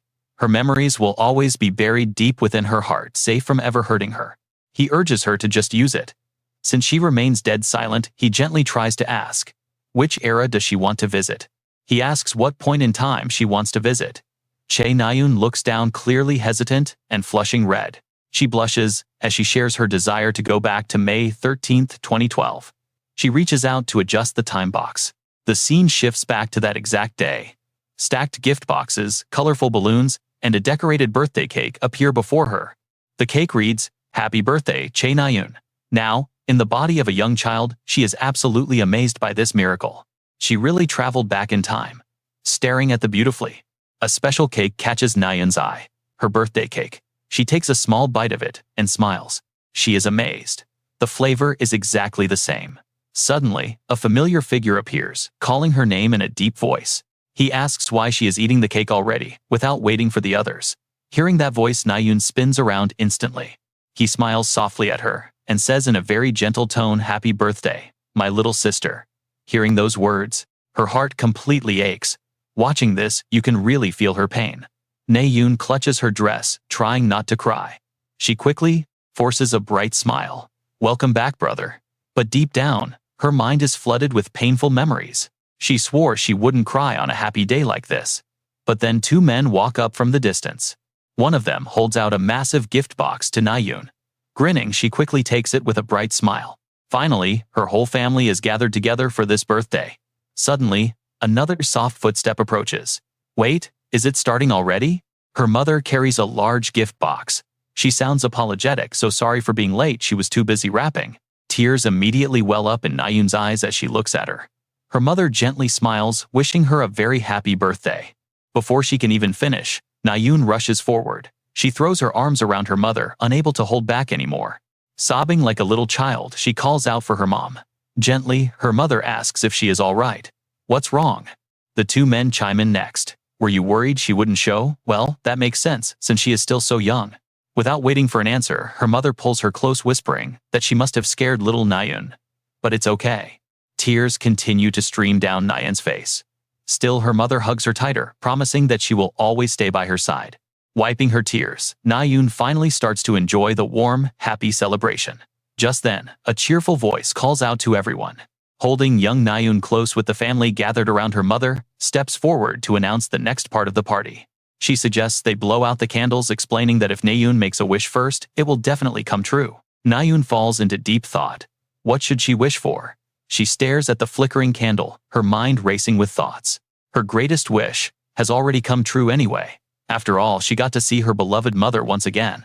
But hoping she can be a little greedy, she takes a deep breath and blows. She wishes to preserve this moment forever. The tiny flame goes out. As it darkens, she casts a slightly sad, lingering gaze toward her brother standing nearby. He returns her gaze with a gentle smile. She makes one last silent wish, "Please let me see my brother again too." And just like that, the illusion fades. Hajin opens his eyes, wondering if they are finally back. He is standing on Maple Mountain. Out of nowhere, Na-yoon pops out from the nearby bushes, waving her hand at him. Hearing her familiar voice, Kim Hajin immediately spins around. It looks like everyone made it back from the illusion safely. Na-yoon holds out the mysterious time box, which surprisingly hasn't disappeared. Even though she already used it, the item remains intact. For some reason, a prompt to recharge his mana appeared.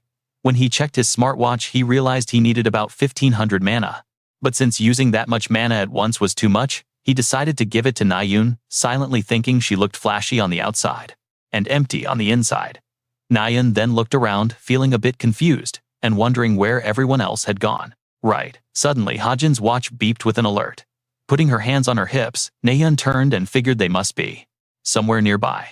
Na-yoon got confused, seeing him walk the other way, asking where he was going, since that was only the way down. Hajin casually replied that he knew and was simply heading home now. His unexpected words left her completely. Na-yoon is completely taken aback. Going home? What about her training? Hajin's face is deadly, pale, his voice flat and heavy. He just tells her that he is too tired. Her voice trembles. Right, that makes sense. He gently asks her to tell the others. She quickly agrees to do it. But right before Hajin walks away, Na-yoon calls out to him. Oh right, Kim Hajin. Her eyes sparkle as she thanks him for today, promising to treat him to a good meal sometime.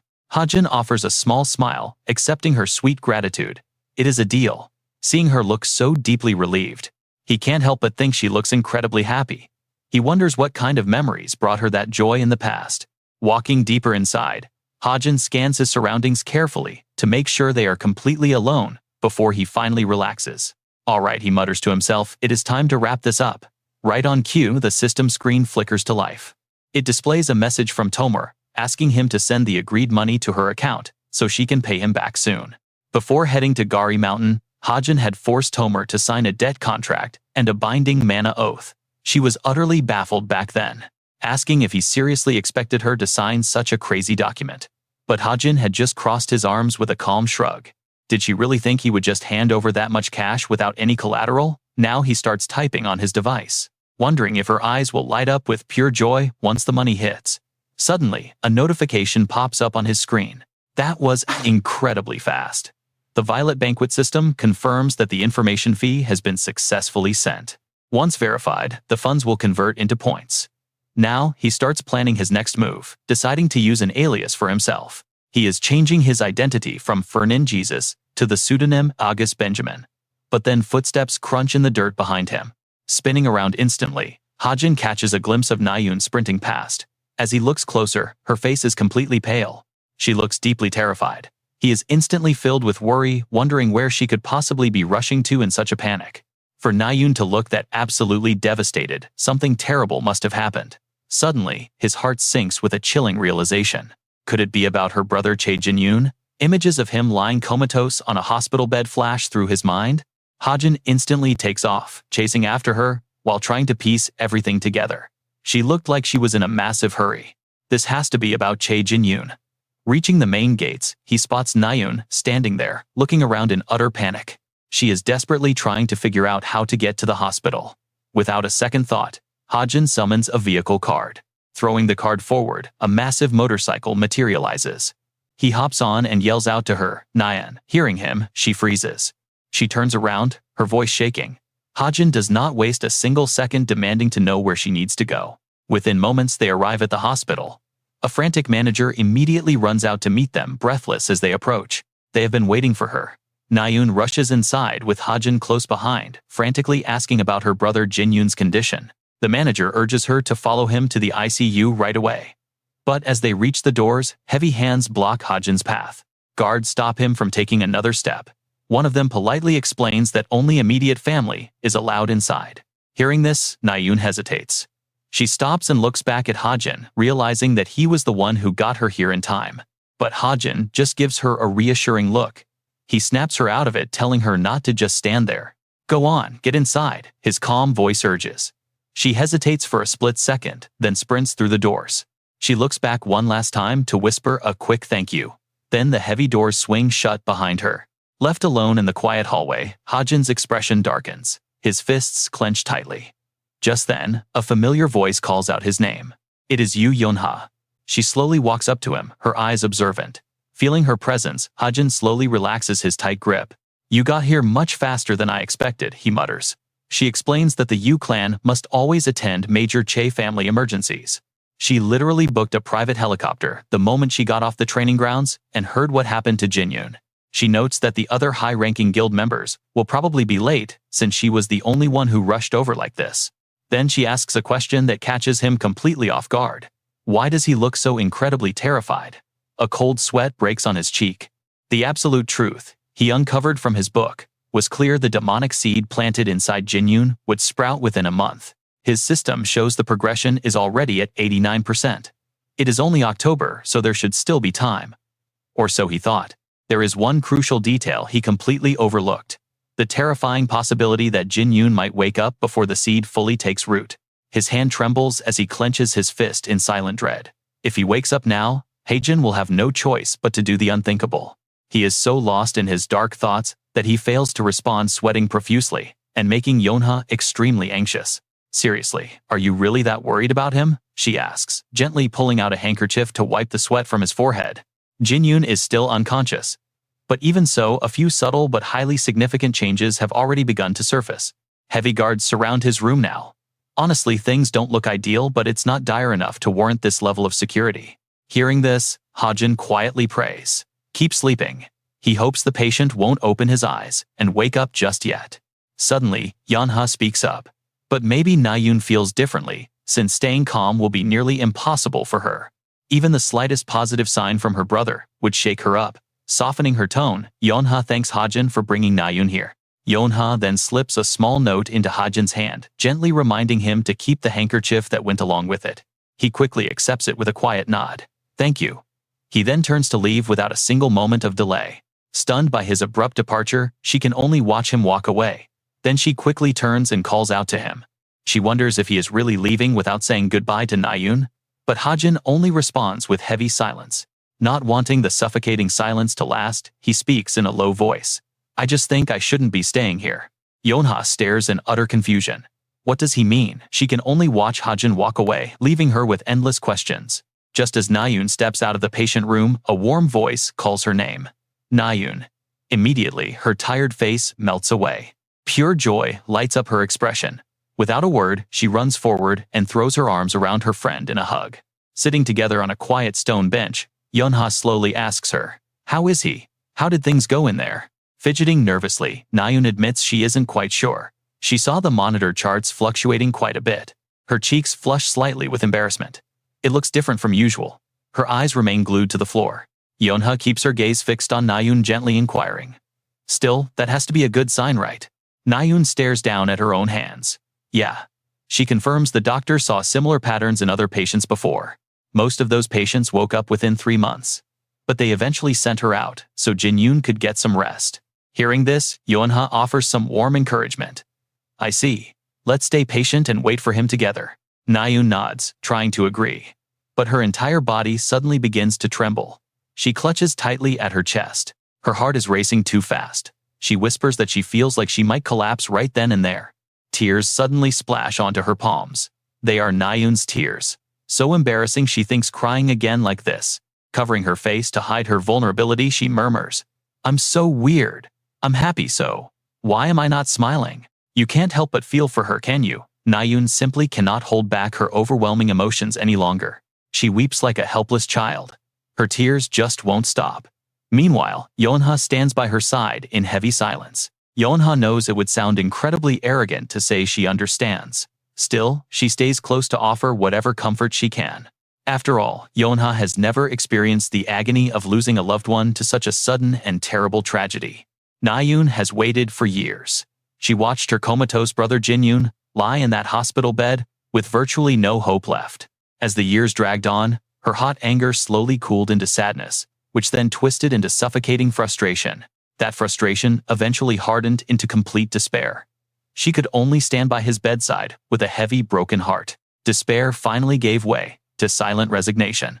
Gathering her courage, Yeonha gently places a comforting hand on her back. Just when all hope seemed lost, a tiny spark returned. But how could Yeonha ever truly understand that feeling? Suddenly, Suho Jonghak and Suna run up from a distance. "Are you okay, Naeun?" Their voices are filled with deep concern. Both girls look up immediately. Yeonha greets the group, and Naeun notices that even Suna has come along too. Then a sudden realization hits Naeun as she frantically looks around. "Wait, where is Hajin? He brought me here." Seeing her look around so desperately, Yeonha can only let out a helpless, quiet sigh. "He already went back." Yeonha's words leave her utterly stunned.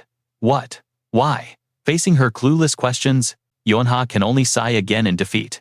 She sighs and admits she has no idea, secretly thinking that Hajin should have waited if he actually cared. He really should have stayed until Naeun came out, especially considering how incredibly anxious his face looked earlier. The scene shifts to show Hajin parking his motorcycle and dismounting, looking completely exhausted from the tense journey. He didn't even run here, yet he is panting heavily and stumbling, as if the mental toll is too much to bear. Suddenly, his smartwatch vibrates with a loud buzz, flashing a notification that the cleanup phase has been successfully completed. A system alert warns that entering the Violet Banquet will take time, but a new account has been created. Weariness washes over Hajin as he checks the screen, noting that valuable items worth 300 points are available. The reward from the previous mission will be sent to his Lilac Guild account. The login code is Quenpa and cold. Sweat begins to drip continuously from his forehead. This time might have been luck, but he might actually wake up next time. Hajin quietly contemplates. Between a comatose person lying in bed and someone who is awake and walking around, who is easier to competence? Kill is already incredibly obvious. That reality truly gives him food for thought. Right then, the system interface pops up asking when he can accept the next mission. Meanwhile, sunlight streams through the small windows of a dusty, rundown warehouse. A lone figure sits silently atop a wooden crate. Nearby, a small watch placed on a green container suddenly flashes. It displays a notification. Kim Hajin decides to accept the mission now, knowing this might be his absolute last remaining lifeline. Back at the main guild office, a slender hand reaches down to adjust a nameplate and make it perfectly straight. "Congratulations on officially reaching rank 250 on the global leaderboard," a polite voice says from nearby. Vice Leader Yoon Sung-ah smiles gently. "Thank you," she says, softly surprised that it is already October and time has flown by. She then asks her assistant if there is any interesting news lately, causing the man to look a bit pensive. "Now that you mention it," he says, There are rumors of a mysterious new mercenary joining the elite Geronimo group. Hearing this, Sung-ah reacts with excitement. Really, she asks immediately, covering her mouth as she begins to think to herself. The operations of their guild require heavy support from reliable mercenaries, so this is wonderful news for their future plans. She asks about his specific skills, and the assistant quickly replies that he specializes in assassination and long-range sniping. She notes that anyone in Geronimo must be exceptionally skilled. She asks if his identity has been kept completely secret. No, he replies. Even elite intelligence agents only know him through rumors, leaving them with almost no concrete information. Sung-ah crosses her arms with a light hum, finding it fascinating. Her assistant rubs his chin as he slowly speculates. He mentions that they cannot glean much from his codename either. The scene then transitions to a glowing system screen. Valuable items worth 300 million won from his previous mission are being transferred straight to his Violet Banquet account. The password is Kenpong UD 394820##3, and his registered mercenary ID is Fenrir. Drying his hair, Hajin grumbles that the codename sounds incredibly arrogant. He pictures a massive wolf standing on a snowy mountain. The name Fenrir is likely a direct reference to the legendary giant wolf from Norse mythology, a symbol of absolute power. Two comments pop up on his screen. One says the codename is too grand, while another insists it fits his narrow eyes. When he asks why she gave him that nickname, she only gives a playful teasing response that leaves him quite annoyed. He grumbles that his eyes are actually quite round. Suddenly, an adorable voice calls out to him from the hallway. Hajin, Hajin, the voice rings out. He quickly throws on a jacket and steps out of his room to check. He asks what is wrong, and little Evandel eagerly pulls him over excitedly, showing off a brand new magical summon. Hajin rests his hands on the table, fascinated by the tiny creature, praising how incredibly detailed and delicate it looks. Evandel proudly pushes it toward him, calling it a gift. Hajin freezes slightly in surprise, asking if it is really for him. The girl happily nods. As her small hand strokes its soft blue fur, the miniature creature stretches out and moves naturally. Hajin watches with deep fascination, amazed that it is truly alive. Suddenly, the tiny beast breathes out a cold mist. It quickly runs forward, catching him off guard. He panics as the energetic summon aggressively charges straight toward his legs. He lets out a startled cry as it leaps onto him, sending him tumbling backward onto the floor with a loud thud. But the summon suddenly vanishes into thin air. He looks up to see Evandel covering her mouth, desperately hiding her giggles. Realizing he got pranked, Hajin playfully tickles her, calling her out. Evandel bursts into fits of laughter, pleading for mercy. She rolls on the floor with a bright, innocent smile, insisting that she did not actually play a trick on him. Suddenly, a glowing wolf symbol burns onto the left side of his chest, catching him completely by surprise. In a trembling voice, Hajin asks what is happening. A system alert informs him that a wolf soul now resides inside him. Recognizing him as its master, the soul boosts his strength, speed, and endurance by 0.1. It also grants him a sixth sense. If he detects fatal danger, a massive spectral wolf will shield him. Furthermore, his movement sound is now greatly reduced. Hajin gasps in astonishment. He suddenly recalls the moment Evandel handed him the tiny summon and called it a gift. He realizes she orchestrated this entire surprise just to show him how much her summoning powers have grown. Overwhelmed with emotion, he quickly pulls her into a warm hug, praising her. But then, he notices something is off. She has already fallen fast asleep, completely drained from her magic. Smiling softly, Hajin gently cradles her close. He quietly expresses his gratitude, thanking Evandel, as he gently tucks her into bed. Just then, a cat appears by the door. It lets out a soft meow. Hearing this, Hajin turns around and asks if it wants to sleep next to Evandel. The cat stretches and meows back in response. Hajin stands there hesitating, trying to decide what he should do next. He wonders if he should bring it along since they fight constantly, but they still seem to want to stay together. Maybe they are actually best friends. But since he returned from the mountain, his new haircut made Evandel avoid him. She squirmed and pushed his face away when he tried to hold her, complaining that he looked way too strange now. She told him to go away, leaving Hajin completely speechless. After all, they had not seen each other in nearly 90 days. He wished she would be nice, feeling a bit hurt. Suddenly, his laptop screen lights up in the dark room. A new item has been delivered. Hajin wonders if it is a message and reward from the Violet Banquet. The captain did mention a reward. A system prompt pops up on his screen, asking if he wants to accept. Without hesitating, he clicks yes, and wonders what it is. A magic circle glows emerging directly from his laptop screen. He receives a piece of high-tier armor, a powerful artifact brimming with 5,000 out of 5,000 mana. The system lists its impressive functions, boosting all stats by 0.3 and granting a special artifact form. It absorbs mana under the armor to trigger various effects, including automatic posture correction to improve physical form. It also provides an underwater breathing mask speed enhancement and defense upgrades. This item is absolutely incredible. Hajin immediately tests its power by placing the artifact on his chest, eager to see how it works. He infuses his mana, causing a brilliant blue and white aura to wrap around him as his crystal mana activates. He stares at his hands, realizing the armor can shield his entire body using mana. This is worth so much. It is easily worth 3 billion instead of just 300 million. He is stunned by his own luck.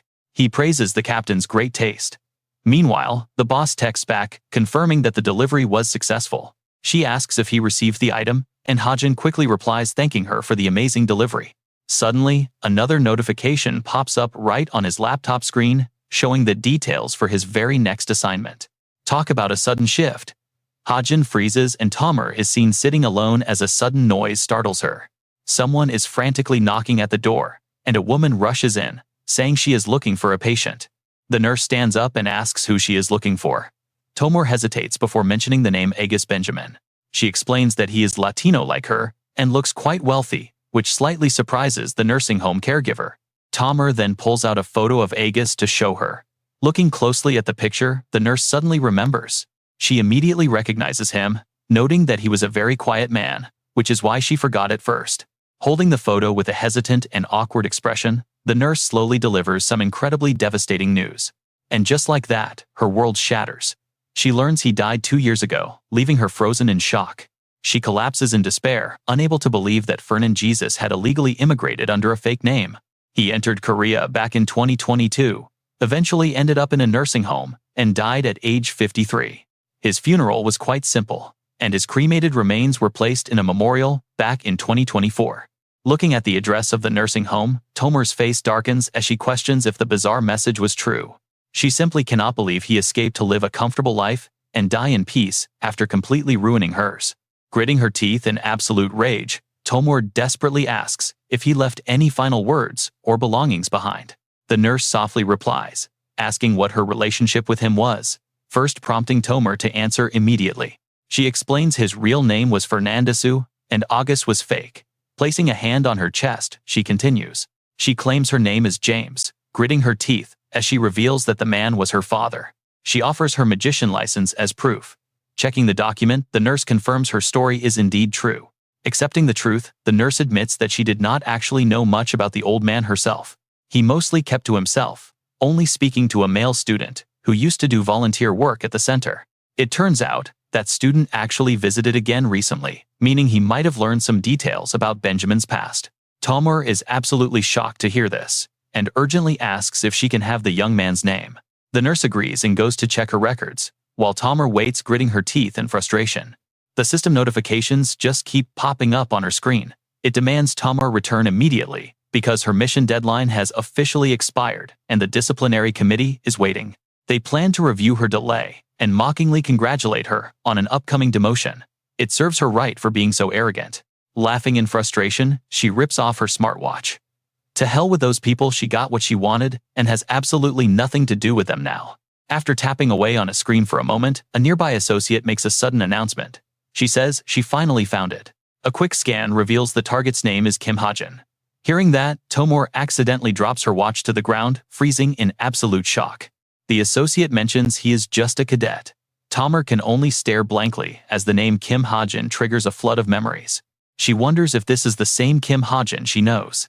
Meanwhile, out in the open, young couples are enjoying romantic moments together. Flirting and sweet whispers seem to fill the entire autumn air. Walking right through this romantic atmosphere is Kim Hajin. He wanders aimlessly, muttering about how beautiful the autumn leaves look. He figures it must take a massive amount of effort and mana to maintain a view like this. Ironically, despite the strict ban on romance, this has become the school's hotspot for couples. If it is this crowded during autumn, he cannot even imagine the chaos when spring finally arrives and the flowers bloom. Suddenly, a hand taps his shoulder. A familiar voice complains that he must be daydreaming if he did not hear her calling out. Kim Hajin slowly turns around to see who it is. He lets out a surprised breath as he recognizes the face. He blurts out her name, Yu Yonha. She smiles brightly and hands him a small white package, telling him to take it. Kim Hajin accepts the bundle and carefully opens it. He looks up and asks her what exactly she is giving him. Yu Yonha reminds him of the wild ginseng he gifted her. She explains she refined half of that raw material into highly potent medicine. He nods at first, but then the realization hits him like a truck. He panics and shouts out, "Wait, did she say half?" Yu Yonha calmly explains she plans to keep the other half for research, promising to share the results to make it up to him. If everything goes well, she will even give him a cut of the profits, so there is really no need to worry. While Yu Yonha remains cheerful, Kim Hajin can only marvel at how casually she handles such priceless stuff without breaking a sweat. She continues her excited pitch, explaining that upgrading the refining process is the absolute best way to advance their business. Kim Hajin just stares at her, letting his mind wander. Ultimately, he decides it does not really matter all that much. He knows Yu Yonha is not the type to stab him in the back. If anything, she is usually the target herself. At this stage, she is far too trusting of the people she considers close friends, which actually makes perfect sense. She is only 17 after all, yet the internal power struggles waiting for her are a truly brutal and dirty battlefield. He recalls that a massive incident is scheduled for winter break, involving Essence of the Strait, the second largest guild in the world. That scandal involves a major abuse of authority, and it is the exact event that will kickstart Yu Yonha's rise to real power. She snaps him out of his deep thoughts by advising him to only take a single pill each day. He flinches slightly at her sudden warning, and she casually adds that each of those little pills is worth 1 billion won. Kim Hajin repeats the price slowly, only for the ridiculous number to suddenly sink in. He screams in utter shock. 1 billion won for just one pill, he shrieks. Yu Yonha nods calmly, explaining they are crafted from highly condensed mana crystals and the premium wild ginseng. His face completely goes blank, and he asks her if it is truly worth that much money. She beams and explains that is just how the market for mana crystals works. The ingredients used for 20 of these pills could easily make 300 to 400 regular pills instead. Selling them for any less would mean taking a massive financial loss. He quickly calculates that 20 doses equals 20 billion won. Right then his system interface flashes to display the item stats. It is a consumable mid-high-tier ginseng pill, brewed with neutralized mana liquid, showcasing the incredible care and craftsmanship of its creator. Consuming it permanently increases strength, stamina, and mana by 0.01 to 0.02 after 24 hours. High luck stats will minimize the risk of any adverse reactions, leaving only a 0.5% chance of side effects. However, taking too many doses within 24 hours will raise those odds exponentially. Scanning the text, Kim Hajin is thoroughly impressed. The stat boosts are far better than expected, and with some minor recovery adjustments, this medicine will be incredibly useful to him. Deciding he should return the favor, Kim Hajin pulls out another wrapped bundle and hands it over, telling her to take it. Yu Yonha takes it with a curious look, asking what it is. The moment she unwraps the paper, she gasps at the sight of more wild ginseng.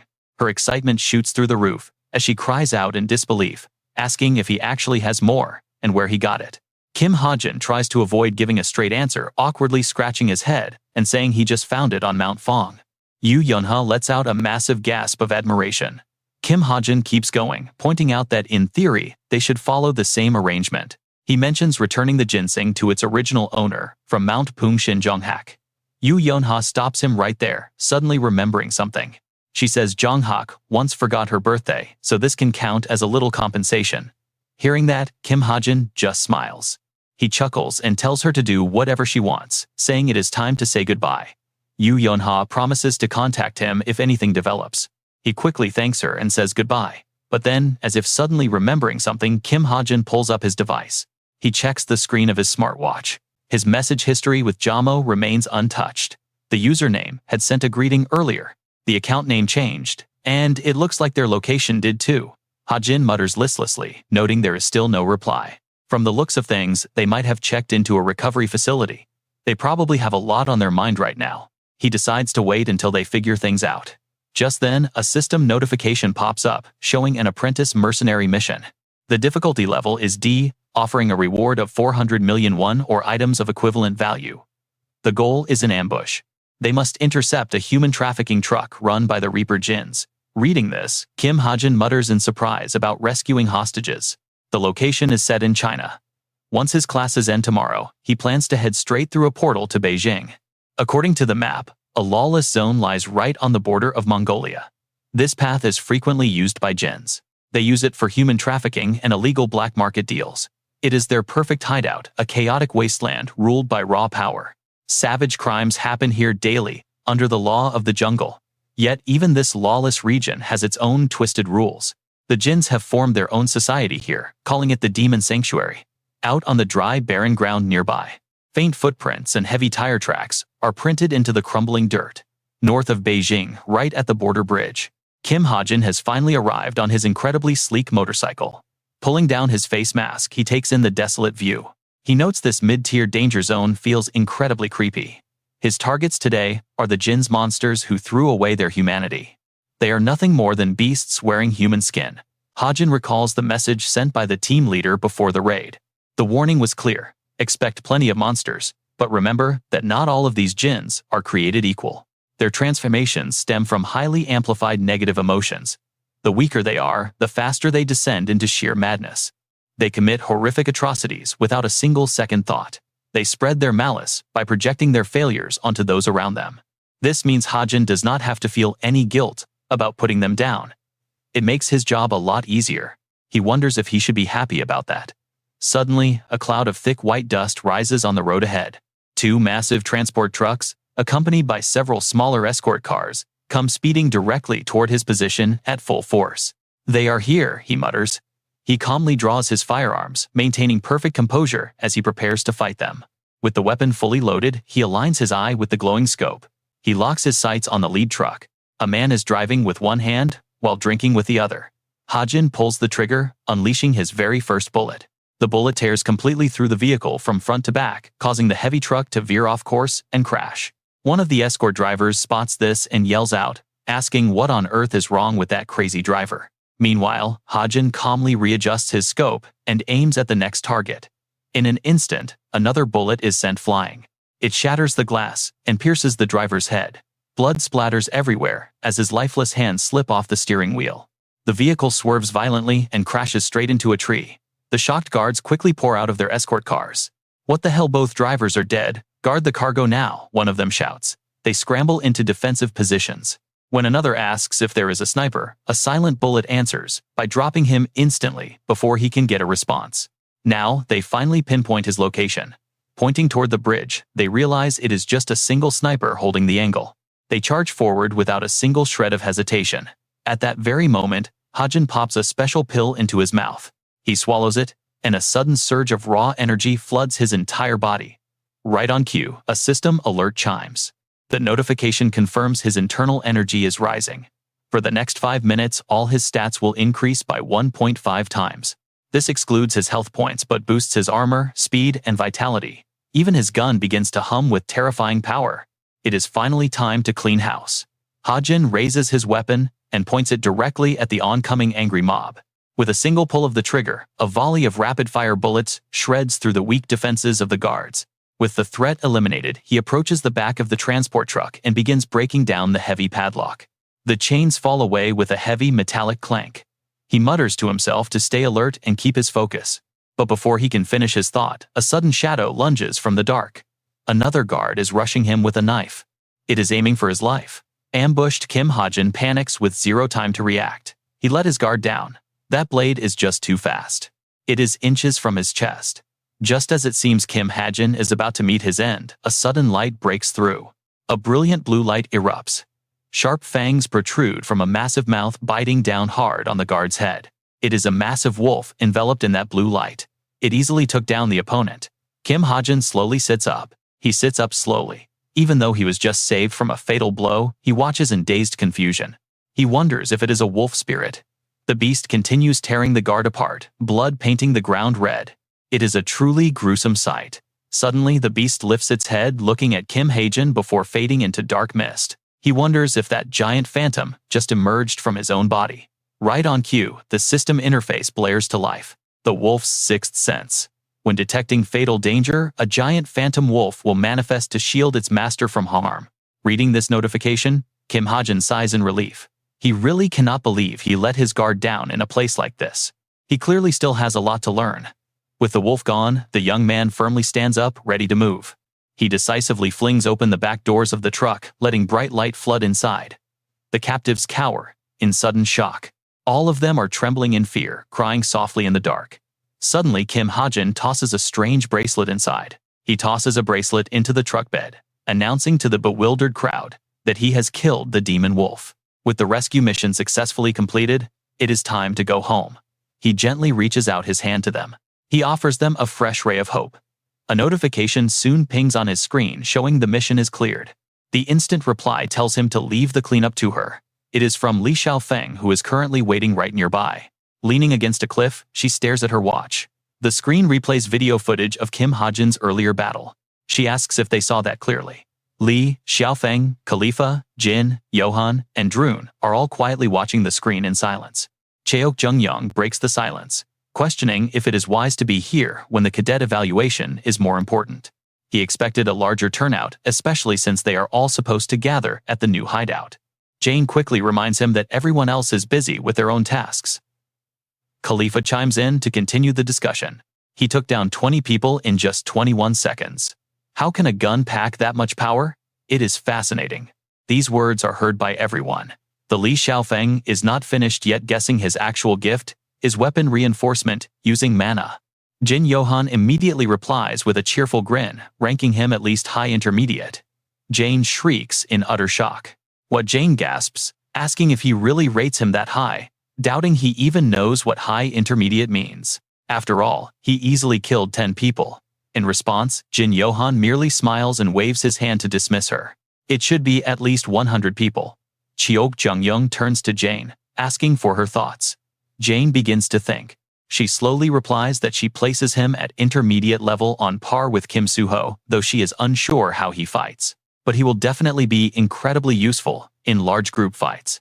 She notes that Cheok Jung-young is also excellent at evaluating, since he is still lingering inside the demon realm anyway. Meanwhile, Drun rests his chin on his hand, listening closely. He chimes in, noting that the wild boar entered that place and has absolutely no intention of leaving anytime soon. Jane suddenly chimes in, guessing he will return once he has enjoyed himself fully. Both of them begin to imagine. The landscape of the demon realm fills their minds. Suddenly, Li Xiaofeng remembers something and asks Drun for an update on him. She asks if he identified that mysterious wolf spirit yet. Drun blankly responds, wondering if it is just a pet. Jane is left completely speechless. Who hides a pet inside their chest? At this moment, Li Xiaofeng confidently volunteers. She offers to go ask Kim Hajin directly. Jane is highly skeptical, doubting he would easily reveal his secrets. Li Xiaofeng flashes a confident smirk, claiming that the young man trusts her completely and will answer all her questions. Despite her complete confidence, Jane remains highly skeptical of the claim. She simply wonders if that is truly true. On a quiet night, little Evander sleeps peacefully in her bed. Beside her, Kim Hajin gazes down with warm affection. He gently strokes her hair, whispering that her power saved his life today. The servant is actually born from her soul. After checking his smartwatch interface, Kim Hajin discovers the exact details of this intermediate rank ghost wolf. As the first servant created by the witch, its strength is 5.35 with a bite force of 6.15. Perception is 7.6. Vitality is 2.7. Magic is 3.8. Featuring advanced intuition. Perception, 7600. 5 health, 27. 50 magic, 3850. And special skill, high-tier intuition. Danger detection. Low-level tattoo absorption. It absorbs minor tattoos to give the host a solid power boost. It merges with the host as a tattoo channeling mana to boost their base stats, a trait unique to this ancient clan. Their growth and inheritance potential completely outclasses other clans, binding their soul to the witch's raw magical energy.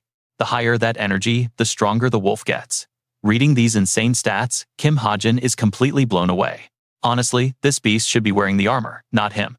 But who knows, maybe it will actually become a legendary demon wolf. Just then, the little girl stirs and rubs her eyes, slowly waking up. In a daze, Evandel reaches out her tiny hand. "Is that you, Hajin?" She giggles, as Kim Hajin gently pulls her into his arms. Evandel asks if he brought back anything delicious. He just smiles, telling her to sleep a bit more. Soon, Evandel drifts back into a deep, peaceful slumber. She snuggles comfortably in Kim Hajin's warm embrace. Holding her, he quietly realizes he has no idea when she became his main motivation. He has only been in this fictional world for a year now. He wonders what will happen once the main story finally concludes. Can he really just return to his old life, forget everything and everyone he ever met here? It feels completely impossible to forget. Meanwhile, in class, Kim Hajin is slouching at his desk, looking totally exhausted. With heavy dark circles under his eyes, he barely managed an hour of sleep. Worse, Tomer still hasn't messaged him back. Ever since he visited the memorial park, he has been preparing things to ensure she stays on his side as a trusted ally. Right about now, Fernand's grave should be covered in the flowers he left. But he wonders if she even saw his letter. While lost in thought, the professor suddenly yells from the front, pointing at a student standing right next to him. The lecturer loudly barks for her to find a seat. Kim Hajin reflexively turns his head and freezes in absolute shock. Standing right there is none other than Tomer. Ignoring the surprise, the professor jumps straight into a lecture on high-level mana. While the lecture goes on, Tomer completely tunes out. Instead, she is scribbling a message on a piece of paper to slide over. Kim Hajin looks down at the note. She is asking him if he has ever done volunteer work before. He is a bit caught off guard by the question, but he takes his pen and writes back, asking why she is curious. Tomer scribbles back immediately, asking if he ever met a man named August Benjamin at the care center. He replies that they were actually pretty close. Hearing this, Tomer hesitates for a few seconds before writing again. Her hand hesitates slightly as she asks what kind of man he was, completely ignoring the professor's loud voice in the background. While the class drones on about controlling mana, Kim Hajin remains entirely focused on the girl next to him. He writes back, telling her that the old man seemed like a pretty lonely soul during his final days. Tomer is visibly surprised, quickly asking how they got so close when he never even opened up to his nurses. He writes that they were just similar, noting that he also has no family left in this world. As they exchange notes, Kim Hajin figures she probably already uncovered his tragic background during her investigation. He slides the note back with one final question, asking why she is suddenly asking about this man. Tomer tenses up, her expression turning incredibly dark, as she writes that the man was her biological father. Talk about a massive plot twist. Kim Hajin is completely stunned to realize she already knows the truth. She admits she never expected to meet anyone who actually knew him, her written words filled with growing resentment. That bastard killed my mother and ran. I want to know why he murdered his wife and abandoned his own child. But he is dead now, and nobody else knows. That makes you the only person left I can ask. She asks if he left any belongings behind, which tells Kim Hajin that she still hasn't found the letter. He knows the truth that Fernand never actually abandoned her, but her emotions are clearly boiling over right now. Tomer's emotions boil over as she aggressively presses him. He left a letter, right? Where did he put it? He quickly scribbles the answer back, directing her to the memorial park just as class finally comes to an end. The professor dismisses the class, warning everyone to study hard for the upcoming exams and avoid slacking off. Tomer abruptly stands up with a tense look, saying she is leaving today and will repay him later. He sighs in relief, watching her walk away. He really isn't worried about getting repaid anytime soon. He knows she can take care of herself from here, glad that this whole ordeal has finally ended well. With everything wrapping up nicely, he's finally ready for a quiet weekend, but you already know peace never lasts. Chae Na-yoon sneaks up and delivers a heavy slap to his back, calling his name and making him scream.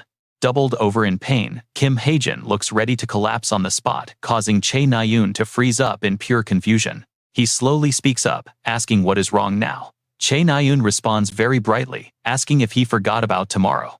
She tells him not to be late. Kim Hajin's face turns completely dazed as he gently rubs his sore arm. Chae Na-yoon had just hit him there. When he asks what is tomorrow, she immediately scolds him for forgetting Kim Soo-ho.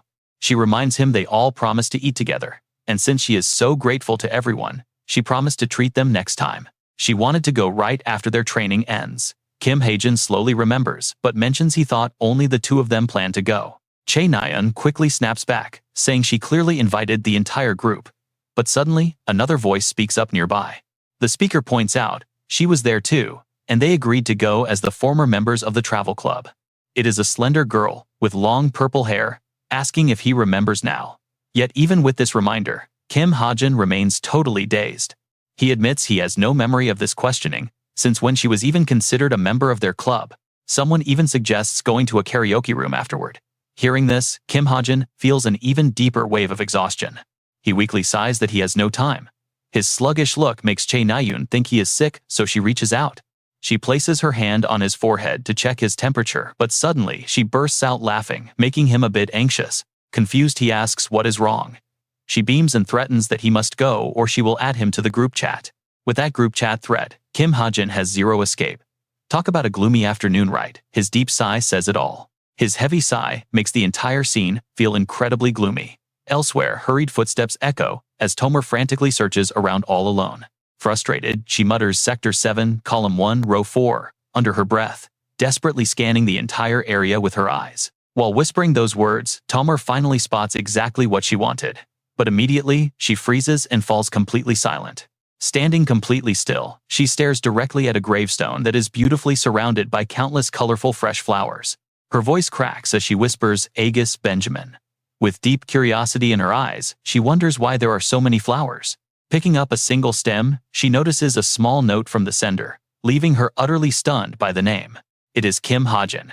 He has been visiting this grave all these years, even infusing magic to keep the flowers fresh. Her father died in a relatively peaceful place, and yet he still receives such a high level of respect. Knowing he murdered her mother and fled, Tomer feels a sudden intense wave of fury rising up deep inside her. Gritting her teeth, she aggressively sweeps all the flowers off the tombstone and throws them onto the ground. The once beautiful grave is now ruined by her sheer rage. She clenches her fists, bows her head, and screams in desperation. Choking back her tears, she wonders what on earth she has been struggling and working so hard for all this time. Dropping to her knees, Tomer looks absolutely devastated. But hold on, because right here she suddenly remembers one extremely important detail. Looking up, she remembers there is a letter. Right before her eyes, the handwritten words on the paper become very clear. It reads, to my daughter, and explains that he wrote this while struggling violently with a storm of indescribable emotions. He admits part of him hoped she would never find it, yet another part wished she would read his words. He desperately wanted to know her current feelings, even though no words could ever fully heal her deep wounds. But as her father, he refused to let her live the rest of her life in complete ignorance of the truth. Tomer's hands grip the letter even tighter, as the written words go on to reveal shocking things about her mother. She had sold her own soul to a demon. At this exact moment, past memories flash back with a sudden shout. Hearing her name called, young Tomer quickly turns around, smiling brightly at her heavily sweating father, Aegis Benjamin. He is completely out of breath. Excitedly, she tells him that her mother wants to take her to the amusement park. August looks surprised, asking if her mother really said that. One would think he would easily agree with her. Instead, he tells her they must go home first, which makes young Tomer feel quite annoyed and ask why. With great difficulty, he explains that they need to talk. All the while her mother stands. Then, August screams in sheer panic, asking if she is crazy enough to sell their child's soul to a demon. Her mother remains completely calm, casually asking what is so wrong with that. This cold answer leaves him stunned. Her mother continues explaining that if it makes her stronger, she would gladly do even far worse things. She confidently claims the child will eventually understand her, but every single cold word only shocks him further. Calling her completely insane, he is coldly shoved aside as she tells him to not block her busy path. Tomer, let's go, her mother screams. August stands frozen, but his mind is set. No, he thinks she can never have their child. With a sudden pull, Aegis grabs her. Shocked, she loses her balance, stumbles backward and falls, slamming her head hard against the wall. Tomer's mother lies completely still on the floor. Aegis stares down in utter disbelief. It all happened in a split second. And to make matters worse, young Tomer suddenly walks in. Confused, she looks around and asks, Dad, where is Mom? Looking at his daughter, Aegis realizes that if the truth about his wife becoming a djinn gets out, Tomer will be in grave danger. She would be branded as the child of a monster. Desperate, Aegis grabs her shoulders and speaks with a trembling voice. Tomer, listen to me, go outside and get help right now. She asks why, but Aegis just grits his teeth, forcing the words out. It was me, he says, I hit Mom. Back in the present, the truth finally hits Tomer. Tears well up in her eyes. They stream down her cheeks as she reads on. Her father wanted her safe in Korea, so he left everything he owned with a friend. But by the time he returned to Korea years later, she was already gone. He searched everywhere, but could not find her. He lost track of both his daughter and the friend he trusted. Reading this, Tomer's hands begin to tremble, gripping the paper tighter. Lies. She is filled with pure rage. After everything she has endured, does he really expect her to believe this ridiculous story?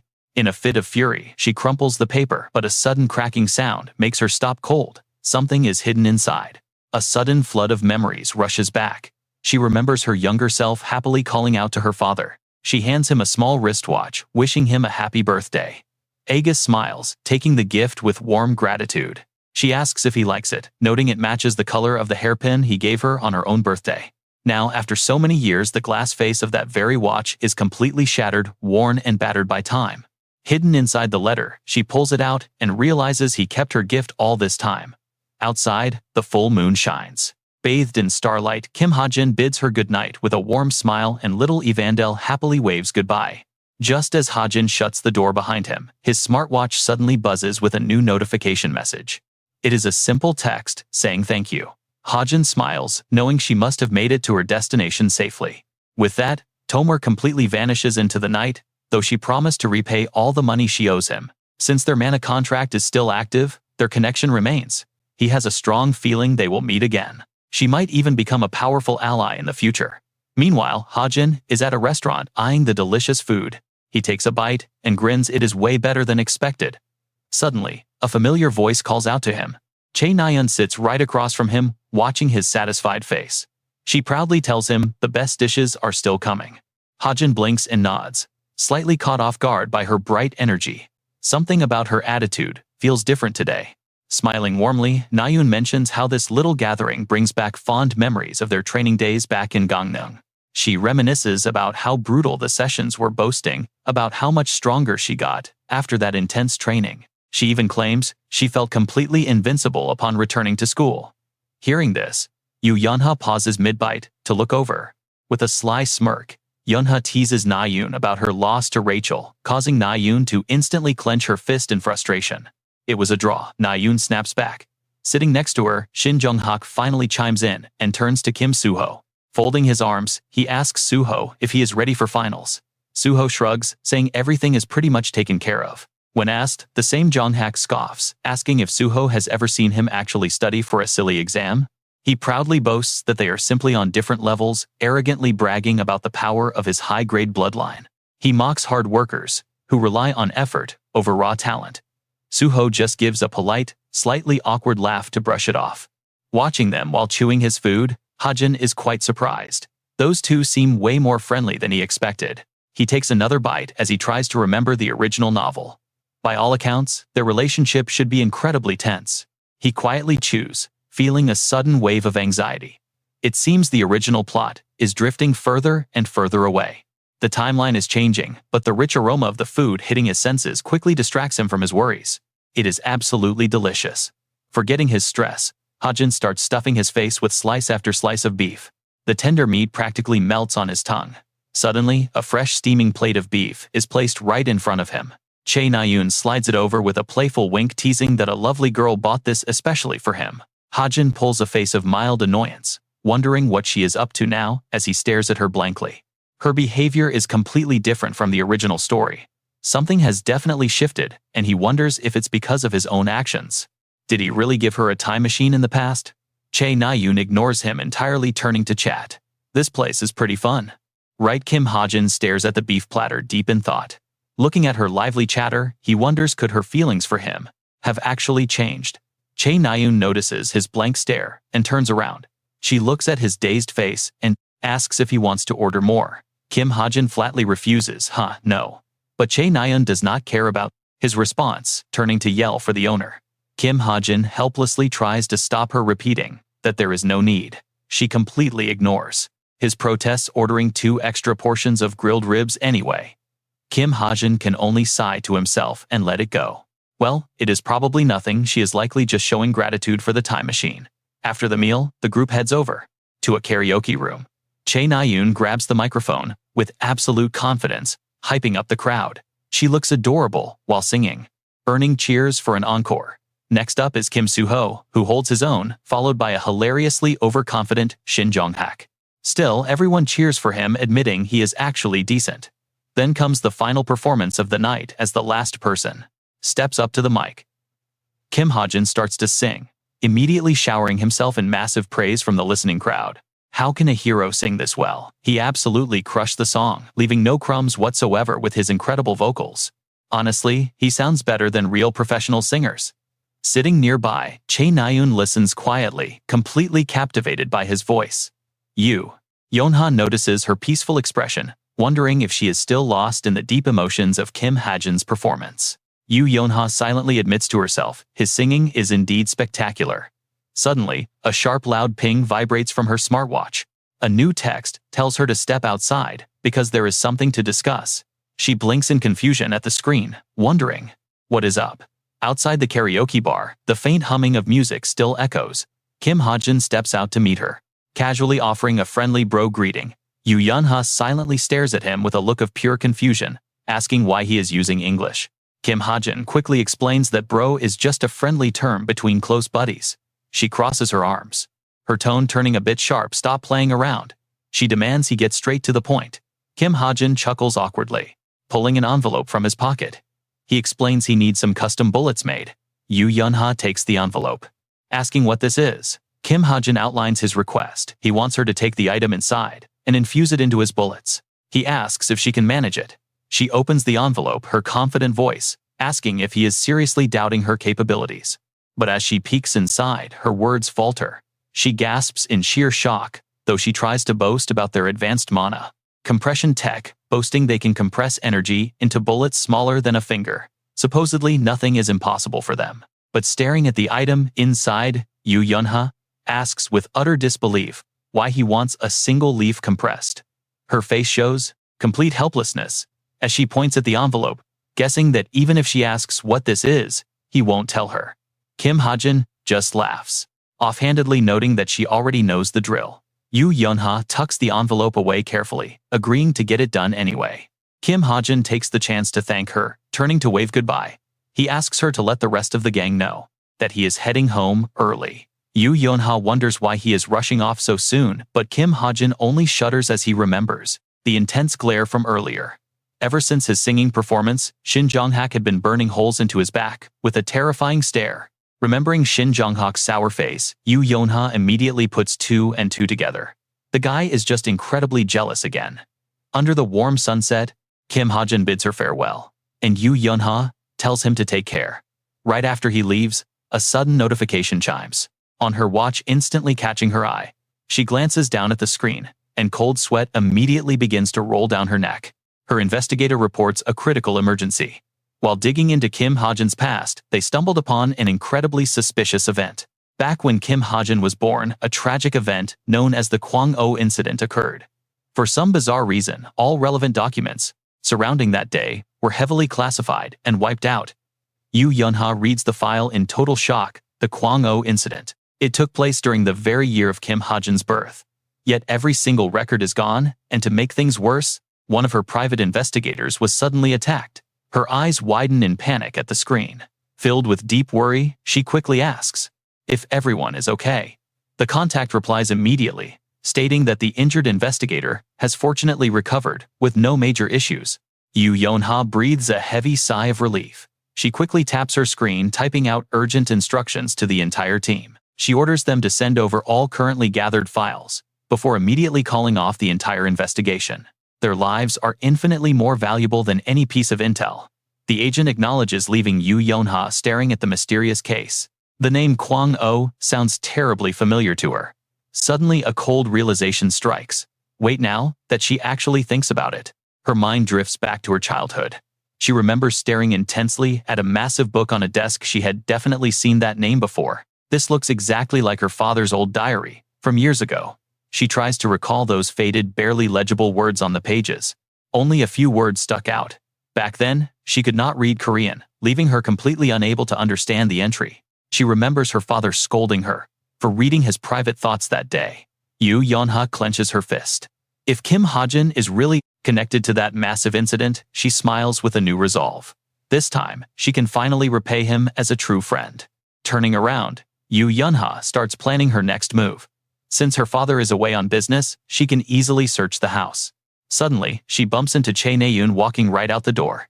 Caught off guard, Yonha speaks up first, asking her what is wrong. "Why are you out here, Chae Naeun?" The girl shyly responds, admitting she got worried since neither of them had returned yet. Before Chae Naeun can look around further, a calm voice cuts her off. He already left. Chae Nayeon gasps in absolute shock. She bombards Yu Yonha with endless questions. Why? What did you two talk about anyway? Where did he go? Back home. Yu Yonha cannot help but chuckle. She steps closer to tease her, making Chae Nayeon panic and flinch away instantly. What is with you? Chae Nayeon squeaks. Yu Yonha just beams teasingly, telling her how adorable she looks when she is being dishonest. Crossing her arms defensively, Chae Nayeon blushes and mutters about her talking nonsense. Cut to a massive, luxurious estate. A polite greeting makes the butler turn around. Oh, Miss Yu Yonha. Dressed in her usual school uniform, she walks over to greet him. How have you been? She asks. The butler steps closer, relieved, but mentions that neither the master nor the mistress is home right now. Yu Yonha beams, telling him it is completely fine and to just ignore her. Her eyes narrow as she focuses on her real mission. She needs to search for something specific today. Suddenly, the image of a thick, pitch-black diary appears in her mind. Her father's research journal. Pushing the door open, Yu Yonha steps into her father's private office, a place she has not visited in ages. Her eyes scan the room and lock onto a desk corner, where a blurry white cloth drapes over something underneath. Walking over, Yu Yonha pulls back the fabric to reveal a heavy, locked safe hiding beneath the desk. What is this? A digital combination lock? She is baffled, remembering there was no safe here 10 years ago. If her father set the code, what could it be? She kneels down, trying her own birthday, April 29th. Access denied. She tries again, typing in her mother's birthday, August 16th, but the safe remains firmly locked. Realizing simple dates will not work, she calculates a different pattern. Sure enough, her final attempt successfully unlocks the heavy metal door. It opens to the code 04290816. She giggles, amused that her father combined his daughter's and wife's birthdays. Who even does that for a password? Reaching inside, Yu Yonha pulls out the thick black book. There it is, her father's secret journal. Suddenly, her smartwatch vibrates with a notification. It is an urgent investigation report compiled on Kim Hajin. According to the files, after the tragic Gwangho incident, Kim Hajin was admitted to an orphanage near the Gwangho shelter. Yu Yonha smiles, feeling the pieces of the puzzle finally falling into place. They are getting incredibly close to the truth. She opens the journal, searching the pages for a name she knows she has seen before. Gwangho. After flipping through several pages, her eyes lock onto the exact entry she wanted. Gwangho, there it is. As she reads, she envisions her father years ago desperately gritting his teeth while writing these words on May 9, 2008. He recorded everything about the Gwangho incident, determined never to forget the horror of what happened. Every single detail, every dark secret, was laid bare on those pages. Yu Yonha sits in stunned silence. The sheer weight of what transpired that day paralyzes her. Meanwhile, a television screen plays a colorful children's cartoon. Evandel and her little white beast are glued to the screen, cheering as a carrot monster gets beaten up. Standing behind them, Kim Hajin chuckles at their intense focus. Evandel is one thing, but that little white beast is watching like it understands. The little creature seems surprisingly intelligent. Suddenly remembering something, Kim Hajin pulls a peculiar item from his pocket. This ring might actually be useful. A status window pops up, identifying it as the ancient pigeon ring. The ring boosts the intelligence of its wearer by 0.001 every 24 hours. The effect caps out at 0.36, boosting high-grade magic. Nowhere does it say only humans can wear it. Settling onto the sofa, Kim Hajin opens his laptop to run a quick search on the item's limits. If a non-human creature wears the ring, their intelligence increases by 0.01 every 12 hours, capping at 0.36. He runs the numbers. It will only take about 18 days of wearing it to reach that maximum stat boost. This is honestly way more efficient than he expected. Kim Hajin scrolls down to check the stats for humans. When a human wears this ring for the very first time, their base intelligence is immediately doubled. Kim Hajin looks at the price and clicks his tongue. 250 system points. Guess there is no comparing humans to animals. Evangel giggles and calls out to look at Xiaobai. Watching the little girl play with the creature brings a wave of relief to him. Hajin quietly watches her playing with Xiaobai. It might not be of much use to him, but it will surely help Evangel out a lot. He equips the ring onto Xiaobai's tail, curious to see just how smart the little creature can actually become. The scene shifts to a dark room, where a trembling voice echoes. Yu Yonha looks incredibly grave as she sits there. Her hands shake as she turns the pages of the diary. What kind of relic is this? The words written there reveal a dark truth. After hiring the assassin, he handed over the massacre plans. Panic grips her as she wonders what on earth she is reading. A grim memory of her father writing this diary plays out. Jin Young-won was an honest man respected by everyone around him. He was a righteous soul who always stood against injustice. But Association President Kim Suko saw him as a major thorn in his side. Suko framed him as a secret agent of the Jins, likely terrified that his own corrupt secrets would be exposed to the world. But the real issue was that Chae Ju-chul also wanted Jin Young-won dead, gladly agreeing with the lie that he was a Jin. To avoid raising suspicions, Ju-chul ordered a total massacre to wipe out everyone associated with the target. He hired skilled assassins and left her father to oversee the operation. Then, on November 8th, a desperate distress call came through. Screams echoed from the other end of the line. Jin Young-won begged for backup against a monster horde at the Kwang-o shelter. But since her father had orchestrated the attack himself, he simply delayed any rescue and ordered the monsters to wipe everyone out. Jin Young-won and his men fought to protect the civilians at the shelter. But around 8 p.m., an assassin breached the facility. A ruthless slaughter followed, leaving no survivors. Yu Yeonha feels her entire world turning pitch black as she stammers in sheer horror. Her hands shake violently, clutching the diary as she reads the monstrous truth. Anxiety and dread take complete control of her heart. Did her own father actually take part in that horrific assassination? The diary says he tried to bury the secret deep inside. Yu Yeonha stares at the next line, her terror mounting. It reveals that the very next day he received a shocking update. One of the subordinates who died had a wife who was in her 9th month of pregnancy. A heavily pregnant woman, Yeonha, trembles as she turns to the next page, praying that what she's thinking isn't true. Could these victims be Kim Hajin's actual parents? Just thinking about that possibility is enough to make anyone's skin crawl. With the next page turned, a shocking revelation leaves the air in the dark room completely suffocating. There were clear signs that the pregnant woman had gone into labor. Yeonha reads the words, her entire body freezing in shock. Yet no infant's body was ever recovered from the massacre. Her mind races, desperately piecing together the timeline after the tragedy. That newborn was sent to an orphanage near the Kwang-o shelter. When her father questioned the assassin Chae Ju-chul had hired, the killer admitted he spared the baby and left him behind. Yeonha continues reading the horrifying words with mounting dread. But her father believed the child was destined to die that day, so he searched for the baby to kill him himself. She nearly throws up, gagging in pure horror. But over with Kim Hajin, things are looking a whole lot lighter. An email from the Healing Rain Travel Club pops up, inviting everyone to a trip to the Busan Festival next Saturday. The message asks for a quick reply. Hajin stares at the screen, muttering to himself that it's just a travel club invite. He sighs in disappointment. Honestly, he isn't very interested. Trouble always seems to follow those travel clubs wherever they go. After some hesitation, he reconsiders. Since the original novel already laid it out, maybe it's time to take a quick break. He decides to join after all. But then he remembers something. Wait, if it starts next Saturday, then what about Friday? Hajin calls out to the little girl. Evangel, do you want to go out next Friday? She happily runs right into his arms. She eagerly asks where they are going. Catching her in midair, he tells her they'll head to the Busan Festival. The two share a heartwarming embrace. The scene shifts back to the past, showing a garden filled with blooming roses. But at that dark moment, her father suddenly remembered a baby girl who was born back in April. Standing in the garden, holding that tiny child, he realized her mere existence was enough to bring him immense happiness. For the sake of his beloved daughter Yeonha, he decided to completely omit any mention of that baby from his report. Even so, he had still abandoned that baby to die and helped murder his parents. He lived in cowardly shame ever since. This confession is his final attempt to hold on to some shred of humanity, or perhaps just a sad excuse for his cowardice. He isn't even sure if writing this was just his way of exposing the horrific crimes that Chae Ju-chul committed. Back in the present, Yu Yeonha sits completely frozen in the quiet room, staring down at her father's horrifying diary. After finishing the text, her strength completely fades, and she lets the book slip from her hands. Yu Yeonha remembers the words she heard in the past.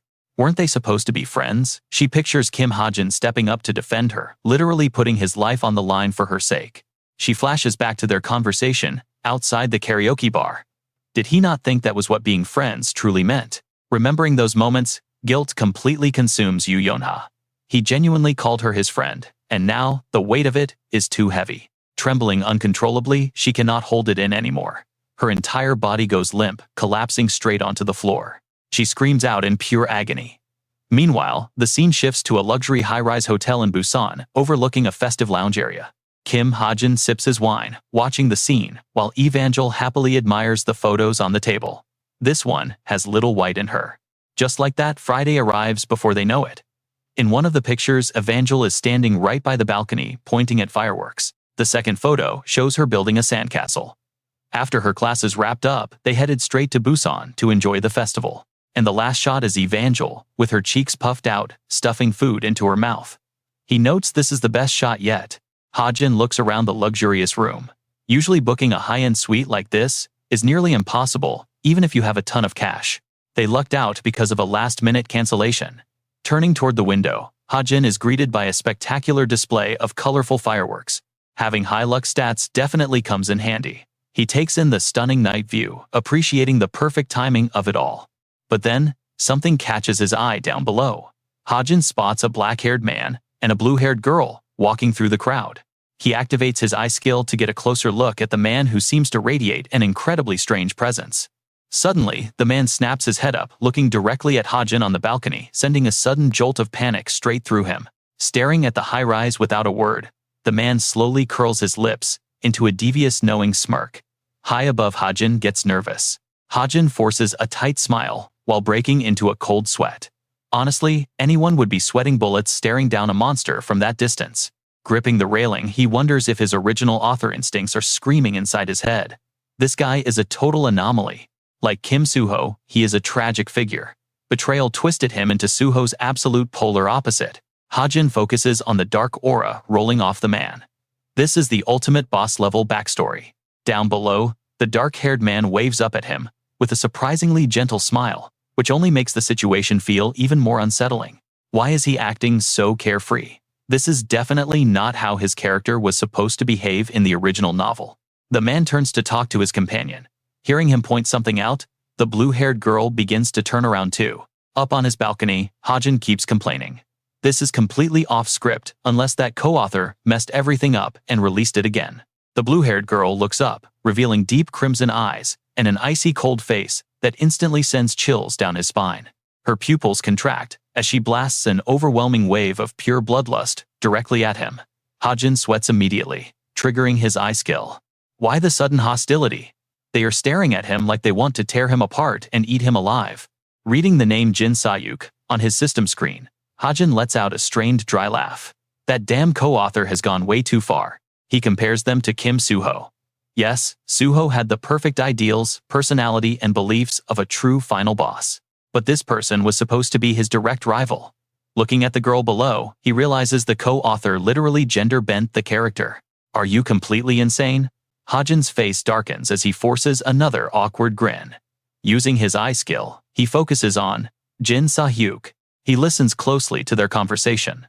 The black-haired man asks her who she thinks that guy on the balcony was. Hajin analyzes her potential. She is either on par with Kim Suho or holds an even greater potential, growing at an absurdly rapid rate. She is destined to become the biggest threat of the final arc. Down below, Jin Sayuk responds to the man's question. Shrugging him off, she calls Hajin a nobody. On the balcony, Hajin slowly raises his glass, wishing he had special ammo. If he had a Miss Latan bullet right now, he would have cornered her immediately. He can already picture her fuming with rage. He never imagined she would show up in this form, especially when he is traveling all by himself without any backup. Jin Sahyuk gets annoyed at the man's teasing. Hajin glances at the black-haired man, wondering who he is, if the girl is indeed Sahyuk. The man leans in, asking Sayuk to enhance her observation skills. He points out that anyone who can spot them from that height is dangerous. Since he did not hesitate to meet their gaze, the guy up there must have the guts to pick a fight with her. That alone proves he is no ordinary person. The dark-haired man turns to her, lightly scolding her not to stare so intensely. He asks if she is looking to pick a fight. Jin Sahyuk snaps back, claiming the guy on the balcony started it first. The man keeps teasing her, asking what if the guy actually likes her, suggesting she try winking back at him instead. She smirks coldly.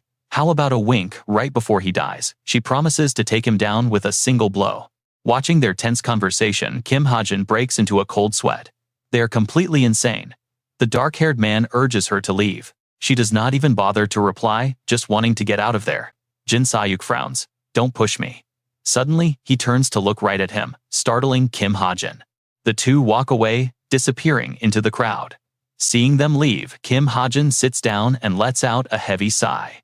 10 years gone. That is how much of his life that encounter just cost him, but at least he identified Jin Sa-hyuk. Who is that man, and why is he allied with her? In the original story, Jin Sa-hyuk only ever had subordinates, not partners, so this sudden shift catches him completely off guard. Suddenly, Evandel runs over to ask if she can go swimming with Xiao Bai. He gently replies, "Of course you can, but do you even know how to swim?" Evandel smiles brightly, saying they both know how. Behind them, Xiao Bai is already soaking in the tub. The little girl has changed into a cute swimsuit, and seeing her change so fast is amazing. Kim Hajin is silently impressed. Magic really does make everything easier. He walks over to watch her play with her pet. She playfully challenges her pet to a race. Watching them, Kim Hajin looks back with worry. If the story has changed this much, his knowledge is useless. Is his novel guide even useful now? Either way, he will meet Jin Sa-hyuk again soon. No matter what, he will uncover the truth, piece by piece. The scene shifts to the front of a house, where Kim Hajin stands waiting, leaning against a wall. Oh Jun-hyuk notices him from down the street, and walks over asking why he is heading to class so early. Scratching his head, Kim Hajin sheepishly replies that even he has to be early sometimes. They had returned to the SH agency on Saturday morning. Instead of heading back to the cube, he went to his apartment in Seoul. Honestly, he hated leaving Evandel all alone in a strange new place. But since she has Xiao Bai with her, she will be perfectly fine.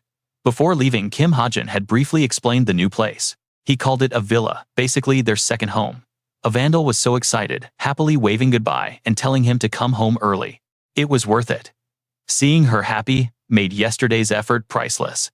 Back in the present, Kim Soo-ho approaches them from behind. He calls out a greeting, making Oh Jun-hyuk turn around.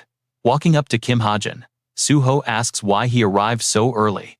Looking away bashfully, Hajin says he was just a bit too excited. Meanwhile, Oh Jun-hyuk checks his messages to see where the others are. Just then, Chae Na-yoon walks up with an update. She explains that Yi Yeon-ha is not feeling well today, so she will be late. Is Yi Yeon-ha really sick? Kim Hajin looks over in surprise. Standing nearby, Kim Soo-ho explains that she was even hospitalized. Another classmate chimes in, wondering if it is stress-induced gastritis, since she has always been highly sensitive to pressure. Chae Na-yoon pouts, complaining that she had to stay up all night, taking care of her. She begins describing Yi Yeon-ha's recent condition. Apparently she had looked unwell all week, but she stubbornly refused to say anything whenever anyone asked her about it. The classmate is surprised to hear that. Kim Hajin recalls how Yi Yeon-ha walked past him recently, realizing they have not spoken in a week. He has barely seen her at all this week. He had no idea she was actually sick. Chae Na-yoon looks over to reassure him. She says Yi Yeon-ha is doing much better and still plans to join them. Kim Hajin casually nods, muttering that it is a relief. Brushing the thought aside, he steps through the gates. Since she is quite a foodie, she probably just ate something bad. The scene shifts to a beautiful beach resort. Under the clear blue sky, the group excitedly looks around at the stunning scenery. They are planning to try some street food today. Busan is famous for its shops offering everything from clothes to magic artifacts. Oh Jun-hyuk energetically tells everyone to rely on him, since this is his hometown, and he knows all the best spots. Kim Hajin scans the crowded streets, making his own plans. With his insane luck stat, finding a rare artifact should be a breeze. But of course someone just has to ruin his peace. A hand suddenly shoves a hat onto his head, nearly knocking him off balance. Chae Na-yoon tells him to try it on. Adjusting the hat, Kim Hajin barks back, asking what the hell she is doing. Ignoring his glare, she cheerfully tells him it looks great, and offers to buy it.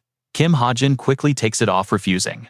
She pouts, telling him not to take it off, since she already paid. He glances at the price tag. Pure shock. 350,000 won. He groans at how expensive it is, ultimately keeping it on as they walk. Next, Chae Na-yoon shoves a hot dog right in front of his face, urging him to take a bite. Before he can even complain, he gets fed. She crams the snack directly into his mouth and tells him to stop complaining. Chewing, he asks why she isn't eating any herself. She sulks, explaining that street food usually gives her a stomachache. With a bright smile, she says she will just feed it all to him. Kim Hajin studies her expression, wondering if she is acting this cheerful because her family situation has finally improved. Suddenly, she grabs his hand and drags him along, excitedly pointing out different stalls. He can only follow her lead, lost in thought. Looking at her radiant face, he feels a deep sense of conflict. Is this okay? Can he really stay close to her? Her bright smile reflects in his eyes. He knows that no matter how close they get, some truths cannot be undone. In the end, Chae Na-yoon will only feel betrayed and hurt. That is why he wants to keep his distance. But how did things even get to this point? Breathing heavily, a weak Kim Hajin struggles to speak up. Wait a second, Na-yoon, he thinks, needing to pull away. Suddenly Chae Na-yoon steps forward and drapes a scarf over him. She urges him to try it on. His eyes waver, completely unsure how to act, though he knows he should pull away. But she smiles warmly, saying it will get cold soon. Inside, a creeping cowardice starts to take him over. Holding the scarf, she admires his look, noting that any color suits him well, as long as they are not caught. Chae Na-yoon beams, wondering if it is just her great taste. He struggles to hold back his own smile. Her bright smile brings a sudden warmth to his eyes. Maybe getting a little closer is not so bad after all. That is his silent dilemma as Kim Hajin stares at her, lost in thought, praying no one finds them out. Is it really okay to get close? Chae Na-yoon giggles, teasing that she has amazing taste. Yet his lips tighten. Abruptly, Kim Hajin hands the scarf back, flatly telling her that he is fine and does not need it. Disappointed, she takes it back, insisting that the weather is going to get freezing. But before she can finish her sentence, he turns and walks away. She calls out his name in a panic, but he keeps walking, ignoring her desperate cries. Where are you going? She cries. Talk about a total mood dampener. Under the glittering park lights, Hajin is lost in thought. The final destination for today is the Central Plaza. It looks like a place of dreams, but trouble is brewing. Unbeknownst to most, a massive smuggling deal is happening nearby. Ahead, Kim Soo-ho and Chae Na-yoon happily enjoy the park. Soo-ho asks if she is fine with scary rides, and she confidently nods. Meanwhile, the smugglers prepare their move. Once their transaction is complete, the smugglers will cause chaos. While Soo-ho handles them, Jin Sa-yuk will make her move. Suddenly getting a message, Chae Na-yoon looks around. She mentions that Yoo Yeon-ha is arriving, and spots her car immediately. Yoo Yeon-ha slowly steps out. Na-yoon runs over to check on her, asking if she is feeling any better. Yeon-ha quietly nods. After they buy tickets, the staff member announces they will distribute wristbands and asks them to line up. While everyone is excited, Yoo Yeon-ha remains unusually silent and tense, which immediately catches the attention of Kim Hajin. Concerned, he asks if she is truly sick. She coldly replies that she is fine, though he highly doubts it. Fidgeting with his wristband, he wonders if she had severe food poisoning. Just then, the employee speaks up again. Asking if everyone got their wristbands, the staff member explains that visitors must move in pairs inside the park. Instantly, Yoo Yeon-ha grabs Kim Hajin by the wrist and pulls him away flatly, stating that he is with her. Chae Na-yoon is left stunned in the back. Kim Hajin is equally confused by her sudden strange behavior. Noticing her tense expression, he wonders if she brought him along because she has something private to say. They need to talk, just the two of them. And honestly, this setup couldn't look more romantic as the park glows like a dream. Kim Hajin remains completely puzzled. She has not said a single word this entire time, only sighing while staring. Her hands grip her skirt tighter and tighter. He recalls her suddenly wanting to ride the Ferris wheel of all things. Why ask him to join her? He knows she definitely did not drag him here for a romantic date. Deciding to break the silence, he finally asks her what is going on, trying to guess the reason. He asks if there is an issue with the custom bullets he requested. Yoo Yeon-ha hesitates nervously. She stammers that they will be ready next month. Smiling, he notes that the leaf used was highly unusual. He suggests she keep any leftovers for her own research. Yoo Yeon-ha looks at him in utter surprise. Research, she asks. Kim Hajin nods, stating that they need to make their pharmaceutical venture a massive success. Reminding her they are comrades, Yoo Yeon-ha flinches. She trembles, repeating the word comrade with wide eyes. He wonders if he is just a pharmaceutical investor to her. But Yoo Yeon-ha quickly cuts him off. Gathering her courage, she softly says she has something important to tell him. Her desperate gaze leaves him startled. Before she can explain, the Ferris wheel violently shakes as the system short-circuits, sparking with fire. Looking around in panic, Kim Hajin realizes they have completely stopped. Then he looks down and pales. It has already begun. Down below, Jin Sa-yuk stands with hands on her hips, arrogantly staring at Kim Soo-ho. She mockingly points out his fame, which made him easy to spot. Kim Soo-ho stammers in absolute shock. He asks why she is here. With a cold laugh, she asks if he finally recognizes her. It is just me, so you would be pretty foolish not to recognize me. Why am I here, you ask? She spits out each word. Do you really think you are the only special one in this mess? Kim Soo-ho presses his lips together as she keeps rambling. His expression darkens completely, losing his usual gentle tone, as he coldly demands to know the real reason she showed up here. Behind them, Chae Na-yoon panics. She has never seen Kim Soo-ho this angry before, leaving her completely bewildered. Jin Sa-yuk just shrugs casually, saying she does not need to know, before asking if he has completely forgotten how to show respect. She continues arrogantly claiming that no matter how much the world changes, he should never forget their past relationship. Kim Soo-ho grits his teeth in pure anger. He tells her that after all this time he does not think she has any right to speak of that. Jin Sa-hyuk sneers, claiming she always has the right before calling him a piece of trash, whose attitude she is going to fix. Chae Na-yoon can't stand it any longer, and steps up saying she can't just stand by and listen. She steps right in front of Kim Soo-ho. Boldly blocking him, she tells her that, whatever her issue is, if someone as incredibly kind as Kim Soo-ho is reacting this way, then there is about a 90% chance that she is actually the biggest piece of trash standing in this area. This comment clearly hits a nerve because Jin Sa-hyuk's face suddenly goes dark, but Chae Na-yoon just keeps going anyway, telling her to stop provoking them and just leave. But before she can finish, an overwhelming force suddenly blows her back. Right in front of Kim Soo-ho, she is sent flying. He turns around in utter shock, seeing Chae Na-yoon collapsed unconscious on the ground. Panicked, he stammers out her name. Jin Sa-hyuk's face gets even colder as Kim Soo-ho desperately tries to wake her, asking if she is okay. Spitting out every word, she asks how he dares turn his back on her. Kim Soo-ho instantly feels a chilling bloodlust rising behind him. She coldly summons countless weapons, forcing a panicked Kim Soo-ho to turn around. Jin Sa-hyuk stands amidst a forest of spears, issuing a chilling threat, asking if he has simply stopped caring about his own life. Up above, Kim Hajin witnesses all of this in absolute shock, and can't help but worry. No matter how strong Jin Sa-hyuk actually is, knocking out Chae Na-yoon in a single blow is incredibly dangerous. This is getting too dangerous. He quickly turns to Yoo Yeon-ha, apologizing and telling her they will have to talk another time. He kicks the door hard, finally breaking the lock. Standing at the edge, Kim Hajin quickly estimates the height of the drop, saying he will go down first. But suddenly, Yoo Yeon-ha grabs his wrist tightly, struggling to speak.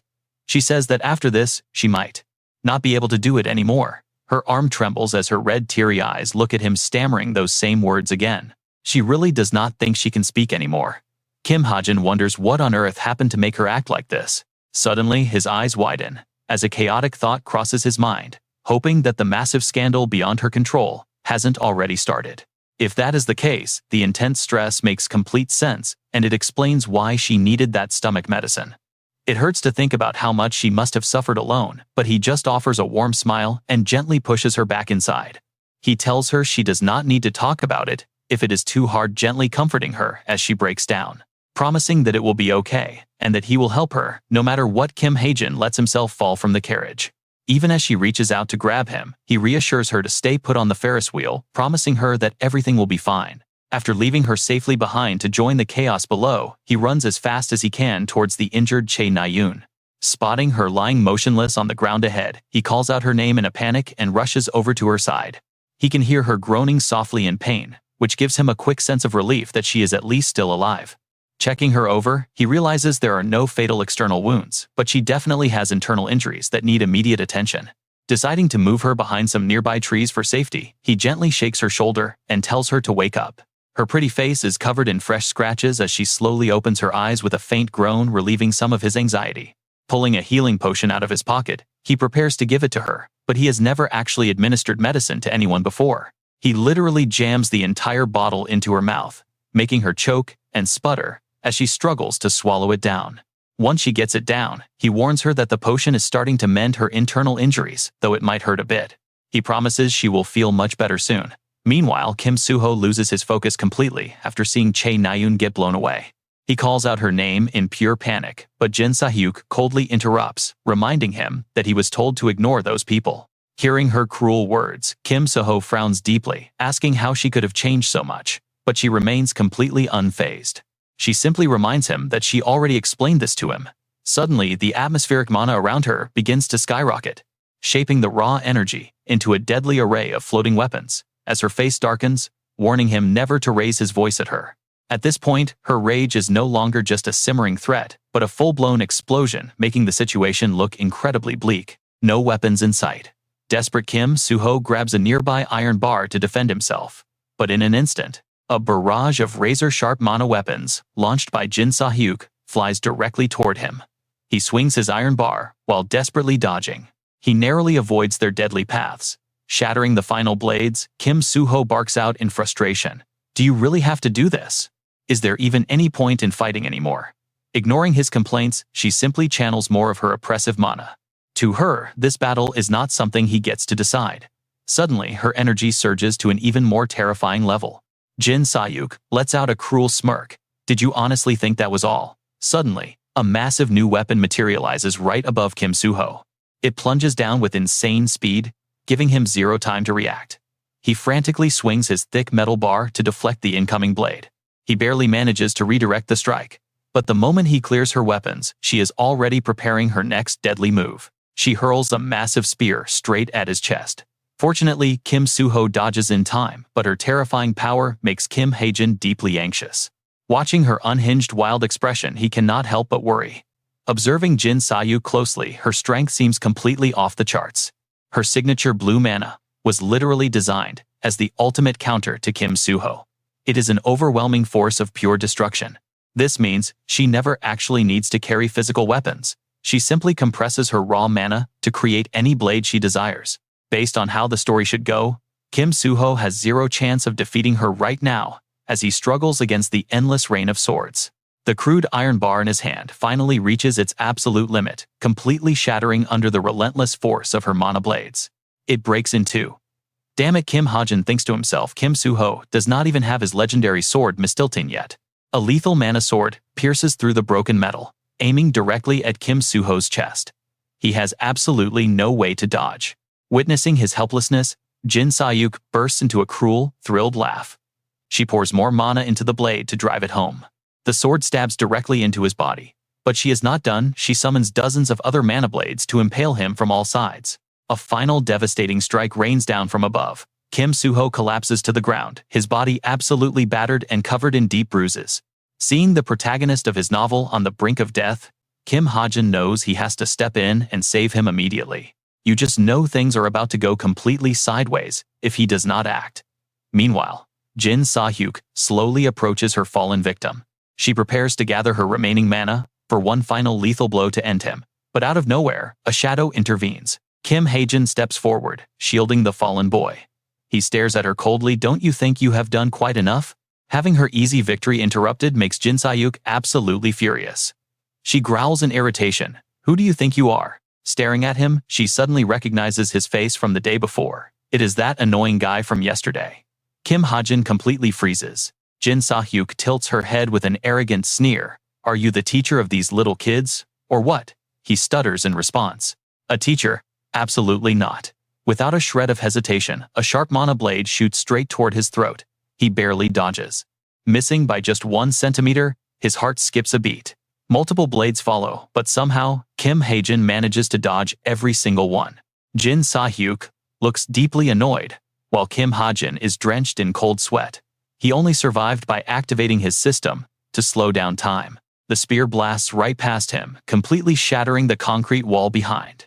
The close call leaves Kim Hajin completely pale with fear. Jin Sahyuk raises an eyebrow, slightly impressed. Oh, quite a smooth dodge. Meanwhile, he desperately clutches his rapidly beating heart. It is pounding wildly in his chest. Trying to play it cool, he raises his hands and suggests they call a truce. Let us hold a truce, since we are both unarmed, he pleads. But his words are instantly cut short by her cold voice. Wait, are you honestly not their teacher? Her sudden question catches him completely off guard, freezing him right in his tracks. Forcing a totally blank expression, he replies, No, I am just their classmate. Why on earth would you think I am a teacher? Jin Sahyuk curses in frustration. What the hell? Then if you value your life, you better get lost right now. But as the author of this novel, he knows his own characters better than anyone. There is absolutely no way she is backing down. He has no other choice here. He knows she is arrogant and reckless, which means a direct provocation might actually work. She cannot resist a challenge. Feeling confident in his plan, Kim Hajin reaches into his pocket and pulls out a small glowing item. His smug attitude drives her absolutely insane. She sneers at him. What are you even trying to pull right now? You literally just claimed to be unarmed, so why are you pulling that out? How ridiculous. Come at me, you absolute bastard. Ignoring her taunts, Kim Hajin keeps a calm smile. He channels his stigma mana into the coin, activating the hidden item effect. A rare potion materializes. Consuming the ginseng elixir instantly boosts his mana output, unlocking a temporary surge of raw power. Taking a quick sip, Kim Hajin hurls the coin at her with all his might, triggering the system random upgrade. With absolute determination, he flicks the coin straight at her forehead, with 40% accuracy. Suddenly, space and time grind to a halt. Time seems to slow down as the coin spins into the ring. Jin Sa-hyuk covers her forehead, completely still in the quiet. Before a massive storm. Suddenly, her expression completely twists with pure, unbridled rage. Damn, that hurts like hell, Kim. Hajin is pale but stands his ground, trying to calm himself down. Just as he thought even using all his strength was not enough to take her out instantly. But that is fine, because he already knows exactly what Jin Sa-hyuk will do next. She is recklessly over-channeling her mana beyond her control. But just as things are about to explode, a hand suddenly reaches out and firmly grabs Jin Sa-hyuk's wrist. He quietly tells her that is enough, and it is time to leave, which only makes her curse more. She demands to know where he suddenly came from and yells at him to let go because she is perfectly fine. But the man calmly points out that she is losing her mind and cannot even control her own mana anymore. Immediately after he strikes the back of her neck, Jin Sa-hyuk instantly collapses, and the man catches her by the waist before looking over at Kim Hajin with a bright smile, joking that she is always such a handful. He even asks if they have met before. Kim Hajin can only offer an awkward, hesitant nod in response. Before turning to leave, the man's eyes sharpen as he says, "Thanks," because next time he will not be caught off guard. With that, the mysterious man departs, leaving Hajin stammering that he is finally gone. Terrified, Hajin collapses to the ground and forces out a weak laugh. High above, someone stands on a rooftop, overlooking the ruined battlefield. It is Bell, the black-haired, gold-eyed man. Carrying the unconscious Jin Sa-hyuk over his shoulder, he quietly reflects on Hajin's name. Remembering how Kim Hajin stood up to Jin Sa-hyuk, he realizes that in just a brief exchange, the boy completely saw through her personality and successfully mocked her. He even figured out that shocking her head would severely disrupt her ability to control her mana. A faint, intrigued smile plays on his lips, driven by a deep sense of curiosity about this unusual boy. Turning around, Bell silently notes how incredibly interesting the kid is. Suddenly, a figure disguised as a security guard calls out to him. The guard asks where he is going, but Bell looks at the young man and immediately recognizes a disguised blonde girl. Addressing her by her real name, Jane politely greets him, asking if it has been a while, to which Bell calmly responds. He agrees, and casually asks why their resident shorty is not around, a teasing remark that immediately makes Jane scowl with annoyance. Jane retorts that Li Xiaofeng would surely overexert herself here, admitting the leader cannot beat him yet. She is only here to check on him. Glancing at the unconscious Jin Sa-hyuk, she notes that he seems to have found himself a brand new toy. Bell gently smiles and explains she is his disciple, though a rather unique one, who constantly wants to take his life. Jane sheds her disguise, prompting Bell to tease her, asking if she has finally found her confidence lately, or if she has simply stopped being a coward. Jane remains dead silent, her face turning incredibly serious as she glares at him. After a brief pause, Jane fires back, reminding him of his own words, that people with things to protect cannot act recklessly. She points out that while she cannot defeat him, she can easily take the life of the unconscious girl on his shoulder. Amused by her threat, the gold-eyed man merely smiles and casually agrees before telling her he will be leaving now. Jane asks if he can really just walk away, warning him that their leader recently discovered the mysterious archer Black Lotus. She looks down at the plaza, pointing out that the hired mercenary wolf is currently down there along with a massive beast. Bell remains totally unfazed, musing about the legendary beast Fenrir, the mythical wolf destined to swallow the king of the gods. He suggests that if this mercenary wants to recreate that grand myth, he needs to work a lot harder. Far below, Kim Hajin is busy assisting with the rescue effort, completely unaware that he has caught the attention of some very dangerous people. Eventually, the chaos dies down as local police and heroes round up all the smugglers responsible for the park's disaster. The negotiations between the criminals and the authorities completely fell through, a story destined to dominate the headlines by tomorrow morning. Hajin turns to look at the novel's true protagonist, Kim Suho, noting that Jin Sa-hyuk luckily avoided being captured. Chae Na-yoon has also been safely transferred to the hospital. Turning his focus back to Kim, Suho Hajin asks if he drank the potion. Suho confirms he did and expresses his deep gratitude, promising payback, though Hajin quickly waves the offer away before asking a follow-up. He asks if Suho knows the crazy woman from before, prompting an awkward admission that he only knows a small detail about her. Hesitation is written all over Suho's face as he starts to explain, only to suddenly cut himself off mid-sentence. Suho quietly sighs and tells him to just forget it, leaving Hajin to complain about the sudden cliffhanger in sheer frustration. He urges Suho to speak up, advising him not to carry such a heavy burden or devalue himself like that. Suho simply laughs it off, insisting it is nothing serious, which prompts a weary sigh from Hajin as he playfully ruffles his hair. A startled Suho asks what he is doing, but Hajin just gives a casual wave and bids him a final farewell. Suho is startled and asks what he means, but Hajin ignores him and walks away. Suho watches his back, letting out a deep breath of pure relief. Hajin realizes Suho is probably lost in deep thought after witnessing Jin Sahyuk from another world make her appearance here. It is the devastating feeling of losing your home, the pure isolation. Hajin solemnly realizes their emotions are actually quite similar to his own, but Suho does not even have a single shred of hope left of ever returning, and that is exactly why Hajin cannot bear to sit idly by and watch him suffer like this.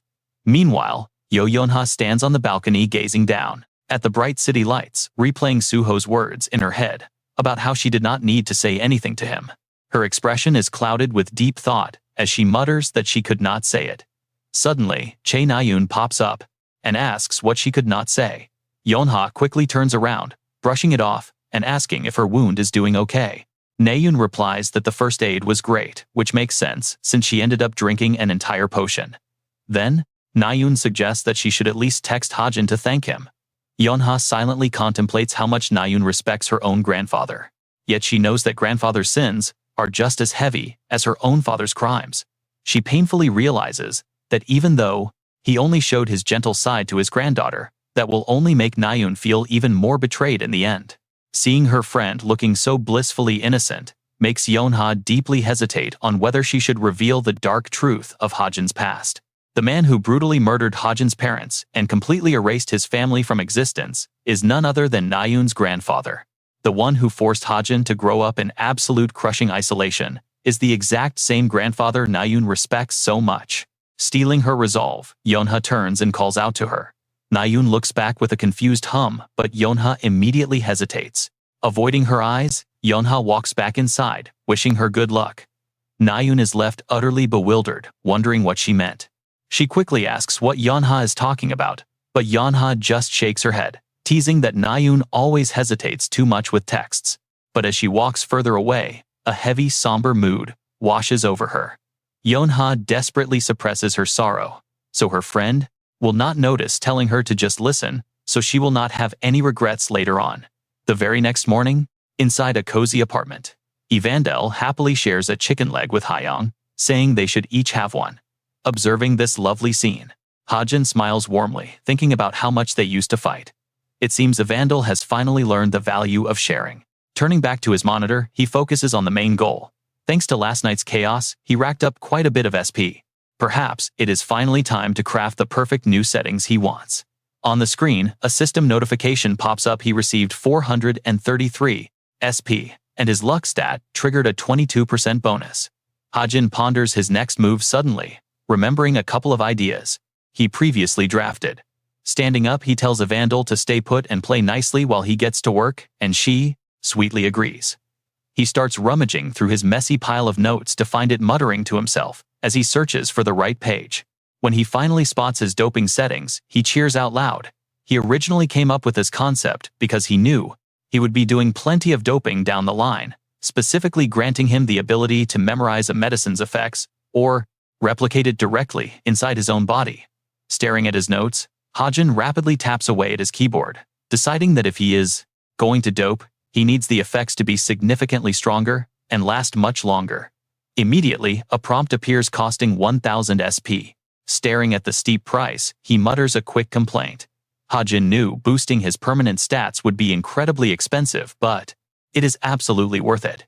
Once the payment goes through the system, confirms the settings are saved, and his luck triggers to fully enhance his medicine memory constitution. This unique constitution allows him to memorize properties whenever he consumes any similar remedies, saving a portion of their active effects directly inside his body based on his total luck stat.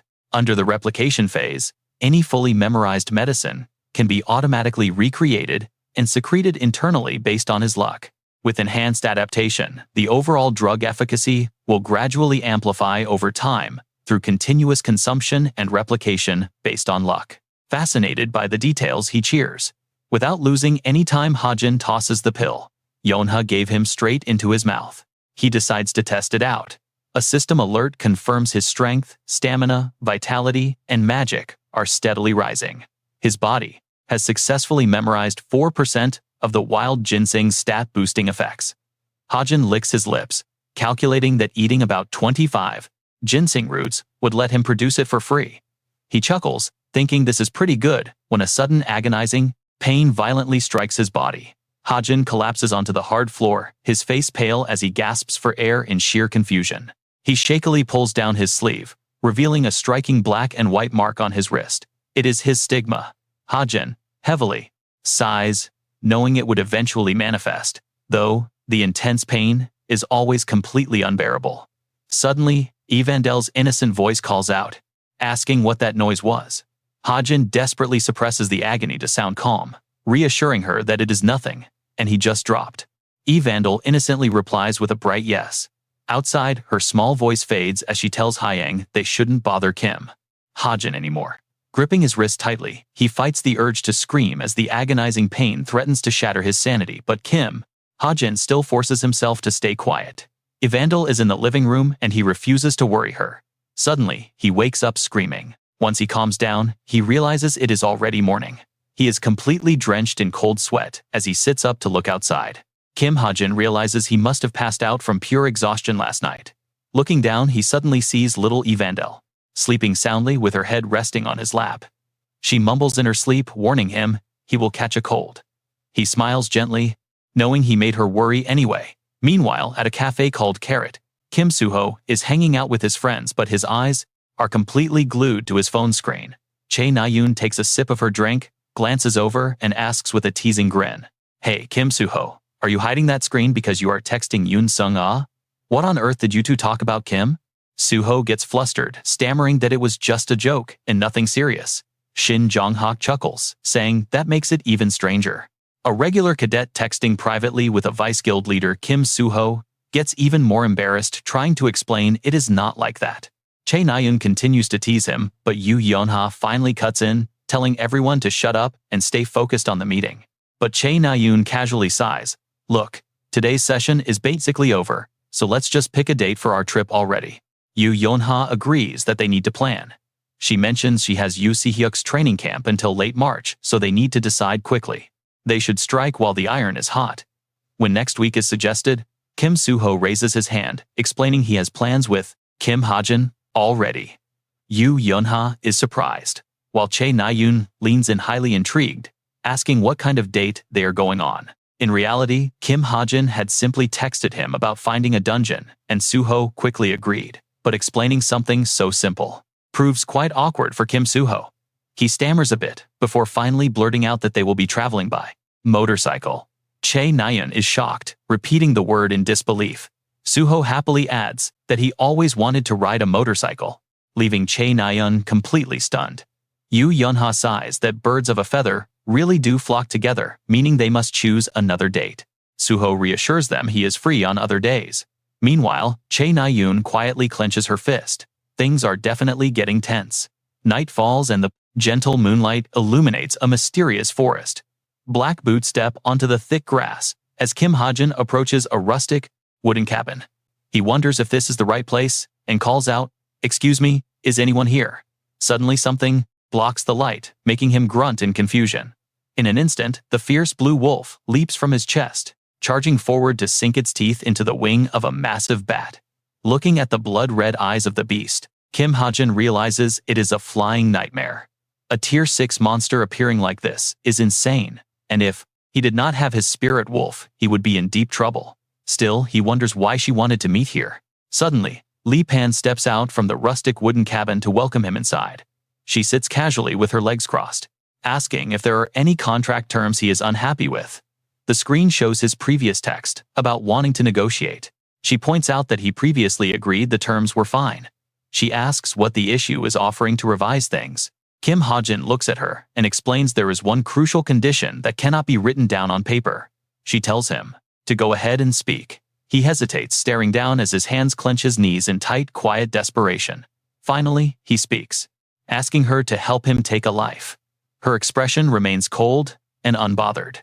Kim Hajin knows he has already spent months searching for a way to assassinate Chae Jin-yoon on his own, only to realize it is utterly impossible. The VIP wing is heavily guarded, and Jin-yoon's private room is practically impenetrable. Even if he somehow managed to sneak inside, his secret identity would immediately be exposed. He quietly reflects on the true friends he has made along the way, especially Kim Suho's group. At this very moment, he still wishes to protect them and remain by their side. Lee Pan calmly asks if he is sure about taking a life. He silently pulls out a document file, handing it over. She flips the document open, her brow furrowing slightly as she skims the papers. Tossing it back, she asks for his motive. The photos slide out, scattering across the wooden floor. One picture shows a young Chae Na-yoon being cradled by a smiling Chae Jin-yoon. Staring at their happy, innocent faces, Kim Hajin feels a heavy weight in his chest. He looks up, declaring he will pull the trigger himself. He just needs her to create the opportunity. As Lee Pan hesitates, Kim Hajin interlaces his fingers, knowing he cannot ask her to do the dirty work. She would never kill for his sake anyway. So, he quietly addresses her as Li Xiaofeng. Hearing that title, a rare flash of genuine surprise crosses her otherwise emotionless face. He realizes this is the very first time he has called her that. Suddenly, the instructor shouts that all final exams are about to. The exam takes place inside the simulation tower. Standing among the cadets, Kim Hajin thinks about how fast time has flown. It is already the end of the semester. Up on the podium, Chae Na-yoon explains the rules. This is a realistic combat simulation that actual guilds use before attempting to conquer real towers. She warns everyone to treat this like a real life or death battle. Down below, Kim Hajin feels pretty uneasy, admitting he is not confident about this part. He only studied the freshman material thoroughly and merely skimmed the rest, too late for regrets now. Meanwhile, Chae Na-yoon continues directing the exam. Everyone starts at the exact same entry point, but once they step inside, they will be automatically teleported to their own random locations. She tells them not to panic. Kim Hajin then steps through a portal shimmering with a deep blue light, immediately teleporting away. Arriving in a pitch-black room, Kim Hajin looks around, figuring they will turn the lights on once the exam officially begins. Still, he decides to explore. Activating his sensory abilities, he peers into the darkness to see exactly what lies ahead in this space. The entire structure of the room instantly becomes clear. It looked like a tiny cabin from the outside, but the interior is surprisingly massive. He spots a hidden passage along the right wall. It seems like some kind of diversion, but otherwise nothing else stands out.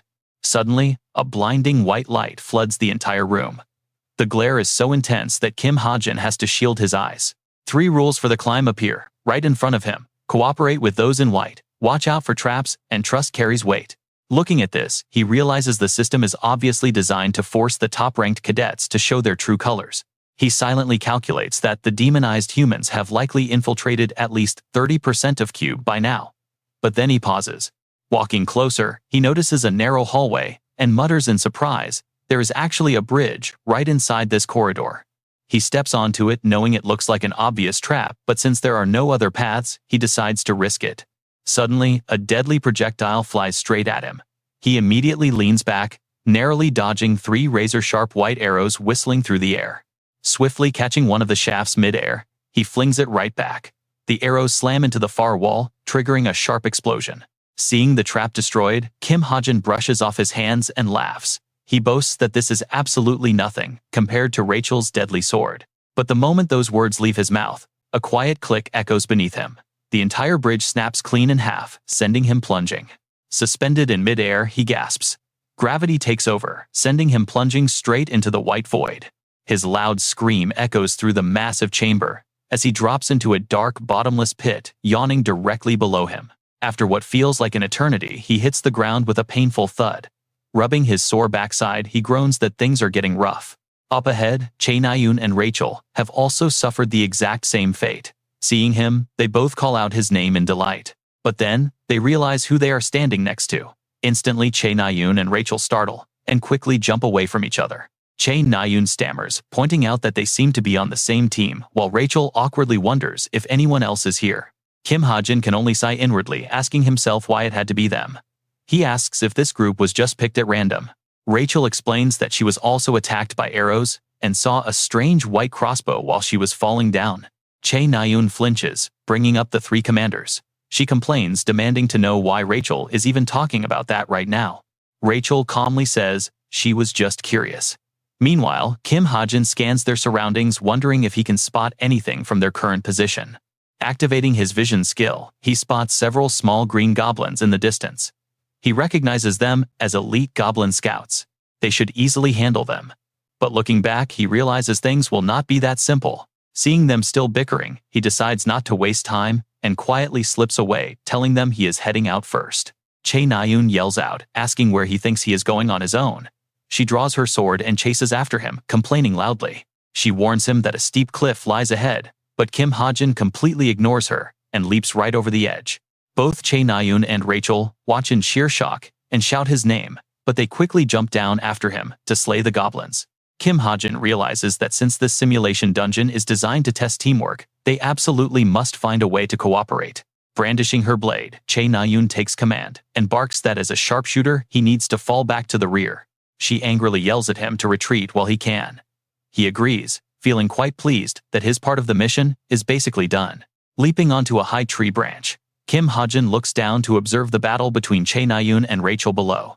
Chae Na-yoon fights with sheer aggressive power, unleashing devastating sword strikes that tear clean through the goblin ranks. On the other hand, Rachel moves with elegant precision, landing flawless thrusts while keeping a tight, impenetrable defense. Holding his gun, Kim Hajin thinks they actually make a pretty great team. No matter their bickering, their combat synergy is undeniable. He wonders if he even needs to offer backup, but since this is still an exam, he must do his part. Scanning the field, he spots a highly unusual goblin. Looking closer, he notices it holding a mysterious wooden staff and a red cloak. Kim Hajin thinks to himself, so that is the leader. He confirms it, and a number pops up right before his eyes. Seeing that he says 40% is not bad.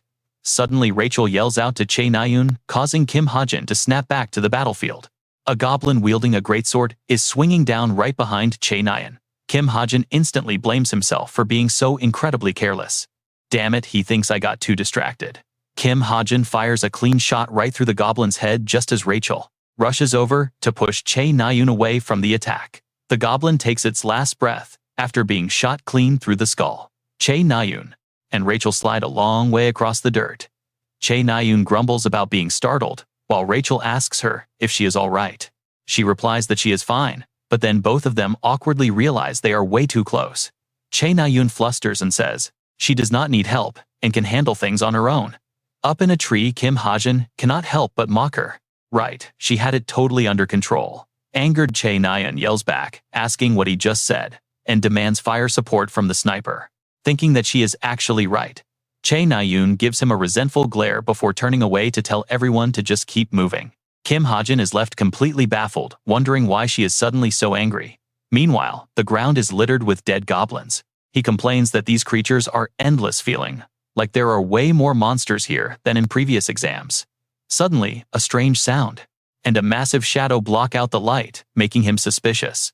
Turning around to check, he is greeted by a terrifying sight. A giant goblin as tall as a skyscraper stands before them. Chae Na-yoon cannot believe her eyes, while Kim Hajin quickly tells everyone to stay calm. He tells them to just stick to the plan, while he provides cover fire. Chae Na-yoon asks if he will be fine using only a handgun. He reassures her that it is fine, adding that with her around there is nothing to worry about. But deep down, he is sweating. Honestly speaking, he knows he is the one getting carried. Blushing, Chae Na-yoon hypes herself up and calls out to the princess to charge. Rachel follows close behind, shouting that she is on her way. Together they rush forward to face the colossal monster. They constantly maneuver, slashing repeatedly at the beast. However, the monster is unfazed and swings its massive wooden club down, splitting the earth. Rachel takes this chance to lunge forward and thrust her sword. Unfortunately, the monster quickly turns to avoid the strike, making her miss completely. The annoyed monster lets out a loud roar, reaching out its massive hand to snatch Rachel up. From below, Chae Na-yoon frantically yells, asking what she is doing. Trembling Rachel can only gasp as the beast grabs her tight. Standing on a nearby cliff, Kim Hajin shouts down to her, telling her to hold the monster still for just a moment. He runs around looking for a clear line of sight, swearing because there is absolutely no angle to shoot from below. From below, Chae Na-yoon looks up blankly. She watches Kim Hajin frantically searching for a position, while also noticing Rachel being squeezed tightly in the monster's tight grip. Her mind quickly becomes a chaotic mess of complicated, conflicting thoughts. What is wrong with her lately? Suddenly, Kim Hajin snaps her out of it, yelling at her to focus on the battle. Staying silent, Chae Na-yoon grips her sword and charges forward. Kim Hajin calls out to ask where she is going. Using a tree trunk to propel herself, she leaps high into the air, twisting to prepare a massive downward strike. Her blade releases a powerful blinding stream of emerald green energy, forcing Kim Hajin to shield his eyes from the glare. Chae Na-yoon decisively swings her sword. The blade of pure green energy slices through the monster cleanly and effortlessly. The giant's hand goes limp, letting Rachel fall free. Floating in midair, Chae Na-yoon turns to look back with an incredibly sorrowful, strange expression. Kim Hajin is deeply confused, wondering why on earth she would look so sad. As desperate cries echo in the dark, a sudden heavy punch to his chest jolts him awake in a panic. Chae Na-yoon pulls her fist back, while he huddles on the ground, clutching his stomach and asking what she is doing. She quickly apologizes, explaining she thought he died because he was not waking up. Hearing that, he completely loses his temper. His face goes pale as he screams, asking who would die. After crawling up and calming down, he asks if he was knocked out. Sitting beside him, she confirms he was calling him an idiot, and guessing he was dazed by the flash of light. He asks how long it has been, and Chae Na-yoon scratches her cheek, estimating it has been about 30 minutes. Startled, he looks at her with a worried expression, saying they should have gone ahead instead of waiting for him. He warns her that waiting is wasting their precious time. She hesitates, before reminding him that he was the one preaching teamwork. She quietly admits that part of it was her fault anyway. Suddenly, Kim Hajin remembers Rachel and asks what happened to her. She lowers her head hesitantly and explains that Rachel went scouting ahead to save time while she stayed behind. Hearing that, he looks around, concluding that they will just have to wait for her to return. Meanwhile, Chae Na-yoon asks with a suspicious look if he really likes the princess that much, leaving him completely baffled as he frowns. Na-yoon lets go of her shoulders and looks away. She complains that he has been talking about Rachel nonstop, as if only those two are on the team. Hajin freezes in surprise at her reaction. Realizing that those two are bitter rivals, he admits to himself that he was a bit thoughtless. He quickly tries to explain, telling her that it is only because he does not need to worry about her. Instantly, Na-yoon snaps in anger. She screams in sheer frustration, gritting her teeth as tears well up in her red face, demanding to know exactly what he means by that. She asks if he is saying they cannot even be friends, and if he plans to completely ignore her. Hajin awkwardly leans back, waving his hands.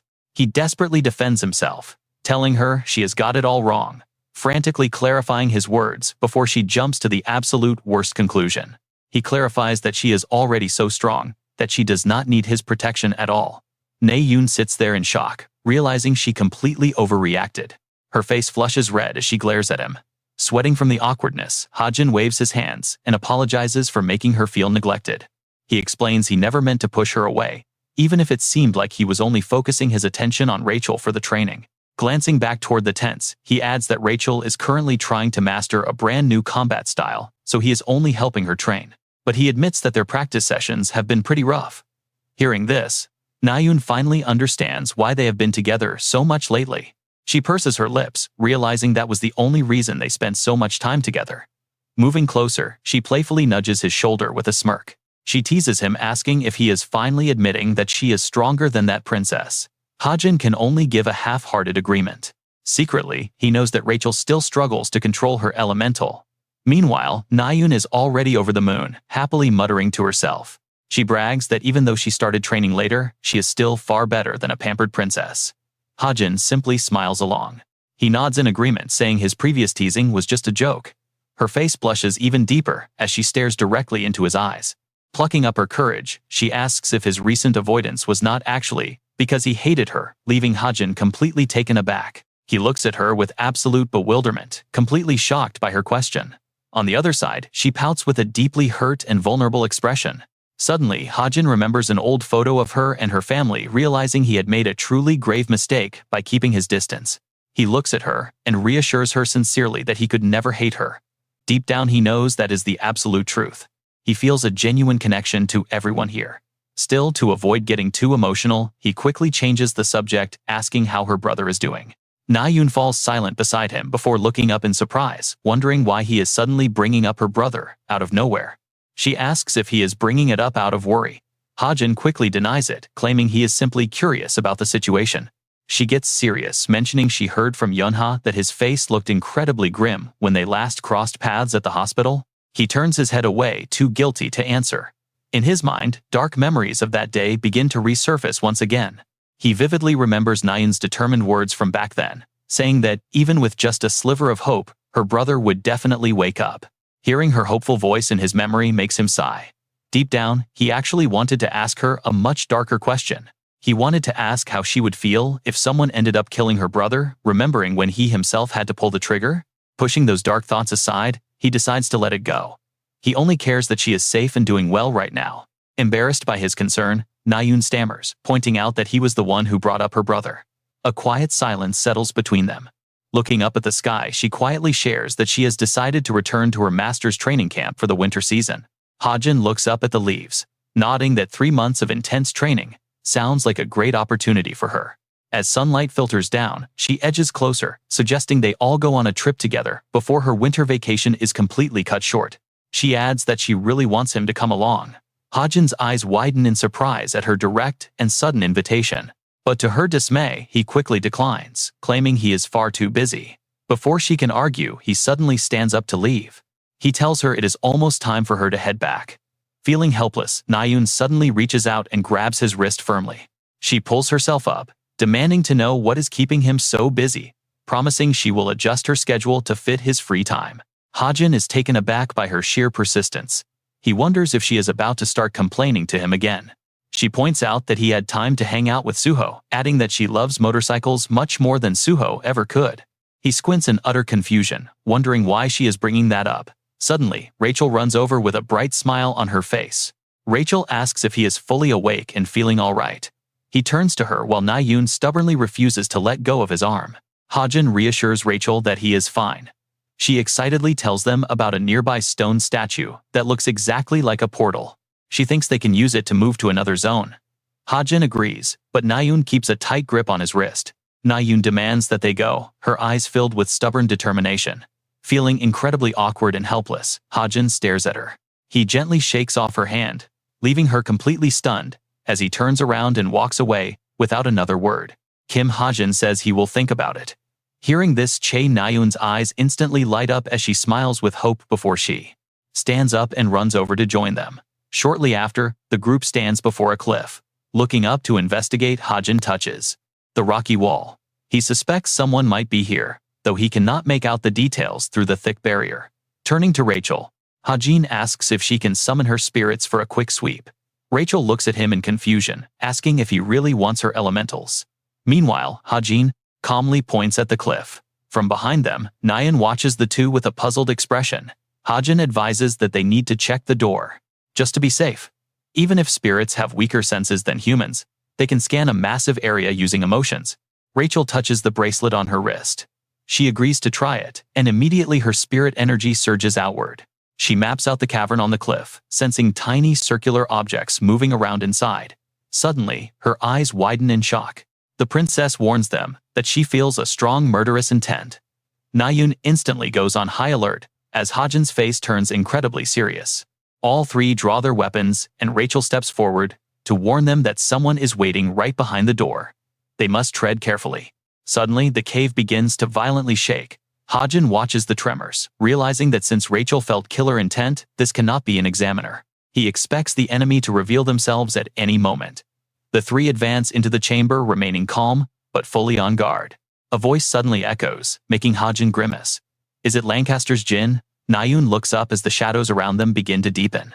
A cloaked figure looks down at them, perched high up at the top of the cavern, watching their every move like a predator. The dark-cloaked man lets out a sinister laugh, and honestly, this guy feels like a massive headache. Then, he yells in excitement, welcoming the cadets. Up above, Black Thunder sneezed down at them, a heavy wicked red aura radiating from his body. He arrogantly introduces himself as the examiner of the final stage. Standing beside Hajin, Rachel glares up at him, tightening her grip. She asks how an examiner could emit such a terrifying murderous aura, but the cloaked man just laughs, saying they do not have to believe him. In an instant, he conjures floating spheres of dark red energy, each containing a perfect replica of his own body. Hovering in the air, Black Thunder smugly tells them to face him head-on. Seeing this, Rachel feels a sudden wave of panic. Meanwhile, Naeun points out that the clones are bound to be much weaker, urging everyone to focus their attacks on the main body. She tells Hajin to go. Seeing her prepare for battle, Hajin looks back with worry, asking if she will be all right. Naeun smiles back confidently, reminding him that he was the one who said those words first. Hajin looks at her with absolute trust, and tells her he believes in her. With that, he leaps onto the wall and dashes away. From above, Black Thunder watches with an amused grin. Multiple sharp swords materialize around him, as he muses that a game of hide-and-seek might actually be quite fun. Here we go. The lethal blades fly straight toward Hajin's back, but Naeun leaps in using her sword to deflect the incoming strikes. She looks back and shouts at Hajin to leave the clones to her, while he hunts down the real one. She then asks Rachel if she can use her spirits. From behind, Rachel nods and promises to try her best, even as the clones unleash a relentless barrage of attacks from all angles. Glowing elemental lights swirl around her, as Rachel charges straight at him to pin down the main body. She swings her sword. In a decisive strike, Black Thunder blocks her blade with his bare hand, shattering the surrounding space with sheer force. The villain laughs hysterically, praising the princess for her sharp instincts and marveling at how much she has grown. Landing on a rock, Rachel spots a familiar mark on his arm. She narrows her eyes, demanding to know his true identity. Black Thunder just grins wickedly, confirming that he belongs to the Black Moon Reapers. Hearing this, Rachel feels a surge of pure rage, and lunges forward again, launching a flurry of frenzied attacks, as she demands to know who ordered this. High above Hajin, rushes off gun in hand. He tries to recall where he heard the name of the Black Moon Reapers before. Suddenly, a memory flashes in his mind. A memory of their emblem flashes a wine glass containing a crescent moon. They are a secret organization linked to the Chameleon Troop. Historically, the Chameleon Troop has established relationships with various groups and organizations. Even their ties to the Violet Banquet resembled business transactions where the other party often had no idea they were dealing with the Chameleon Troop. The Black Moon Reapers are exactly one of those puppet groups. Realizing this, Hajin looks down at the battle in confusion. He wonders why they are even here. These Reapers are supposed to only operate in Pandemonium, so why are they in Cube's exam ground? Down below, Black Thunder smiles and reaches his hand out toward Rachel, seemingly amused that she recognized his group. He conjures another red sphere, muttering that their reputation must be quite impressive. Watching from above, Hajin tenses up. The flow of that magic power looks incredibly familiar. His eyes widen in panic as he realizes it might be a dangerous magic artifact. Suddenly, the memory of being sucked in flashes through his mind. Gritting his teeth, Hajin aims his gun and pulls the trigger. He fires directly at the villain's arm, but Black Thunder easily blocks the bullet. As the sphere glows brighter, the Jinn laughs. She looks up in sheer horror at the dark shadow looming overhead. He quickly yells a warning to jump because it is a teleportation artifact. Suddenly, a massive magic orb opens wide and swallows the ginseng. An attacker leaps from behind as Naeun desperately grabs it. She narrowly dodges the strike, fleeing with the vine. She yells back to Hajin in panic, asking who that guy is. She demands to know his goal. Beside her, Hajin calmly explains that they are from the Outworld and must have some new motive. Hajin shouts from above, urging Naeun to take the ginseng and escape the area immediately while he handles the situation. Naeun looks up at him with deep worry. Meanwhile, Hajin grips a golden thread, calculating that the teleportation device is weak. Since it only has a short range, Sven clutches the magic orb and laughs maniacally, entirely focused on his victory. He fails to notice that his legs are already bound. Sven scoffs at Naeun as a weak girl before glancing down. Suddenly, Hajin yanks the thread, pulling the shocked mercenary high into the air. He needs to seize the artifact. He slams Sven hard against the cavern wall, his hands swiftly manipulating the thread to swing him around. The attacker is beaten black and blue. Hajin steps forward and stands over him, raising his gun with cold determination. Hajin warns him to stay put, since his magic is still active. He quickly connects the pieces in his mind. They are clearly targeting the ginseng. Although their goal is unclear, the Black Moon Reaper leader has British ties. That suggests a deal with Lancaster. Hajin maintains a calm, focused gaze as he demands to know who sent him. Sven simply smiles back mockingly, asking what Hajin expects to achieve against him with a weak standard cadet gun. Hajin grits his teeth in anger, asking if this heist is the sole reason he entered the cadet exam. The stigma on Hajin's hand begins to glow. He remarks that Sven clearly did not factor in his real gear. With a sudden burst of light, Hajin summons a real gun and presses the barrel straight against Sven's head. The unexpected weapon leaves the mercenary completely stunned. Hajin looks down coldly, asking if he is ready to talk now. Sven stares with growing doubt, questioning if he is actually just a normal cadet, but Hajin cuts him off. He tells him that is none of his business.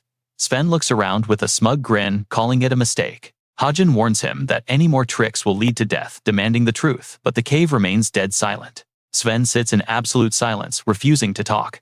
Hajin grows anxious, wondering how to proceed if the guy refuses to speak. He curses his past writing, wishing he had detailed this exam. Suddenly, a sharp scream from behind startles him. Hajin turns in shock as a sudden teleportation orb envelops his body, triggered directly from Sven's hand. He cannot react in time as the light wraps around him. Sven is caught too, laughing triumphantly as they fade.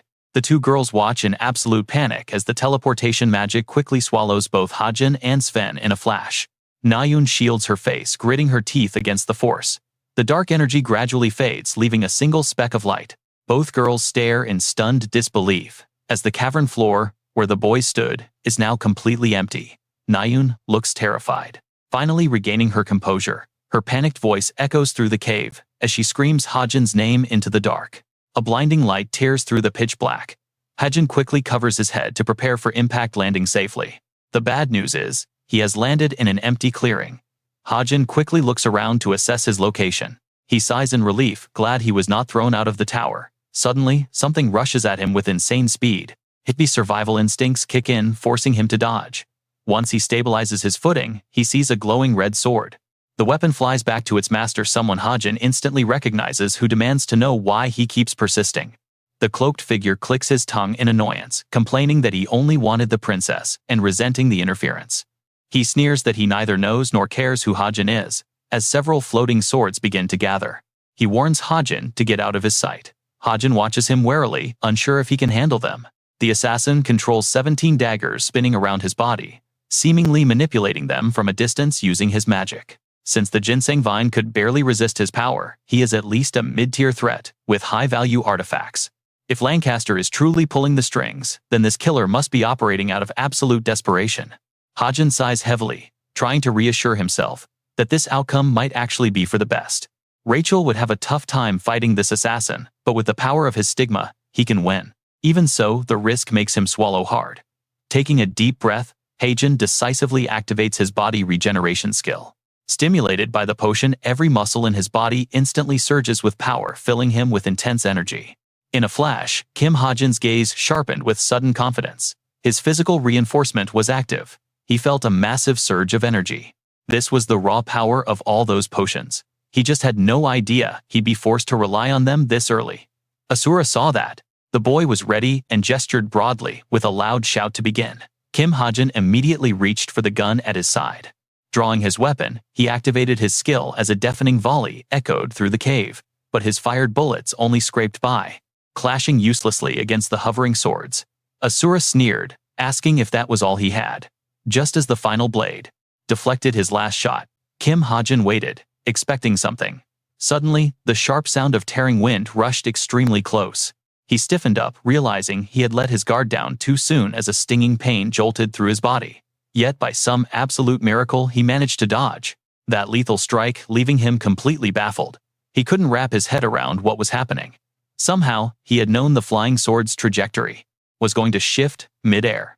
Did he successfully weave through those deadly blades just because he was currently using his bullet time? No, that skill only granted him extreme speed. It didn't let him predict movements that gave off absolutely no warnings. Another sword grazed by inches from his face.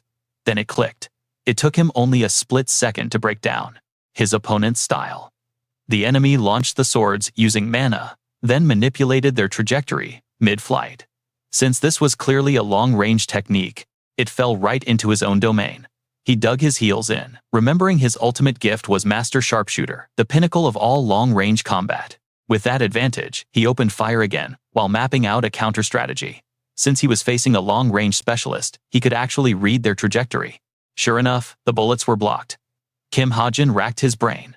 Just predicting the attacks didn't guarantee he could dodge them all. Besides, bullet time only lasted for 3 minutes. At this rate, his stamina would hit rock bottom before he knew it. His only option was to assess his current abilities. Up until now, he couldn't materialize much matter from Stigma due to the lack of streaks. But with the 3 streaks he currently possessed, he figured there was still a decent chance he could actually pull it off. He assessed the situation. The enemy kept those defensive swords constantly hovering around his body, sealing off any opening for an Aether attack. Since the guy had already been hit by Aether once, he'd be heavily on guard against it. So Kim Hajin made a reckless gamble. A brilliant light burst from his wrist, forcing Asura to shield his eyes. In that instant, space warped, twisted, and bent, without making a single sound. Before the enemy could even comprehend what was going on, Kim Hajin completely vanished from his spot, without leaving a trace. Asura frantically looked around, wondering where he went. Kim Hajin had teleported directly behind him, closing the gap in a flash. Sensing the danger, Asura whipped around, utterly bewildered as to how his opponent got there. But he quickly recovered his smug arrogance. He sneered, claiming that no matter how many shots were fired, he would simply deflect those bullets with his swords. But Kim Hajin merely smirked. He celebrated inwardly when he saw the enemy bundle all of his swords together just to block a single bullet. There was his opening. Unbound and confident, he unleashed his trump card, sending his spirit wolf lunging straight from his chest to bite the target. Asura stood no chance to react as the beast lunged. The cave filled with his agonized, blood-curdling screams. Once things settled down, Kim Hajin recalled the spirit wolf. The beast retreated back into his chest, leaving him utterly exhausted from the strain.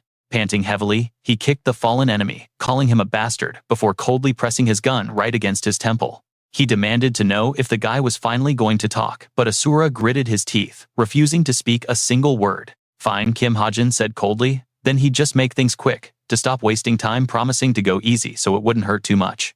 The enemy's expression immediately crumpled into pure terror, begging him to wait. Right then, a sudden chime echoed throughout the entire dungeon. Kim Hajin looked up in confusion as an academy-wide announcement played. An hour had passed since a cadet completed the final trial. With the exam officially over, all participants were about to be forcefully teleported out of the tower. He yelled, in absolute disbelief. What do you mean? As the broadcast repeated itself, Kim Hajin grabbed the beaten enemy, his mind reeling, while Asura flashed a smug smirk. Kim Hajin muttered in annoyance, realizing someone else had even more absurd luck than him. He wondered if it was Shin Junghak who cleared it. If that guy kept showing up, they'd definitely cross paths again. When that time came, he vowed to settle the score once and for all. For now, he had no choice but to report this incident to his captain.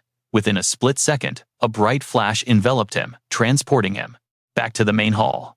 He found himself surrounded by exhausted, dirt-covered cadets, though he looked in far worse shape than any of them. He lamented his bad luck, wishing he had at least landed one clean shot. Suddenly, a panicked voice cried out his name from across the hall. It was Chae Na-yoon, rushing over to ask if he was okay. Kim Hajin looked at her, asking if she was doing fine herself, before she suddenly grabbed his face. She frantically demanded to know what happened to him and why he looked so beat up, refusing to believe he was fine. He assured her he was still breathing, but she didn't buy it, quickly running off to grab a recovery potion and telling him to stay put.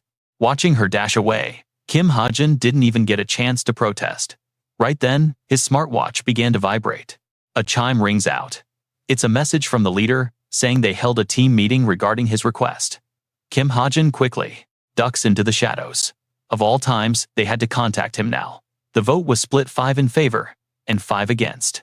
His face twists with worry. Even for the chameleon troop, a target like Chae Jin-yoon isn't an easy kill. But even so, the leader adds another line. I still haven't made a decision. He freezes slightly, his eyes locked onto the screen. The text continues, newbie. You've put plenty of people in the ground. Granted, they deserved it. But this time, you want to do it yourself. The sender is deeply worried about his mental health. No matter the reason, if he pulls the trigger, it's bound to leave a deep psychological scar on his soul. Just then, Chae Na-yoon's worried face flashes. In his mind, can he really handle this burden? Another text pops up. We'll talk in private later. Kim Hajin runs a hand through his hair with a helpless sigh. When even the legendary chameleon troop hesitates, it makes him hesitate too. Suddenly, a faint whimpering sound echoes nearby. Is he hearing things? Tracing the soft cries down the hallway, he spots a familiar face. Rachel. She gasps, calling out his name. Thank goodness you're safe, she says, looking incredibly relieved. The guard in front of her grumbles, telling her to quiet down. But Rachel emotional protests, raising her voice. Excuse me, but I am telling you an intruder broke into the exam hall, not some ordinary agent. The security guard just sighs, completely brushing her off. He mutters that this isn't England, before glancing down at the tablet in his hands. According to the database, all the part cadets are accounted for and perfectly safe. Rachel is so frustrated, she calls him an idiot, but Hajin quickly pulls her back. It's fine. He whispers they can just report this to their homeroom teacher later. Tear wells up in her eyes, but his steady, firm gaze holds her attention. She looks down, hiding her face, before finally asking in a trembling voice how things went with that assassin from the Black Moon. Hajin casually replies that he won, making her eyes widen in absolute shock. Really? She asks. But how? He tells a bold lie without blinking, claiming he tore the guy to shreds, despite his stigma, and summoned wolves. Hearing that, Rachel finally lets out a sigh of relief. Thank goodness, she whispers, and her warm, relieved smile makes him freeze. For a moment. With the threat gone, life returns to normal, and the cadets focus on their training. Meanwhile, in a dense forest, the massive carcass of a giant serpent crashes to the ground. Kim Soo-ho cheers excitedly, finally finished, while his wealthy client watches. In awe, the two quickly check the loot. Suddenly, a system notification chimes his understanding of the sacred weapon. Aether has reached a new tier, unlocking spell engraving. This rare ability allows him to imprint spells directly onto his Otis weapon, holding up to 2 active spells at once while cutting mana costs in half. Kim Hajin carefully weighs his options, considering the special rewards he earned from his last major battle. Since he kept putting it off, a massive list of alerts fills his screen. Should he go with the teleportation skill? Everything looks so good that choosing one feels like a loss. He twirls his handgun and groans at the tedious choice. Meanwhile, Kim Soo-ho remains incredibly enthusiastic. Isn't dungeon raiding so much fun because of the bosses and their crazy, unpredictable attack mechanics? Kim Hajin grumbles in response, telling the golden boy to shut up with his genius talk. He scolds him for treating a deadly dungeon raid like a casual drive through the park. Soo-ho just scratches his head, arguing that calling it a dungeon trip sounds way too dangerous. Hajin sternly tells him to drop the joke immediately. Serious because of his teasing, everyone at school keeps asking if they are dating. Just then, the smartwatch on Soo-ho's wrist buzzes. His expression instantly brightens up as he excuses himself to reply to a text. Watching him, Hajin has a pretty solid guess. It is Yoon Sung-ah, isn't it? Soo-ho jumps in surprise, his eyes darting around as he stammers that she's just their senior. Hajin gives him a knowing smirk, teasing him for not denying it. Soo-ho blushes, waving his hands to insist it's nothing like that, and that Sung-ah would never be interested in someone like him. Hajin can only roll his eyes. This insanely handsome guy could easily survive 30 years on his looks alone. Soo-ho sits down, changing the subject to ask if Hajin really won't join their upcoming trip. With a flatboard stare, he reiterates that he has no plans to go, teasing Soo-ho for desperately trying to change the subject. Soo-ho gives him a pathetic puppy dog stare and pulls out a strange jar, promising to gift it if Hajin agrees to tag along. It's an item they picked up in the last town. Instantly, Hajin is captivated by the distinct high-grade magical aura emanating from it. This is actually one of the random items he personally designed. That annoying co-author must have scattered them around the world. It is the Enchanted Jar of Desire, a magical relic that can randomly bond its deep cravings to any object placed inside, potentially upgrading its stats. Hajin hesitates, completely caught off guard. Honestly, there's no way he can pass this up. It's a dream item for him. It's basically a god-tier cheat code. Soo-ho speaks up again, pointing out that if he leaves on the trip, they won't meet for 3 months. He flashes a warm, bright smile, adding that having Hajin there would at least make the long journey feel a lot less lonely. Hajin gets suspicious. Why is Soo-ho acting so strange just because they did not meet? Yet Soo-ho innocently replies that this is also a great opportunity to get close to Chae Nyan. Kim Hajin quickly catches the keyword in his words. Also, he eagerly locks onto that specific detail.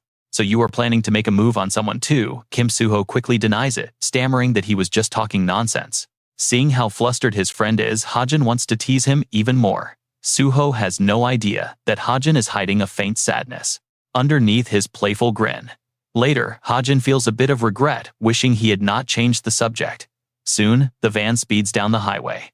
Hajin sits in the vehicle, along with the other cadets, focusing his attention on the tablet in his hands. Sitting to his left, Chae Na-yoon is fast asleep. Suddenly, her head slumps onto his shoulder. He glances down at her brown hair. Is she really asleep? Hajin decides not to wake her up, choosing instead to look out the window at the passing scenery. The desolate landscape outside lacks any sign of life. In the biting winter cold, he travels onward with the group. Before long, the van pulls into the city. Having slept off her fatigue, Chae Na-yoon is now fully awake and bursting with energy. She calls out, "Hey, over here," as they stand outside a luxury hotel that is notoriously difficult to book. Na-yoon rallies everyone inside. "Tell everyone to unpack and gather back here." Suho is just as excited, eagerly asking what they are going to do first. Na-yoon already has a tight schedule prepared: bowling, jet skiing, swimming, and board games. Ya Younghan immediately starts to complain. This feels like military training, but nobody listens to his whining. Yu Yeonha even points out how unusually happy Na-yoon looks today. Although Na-yoon denies it, her eyes keep drifting toward the two boys, though she only has eyes for one of them. Indeed, there is only one person she is looking at. Their jam-packed day of activities eventually wraps up with a rooftop barbecue. Na-yoon walks up with a confused expression, asking Hajin what she should do with the item in her hand. Looking up from the grill, Hajin sighs and asks what is wrong now. She holds up a completely blackened piece of meat. He tells her to throw it away, feeling utterly helpless. He begs her to let him handle the cooking and go do something else. But she stubbornly stays put, her eyes full of curiosity. She demands to know the secret behind his incredible grilling skills. Hajin coldly replies that the first rule is to not have anyone disturbing him. Catching his meaning, Na-yoon immediately punches his arm. She calls him a cheeky brat, while Hajin casually adds that this is not something she needs to know anyway. As Na-yoon giggles, Yi Younghan narrows his eyes and starts teasing them, asking what the two of them are doing over here. Na-yoon snaps at him to shut up, but Younghan keeps playing around. Meanwhile, nobody notices the intense, fiery gaze from Shin Jong-hak. His eyes are loaded with pure jealousy. Soon someone wonders aloud why Na-yoon is even standing by the grill in the first place, since Hajin already offered to cook everything. Na-yoon clears her throat and asks if they do not feel guilty, leaving him all alone. Yu Yeonha sees right through her, knowing Na-yoon has other motives. Suho chuckles and comments on how well they look together. Na-yoon blushes furiously and tells Suho to shut up as well. She clears her throat to try and salvage her dignity. She warns them not to get any weird ideas, but before she can even finish her sentence, Hajin stuffs meat into her mouth. She glares at him, as if he is crazy, asking what that was. Hajin simply replies that it is obviously meat. When she nods, he tells her to put it on a plate. Soon, he serves 2 massive plates of food to his starving friends, telling them to dig in. The group cheers and gets lively. Someone suggests playing another board game with Suho once they finish eating. The loser has to jump into the sea. Yu Yeonha wonders if they will get sick of just eating meat, suggesting they make ramen. But there's no time for boredom as they clink 6 cups together. They raise their glasses for a toast. Hajin takes a sip, feeling a tiny bit of regret that it is not actual soju. Below them, the bright lights illuminate the shoreline. The sparkling sea combines with the starry night sky to create a beautiful view. Sitting next to him, Na-yoon nudges him with her elbow. She grins widely, boasting about how much fun the trip is. While Hajin looks indifferent as usual, he is not exactly bored. But Na-yoon insists that he must admit he is having a blast. She smiles gently while staring at his side profile. Out of nowhere, she mentions that she recently bought a heavy motorcycle. Hajin immediately chokes on his drink and turns to look. What? With a blank expression, she flashes a peace sign and points out that it is parked right downstairs. Hajin looks completely stunned. He asks if she even has a license yet.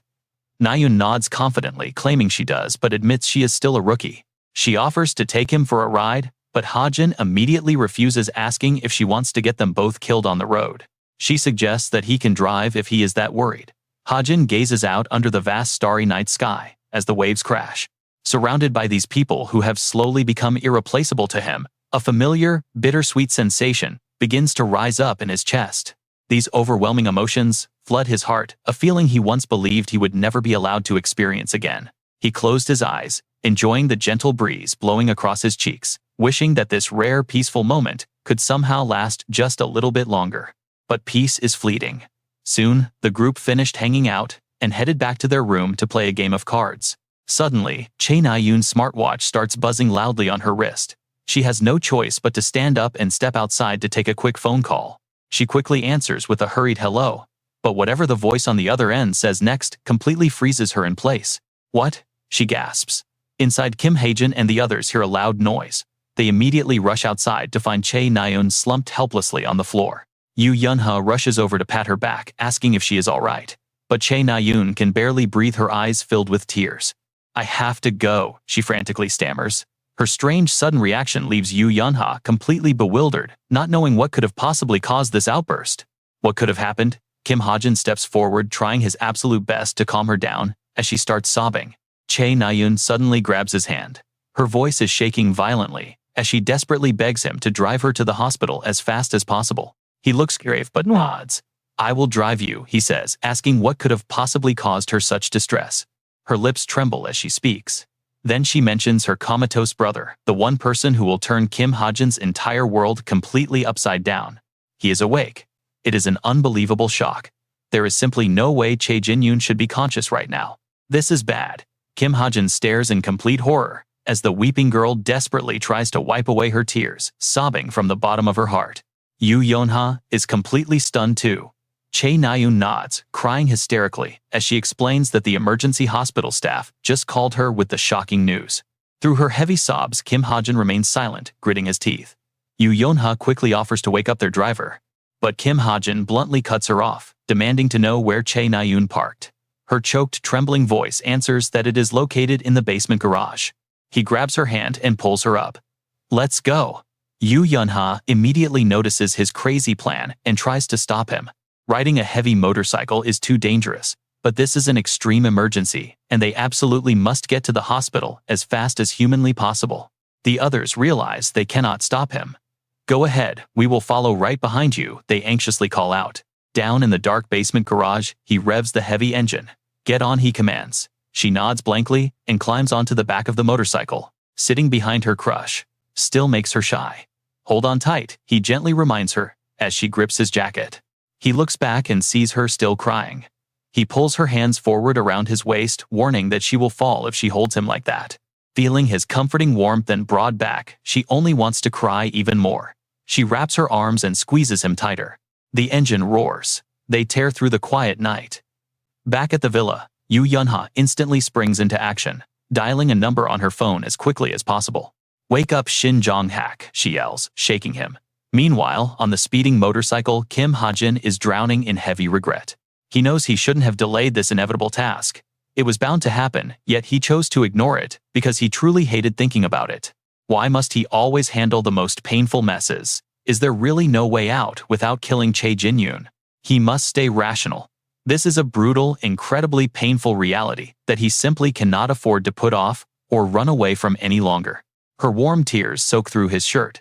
The kind, beautiful memories they shared rush back to plague his mind. As the original author of this world, he bears the tragic, inescapable responsibility of putting Chae Jin-yoon out of his misery for the sake of everyone. The tires screech to a smoking halt. He calls out to Chae Na-yoon, but there is absolutely no answer. He gently shakes her awake, asking if she is all right. "Can you stand?" Chae Na-yoon covers her face with her hands, nodding weakly in response. "Here are the keys," he says. He asks about her family, and she whispers that they are currently traveling abroad. This means trouble. Even a powerful guild chairman cannot easily bypass a sealed space portal under these incredibly strict security rules without proper official clearance. Chae Na-yoon looks at him highly confused. "Of course the chairman would have special authority," she explains with a faint voice. Looking down, she realizes her hands have finally stopped shaking. His calm voice brings her a profound sense of peace that she has not felt in years. "Yes," she whispers. The automatic hospital doors slide open and a man in a black suit instantly rushes forward. "Lady Na-yoon," he calls.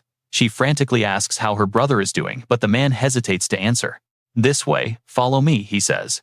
He glances suspiciously at Kim Hajin, demanding to know exactly who this random outsider is and why he is here.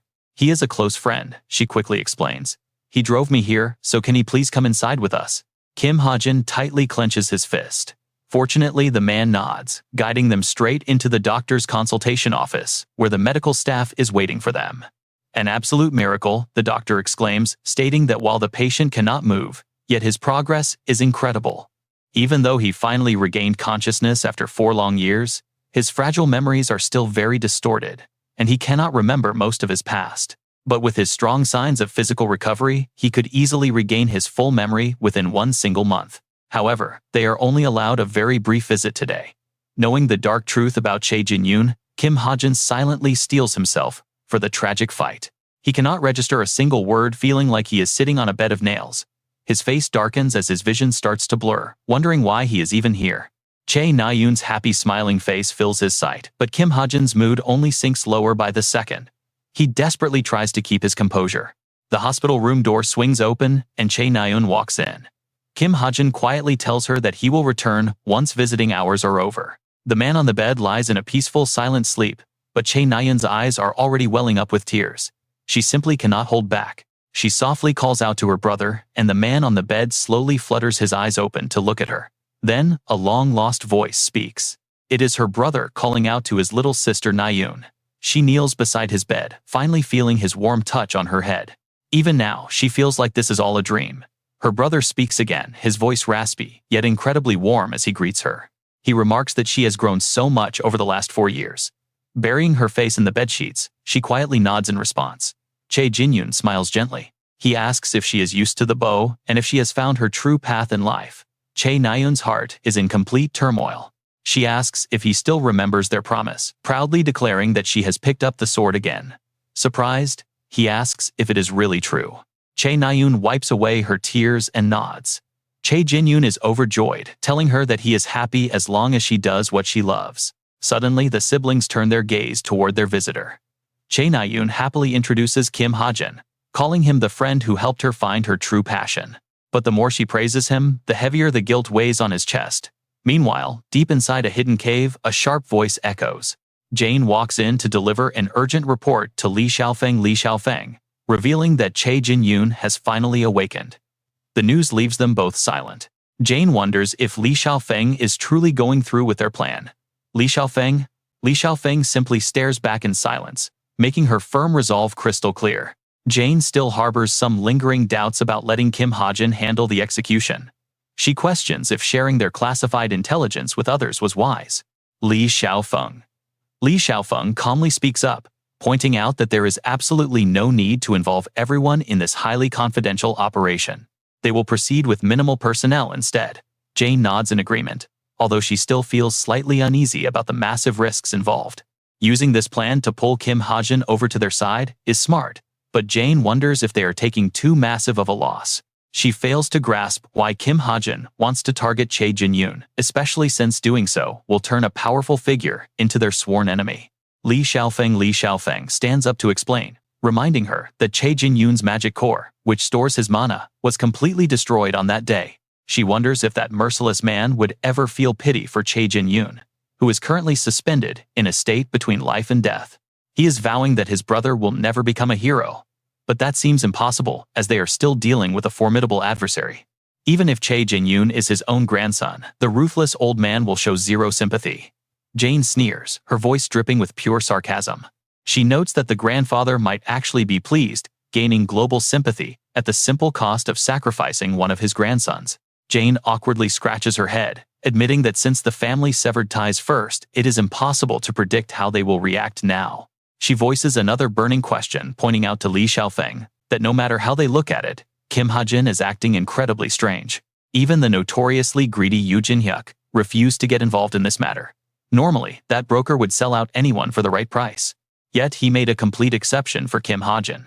Jane surmises that the busy broker might have simply backed away due to scheduling issues. Alternatively, he might have uncovered Kim Hajin's mysterious past and chickened out to avoid any dangerous blowback. The two women raise a crucial question. Li Xiaofeng firmly asserts that Kim Hajin must possess a highly classified past, one capable of posing a severe threat to anyone. She is absolutely certain of this deduction. Nodding in agreement, Jane asks what her next move should be and if she should probe further. Jane asks if she should keep digging into Yoo Jin-hyuk.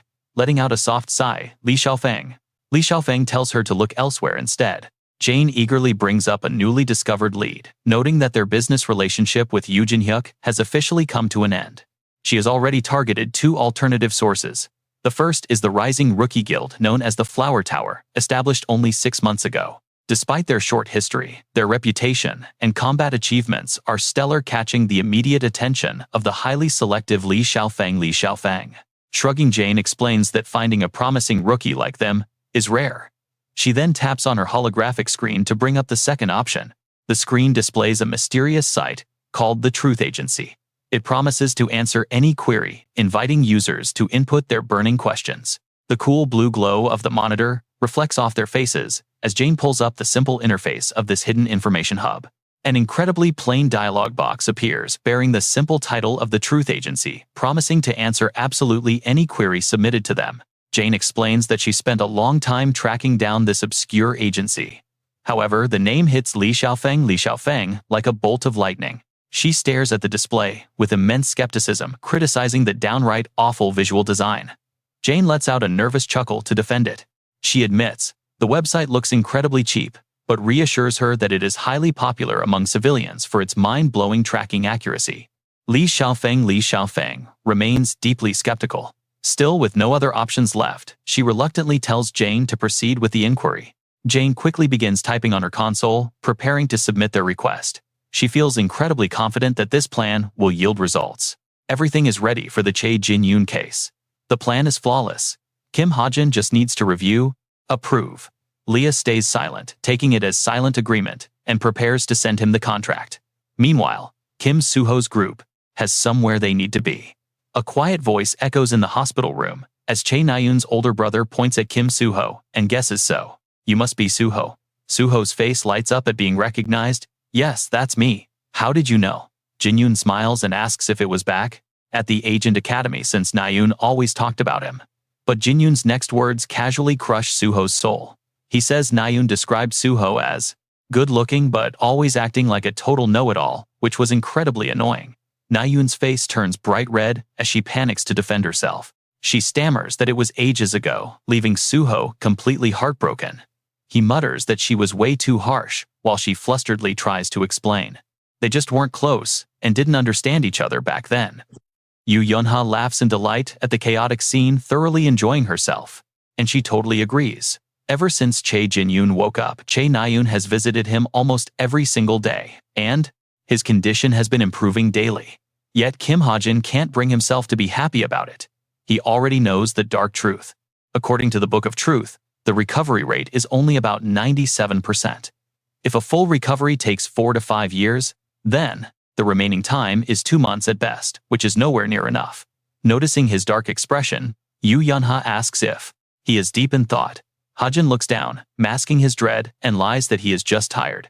Suddenly Chae Jin-yoon notices him and asks if he is Hajin, thanking him for visiting every day. Hearing this, everyone in the room freezes in utter shock. Every single day, Yoo Yeon-ha is completely bewildered, wondering since when Hajin started visiting so often. But Chae Jin-yoon just smiles warmly, adding that Hajin always tagged along with Na-yoon. Yoo Yeon-ha teases if it was a secret, but Hajin keeps quiet about his real motive. He secretly tells himself that he only followed along hoping for a chance to speak with Jin-yoon alone. Na-yoon then slaps her hands onto Hajin's shoulders, proudly announcing that he is her brother's biggest fan. She claims he used to talk about Jin-yoon all the time, even bragging about him back then. Hajin flinches, stammering out a clumsy excuse to brush it off, but Na-yoon is far from done teasing him. She pulls out a camera, offering to take a picture of him and her brother. Hajin quickly slaps her hand away, telling her to cut it out. But she completely ignores his protests, forcing the camera right into his hands and demanding that he take a photo of her and Jin-yoon instead. He doesn't even have a chance to say no. With a heavy sigh, Hajin positions the siblings in his lens. Jin-yoon gently suggests that Hajin should join in for a photo too, but Na-yoon whines that she already takes pictures with him all the time. Her brother remains firm, insisting she take one with Hajin since he came all this way. Neither of them looks very thrilled about it. Na-yoon reluctantly shuffles over to stand right next to Hajin, trying to look annoyed even though she is secretly quite happy. Jin-yoon smiles and raises the camera, announcing that he is taking the photo. The flash goes off, capturing the awkward pair forever. Suddenly, a bright notification buzzes on Soo-ho's wristband. He alerts Nayun that the instructor wants all camp cadets to assemble immediately. Suho heads out first, offering to grab some drinks on his way.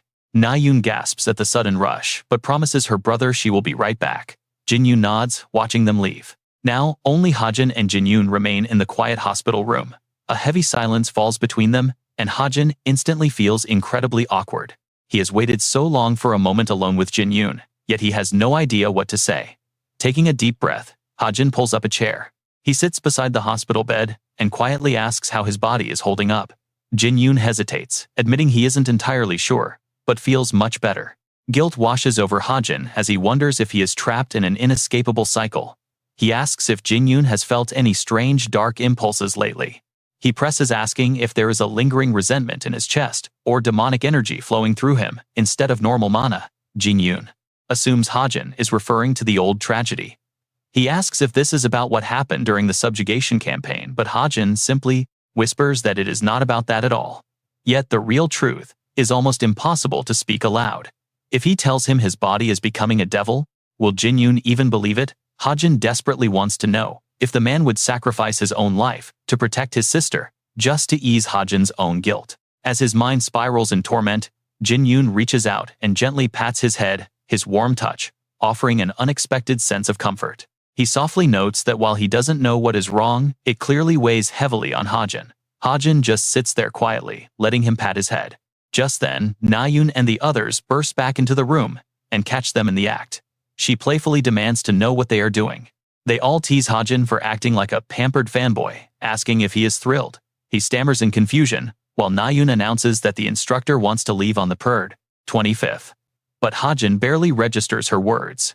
As they head back, he simply follows behind Nayun like an empty shell lost in his own thoughts. Suddenly, she breaks the silence by thanking him for coming along.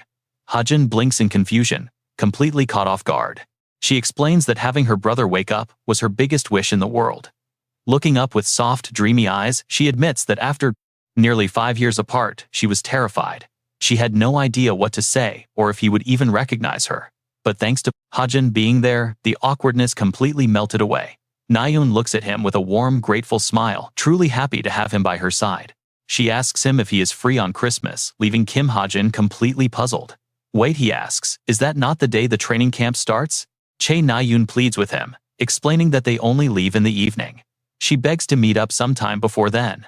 They leave at 6 p.m., so she proposes meeting at noon in front of the hospital. He pauses silently, considering her request.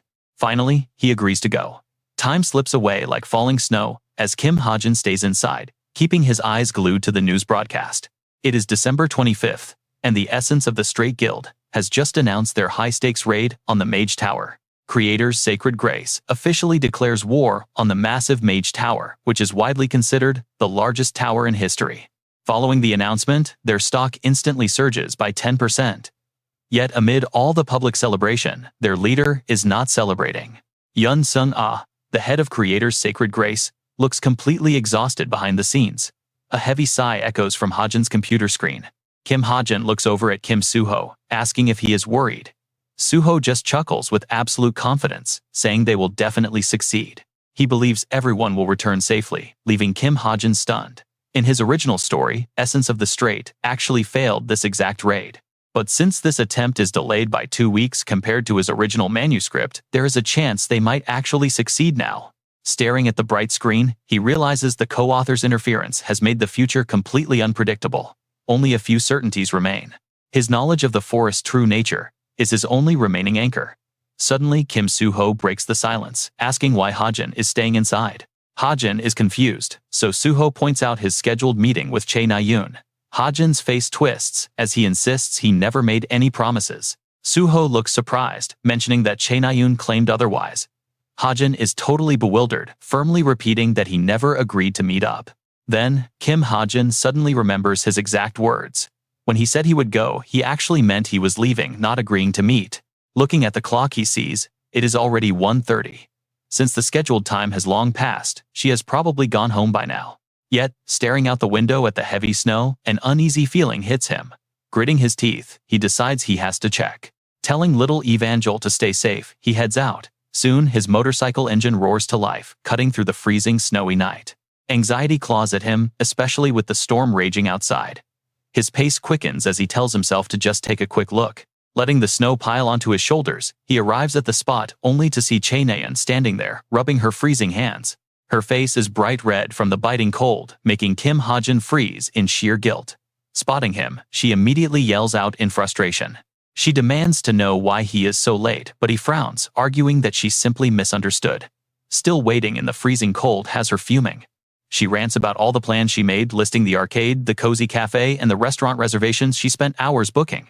Pain shoots through her forehead as he suddenly flicks it, prompting her to whine.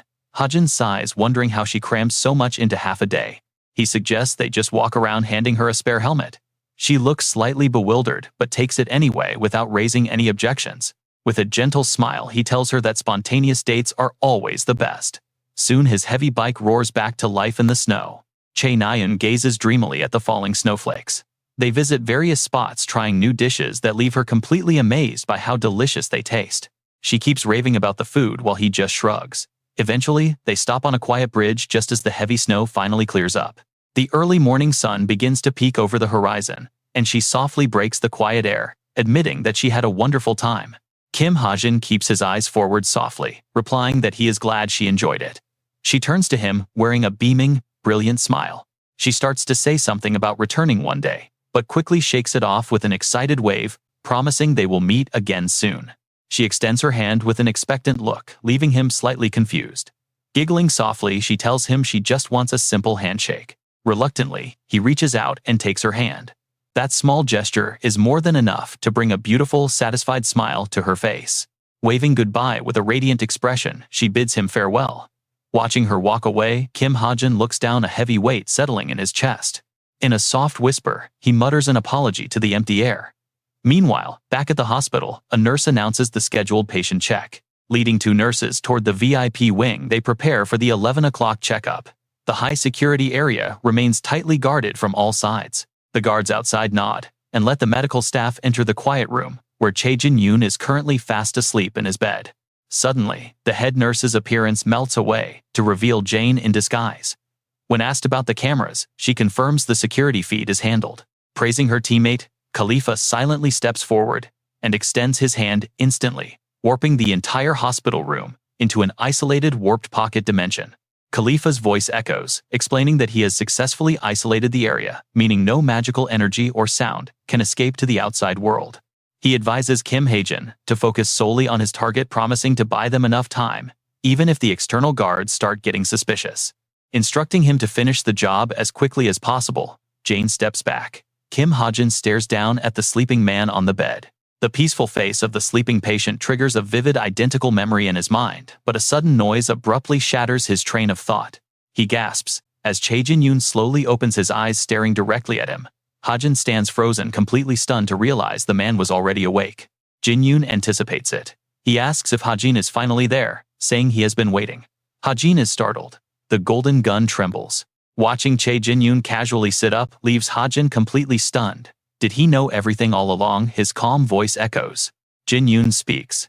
When he first woke up, he felt a strange sensation he never had before. Others blamed his long coma. They claimed his body was simply not used to moving yet. But to him, his very foundation felt completely altered. It was an instinctive, unsettling feeling. Jin-yoon's eyes lock onto Hajin, asking if that was what Hajin wanted to know. He recalls their previous conversation, wondering why Hajin had brought it up. After thinking it over, Chae Jin-yoon looks up. He looks into Hajin's eyes. "I had a feeling you would come." A gentle smile graces his face as he speaks. He asks Hajin why he is hesitating. Kim Hajin struggles to speak, preparing to explain the tragic truth of Jin-yoon's impending death. Jin-yoon's body is destined to become a demon. The concept of the devil seed is completely foreign to this world. It is a dark parasite rooting inside a human. Once that seed fully sprouts, the host's consciousness, will, and body are lost. The victim is completely consumed, transforming into a true demon. Jin-yoon listens closely, slowly grasping the horrifying meaning of his words. That strange sensation he felt was indeed the sign of the seed sprouting. Hajin avoids looking him in the eye. That is the tragic reality, and there is only one way to stop it. Jin-yoon calmly asks if he must die. Hajin remains choked up, unable to answer. A heavy silence falls over them before Chae Jin-yoon turns to him, smiling gently. He thanks Hajin, acknowledging the immense weight of this decision. Even if Hajin had told others to find another way, his grandfather would have rejected it to protect their clan. Jin Yoon's voice remains incredibly warm and soft as he speaks. He softly reassures Hajin that this fate is simply unavoidable, telling the boy that he should not blame himself. Rather, Jin Yoon is sacrificing himself for the world. Hearing this, Hajin breaks down completely, tears welling up in his eyes. Hajin sobs. He explains he is only doing this out of selfish desire to safely return to his own world. Jin Yoon reaches out to grasp his hand. He reassures him that a selfish person would never have explained anything. Hajin's lips tremble.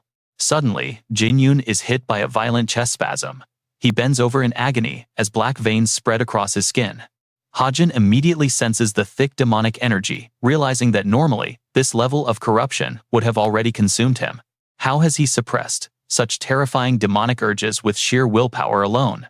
Unbelievable. Yet, Jin Yoon manages to remain conscious. He forces a weak smile. He whispers that he will wait until Hajin is ready, even as the pain makes his voice tremble. Jin Yoon struggles to breathe. Hajin's face is filled with sorrow as he thanks him for holding on so bravely. He is about to cry. Whispering a final apology, Hajin resolutely points his gun directly at Jin Yoon's head. Jin Yoon offers a final smile, asking him to take care of Yoon. Then, a deafening gunshot echoes through the quiet room. A heavy silence falls. Hajin stands frozen, staring down at the lifeless body of the man who was smiling moments ago. A cold shudder runs through his body. Clutching his head as overwhelming grief crashes down on him, Hajin tries to numb the pain. He pictures Yoon's smiling face. This was Jin Yoon's wish. He cannot let his sacrifice go to waste. Lowering his trembling hands, Hajin struggles to regain his composure. He desperately tries to trick his own mind into believing this.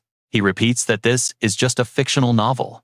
Yet the warm red blood staining his hands feels devastatingly real. The room blurs in a chaotic distortion. A haunting voice whispers in his head, reminding him that he wrote this tragedy. His eyes slowly open. He is greeted by a stained white ceiling.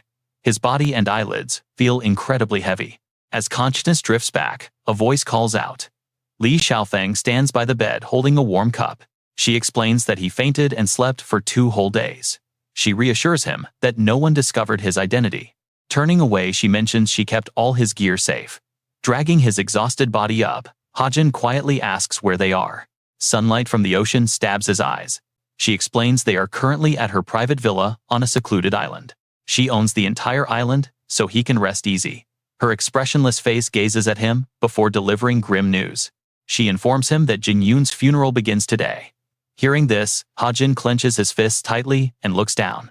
He resolves to return memories of the tragic night flooding his mind. Meanwhile, urgent footsteps echo down a hallway elsewhere. Bursting into the room out of breath, Yoon urgently demands to know if they have found her brother's killer. The investigator looks up coldly. He notes it has been 11 years since they last met, hesitating to deliver the news. He admits they have found absolutely no trace of the killer, suggesting the culprits might have deployed a magical barrier. Approaching the cold body on the table, Chae Shin-hyuk darkly mutters if this horrific act was done by a jinn. With the evidence unclear, we can't confirm anything. Choi Shin-hyuk's eyes flare with anger, yet he maintains his composure. He stays calm as silent tears roll down his face. Do you think I am a fool? He asks. The inspector continues, visibly troubled. I know it is hard to believe, but this demonic energy sprouted directly from within Jin Yoon, a truth the desperate father cannot accept. What Shin-hyuk gasps. The inspector explains further, the energy erupted from his flesh, spreading rapidly through his veins. It only stopped because Jin Yoon died. Hearing this, Choi Shin-hyuk feels the crushing weight of reality, unable to accept his son's fate. What do you mean by that? He demands. The inspector maintains firm eye contact. I think you already know exactly what I mean. Jin Yoon became a demon in human form. The inspector's calm but sharp voice echoes. I have never seen anything like this before. Even during his transformation, his arms were far stronger than those of ordinary demons. And even after death, the magic has not faded. As the broken father collapses into his chair, the inspector cannot help but ask a crucial question about the past. Did something happen during the subjugation campaign 4 years ago? He inquires. Silence fills the room as the devastated father stares ahead. Looking over at his deceased son, the man finally speaks.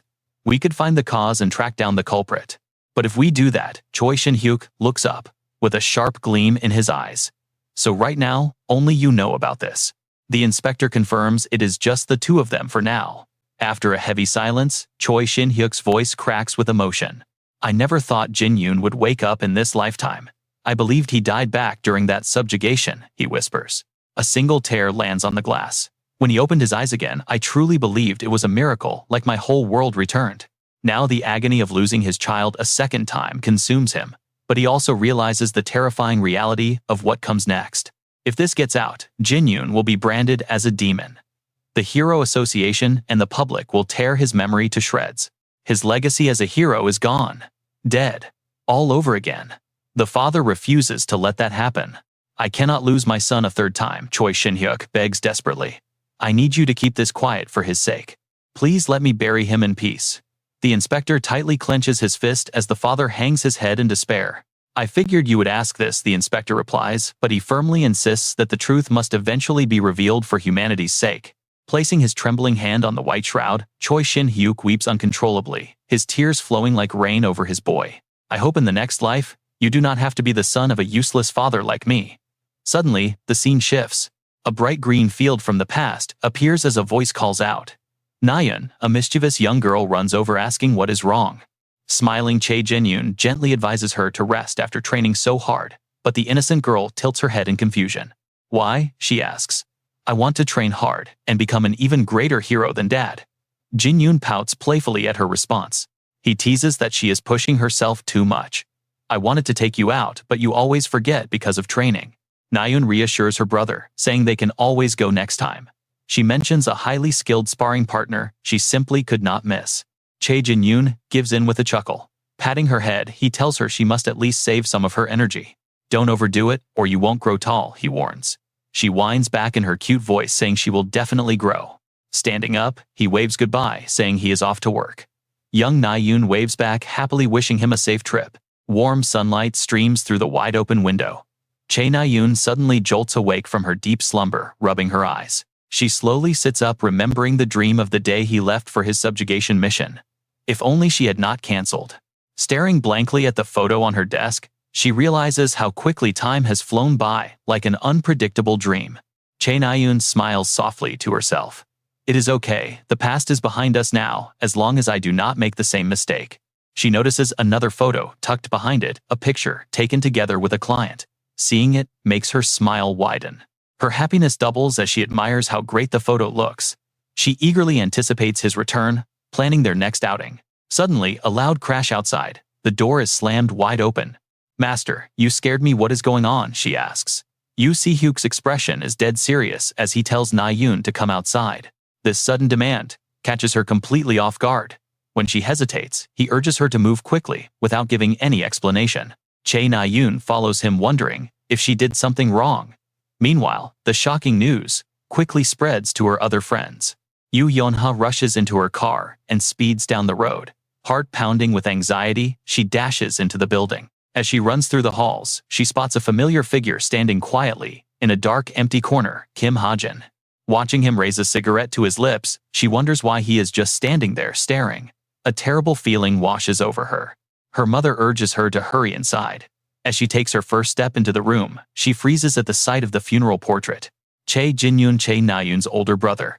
Yoo Yeon-ha notices Chae Nayeon curling up, hiding her face in her hands. She slowly looks up at her friend. Yoo Yeon-ha asks with concern if she is okay or has rested. What about the others? Chae Nayeon just buries her face again, looking miserable. I haven't called them or said anything, so don't call them either, she whispers. Yoo Yeon-ha looks worried, but agrees, nodding softly. But she mutters to herself, how did he know to come here? Chae Nayeon freezes, looking up and asking who she means.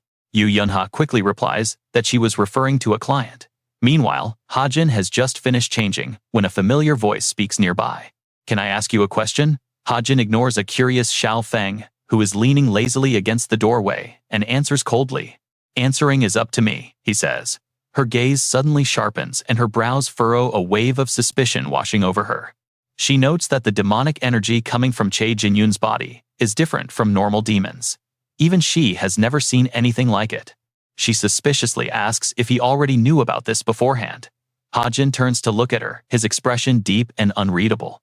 He sighs and replies that he knows about the devil seed, but he can't explain how he got that information. Xiao Feng tilts her head, backing down slightly, saying she won't pry. But her next question catches him completely off guard. She asks if he knows who planted the seed. The moment she finishes speaking, Hajin quickly whips his head around to look. He never expected her to ask something so obvious. Wasn't it a demon who did it? A sudden wave of anxiety hits him. Cold sweat beads on his forehead. Didn't everyone conclude he bore a devil's mark? Naturally, that was what he had assumed. Anticipating his shocked reaction, Xiao Feng lowers her gaze and continues with her explanation before he can even ask. Che Jinyun fell into a coma 4 years ago during the Fire Fragments campaign. If a real devil had descended, things would be worse. The damage would have been far greater. At that time, Che Jinyun was found in a terrible state, unconscious in a pool of blood. Xiao Feng still feels the scene didn't look like a devil's doing. She believes a devil's descent would be impossible to hide. Therefore, she is certain that the one who planted the seed inside Che Jinyun wasn't a devil, but a human. And it has to be someone deeply trusted by a devil.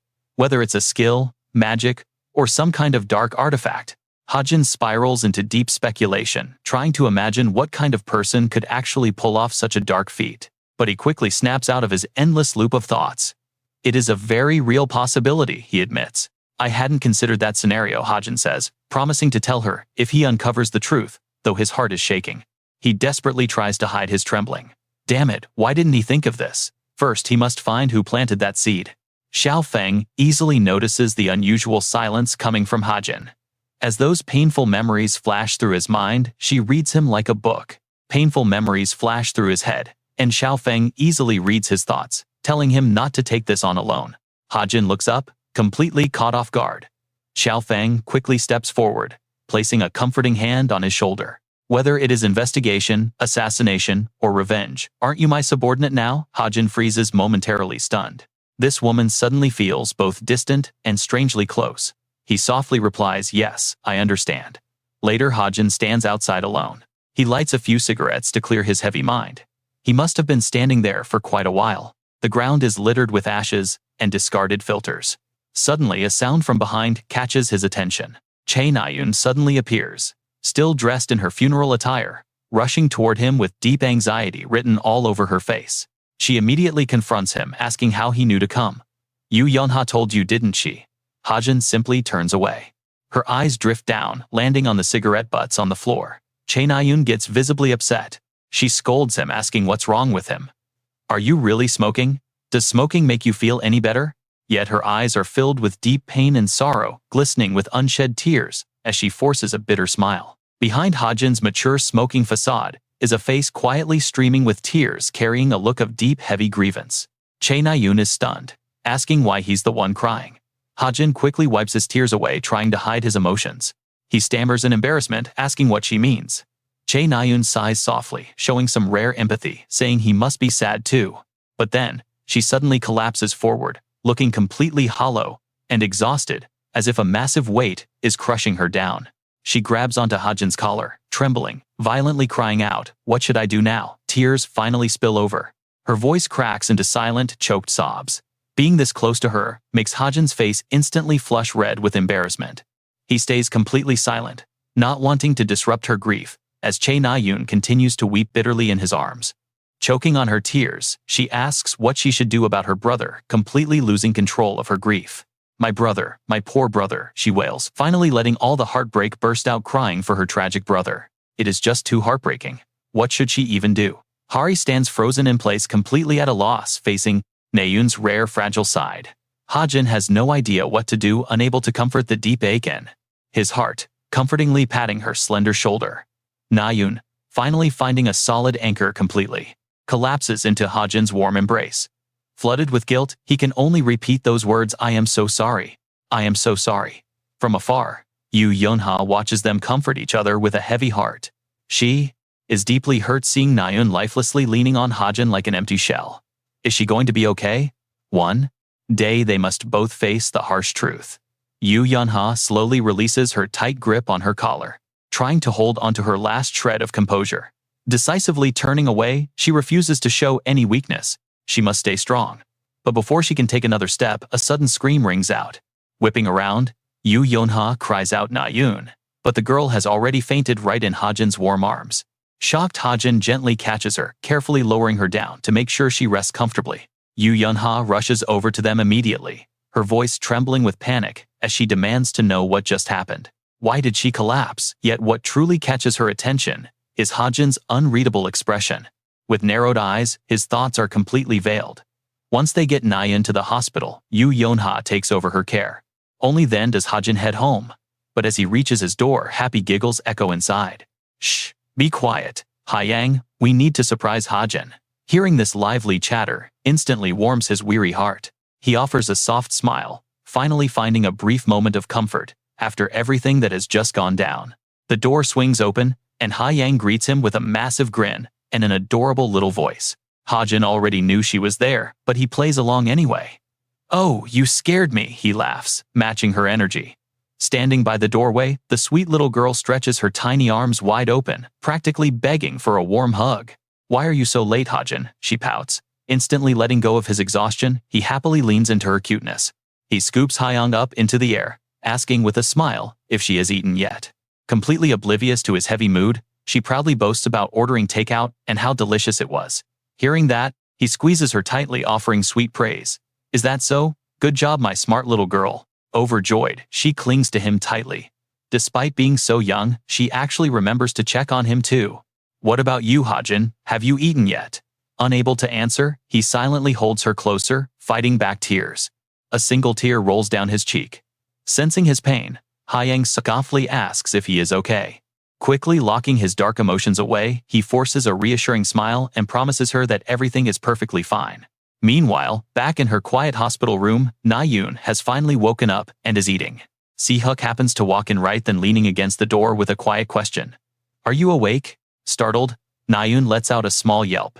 Si-hyuk remains by the doorframe, asking gently how she is feeling. She quickly brushes it off, saying she is completely fine. But Si-hyuk keeps a stern, worried look. You just fainted out of nowhere, he says. Nayeon, stuffing her face with snacks, talks anyway. It turns out, she just forgot to eat. Si-hyuk sighs, acknowledging that, but explains he has a spot for her.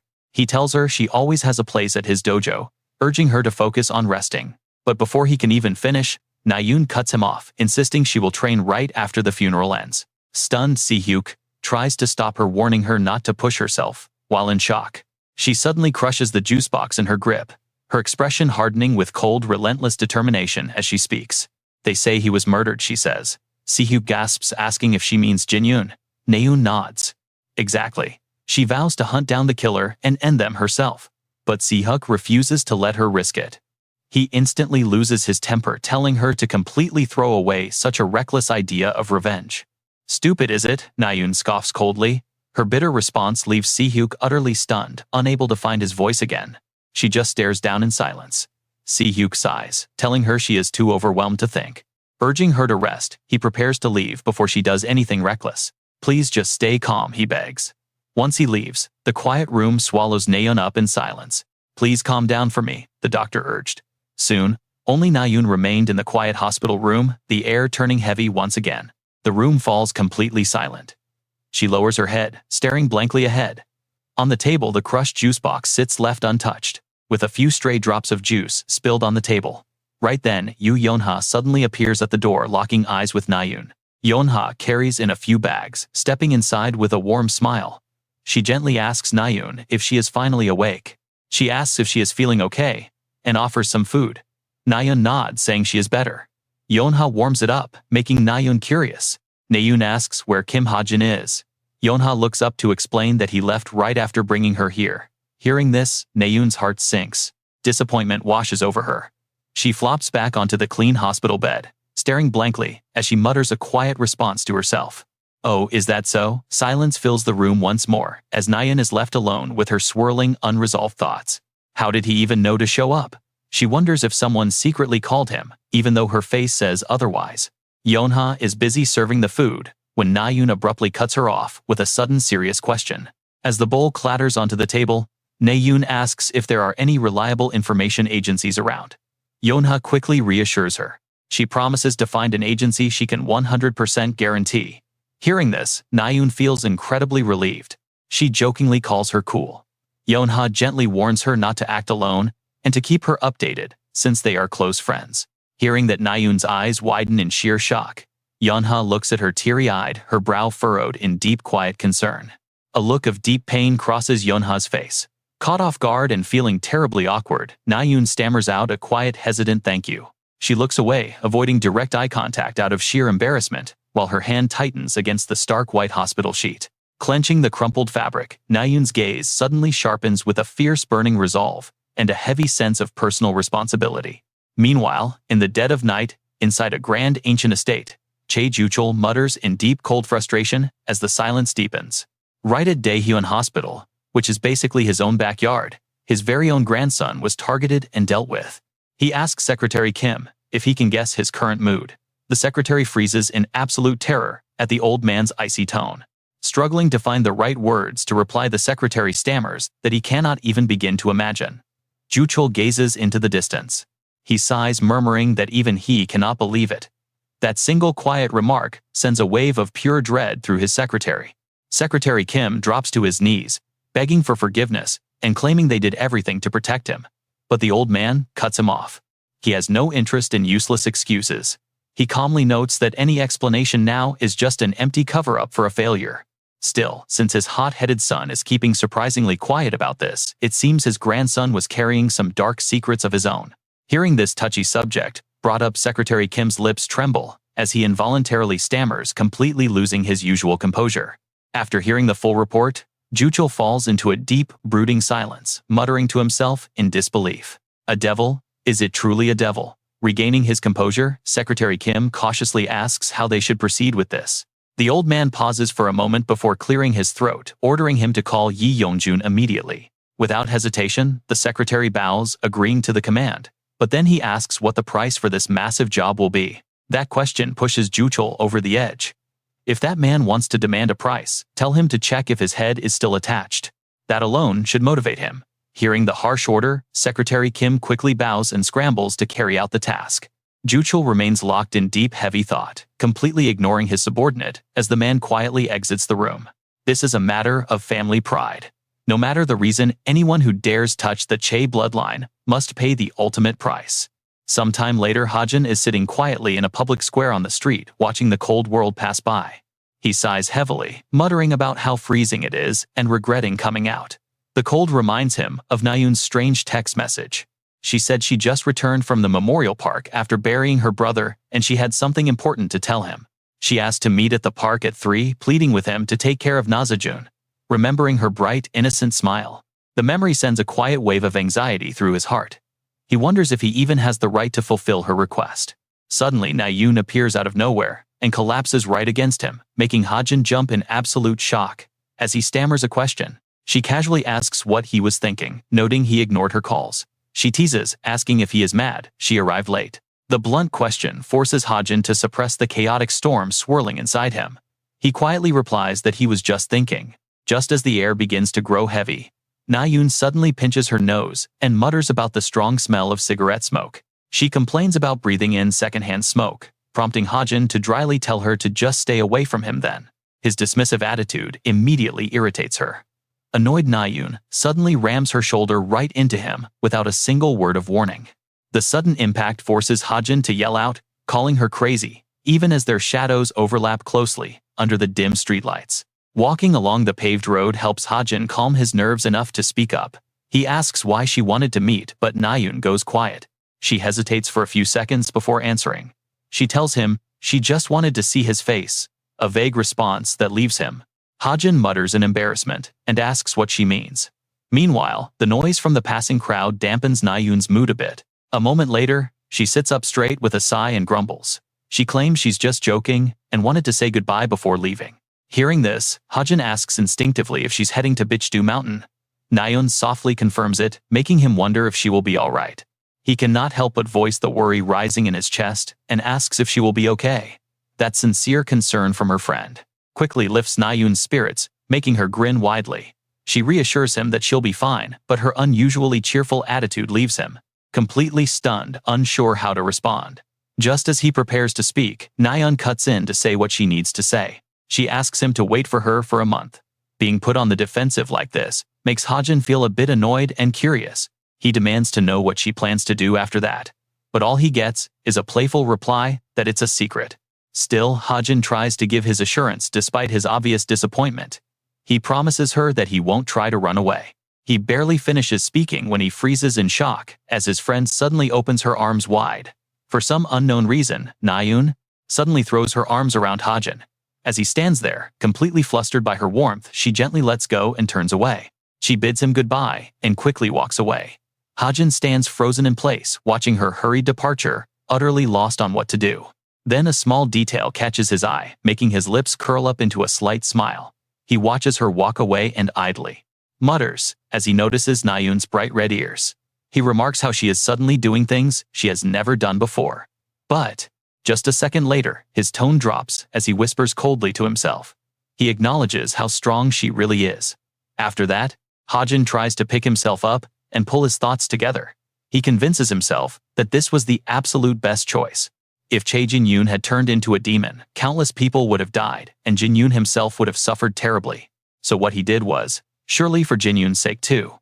But just as Hajin thinks this, a system screen suddenly pops up. The notification alerts him that the conditions have been met. The first chapter of the main story is finally coming to an end. His heart shakes violently. He tries to tell himself that he didn't do it for Jin-yoon, but solely for his own sake. He just wants to safely return home, but that thought only makes Hajin clutch his head in agonizing pain. Damn it all. Sometime later, a casual post appears on the Academy's online forum, asking if anyone has seen the latest grades yet. As soon as that thread goes up, comments from students start flooding in. Everyone is talking about how Kim Hajin's rank is skyrocketing. He went from rank 334 all the way up to 121. His theory grades are on a whole different level. He even got a perfect score in phenomenon analysis too. His practical exam scores are terrifyingly high as well. He is a beast. Word is he plans on becoming a mercenary. But with his insane growth, why would he even need to do that? Maybe he has other motives. Unable to stand the constant gossip, Hajin slams his laptop shut as anxiety washes over him. The overwhelming pressure makes it hard for him to breathe. It is all because of that cursed main plot of his. Jin-yoon's death, the pain he caused, and his own current suffering. If it is all for the story, he has to keep going. He will see this through no matter how tragic the ending might be. Meanwhile, Han Chae reads the latest news report. He gasps out loud as he reads that the hero Chae Jin-yoon has died. He strokes his chin in surprise at the news. He mutters that he must have stayed in pandemonium for far too long. Hearing the unfamiliar name, Rumi asks him who Jin-yoon was. Han Chae only lets out a heavy sigh in response. He describes Jin-yoon as a rich young master who should have lived. He was supposed to survive, yet he ended up dead. With that, Han Chae goes quiet, falling deep into his own thoughts. The seed of the devil was about to sprout, yet Jin-yoon was assassinated. Who in this era even knows about the seed? He wonders if it was a power struggle among demons, or maybe some faction, holding a deep grudge against the Chae family. While Hajin is back in his room trying to swallow his anger, Han Chae continues to ponder the mystery in silence. He wonders who could have pulled it off. Unlike Han Chae's casual curiosity, Hajin is trembling with rage as thoughts race through him. He is determined to uncover the truth, no matter the cost. Meanwhile, Han Chae sits at his desk, calculating his next move. He focuses on Yujin Wang, the loyal hound of Chae Juchul. That faction definitely has some serious bad blood with the Chae family. He recalls hearing that Jin Wang's daughter is currently focusing on building her own power. With Jin-yoon out of the picture, the only one left is a cadet who cares nothing about power struggles. They must have calculated this from the start. He figures that refers to Chae Naeun. He decides to stir up some trouble over there, first plotting his next move. Han Chae chuckles. His heart is light and full of joy as he cheerfully asks Rumi for a small favor. His flashy smile secretly hides the sheer cunning in his voice as he asks if she can get it done. Sometime later, every TV station rushes to broadcast the same breaking news report. Word has gotten out about Ro Jin-ung. The master of the Hero Straight Guild has handed over critical leadership duties to his young daughter. The rumors spread instantly, trapping a certain quiet mansion in a dark, heavy atmosphere, unlike anything they had ever felt. Ju-ha groans in exhaustion, barely keeping herself upright at the table. But the second her watch chimes with a notification, she loses her temper completely. She hurls it onto the bed, wondering what on earth is going on now. She already has a mountain of problems to deal with. Completely drained, she collapses face down onto her neat little bed. Only seconds later, she covers her face and screams in panic, wondering how she is supposed to handle this mess. Suddenly, the voice of the news anchor on the television cuts in, making all of her thoughts vanish instantly. The anchor reports on the recent death of hero Chae Jin-yoon and the statement from Daehyun president Chae Ju-chun. No matter how long the speech goes on, she only registers that final powerful sentence: Daehyun will keep fighting. Those words leave Ju-ha completely stunned. She mutters to herself in deep frustration about the mysterious culprit. They say the mastermind is a devil. It reminds her of that tragic day and her poor helpless brother. Grief starts to take over. She quickly shakes her head to force herself back into reality. This is no time to be weak. Still, she cannot look away from the news spreading across the internet. Given how detailed the leaked information is, the mastermind behind all of this is likely someone from the vice president's faction. They should have seen this attack coming. She is frustrated that they completely missed the enemy on the inside. It was a massive, careless oversight. She knew there was conflict with her father, but there was no clear movement. Because of that, she let her guard down. Now, with the tragic death of Chae Jin-yoon, they have taken a devastating hit. Daehyun has suffered a massive blow, and those loyal to the main family are feeling the heavy consequences as well. Naturally, the Hero Straight Guild, led by her father, is going to suffer too, making Ju-ha pull her hair in frustration. Internal chaos right now is basically a suicide mission. That is exactly why she never saw this coming. Why strike now? Did someone buy those traitors off, or are they planning to start their own guild? But before she can spiral any further, a sudden knock on the door cuts straight through her frantic thoughts. A servant politely announces a visitor. Ju-ha immediately snaps back, warning them to throw out any reporters. The nervous employee explains that it is not a reporter at all, but rather a cadet, claiming to be her colleague. They even verified his student ID, and the boy claimed that if she heard his name she would understand. Her eyes go wide, as she immediately thinks of Kim Hajin, just as the servant asks if they should send him in. Flustered, she quickly tells them to wait. She rushes straight to the front door to see him herself. Swinging the front door open, she spots the familiar casual figure of Hajin, standing right next to the guard. Seeing her, Hajin offers a relaxed smile and announces that the delivery has arrived, raising a food bag high. Ju-ha instinctively reaches out to take the bag, before asking him what on earth he is talking about. But the moment she catches a glimpse of the delicious food inside, has her hunger completely betrayed her tough act. Shaking herself out of her food-induced trance, she suddenly realizes how obvious she is being and starts to blush. Overwhelmed by embarrassment, she raises her voice, insisting she does not even like this kind of cheap junk food. She cannot just throw it away either. Hajin just smiles, watching her childishly deny her obvious cravings. He simply nods along humorously, telling her that he gets it, prompting her to ask if he came all this way just for food. Hajin calmly shakes his head, explaining the food is just a safety net for when she gets depressed and skips meals. Just as she is about to ask how he could possibly know that about her, he suddenly cuts her off. Hajin suddenly thrusts a thick folder into her hands, leaving her looking completely baffled as she asks what it is. Without offering any explanation, he simply smiles and tells her to open it, prompting her to scan the first page. The document starts with a message thanking the customer for choosing the Truth Agency, promising ultimate honesty and trust. She reads the request form aloud and mutters in confusion, wondering why on earth anyone would name a business the Truth Agency. It sounds incredibly tacky to her. But only a second later, her eyes widen in pure shock at what she reads. She gasped, yelling for him to wait.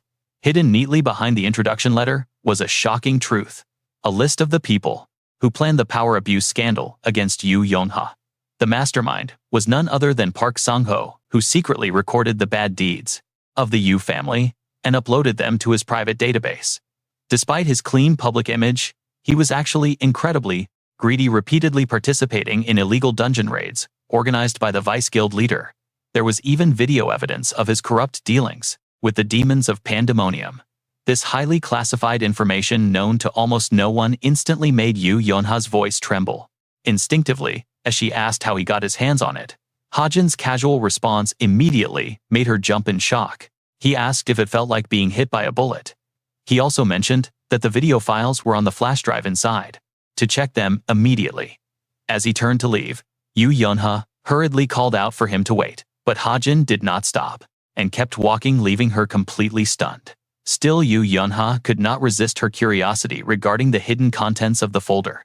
A sudden realization forced her to pull herself together, her face instantly turning serious as she focused on the task ahead. Shortly after, A massive public backlash erupted when the news broadcasts were flooded with reports exposing the crimes of the Vice Guild leaders' faction. They were accused of abusing power, ignoring guild requests for backup, launching illegal unregistered dungeon raids, and completely evading their taxes. The public's attention quickly shifted from the initial suspicions surrounding Yu Yonha to the blatant corruption of the Vice Guild leader. It was a classic case of a massive fire swallowing a smaller one. Even though the target changed, the scandal still hit the guild hard. As a scandal affecting the entire essence of the Straight Guild, a temporary drop in their ranking and public trust was completely inevitable. But once those rotten roots were fully dug up, only growth remained. And Yu Yanha was determined to make sure that happened. Evandel watched the entire news broadcast before turning to ask him with pure innocence what all of it actually meant.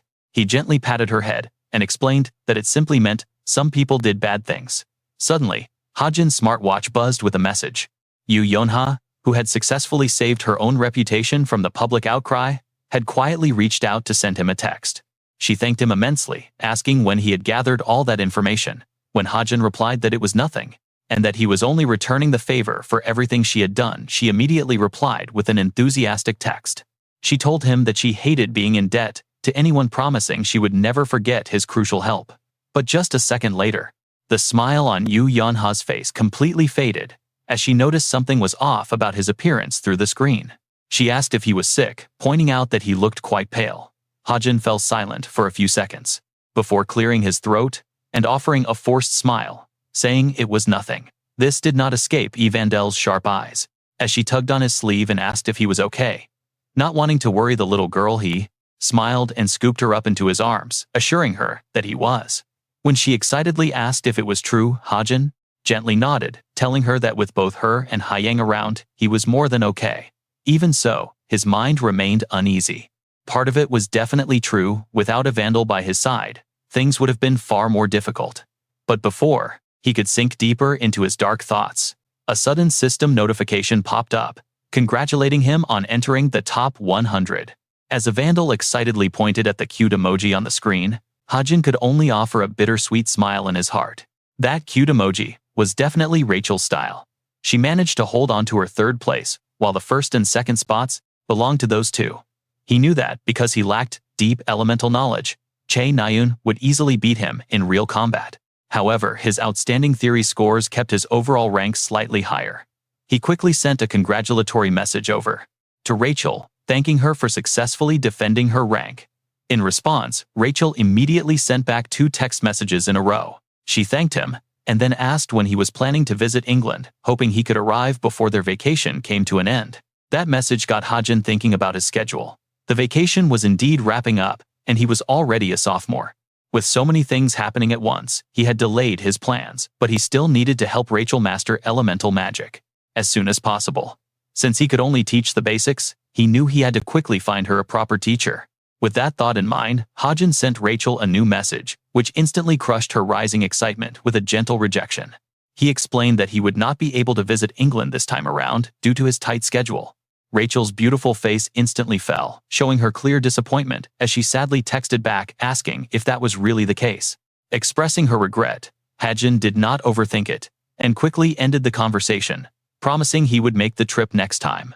Once that was done, he turned his attention back to the little girl, reminding Evandel of her promise to study after the news.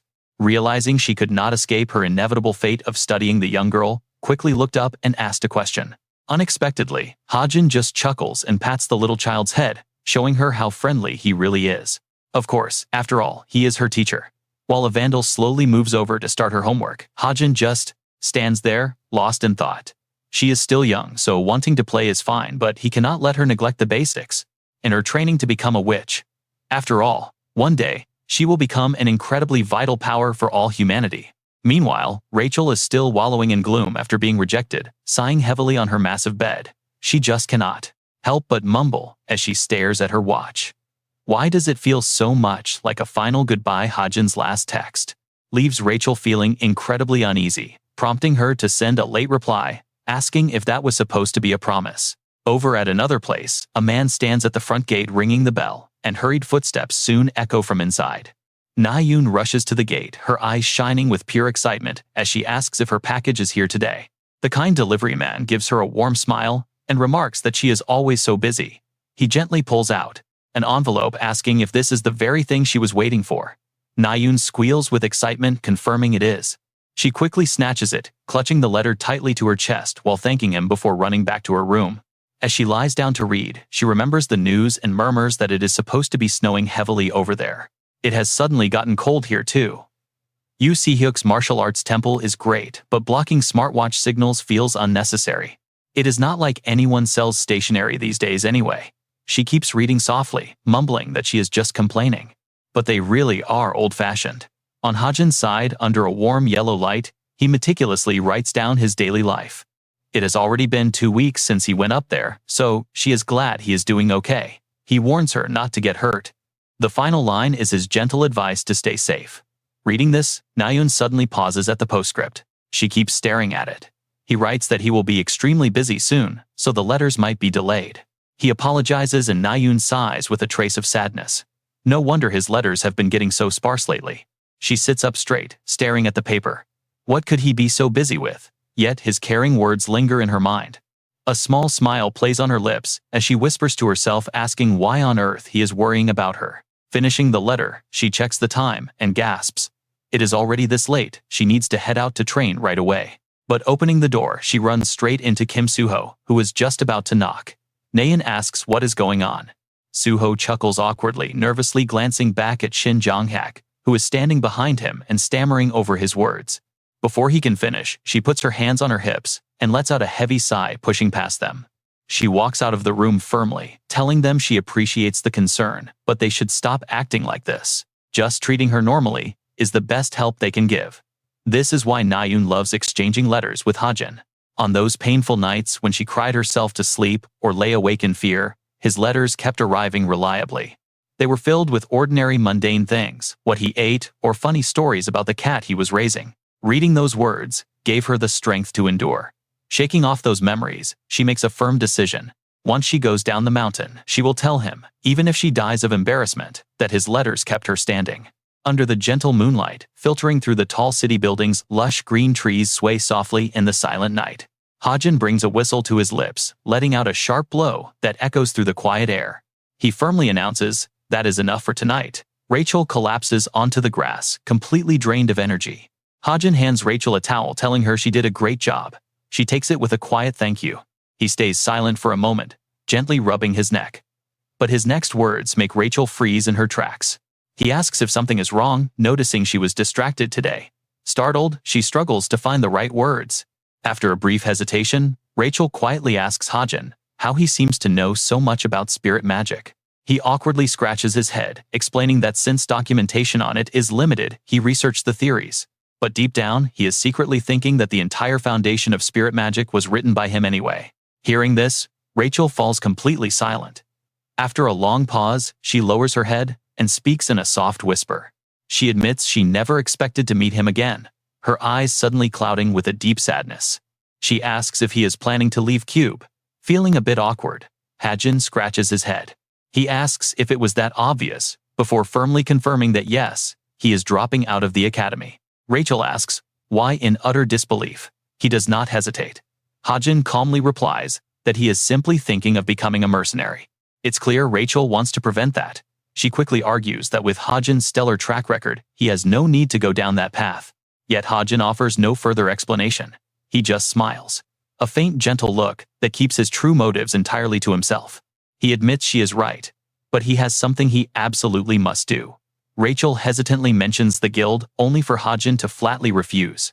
Apologizing softly, Hajin explains he cannot join. Watching her face drop, he feels helpless, realizing he never actually promised to join the Royal Guild. He never once mentioned signing up. Still, he hates to see her so dejected.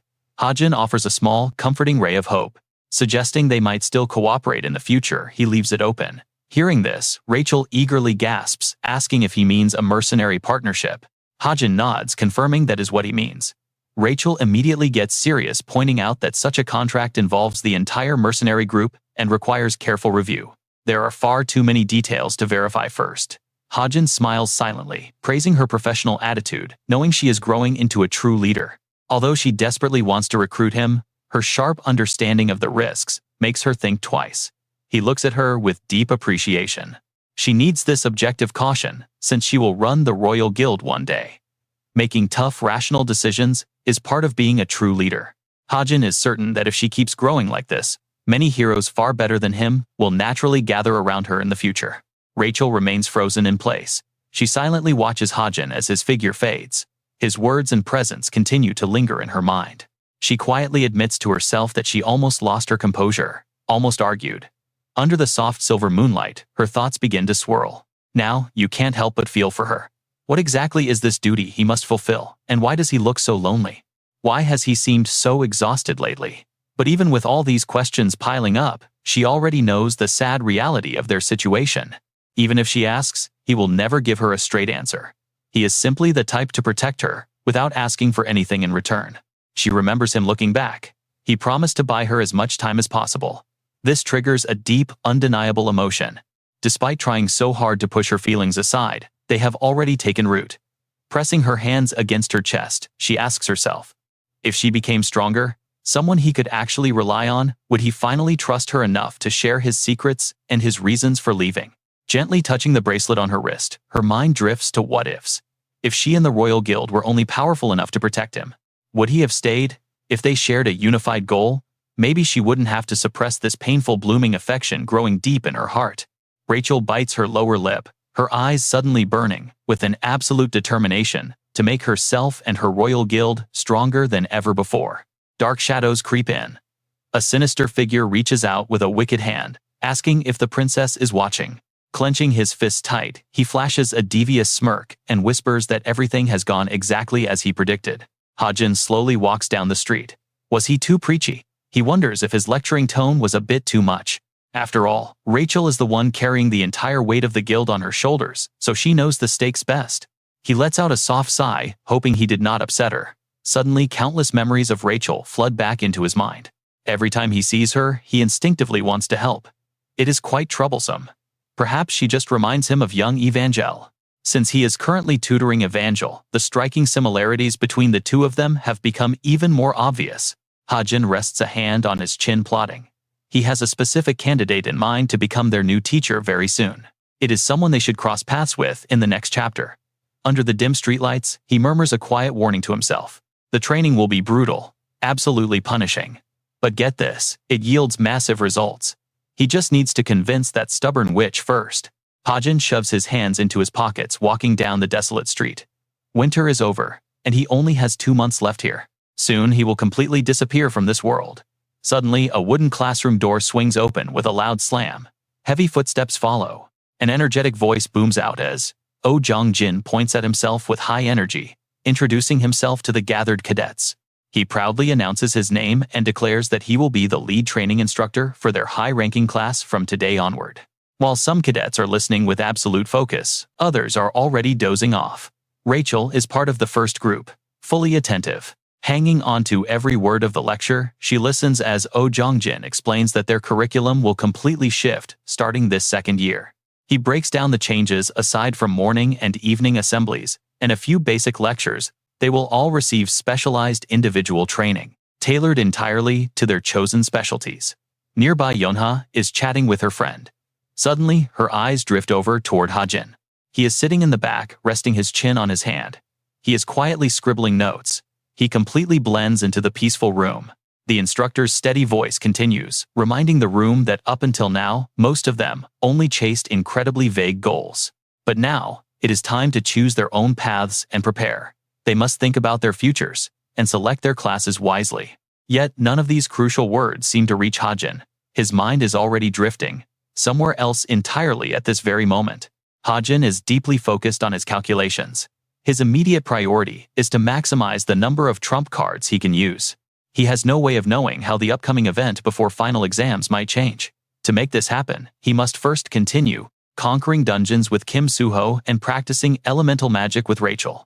As for Chae Na-yoon and Shin Jong-hak, they have finished their training at Mount Bakdu, so they should be fine. He also needs to upgrade his sharpshooting skill. Hajin makes up his mind. His goal is to grow stronger as quickly as possible through talent creation, accelerating the main storyline. Once he finishes writing everything down, he sits up straight. Hajin gazes out the window with a sigh, feeling rather exhausted.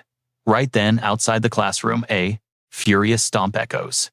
Chae Na-eun crosses her arms in frustration, questioning how on earth this class is still going on. Suho stands next to her, mentioning that the instructor is rumored to be extremely rigid and strictly follows the rules. It turns out to be entirely true, and she nods in agreement. It is literally her first time seeing someone drag homeroom out for 20 whole minutes. Then, remembering something, Na-eun wonders if Suho came all this way just to find Yi Young-han. Suho flinches in surprise, saying that is not the case at all, since he actually came because Hajin called him over. Hearing this, Na-eun gasps out in disbelief as the door opens. She begins to panic when another classmate approaches immediately, recognizing her. They casually wave and greet her as Chae Na-eun. Standing by the door, Suho finally spots Hajin. The young man walks out of the classroom, clutching his bag strap.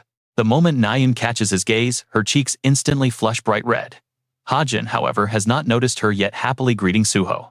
After a bit of playful teasing, Hajin playfully nudges Suho's shoulder with his elbow. Watching this, Na-eun suddenly feels a surge of urgency. She rushes forward and grabs Hajin's arm, asking what the two of them are talking about so happily without her. She eagerly asks to join in. Hajin does not continue the chat, simply offering a quick parting word before he prepares to leave. He tells Suho that he will text him the details later, then bids them both farewell with a casual wave. Suho nods, telling him to keep him posted. Watching Suho walk away, Na-eun pouts, asking if they are hiding some sort of secret. Hajin quickly reassures her there are no secrets, but she remains unconvinced. Her voice takes on a deeply sulky tone.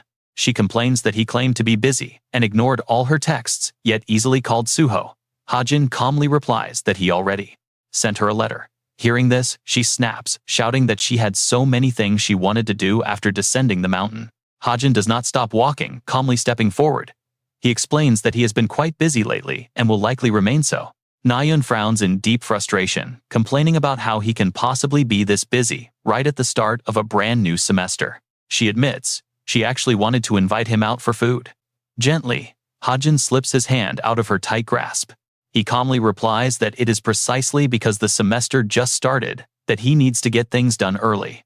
Na-eun purses her lips, a brief flash of sadness crossing her face. She looks down at her empty hand now hanging awkwardly in the air.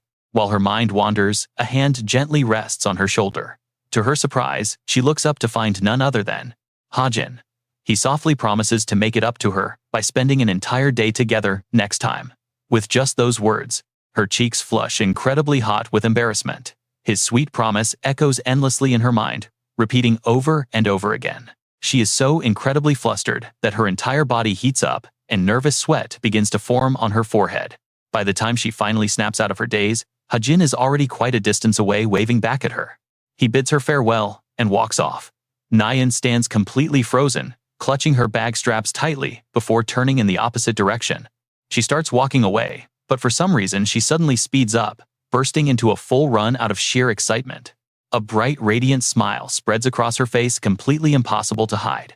Meanwhile, under the beautiful crimson sunset, painting the sky red, the massive skyscraper stands tall. Hajin drops a heavy cardboard box onto the floor of his new room. The dull thud echoes through the empty space. He wipes the sweat from his forehead, looking around the tidy apartment. He mutters to himself that since he barely had any luggage, unpacking was a total breeze. Meanwhile, in the room, little Vandal is also present. She curiously peeks inside one of the open boxes, her eyes sparkling with pure excitement. She eagerly asks what all the cool stuff is.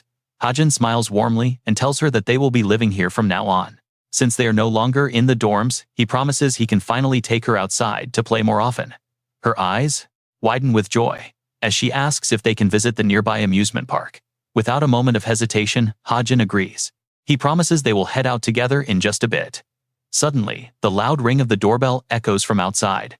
Looking toward the door, Hajin wonders who it could be, since no one should really know about his new place yet. Quietly walking over to check the intercom, he guesses it might just be the security guard, but looking at the screen, seeing exactly who is standing at the door, Hajin's eyes widen in absolute shock. He stammers out her name in disbelief.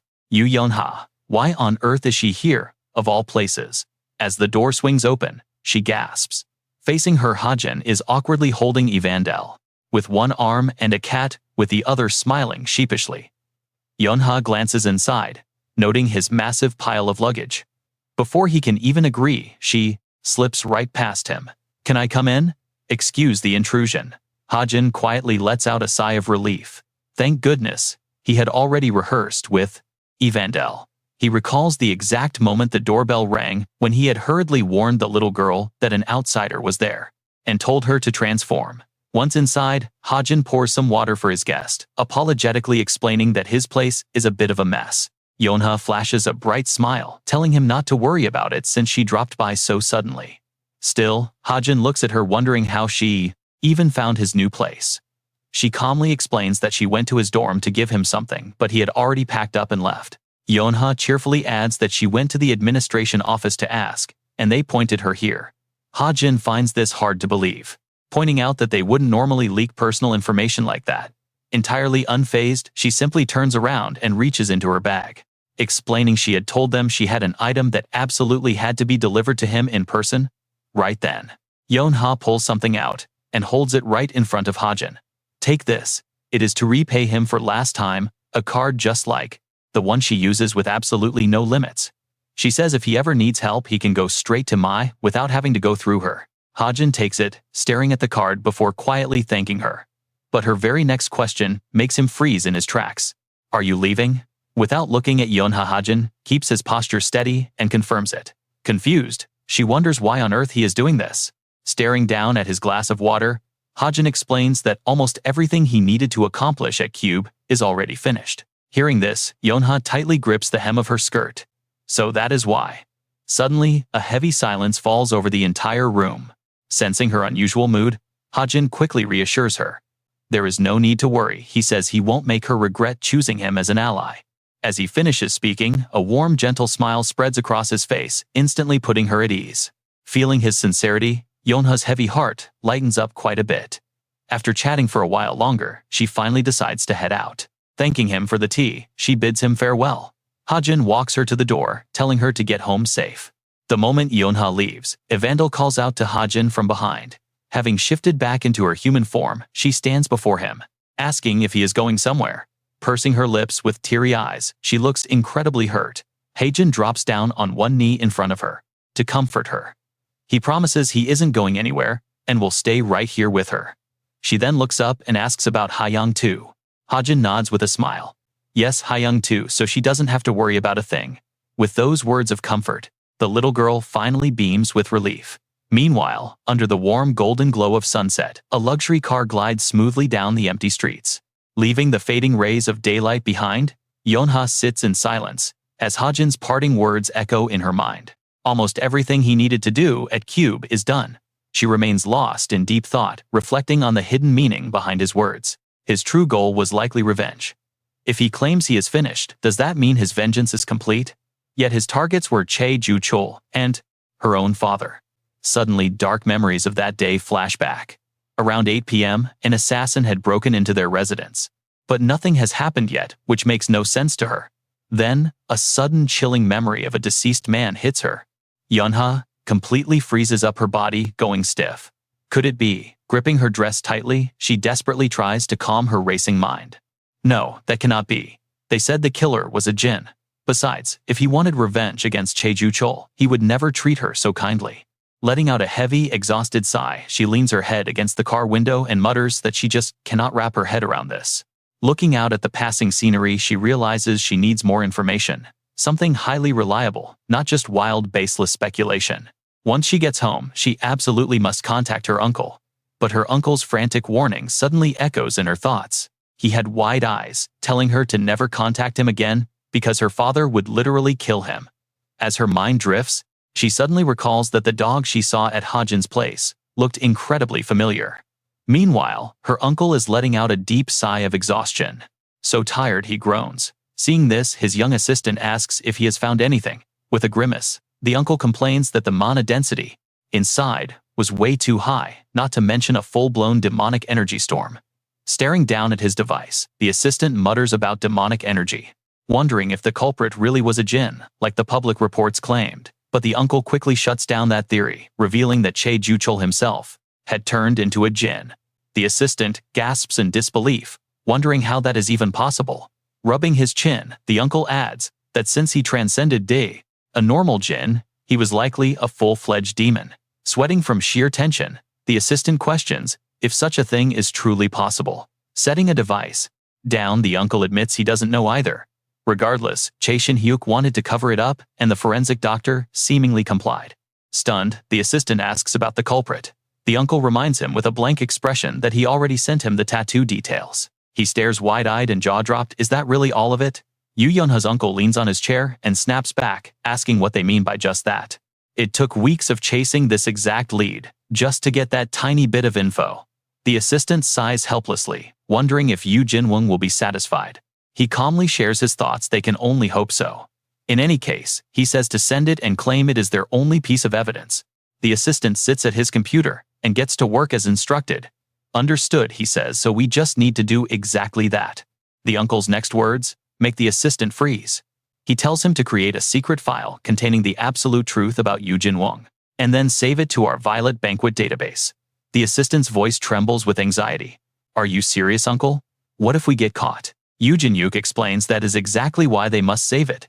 Even that old man cannot touch the Violet Banquet. Besides, they need a safety net in case things go sideways.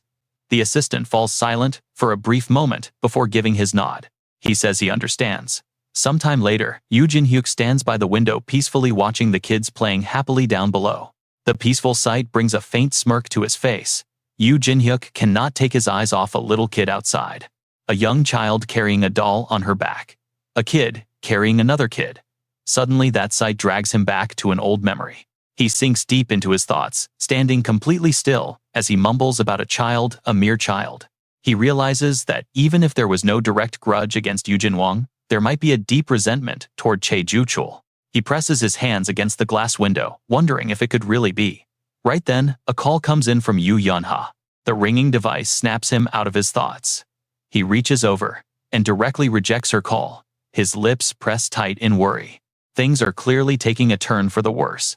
Inside, Droon sits in his chair, swinging his legs with total ease. Resting his chin on his hand, the boy stays focused on the screen. Suddenly, Jane pokes her head through the door. What is it, she asks, walking closer. Has Li Xiaofeng gone out? Droon glances over, replying that she had some business to take care of.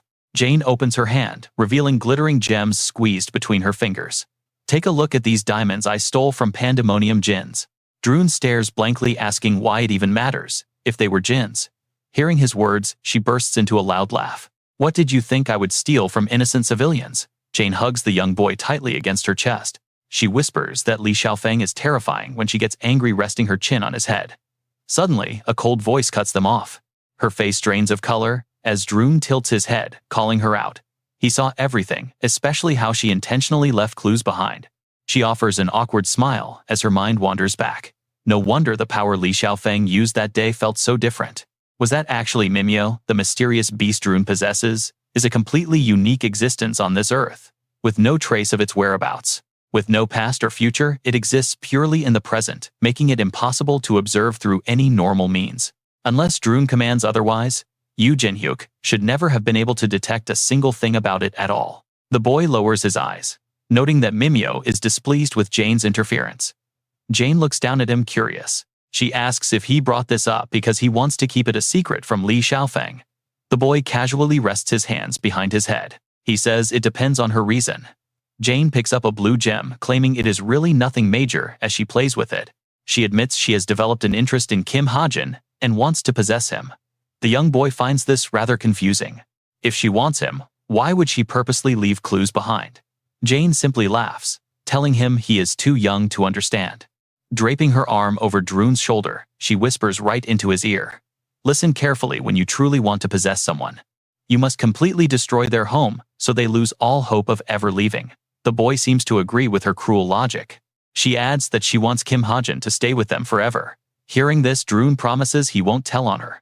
Jane is absolutely thrilled, collapsing to the floor with a sigh of relief as the immense tension finally leaves her body. She confesses she was worried it would end with more than just an angry Li Xiaofeng. Droon rests his chin on his hands, intrigued. Her extreme dedication makes him curious about the outcome. Meanwhile, Kim Hajin raises his gun, aiming it directly at the target. Without a single second of hesitation, he pulls the trigger. Beside him, Kim Suho charges forward like a howling wind. Monsters block their path, but fall instantly to Kim Hajin's precise gunfire. Kim Soo-ho moves with a completely serious expression. Each step seems to fuel his speed, blurring the surrounding scenery into a messy streak of colors as he runs wildly. After witnessing that explosive display, Kim Hajin praises his teammate, thanking him for the hard work. Kim Soo-ho flashes a warm smile. He says it was nothing, as Kim Hajin made the fight much easier. The lack of reply makes him feel a bit awkward. Just then, the system alerts them that the bow has received Horus's blessing, along with a belt and Egyptian archer guards. Examining the new gear, Kim Soo-ho asks if he will use them, remembering how incredibly skilled Kim Hajin is with a bow. Hajin picks up the bow casually, saying he plans to sell it. Soo-ho is left completely confused by his blank reaction. Honestly, Hajin still feels awkward handling a bow. He knows it is a complete lie, quietly clenching his fist as he admits to himself that the real reason he chose this dungeon was simply to get a weapon for his secret operations with the Chameleon Troop. Hajin purses his lips, thinking that using his usual guns would blow his cover instantly. He needs to completely separate this bow from the name Kim Hajin. With determination written all over his face, Soo-ho hands him a belt and tells Hajin to take this one too. Hajin is puzzled by the gesture, pointing out that Soo-ho will only be left with a simple wrist guard. He is not an archer, so why take it? Soo-ho scratches his head and sheepishly explains that swordsmen also rely on their wrists.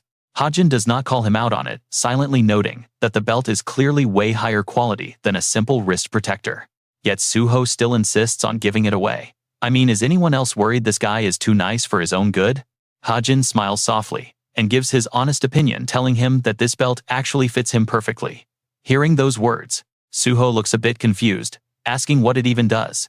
Hajin reads the details from the system screen to explain the relic. When activated, it adds up to 1,000 pounds of weight and speeds up the growth of all physical attributes. It is absolutely perfect for a training maniac like Soo-ho. He can only stare at the belt in sheer fascination. He sincerely thanks Hajin, admitting that without an appraisal skill, he was completely in the dark about its true value. Hajin brushes it off, suggesting that the wrist protector should go to him instead, but Soo-ho cuts him off immediately. Soo-ho insists Hajin keeps it since he found the dungeon. Having no choice, Hajin accepts it with a quiet thank you. He knew Soo-ho would say that. To make up for it, Hajin offers him the magical pot he found earlier. It is a magical relic that can copy items based on desire, though the actual mechanics are a bit complex. Hajin smirks, realizing this powerful pot can actually be used twice, and since there is still one active charge left, he decides to give that final charge to Soo-ho. Just as they speak, Soo-ho suddenly leans in with deep concern. He asks if Hajin is truly doing okay. Hajin hesitates for a split second before snapping back in playful irritation. He insists he is totally fine, and jokingly knocks Soo-ho on the head, making the poor guy wince in protest. Soo-ho explains that Hajin has just looked a bit exhausted lately, making him feel genuinely worried. Hajin raises a hand to rub his neck. He looks down, realizing that he has been hearing this exact same concern from everyone lately. He wonders if he looks that tired before reassuring Soo-ho that he just has a lot on his plate lately. Soo-ho offers some warm words of encouragement, wishing him the absolute best, while Hajin silently watches him walk away into the distance. Once alone, Hajin looks down at his newly acquired bow, resting on the table as the system window pops up. It is the bow blessed by Horus, linked to an ancient belief. This weapon holds the divine blessing of Horus. The sacred fire of Horus wraps around any loaded arrow, unleashing a truly devastating power with every single shot fired.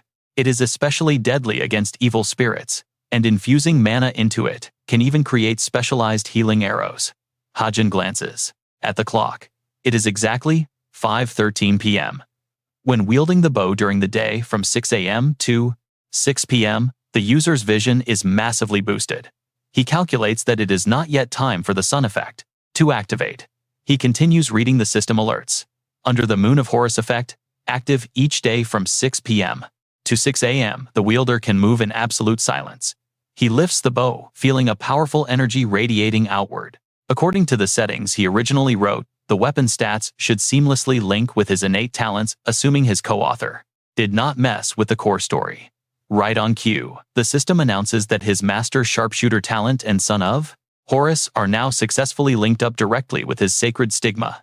While carrying this legendary blessed bow of Horus and activating its daytime effect, It combines with his master sharpshooter subtalent to fully awaken the legendary eye of Horus for up to 5 seconds. Hajin cheers in excitement, tightly gripping the bow as he quietly celebrates his success.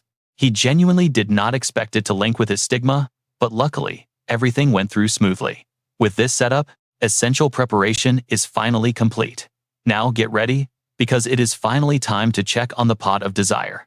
Hajin had placed an item inside it right at the start of the semester, knowing he would soon be busy.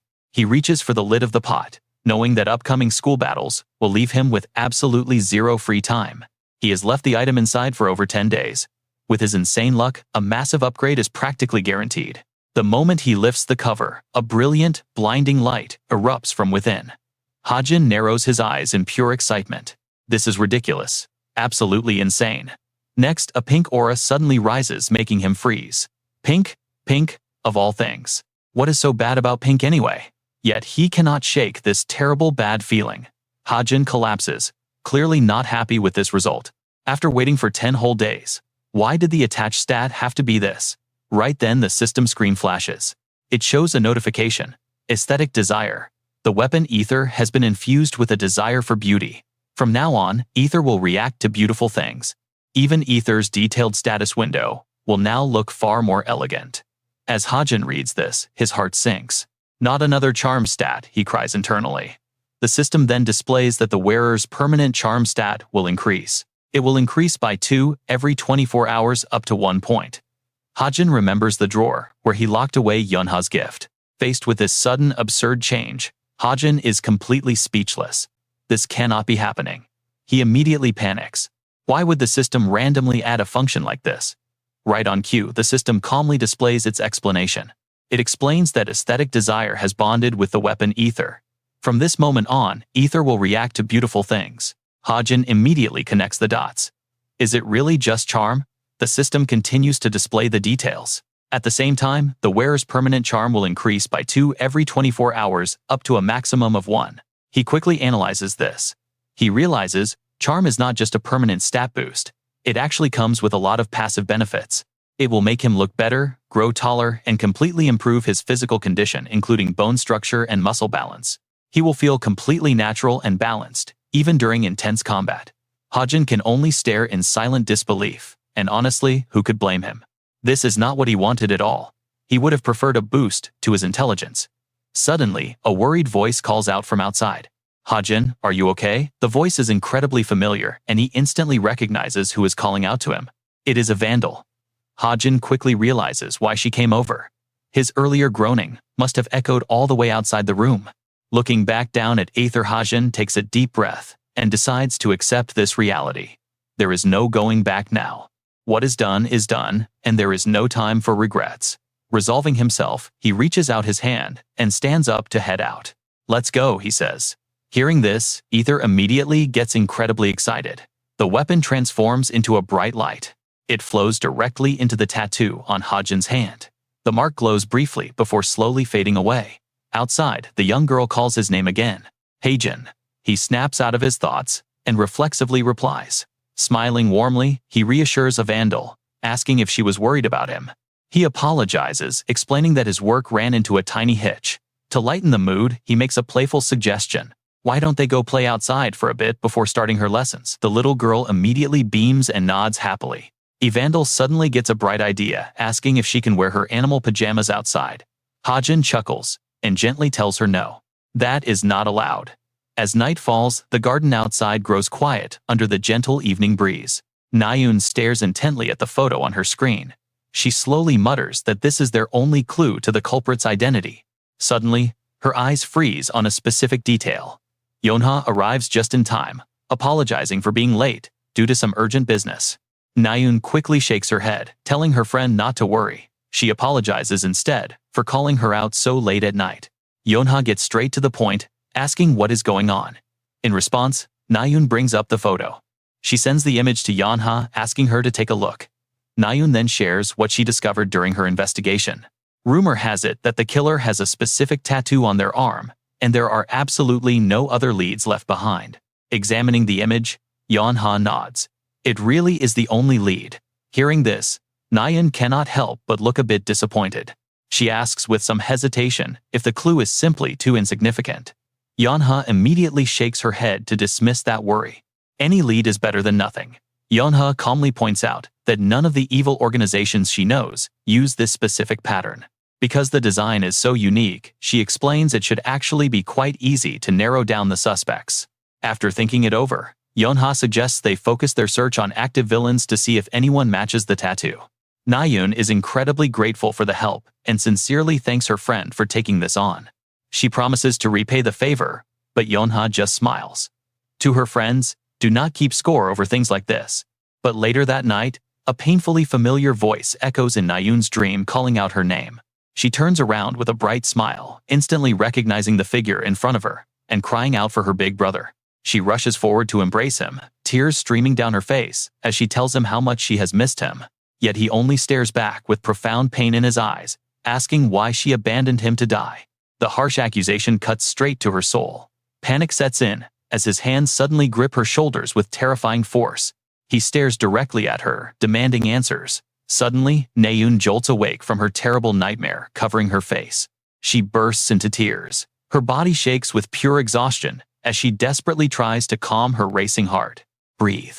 Just breathe," she whispers. That is when she spots an old message from Kim Hajin asking if she is free. Naeun slowly calms down after the emotional wave. Just seeing his name on the screen makes her heart flutter. Naeun hesitantly reaches for her smartwatch to make the call. With only one wish in her heart, she desperately wants to hear his voice. Seeing the unexpected call connect, he is quite surprised. Hajin cannot help but wonder what is going on. Why would she call him out of nowhere? After a brief hesitation, he answers the call with a simple hello. He calls out her name, Che Na-un. Hearing his voice, she instantly becomes flustered, not expecting him to actually answer. She wonders what she should even say. Gaining her courage, she finally speaks up with a playful teasing complaint. Asking how much longer she has to wait, she pouts. Hajin calmly replies that he never specified when. Na-un pouts, asking why he is always so busy. He briefly explains that he has some matters to take care of. She quickly gets back to the main point, asking if they can meet this week since she is free. Hajin agrees that the time works for him too. With the plans finalized, he prepares to end the call. He tells her to meet at 1 o'clock that day and is about to hang up when Na-un desperately stops him. She frantically begs him not to hang up just yet. Pausing, a confused Hajin asks, "What is wrong now?" Clenching her fist, she musters up the courage to ask if they can just talk for a little longer. Hajin falls silent. Hearing her weak, fragile voice makes him feel a sharp pang of guilt. After a brief silence, he tells her to go ahead. Confused, she asks what she should talk about. Frowning, Hajin threatens to hang up if she has nothing to say, forcing Na-un to quickly laugh it off as a joke. She then recalls a recent walk where she noticed him listening so intently, and she wonders if he remembers. As she sleepily rambles on, her voice starts growing softer and softer, indicating how exhausted she really is. Hajin realizes she is exhausted and asks if she is sleepy. She denies it, but his voice softens. He gently tells her to go to sleep and warns her not to abuse sleeping pills. Her heart warms at his concern. She asks if he is worried about her. After a long pause, she softly calls his name once more. Finally, she confesses her true feelings and tells him that she misses him, catching him completely off guard. As she slowly drifts off into a peaceful sleep, Hajin silently stares down at his glowing smartwatch. He whispers a final goodnight and ends the call. Sitting on a park bench, he twirls a bottle, lost in thought. Sitting silently on the park bench, he is lost in thought as her words continue to echo. The sheer warmth of her affection reaches him even over a simple phone call, making his chest tighten with emotion. He bows his head bitterly, thinking that he has absolutely no right to receive her love. It is painful to watch him push her away, desperately trying to stay rational instead of acting on pity. He knows this logically, yet his heart is completely torn as he fails to bring himself to hang up. Was it pure guilt holding him back, or something deeper? Suddenly, an unexpected voice breaks the silence. A woman remarks that he seems to have a lot on his mind. Startled, Hajin looks up to find his captain. She calmly sits down next to him, gesturing for him to stay seated. She tells him that she recently bought some property. Having bought a base for the Geo mercenaries right next to his apartment, she leaves him feeling highly suspicious. He asks if he is under surveillance. She shakes her head, claiming it is purely for the sake of convenience. Hajin accepts the explanation, knowing that trying to escape her grasp would be completely useless anyway. Not that he intends to run. The captain then mentions that she has been watching his movements lately. He groans internally. That is definitely surveillance. She observes that he seems to have too much on his mind. Or rather, she pauses before correcting herself to describe what she really sees in his behavior. He looks like someone entirely obsessed with raw efficiency just to reach his goals. She continues with a warning.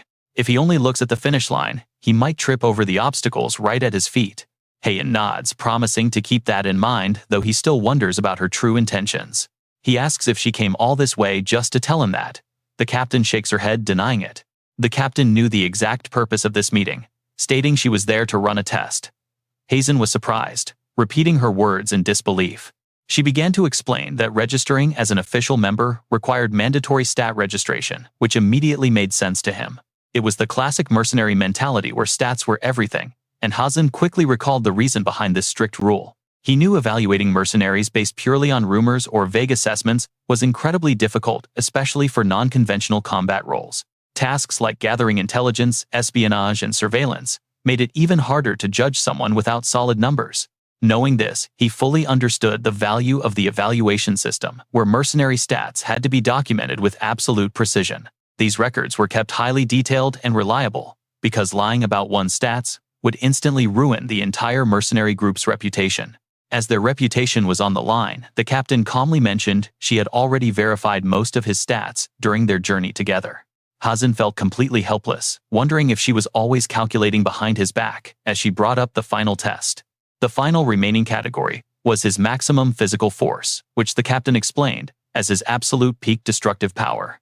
Right after speaking, she instantly unleashed her magic, and a combat puppet quickly materialized from the surging energy. Pointing at the combat puppet, she told him a barrier was active, so he could attack it as hard as he wanted. She would act as the evaluator, but Hazen suddenly had an idea and asked if he could bypass using a gun. The captain glanced at the bow resting on his back, thoroughly surprised by his choice, since his primary weapon was a firearm. Hazen calmly explained that since she likely already had a clear judgment of his gunslinging, he wanted to show her something new. He slowly reached back to draw the bow, looking straight at the captain with absolute confidence in his abilities. He asked her to view this as a unique way of showcasing his potential, which made her smile with satisfaction. She praised his supreme confidence, and Hazen boldly replied that it would be more than enough to impress her. As he prepared, he quickly analyzed his weapon, knowing this unique bowgun of Horus contained a highly specialized ether. The aesthetic desire ether pursued structural perfection, which significantly boosted both its striking appearance and overall combat performance. With both appearance and performance enhanced, Hazen took a deep breath and focused his entire mind on the target. An arrow of condensed mana began to manifest on the string, woven directly from his highly explosive stigma magic. Sensing its power, the captain gasped in shock, recognizing it as a demon-slaying arrow and catching Hazen off guard. Realizing his secret was out, Hazen quietly raised his bow and locked onto the target while she watched closely. As she closely studied the gathering of dark blue magic, he decided to immediately activate his strongest trump card. Drawing upon the sixth formula engraved onto his skin, he quietly muttered the name of his newly activated power. With the external mana amplification formula fully active, he released the string and sent the arrow tearing through the air.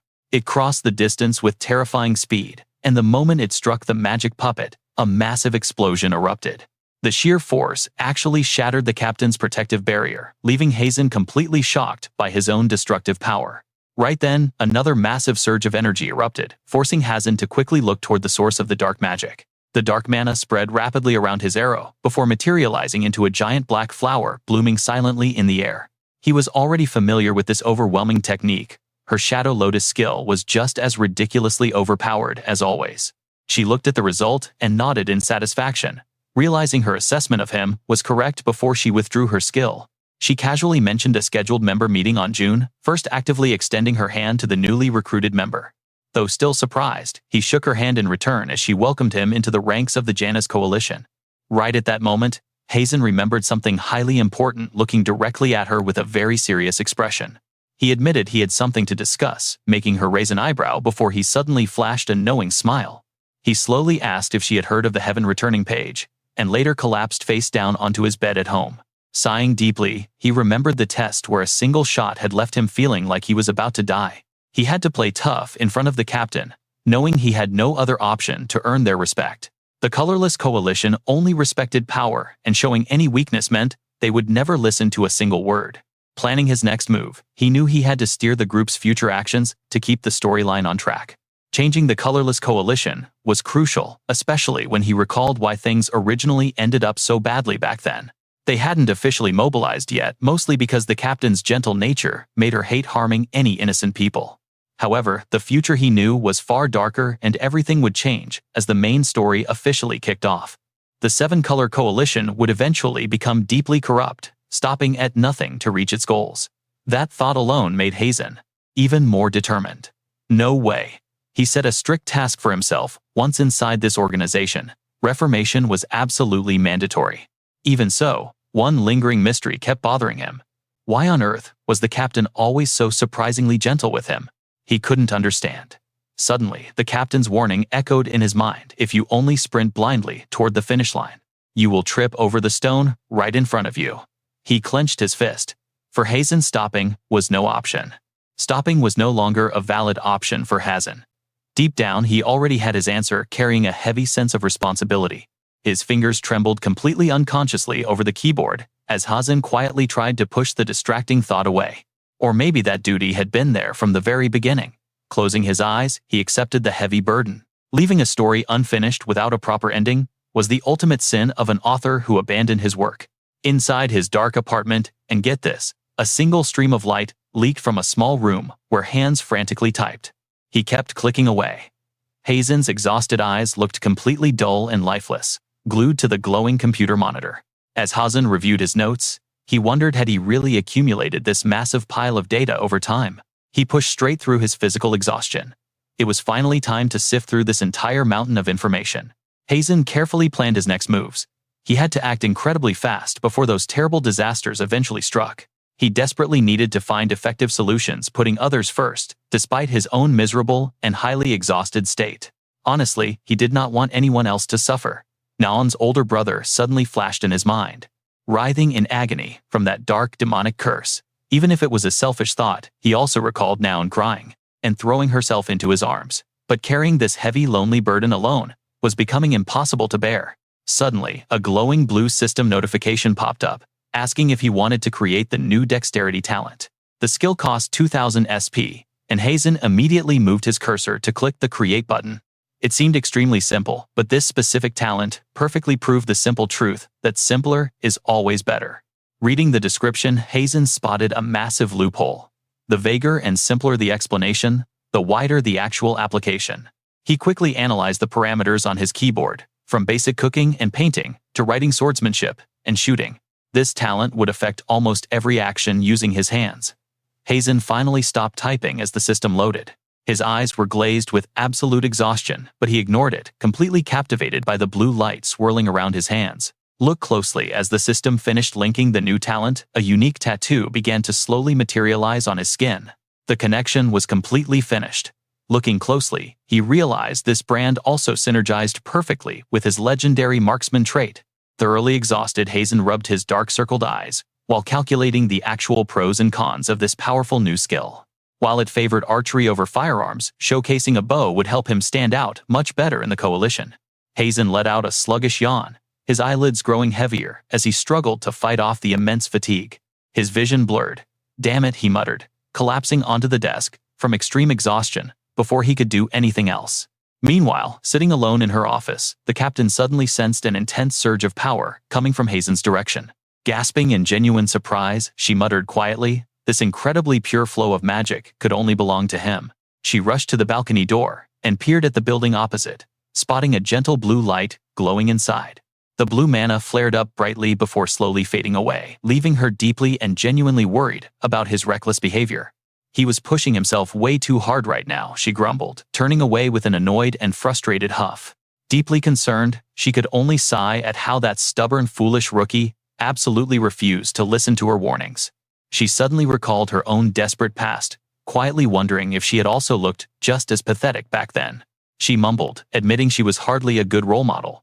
Meanwhile, in a quiet park below the apartment complex, Nan was walking leisurely toward their designated meeting spot, constantly checking her phone to keep track of the time. She had clearly dressed up incredibly carefully for this meetup. Suddenly, a sleek motorcycle rolled up and stopped right in front of her. Staring at the familiar rider, she immediately pouted and demanded to know why on earth he was so late. Her cutely annoyed complaints filled the air as she asked if he knew how long she had waited. Behind his sleek black helmet, Hazen hid his genuine concern, asking why she had even arrived so early. The weather was still freezing cold, and his sudden warmth caught her completely off guard, leaving her frozen in place. Is it still not time for their meeting? She fidgets awkwardly. Well, today's weather is absolutely perfect for a romantic date, especially since they haven't seen each other in forever. Na-yoon flashes a dazzling smile that almost steals his soul. Honestly, she just wanted to get there as early as possible. Hajin stares at her, completely dazed by that face. Sensing his silence, she calls out his name. He pats the back seat, gesturing for her to hop on. Hajin quickly urges her to hurry up and get on the bike. Hearing this, she beams with pure joy and quickly climbs onto the back of his motorcycle. Hajin asks with genuine concern if she is sitting securely. Na-yoon smiles and nods in reply, but he suddenly pulls out an orange helmet and firmly shoves it onto her head without hesitation. Let's head to the restaurant, then he says. Agitated by his rough gesture, she protests, asking what this is and complaining about her ruined hair. Hajin completely ignores her annoyance and forces her to wear it, reminding her that a helmet is absolutely non-negotiable on a motorcycle. Na-yoon continues to complain about his strictness, even though she knows exactly how dangerous motorcycle accidents can actually be. Still, she casually wraps her arms around him and grumbles, complaining that she spent a lot of time styling her bangs. Her hands tighten around his waist to hold on. Hajin remains quiet, offering no response as he gently tells her they are heading off. After what feels like an instant, Hajin suddenly snaps his eyes wide open. He looks around, his mind flooded with confusion. Where on earth is this? You can feel his panic as he notices the equipment and realizes where he is. He stares at the intravenous tube in his arm and realizes he is inside a hospital. Hajin looks through the cracked door and sees people rushing back and forth in a frantic state outside. He asks himself why he ended up in this place. Suddenly, his expression darkens. He clutches his stomach in agony, writhing in pain on the hospital bed as his body aches. Hajin pants heavily, completely baffled by his battered body. What exactly happened, and why is he hospitalized with all these severe injuries? He tries to recall his earlier meeting with Na-yoon. He was definitely riding his motorcycle through the park just a moment ago. Suddenly remembering Na-yoon, he yells out her name, wondering where she is. Hajin frantically searches the room, desperately looking for her. His breathing turns rapid as overwhelming anxiety for Na-yoon takes over. As for Na-yoon, when the motorcycle stopped, she was amazed. She wonders how Kim Hajin even managed to find such an incredible place. Spotting the dark circles under his eyes, she worries. She asks if he has been losing sleep, but Hajin just weakly smiles, telling her not to worry and urging her to go inside. Na-yoon carefully cuts her steak into small pieces, but her eyes remain locked onto the boy sitting right across from her. Hajin freezes just as he is about to eat, asking what is wrong. She immediately lowers her head to change the subject. Telling him it is nothing, she resolves that today is definitely the day she will tell him, though maybe not right this instant. They head to a movie theater next, but Na-yoon keeps waiting for that perfect moment. Later they visit a dessert cafe. She still hesitates. Meanwhile, Hajin looks around for a place to sit and points out an empty table over there. Finally, while they stroll through the park, she laments that she wasted the entire day without finding a single suitable moment to confess. Her mind screams at her to stop being so foolish. Honestly, who hasn't felt that exact same paralyzing fear before? Summoning all her courage, she calls out to Hajin. She is determined to tell him how much his constant support helped her endure. His gentle words of comfort always felt like a warm embrace, reminding her to sleep instead of forcing herself awake with medication. Na-yoon is incredibly grateful to him. Closing her eyes tightly, she is about to pour her heart out, starting with the words, "You and I." But Hajin suddenly cuts her off with a shocking announcement, quietly stating that he will be dropping out of school. Na-yoon stands frozen as the sudden revelation hits her like a physical blow. She is completely stunned, her eyes wide with shock. Her voice trembles as she asks him what he just said. He turns his face away, whispering that this is their final meeting. Na-yoon cannot comprehend why he is doing this, especially when his grades and ranking have been rising so rapidly lately. Hajin offers no excuses and gets straight to the point, explaining that he received an offer to work as a mercenary. Her thoughts shatter into pieces. She asks if that was the reason he was always so busy, and he simply nods. He confirms it, reiterating that they probably will never see each other again. Nayun refuses to accept this and screams in anger. She tells him to look at his exhausted self, questioning if he really thinks a mercenary group will treat him well. Her hands begin to shake violently. She desperately asks if it is about money, asking him how much he actually needs. She points out that Yu Yonha highly values him, and showing his true skills at Cube would easily guarantee a top guild. Nayun completely loses control of her words, reminding him that he once promised to respect her brother. Didn't he always want to become a hero? Her desperate words leave Hajin in an incredibly difficult position. Looking up with teary, shimmering eyes, she sobbed quietly, asking if this decision was actually because of her. Did he really hate her that much? Heavy resentment and sorrow welled up, leaving Naon choking back her tears. To him, she was absolutely nothing. Why? What did he even want that made him go this far? Hain hesitated, cold sweat breaking out all over his body. He bowed his head and grit his teeth. He could never become a hero, probably not in this entire lifetime. She finally let go. Her weak hands dropped. So that was that. Naon turned and walked away decisively, leaving him feeling relieved but slightly pale. This was for the best. But suddenly, a piercing, painful noise blasted through the air, making Hain stagger. What was this awful ringing? His mind spun so violently, he could only grit his teeth. Meanwhile, Naon threw caution to the wind and ran straight back toward Hain. The ground beneath them was shattering into dangerous, jagged fragments. In those final seconds, he screamed out to stop her. He warned her not to come any closer. Meanwhile, inside a secure office, Yo-Ha spoke in a grim tone. They searched criminals worldwide and still found nothing. The man on the screen respectfully explained it was due to a highly unique tattoo. Absolutely nobody famous had that distinctive mark on their skin. Hearing this report, she slowly nodded her head to acknowledge it. She understood. But just as Yo-Ha went to discuss the matter further, the entire building began to tremble violently. The bounty on this target would be astronomical. They needed to find hidden masters who had never revealed their faces. Dread settled deep in her chest. Was this an earthquake? Suddenly, an urgent, panicked voice broke through the chaos with some news.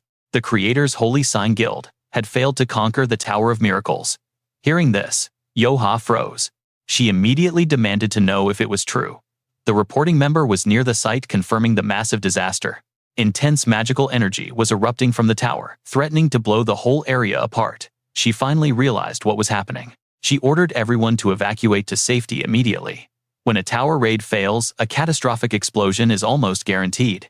The clashing internal and external mana would tear everything to shreds. There were two main reasons for a disaster like this. First, the tower itself was built to self-destruct. Yo-Ha stood by the window, speaking quietly on her phone. Her thoughts drifted. The other reason was pure recklessness from the guild. If this incident fell into that second category, the voice on the other end confirmed her fears. The Creator's Holy Sign had caused a massive, horrific disaster. Her expression turned deadly serious. She ordered them to dispatch as many guild members as possible to the tower. Their future standing in the Star Strait depended entirely on how quickly and efficiently they managed the aftermath of this disaster.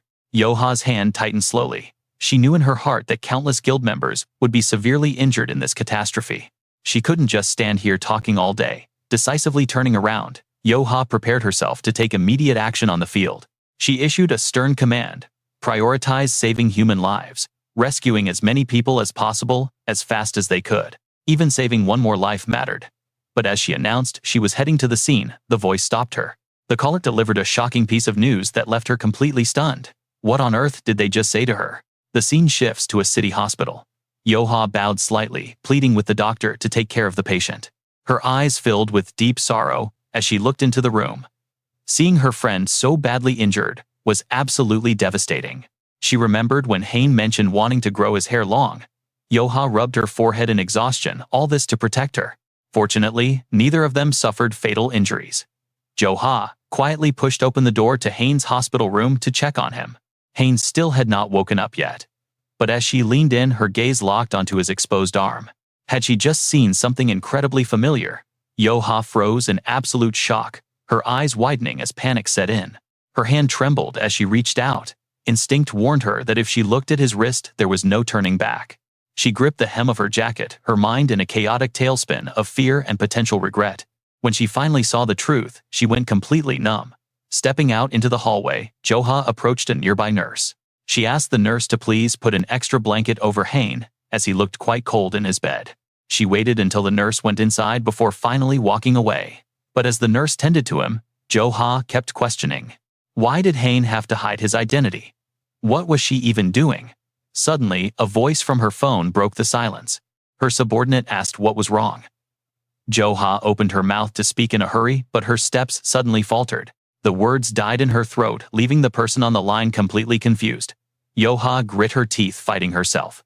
Finally, with cold, decisive eyes, Jo-ha issued her order: erase all information regarding their patient Kim Hajin. Wipe his files from Gangnam Severance Hospital, including all security footage and medical records, ensuring absolutely no exceptions are made. Outside, the hospital remained wrapped in quiet peace. Only Jo-ha hurried away, her mind consumed by the dangerous secret she held. She just had to run.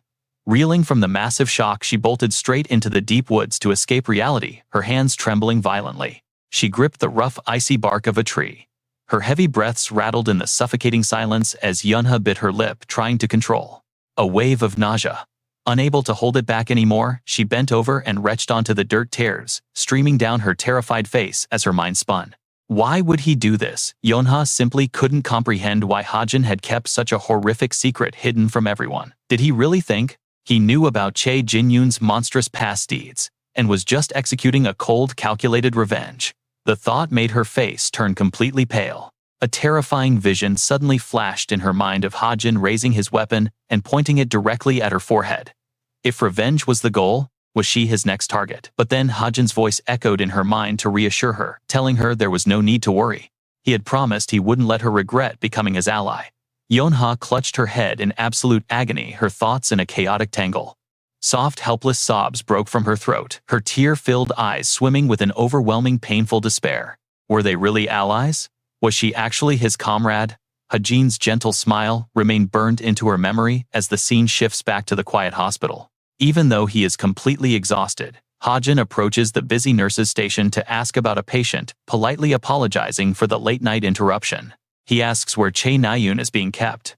Once he gets her room number, he rushes over, only to find her lying completely still. Seeing her hair badly burned from the blast, a deep ache settles in Hajin's chest as he remembers how much pride she took in it. He remembers her complaining about how much effort she put into styling her hair, only for it to be ruined in a split second.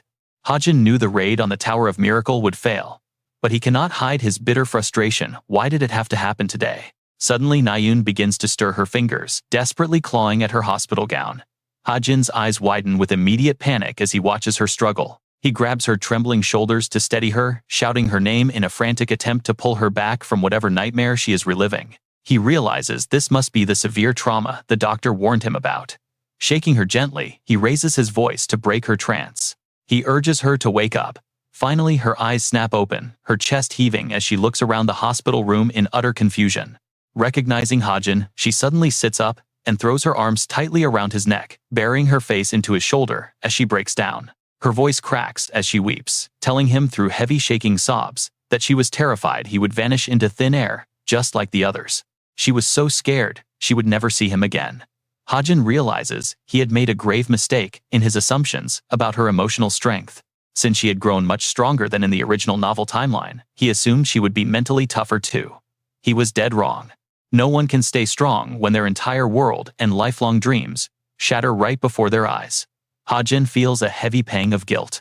He gently pats her back to soothe her ragged breathing. It takes quite a while for Nayun to finally calm down enough to speak. She quietly asks if he really has to leave. When Hajin remains silent, she frowns in deep frustration, hating his typical avoidance. Then, she throws out a wild, desperate idea. What if she becomes a mercenary too? That way, they can stay together. She asks if that would let them keep seeing each other. Looking at her, Hajin struggles to mask the raw emotion in his eyes. He gently reminds her that her dream is to become a hero, urging her not to throw away her future over temporary emotions. The Nayun he knows would never act so recklessly. Hearing this only hurts her more, and she immediately bites back, questioning him. What does he even know anyway? She crosses her arms and clicks her tongue in annoyance, but Hajin catches her off guard with a soft compliment. He tells her she is far better than a guy like him, offering a rare, gentle smile, while urging her to live a great life. He wants her to make him regret leaving. But Nayun only cares about his future, demanding to know where he is even going. She cannot believe his destination is a complete secret, questioning what kind of mercenary group would forbid them from ever meeting again. Hajin offers no answers, his face darkening as he deflects yet again, telling her to just rest. Outside, the evening sky begins to dim. Back in her dark bedroom, Yonha sits huddled entirely alone, her mind weighed down by a crushing, impossible question. Is Hajin truly the killer behind Che Jinyun's sudden demise? Or does that crest simply point to his mysterious organization? She clenches her fist tightly. Either way, the undeniable fact remains that Hajin is deeply tied to Jinyun's death. If that is true, did he enroll in Cube solely to execute this plot? Was every warm interaction he had with them just a brilliant act? It just does not act. They had slipped up and faced deadly threats so many times. If his only goal was cold revenge, he would have just let them die. Why protect them? What if revenge was never his objective at all, but he had some unavoidable, agonizing reason to pull that trigger? To kill Jinyun, Yonha quickly taps her smartwatch, desperately seeking answers. If that wild theory is true, someone out there must know. She stares at a specific contact name on her screen, convinced that her uncle will definitely have the missing pieces of this puzzle. But her hopes are quickly dashed. After a long ring, she is only met with a cold, automated voice saying the subscriber cannot be reached. Jonghak froze in disbelief, unable to comprehend what he was seeing. Had he really been blocked? The next morning at the Grand Academy, the administration office remained completely quiet and locked up. But a moment later, Hajin stepped out from the inside, clutching a piece of paper. Right then, Nayun called out to him with her familiar voice, approaching with a deeply dissatisfied complaint. She asked what took him so long before seriously suggesting they step aside to talk, leaving him both curious and slightly anxious. Talk. The two of them soon headed outside the academy grounds. Hajin glanced back and asked with genuine concern if her body was feeling any better. Nayun hesitated in embarrassment, awkwardly glancing down at the paper he held. She asked if he had finally obtained his withdrawal form, to which he calmly nodded. Nayun then pressed further, inquiring exactly when he would be leaving. Without even turning around, Hajin flatly replied that it would be during next week. She looked away, muttering about how incredibly fast time was moving. She then asked if he could name his mercenary group. But no matter how many times she asked, Hajin maintained that it was a secret, leaving her unable to hide her disappointment. She sighed, remarking that he truly possessed too many secrets. He turned around about to speak, when a sudden and familiar shockwave rippled through the area, forcing both of them to freeze. She looked up in complete bewilderment. She wondered what that sudden tremor was, as Hajin grabbed her hand, urgently dragging her along with him. He warned her it was a magical phenomenon. Nayun stammered in confusion, still finding the whole concept quite foreign. He ran while explaining that it was the shattered mirror phenomenon, which, just like its name suggested, was a magical anomaly, where space itself fractured into glass shards like a broken mirror. Hajin grit his teeth, struggling to stay calm as his thoughts began to race. By standard definition, it was a magical barrier created when the dragon race interfered with the bustling city had transformed into a barren, dry forest. Nayun gasped as the landscape warped, while Hajin internally cursed the absolutely terrible timing of this event. He accelerated straight ahead, realizing he had already anticipated this happening. Sometime during this week, the masterminds behind this chaotic event were the Jinns of the evil society, who had deliberately provoked the dragon to throw Cube into total chaos and seize the devil's physical vessel. Even though Hajin knew about this incident beforehand, he could not stop it, since changing the outcome meant facing the dragon itself. And that was a complete suicide mission. Running beside him, Nayun asked if that was why space was being fractured. He seriously warned her about the extreme danger, stating that the interior was going to act like a massive maze. Suddenly feeling his hand go empty, Hajin froze for a second. He turned around in a sudden panic, realizing a physical spatial rift had opened up right between them. She looked back at him completely and utterly stunned. She claimed she had not let go, but Hajin knew things had gotten complicated. Space had been completely severed. Pointing straight ahead, he shouted instructions, telling Nayun to run toward the tall lighthouse that stood visible in the distance. She quickly acknowledged the plan, shouting back for him to take care of himself. Just like that, they were separated. Hajin gasped as a foul metallic scent hit him. Sensing the smell of fresh blood, he spun around and instantly spotted a group of armed men. Cursing the dead end, he quickly raised his firearm to prepare for a fight, but a sudden shock made his pupils dilate as the armed men were instantly attacked. The loudmouthed thugs were neutralized in mere seconds, collapsing onto the ground.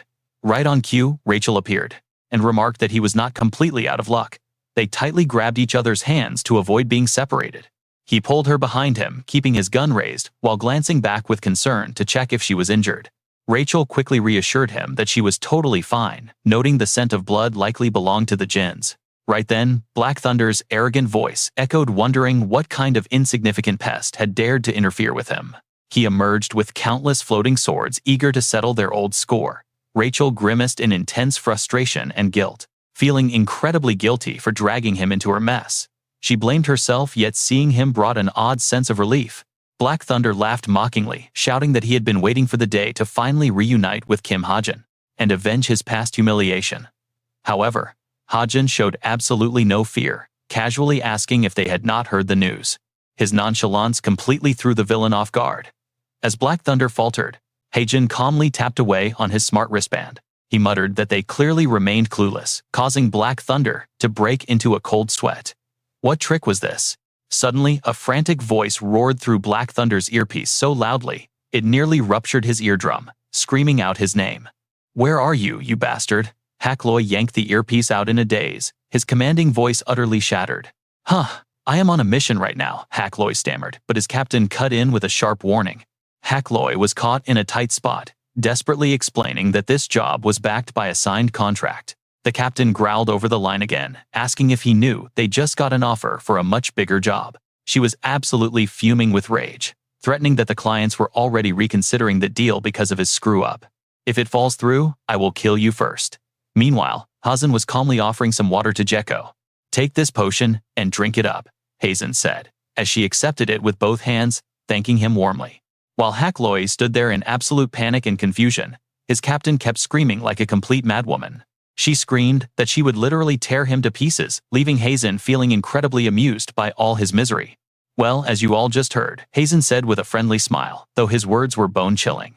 "Win or lose, you are dead either way if you fight us. So how do you plan to handle this?"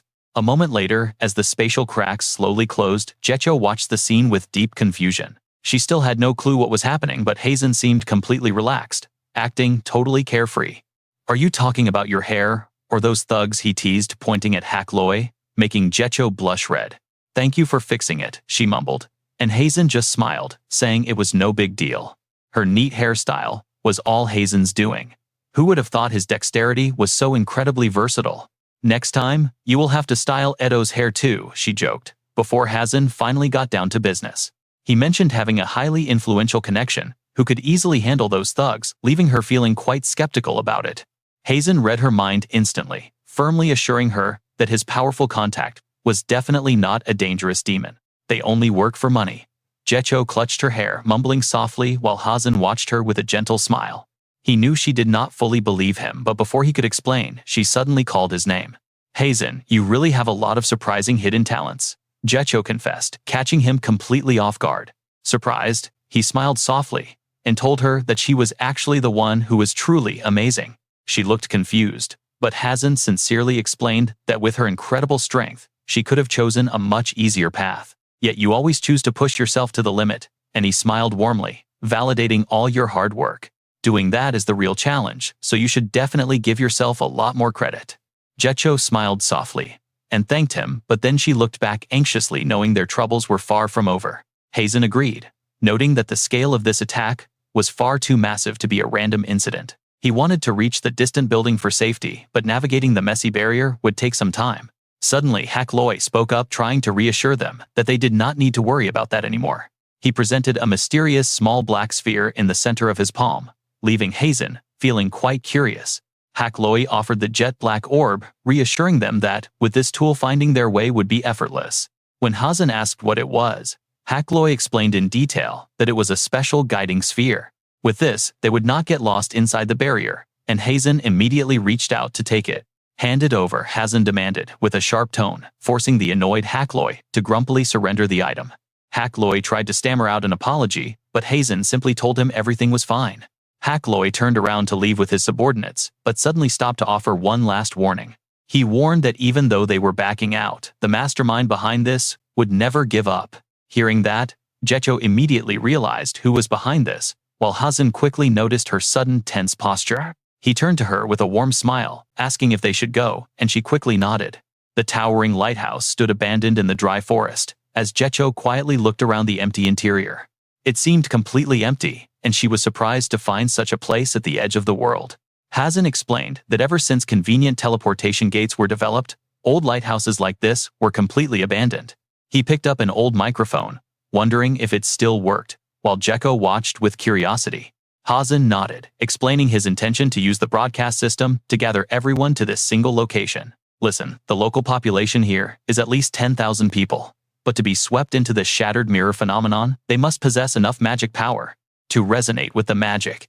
Because of that, there are only about 3,000 people here right now, including the guides. Hajin silently realized one thing: he was definitely dragged in here by the magic of his saint's stigma. He quickly switched on the loudspeaker and tested his voice before speaking, his voice echoing loudly through the entire area. This is an announcement for all students and guides who are currently panicking over this situation. If you can hear this broadcast after the shattered mirror phenomenon occurred, you have been pulled inside a barrier where space itself is distorted. Hearing that familiar voice, Naum let out a relieved smile. She was reassured. Was he already safe? Hajin continued his announcement: please do not panic, and make your way to the lighthouse tower. Visible, right in the center. Even if you lose your sense of direction, please focus on that central building. Keep moving forward. As soon as he finished his final words, Hajin switched off the device while Jecho behind him looked deeply curious. Is it over now? Jecho asked. Hajin shook his head with a serious expression. Not yet. He stared out at the desolate forest with extreme vigilance. It seems like the real battle is only just beginning. Soon the students who heard his message began to gather below. The guides quickly checked on the condition of those who were completely exhausted, and Hajin stepped out of the lighthouse, approached them to ask what was going on. Suho gasped in surprise at his arrival, before explaining the severity of the situation. On their way to the tower, it seems some students were kidnapped by the demons. Hearing this, Jecho was left, shocked and deeply unsettled. Why on earth would they kidnap people? Hajin stayed silent, knowing this had to be the main goal of this entire invasion. The demons are hunting down students who have the potential to become vessels for the devil. The Heavenly Return faction likely had a hand in this, carrying out the mission assigned to them by Lance. Just then, the guide. They stepped forward to warn them. Although everyone is anxious, they must not act recklessly. Currently, there is absolutely no way to break this barrier, and going in will only get them lost. Suho knew this, but he was still incredibly worried. But Hajin simply offered a soft smile and asked if Suho wanted to go rescue them before tossing a pitch-black orb over to him. Suho caught the familiar black orb and stared at it in confusion, asking Hajin what on earth it was. Hajin calmly explained that it was a guiding orb. If they carried it, they would not get lost inside the barrier. The guide overheard this and turned around asking if that was actually true. Hajin nodded with absolute confidence and explained that he had just defeated an invading demon and snatched it from him, so its function was completely guaranteed. The guide was highly pleased with this. Looking over at the crowd of students, he decided to form a rescue plan. He announced that he would gather anyone capable of fighting the demons, asking the students to step forward as their names were called. Those confident in their own strength could also volunteer. Suho was incredibly grateful for this crucial support and thanked Hajin deeply. With the guide leading the way, the volunteers headed into the forest, while Jecho watched them go with clear longing in her eyes. Hajin noticed this and smiled to give her a chance, suggesting she go along too. Jecho jumped, stuttering in utter confusion. She looked down her cheeks, flushing bright red as she mumbled. Gently, Hajin offered her some warm words of encouragement, telling her that it was perfectly fine to be a little selfish sometimes. Feeling his sincere support, she agreed to join the group. Nearby, Dongyuk tried to convince Naon that they should join the fight too, but she instantly gave him a cold, flat refusal. She stated she was staying behind. Dongyuk gasped in surprise as Nan walked over to Hajin and explained her reasoning. If everyone leaves, who will protect this base? Dongyuk fell silent for a moment before turning away, unwilling to argue any further. Yet Hajin could tell there was something deeper behind her decision. Looking up, he saw massive cracks still splitting the sky. Hajin stood quietly near the lighthouse, lost in deep thought. Just then, Nan approached him and finally broke the silence. She approached and noted that being ambushed like this was no joke. Between this and the creator's voice, wild things had been happening lately. Hajin had witnessed far too many crises, leading him to believe that the world was bound to change even more from now on. She stood beside him, nodding in quiet agreement. Honestly, she still couldn't stop thinking about the fact that he was leaving them. But Hajin simply brushed it off, as if it were no big deal, and his casual attitude left Nan completely stunned. She asked why he always undervalued himself like that. Hajin simply shrugged his shoulders and let out a soft sigh. He looked down, his eyes filled with silent doubt as he wondered if he even mattered. Besides, this current crisis had completely gone off script. It was a miracle he had run into Black Thunder back there, because any other demon would have been much harder to defeat. Clenching his fist, he realized that with constant surprises popping up like this, things would only get tougher to handle. He knew he had to quickly expand his abilities to survive, while Nawan silently observed him the entire time. Watching his every move, she steps closer about to ask him why he suddenly did that, but then, the system screen flashes right in front of him, startling him. Reading the notification about his criticism score, Hajin is completely shocked. Breaking into a cold sweat, he rubs his chin and wonders what this settings change could possibly mean. Just then, non-panic calls him, continuously pointing a trembling finger toward a giant twisting shape in the distance, asking what that thing is. Hajin looks up, eyes widening in sheer disbelief. The closer he looks, the more he curses the absolute lunatic behind this play. No matter the reason, summoning this thing is downright insane. The system alerts him that this move is meant to showcase demon cruelty. Reading the screen, Hajin's frustration boils over. Sending a literal dragon to slaughter a bunch of academy students is a completely hopeless scenario. How are they supposed to survive that? In the sky, a magnificent deep blue body stretches elegantly, moving as soft as a cloud. Its divine long horns rise high, with a fierce head resembling a snake. All these traits converge to form the ancient master of the Eastern Sea, a death god too terrifying to be called a mere beast, the Azure Dragon. Feeling the heavy pressure, Hajin instantly raises his hand to shield his face, swearing under his breath. Suddenly, the dragon halts, its sharp, cold eyes locking onto something. Opening its colossal jaws wide, the Azure Dragon prepares to attack. It narrows its cold slit eyes directly at the survivors below. The dragon lets out a deafening, earth-shattering roar. Sweat pours down Hajin's face as he grits his teeth, feeling the sheer force. How can just a simple snort exert such an unbearable, suffocating pressure? Suddenly, a painful scream echoes, causing Jin to look back. Collapsed on the ground, Nan writhes in agony. Startled, he notices dark blue veins bulging rapidly across her pale skin. Crouching down, Hajin frantically supports her shaking body. Sweating heavily, he quickly realizes that she is suffering from a severe monospasm. The dragon's crushing breath has suppressed the mana inside her blood vessels, triggering these violent convulsions. Nearby, other students are collapsing. They lie on the ground, gasping heavily for air. Hajin realizes he is only normal because his body doesn't possess any mana. He looks down at Nan, who is gritting her teeth in his arms, and tries to calm her down, urging her to breathe. Grimacing from the intense pain, her body shakes violently. Deep breaths, he insists, but suddenly he senses a shift and looks up.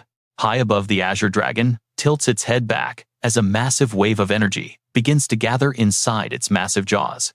Hajin is completely horrified. The dragon is not even preparing its breath attack, but a mere snort, yet that is more than enough.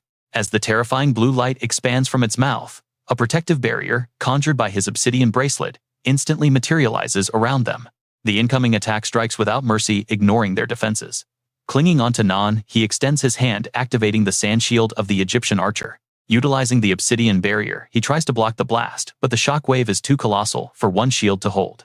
Pulling Nan closer into his chest, he extends his free hand, desperately stacking the sand shield of the Egyptian archer on top. A glowing sigil burns onto Hajin's wrist as the Azure Dragon's blast slams down.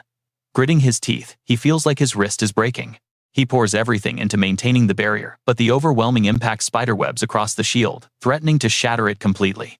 Large cracks begin to spread across the defensive shield under the immense weight of the blast, sounding like shattering glass. The screech of fracturing glass echoes through the air.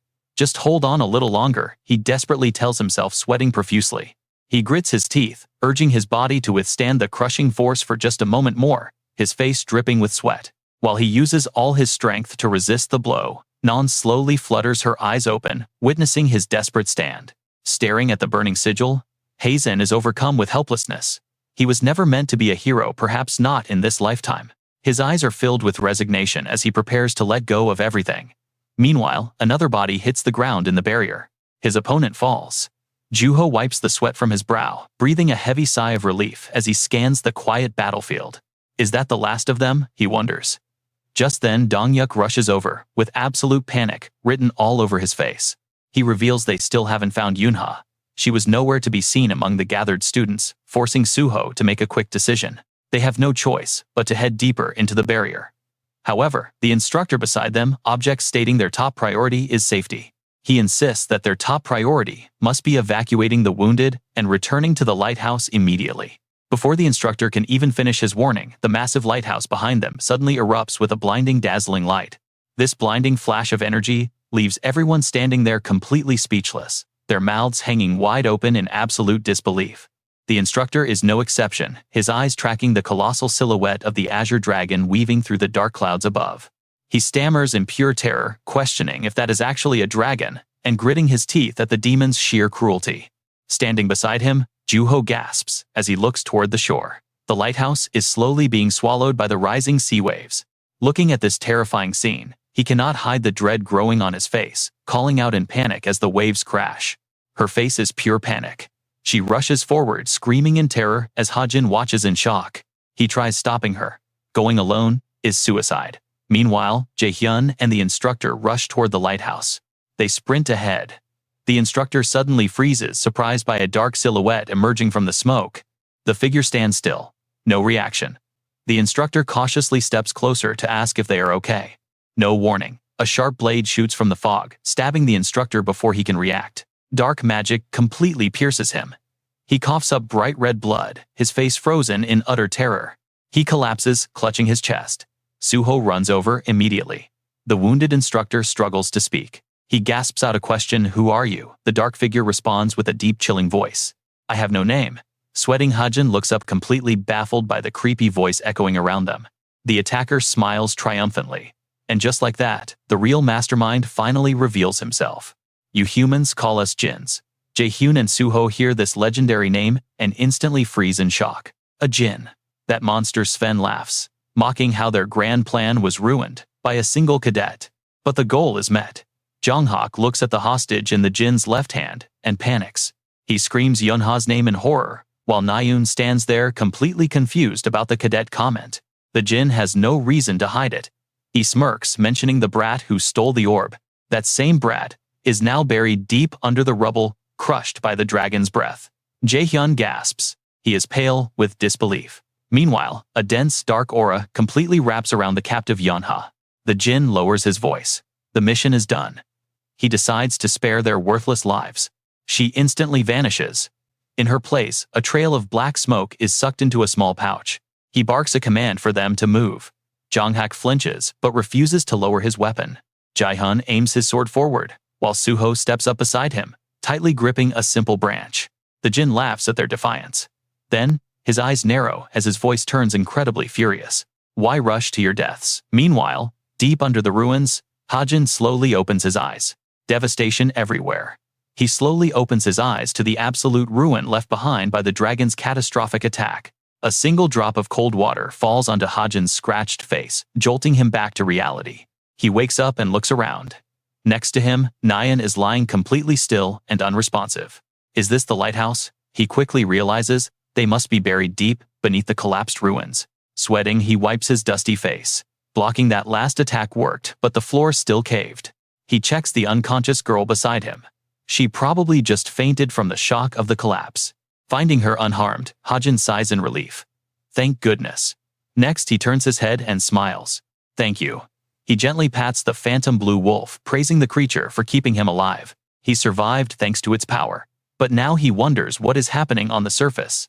Should he check first? Through his magic, he sees his comrades desperately facing off against Sven. The dragon has left. But the mastermind behind all of this is still the ruthless Jin. Sven likely sealed Yuna away. After all, he holds a deep grudge against her father Yu Jinwang. Trying to rescue her now is pointless. With their current strength, they are simply no match for Sven. He acknowledges this grim reality. But Hajin refuses to give up, gripping his rifle with determination. A sniper ambush will definitely work. He just needs to buy time until the academy reinforcements arrive. He looks at the pink light glowing on his wrist. Ether, he whispers, I am counting on you.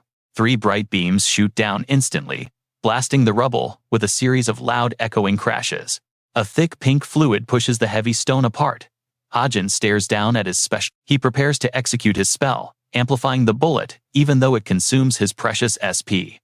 The system screen displays the anti-Jin bullet. It bypasses magic differences to deal massive direct damage. The only limitation is its single use. But Hajin is certain this shot will be worth it.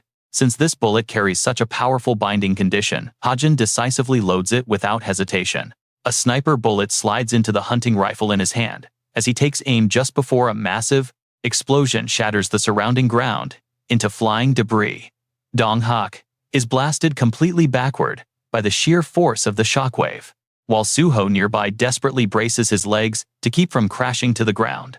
Covered in thick dust, he grimaces and struggles to breathe. Just then, Myolak slowly steps up to Suho with a sneer. He mocks the weak cadet for managing to survive this far, tilting his head with a condescending grin. Suho struggles to sit up, glaring with clenched teeth at the absolute bastard. Meanwhile, Rachel worriedly helps the wounded instructor to his feet. She is sweating profusely under the pressure, realizing Myolak is dominating them with just one hand, while the other holds the seal containing Yunha. The gap in power is terrifying. Myolak looks smug, but the wounded instructor suddenly calls out to Rachel. With a serious look, he tells her he will distract the monster, while she focuses on making him drop the seal. Rachel widens her eyes in absolute shock, calling out to her instructor in disbelief. Without any hesitation, he stomps down hard, fracturing the earth, forcing down the agonizing pain from his open wounds. He channels a massive surge of powerful blue energy and charges directly at the enemy in front of him. With furious rage, the instructor roars that Myolak will not touch the cadets ever again. Myolak merely sneers in contempt, thinking the man is simply rushing to his death. Meanwhile, Rachel watches in disbelief, wondering if this is truly the only way left, as she desperately fights back her tears and raises her sword. In the next instant, she launches herself forward like a sudden gust of wind, leaving her position. While the villain is distracted by his own arrogance, she suddenly appears right behind him. She bites her lip, determined not to waste the precious opening her instructor bought with his life. Her target is the pouch in Myolak's left hand, but the beast merely grins with pure contempt, scoffing as he unleashes a sudden deadly strike at the rushing instructor without even raising his main arm. With a cold swipe, he slashes the man down to the ground. Blood sprays violently from his neck, making Dong Hak scream in absolute horror at the sight. Suho, who is lying nearby, shouts a desperate warning for Rachel to get back. Having dealt with the instructor, Myolak immediately turns to her. Staring at his razor-sharp claws, Rachel realizes she is completely out of luck and is about to die. Death looms in her eyes as the demonic hand approaches. Suddenly, a shot blasts the pouch out of Myolak's hand. Rachel watches in astonishment as a powerful energy begins to leak from the flying container. Yonha emerges unconscious from the seal, and Rachel quickly dives forward without hesitation to catch her. She grabs Yonha and swiftly dashes away to safety, fully confident that the sniper was none other than Hajin. Rachel smiles in relief as she runs. Right then, Yonha slowly opens her eyes, looking up in confusion at Rachel. Meanwhile, Myolak stares at his severed wrist, growling in absolute fury, demanding to know how anyone dared to wound him. His dark energy explodes as he screams to find out who did this, terrifying Rachel completely. She trembles under his immense dark pressure, knowing they stand absolutely no chance against this monster. Suddenly, crimson lightning strikes down from the pitch-black sky, catching Myolak completely off guard. Yonha is also sweating as she watches the massive bolt of energy crash down. Myolak glares through the rising gray smoke, demanding to know who has dared to show up.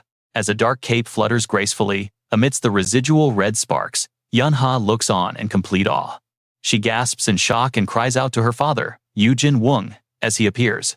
He glares coldly at Myolak, who instantly recognizes the legendary warrior with intense hatred. Jin Wung simply smiles, noting it has been a long time and the monster still hasn't learned. Myolak grinds his teeth in fury as Jin Wung's massive power begins to surge outwards. With a sharp glare, Jin Wung states he should have finished him off for good back then. Boiling with absolute rage, Myolak wastes no time and charges straight at Jin Wung while roaring in anger.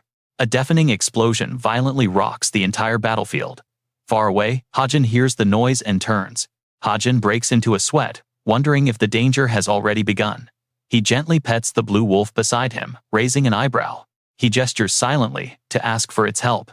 Pointing a serious finger toward the heavy rubble, the young man makes a request. Since he has confirmed this back area won't collapse any further, he asks the beast to clear an escape route. Without hesitation, it immediately opens its maw and fires an energy blast, instantly shattering the heavy debris. Watching this happen, Hajin's jaw drops in pure shock. Right before him, a path of escape opens up glowing with a bright ray of hope. He is utterly amazed and thinks to himself that he expected the wolf to just brute force its way out, but it is way smarter than he thought. Moments later, Hajin lifts Nayun onto his back and forces himself to stand. But a sudden wave of extreme nausea hits, making his vision blur as Hajin stares down the path. He wonders if he has pushed his body past its absolute limits. Right then, the loyal wolf behind him notices his weak state and gently clamps its jaws onto Hajin's shirt, pulling him back to get his attention. The wolf looks up with pleading eyes, lowering its large body close to the ground. Seeing this gesture, Hajin cannot help but feel a wave of relief washing over his tired face. He asks the beast if it wants him to ride on its back. The wolf lets out a soft, affirming howl as a clear yes. Hajin looks at the obedient creature lying before him, gently stroking its soft fur and thanking it for the ride. Meanwhile, a news reporter's voice broadcasts to the public, reporting live from the scene where Cube was brutally raided by djinns. The notorious group Wicked is confirmed to be behind the attack, having provoked the Azure Dragon and unleashed it on Cube.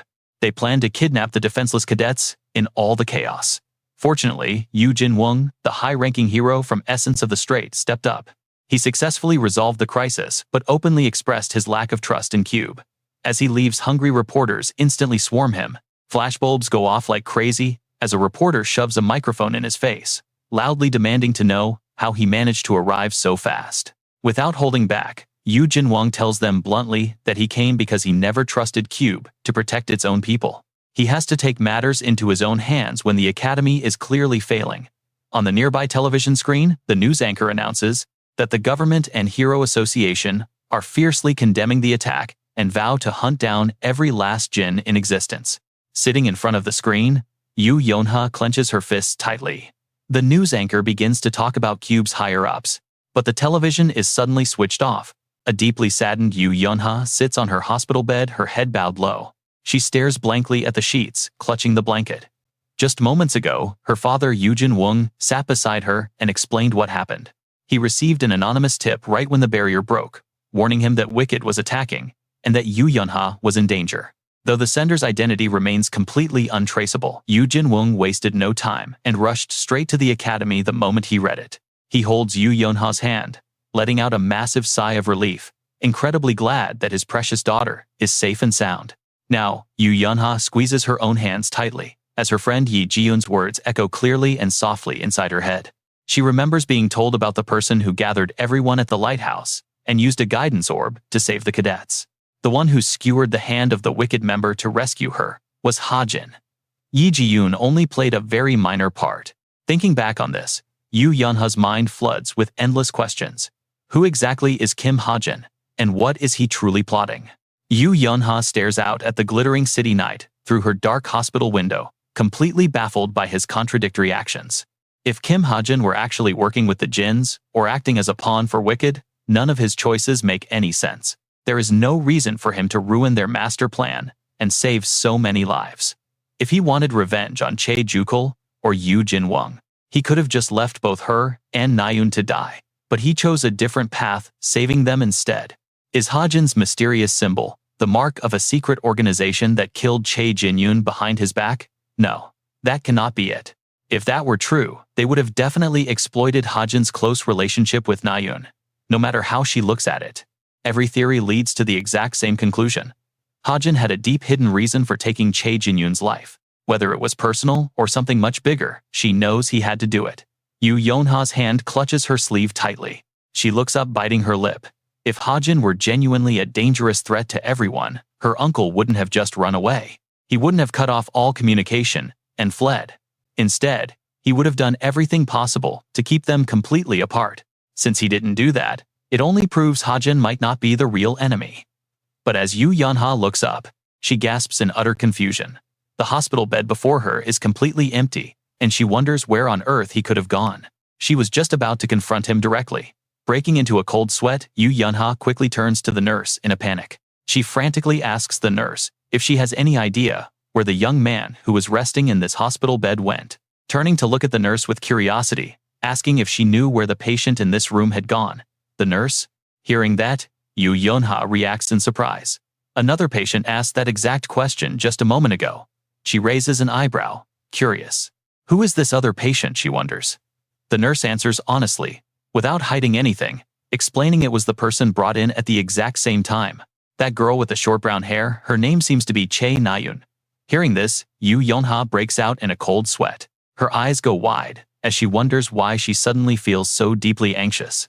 She immediately raises her voice, demanding to know what happened next. What exactly did the nurse tell Chae Nayun? The nurse gently replies that she said he probably went to the restroom. Or maybe he went up to the rooftop for a smoke.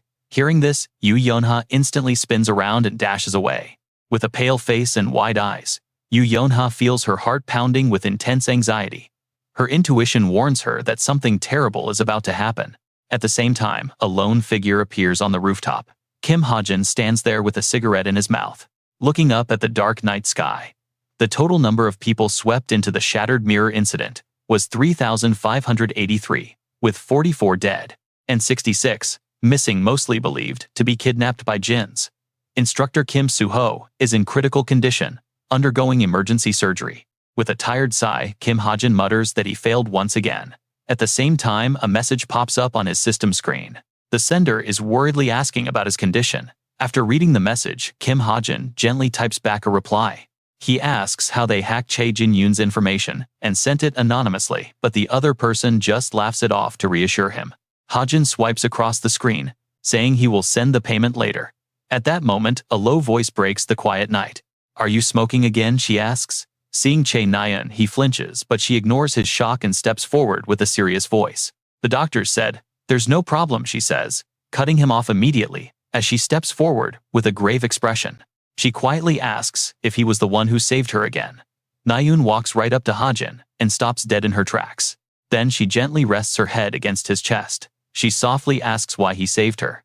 Hajin raises his hands to support her, wide-eyed with surprise. "What do you mean by that?" he asks, while she keeps her face buried against him, murmuring that she really cannot understand him. Seeing her like this makes Hajin break out in an anxious sweat. He mutters Chae Nayun's name under his breath, but suddenly, Nayun grabs Hajin's shirt tightly. Tears stream down her face as she glares at him, demanding to know if he killed her brother. Hajin trembles and stammers, speechlessly asking what she is talking about. Nayun grips his sleeve tightly with rage. She screams angrily for Kim Hajin to answer her. Right at that moment, she rips his sleeve open. The mysterious mark on his wrist is instantly exposed. As he tries to quickly cover it, Nayun coldly demands to know why he refuses to answer. She glares at him with cold, piercing eyes. If it is not him, she says, then just tell her. He only needs to say one simple word. Nayun forces a fragile smile, desperately trying to convince herself that it is all a mistake. It is not him, right? Surely he just saw that cool design somewhere and decided to get a tattoo of it. Hajin breaks out in a heavy, cold sweat, stammering in sheer terror, while she continues to desperately deceive herself. There is no way he would ever do such a thing. He always respected her brother, so it must have been someone else entirely. Or maybe this is all just a horrible dream. Hajin stares at the girl, trembling violently before him, completely shocked. Gathering his courage, Hajin slowly steps closer to Nayun to comfort her. But suddenly she reaches out and grabs him, squeezes his throat. Without a second thought, Nayun violently slams Hajin's head against the cold ground. At the same time, a bright golden light erupts from her hand. Holding a razor-sharp weapon, Nayun aims straight at his neck and stabs down. A deafening impact echoes through the chilly air. Terrified, Hajin squeezes his eyes shut, bracing for the absolute worst. But when no pain comes, he slowly opens his eyes. Nayun has driven her weapon deep into the ground, right next to his head. In a hollow voice, she mutters that even at the very end, he still could not bring himself to deny it. With those final words, her body completely goes limp, and she collapses unconscious right on top of him. Hajin. Sweating uncontrollably, Hajin stares in absolute horror as his mind races. It is over. His deep secret is finally out. Chae Jin-yoon's bright smiling face flashes in his mind. How did she find out? Where did he make a mistake? At what point? Nayun's once happy smile is lost forever now. Up above, a torrential rain begins to pour heavily from the dark sky. Hajin lies motionless on the wet ground, realizing that thinking he could hide the truth forever was his biggest mistake. Maybe the lie itself was doomed from the start. Right then Yu Yunha steps out from the shadows of a corner. It really had to end up like this, she murmurs. Seeing her standing there, Hajin cannot help but flinch in shock. Yu Yunha lowers her voice, admitting she should have come to find him first. Suddenly, she drops to her knees. In a raw confession, she admits she spent a long time wondering if he harbored hatred and wanted revenge. Were those lies just meant to exploit them? Yet he always risked his life to protect them. He saved them repeatedly. Yonha reached out to carry Nayun. Her voice turned incredibly firm. She still wanted to believe him.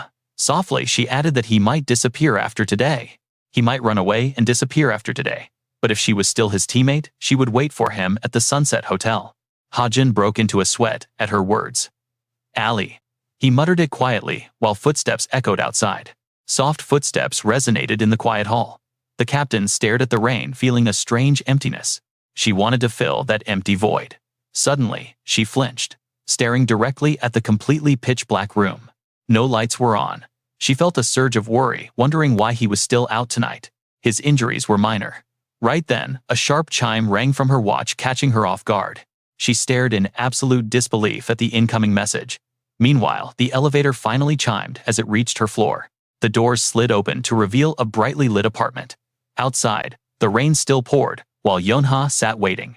Dressed in her neatest clothes on the sofa, she looked up and hesitantly admitted she thought he would not show. Hajin quietly confessed he had actually planned to skip the meeting entirely before finding a spot to sit down. She did not hesitate immediately, stating she had many questions. Hajin calmly closed his eyes, telling her to proceed. He was there to give her answers. Yunha did not waste time demanding to know why he revealed the truth. Hajin was surprised, noting that it was a very unexpected first question. She just lowered her head in silence. After asking her question, she fell into a quiet hush. Hajin looked back at her, stating she was still his ally. That simple promise left Yonha stunned.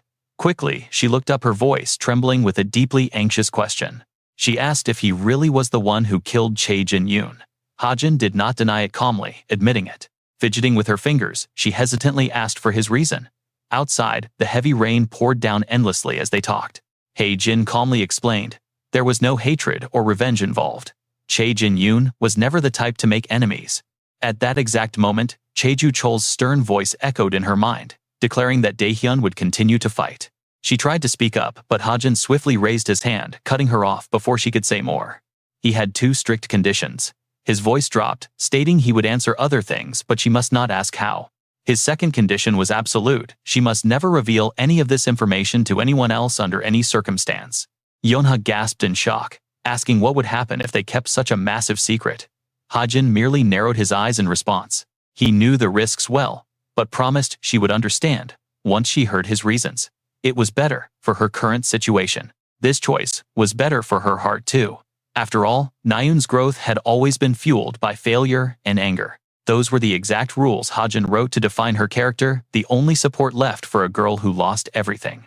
The image of Nayun standing up on her own, flashed by her determined gaze, locked onto him with burning hatred. Yonha softly asked what would happen to him instead. Hajin lowered his head, admitting he had not considered that yet. She let out a weary sigh, wondering why he always insisted on taking the blame and playing the victim. But he merely reminded her to focus, warning that he would not repeat his explanation a second time. He would not repeat